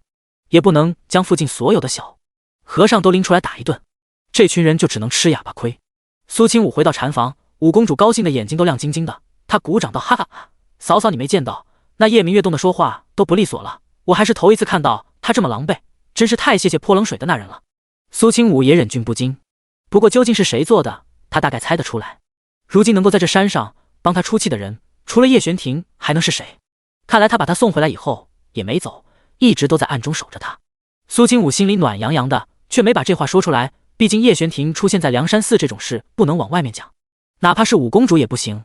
嫂嫂觉得这件事是谁做的？苏清武一怔，他垂眸笑道：“可能是佛祖看不下去了，天降惩罚。”我也是这么觉得。苏清武和五公主说话确实有意思。叶灵珠看了一眼外面时间不早了，也就没继续留下打扰苏清武。一会儿大家都该下山了，嫂嫂也一起走吧，安全。好，他亲自起身将五公主送出去，然后重新关上柴房的门。刚才该保持着温和浅笑表情的脸瞬间垮了下来。云子云清立刻走过来，有些担忧道：“王妃，您怎么了？”苏清武对着两个小丫鬟伸出魔爪，把手臂搭在他们肩膀上，然后他轻轻拧着眉，那张漂亮的脸带着几分脆弱的美感，我腰疼。第166章，王爷，你过来一点。云子和云清两人闻言立刻就有些脸红了。王妃身上这些痕迹，不用看也知道昨晚一定发生了什么。只不过两人倒是并没有往别地方想，因为以王妃的本事，若是她不愿意，绝对有800种法子折腾的对方生活不能自理。王妃昨晚是和王爷出去了。云子用的是陈述句。苏清武坐在床上撑着身体，微微挑眉：“云子这么聪明，你怎么知道的？”云子眼唇笑：“那个，因为王爷最喜欢在王妃您耳后留下痕迹了，那个位置就连奴婢都熟悉了。”苏清武摸了摸脖子：“真的假的？以前我倒是没注意。”不得不说，那吻痕带着极为强烈的占有欲，每次云子看到的时候，心里都觉得惊讶。毕竟从外表看起来，王爷并不像是那种性格的人。可是谁知道呢？府中的人心里明白，王爷只有一个软肋和逆鳞，那就是王妃。大概1个时辰后，所有人都从山上下来，重新上了回宫的马车。虽然国师不知所踪，然而太后对淑妃依旧很是忌惮，打算让人捆着她，以防万一。淑妃身上那些痕迹已经完全褪去，现在看起来和平常差不多。好在有娇贵妃打包票，也给她安排了一辆马车，让她能坐得舒服一些。这次梁山寺之行，不少人都受到了惊吓，更有一些马车里面不停传出喷嚏声。苏清武刚刚坐稳，就从怀里拿出一个瓶子，然后倒出来一些小黑药丸，递给云子：“云子，交给你个任务。”“是，王妃放心。”苏清武舒舒服服地靠在椅子上闭目养神，忽然帘子一动，一道身影从外面飘了进来。他所在的马车在人群的最后面，前方那些宫妃们绝大多数都锁在车里取暖，没有人关注这边。苏清武猛然睁开眸子，刚要动手，却看到了一张熟悉的脸。叶玄庭裹着一身寒意进了马车，坐在苏清武对面。马车周围挂着厚厚的帘子，外面一点也看不到里面，只有上方小窗里面透进来的光线将车内照亮。叶玄庭将禁卫军的头盔摘下来摆在旁边，然后将软甲也脱下来，这才坐在苏清武身侧。他搓了搓自己的手，直到发了热，才伸出手去碰触苏清武的腰。腰一痒，苏清武实在没忍住轻颤了一下。他白了他一眼，压低声音道：“王爷一点都不懂得怜香惜玉。”叶玄庭被斥责的耳根发红，他一脸内疚的低下头：“对不起阿武，是我不好。”苏清武看他道歉这么有诚意，一时间责怪的话怎么也说不出来了。他轻轻靠过去，整个人都挂在男人身上，脑袋靠在他胸口道：“那你陪我腰，早上起来都疼得差点断了。”叶玄庭凤眸低垂着，漆黑的眼瞳里面却都是暗芒。他带着一点力道的去按揉他的腰，舒缓的力道让苏清武舒服的眯了眯眼睛：“我帮你揉一揉，感觉如何？”苏清武哼了哼：“还不错。”叶玄庭这才将悬着的心放下来。一想到昨天发生了什么，他心跳如雷，一时间感觉身体又躁动起来。只不过他怕苏清武推开他，没敢乱动。马车摇摇晃晃的前行，苏清武忽然睁开眼睛：“你这样闯进来，会不会有人看见？”叶玄庭道：“不会，有人帮忙掩护，等快到京城我再离开。”苏清武舔了舔唇，眼睛里划过一道狡黠的笑：“怎么就能有他一个人不舒服？王爷，你过来一点儿。”苏清武扬起下巴，在他耳边道：“这里又没人看得见，让我亲亲你。”叶玄庭微微僵硬了一下，随后体会了一把什么叫欲火焚身。禁卫军护送太后等人进宫，而老皇帝已经知道了昨晚发生了什么。一群宫妃互相搀扶着来到大殿之内，纷纷站在殿内等待问询，一个都没少。淑妃被推到了最前面，她有些担心的回头看了苏清武所在的方向一眼。她只是被看守了一晚上，虽然就自己一个人，却也没受什么委屈。娇贵妃如今将她当成自己人，因此让下人送去了被褥暖炉，并没有亏待她。苏清武对着她笑了笑，微微点头。看到她轻松的模样，淑妃原本提到嗓子眼里面的心骤然落了地。她扬起下巴，脸色虽然很白，眼神却很坚定。老皇上问道：“太后，您老人家我有什么想说的就说吧。”太后坐在一旁的椅子上，昨夜礼佛之时，佛像泣血，发现宫妃之中有人使用巫蛊妖术作祟，因此哀家让人将淑妃抓了起来，送到宫中交给皇上来处置。六皇子刚夭折不久，还请皇上从重处罚，免得后宫之中继续藏污纳垢。淑妃听到太后这毫不留情的批判，脸色更难看了。她连忙跪在地上辩解道：“还请皇上明察，妾身从未做任何伤害六皇子的事，也没有学习过什么巫蛊之术。”太后冷声道：“事到如今，你还在狡辩？国师和方丈昨晚可都在场，亲口将你指出，妾身冤枉。”淑妃垂下头，手指紧紧握着。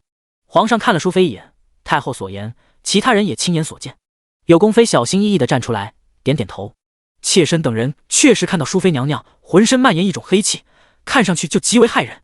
妾身也看到了。皇上皱了皱眉，然而这么多人都如此说，他也不好包庇淑妃。朕知道了，来人，将淑妃带下去。淑妃猛然抬起头，一颗心都跟着颤了颤。虽然早就不对皇上抱有什么期待，可是如今只听从几个人的说法，就要治他的罪，还是让淑妃心凉了个透彻。正当此时，门口突然有小太监进来禀报皇上，林太师求见。皇上微微眯起眸子宣。宫妃立刻分开，站在两侧，将中间一条道路腾出来，唯有淑妃还跪在原地一动未动。苏清武将目光落在门口，一道身影在小太监的带领下走了进来，年过40左右的中年男人大步流星来到殿内，然后垂手跪在了淑妃身边。臣为淑妃娘娘求情。第167章全都中招了。苏清武看着淑妃的这位哥哥，当朝权臣林太师，稍微打量了一下他的长相，虽然已经年近50，可林太师看起来还很年轻，一头黑发看不到半点雪白，即便是当今皇上鬓角都白了大半。一身官服，身材挺拔，五官和淑妃有几分相似，像是个温和有礼的人。老皇帝看着林太师道：“你这是想要插手朕后宫之事？”林太师连忙俯身：“微臣不敢。”既然不敢，你还处在这儿做什么？林太师顶着皇上身上散发出来的强大压力，抿了抿唇道：“淑妃娘娘是微臣看着长大的，微臣自幼和娘娘相依为命，因此了解娘娘的性子，她绝对不会修习什么巫蛊之术，还请皇上明察。”老皇帝轻笑了一声：“你上嘴皮子一碰下嘴皮，就可以洗脱罪名不成？”林太师忽然道：“微臣以性命来为娘娘担保，还请皇上给微臣一点时间来查明真相。”突然听到林太师这样说，苏清武和淑妃都有些诧异地看着他。苏清武从林夫人和林雪宁的态度上，还以为这太师府的人都是脑子不正常的，却没想到居然还能出来一个明白人。不过通过林太师的话，他也明白了，林家一双老父母早逝，林太师和淑妃娘娘的感情一直很好。皇上听到林太师这样说，眉宇之间流露出一点松动。场面一片安静，皇上终于开了口：“行吧，朕给你3天时间，如果3天之内查不出原因，林太师你就自请离京吧。”“是，微臣遵命。”林太师脸色严肃，恭敬行礼，这才侧头看向淑妃。淑妃与他目光相对兄长。林太师整个人气息有些颓然，他却强撑着道：“淑妃娘娘，走吧。”那些想要抓淑妃的人立刻退下，打算让开道路让他们离开这里。皇上也没阻拦。苏清武心情倒是好了不少，他微微扬眉，眼底划过一道冷芒。时间应该差不多了。他自己喃喃自语，忽然间人群之中有人惊呼了一声：“啊，怎么回事？云嫔身上怎么出现了黑色鬼纹？李贵人也是，还有贵妃娘娘，贵妃娘娘身上也出现了。太后，您脸上怎么了？”太后和娇贵妃一脸茫然，被众人那样盯着，然后不自觉地抬起手摸了摸自己的脸。可是抬起手的一瞬间，就看到自己的手背上和脸上有黑线在蔓延。啊！太后惊呼出声，脸色煞白一片，差点身子一软摔在地上。皇上瞬间站起身：“来人，传太医。”几乎在这一刻，整个屋子里所有宫妃都开始出现了同一问题，她们身上顺着血管爬上来的黑色，让人看着好像阴气森森的鬼纹，吓人不说，还有一种诡异的感觉。一些宫妃更是不由得哭出声来，所有人都被这一幕给震惊的傻了眼，更有的人瘫坐在地上。苏清武微微勾起唇角，眼底划过一道嘲讽之色。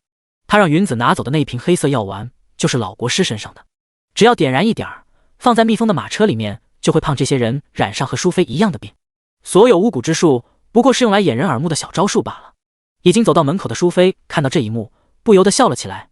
她这笑声一出，引来不少人看向她。淑妃也一改往日的柔弱形象，神色透出一种锐利来。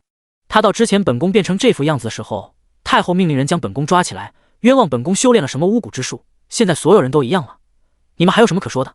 然而她话音刚落，旁边有一个宫妃忽然扑过来，一把抓住了她的裙角。一定是你做的，对不对？我们发现了你的秘密，你就要报复所有人。对，一定是这样。你既然能够解决身上那些鬼纹，也能帮我们解要交出来。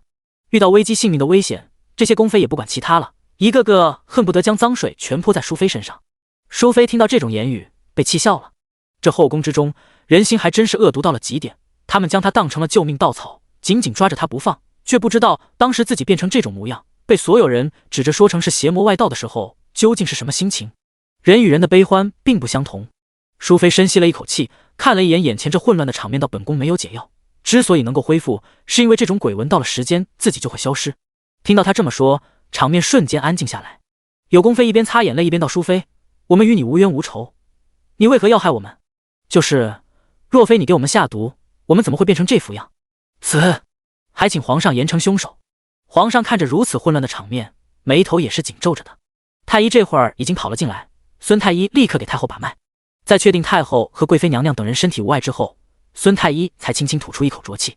太后和诸位娘娘都无事，这血液之中的黑色之物，只要经过一段时间就可以从体内排出，不会对各位娘娘造成太大影响。太后连忙质问哀家身体之内的黑色之物究竟是什么？可是巫蛊之类的那种术法。孙太医沉默了一下，眉头也越皱越深。看到他这种表情，其他人也不由得担心起来。孙太医刚要开口，就见到苏清武已经从人群之中走了出来，他手中还捏着一个黑色的小球，白皙的指尖和那黑色药丸形成鲜明的对比。苏清武忽然展颜一笑：孙太医说不清楚的话，那就我来说好了。谁也没有注意到苏清武，主要是谁也没有将他当回事。虽然四公主之前和他在禅院之内起了冲突，可是这群人会过去那边，都是因为四公主，并不是因为苏清武。苏清武名声不好，在整个京城之内都是笑话，更没有几个人愿意和他交好。现如今更因为这群人被五公主收拾过一顿的原因，心里对他厌恶至极。四公主忽然站了起来，她也没有逃过一劫，身上都是黑色鬼纹，看起来嫂嫂对这种鬼纹很了解。第168章砧板上的鱼肉。她的话意有所指，让所有人都将视线落在苏清武身上。苏清武勾唇，不紧不慢道：我略知一二。四公主捂着唇，露出震惊的表情，难不成这鬼纹是？她说话说一半，却引人遐想。已经有人露出忌惮又愤怒的表情，看着苏清武，好像在看什么瘟疫。而淑妃也不由得紧张起来，她忽然大步走到苏清武身边，小心翼翼拉了拉他的衣服，对着他微微摇头。太后和皇上最讨厌这种巫蛊之术，如果苏清武沾染上这种污点，一定会留下不太好的印象。苏清武却给了淑妃一个安心的表情，迎着所有人的目光到孙太医：你看看这是什么？孙太医走过来，小心将苏清武手中的黑色药丸接过，然后碾碎闻了闻味道。他眉宇皱得更紧了，想了半晌，忽然间露出恍然大悟的表情。这里面有黑金草的草汁。苏清武颔首，抬起头，扬着下巴看着皇上。方家药典之上记载着很多种千奇百怪的奇花异草，上面记录着这种黑金草的一些特性。诸位身上的黑色纹路并非什么巫蛊之术和鬼纹，而是提取了这种草汁之后，经过焚烧呼吸进入人体之内，属于黑金草特殊的药性。什么？太后露出惊愕的表情，其他人也是如此，摆出了一副我知道的少，你别骗我的表情。苏清武却镇定自若，看向孙太医。孙太医乃是院手，想必也听说过这种异草吧？孙太医额头跳了跳，恭敬道：王妃所言极是，确实有这种草，只不过老臣见识短浅，并没有亲眼见过，只是在一些特殊的医书上翻到过。可以说，如果不是孙太医这种传承100年的医学世家，都不可能接触到这种深层次的东西。不管是南叶还是其他的一些国家，在医术上面都像是被人有意封锁了一样，多少年来都没有任何提升。孙太医已经是整个太医院了不得的大夫了，民间那些赤脚大夫更是连风寒暑湿都治不好。皇上听到两人的交谈，眼神也略微有所动容。按照孙太医和玄王妃的说法，那种鬼纹只是吸入这种草的后遗症。孙太医垂手行礼回皇上：正是。老皇帝摸了摸下巴，若有所思。太后却被这个答案给震惊住了，她眼底划过一道不可置信之色。怎么可能？这世上怎么会有如此古怪的草药？玄王妃，你可知道在圣上面前说谎，可是欺君之罪。苏清武毫不畏惧地注视着太后，他微微挑眉，我所言一字一句皆为真实，不信的话，我这里正好还有一枚黑金草汁制作而成的药丸，可以点燃了给大家试一试。荒唐！太后怒斥皇上乃龙体，怎能染上这种污秽之气？苏清武不慌不忙，那太后意下如何？太后拧着眉头看了看自己的手，如果你能给哀家除去身上这些秽物，哀家就信你的说法。苏清武挑眉，如此简单就想要让他帮他们治好，这怎么可能？天上岂有如此掉馅饼的好事？回太后，刚才孙太医也说过，您和诸位娘娘身上的黑纹，明天一早就能够消失。太后扬眉，谁知道这些鬼东西会不会损害哀家的身体？苏清武见太后执意如此，突然将目光落在四公主身上。那也好，不如就找人来试试我的治疗方法如何？他勾起唇角，忽然开了口：四公主，麻烦你过来一下。叶明月脚步僵硬了一瞬，他扬起下巴，脸色有些难看，忽然捂着唇剧烈咳嗽了起来。我身体有些不适，不久前还不小心感染风寒，恐怕不能。苏清武却笑道：正好，我这治疗的法子不光能驱除掉你体内那些黑纹，还能顺便给你治病。叶明月咬着牙，唇齿都有些颤抖。他看着苏清武的脸，不由得想起在佛堂里面苏清武说的那些话：砍断手，喂他吃下去，切掉四肢，做成人质。他骤然间发现，这位苏家的小女儿根本不是一朵脆弱的小白花，而是真真正正的食人花。嗨嗨嗨嗨！四公主一阵猛烈的咳嗽，将脸都憋得涨红，然后眼睛翻了翻，直接晕了过去。孙太医要过去，却被苏清武拦住。他当着众人的面伸出手，从孙太医那药箱里面拿出一根1指长的银针，直接对准了他的人中穴扎了下去。啊！剧烈的惨叫声从叶明月口中发出来，他疼得生理性眼泪直流，伸出手捂着自己的口鼻部位。苏清武将银针还回去，看，这不就好起来了？其他人看到四公主这副样子，不由得缩了缩脖子，却没人敢上前求情，因为害怕到时候谁来一句既然心疼她，那就你去当试验品。太后皱眉道：四公主体弱，要不换灵珠来。叶灵珠听到这话，心里咯噔了一下。为了不让她显得特殊，五公主身上也有黑纹，不过她倒是并没有太过紧张。可是太后这样一说，让她心里一阵难受，可见自己和叶明月在太后面前的地位也是不同的。太后偏心叶明月，苏清武当然不可能碰叶灵珠。他轻轻弯了弯唇角道：太后不想让四公主尽快好起来吗？而且如果我真的伤害了四公主，这么多双眼睛看着，我还能跑了不成？这话说的也有道理。太后颔首道：那你给他治吧，需要什么东西的话就去找孙太医拿。孙太医立刻在旁边待命。已经清醒过来的四公主脸色骇然，立刻看着太后摇头：她不要治病。苏清武一定想了不知道多少法子要害她。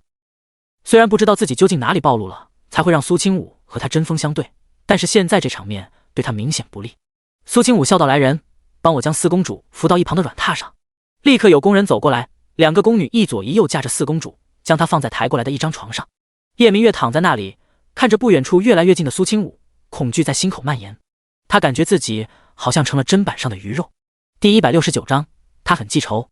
苏清武可没有任何怜香惜玉的想法，他毫不客气将孙太医药箱里面的一排针拿出来，然后扎在了叶明月的脑袋上。叶明月瞪大双眼，想要惨叫，却发不出任何声音。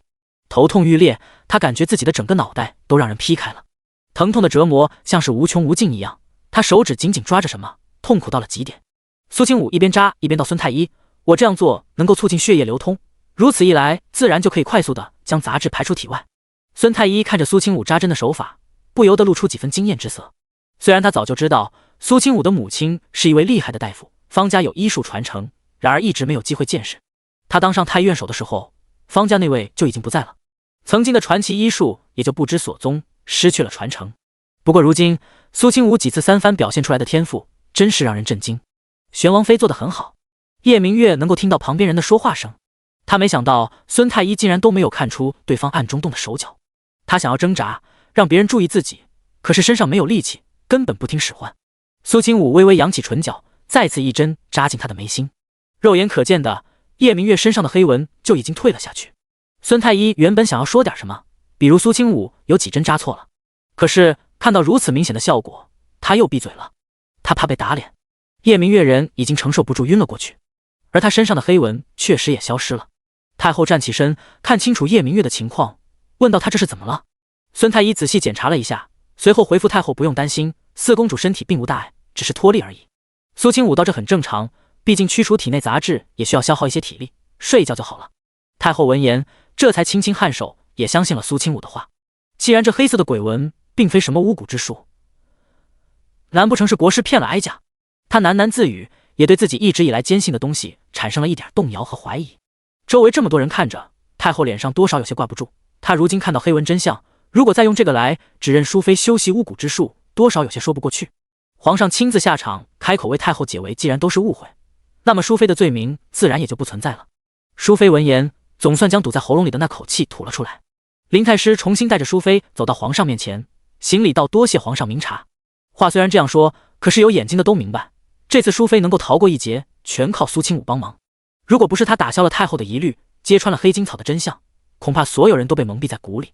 那些身上还有黑纹的妃子们，这下看着苏清武的眼神，就像是在看一个香饽饽，只等着皇上和太后离开这里，就立刻冲上去让苏清武为他们治病。老皇帝垂手看了淑妃一眼，轻轻叹了口气。淑妃毕竟是被冤枉的，心里肯定很委屈，朕定会好好赏赐你。淑妃低下头谢皇上恩典，她现在1秒钟也不想在这里多待，只想尽快回到自己宫里去。皇上轻声道：“从今日起，淑妃的一切吃穿用度都按照皇后的规格来。”其他妃嫔听到皇上这样说，心里骤然一惊。淑妃已经是4妃之一，位分是不可能再提升了。皇后和贵妃自古以来也就只能有1位，她已然到头了。只不过一切待遇比照皇后，皇上这不是暗指淑妃将来可以比肩皇后吗？更别说她现在已经代理6宫，即便是娇贵妃都没有这个待遇。苏清武主动给太后将黑纹除掉之后，身边就瞬间围上了一堆宫妃。原本那些曾经帮着4公主挤兑苏清武的那些人也在其中，只不过如今一个个脸色涨红，表情相当难堪。可即便是如此，为了自己的身体，他们也不得不求助似的看着苏清武。苏清武目光在那些人的脸上扫过，他这个人记仇的很。不过各位娘娘想要去除黑纹，我不是不行。那些宫妃期待的看着苏清武，一个个恨不得第一个挤过来。苏清武勾唇笑了笑，看着这群肥羊，直接开口道：“可是治病救人这种事实在有些累。太后她老人家是长辈，我当然不会收她的银子，可是别人吗？”有人瞬间明白了他的意思，治病收银子这是应该的，还请玄王妃给本宫治好身体，不管多少银子本宫都出。等到事情都处理完，天色都已经黑了。淑妃和苏清武领着一堆银子和赏赐回了静怡宫。淑妃陪着林太师坐在正堂之内说话，兄妹两人难得见面，有不少家常要聊。苏清武忽然被淑妃拉了过去，淑妃拍了拍他的手，那双眸子里明显多了一抹温和慈爱。他看着林太师道：“今天这事儿还要多亏了这孩子，不然咱们一家都要在劫难逃。”林太师闻言也将目光落在苏清武的身上，他忽然站起身，对着苏清武正正经经地行了一礼。对于有能力的人，林太师一向以礼相待，早就听闻了玄王妃是方家药典的传人，如今一见，果然名不虚传。苏清武见对方如此客气，当然也不会摆脸色。虽然林太师和林夫人林雪莹是一家人，不过他能够主动来救淑妃，说明这个男人还是重感情的。太师过誉了。没有，是王妃以才能夫人，之前雪莹和王妃您的一些事，老臣也有所耳闻。您放心，回去以后，老臣一定加法伺候，绝对不会让那孩子再对您有半分不敬。林太师脸上满是郑重之色，因为这次他真的将苏清武当成了同辈人，而不是一个晚辈。苏清武和林太师聊得你来我往，丝毫没有露怯。和这样一个做了多年权臣的人说起话，他也没觉得自己就该低人一等。听到他的一些见解之后，林太师眼神微微闪了闪，那双满是精明之色的眸子里也多了一抹暗色。等送走林太师，淑妃对着苏清武笑道：“我兄长那人就是如此，比较看重利益，这次来宫里救人，也是因为一荣俱荣，一损俱损。”他顿了顿，又道：“不过也别放在心上，有他在朝中帮衬，你和玄庭就能够站稳脚跟。”第170章，怀孕了。林太师离开皇宫，直接回了太师府。他下了马车，走到门口，副手对下人道：“让夫人和小姐过来大堂一趟。”是。那下人立刻去通风报信。没过多久，林夫人带着林雪莹人已经站在了大堂之内。她看到林太师回来，立刻迎了上去：“老爷。”然而林夫人却看到林太师眉目阴沉，狠狠地扫了林雪莹一眼：“你养的好女儿。”林夫人怔了怔，不明白老爷回来为何会突然发这么大的火气。林雪莹立刻躲在母亲身后。林太师冷沉着脸色，眯起双眼看他们今后一定要记住，不准再找玄王和其王妃的麻烦。别忘了，林家和玄王府如今是绑在一根绳子上的，不想死的话就学聪明些。爹这话是什么意思？是想让我和苏清武那女人冰释前嫌？不可能。苏清武弄没了他的手工纱，还让他多次出丑，以至于他现在还是全京城的笑话。这种事他会记恨一辈子，永远都不会原谅。林太师闻言冷哼了一声：“我怎么生出你这么蠢的女儿，被人当靶子利用了都不自知？我且问你，你那个手帕教苏千灵如今去哪儿了？”林雪莹不知道，她已经很久没有联系过苏千灵了。毕竟她也不是个中用的，成事不足败事有余。以前苏千灵还是相府嫡女的时候，她还能看得起她一点，然而现在苏丞相都被罢官了，她算什么东西？林太师一看她这个模样，就知道她在想什么。苏千灵如今在哪个窑子里接客？怎么，你也想要落得那种下场？什么？林雪莹震惊的后退了一步。她怎么说也是苏家大小姐，你真是在府里呆傻了，外面一点风声都没听见。苏千灵根本不是什么苏家大小姐，而是苏家那既是不知道和谁生出来的野种，落得那种下场也是她罪有应得。林雪莹脸色惨白，害怕的浑身发抖。林夫人连忙安抚的拍了拍她的肩膀：“苏清武敢那样对付苏千灵，还不是因为苏千灵没了靠山？我家雪莹可不一样，如果苏清武敢对雪莹动手，我一定什么？把将军府都搬出来压他吗？别忘了玄王是什么身份，如果他腿没有出事，现在应该是真正得南叶国3军统帅。更何况他如今还听说皇上已经内定了苏家大公子为户部尚书，过不了多久调职的诏书就会发下来，即便是苏丞相罢官在家，也不会影响苏家在整个朝堂上的地位。苏家二哥是皇帝身边的带刀侍卫，大哥已经成了皇上的左膀右臂，转眼之间苏家势力已经不容小觑。他林家没有男丁，就林雪莹这么一个女儿，平日里被宠得跟眼珠子一样，结果却成了这副蠢不自知的性子。如果他有苏清武的半点气魄，林太师恨铁不成钢的叹了口气。他最后到来人，将小姐带下去，好好看管起来，每天多请一些师傅教教他。苏清武回到府中的时候，只感觉累得手指头都要抬不起来了。不过短短时间，他就将25万两白银凑齐了，想想还是很开心。有道是无债一身轻，他打算明天一早就将银子送回万宝楼。苏清武洗了澡躺在床上，却并没有点油灯。屋子里黑暗一片，他刚闭上眼睛没一会儿，就听到房间里面传来一点动静，一道带着些许凉意的身体就已经贴在了他的后背。两人身体隔着被子，却好像能把温度传递过来一样。苏清武动了动，嗓音有些疲惫的转头看过去。月光下，叶玄庭撑着头靠在床头看着他，那双漆黑双眸目光灼灼，带着一种摄人的温度。苏清武忽然就不怎么好意思和他对视了，将脑袋缩进被子里，问道：“怎么这么晚回来？在处理梁山寺的事？”苏清武忽然想起来什么，猛然瞪大双眼。对了，那些受害人呢？叶玄庭揉了揉他的额头，先休息，明天再说。进宫之后事情太多，差点忙忘了。这会儿想起来，苏清武就已经坐不住了。他立刻从床上爬起来，不行，一晚上不知道要死多少人，我去看看。叶玄庭知道拗不过他，低声在他耳边道：“那你躺好了，我抱你去。”啊！苏清武还没回过神来，人就已经落在了叶玄庭怀里。叶玄庭双臂肌肉相当有力量，即便是横抱着一个人也丝毫不费力。苏清武抓着叶玄庭的胳膊，看着他飞檐走壁，没用多少时间就来到了王府附近的方家药堂。药堂很大，后院也有不少空间，里面药材也应有尽有，将这些人放在此处也算方便。苏清武赶忙从叶玄庭身上下来，然后走到那些药人居住的房间门外，还没靠近，就听到了里面传来的一些动静。他看着那些半大孩子躺在床上痛苦呻吟，心里一时间也有些不是滋味，不由得想起了自己。也许因为同病相怜的缘故，苏清武对这些人很是同情。门外有人把守，尹时期等人立刻俯身行礼：“王妃，王爷。”苏清武道：“安排2个药童过来帮忙抓药，我去里面看看。”是。房门打开，苏清武迈步走了进去。然而那让他不舒服的味道再次席卷而来，苏清武胃部再次翻滚起来，难受的捂唇干呕。看他撑着门有些虚弱的模样，叶玄庭吓了一跳，大步走到他身边：“阿武。”苏清武摆了摆手，缓了缓道：“我没事，可能是晚上吃多了。”这话说出口，他愣了一下，想起来自己晚膳好像还没吃。她并非什么都不懂的少女，上辈子她也是有过熟悉的经历的。一种极其让她惊喜的念头在脑海之中爆发，苏清武忽然整个人都僵硬了，他手指微微有些发抖，轻轻将指尖搭在自己的手腕上，心脏都跟着颤抖起来。叶玄庭看到苏清武面色有些难看，唇紧紧抿着的模样，表情更紧张了。他下意识对身后的手下道：“去传太医。”第171章确诊。等等，不用，他自己就是大夫，传什么太医？虽然医者不自医，但是检查一下自己的身体还是做得到的。苏清武深吸了一口气，仔仔细细观察自己的脉搏，可能时间太短，滑脉还并不明显，却已经能感受得到那种强烈的喜悦，让他微微睁大双眼，双唇也微微张开，双眸之中迸发出来点点光亮。这么快？不过也是，他这辈子并没有喝下避子汤，而且身体也被他调理得好到极点。再加上他和叶璇婷几乎天天腻在一起，叶璇婷又不是不行，所以虽说不是一发击中，但是现在会怀上也是理所当然。心跳加速，苏清武胸口剧接起伏着。叶璇婷已经阻止了手下人去叫太医，可是看着他这副模样，还是担心的不行，直接将他抱在怀里安抚。走哪里不舒服，一定要告诉我。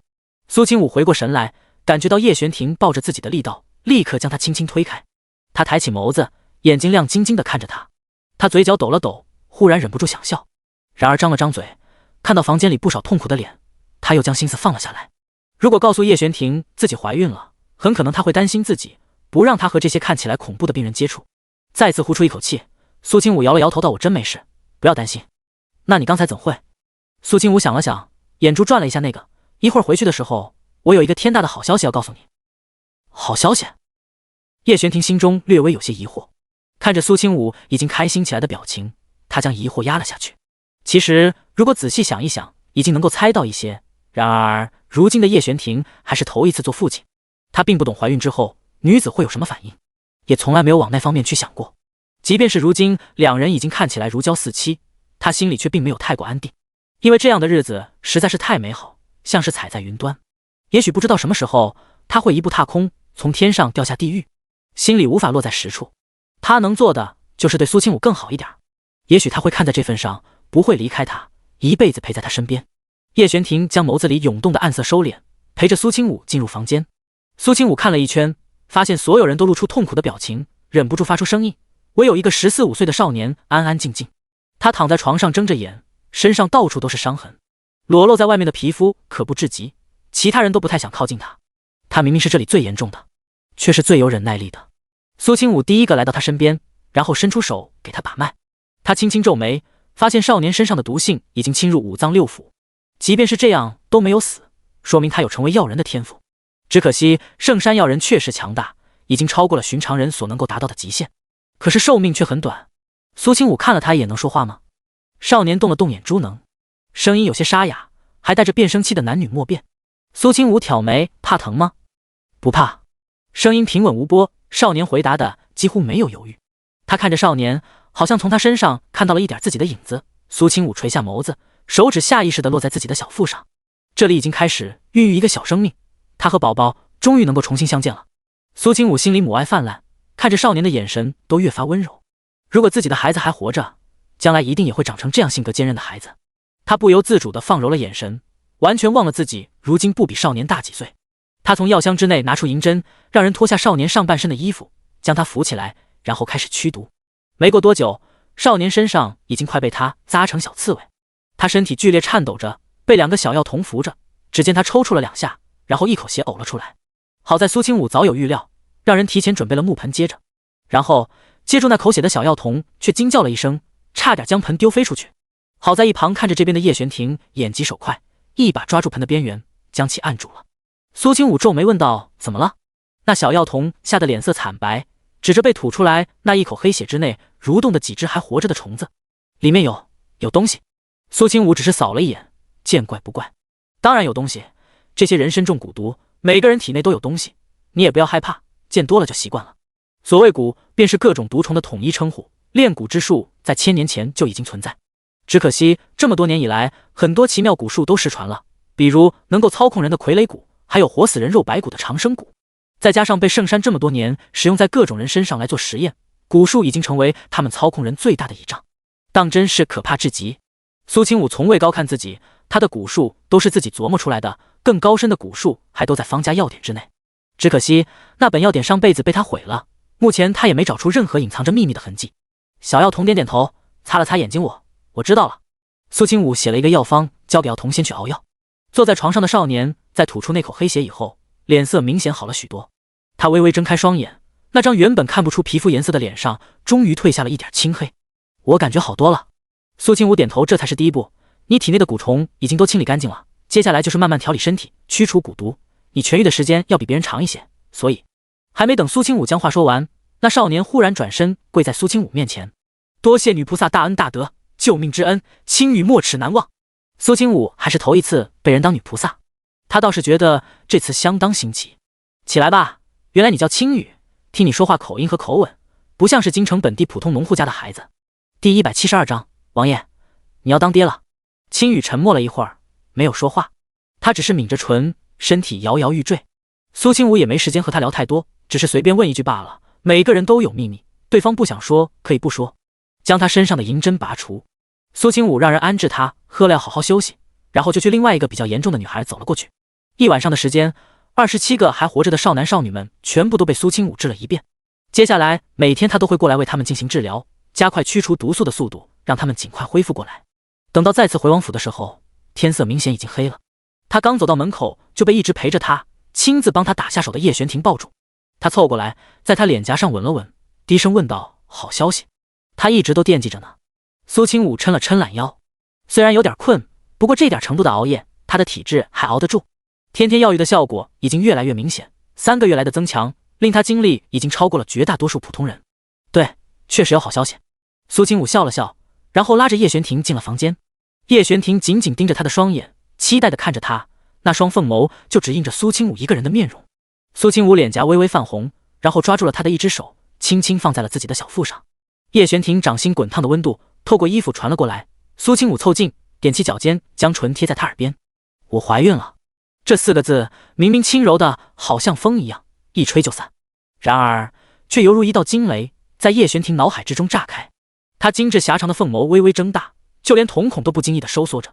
他声音低沉暗哑，带着一点不敢确定地问阿武：“你刚刚说什么？”他好像没听清。苏清武抬起头，双眼含笑地观察着叶玄庭的表情。他伸出手摸了摸他的脸，然后提高声音，唇瓣开合：“玄庭，你没听错，我们有孩子了，你要做爹了。”叶玄庭薄唇紧抿着，呼吸顷刻间粗重起来。这惊喜来得太大太突然，让他浑身紧绷，摸着苏清武小腹的手竟然不受控制地开始发抖。要知道，习武之人最是手稳，不管遇到多么危险的时候都不曾晃动分毫。可是在如今，他的心却像是被丢进沸水之中，冒着泡泡，然后猛然炸开。盯着苏清武那双黑眸越来越深，然后下一刻，苏清武感觉自己身体一轻，整个人都飞了起来。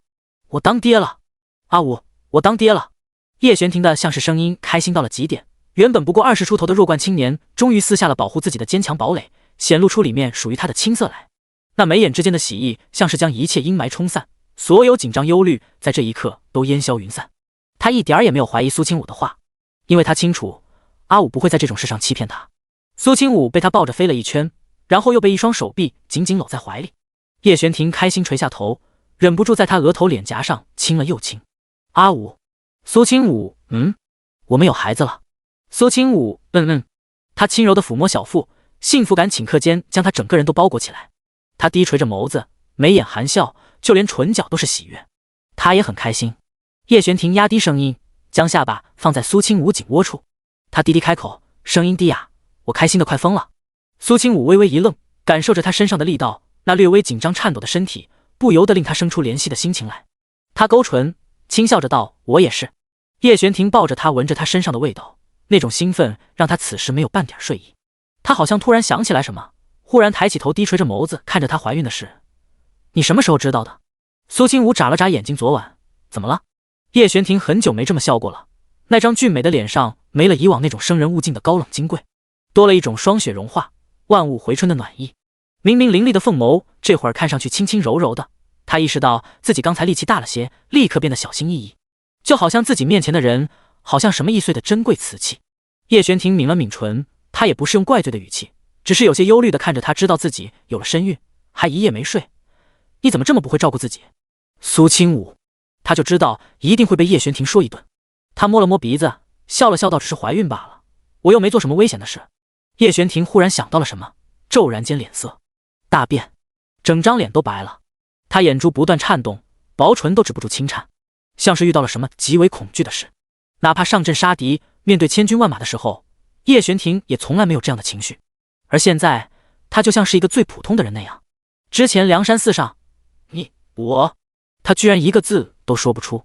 如果自己没有发现苏清武是小和尚，如果自己当时心狠手辣，真的毫不留情，那样的话，他岂不是媳妇孩子都没了？就算是再怎么坚强的人，这会儿想起这种万一，他都感觉头皮发麻，脊背发寒。冷汗差点直接浸透了他的衣服。苏清武睁大双眼，明白了叶玄庭的意思。他连忙伸出手捧起他的脸，安抚道：“你别瞎担心，我当时就算不知道你是鬼面人，也不会有事的。我还有底牌，不可能将自己置身于危险当中。叶玄庭盯着他，上上下下描绘着他的眉眼。当时自己没想过，因为自己只是接触了苏清武的一瞬间，就已经将他认出来了。那时他心情也很震惊，很复杂。只不过事情紧急，他不清楚苏清武要做什么，没敢直接暴露身份，却在背后一直跟着，保护他的安全。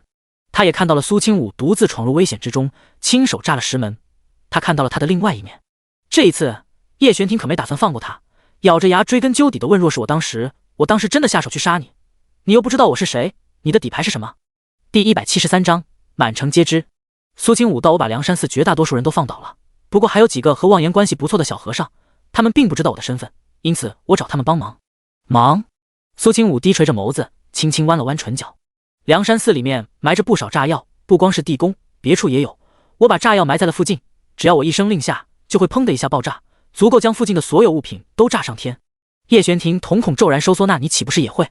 苏清武抬起头，我是看你对我没有杀意，才没有动手反抗，更何况对方也不会想要与我同归于尽吧？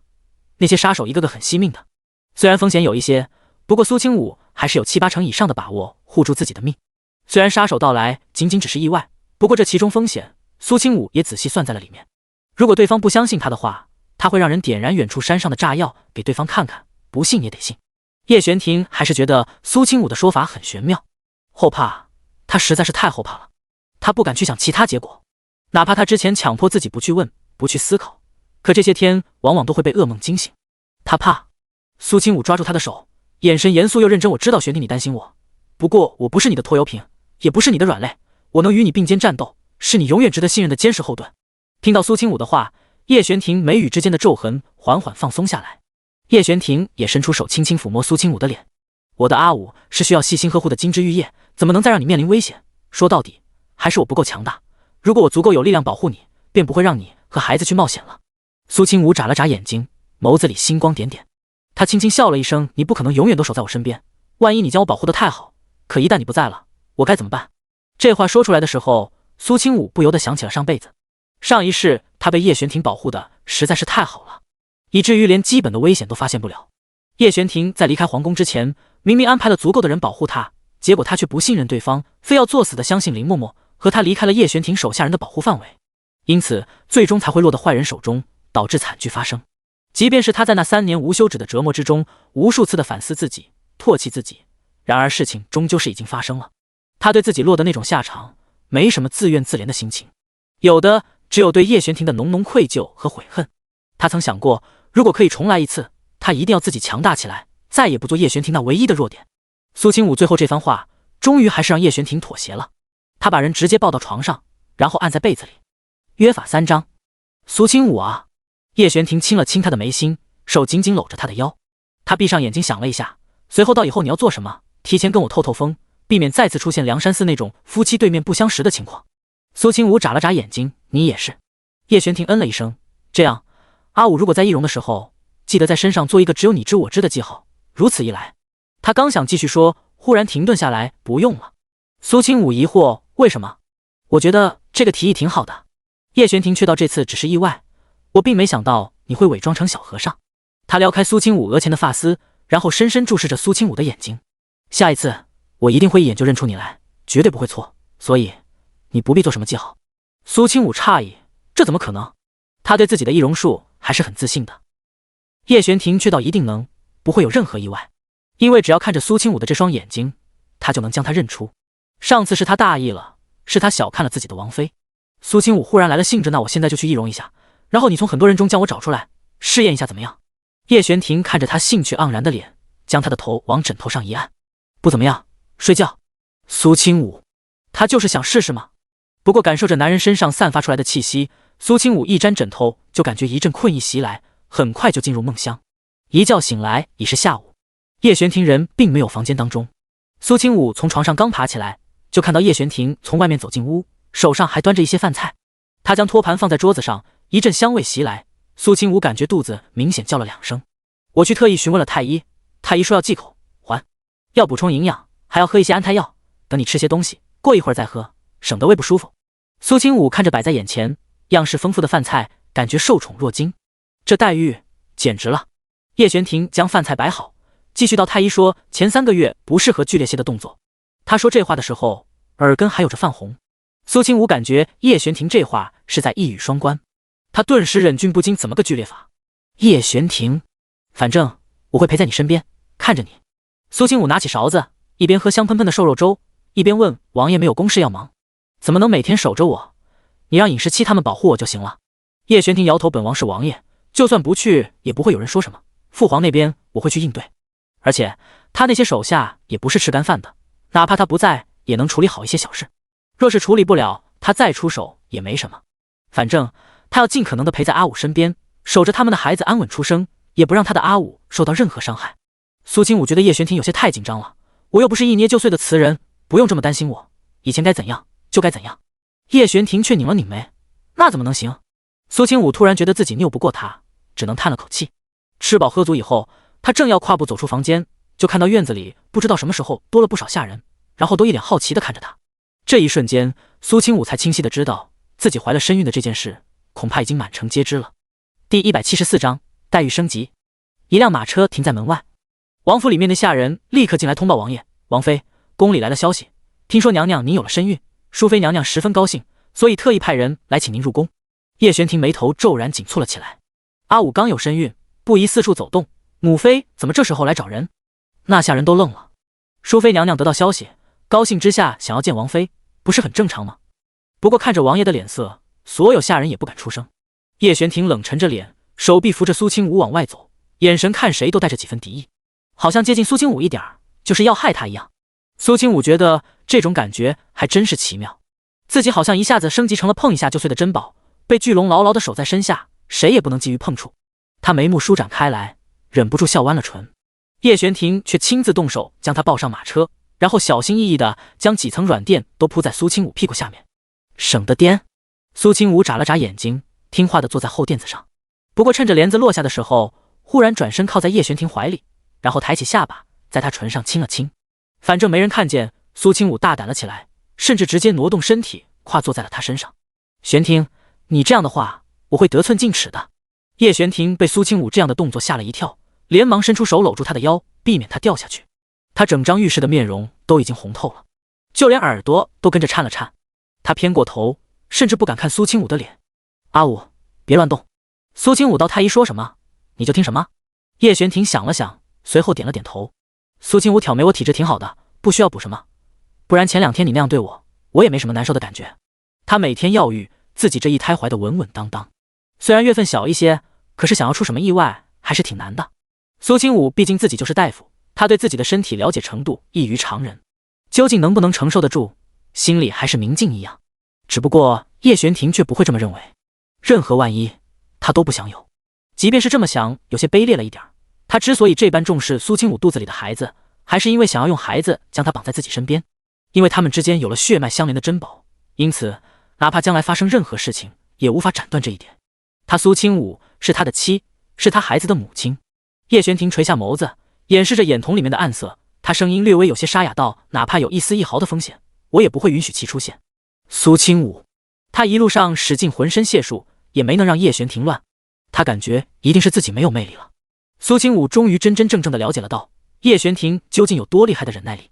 等到了皇宫，他整个人都快佛成了一条咸鱼。心静自然凉，不就3个月吗？他忍得起。苏清武迈步走进静怡宫，一抬头就看到院子里一道特别显眼的身影。他怔住，没想到当今皇上居然也在这里。苏清武和叶玄庭立刻正色，两人恭敬行礼。老皇帝坐在宫中暖炉旁边，何淑妃正在下棋。听到门口的动静，立刻看过来，眸子笑弯了，对苏清武招手道：清武丫头，过来朕这里。苏清武连忙上前走了几步，父皇。老皇帝放下棋，目光打量着苏清武，最后将视线落在他的小腹上。各府中发生了什么大事小事，他作为帝王耳目众多，怎么可能不清楚？朕这是要有孙子了。苏清武垂眸，还不知道是男是女，所以并不确定。哈哈，都一样，你们2个还真是争气。如果你肚子里生出来的是男孩，那就是皇长孙。苏清武眸子里光芒轻轻闪动了一下，他突然觉得自己肚子里这个孩子怕是要给不少人造成压力。按照如今这个状况，好像来的不是很是时候。皇长孙这个名头虽然好听，却也将他摆在了风口浪尖上。可能叶玄庭就是想到了这一点，所以才想要寸步不离的保护他。有了身孕不是结束，而是一切麻烦事情的开端。当然，无论发生什么事，他的孩子他都会保护，哪怕是用尽一切手段。淑妃听到皇上这么说，笑了笑，这也要亲武有那个福分。这一胎如果是个小皇孙女也不错，小丫头多好，可可爱爱的。皇上摇头，爱妃久居深宫，想法还是太短，浅了一些。这孙女再好，终究还是要嫁人的。若是个小皇孙，将来朕就亲自将其带在身边，好好教导，长大以后一定是个德才兼备的男子汉。苏清武和叶玄庭听到皇上这么说，骤然间抬起头看向他，只不过眼神之中却并不敢露出任何情绪来。他眼底划过一道冷色，心里像是被压上了一块大石头。原本有了身孕的喜悦，在此时也荡然无存。手突然被握住，叶玄庭人已经来到他身侧。他对老皇帝开口道：父皇每日还要为国事操劳，哪有时间去管教一个孩子？儿臣和阿武会亲自教导，绝对不会辜负了父皇的期望。老皇帝听到他这么说，微微挑眉，那双深邃上了年纪却越发藏匿锋芒的眼睛微微眯了眯。朕还年轻，而且3个皇子之中，除了你让朕省心一些，都不怎么让朕满意。可你如今腿脚不便，不能委以重任，朕将来就只能指望小皇孙了。他这话的意思其实已经说得很明白了。自古以来，皇上将皇位传给皇孙这种事情也并非罕见，因为儿子不争气，皇上很大年纪还要操劳国事，最后只能在孙子里面挑选一位才能出众的人来登基。而目前听老皇帝这样说，很明显是有这个打算，当然目前也只是打算罢了。今天和他与叶玄庭说，恐怕也只是提前告诉一下，让他们做好心理准备。可这样就想要将他未来的孩子带走，他绝不同意。苏清武深吸了一口气，他道：父皇此提议，请恕清武拒绝。第175章重掌兵权。朕心意已决，就这么办吧。老皇帝一向霸道，又怎么可能因为苏清武一句话就放弃打算？苏清武皱眉，心里有些恼火。叶玄庭却突然抬起头道：父皇还年轻，想要养孩子，有的是宫妃为你生，而且我听闻宫中已经有贵人有了身孕。老皇帝眉头微挑，父皇犯不着和自己的儿子抢孩子。老皇帝抬起眼皮看着叶玄庭，忽然笑了笑，可朕就喜欢小孙子，你们2个还年轻，这头胎留在宫里，将来还能生不是吗？叶玄庭声音骤然冷了下来。父皇提出此意，并不是想要将小皇孙留在身边教养，也不是什么重视他，而是想要拿捏住儿臣的软肋吧。老皇帝的眼神骤然变得深邃起来，他声音之内带着几分怒色，看来真是朕对你太宽容了，让你都能当着朕的面来斥责朕了。叶玄庭抬头，父皇无需拐弯抹角，倒不如敞开天窗说亮话。淑妃和苏清武也一起看着老皇帝，2个人的表情都不太好，哪怕是苏清武神色也相当难看，外加怒火中烧。如果真是叶玄庭说的这样，那老皇帝也太过分了一些。他究竟想做什么？被好几双眼睛盯着，老皇帝却没有半分局促窘迫。他眯起双眼道：朕这么做也是为了你们夫妻2人好，如果是男孩，留在朕那里要安全得多。叶玄庭垂下眸子，那倒不必，而臣还是有把握保护自己的家人。老皇帝语重心长，这样做对你来说也有好处。叶玄庭注视着他，好处？若是出了什么事，父皇担待得起吗？这天底下就没有朕担待不起的事，凡事都有万一，若是我的孩子在父皇那里出了什么事，这后果会很严重。你是在威胁朕吗？老皇帝双眼之内明显已经有了怒气。不是威胁，是警告。好好好，不愧是朕的儿子，有种。老皇帝站起身，拍了拍身上的褶皱，若你将孩子留在朕这里，朕便会让你重掌兵权，即便是你腿有残疾，也不会影响你在军中的威望。苏清武蓦然抬头，兵权，他终于彻底听懂了老皇帝的意思。叶玄庭是难得的将才，如今被困在京城，完全就是暴殄天物。然而老皇帝却不放心再将叶玄庭放出去。苏清武忽然想到，自己上辈子也是有了身孕之后，叶玄庭才得以离开京城，他和孩子就是牵制叶玄庭的那一条绳索，有他们在，叶玄庭就只能作为一把刀一把剑为他们所用。上一世叶玄庭答应了吗？苏清武心里乱七八糟的，不由得想得多了一些。叶玄庭冷冷回答了老皇帝的话，几乎没有犹豫。我绝不同意。老皇帝挑眉，也没真的发作，他只是道：朕给你机会，反正这孩子出生还早，在他出生之前，你都可以反悔来找朕。老皇帝说完这番话，起身离开了静怡宫。淑妃被父子2人刚才的唇枪舌战惊得额头上冒出一层冷汗，他亲自起身将老皇帝送出去，然后让人将大门关闭，这才看向房间里安安静静站着的2人。淑妃轻轻抬眸，神色有些难过，她立刻扶着苏清武坐在椅子上。清武，你有了身孕，以后来宫里就别再行那些虚礼，你身子骨最重要。苏清武道：多谢娘娘关心。淑妃对着叶玄庭招了招手，好了，玄庭你也坐过来。叶玄庭颔首垂眸来到苏清武身侧，他漆黑瞳仁之内像是凝结了一层寒冰，双手至始至终都握着拳。淑妃看两人不说话，气氛略显压抑，她立刻给苏清武倒了杯水，道：“本来是好消息，结果却弄得如此不愉快。皇上也真是的，好好的为何提出这种事？”叶玄庭抬眸，因为父皇很有把握，我会亲手将软肋送到他手里。这……淑妃诧异看着叶玄庭道：“如果不出意外的话，以皇上的年纪，最少还能坐在这位子上几十年，他根本不会急着立太子。而且皇后和贵妃之间这么多年相对平衡，他为何会突然将主意打在玄庭你身上？”苏清武听到淑妃的话，心中默了默，不出意外，到底是出了意外。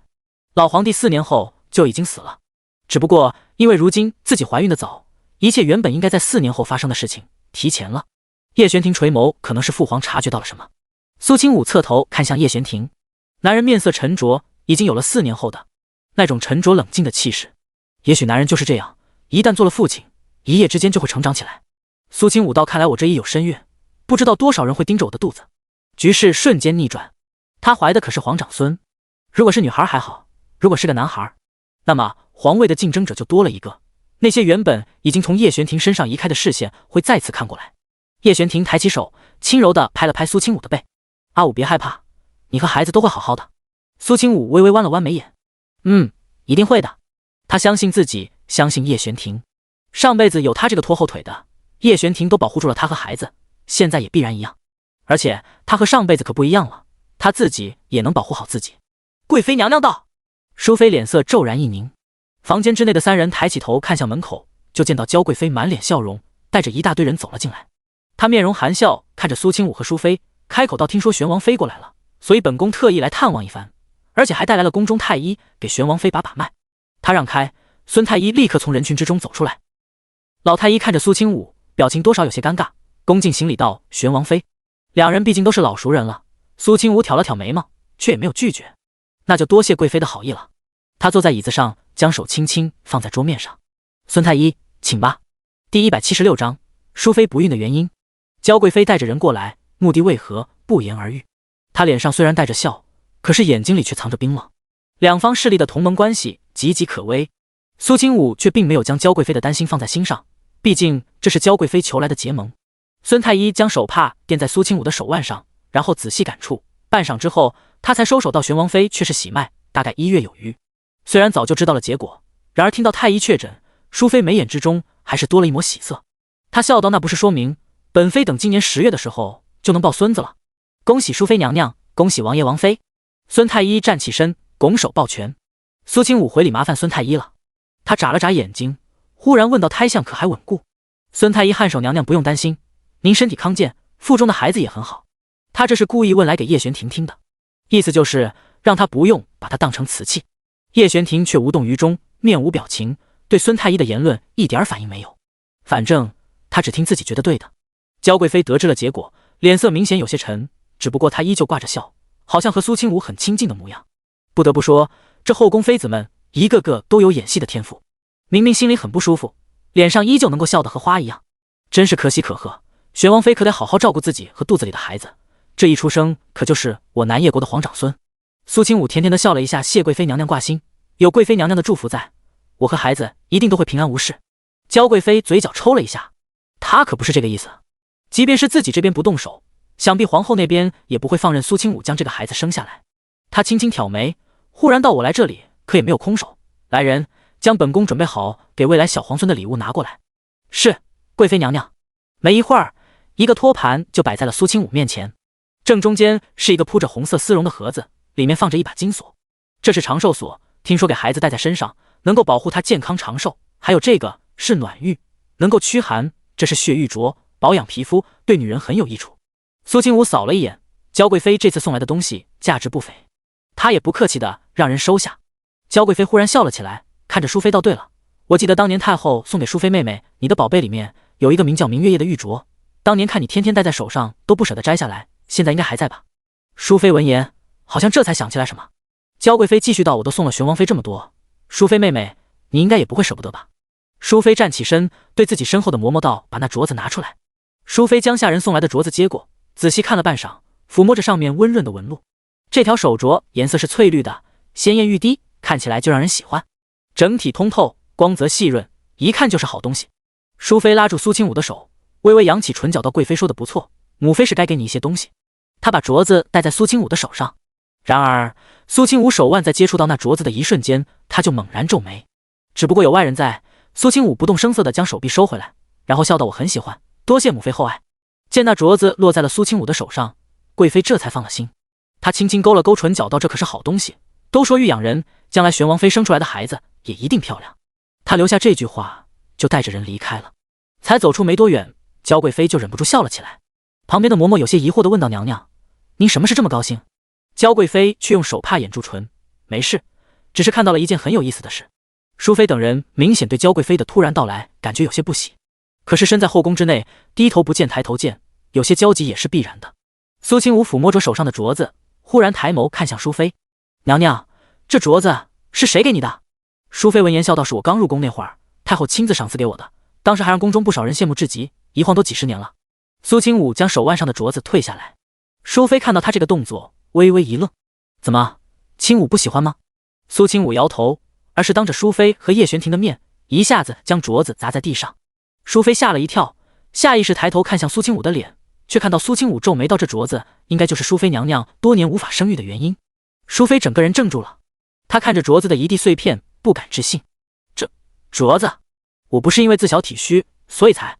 苏清武摇头：“我给娘娘把脉过，娘娘虽然体虚，可是多年娇养，身体已经好了不少，只是宫内寒气累积，才不得所出。”淑妃神色有些恍然，她呆呆坐在椅子上，心脏都在颤抖。自己当作宝贝一样戴了好些年的镯子，却是让她无法生育的罪魁祸首。看来本妃一入宫就已经陷入这争斗之中了，只有本妃还傻傻的不清楚、不知情。太后她为什么要这么做？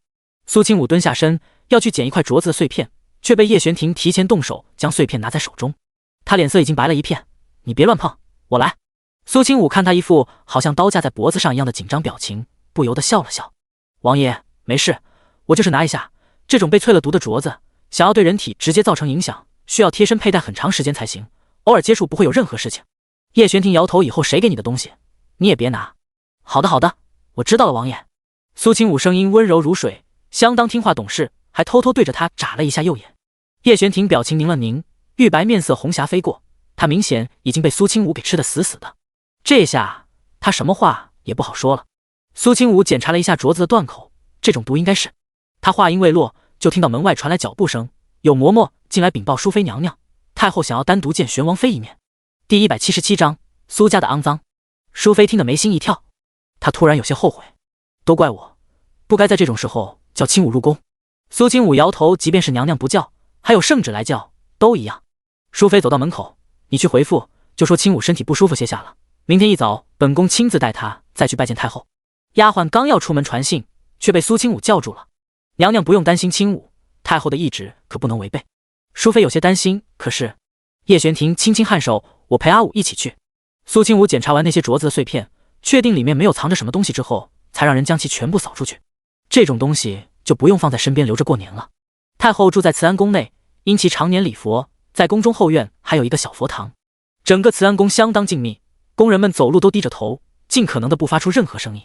领路的嬷嬷带着两人进了慈安宫的门，太后此时正坐在软榻上，手上还拿着一串佛珠在指间摆弄。苏清武听说过，只有前半生罪大恶极的人才会在上了年纪的时候喜欢礼佛，因为这样能够让他们觉得自己可以赎清罪孽，在入地狱的时候能够减少一些孽障，安然转生。他不知道太后是不是也是如此，不过苏清武却清楚，上一辈的皇位争夺也是充斥着腥风血雨，这几十年的安稳就是面前这位太后曾经的六宫之主带来的。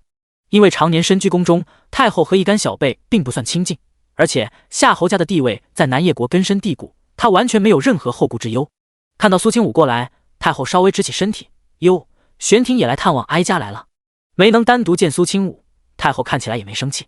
叶玄庭和苏清武行礼，随后道：“这是孙儿应该做的。”太后点点头：“也是，毕竟你也是马上就要做父亲的人了，这样看着成熟稳重了不少。”大殿之内檀香袅袅，外面天色不知不觉就暗了下来，屋子里已经点燃了灯盏。太后对苏清武道：“你怀了哀家的小曾孙，哀家心里甚是高兴。来人！”苏清武微微一愣，抬起头看着太后。太后和普通的老人一样，此时眉眼之内充斥着一点慈爱，看不出任何针对性和敌意。太后身边的嬷嬷听到他的命令，立刻动身从旁边拿出一个托盘来。苏清武见状，脸色瞬间一沉，难不成太后这是打算故技重施？太后拿起托盘上的一个镯子，对着苏清武摆了摆手：“过来一些，让哀家好好看看你。”苏清武想了想，并没有任何畏惧的走了过去。他看到太后抬起有些苍老和满是皱纹的手，轻轻摸上了他的脸。苏清武在心中暗自皱眉，即便是他身后得叶玄庭，也眉目凌厉，浑身肌肉紧绷，唯恐出现什么意外。太后好像感觉到了如此紧张的氛围，她忽然轻笑了一声：“行了，哀家还能吃了你们不成？”她随后又喃喃自语：“太像了，你和你母亲方怡心至少有7、8分相似。作为曾经的京城第一美人，你这丫头也算是继承了你母亲的样貌，难怪能够迷得玄庭这小子晕头转向。”苏清武安静听太后说着，他垂下眸子道：“身体发肤受之父母，清武的样貌皆是父母所赐，好坏都是恩德。你倒是知道感恩，孝心一片。”太后轻轻弯了弯眉眼，这房间里面也没有其他人。太后好像陷入回忆似的道：“你母亲可是京城第一美人，当年美名远扬，就连皇上都……”苏清武怔住，不明白太后为何会突然这样说。他抬起头看着太后含笑的眼睛，有些看不懂这位高高在上的太后。如今你也做了母亲，怀了我皇家的骨血，哀家这个做长辈的自然也要表示一番，手伸过来。苏清武正要抬起手腕，却被叶玄庭抓住。他对着他轻轻摇了摇头。太后毕竟是长辈，送的东西不能不收。叶玄庭抿着唇，表情有些阴鸷，不过最后还是松开了手。太后像是并没有看到两人的小动作，将镯子戴在了苏清武手上。苏清武看了看镯子，确定没有异常，才扬眉道：“太后为何会突然提起我母亲的事？”太后笑了笑：“就是看着你就想到她了。那么好的一个人，实在是可惜了。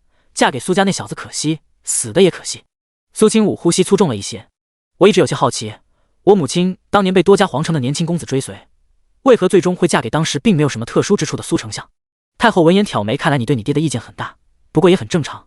如果你知道真相，恐怕会对他恨之入骨。”苏清武瞳孔微微颤了颤。太后这话是什么意思啊？太后道：“因为当年你母亲之所以会嫁给他，就是因为曾经的老苏家主使用了阉杂手段，强迫你母亲和苏丞相有了夫妻之实，她别无他法，就只能嫁给苏丞相了。”苏清武浑身骤然冰冷，好像浸泡在了泥潭当中。他感觉自己的呼吸都在一瞬间停滞了。苏清武感觉心脏剧烈抽痛了一下。他叫了这么多年爹的人，所谓的苏家私底下竟然如此肮脏吗？即便是叶玄庭此时的表情也相当冰冷，杀意已经在那双凤眸之中弥漫开。他眼神愤怒，咬牙切齿地吐出2个字：苏家。太后看到两人这反应，早有预料一样，道：“苏老家主最精明的地方不在此，而是除了他之外，所有人都是无辜的，哪怕是苏丞相，也只是被自己父亲算计的一枚棋子，他什么都不知道。因此方怡心即便是想恨，都没办法恨他。”苏清武快被真相气炸了，想想太后所说，又想想苏老夫人所说，一对比之下，就知道谁说的才是真相。苏家能够娶到方怡心，已经是修了800辈子的福分，结果苏丞相却一点不珍惜，怀疑自己妻子不忠，还在外面领回来一个比他还大2个月的私生女来。第178章太后的真面目。压制住怒火，苏清武继续大着胆子问道：“太后可知道害死我母亲的人究竟是谁？”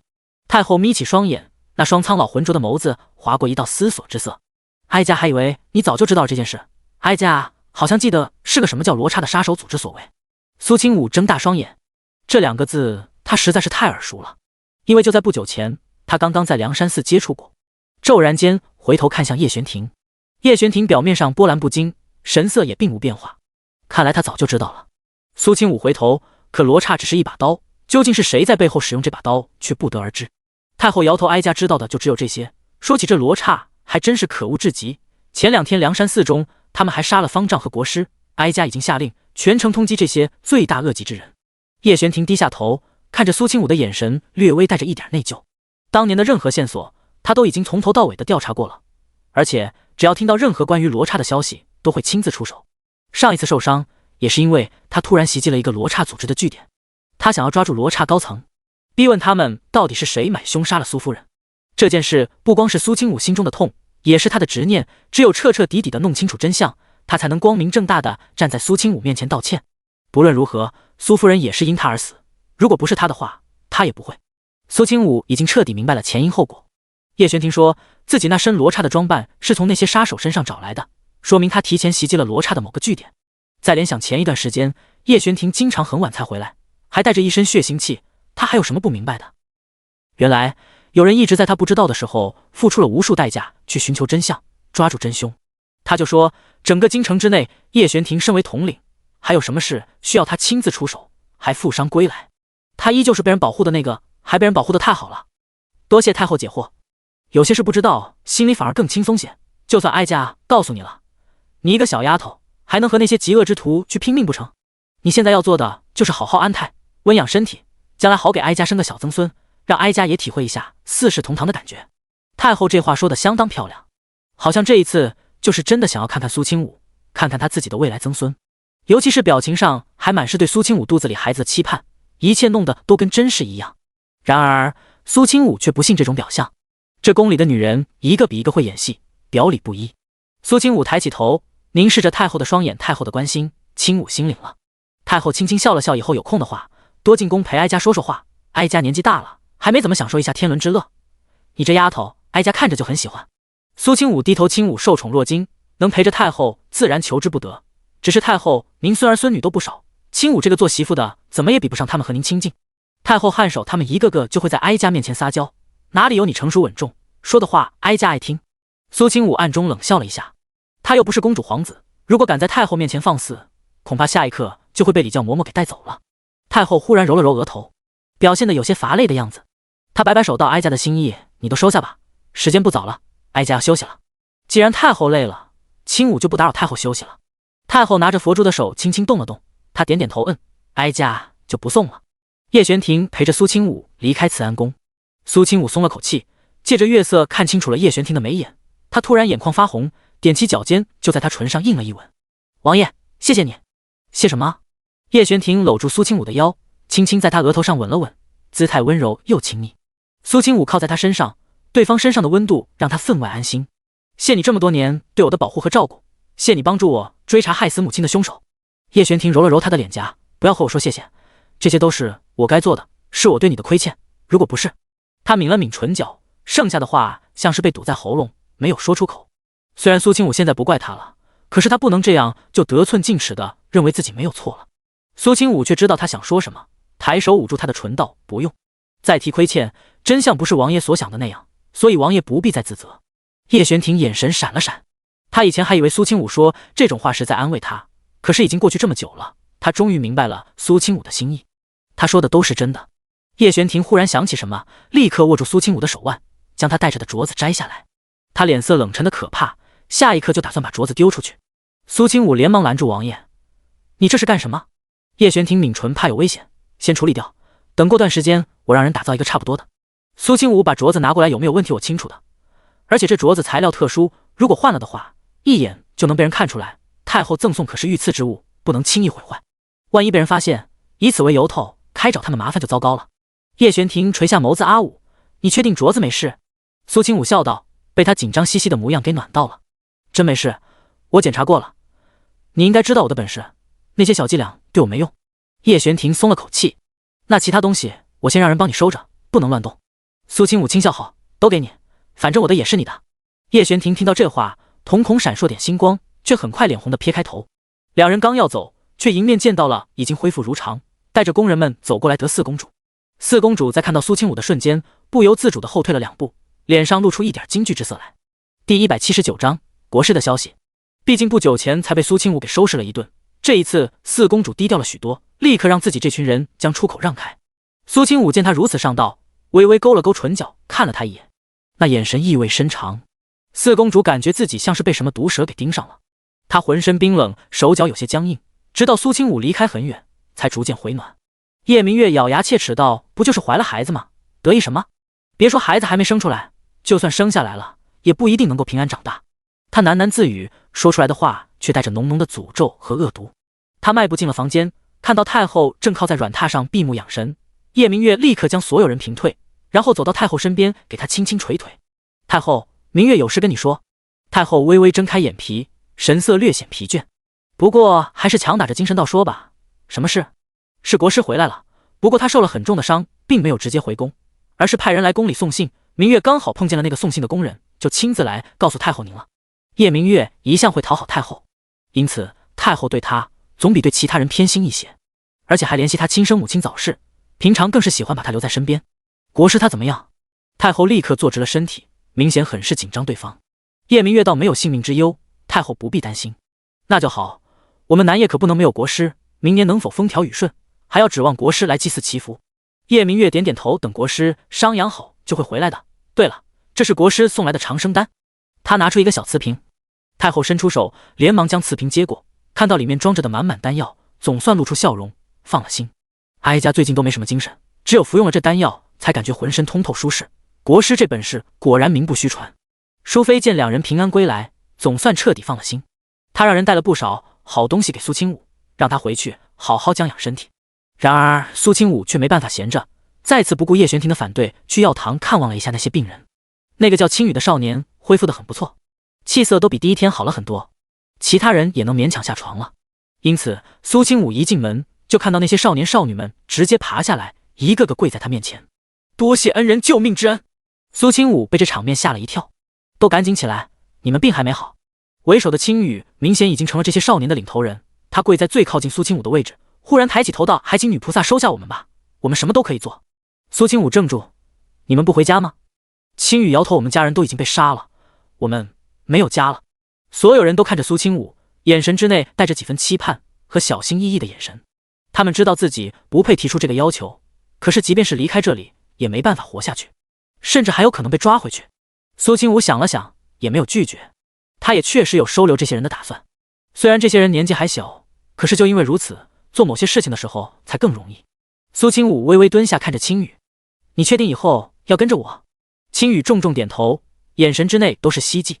那你可想好了，会有很多危险，一个弄不好就会丢了小命，而且我需要你绝对忠心，一旦背叛，下场恐怕比死好不到哪里去。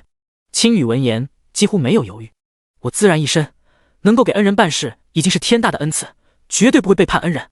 苏清武弯了弯眸子，那好，这些人就由你来管着，等你们所有人都养好伤，我自然会安排你们的一切。听到苏清武的话，所有少年脸上都露出喜悦之色，眼睛里面都有了光。等到再一次治疗完，叶玄庭低声在他耳边道：阿武还真是心善。苏清武笑了笑，想多了，他们确实很有价值。叶玄庭看着他的笑容，有些绷紧的心松了松。他问道：阿武很喜欢那个叫青羽的少年吗？苏清武点点头，确实还不错，年纪小却思路清晰，看上去人也很聪明，将来能够堪得大任。叶玄庭低垂下眸子，遮住眸子里的光芒。这些人我会好好调查一下背景身世，确定没问题以后，会安排人来教导他们。听到叶玄庭如此体贴，甚至将他想到的事情都安排好，苏清武顿时露出笑容来。玄庭，你真好。叶玄庭摸了摸再次被亲了一口的脸，觉得自己真是自找罪受。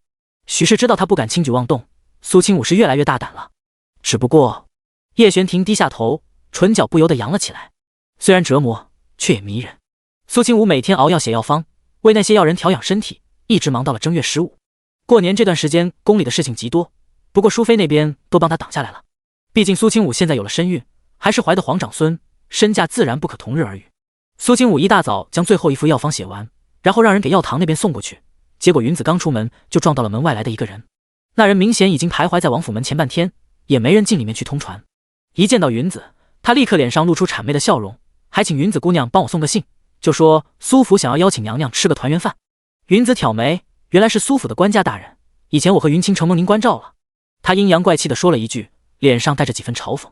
谁不知道襄府现在不行了，哪怕是皇上没有直言彻底罢了苏丞相的官职，可也差不多。现如今墙倒众人推，苏丞相以前在官场上不知道有多少敌人，如今都在落井下石，相当狠地去收拾原本他底下的那派人马。苏丞相来找苏清武，必有所求。云子虽然不懂那些大道理，可是却知道自家王妃讨厌苏家，我会跟王妃说一声，不过他去不去就不一定了。多谢多谢，这是给姑娘您的辛苦钱。云子看到送过来的银子，毫不客气地收下，揣进口袋。那你在这儿等着。第180章，苏丞相下跪。苏清武一听到襄府居然来了人，不由得冷笑了一声。他并不是没把太后说的那些话放在心上，而是最近太忙，没有腾出时间去。为何不去？正好我也有很多话要和那个人说。云子听到苏清武叫苏丞相那个人，就知道自家王妃心里怨气多重了。好，奴婢这就去回复。不用了，苏清武拦下他，让他在外面等着吧。如今正值寒冬之际，让那送信的管家多站一会儿也无妨。等到苏清武收拾好从房间出来的时候，已经是2个时辰之后。管家差点没被直接冻硬了，看到苏清武终于出来，才揉了揉自己快冻僵的腿，快，接王妃回府。苏府门庭有些冷清，原本占据了最好的地理位置，然而如今门上却透着几分萧条之感，就连大门连接处的蛛网都无人清理。管家推开大门，立刻对着里面喊道：“王妃回来了！”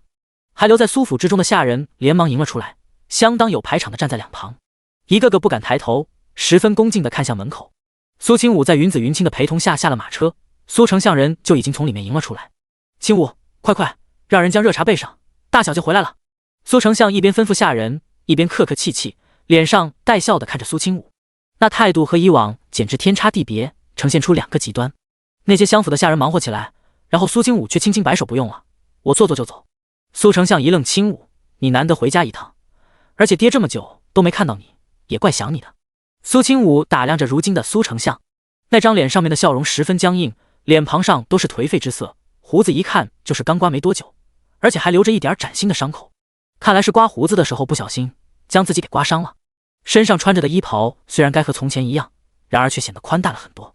短短一些时日，这位做了南叶国多年丞相的老人竟然消瘦了一大圈。只不过苏清武一点也没有同情他，甚至该觉得不够。他挑眉，眼底划过一道渗人的冷意。既然是爹你的邀请，那我就多待一会儿，只是希望爹你过会儿不要赶我走。怎么会？苏丞相一脸欣喜，转身在前面带路。两人一路来到客堂，待苏清武坐稳，苏丞相才关心到阿武最近身体可好。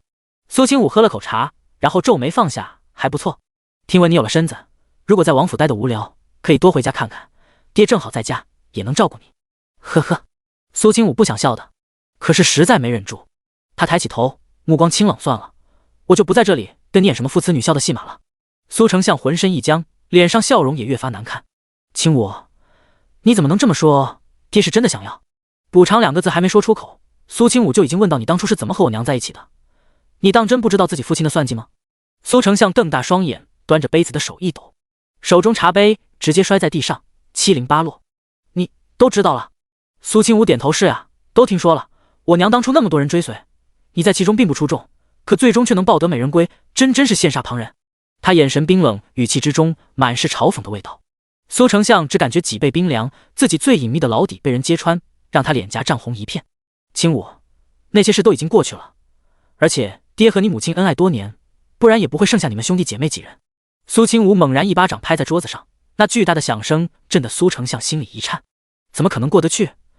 你们苏家对我母亲做的那些事，即便是将你们彻底倾覆都是轻的，甚至你用如此手段得到她，却还不珍惜。苏丞相眼眶瞬间红了，明明都已经50岁了，这会儿却掉了眼泪。他整个人气息颓废，像是吃了不知道多少后悔药的人。是爹对不起你母亲，爹做错了，你能不能原谅爹？苏清武看到苏丞相在自己面前老泪纵横，只觉得一阵心烦。能够原谅你的那个人已经不在了。苏丞相再也维持不住表面的平和，他颤抖着身体站起身，向着苏清武的方向走了2步，然后竟然跪下了。苏清武见状皱眉，立刻站起身躲开。“你这是做什么？”苏丞相声音带着几分沙哑道：“爹悔不当初。”苏清武冷声道：“早知今日，何必当初？”苏丞相抬起手，这一刻他什么老脸也不要了。“清武，你能不能把你娘的牌位送回来？我去她的坟前看过来，发现都被迁走了。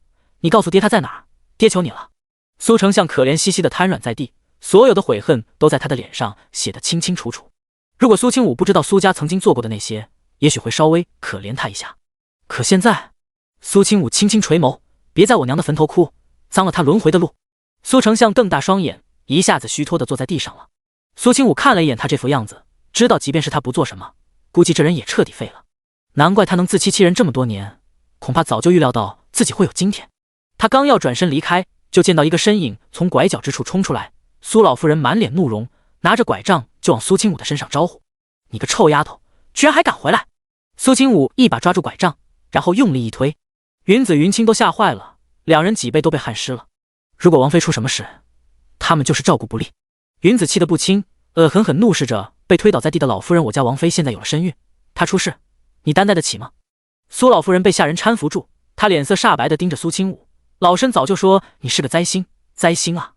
你和你娘没一个好东西，你娘把方家给克没了，现在轮到你这丫头克我们苏家了，造孽，造孽啊！第181章，把相府烧了。苏清武看着撒泼的老夫人，不由得冷哼了一声。这苏家还真是有趣，老爷子心黑手狠，算计一个无辜女子的清白，老夫人觉得自己的儿子被人抢走，暗戳戳在背后毁人声誉，包括他苏武在内，夫人有孕之时去外面勾搭，还带回来一个野种宠在心尖上，现在跟我说后悔，真是可笑至极。苏清武每一句话，每个字都狠狠戳在这一家人的心尖上。他只感觉这整个苏家都是浑浊的，让他觉得这里的空气都有种恶心的感觉。云子云清听到苏清武这番话，都觉得顺了口气，这一家子当真让人看不上眼。为什么几位公子和小姐却和苏家人不一样呢？一定是因为夫人的原因。老夫人听到这些话已经气坏了，她双目瞪圆，胸口剧烈起伏。你竟然敢在我面前如此顶撞！苏清武闻言冷笑了起来，我不光顶撞。他抬起头看了一眼这略显空荡的偌大宅院，忽然对云子云清道，我不想看到这里，帮我全都烧了吧。是，王妃。云子云清立刻动身，打算去拿油和火点燃此地。王妃说要烧，他们就要将这里烧一个干净利落。给我拦住他们！几个相府的下人立刻跑过去，挡住了云子云清的去路。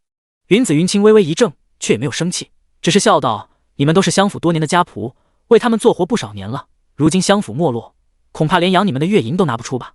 这样，以后你们来我王府，我保证你们吃穿不愁，更何况去哪儿做事不是做呢？在王府里面，你们说出去也好听，至于卖身契，你们不需要担心，王妃会一把火帮你们烧了，然后会通知户籍那边改了你们的奴籍。云子说话晓之以情，动之以理，基本上一席话说完，在场的所有相府下人都心动了。本来因为相府这段时间没有银子，府中所有人都只能节衣缩食，就连平日吃饭都没有了油水。现如今大好前程摆在他们的眼前，而且还能去掉奴籍，这群人只是最低等的下人，如何让他们不心动？手中拿着的棍棒立刻垂了下来，一个胆子大一点的仆人立刻道：还请姑娘吩咐，只要能让我们去王府，您让我们做什么我们就做什么。云子一笑，王妃毕竟也是相府出来的，对你们这些下人也并非没有感情，只要你们好好做事，将来必然亏待不了你们。王妃说要烧了相府，但是他人手带的不怎么够，有些人是聪明的，立刻领会了他的意思。走，我们愿意为王妃分忧。老夫人彻底傻了眼，就见到自己相府养了多年的那些仆人全部都临阵反水。你们一个个都是白眼狼，都给老身住手！只不过这一刻却没有任何人听他的。云子走过来，给苏清武搬来了一把小板凳。王妃，别站太久，您快坐下。苏清武轻轻点头，他神色冷淡，看着脸色苍白的老夫人，眼底是浓浓的嘲讽。我就在这里看着相府化为一捧灰烬。老夫人知道他这是来真的，他张了张嘴，整个人都像是被霜打的茄子，蔫了。他眼瞳颤抖了一下，忽然想起来了什么，扯着身边乌嬷嬷的袖子道：你去，快去将大小姐请回来。是，老奴这就去请。苏清武微微挑了挑眉，大小姐。经过这样一提醒，他倒是真正记忆之中当着这么一个人来，只不过因为印象实在太浅，所以他都已经忘了自己还有个姑姑。只不过在他出生以后，这个姑姑就没再回过相府，至于嫁去了哪儿，他也从未打探过。即便是上辈子相府覆灭后，他都没见那个所谓的姑姑回到家里来。他问云子：你知道那个大小姐是谁吗？云子想了半天才道：奴婢知道的不多，只是以前听府中下人议论的时候，听说那苏家上一辈的大小姐叫苏云，嫁给了一个高门大户做妾室。原来如此，如果是正妻的话，相府不可能将此人的消息隐瞒得如此之深，也不会不让下人提及，甚至这么多年都不曾回府。一个妾还敢在本妃面前嚣张？苏清武挑眉，倒是有些期待见一见自己这个姑姑来。如今对方突然回了京城，必然有别的原因，否则也不会来得如此之快。相府之中的下人已经开始到处纵火，好在这偌大的相府独门独院，即便是烧起来也不会影响别人，只不过附近的人都会看到这里的滚滚浓烟。老夫人看着一间一间的屋子燃烧起来，好像烧到了她的心肝上。这相府的每一砖每一瓦都是属于她住了几十年的地方，如今相府本就拮据，再添上这一把火，那真是雪上加霜。苏清武没等多久，相府那边突然有了动静，一行人马全部堵在外面，不少身材高大的壮汉被一个女人带着来到这里。云子偷偷看了一眼，就立刻回来报信。他脸上带着几分担心。王妃，奴婢看到门外来了好些人，最少有30多个。苏清武抬起眸子，声音平静。哦。见王妃还是如此淡定，云子有些紧张，奴婢要不要回王府去喊人？虽然地方来势汹汹，看起来人多势众，可他们王府也不是好惹的，府中光侍卫就有上百，只是王妃这次出门轻车简行，没有带那么多人罢了。别说来30个，即便300个，苏清武也并不会担心。他听到一阵杂乱的脚步声，然后就见到一个女子走在前面。那女子大概40岁左右的年纪，姿态妩媚，风韵犹存，身上的穿着珠光宝气，看起来像是富贵人家的夫人。她身后带着的那30多打手，每一个都身材壮硕，光站在那里就十分骇人。苏云进了院子，一眼就看到不远处瘫软在地上的老夫人，他立刻加快脚步来到老夫人身边，泪眼婆娑道：“娘。”第182章苏家姑姑。苏云扶着老夫人坐起身，扭头看向坐在一旁好似事不关己的苏清武，那张娇媚的脸上露出一抹怒色。苏清武，你看看如今这苏家被你搞得如何乌烟瘴气，你说的那些话我都听乌嬷嬷说了，当真是强词夺理。先不说我苏家的身份和地位，当年我父亲在世的时候便是先帝身边的红人，你娘嫁进我们家完全是烧了高香，而我大哥身为丞相，那个妾又怎么了？身为男人3妻4妾天经地义，你娘又不是天仙，自己捆不住男人的心还要赖别人。苏清武听得微微皱眉，果不其然，什么样的娘就有什么样的女儿，苏云给人做妾却还在暗自窃喜，甚至觉得这件事理所应当。苏清武像是看傻子一样看着母女两人，不过想来也正常，好像只有他看问题的角度不对。既然你要跟我讲规矩，那我就说一说，即便是他苏丞相想要纳妾，是不是也要身为当家主母的我母亲点头才行？否则岂不是有宠妾灭妻之嫌？苏云愣了一下，随后脸色涨红道：“你母亲当时做了什么？所有人都知道，没被陈塘都是亲的。”苏清武听着这些歪理邪说，突然觉得和他们辩解这个，好像自己脑子也有问题似的。他轻轻合眼，然后靠在椅子上继续烧。苏云见他执意要烧相府，脸色也冷了下来。他站起身，对着身后那些人道：“今天动了相府任何东西的人，都别想走着离开，给我狠狠的打，出了什么事我担着。”是，夫人。那些大汉立刻散了去找那些到处放火的相府下人。云子脸色一寒，见到有几个人向着他和王妃这边走过来，沉下眸子道：“你们知不知道我身后这位是谁？”那些男人互相对视了一眼，随后沉下眸子道：“当然知道。既然知道王妃在此，还不退下？”然而苏云脸上却没有任何畏惧之色，他轻轻抬起下巴，忽然轻轻抚摸自己的肚子，嘴角露出笑容来：“你是王妃，我也是未来王妃，而且我夫君还是堂堂恭亲王，皇上的亲弟弟。”苏清武听到他这么说，倒是微微愣了一下。恭亲王确实是皇上的弟弟不假，却是个彻头彻尾的草包，这些年一直都住在远离京城的封地处当自己的土皇帝。苏清武想到如今正好正月15，想来他是回来祭祖了，没想到却意外的把苏云也给带了回来。这很可能和相府出事，苏丞相突然被人罢官有关，不然上辈子苏云都没能在这个时候回到皇城。苏清武盯着苏云的肚子，如果他肚子里的这个孩子顺利出生的话，相府这边不可能没有收到任何消息，因此他断定苏云上辈子这孩子也没能生出来。至于他后来怎么样了，虽然不太清楚，可没能和相府有所联系，后来相府毁了也不见他的身影，说明他人已经……苏清武没再去深想，因为苏云到底是什么下场都和他毫无关系。云子被对方这嚣张的语气给气坏了，你自己都说了，你这王妃还是未来的，说明你现在还不是，奉劝你别自找麻烦，我家王妃不搭理你，那是看在你没得罪她的份上，否则什么？你就这么几个人，还想爬到我头上来不成？上，给我将他抓起来，我要看他苏清武低头认错跪地求饶。那留下来的10几个男人立刻冲了上来，这次没有任何犹豫。云子吓得瞪大双眼，然而苏清武却坐在原地一动没动，就连眉头都没有皱一下。忽然间，那些壮汉齐刷刷发出惨叫声，然后扑通扑通摔在地上。哎呀哎呀！那些人捂着自己身上一些位置，疼得脸上冒出一层冷汗。10几个人同时倒地不起，让苏云脸上露出骇然之色。他瞪大双眼看着稳稳坐在那里的苏清武，声音颤了颤：“怎么回事？你们怎么都躺下了？”忽然间，几道黑影飘然落下，站在苏清武面前。尹时期转身行礼，属下的人救驾来迟，让王妃受惊了。苏清武摆了摆手处理一下，就按照他说的，让他给我道歉，跪地求饶。遵命，王妃。尹时期之带来了3个人，4道气势惊人的高手出现在这院子里，看着那些大汉，好像看着死人。尹时期毫不客气地带着人上前，将那些躺在地上的打手的手脚折断。即便是将来这些人的身体恢复，也只能做一个残疾人。当然，没有杀了他们，他们就已经可以烧高香。毕竟尹时期也是害怕苏清武这个孕妇见血不吉利。处理完那些打手，几乎没用多少时间。苏云已经傻了眼，看着越来越接近的4个黑衣人，头皮发麻。他慌乱喊道：“你们不可以对我动手，我肚子里怀的可是王爷的孩子。”只不过尹时期目光冰冷，根本没管那些。2个属下一左一右抓住他的手臂，然后将苏云直接拖了起来。苏云大喊大叫，拼命挣扎：“放开我啊！我告诉你们，你们死定了！齐王绝对不会放过你们的！”老夫人也跑过来抓住一个黑衣人的手臂，却被一个趔趄对到旁边。苏云眼神惶恐，唇色苍白，身体却已经被拖到了苏清武面前。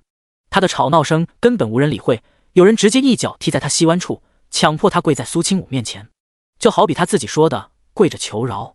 苏清武微微睁开眸子看着他，声音冷冷淡淡：“磕头求饶，本妃会考虑放了你。”苏云红着眼睛跪在地上，小心护着肚子。苏清武，你不孝不悌，就不怕整个皇城的人都戳你的脊梁骨吗？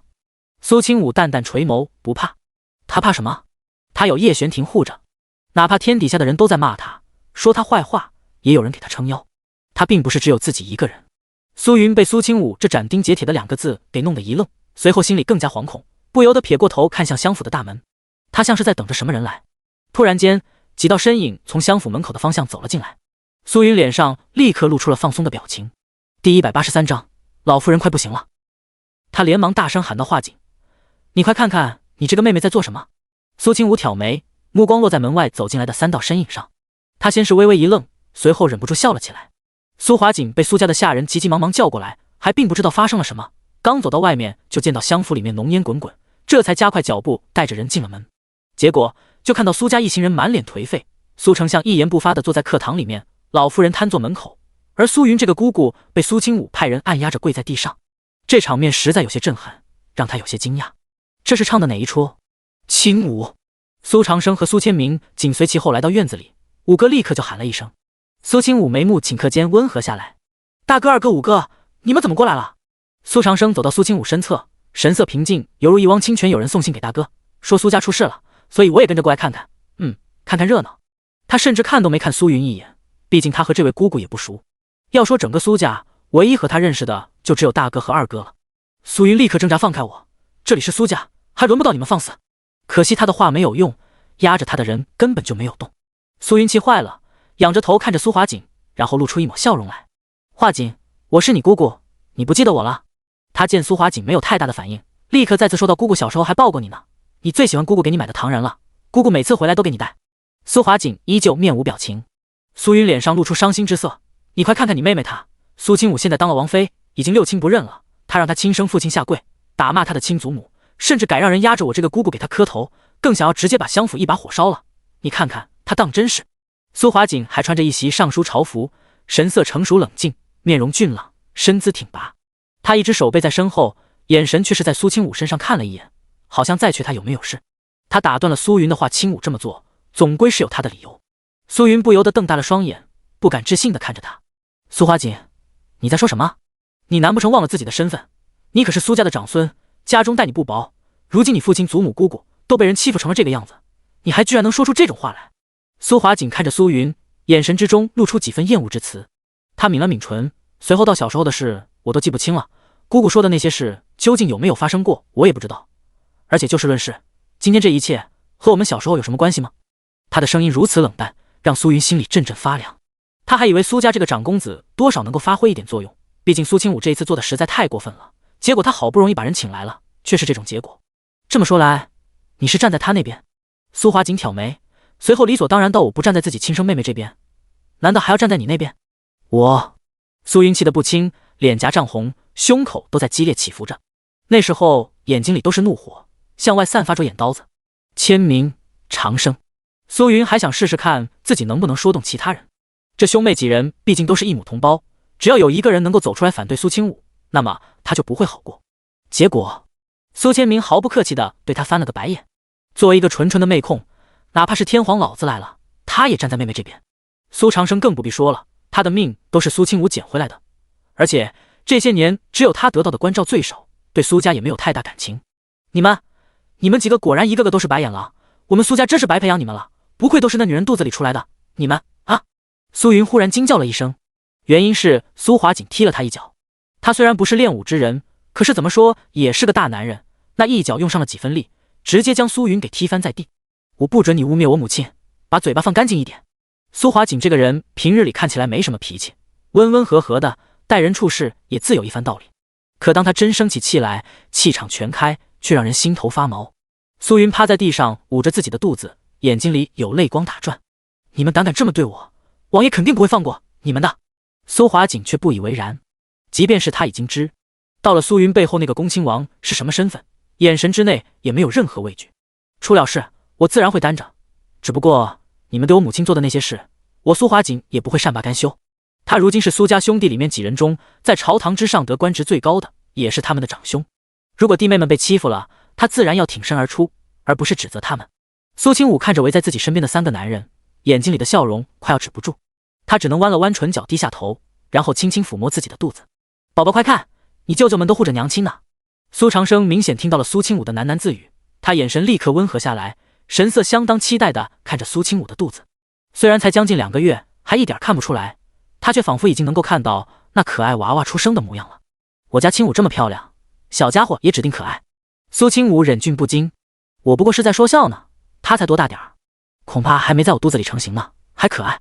苏长生也忍不住笑了起来，我说可爱就可爱。苏清武眼底是浓浓的憧憬，他也很想看看他究竟是什么模样。正在想着，老妇人忽然闭着双眼，捂着胸口，浑身抽搐，眉头紧紧蹙了起来。乌嬷嬷立刻扑了上去，大声喊道：“老夫人，您怎么了？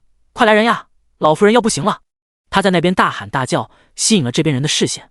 苏云从地上仰起头，眸子里划过一道焦急之色。娘，第184章，在我面前想死都难。苏华锦看到老夫人面色苍白如纸，呼吸不畅，明显一副急怒攻心的模样，当机立断道：“签名，你去让人请大夫过来。”虽说苏清武做的这些事在情在理，然而老夫人毕竟还是长辈，即便是他千错万错，却也不能闹出人命来。主要是他担心会影响苏清武的名声，老夫人真要是被气死了，肯定会有无数人戳着脊梁骨骂他。苏华锦绝对不能准许这样的事情发生。苏清武却倒不用麻烦请大夫，他不过是被气的，有我在，还死不了。他勾了勾唇角，大步来到老夫人面前。乌嬷嬷立刻站起身，好像护犊子一样将老夫人挡在身后。你想干什么？干什么？苏清武疑惑看着他，他都这样了，全身都快埋到土里了，我还能对他如何？让开！他呵斥了一声，不等乌嬷嬷有所动作，就已经被云子云清有眼力的拉到旁边。苏清武从怀里拿出一颗药丸，然后塞进老夫人嘴里。老夫人已经不能吞咽，然后他只是用手一抬她的下巴，一捏她的穴道，就看到老夫人的喉咙滚动了一下，就把那粒药丸给吃了下去。老夫人被噎得忍不住呛咳起来，可是很快的，原本被堵住的那口气儿也变得顺畅。她大口的喘息着，刚才好像在鬼门关上走了一遭。苏清武站起身，挑眉道：“这不就好起来了吗？”老夫人双眼通红，狼狈地坐在地上，她一头双白的发有些凌乱，怒视着苏清武，却一个字都说不出来。苏清武勾唇：“有我在，老夫人你想要被气死也不是一件容易的事。”苏长生忍不住勾唇，甚至轻笑出声：“清武医术高超，活死人肉白骨，老夫人你要死也别死在我们面前，最后找个地方将自己藏起来。”他说这话绝对已经难听到了极点，老夫人几乎又差点翻白眼。以前我苏家养你们的那些付出，全部都是为了狗，今后我苏家将你们所有人都逐出家门，以后去外面也不要再说是我苏家的人。老夫人话音刚落，却突然听到一个有些沧桑的声音：“娘，你这是在说什么？”老夫人愣了愣，看到苏丞相从里面走出来，她连忙撑着身体站起来：“娘实在有些看不过眼，当年你对方怡心那么好，结果她倒好，留下来的几个孽障要毁了我们苏家，我苏家的100年基业啊，全没了。”她说着说着，忍不住痛哭了起来，只不过那双苍老眼睛里却没多少泪痕，像是眼泪都流干了似的。苏丞相勉强打起精神，将自己的母亲扶到里面的椅子上，他脸色也很难看，神色内疚颇深。华锦，苏华锦抬起头，可是以往的恭敬不复存在。虽然苏清武还没将自己在太后口中听到的真相告诉他，然而他的态度已经说明了一切，苏家一定是做了什么惹怒了他的事，不然他看在以往的养育之恩上，也不会真的做到赶尽杀绝。苏丞相一瞬间好像老了10岁，他略微低下头道：“你是长兄，以后记得好好照顾妹妹，爹打算带着你们祖母离开京城。”苏华锦有些愕然，苏丞相做了几10年的官，要让他离开京城是一件十分难以接受的事，可是却在今天被他轻轻松松就提出来了。你们妹妹做得对，都是爹的错，爹对不起你们娘亲，也对不起你们，一切都是我的错。他嗓音干涩沙哑，带着无尽疲惫。苏云见到他如此颓丧，大声喊道：“大哥，你在做什么？我特意回到京城，想要帮助你官复原职，你却自己要离开京城，那我呢？我怎么办？”苏云瞪大双眼，不敢置信，浑身都在瑟瑟发抖。他好不容易有了如今的地位，能够在亲王府站稳脚跟，还离开不了苏家的扶持。如果苏丞相踏出京城，那么他这个妾这辈子就注定只能是个妾了。他不甘心。苏云红着双眼，气得咬牙切齿，一切计划都被打乱了。我是你妹妹，难道你也不管我了吗？苏父看向他，神色逐渐冷沉了下来。你给我闭嘴！他的厉喝吓得苏云颤抖了一下。当初是谁非要给恭亲王做妾的？你明知道他已经有了正妃，更知道自己是丞相的妹妹，这根本不顾我的脸面去做妾，自甘堕落。我……苏云垂下眸子，肩膀颤抖了几下，他的声音有些委屈，我这么做，我还是为了我们苏家。恭亲王年纪不小了，他的王妃身子骨也不好，只要我过去熬上几年，肯定也能够坐上王妃之位。当真是天真至极。苏丞相一脸恨铁不成钢，看着苏云咬牙切齿。就因为那件事，他已经很多年没有看过自己这个妹妹。一是对方出不来，再就是他也不能随便离开京城。兄妹两人分居两地，一隔就是将近20年的时间。然而苏云回来了，却是为了别的目的。苏丞相也觉得有些心寒，他忽然转过身看着自己的母亲娘，当年是你跟我说，希儿她和梁山寺的和尚走得近，在我不在的时候和对方珠胎暗结。苏老夫人愣了愣，抬起头看着自己的儿子，我说的有没有错？她一个女人，不好好的在后院相夫教子，天天往外面跑，抛头露面，老身的几个好姐妹天天笑话老身，说。苏丞相打断他，我就想知道，你说的那些可是你亲眼所见，可有证据证明他们真的有关系？老夫人瞬间沉默下来，一个字也说不出。她当然没见过，即便是派出很多个人暗中跟踪方怡心，也没有察觉到任何不对。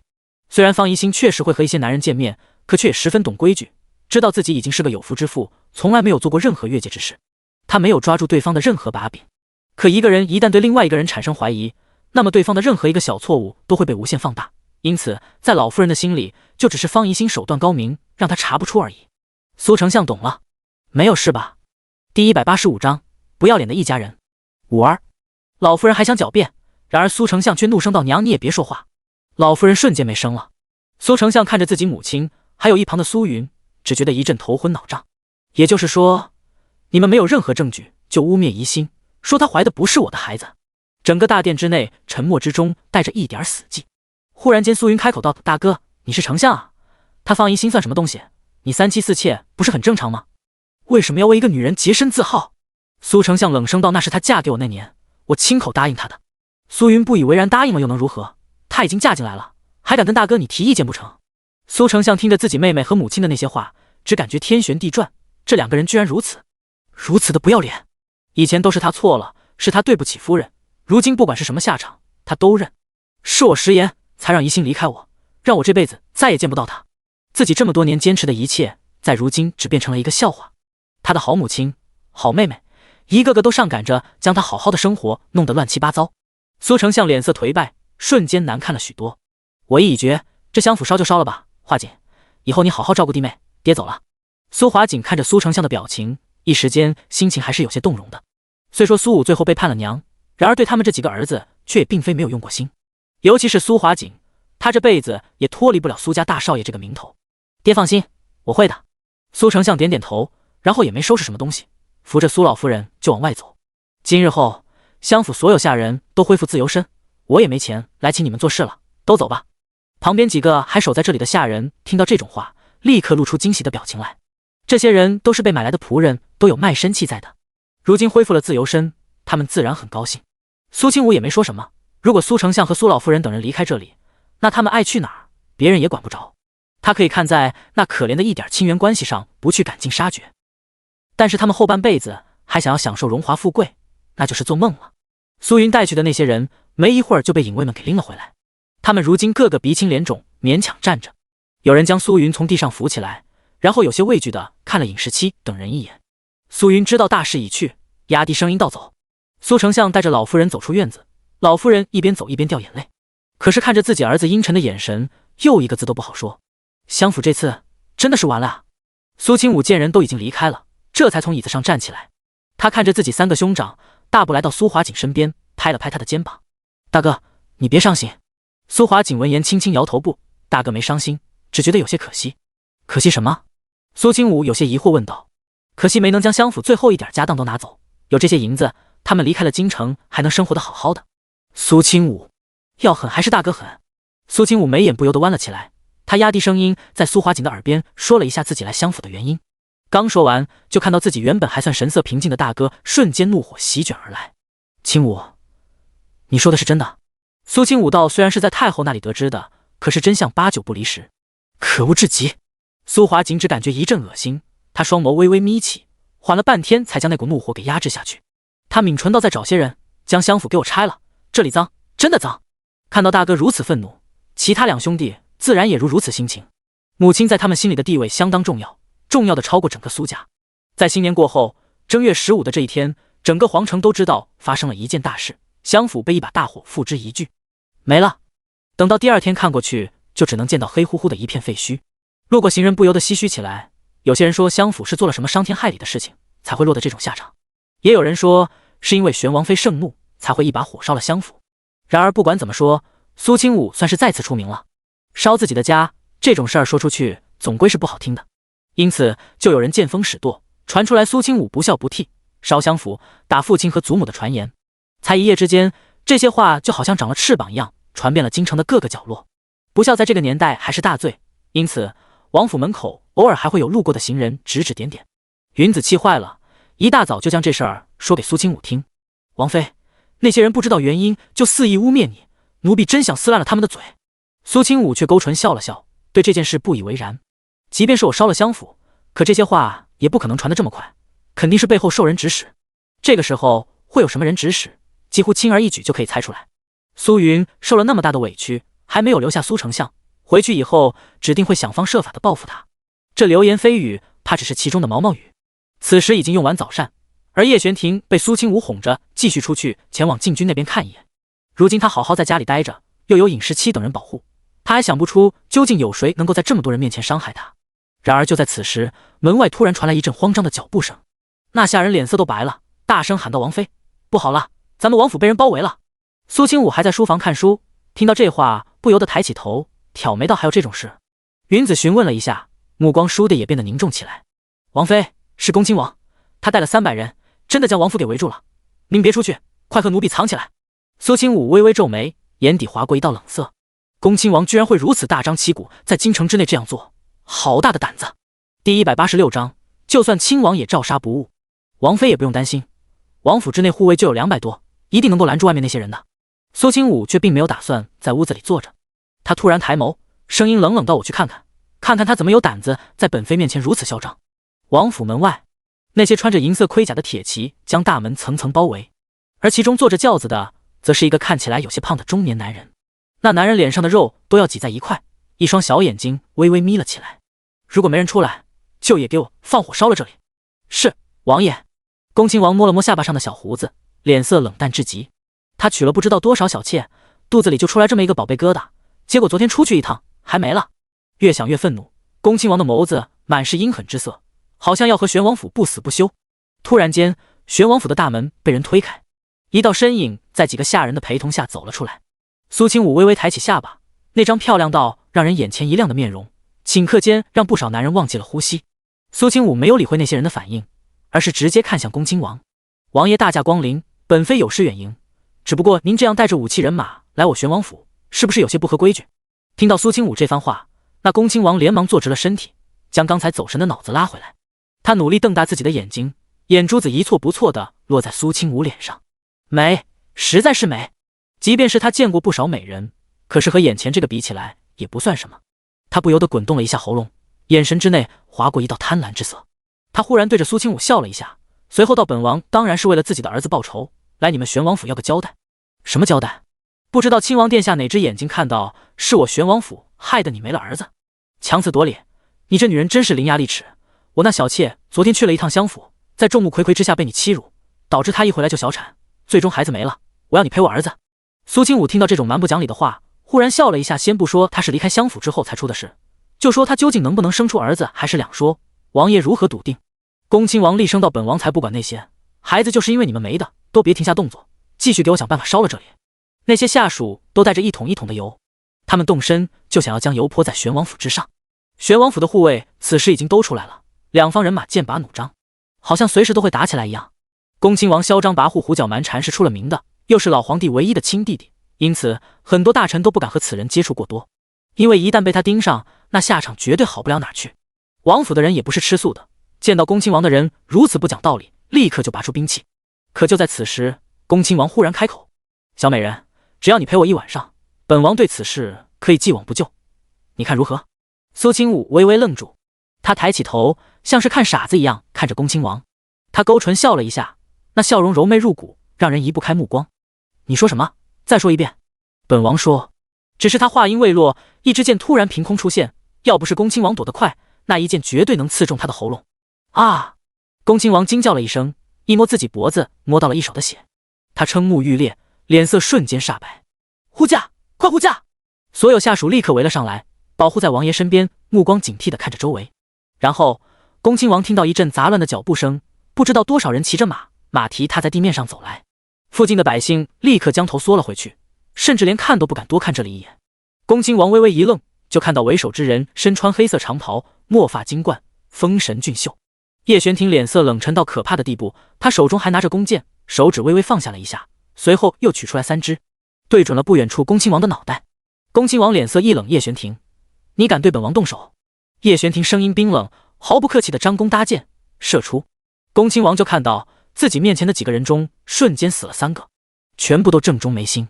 恭亲王立刻后退，整个人吓得直接从轿子上栽了下来。附近的侍卫立刻补上去，将他牢牢地保护在后面。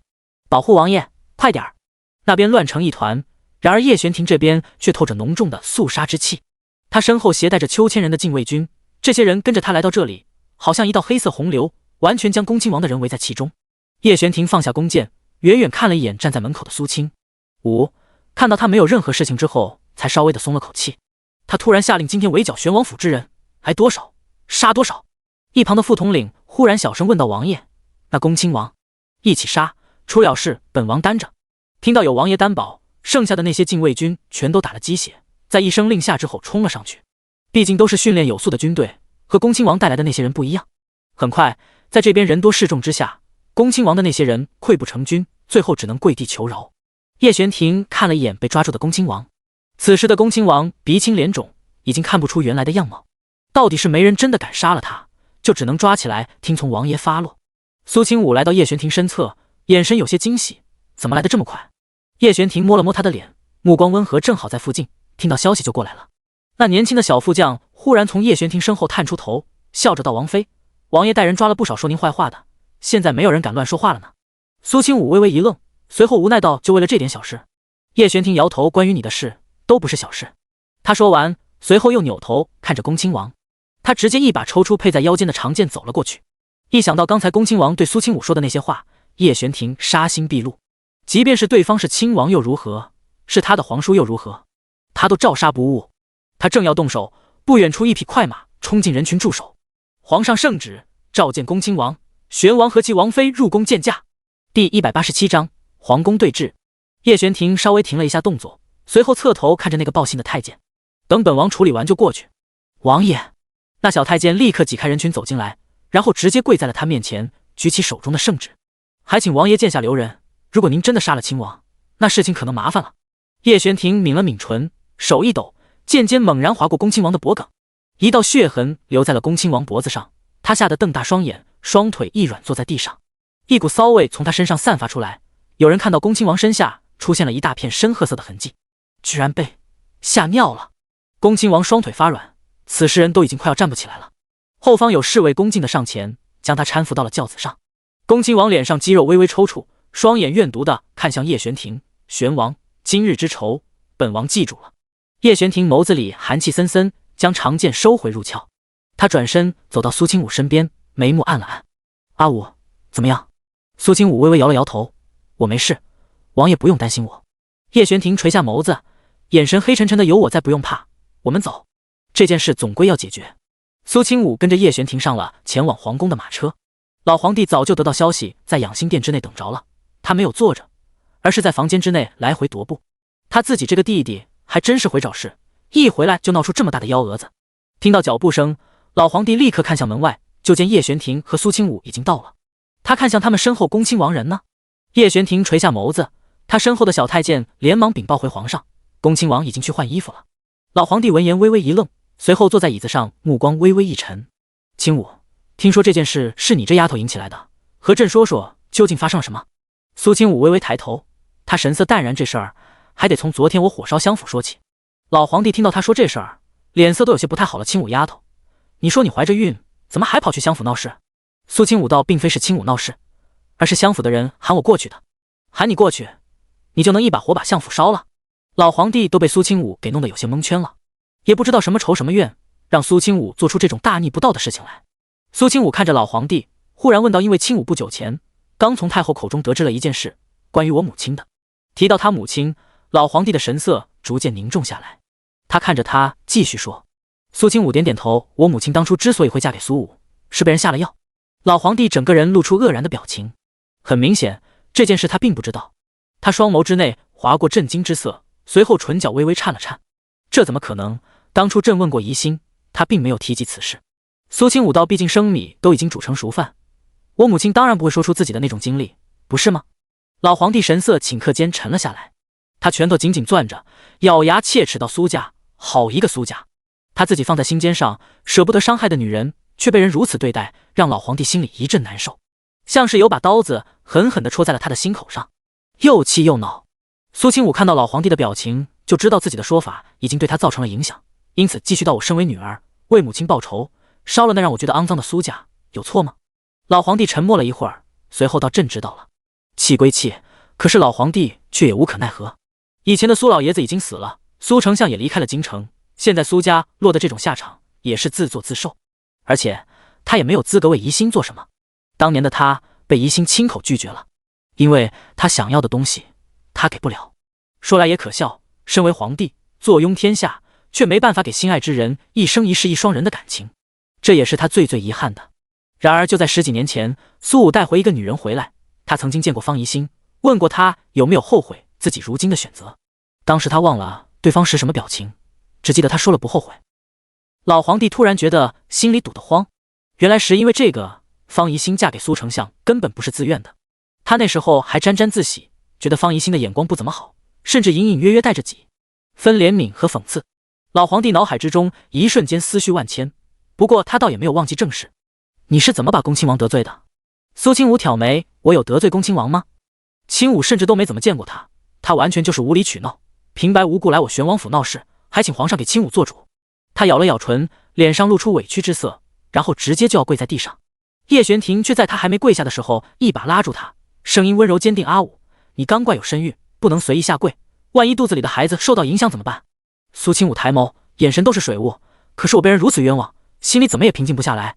这件事如果不给我一个交代，这几天我都睡不好了。老皇帝听着这两人在他面前一唱一和的唱双簧，不由得笑了起来。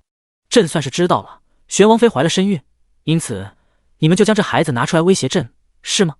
苏清武侧头，清武可不敢威胁皇上，可是皇上也知道，这刚有身孕的人心思脆弱，经不得担惊受怕，而恭亲王带着大队人马围困我玄王府，让清武至今还心有余悸。那你说说，你想让朕怎么罚他？给你出气。苏清武刚要开口，就听到门口传来一声厉喝住嘴。恭亲王已经换好了衣服，被人搀扶着走进大殿之内，他面色难看，忽然直接跪趴在皇上身边，一把就抱住了老皇帝的大腿。皇兄啊，你要给我做主啊！恭亲王这一刻完全顾不得什么面子，只抱着老皇帝的腿，涕泪横流。第188章苏云的下场。老皇帝一阵无语，挣了2下都没能挣脱。他问：给你做什么主？明明是你主动去玄王府闹事。听到老皇帝如此严厉的话语，恭亲王抬起头：皇兄，你也知道我这么多年都一无所出，如今我那妾室好不容易怀上一个，我平日里都当宝贝一样伺候，结果就回了一趟娘家，孩子就没了，都是因为这个女人。还有她，玄王要杀本王，你快看本王脖子上的血痕，如果再深一点，我就没这个命见皇兄您了呀。老皇帝听着他嘀嘀咕咕说了一大串，眉心都跟着跳了跳。他按了按额头，抚平了即将爆起的青筋。你先起来，有什么话好好站起来说，如果皇兄不给我公道，我就不起来。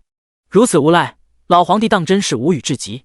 你都多大岁数的人了，还做出这种荒唐事，带兵围攻玄王府，还想要把玄王府一把火烧了。这里是京城，不是你的城。恭亲王冷哼了一声，如果是我的城里，我直接一声令下就把他们给拖出去斩了。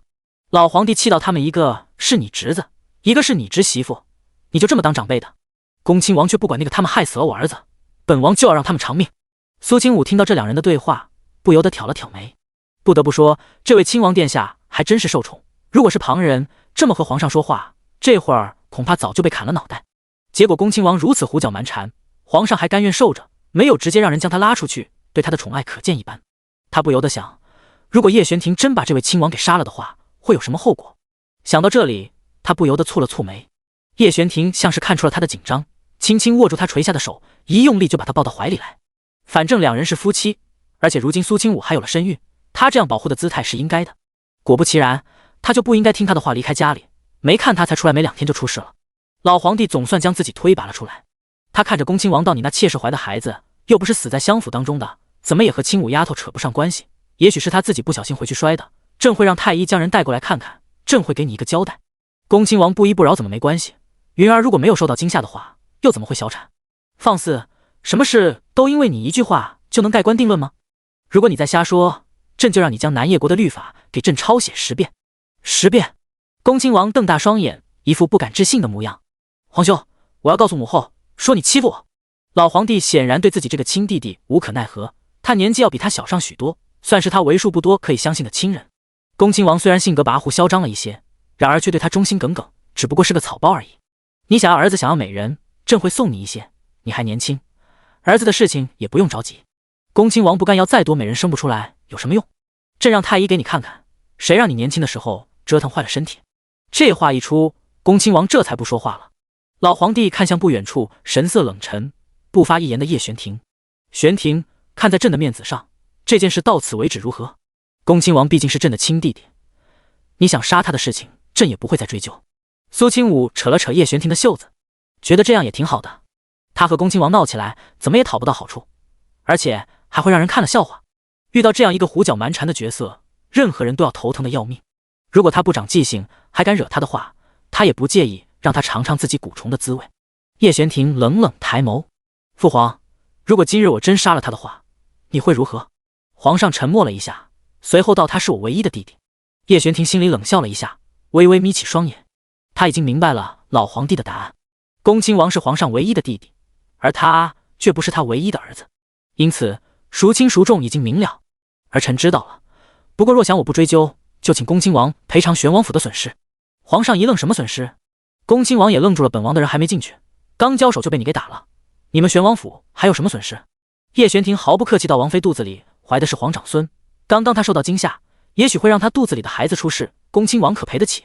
恭亲王，他真不知道苏清武怀了身孕，毕竟他刚回宫没多久，也不可能打听谁有没有孩子。老皇帝沉吟片刻，确实是这么个理。恭亲王，错了就是错了，回去准备让玄王妃满意的银子赔偿给他。恭亲王没想到会是这种结果，他记得以前皇兄根本不待见叶玄庭来着，他心里委屈到了极点，也愤怒到了极点。明明是他没了孩子，还差点被杀，更在无数人面前丢了脸，结果他还得补偿苏清武，这世道还有没有天理？只不过老皇帝金口玉言，说出来的话就是圣旨，哪怕恭亲王再怎么闹，却也得看在苏清武肚子里孩子的份上服软。恭亲王憋了一肚子的火，回到寝宫，他脖子上的伤口已经找人包扎好，迈步就进了屋子里。苏云听到动静，立刻撑着床努力起身，他脸色煞白，整个人像是没了血色的布娃娃。见到恭亲王回来，他连忙问道：王爷怎么样？您有没有？然而他话还没说完，迎面就挨了一巴掌。啪！那重重一巴掌打得苏云歪过头，他唇角崩裂，溢出一点血来，头脑昏沉，眼前阵阵发黑。恭亲王将所有怒火都发泄在了他这个给自己带来屈辱的女人身上。他一把抓住苏云的头发，将她拖到地上。苏云一边挣扎一边惊叫，完全不清楚发生了什么。你这个贱人，害得本王丢丑不说，还弄没了本王的孩子，看本王不打死你！第189章祭祀祈福。苏云脸色苍白，恐惧让他心头发颤。他已经嫁进恭亲王府这么多年，还是头一次遭到如此对待。他以前听说过恭亲王打女人，甚至王妃都是因为被他打而早早离世，然而那些话他也只是听说，并没有放在心上，甚至还认为都是那些下人在胡乱的嚼舌根。只有自己亲身体会到，才知道那种感觉究竟有多可怕。苏云抱着恭亲王的大腿求饶王爷，还请您饶了妾身吧，妾身知道错了。恭亲王脸色阴霾，那张满是肥肉的脸上这会儿狰狞到了可怕。他抓着他的头发，把他从地上提起来，让苏云被迫仰起头看着他。知道错了，我带你回来不是让你给我添乱的。你说你能够让苏丞相重新回到朝堂之下，本王更答应了说要帮忙，可你呢？现在苏丞相带着那老娘离开了京城，等于是放弃了大好前程，这样一个废物根本不值得本王相助。苏云瞪大双眼，瞬间明白了恭亲王的意思。对方曾经对他的那些宠爱，不过是因为他背后有相府的存在，如今相府败落，连一个为他撑腰的人都没有了，这就是他自甘下贱的报应。他堂堂一个相府小姐，偏偏要给人做妾，所有的荣华富贵和身份地位，在此时的苏云眼中已经全部化为泡影，迎接他的就只有暴打和无力的悔恨。恭亲王如何对待苏云这件事并不是秘密，很快就传到了苏清武耳朵里。苏清武正坐在家中用膳，桌面上摆着的饭菜虽然不多，每一样却都很精致。叶玄庭正想方设法的调查自己王妃的口味，去努力记住她对每种点心的反应。这个怎么样？阿武感觉味道如何？苏清武连连点头，只感觉一股桂花蜜的香气在口腔之中炸开，那小点心软糯香甜，入口即化，即便是多吃上几个也不会觉得腻。好吃，我很喜欢。叶玄庭眉眼弯了弯，对着旁边的下人道：下次将桂花糕多做一些，那种栗子糕就不用送来了。是。下人将餐盘端下去，苏清武明显已经吃饱喝足了。他听到云子和他说的宫里的传言，眸子微微眯了起来。自作自受罢了。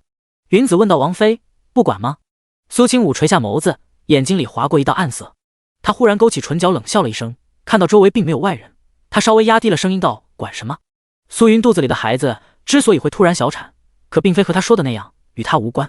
虽然他不会主动害一个未出世的婴儿，可是苏云顶着本身就没怀稳的胎，被他那样一激一气，回去必然会动胎气。他即便是没有亲自把脉，也能看出他面色不好，体内有异样。苏云这一胎一定生不出来，可如果苏清武亲自出手帮助他保胎，他和孩子就都不会有事。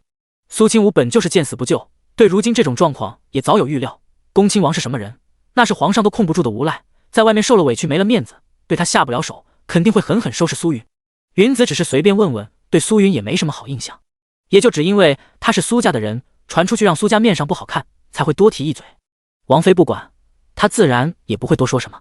叶玄庭早就听说了苏清武火烧苏家之时发生的事，他微微皱眉道：苏云是死是活，以后都不必禀报王妃。那些下人立刻听到了耳朵里，记在心上。尹十七从外面走了进来，恭敬给两人行礼。王爷，明天皇上要在天坛为天下百姓祈福，而且今年初雪未降，来年土地不丰，百姓必然会受苦受难。叶玄庭垂眸本王知道了。他身为王爷，这种正式的场合也一定要到场。宫里的太监还没传旨，可他们也要提前准备。苏清武道：我是不是也得去？叶玄庭微微皱眉，着实觉得这件事十分麻烦。而且苏清武刚有2个月的身孕，他也不想让他去那么混乱的场合。叶玄庭想了想，明天你就在家里待着，本王去和父皇那边请旨，就说阿武你身体不适。苏清武笑了笑：那怎么能行？周围不知道多少眼睛在看着，而且我每天身体状况如何，太医比你更清楚。若我不去祭祀祈福，肯定少不了宫里的人到处说你的不是。叶玄庭却是冷哼一声，不以为然。谁敢乱说话，本王就打烂了他的嘴。苏清武被他这模样逗笑了，轻轻拉住他的手：反正你就在我身边，而且我不过是有了身孕，又不是走不了路了，你犯不着这么担心。说实在的，他现在一点感觉都没有。虽说自己知道有了身子，身材也并没有变样，小腹依旧和以前一样平平无奇，哪怕到了3、4个月，顶多也就看起来稍微胖一些罢了，只有5、6个月才能显露的明显。叶玄庭默了默，总算被苏清武说服了。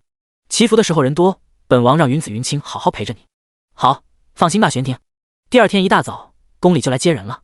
苏清武早早起了身，身上穿着属于王妃的朝服，随着叶玄庭一同入宫。皇上祈福的地方在天坛，各宫娘娘也要参与其中。苏清武第一时间和淑妃会合，就看到惠妃和五公主也都在这里。淑妃立刻走上前，拉着苏清武的手：一会儿清武你就跟在本宫身边，安全。苏清武老老实实点头，跟着一行人走了出去。各宫娘娘齐聚一堂，穿着厚厚的袄裙和披风，一个个争奇斗艳，哪怕在这寒冬腊月，也自成一方美景。前往天坛要走过一条长廊，宫妃和朝中大臣们分成2路赶往同一个地方。就在皇宫的最中心修建着一座高高的祭台，好像可通天际。文武百官和各宫娘娘们抬起头看过去，就见到那祭台之上早早站着一个人。虽然距离有些远，可是从身形上，苏清武还是将那个人给认了出来。他唇角微微扬了扬：国师。第190章突发状况。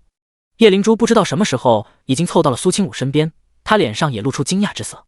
不是说国师不久前失踪了吗？怎么这么快就回来了？而且还能主持大局？苏清武挑眉，心里突然有一种不太妙的预感。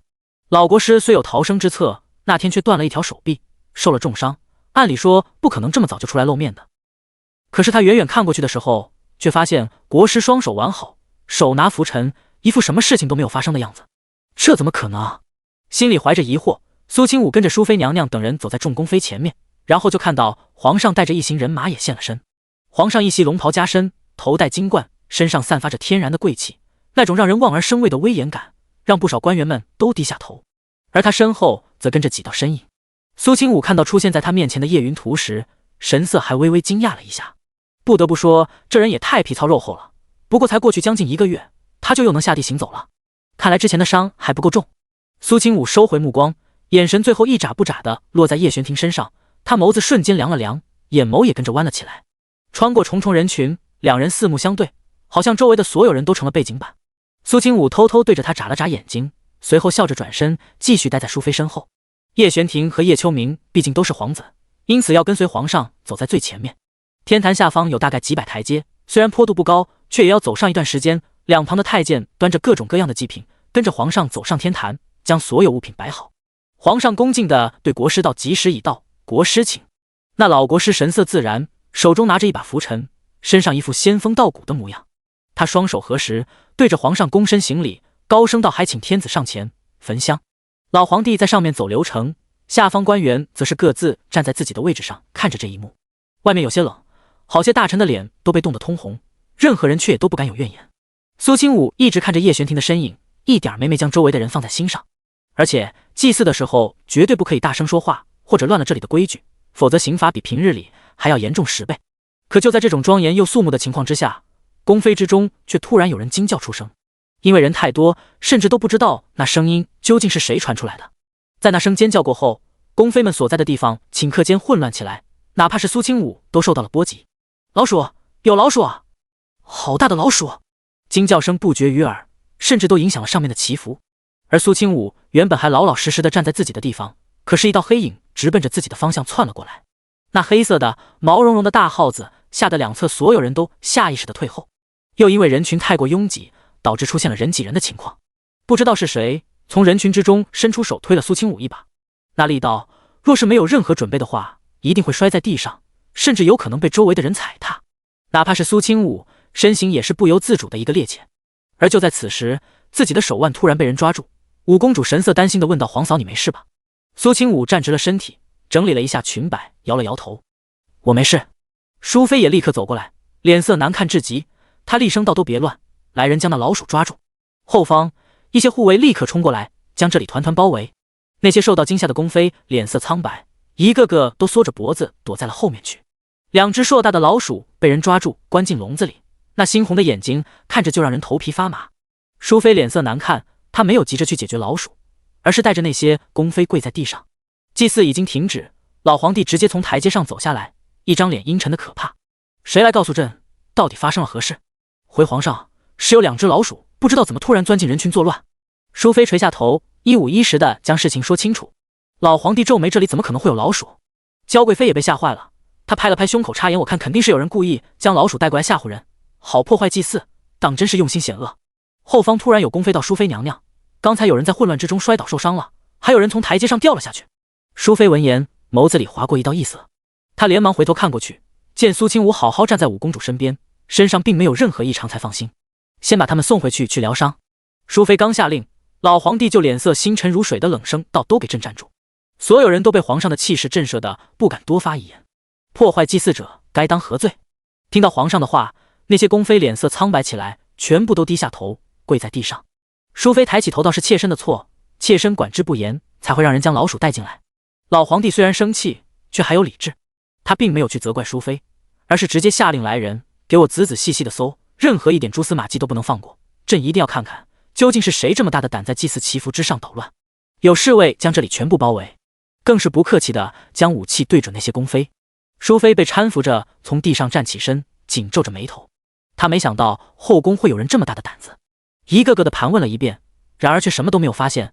淑妃立刻找了几个管事姑姑过来，把所有人都带到不远处的偏殿之内。皇上也没有再留在祭台之上，而是跟着一起去殿外等待检查结果，是必要将动手之人给揪出来，千刀万剐。从品级最低的宫妃一个个检查过去，淑妃也守在门口，轻轻拍着苏清武的手：“本宫也没想到居然会发生这种事，清武你没有受到惊吓吧？”苏清武挑眉：“就那种老鼠，从他面前跑过去，成千上万他也不带皱一下眉头的，更何况就只有1-2只。他今天最好奇的还是4只完好的那个国师，他总感觉这其中有什么阴谋在。”第191章丧心病狂。当然，即便是国师走到他面前，他也不能表现出一点异样，因为当时看到国师被砍掉手臂的人仅仅只有他和叶玄庭。虽说萧逢后面将手臂带了回去，却也不能确定那手臂就是国师的。这个国师只要找2句借口，自然而然就能化解。老皇帝脸色凝重，因为祭祀停止，导致所有事情都要延后处理。国师忽然走到他身侧，声音一如既往的低沉：“皇上，这样找下去不知道需要多久，老夫有个办法，更快将那人找出。”老皇上挑挑眉，还要请教国师。其他人也看了过去，因为对上一次那蛊虫一事心有余悸，所有人脸色都煞白一片。听闻有一种狼犬对于味道十分敏锐，只要将其牵出来闻一闻味道，自然就知道是谁带来这些老鼠了。老皇上恍然大悟，这次的主意倒是不像上次那样不靠谱。蛊虫这种东西，绝大多数人都是畏惧的，也不会相信它。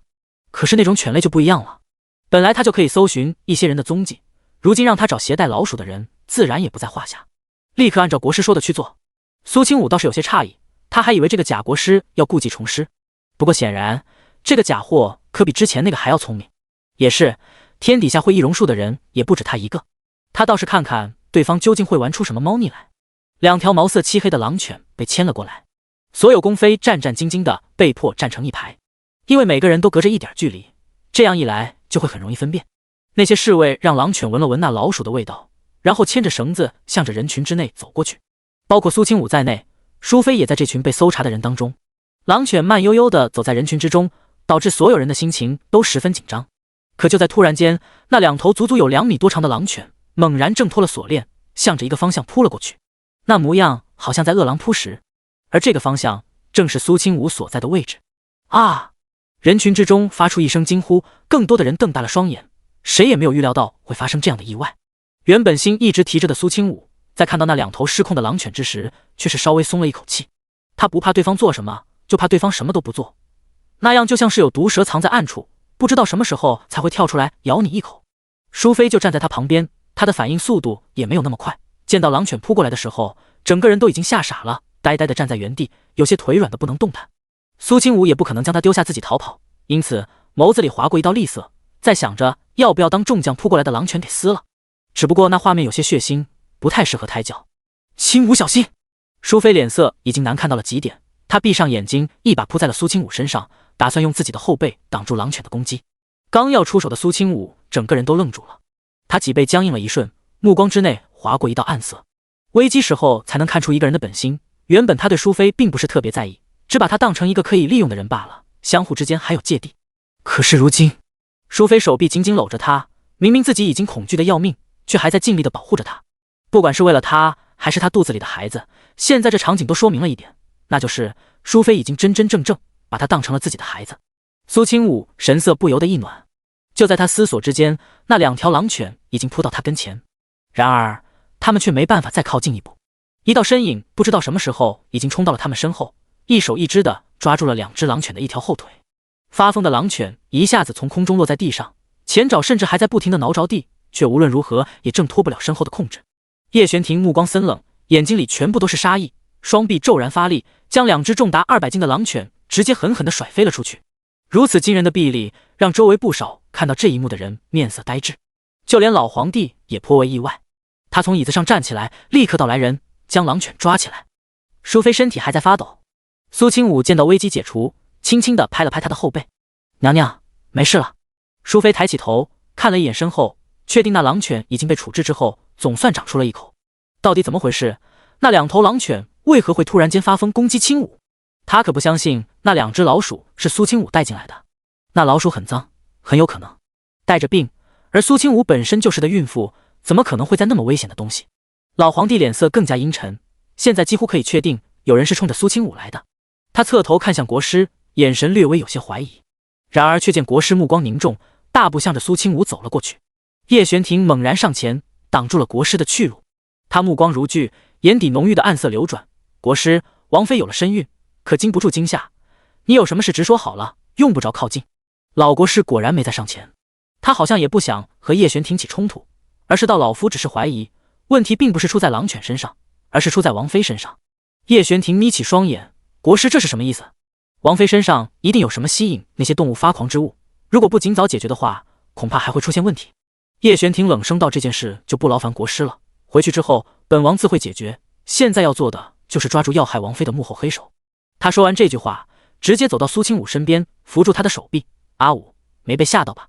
苏清武摇了摇头：“没事，我还没有那么脆弱，更何况王爷来得及时，我也没受伤。”叶玄庭微微垂眸：“不该让你出来的，没想到对方会如此丧心病狂。”苏清武却是弯了弯眸子，悄无声息用指尖在他掌心之内挠了挠，示意让他别放在心上。老皇帝却微微皱眉道：“青舞丫头，就算回去，恐怕也没办法找出原因。为了避免再发生这种事，你让国师帮你查一查也比较安全。”第192章，不想让他生下来。苏青武断然拒绝，他可没有蠢到让国师近身。不深，时间一点点流逝，很快就搜到了正午。皇上，所有宫妃都已经检查完毕，并没有见到任何异样。这怎么可能？老皇帝面色凝固，神色有些古怪。那老鼠明显是被人带进来的，该闯入宫妃所在的地方，大有可能就是哪个妃子做的。结果检查了一圈一无所获，这让老皇帝有些吃惊。到底是谁能做到如此悄无声息地将东西带进来，而不会被发现？娇贵妃撩了撩发丝，忽然道：“刚才那2只狼犬也被玄王妃所吸引，那老鼠会不会也是被他引过来的？也许是他身上有什么特别的味道，或者其他的什么。”他这样一猜测，却让众人觉得有道理。这些被搜查的宫妃此时心里也相当委屈。先不说他们来参加祭祀，每个人都轻装简行，根本没那个空间装这2只老鼠。就算藏起来带过来，那也很明显吧。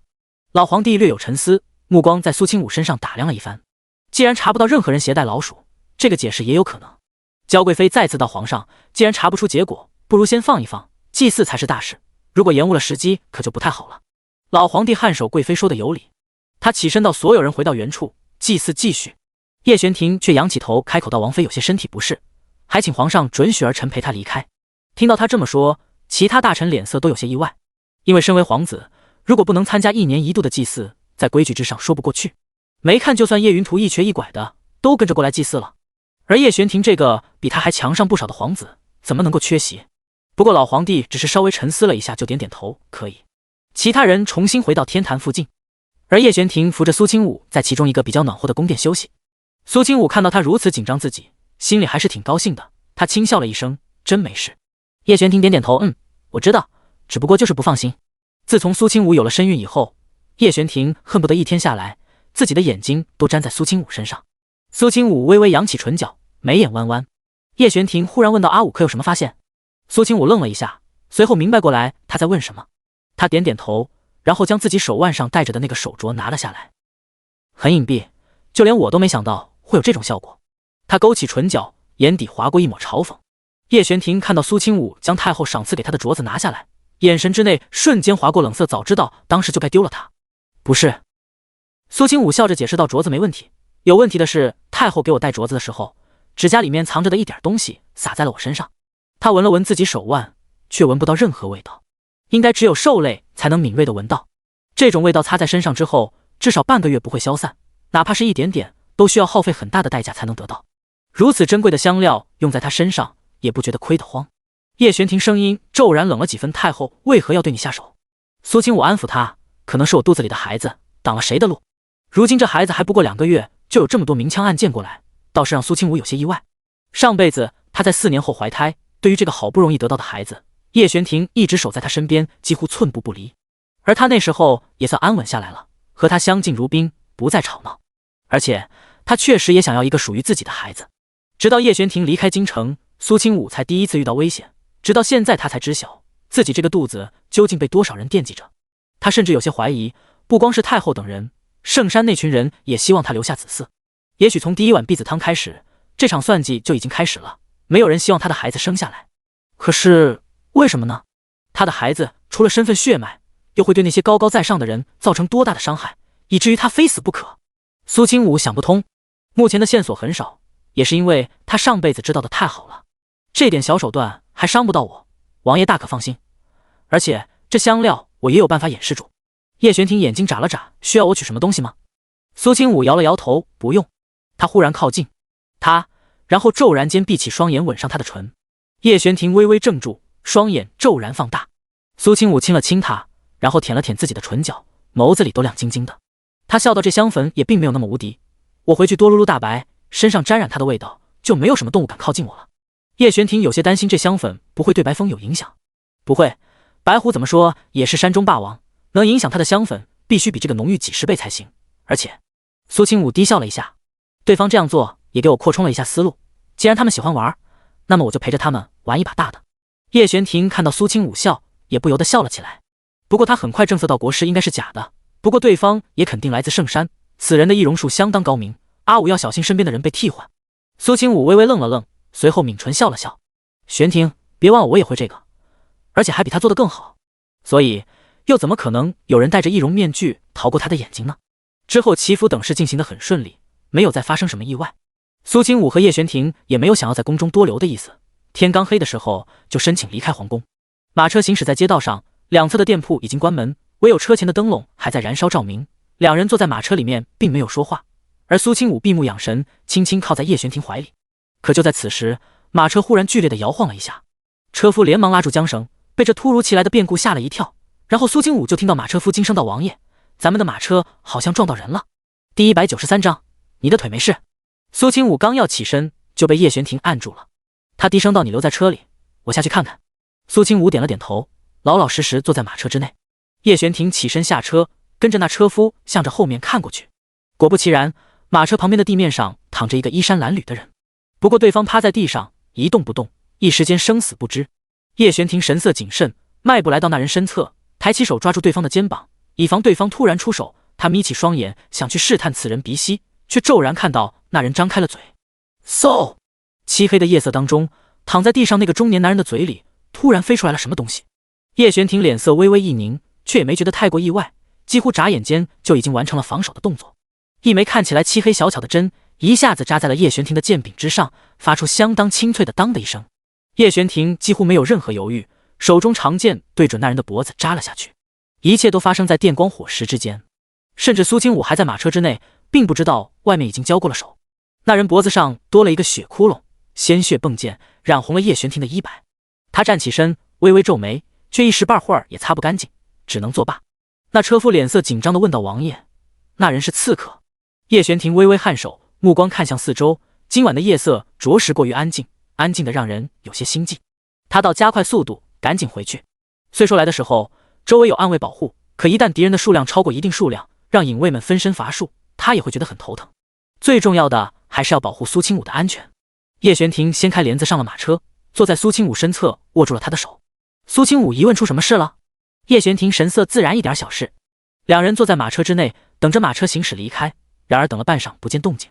黑夜之中好像多了一点点隐隐火光，骤然间，一道带着火的箭矢猛然扎在了车身之上。叶玄庭一把抱住苏清武的腰，脸色无比凝重，声音低沉了许多：“阿武，一会儿我将你安置在一个安全的地方，等我回来。”苏清武微微怔了一下，看到叶玄庭凝重的表情，此时也明白事情的严重性。为了不让他分心照顾自己，苏清武笑了笑：“好，我会好好待在原地等你，哪儿也不去。”叶玄庭带着他落在一旁的屋顶上，在他额头上吻了吻，随后看向远处的眼神逐渐变得凌厉。黑夜之中，几道黑影正在逐渐逼近，那些人融于黑暗之中，身上带着强烈的凶煞之气。苏清武看到这群人脸上的面具和身上那些熟悉的行头，神色微微一凛：“罗刹。”叶玄庭握紧手中剑，只稍微看一圈，就已经细数出这群人的数量，竟然足足来了20几人。这应该还不算那些被王府影卫拖住的那群人。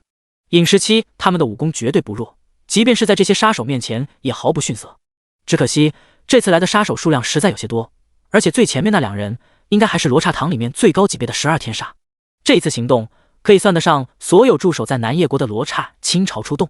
面对如此多的高手，叶玄庭脸上却也并没有露出什么恐惧的表情。只不过现在这里已经被包围，他想要带苏清武离开，找个安全的地方有点不太容易。叶玄庭没有犹豫地点燃身上携带的信号弹，火光骤然间在半空之中爆发，相信用不了多久，援军就会抵达。苏清武看出了叶玄庭眉宇之间的愁绪，忽然笑了笑：“王爷不用管我，我有自保的能力。”叶玄庭听到这话却没有任何懈怠，他紧紧将苏清武护在身后，声音之中透着安抚：“别怕，只要我还活着，就绝对不会准许任何人碰你一根汗毛。”话音落下，那些罗刹冲过来的速度瞬间加快，为首两人走在前面，几乎顷刻间就已经来到了叶玄庭附近。叶玄庭提剑迎击，身影速度比对面还快上一些。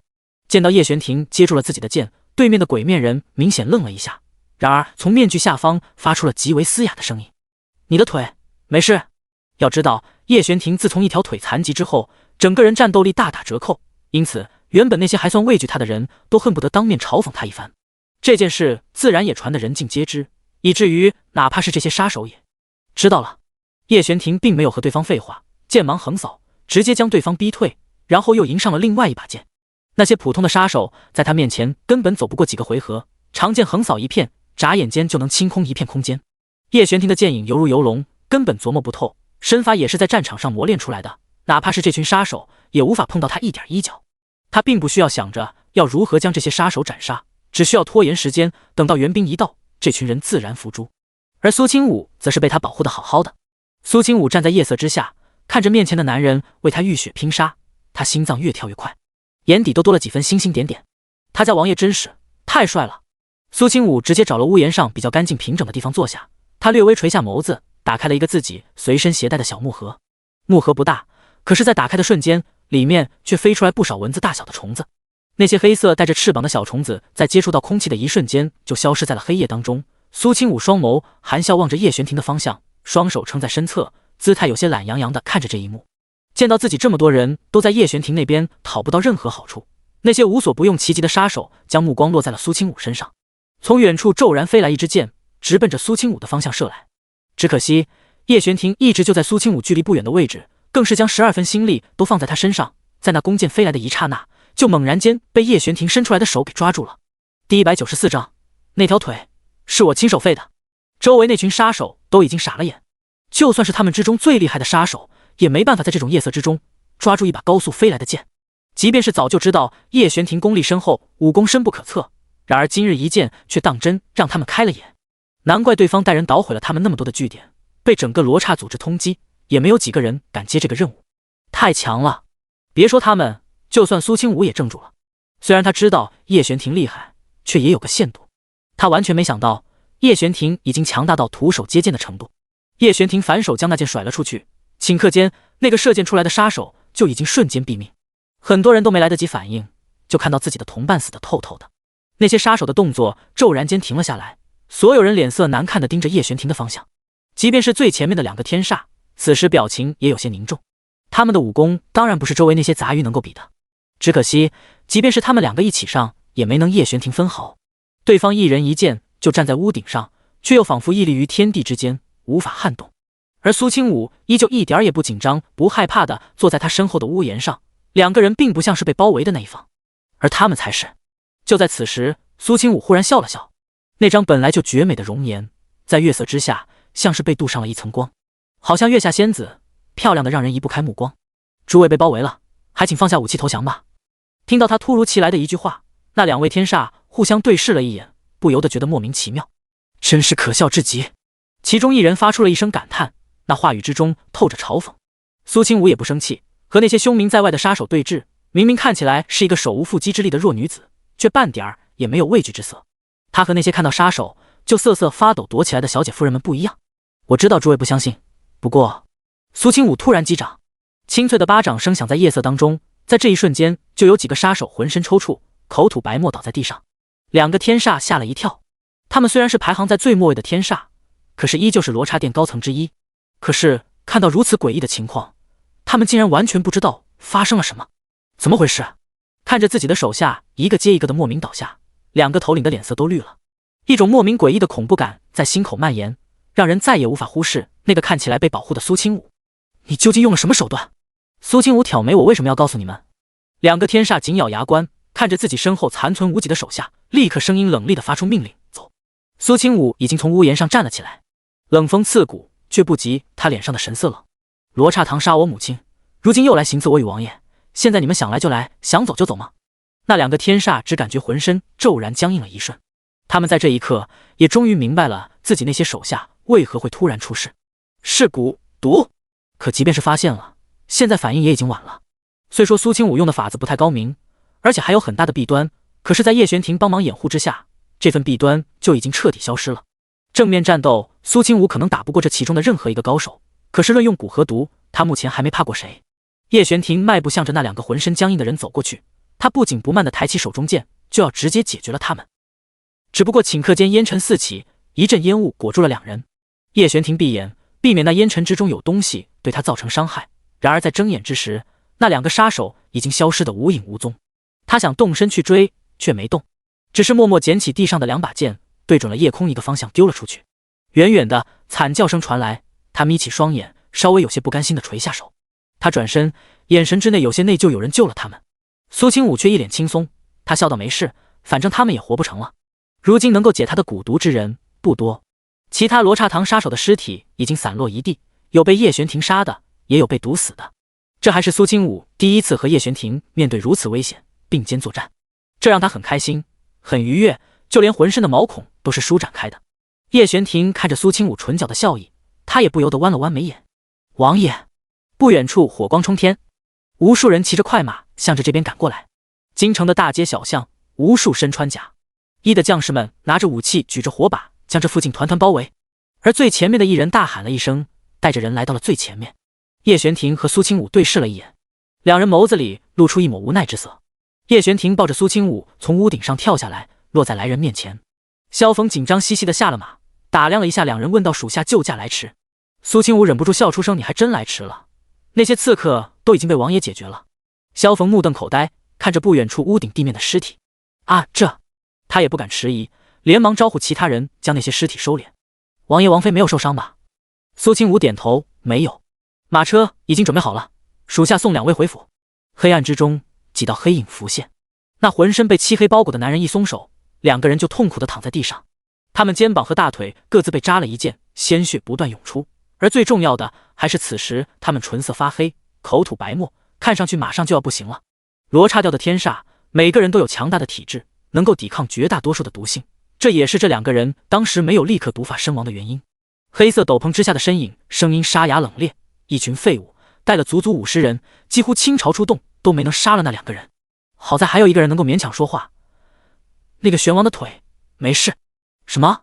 黑袍人面色骤然一变，他喃喃自语道：“怎么可能？他的那条腿可是被我亲手废的。”第195章，苏丞相被抓了。那两个人明显已经快坚持不住了。另外一个人睁大双眼，费力的想要将心里的想法说出来。还有，小心，小心！那个话还没说完，那天煞头一歪，咽了气。黑袍人，他怒火冲天，恨不能将刚才说话那个人拎起来再弄死一次。小心什么？你倒是说完啊！就算死都不让人舒坦。黑袍人额头上青筋暴起，很想把这两具尸体碎尸万段，不过最后碍于同降一场，最终还是出手将他们给丢湖里去了。黑袍人隐藏在黑暗之中的眸子微微划过一道厉色，很快那道光芒消失得无影无踪。他必须第一时间将叶玄庭腿伤好了的事情散播出去。最重要的是，那个人不光腿好了，实力大增，甚至变得更可怕了。不愧是南叶国的战神，恐怕他的武功唯有真正的罗刹之主才能和他较量。玄王府内，尹时期带着人跪成一排，还请王爷责罚，属下等人护卫不力，让您和王妃遇到了危险。虽然这件事不能怪他，是因为对方倾巢出动，而暗卫人手不足造成的，可是他们没能提前警觉，也是犯下大错。叶玄庭眯起双眼，声音平静自领10鞭，所有人前往暗谷家训1个月，安排更高级别的护卫保护王妃。是，王爷。尹时期等人明显松了口气，敌人越来越猖獗，他们必须要尽可能的提升实力才行。苏清武就在帘子后面听着，不过他并不打算插手叶玄庭和属下的那些事。等到他将一切处理完，他才走出来。到这次也不能全怪他们，那些敌人都是高手，每个暗卫都要拦住最少2人，也是分身乏术。叶玄庭垂下眸子，阿武求情的话，本王就少罚他们几鞭子。苏清武笑了笑，我的话就这么好用？叶玄庭颔首在我这里，只有你的话好用。苏清武挑眉，他走到叶玄庭面前，勾住他的脖子，眼睛里全是笑意。我倒不这么认为，我有时候说话也没用。叶玄庭一愣，什么话？苏清武凑到他耳边，小声说了一句。叶玄庭白玉一样的面容瞬间绯红，耳朵像是被烫到了一样，立刻侧开。阿武，那个……看到叶玄庭慌乱到这种地步，苏清武忍不住弯起眸子笑出声来。而就在此时，门口突然传来脚步声，是刚出去不久的尹时期又回来了。尹时期硬着头皮道：“王爷、王妃，刚才属下收到消息，说是苏丞相和老夫人遭遇袭击，目前下落不明。”苏清武从叶玄庭怀里坐直了身体，他微微眯起双眼道：“当时苏丞相既然已经选择离开京城，那么他的死活就已经和我没了关系。”尹时期微微一愣，随后道：“属下知道了。”他换身从房间里面退了出去。苏清武并没有将这件事放在心上，他对于苏丞相的那点感情仅限于没有亲手弄死他了，这还是看在他也算养过他们兄妹几个人的份上。如果对方真的遭遇不测，那他没准哪天有心情的时候，可以去他的坟墓前上一炷香，尽一下自己为人子女的责任。叶玄庭让人准备好洗漱用的东西，然后陪着他回去休息。然而第二天一大早，云子就有些着急的来到苏清武房间外：“王妃，奴婢有要事禀报。”苏清武让他进来，他人睡得还迷迷糊糊的。什么要事？叶玄庭一大早去了书房，周围的下人也都被调走了，只为了让他多睡一会儿。能够自由出入这里的，就只有云子云清。云子道有人在皇城中央的石台上张贴了一张告示，说如果王妃你3天之内没有赶往江阳城，就将苏丞相和苏老夫人吊死在皇城门口。苏清武眨了眨眼睛，哦，这和我有什么关系呢？云子立刻道对方这样做，恐怕也已经知道了您和苏家不和，一是为了试探王妃你究竟还会不会为了苏丞相冒险，另外一点就是为了毁王妃您的名声。父亲遇险，作为女儿的人却见死不救，眼睁睁看着自己父亲被吊死在城门上，这件事足够很多人茶余饭后议论苏清武几年。云子一想到那样的场面，就觉得十分可怕，头皮发麻。将来只要苏清武出了王府的大门，就免不了被人指指点点，被人在背后戳脊梁骨。苏清武坐在床榻上，长发披散在肩膀上，顺滑如丝绸一般，让人很想上去摸一把。他懒洋洋地勾起唇角，带着几分妩媚的眸子，轻轻挑起，真不知道我还有什么名声值得对方毁的。之前在苏家放火的时候，全京城的人不都知道我苏清武是个不孝之人吗？云子目瞪口呆，这外面突然传来一点动静，是云清走了进来。王妃，是苏大人过来了。苏清武微微扬起眉，快帮我梳妆，我去见。他立刻收拾完自己，然后才走到课堂之内和大哥会面。今天只有苏华锦一个人过来，想必二哥和五哥还有自己的事情要忙。苏华锦一看到他就下意识地站起身，却见苏清武笑道：大哥快坐下，有什么话你直接说。苏华锦到城中的事情我听说了，我来提醒清武你，不管对方说什么，你都不能去。苏清武闻言弯了弯眸子笑了起来，我当然不会去，大哥不用担心我，而且哪怕我想去，王爷也不会同意的。苏华锦这才放松了表情，那张沉稳俊朗的脸上也多了一抹笑容。那就好，我来这里就是为了说这个，还有看看你。对了，这是大哥买来的一些补品，听说能安胎养身，你让王爷找太医看看你能不能吃。苏华锦实在细心谨慎，带来礼物之后还特意留言提醒了一句。苏清武欣然接下，垂眸看了一眼那些东西，眼里划过一抹惊讶。即便不用太医去看，他也知道大哥给他送来的一定是好东西，绝对错不了。第196章，应该学着相信别人。苏清武让人将东西收起来，然后听到苏华锦有些不好意思道：阿武，大哥想要拜托你一件事。苏清武微微怔了怔，随后展言道：大哥你说。你五哥最近出了门，大嫂又变成了那个模样，这些天我有件事去处理，想要让小宝在你这里待几天，不知道方不方便。苏清武眼睛亮了起来，一想到那个软软乎乎的小包子，他整颗心都要化了。当然可以，正好我也没什么事，在府里无聊得很，他人呢？他话音落下，门外有人将小少爷领了进来。才一进门，那白白净净穿着整整齐齐的小公子就迈着小短腿跑了进来，然后一点也不怕生的来到苏清武面前，一把抱住了他的腿。姑姑姑姑。苏清武忍俊不禁，揉了一把小家伙软乎乎的头发，小宝最近又长高了呢。他刚要伸手将小宝抱起来，却被苏华锦制止。你还有身孕，就将他交给下人照顾，自己千万别抱他。苏清武看着自己大哥那紧张兮兮的模样，那怎么可能，我家小宝这么可爱，我这个做姑姑的怎么能忍得住。苏华锦脸色逐渐放松了些，他正色道：不听话，以后大哥就不带小宝过来了。苏清武，好吧，大哥你厉害。他放弃了去抱小宝的想法，只是轻轻拉住了他的手。一会儿姑姑带你去吃好东西。姑姑好。小宝嘴巴甜，人也乖，在外人面前那绝对是别人家的孩子，让坐着绝对不到处乱跑。他也知道这里是姑姑家，因此性子也收敛了许多，没有再像家里那样调皮。苏清武拿了点心给小宝，这才抬起头问苏华锦正事。大哥要去哪儿？需要这么久，还把小宝交给我照顾？他也清楚苏华锦如今的难处，相府没了，自己的夫人又疯了，二哥和五哥各自有自己的事情，他将小宝一个人丢给下人又不放心，放在他这里，让他这个天天宅在院子里的人瞅一眼是最保险的。尤其是苏丞相出事以后，他自然也担心小宝也会有人针对。也不是什么大事，是奉了皇命出去办一件事，作为钦差大臣前往云州查处私盐自案。苏清武微微挑眉，这种事不是有专门的官员来负责吗？为什么突然交给了大哥你？苏华锦笑了一下，这我哪里知道，帝王心海底针，你在这里好好等大哥回来。苏清武颔首，他也知道公事和私事，那大哥一路小心，身边多带一些护卫。苏华锦认真看着他道：清武你也是，昨夜刺杀的事情大哥也听说了，你尽可能留在王府之中，爹的事情你就别管了，那件事也不该你来管，别忘了你还有几个哥哥在。苏清武忽然想到了什么，他抬起头有些担心道：你们不会打算去江阳城吧？他猛然站起身，神色有些复杂。他对苏丞相心有怨恨，最主要的原因还是因为上辈子他带回来的那对母女彻底毁了苏家，只不过这辈子有他的参与，一切都还没有发生。苏家的几个兄长自幼在苏丞相膝下长大，尤其是大哥二哥，他们生活在父母和美的时候，和他这个年幼丧母的妹妹不一样，因此即便是对苏丞相有所失望，却也不可能眼睁睁看着他去死。苏华锦拧了拧眉，他神色郑重，你好好在家里安泰，别的不要担心。苏清武知道自己在问什么，大哥也不会说，还不如他自己去查。好，送走大哥，苏清武立刻将尹17喊了过来，帮我查一下，我几位哥哥现在都身在何处。17领命立刻去办事，才过了晌午，消息就已经送到了苏清武手上。苏清武此时还陪着小宝吃午饭，看到尹17递给他的书信之后，他轻轻揉了揉眉心。虽然知道自己几个哥哥的本事，可是他难免还是有些忧虑的。他的亲人就这么几个，每一个他都十分在乎，更不想让他们任何一个人出事。尹17问到王妃，需不需要调派人手，如保护几位公子？苏清武摆了摆手，你们都是王爷的下属，怎么能被我随意派遣到其他地方？尹17道，王爷说了，一切以王妃您的命令优先。我？苏清武眨了眨眼睛，神色略微有些放松。他站起身道，我也该学着相信兄长他们，不该什么事情都担在自己的肩膀上。你们不必出手，我就按照大哥说的，在家里好好等消息。苏清武垂下眸子，又给小宝夹了一筷子菜。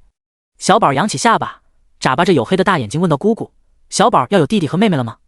苏清武莞尔一笑，当然了，那小宝最喜欢弟弟妹妹了，将来要把好吃的都给他们，也要保护好他们。苏清武心里顿时暖洋洋的，小宝真乖，有这样一个大哥，想必他肚子里的小家伙也一定是幸福的吧。小苏科一连在王府住了大半个月，这期间他和白风倒是成了好朋友。对于人类幼崽，白风还是挺友好的，只要小家伙过来，就会乖乖趴在地上给他摸头。更何况旁边还有那么一尊煞神镇守，他还真不敢做什么。人家养宠物养狗，王府倒是好，内院养了一只大老虎到处跑。一开始苏清武还拴绳子，后来直接让人将铁栅栏修建到自己院子门口，然后不准任何下人随意过来，只有打扫的时候才被准许出入。这样做一来是安全的多，再就是白风对府中熟悉的下人味道已经很明显了，一旦有任何不速之客，他都会第一个扑上去。驯养猛兽这方面，不得不说叶玄庭很有一套。而之前那京城之中贴着的告示，因为3天早就过去，苏丞相也没被挂出来，因此被人忘得一干二净。就在2月底的这天早上，苏清武怀胎的第3个月，他终于收到了来自苏华锦的信。第197章东齐和亲。那封信上的内容虽然不多，却很清楚地告诉了苏清武，苏丞相已经被救出来安顿好了。至于老夫人，因为受到了惊吓，导致了中风偏瘫，未来这些年他只能躺在床上度过，甚至连一句完整的话都说不出。那些绑了苏丞相的人也被二哥带兵绞杀，查出他们背后的势力和慕容家有关。慕容长安被废这件事让苏清武和慕容家结仇甚深，如今他又怀有身孕，怎能不让慕容家记恨？抓住苏丞相威胁他，恐怕也是抱着恶心他的目的。只可惜他苏清武并非一个人，如今他甚至都没有出手，没有露面，事情就已经圆满解决了。苏清武把心放回肚子里，一抬头就闻到了一股香味，迎面就看到叶玄庭端着一个汤锅有进门，然后将其放在桌子上。男人身材挺拔，穿着一件玄色便衣，袖口被卷了起来，露出了手臂上结实的肌肉。叶玄庭完全就是个衣架子，穿衣显瘦，脱衣有肉，因为练武的原因，肌肉线条完美流畅，看着就赏心悦目。再加上那一身冷白皮肤，看上去好像玉雕的人一样。苏清武放下书信，这是什么？叶玄庭拿出汤匙和碗，亲自给他盛了一碗，然后凤眸轻轻弯了弯，眉眼之中噙着笑。我亲自做的，太医说能够补气血，你尝尝。他直接舀起一汤匙放在唇边，小心翼翼地吹了吹，热气蒸腾了他的眉眼。苏清武下意识地张开了嘴，味道鲜美，没有任何油腥味儿，让苏清武整个人眼睛一亮。他现在正是孕吐比较严重的时候，每天只能吃上几口酸甜口的点心，吃多一点就忍不住反胃。短短几天人都瘦了一圈，看着就让人心疼无比。叶玄庭扬起唇角，怎么样？味道还不错吧？苏清武微微笑了笑，阿武多吃些。苏清武将汤匙和碗接过去，我还是自己来吧。叶玄庭简直将他当成了花瓶，他还没那么脆弱。见苏清武执意，叶玄庭这才放开手，不过他还是守在一旁，看了一眼那封书信道，可有什么要事？苏清武摇头，没有，是大哥送信给我报平安的。叶玄庭颔首，我也刚收到一些消息，说苏千明在江阳城大开杀戒，在四处抓捕参与了挟持苏丞相的那些人。苏清武点点头，别的我不在意，只要他们没事就好。叶玄庭眯起双眼，忽然到慕容家对你出手，我自然也礼尚往来，送给他们一件大礼。苏清武眨了眨眼睛，笑道，是什么？叶玄庭手指在桌面上敲了敲，眸子里暗色加深了一些，我买了慕容家长子的命。苏清武微微睁大双眼，慕容长安的那个大哥。不是听说他大哥是个将军吗？手下有不少兵马，这样的人恐怕很难刺杀。叶玄庭看到苏清武惊讶不已的模样，忍不住笑着摸了摸他的头。他沉声道：“无所谓成与不成，只要赏金放在那里，就有人前仆后继的为了钱去杀他，终有一日他会不小心栽了跟头。有道是不怕贼偷，就怕贼惦记。慕容长安那位大哥，恐怕将来睡觉都睡不安稳。”苏清武光听着就觉得十分解气，他忽然笑着亲了他的唇角一下，然而双手搂在他脖子上，整个人都挂在了他身上。苏清武双眸露出狡黠之色，然后轻轻咬了咬他的耳垂，在他耳边小声道：“王爷，已经3个月了哦。”叶玄庭那里不明白他这话是什么意思，他甚至倏地一僵，双臂都紧绷起来，勒得苏清武紧紧贴在他胸口，两人仿佛能够听到对方的心跳声。苏清武却嫌不够，手指胡乱在他身上挑火，让男人面色都红了起来。叶玄庭咬牙切齿道：“阿武，你可不要后悔。”然而苏清武第二天趴在床上没起来，躺在床上，苏清武抬起手遮住了自己的眉眼，唇角却扬了起来。想到昨晚的一切，他现在只有一个想法：自作孽不可活。男人憋久了容易。就在此时，门外突然传来云子的声音：“王妃，五公主求见。”苏清武撑着身体坐起身：“帮我更衣，请她进来。”这段时间，五公主叶灵珠来得很是勤快。苏清武因为尽量不出门的缘故，谢绝了大部分人的邀请，轻易不出门，因此京城之内已经很长时间没人见过他了。叶灵珠倒是不在乎那个，隔2天就会过来陪苏清武说说话，讲一讲京城之内最近又发生了什么。梳妆整齐，苏清武懒洋洋地坐在门口庭院之内的石桌前晒太阳。五公主依旧是那身相当显眼明艳的打扮，哪怕是放在人群里面也能被眼认出来。她坐在苏清武对面，也不和他客气，直接开门见山道：“王嫂，东齐国使臣到皇城了。”苏清武抬眸算了算时间，好像和上辈子一样，对方也是这个时候到的。因为早就知道了这些，苏清武没有丝毫意外。我知道了。然而下一句却打破了苏清武淡定的表情。这一次不光是东齐国使臣，西吴国的使臣也到了。苏清武手指微微一僵，他有些惊讶，抬起头，几国之间虽然还没彻底爆发战争，可也势同水火。东齐国怎么说也是和南叶交好多年，来使臣很正常，西吴国凑什么热闹？叶灵珠摇了摇头：“我也不知道。”他脸上露出愁容，神色之间多了一抹纠结之色。不过东齐国使臣之中有一位皇子，听说他这次来的目的是想要与南叶和亲，而且……叶灵珠低下头，手指不由得紧攥成拳，而且他还指名道姓说想要迎娶我为妻。苏清武看着叶灵珠，听着他说出这番话，眸子里划过一道暗色。上一世他只是旁观了这一切的发生，什么都没有做，甚至还替叶明月开心，他没能去和亲。然而现在想想，当时的自己当真天真到了可怜。苏清武抬起眸子看向叶灵珠：“五公主是怎么想的？”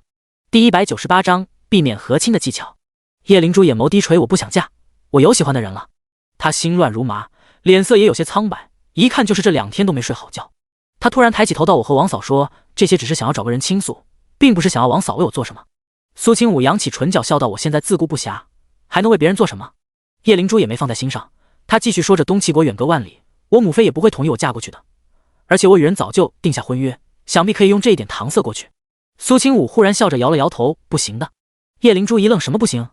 苏清武道：“你的这个理由没有任何意义，即便是有了婚约，你们也尚未成亲，不过是口头上的约定而已。”叶灵珠闻言脸色更白了：“那怎么办？实在不行，我让母妃帮我想别的办法。无论如何，我也不会嫁给东齐国的那个三皇子。”他顿了顿：“我听说那个三皇子已经娶了好几个皇子妃，可是都死了。”如此恐怖的传言让叶灵珠心里明显生出了几分畏惧，一想到那个东齐国三皇子，就犹如想到什么洪荒猛兽。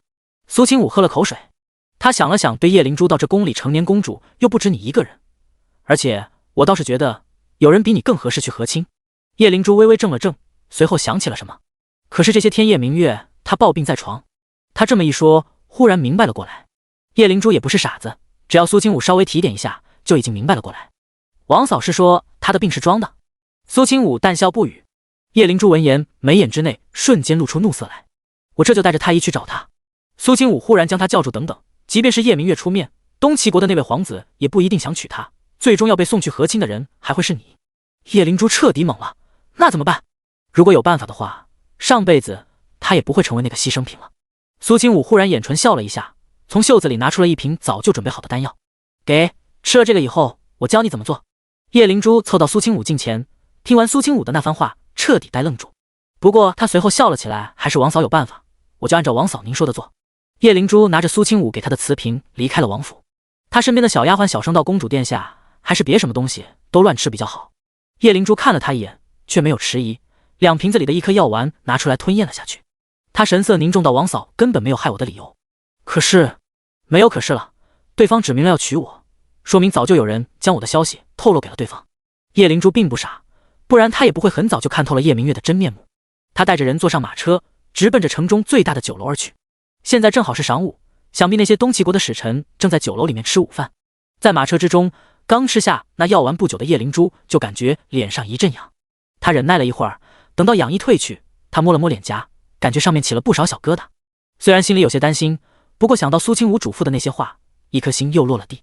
马车突然停下来，叶灵珠紧张地抓住马车边缘，深吸了一口气，就按照王妃所言的去做。为了不让人伤害自己，那她就只能去恶心别人了。刚掀开帘子下了马车，守在门口的小丫鬟就吓得差点惊叫出声。她瞪大双眼，指着叶灵珠道：“公主殿下，您的脸。”叶灵珠微微挑眉，拿来镜子我看看。小丫鬟立刻将东西递给她。叶灵珠就看到镜子里的那个人五官并没有变化，可是脸颊上却都是坑坑洼洼的小疙瘩，看着就让人浑身冒冷汗的那种。她微微勾起唇角，然后拿出一把扇子挡住了自己下半张脸，只露出了比较干净的上半张。她轻轻笑了起来，对着身后的下人道：“走，去见见我未来的驸马爷。”说完这番话，叶灵珠大步走进了酒楼之内。今天的酒楼空无一人，明明应该是最热闹的时候，结果现在却并没有任何人在这里吃饭。叶灵珠也明白，这一定是东齐国那些人做的，害怕有人刺杀皇子，这才清空了这里包括周围的一些人。刚要往里面走，两个侍卫就拦住了他的脚步。“东齐国三皇子在此，闲杂人等不得靠近。”叶灵珠抬眸，随后低声道：“去里面传信，就说南叶国五公主想要见三皇子一面。”五公主？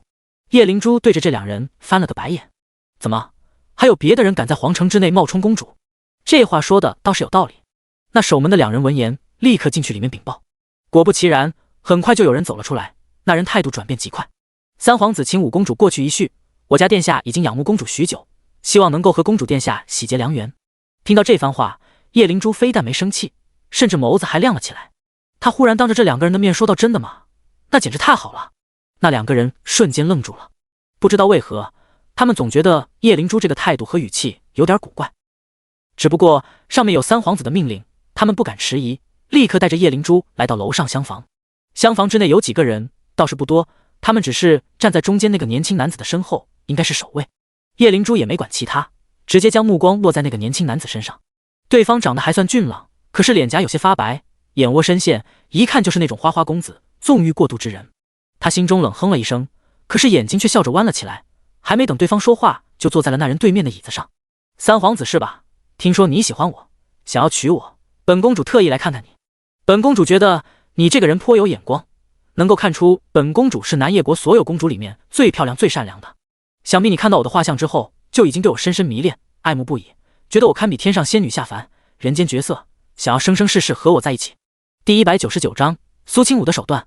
东齐国三皇子听完叶灵珠这一番话，整个人都不好了。他至少也是天之骄子，见过的女人没有1000也有800，各种各样的美人他都见过，就没见过叶灵珠这种不要脸的。他瞪圆了眼睛，就见到叶灵珠将遮住脸的扇子往下挪了挪，露出了藏在后面的那张脸。如果从远了看没什么，可是一旦近了看，那绝对是天崩地裂。他下半张脸上长着不少肉色的小疙瘩，起起伏伏，看起来令人头皮发麻。叶灵珠还冲着他妩媚一笑，摸了摸自己的脸，随着道：“你这么盯着我，一定是觉得本公主美不胜收，让你移不开视线是吗？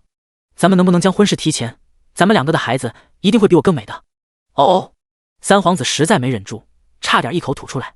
他摆了摆手，脸色苍白无比：“快将这个疯女人赶出去！”叶灵珠见到有人过来要驱赶自己，立刻不干了：“干什么？你们两个还想要碰触本公主不成？本公主浑身剩下每一点都是你们皇子殿下的，小心要你们的脑袋！”三皇子明显已经受不了了，他脸色铁青，咬牙切齿，眼睛里都是嫌恶之色。叶灵珠被几个三皇子的手下给推了出去，直接送到了门外。叶灵珠到了门口还在喊：“你是不是觉得自己不够好看，因此不敢见本公主？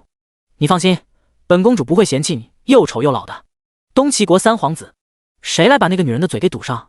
叶灵珠上了马车，立刻对马夫道：“去玄王府。”等见到了苏清武，确定周围没有任何人之后，叶灵珠才前仰后合的笑出了声。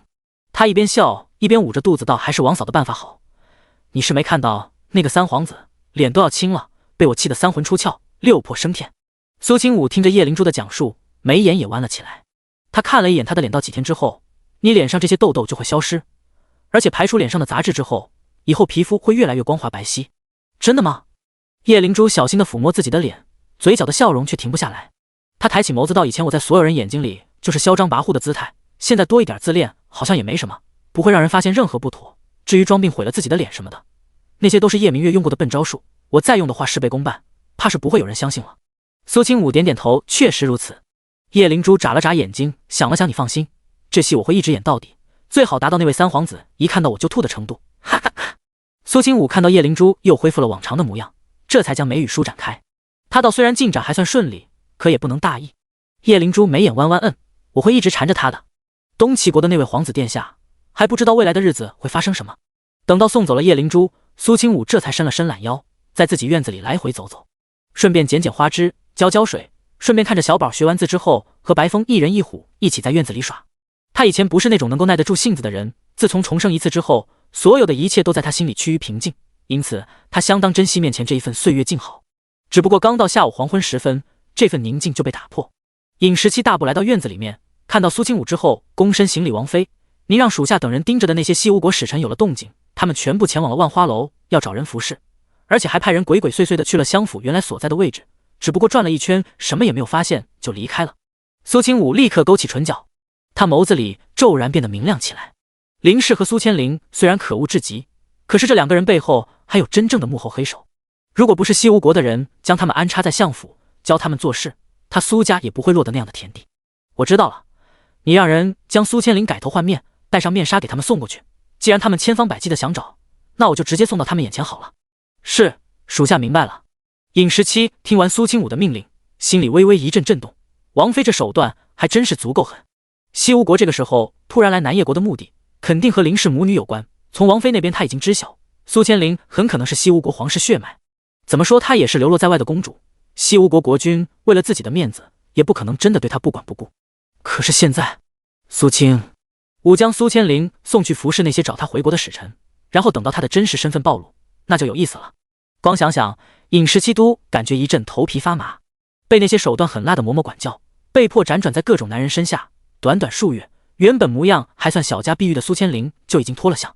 他整个人瘦了一圈，脸上也没什么血色，被人拖着从黑暗的房间中出来。他声音沙哑，不断挣扎，眼睛里的怨毒却隐藏得越来越深。你们干什么？放开我！将哑药喂给他，让他闭嘴。苏千灵听到抓他那男人所说的话，顷刻间瞪大双眼，恐惧在心里一点点蔓延。几个月的暗无天日，求生不得，求死不能。苏千灵彻底体会了一下苏清武折磨人的手段，在这一瞬间，脑子里的一根弦好像已经崩溃了。他扑通一声跪在地上，声音颤抖的恳求道：“求求你们放过我吧！我知道错了，我真的知道错了，我去给苏清武下跪，我去给他磕头。”然而，这里的人没有任何人会同情他、可怜他，他注定要为自己曾经的野心付出代价。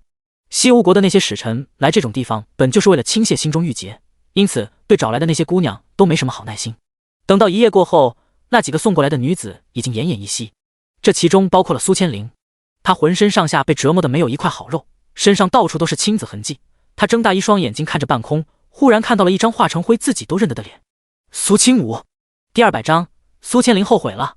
苏千灵张了张嘴，想要发出声音，可是因为服用了哑药，她连动都动不了。苏清武就坐在他身侧一把干净的椅子上面，然后垂下眸子看着躺在地上浑身狼藉的他：“你父皇派人来找你了。”苏千灵喉咙里发出呵呵的声音，一双眸子听到这句话有了希望的光。可是下一瞬间，苏清武就将这光芒和希望直接碾碎。就是昨天你伺候的那些人。苏千灵双眸瞬间瞪大，整个人都在不由自主的发抖，好像昨晚上他经历了什么噩梦。大脑一片空白，苏千灵的眼睛好像要从眼眶里面瞪出来，那张青紫的脸已经狰狞的快要没了人形。忽然他唇角动了动，双目变得空洞茫然，好像万念俱灰。因为他清楚得很，如果那些来找他的人知道了他的身份，知道自己的公主被自己等人折辱过，而皇上还没在身边，他们会做出什么？一定会想方设法弄死他，让他变成意外死亡在这里。这样的话，一切就没有人知道了。他不想死，他不想死，不想死。苏千灵动了动手指，眼神之中带着几分哀求地看着苏清武。苏清武像是读懂了他的眼神，微微低垂着眸子，在他耳边一字一句轻声道：“你体会到这种无助还有绝望了吗？”他微微勾起唇角，声音却像是来自地狱的魔鬼。暗无天日，无穷无尽，往前一步就只有黑暗，求生不得，求死不能。身体上的痛苦无时无刻都存在着，像是把人的灵魂放在油锅里炸，放在火上炙烤，一刻也不停歇。这还只是刚刚开始，上一世这种日子他过了整整3年，即便是临死前都处于绝望当中，苏千灵的遭遇才哪儿到哪儿。哪怕是他直接杀了他，他都不会如此恨苏千灵，恨到将其挫骨扬灰。尤其是上辈子自己临死前，苏千灵说自己是如何害死叶玄庭的，他就觉得这惩罚不够，还远远不够。他不是什么好人，只知道别人伤害了自己，自己就要千百倍的讨回来。苏千灵眸子里相当恐惧的看着苏清武，这样的苏清武彻底让他恐惧，简直成了他的噩梦。苏清武收回目光，懒洋洋的看了一眼房间，这才起身准备离开。慢慢享受痛苦吧。苏千灵张开嘴，名为后悔的眼泪已经流得满脸都是。使臣来访轰动京城，第二天晚上，太后就将口谕传到了玄王府，邀请玄王妃和玄王一同入宫参加晚宴。苏清武虽然平日里不常出门，可是太后一旨却不得不听。叶玄庭带着他赶在晚宴开启之前进了宫。今日这场晚宴但是热闹，各宫妃子和公主们全部齐聚一堂。身为皇子的叶秋明也早早来到了会场之上。因为之前叶云图出了事，皇后又被还在冷宫，不少原本中立的人都开始站在大皇子这边。叶秋明的声望一时间空前无两，坐在最上首的位置，显然已经有了一国储君的派头。苏清武和叶玄庭落座，叶灵珠和他身侧的妃子换了一个位置。王嫂，她笑容甜美，只不过脸上的痘痘却实在有些有碍观瞻。苏清武对着她笑了笑，随后侧过头。而就在此时，门外突然传来一阵脚步声，两方人马一左一右走了进来。西吴国和东齐国两国使臣各看不顺眼，气氛之中都有些剑拔弩张。外臣拜见皇上。老皇帝立刻开了口道：“赐座。”早就有人准备好了椅子，让这两方人马一左一右坐在人群两侧。场面一瞬间变得紧张起来，哪怕是老皇帝看到这一幕都感觉有些头疼。本来这场会面应该分开，然而究竟先召见谁却也成了麻烦事。西吴国虽然和南叶国多有不和，却也没到打起来的程度，而东齐国这2年也没见和南叶国多亲近，只是毕竟是盟国，接下来还有要和亲的意愿，老皇帝对他们的态度多少更加包容一些。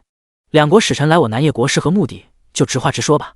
那位东齐国三皇子直接站起身，拱手道：“在下东齐国三皇子齐天元，奉了父皇的命令，来此挑选一位公主和亲。”老皇帝微微颔首，听闻三皇子，你娘家乃是东齐国的武将世家。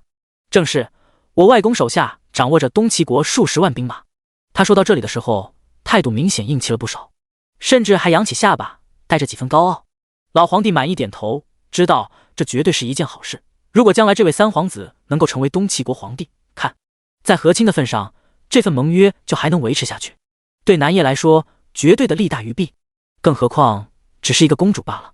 朕允了，只不过如今朕膝下的及笄公主就只有4公主明月，5公主灵珠，不知道三皇子看上的是哪个？听到皇上说出这样的话，在座的宫妃们都屏气凝神，没有一个人发出声音。叶灵珠的母妃德妃娘娘沉默低着头，只不过拿着茶杯的手指却在轻微颤抖。那三皇子的目光在人群之中扫了一圈，忽然微微怔住，他的眼神猛然间停在一处。其他人见到这位三皇子看着叶灵珠的方向，一时间心里已经有了定论。而不远处的叶明月却微微扬起唇角，眼睛里划过一道恶意来。叶灵珠，他嫉妒了叶灵珠一辈子，这一次终于能够长出了一口气恶气。他早就已经安排人将叶灵珠的画像送给了这位三皇子，更让人说了他不少好话，与其迎娶他这个看起来又柔弱还爱生病的4公主，5公主才是这位三皇子最喜欢的张扬性子。唯有坐在叶灵珠旁边的苏清武知道三皇子盯着的人究竟是谁，微微蹙了蹙眉。一旁的叶玄庭将手覆盖在他手背上，然后当着众人的面将他揽住抱在怀里，一只手放在他腰间，那明目张胆的占有姿态让人一眼就能明白两人的关系。被对方冰冷的眼神给射了一下，三皇子这才从对方的美貌之中清醒过来。他此时脸颊通红，感觉整个房间里那些莺莺燕燕的女人都没了颜色。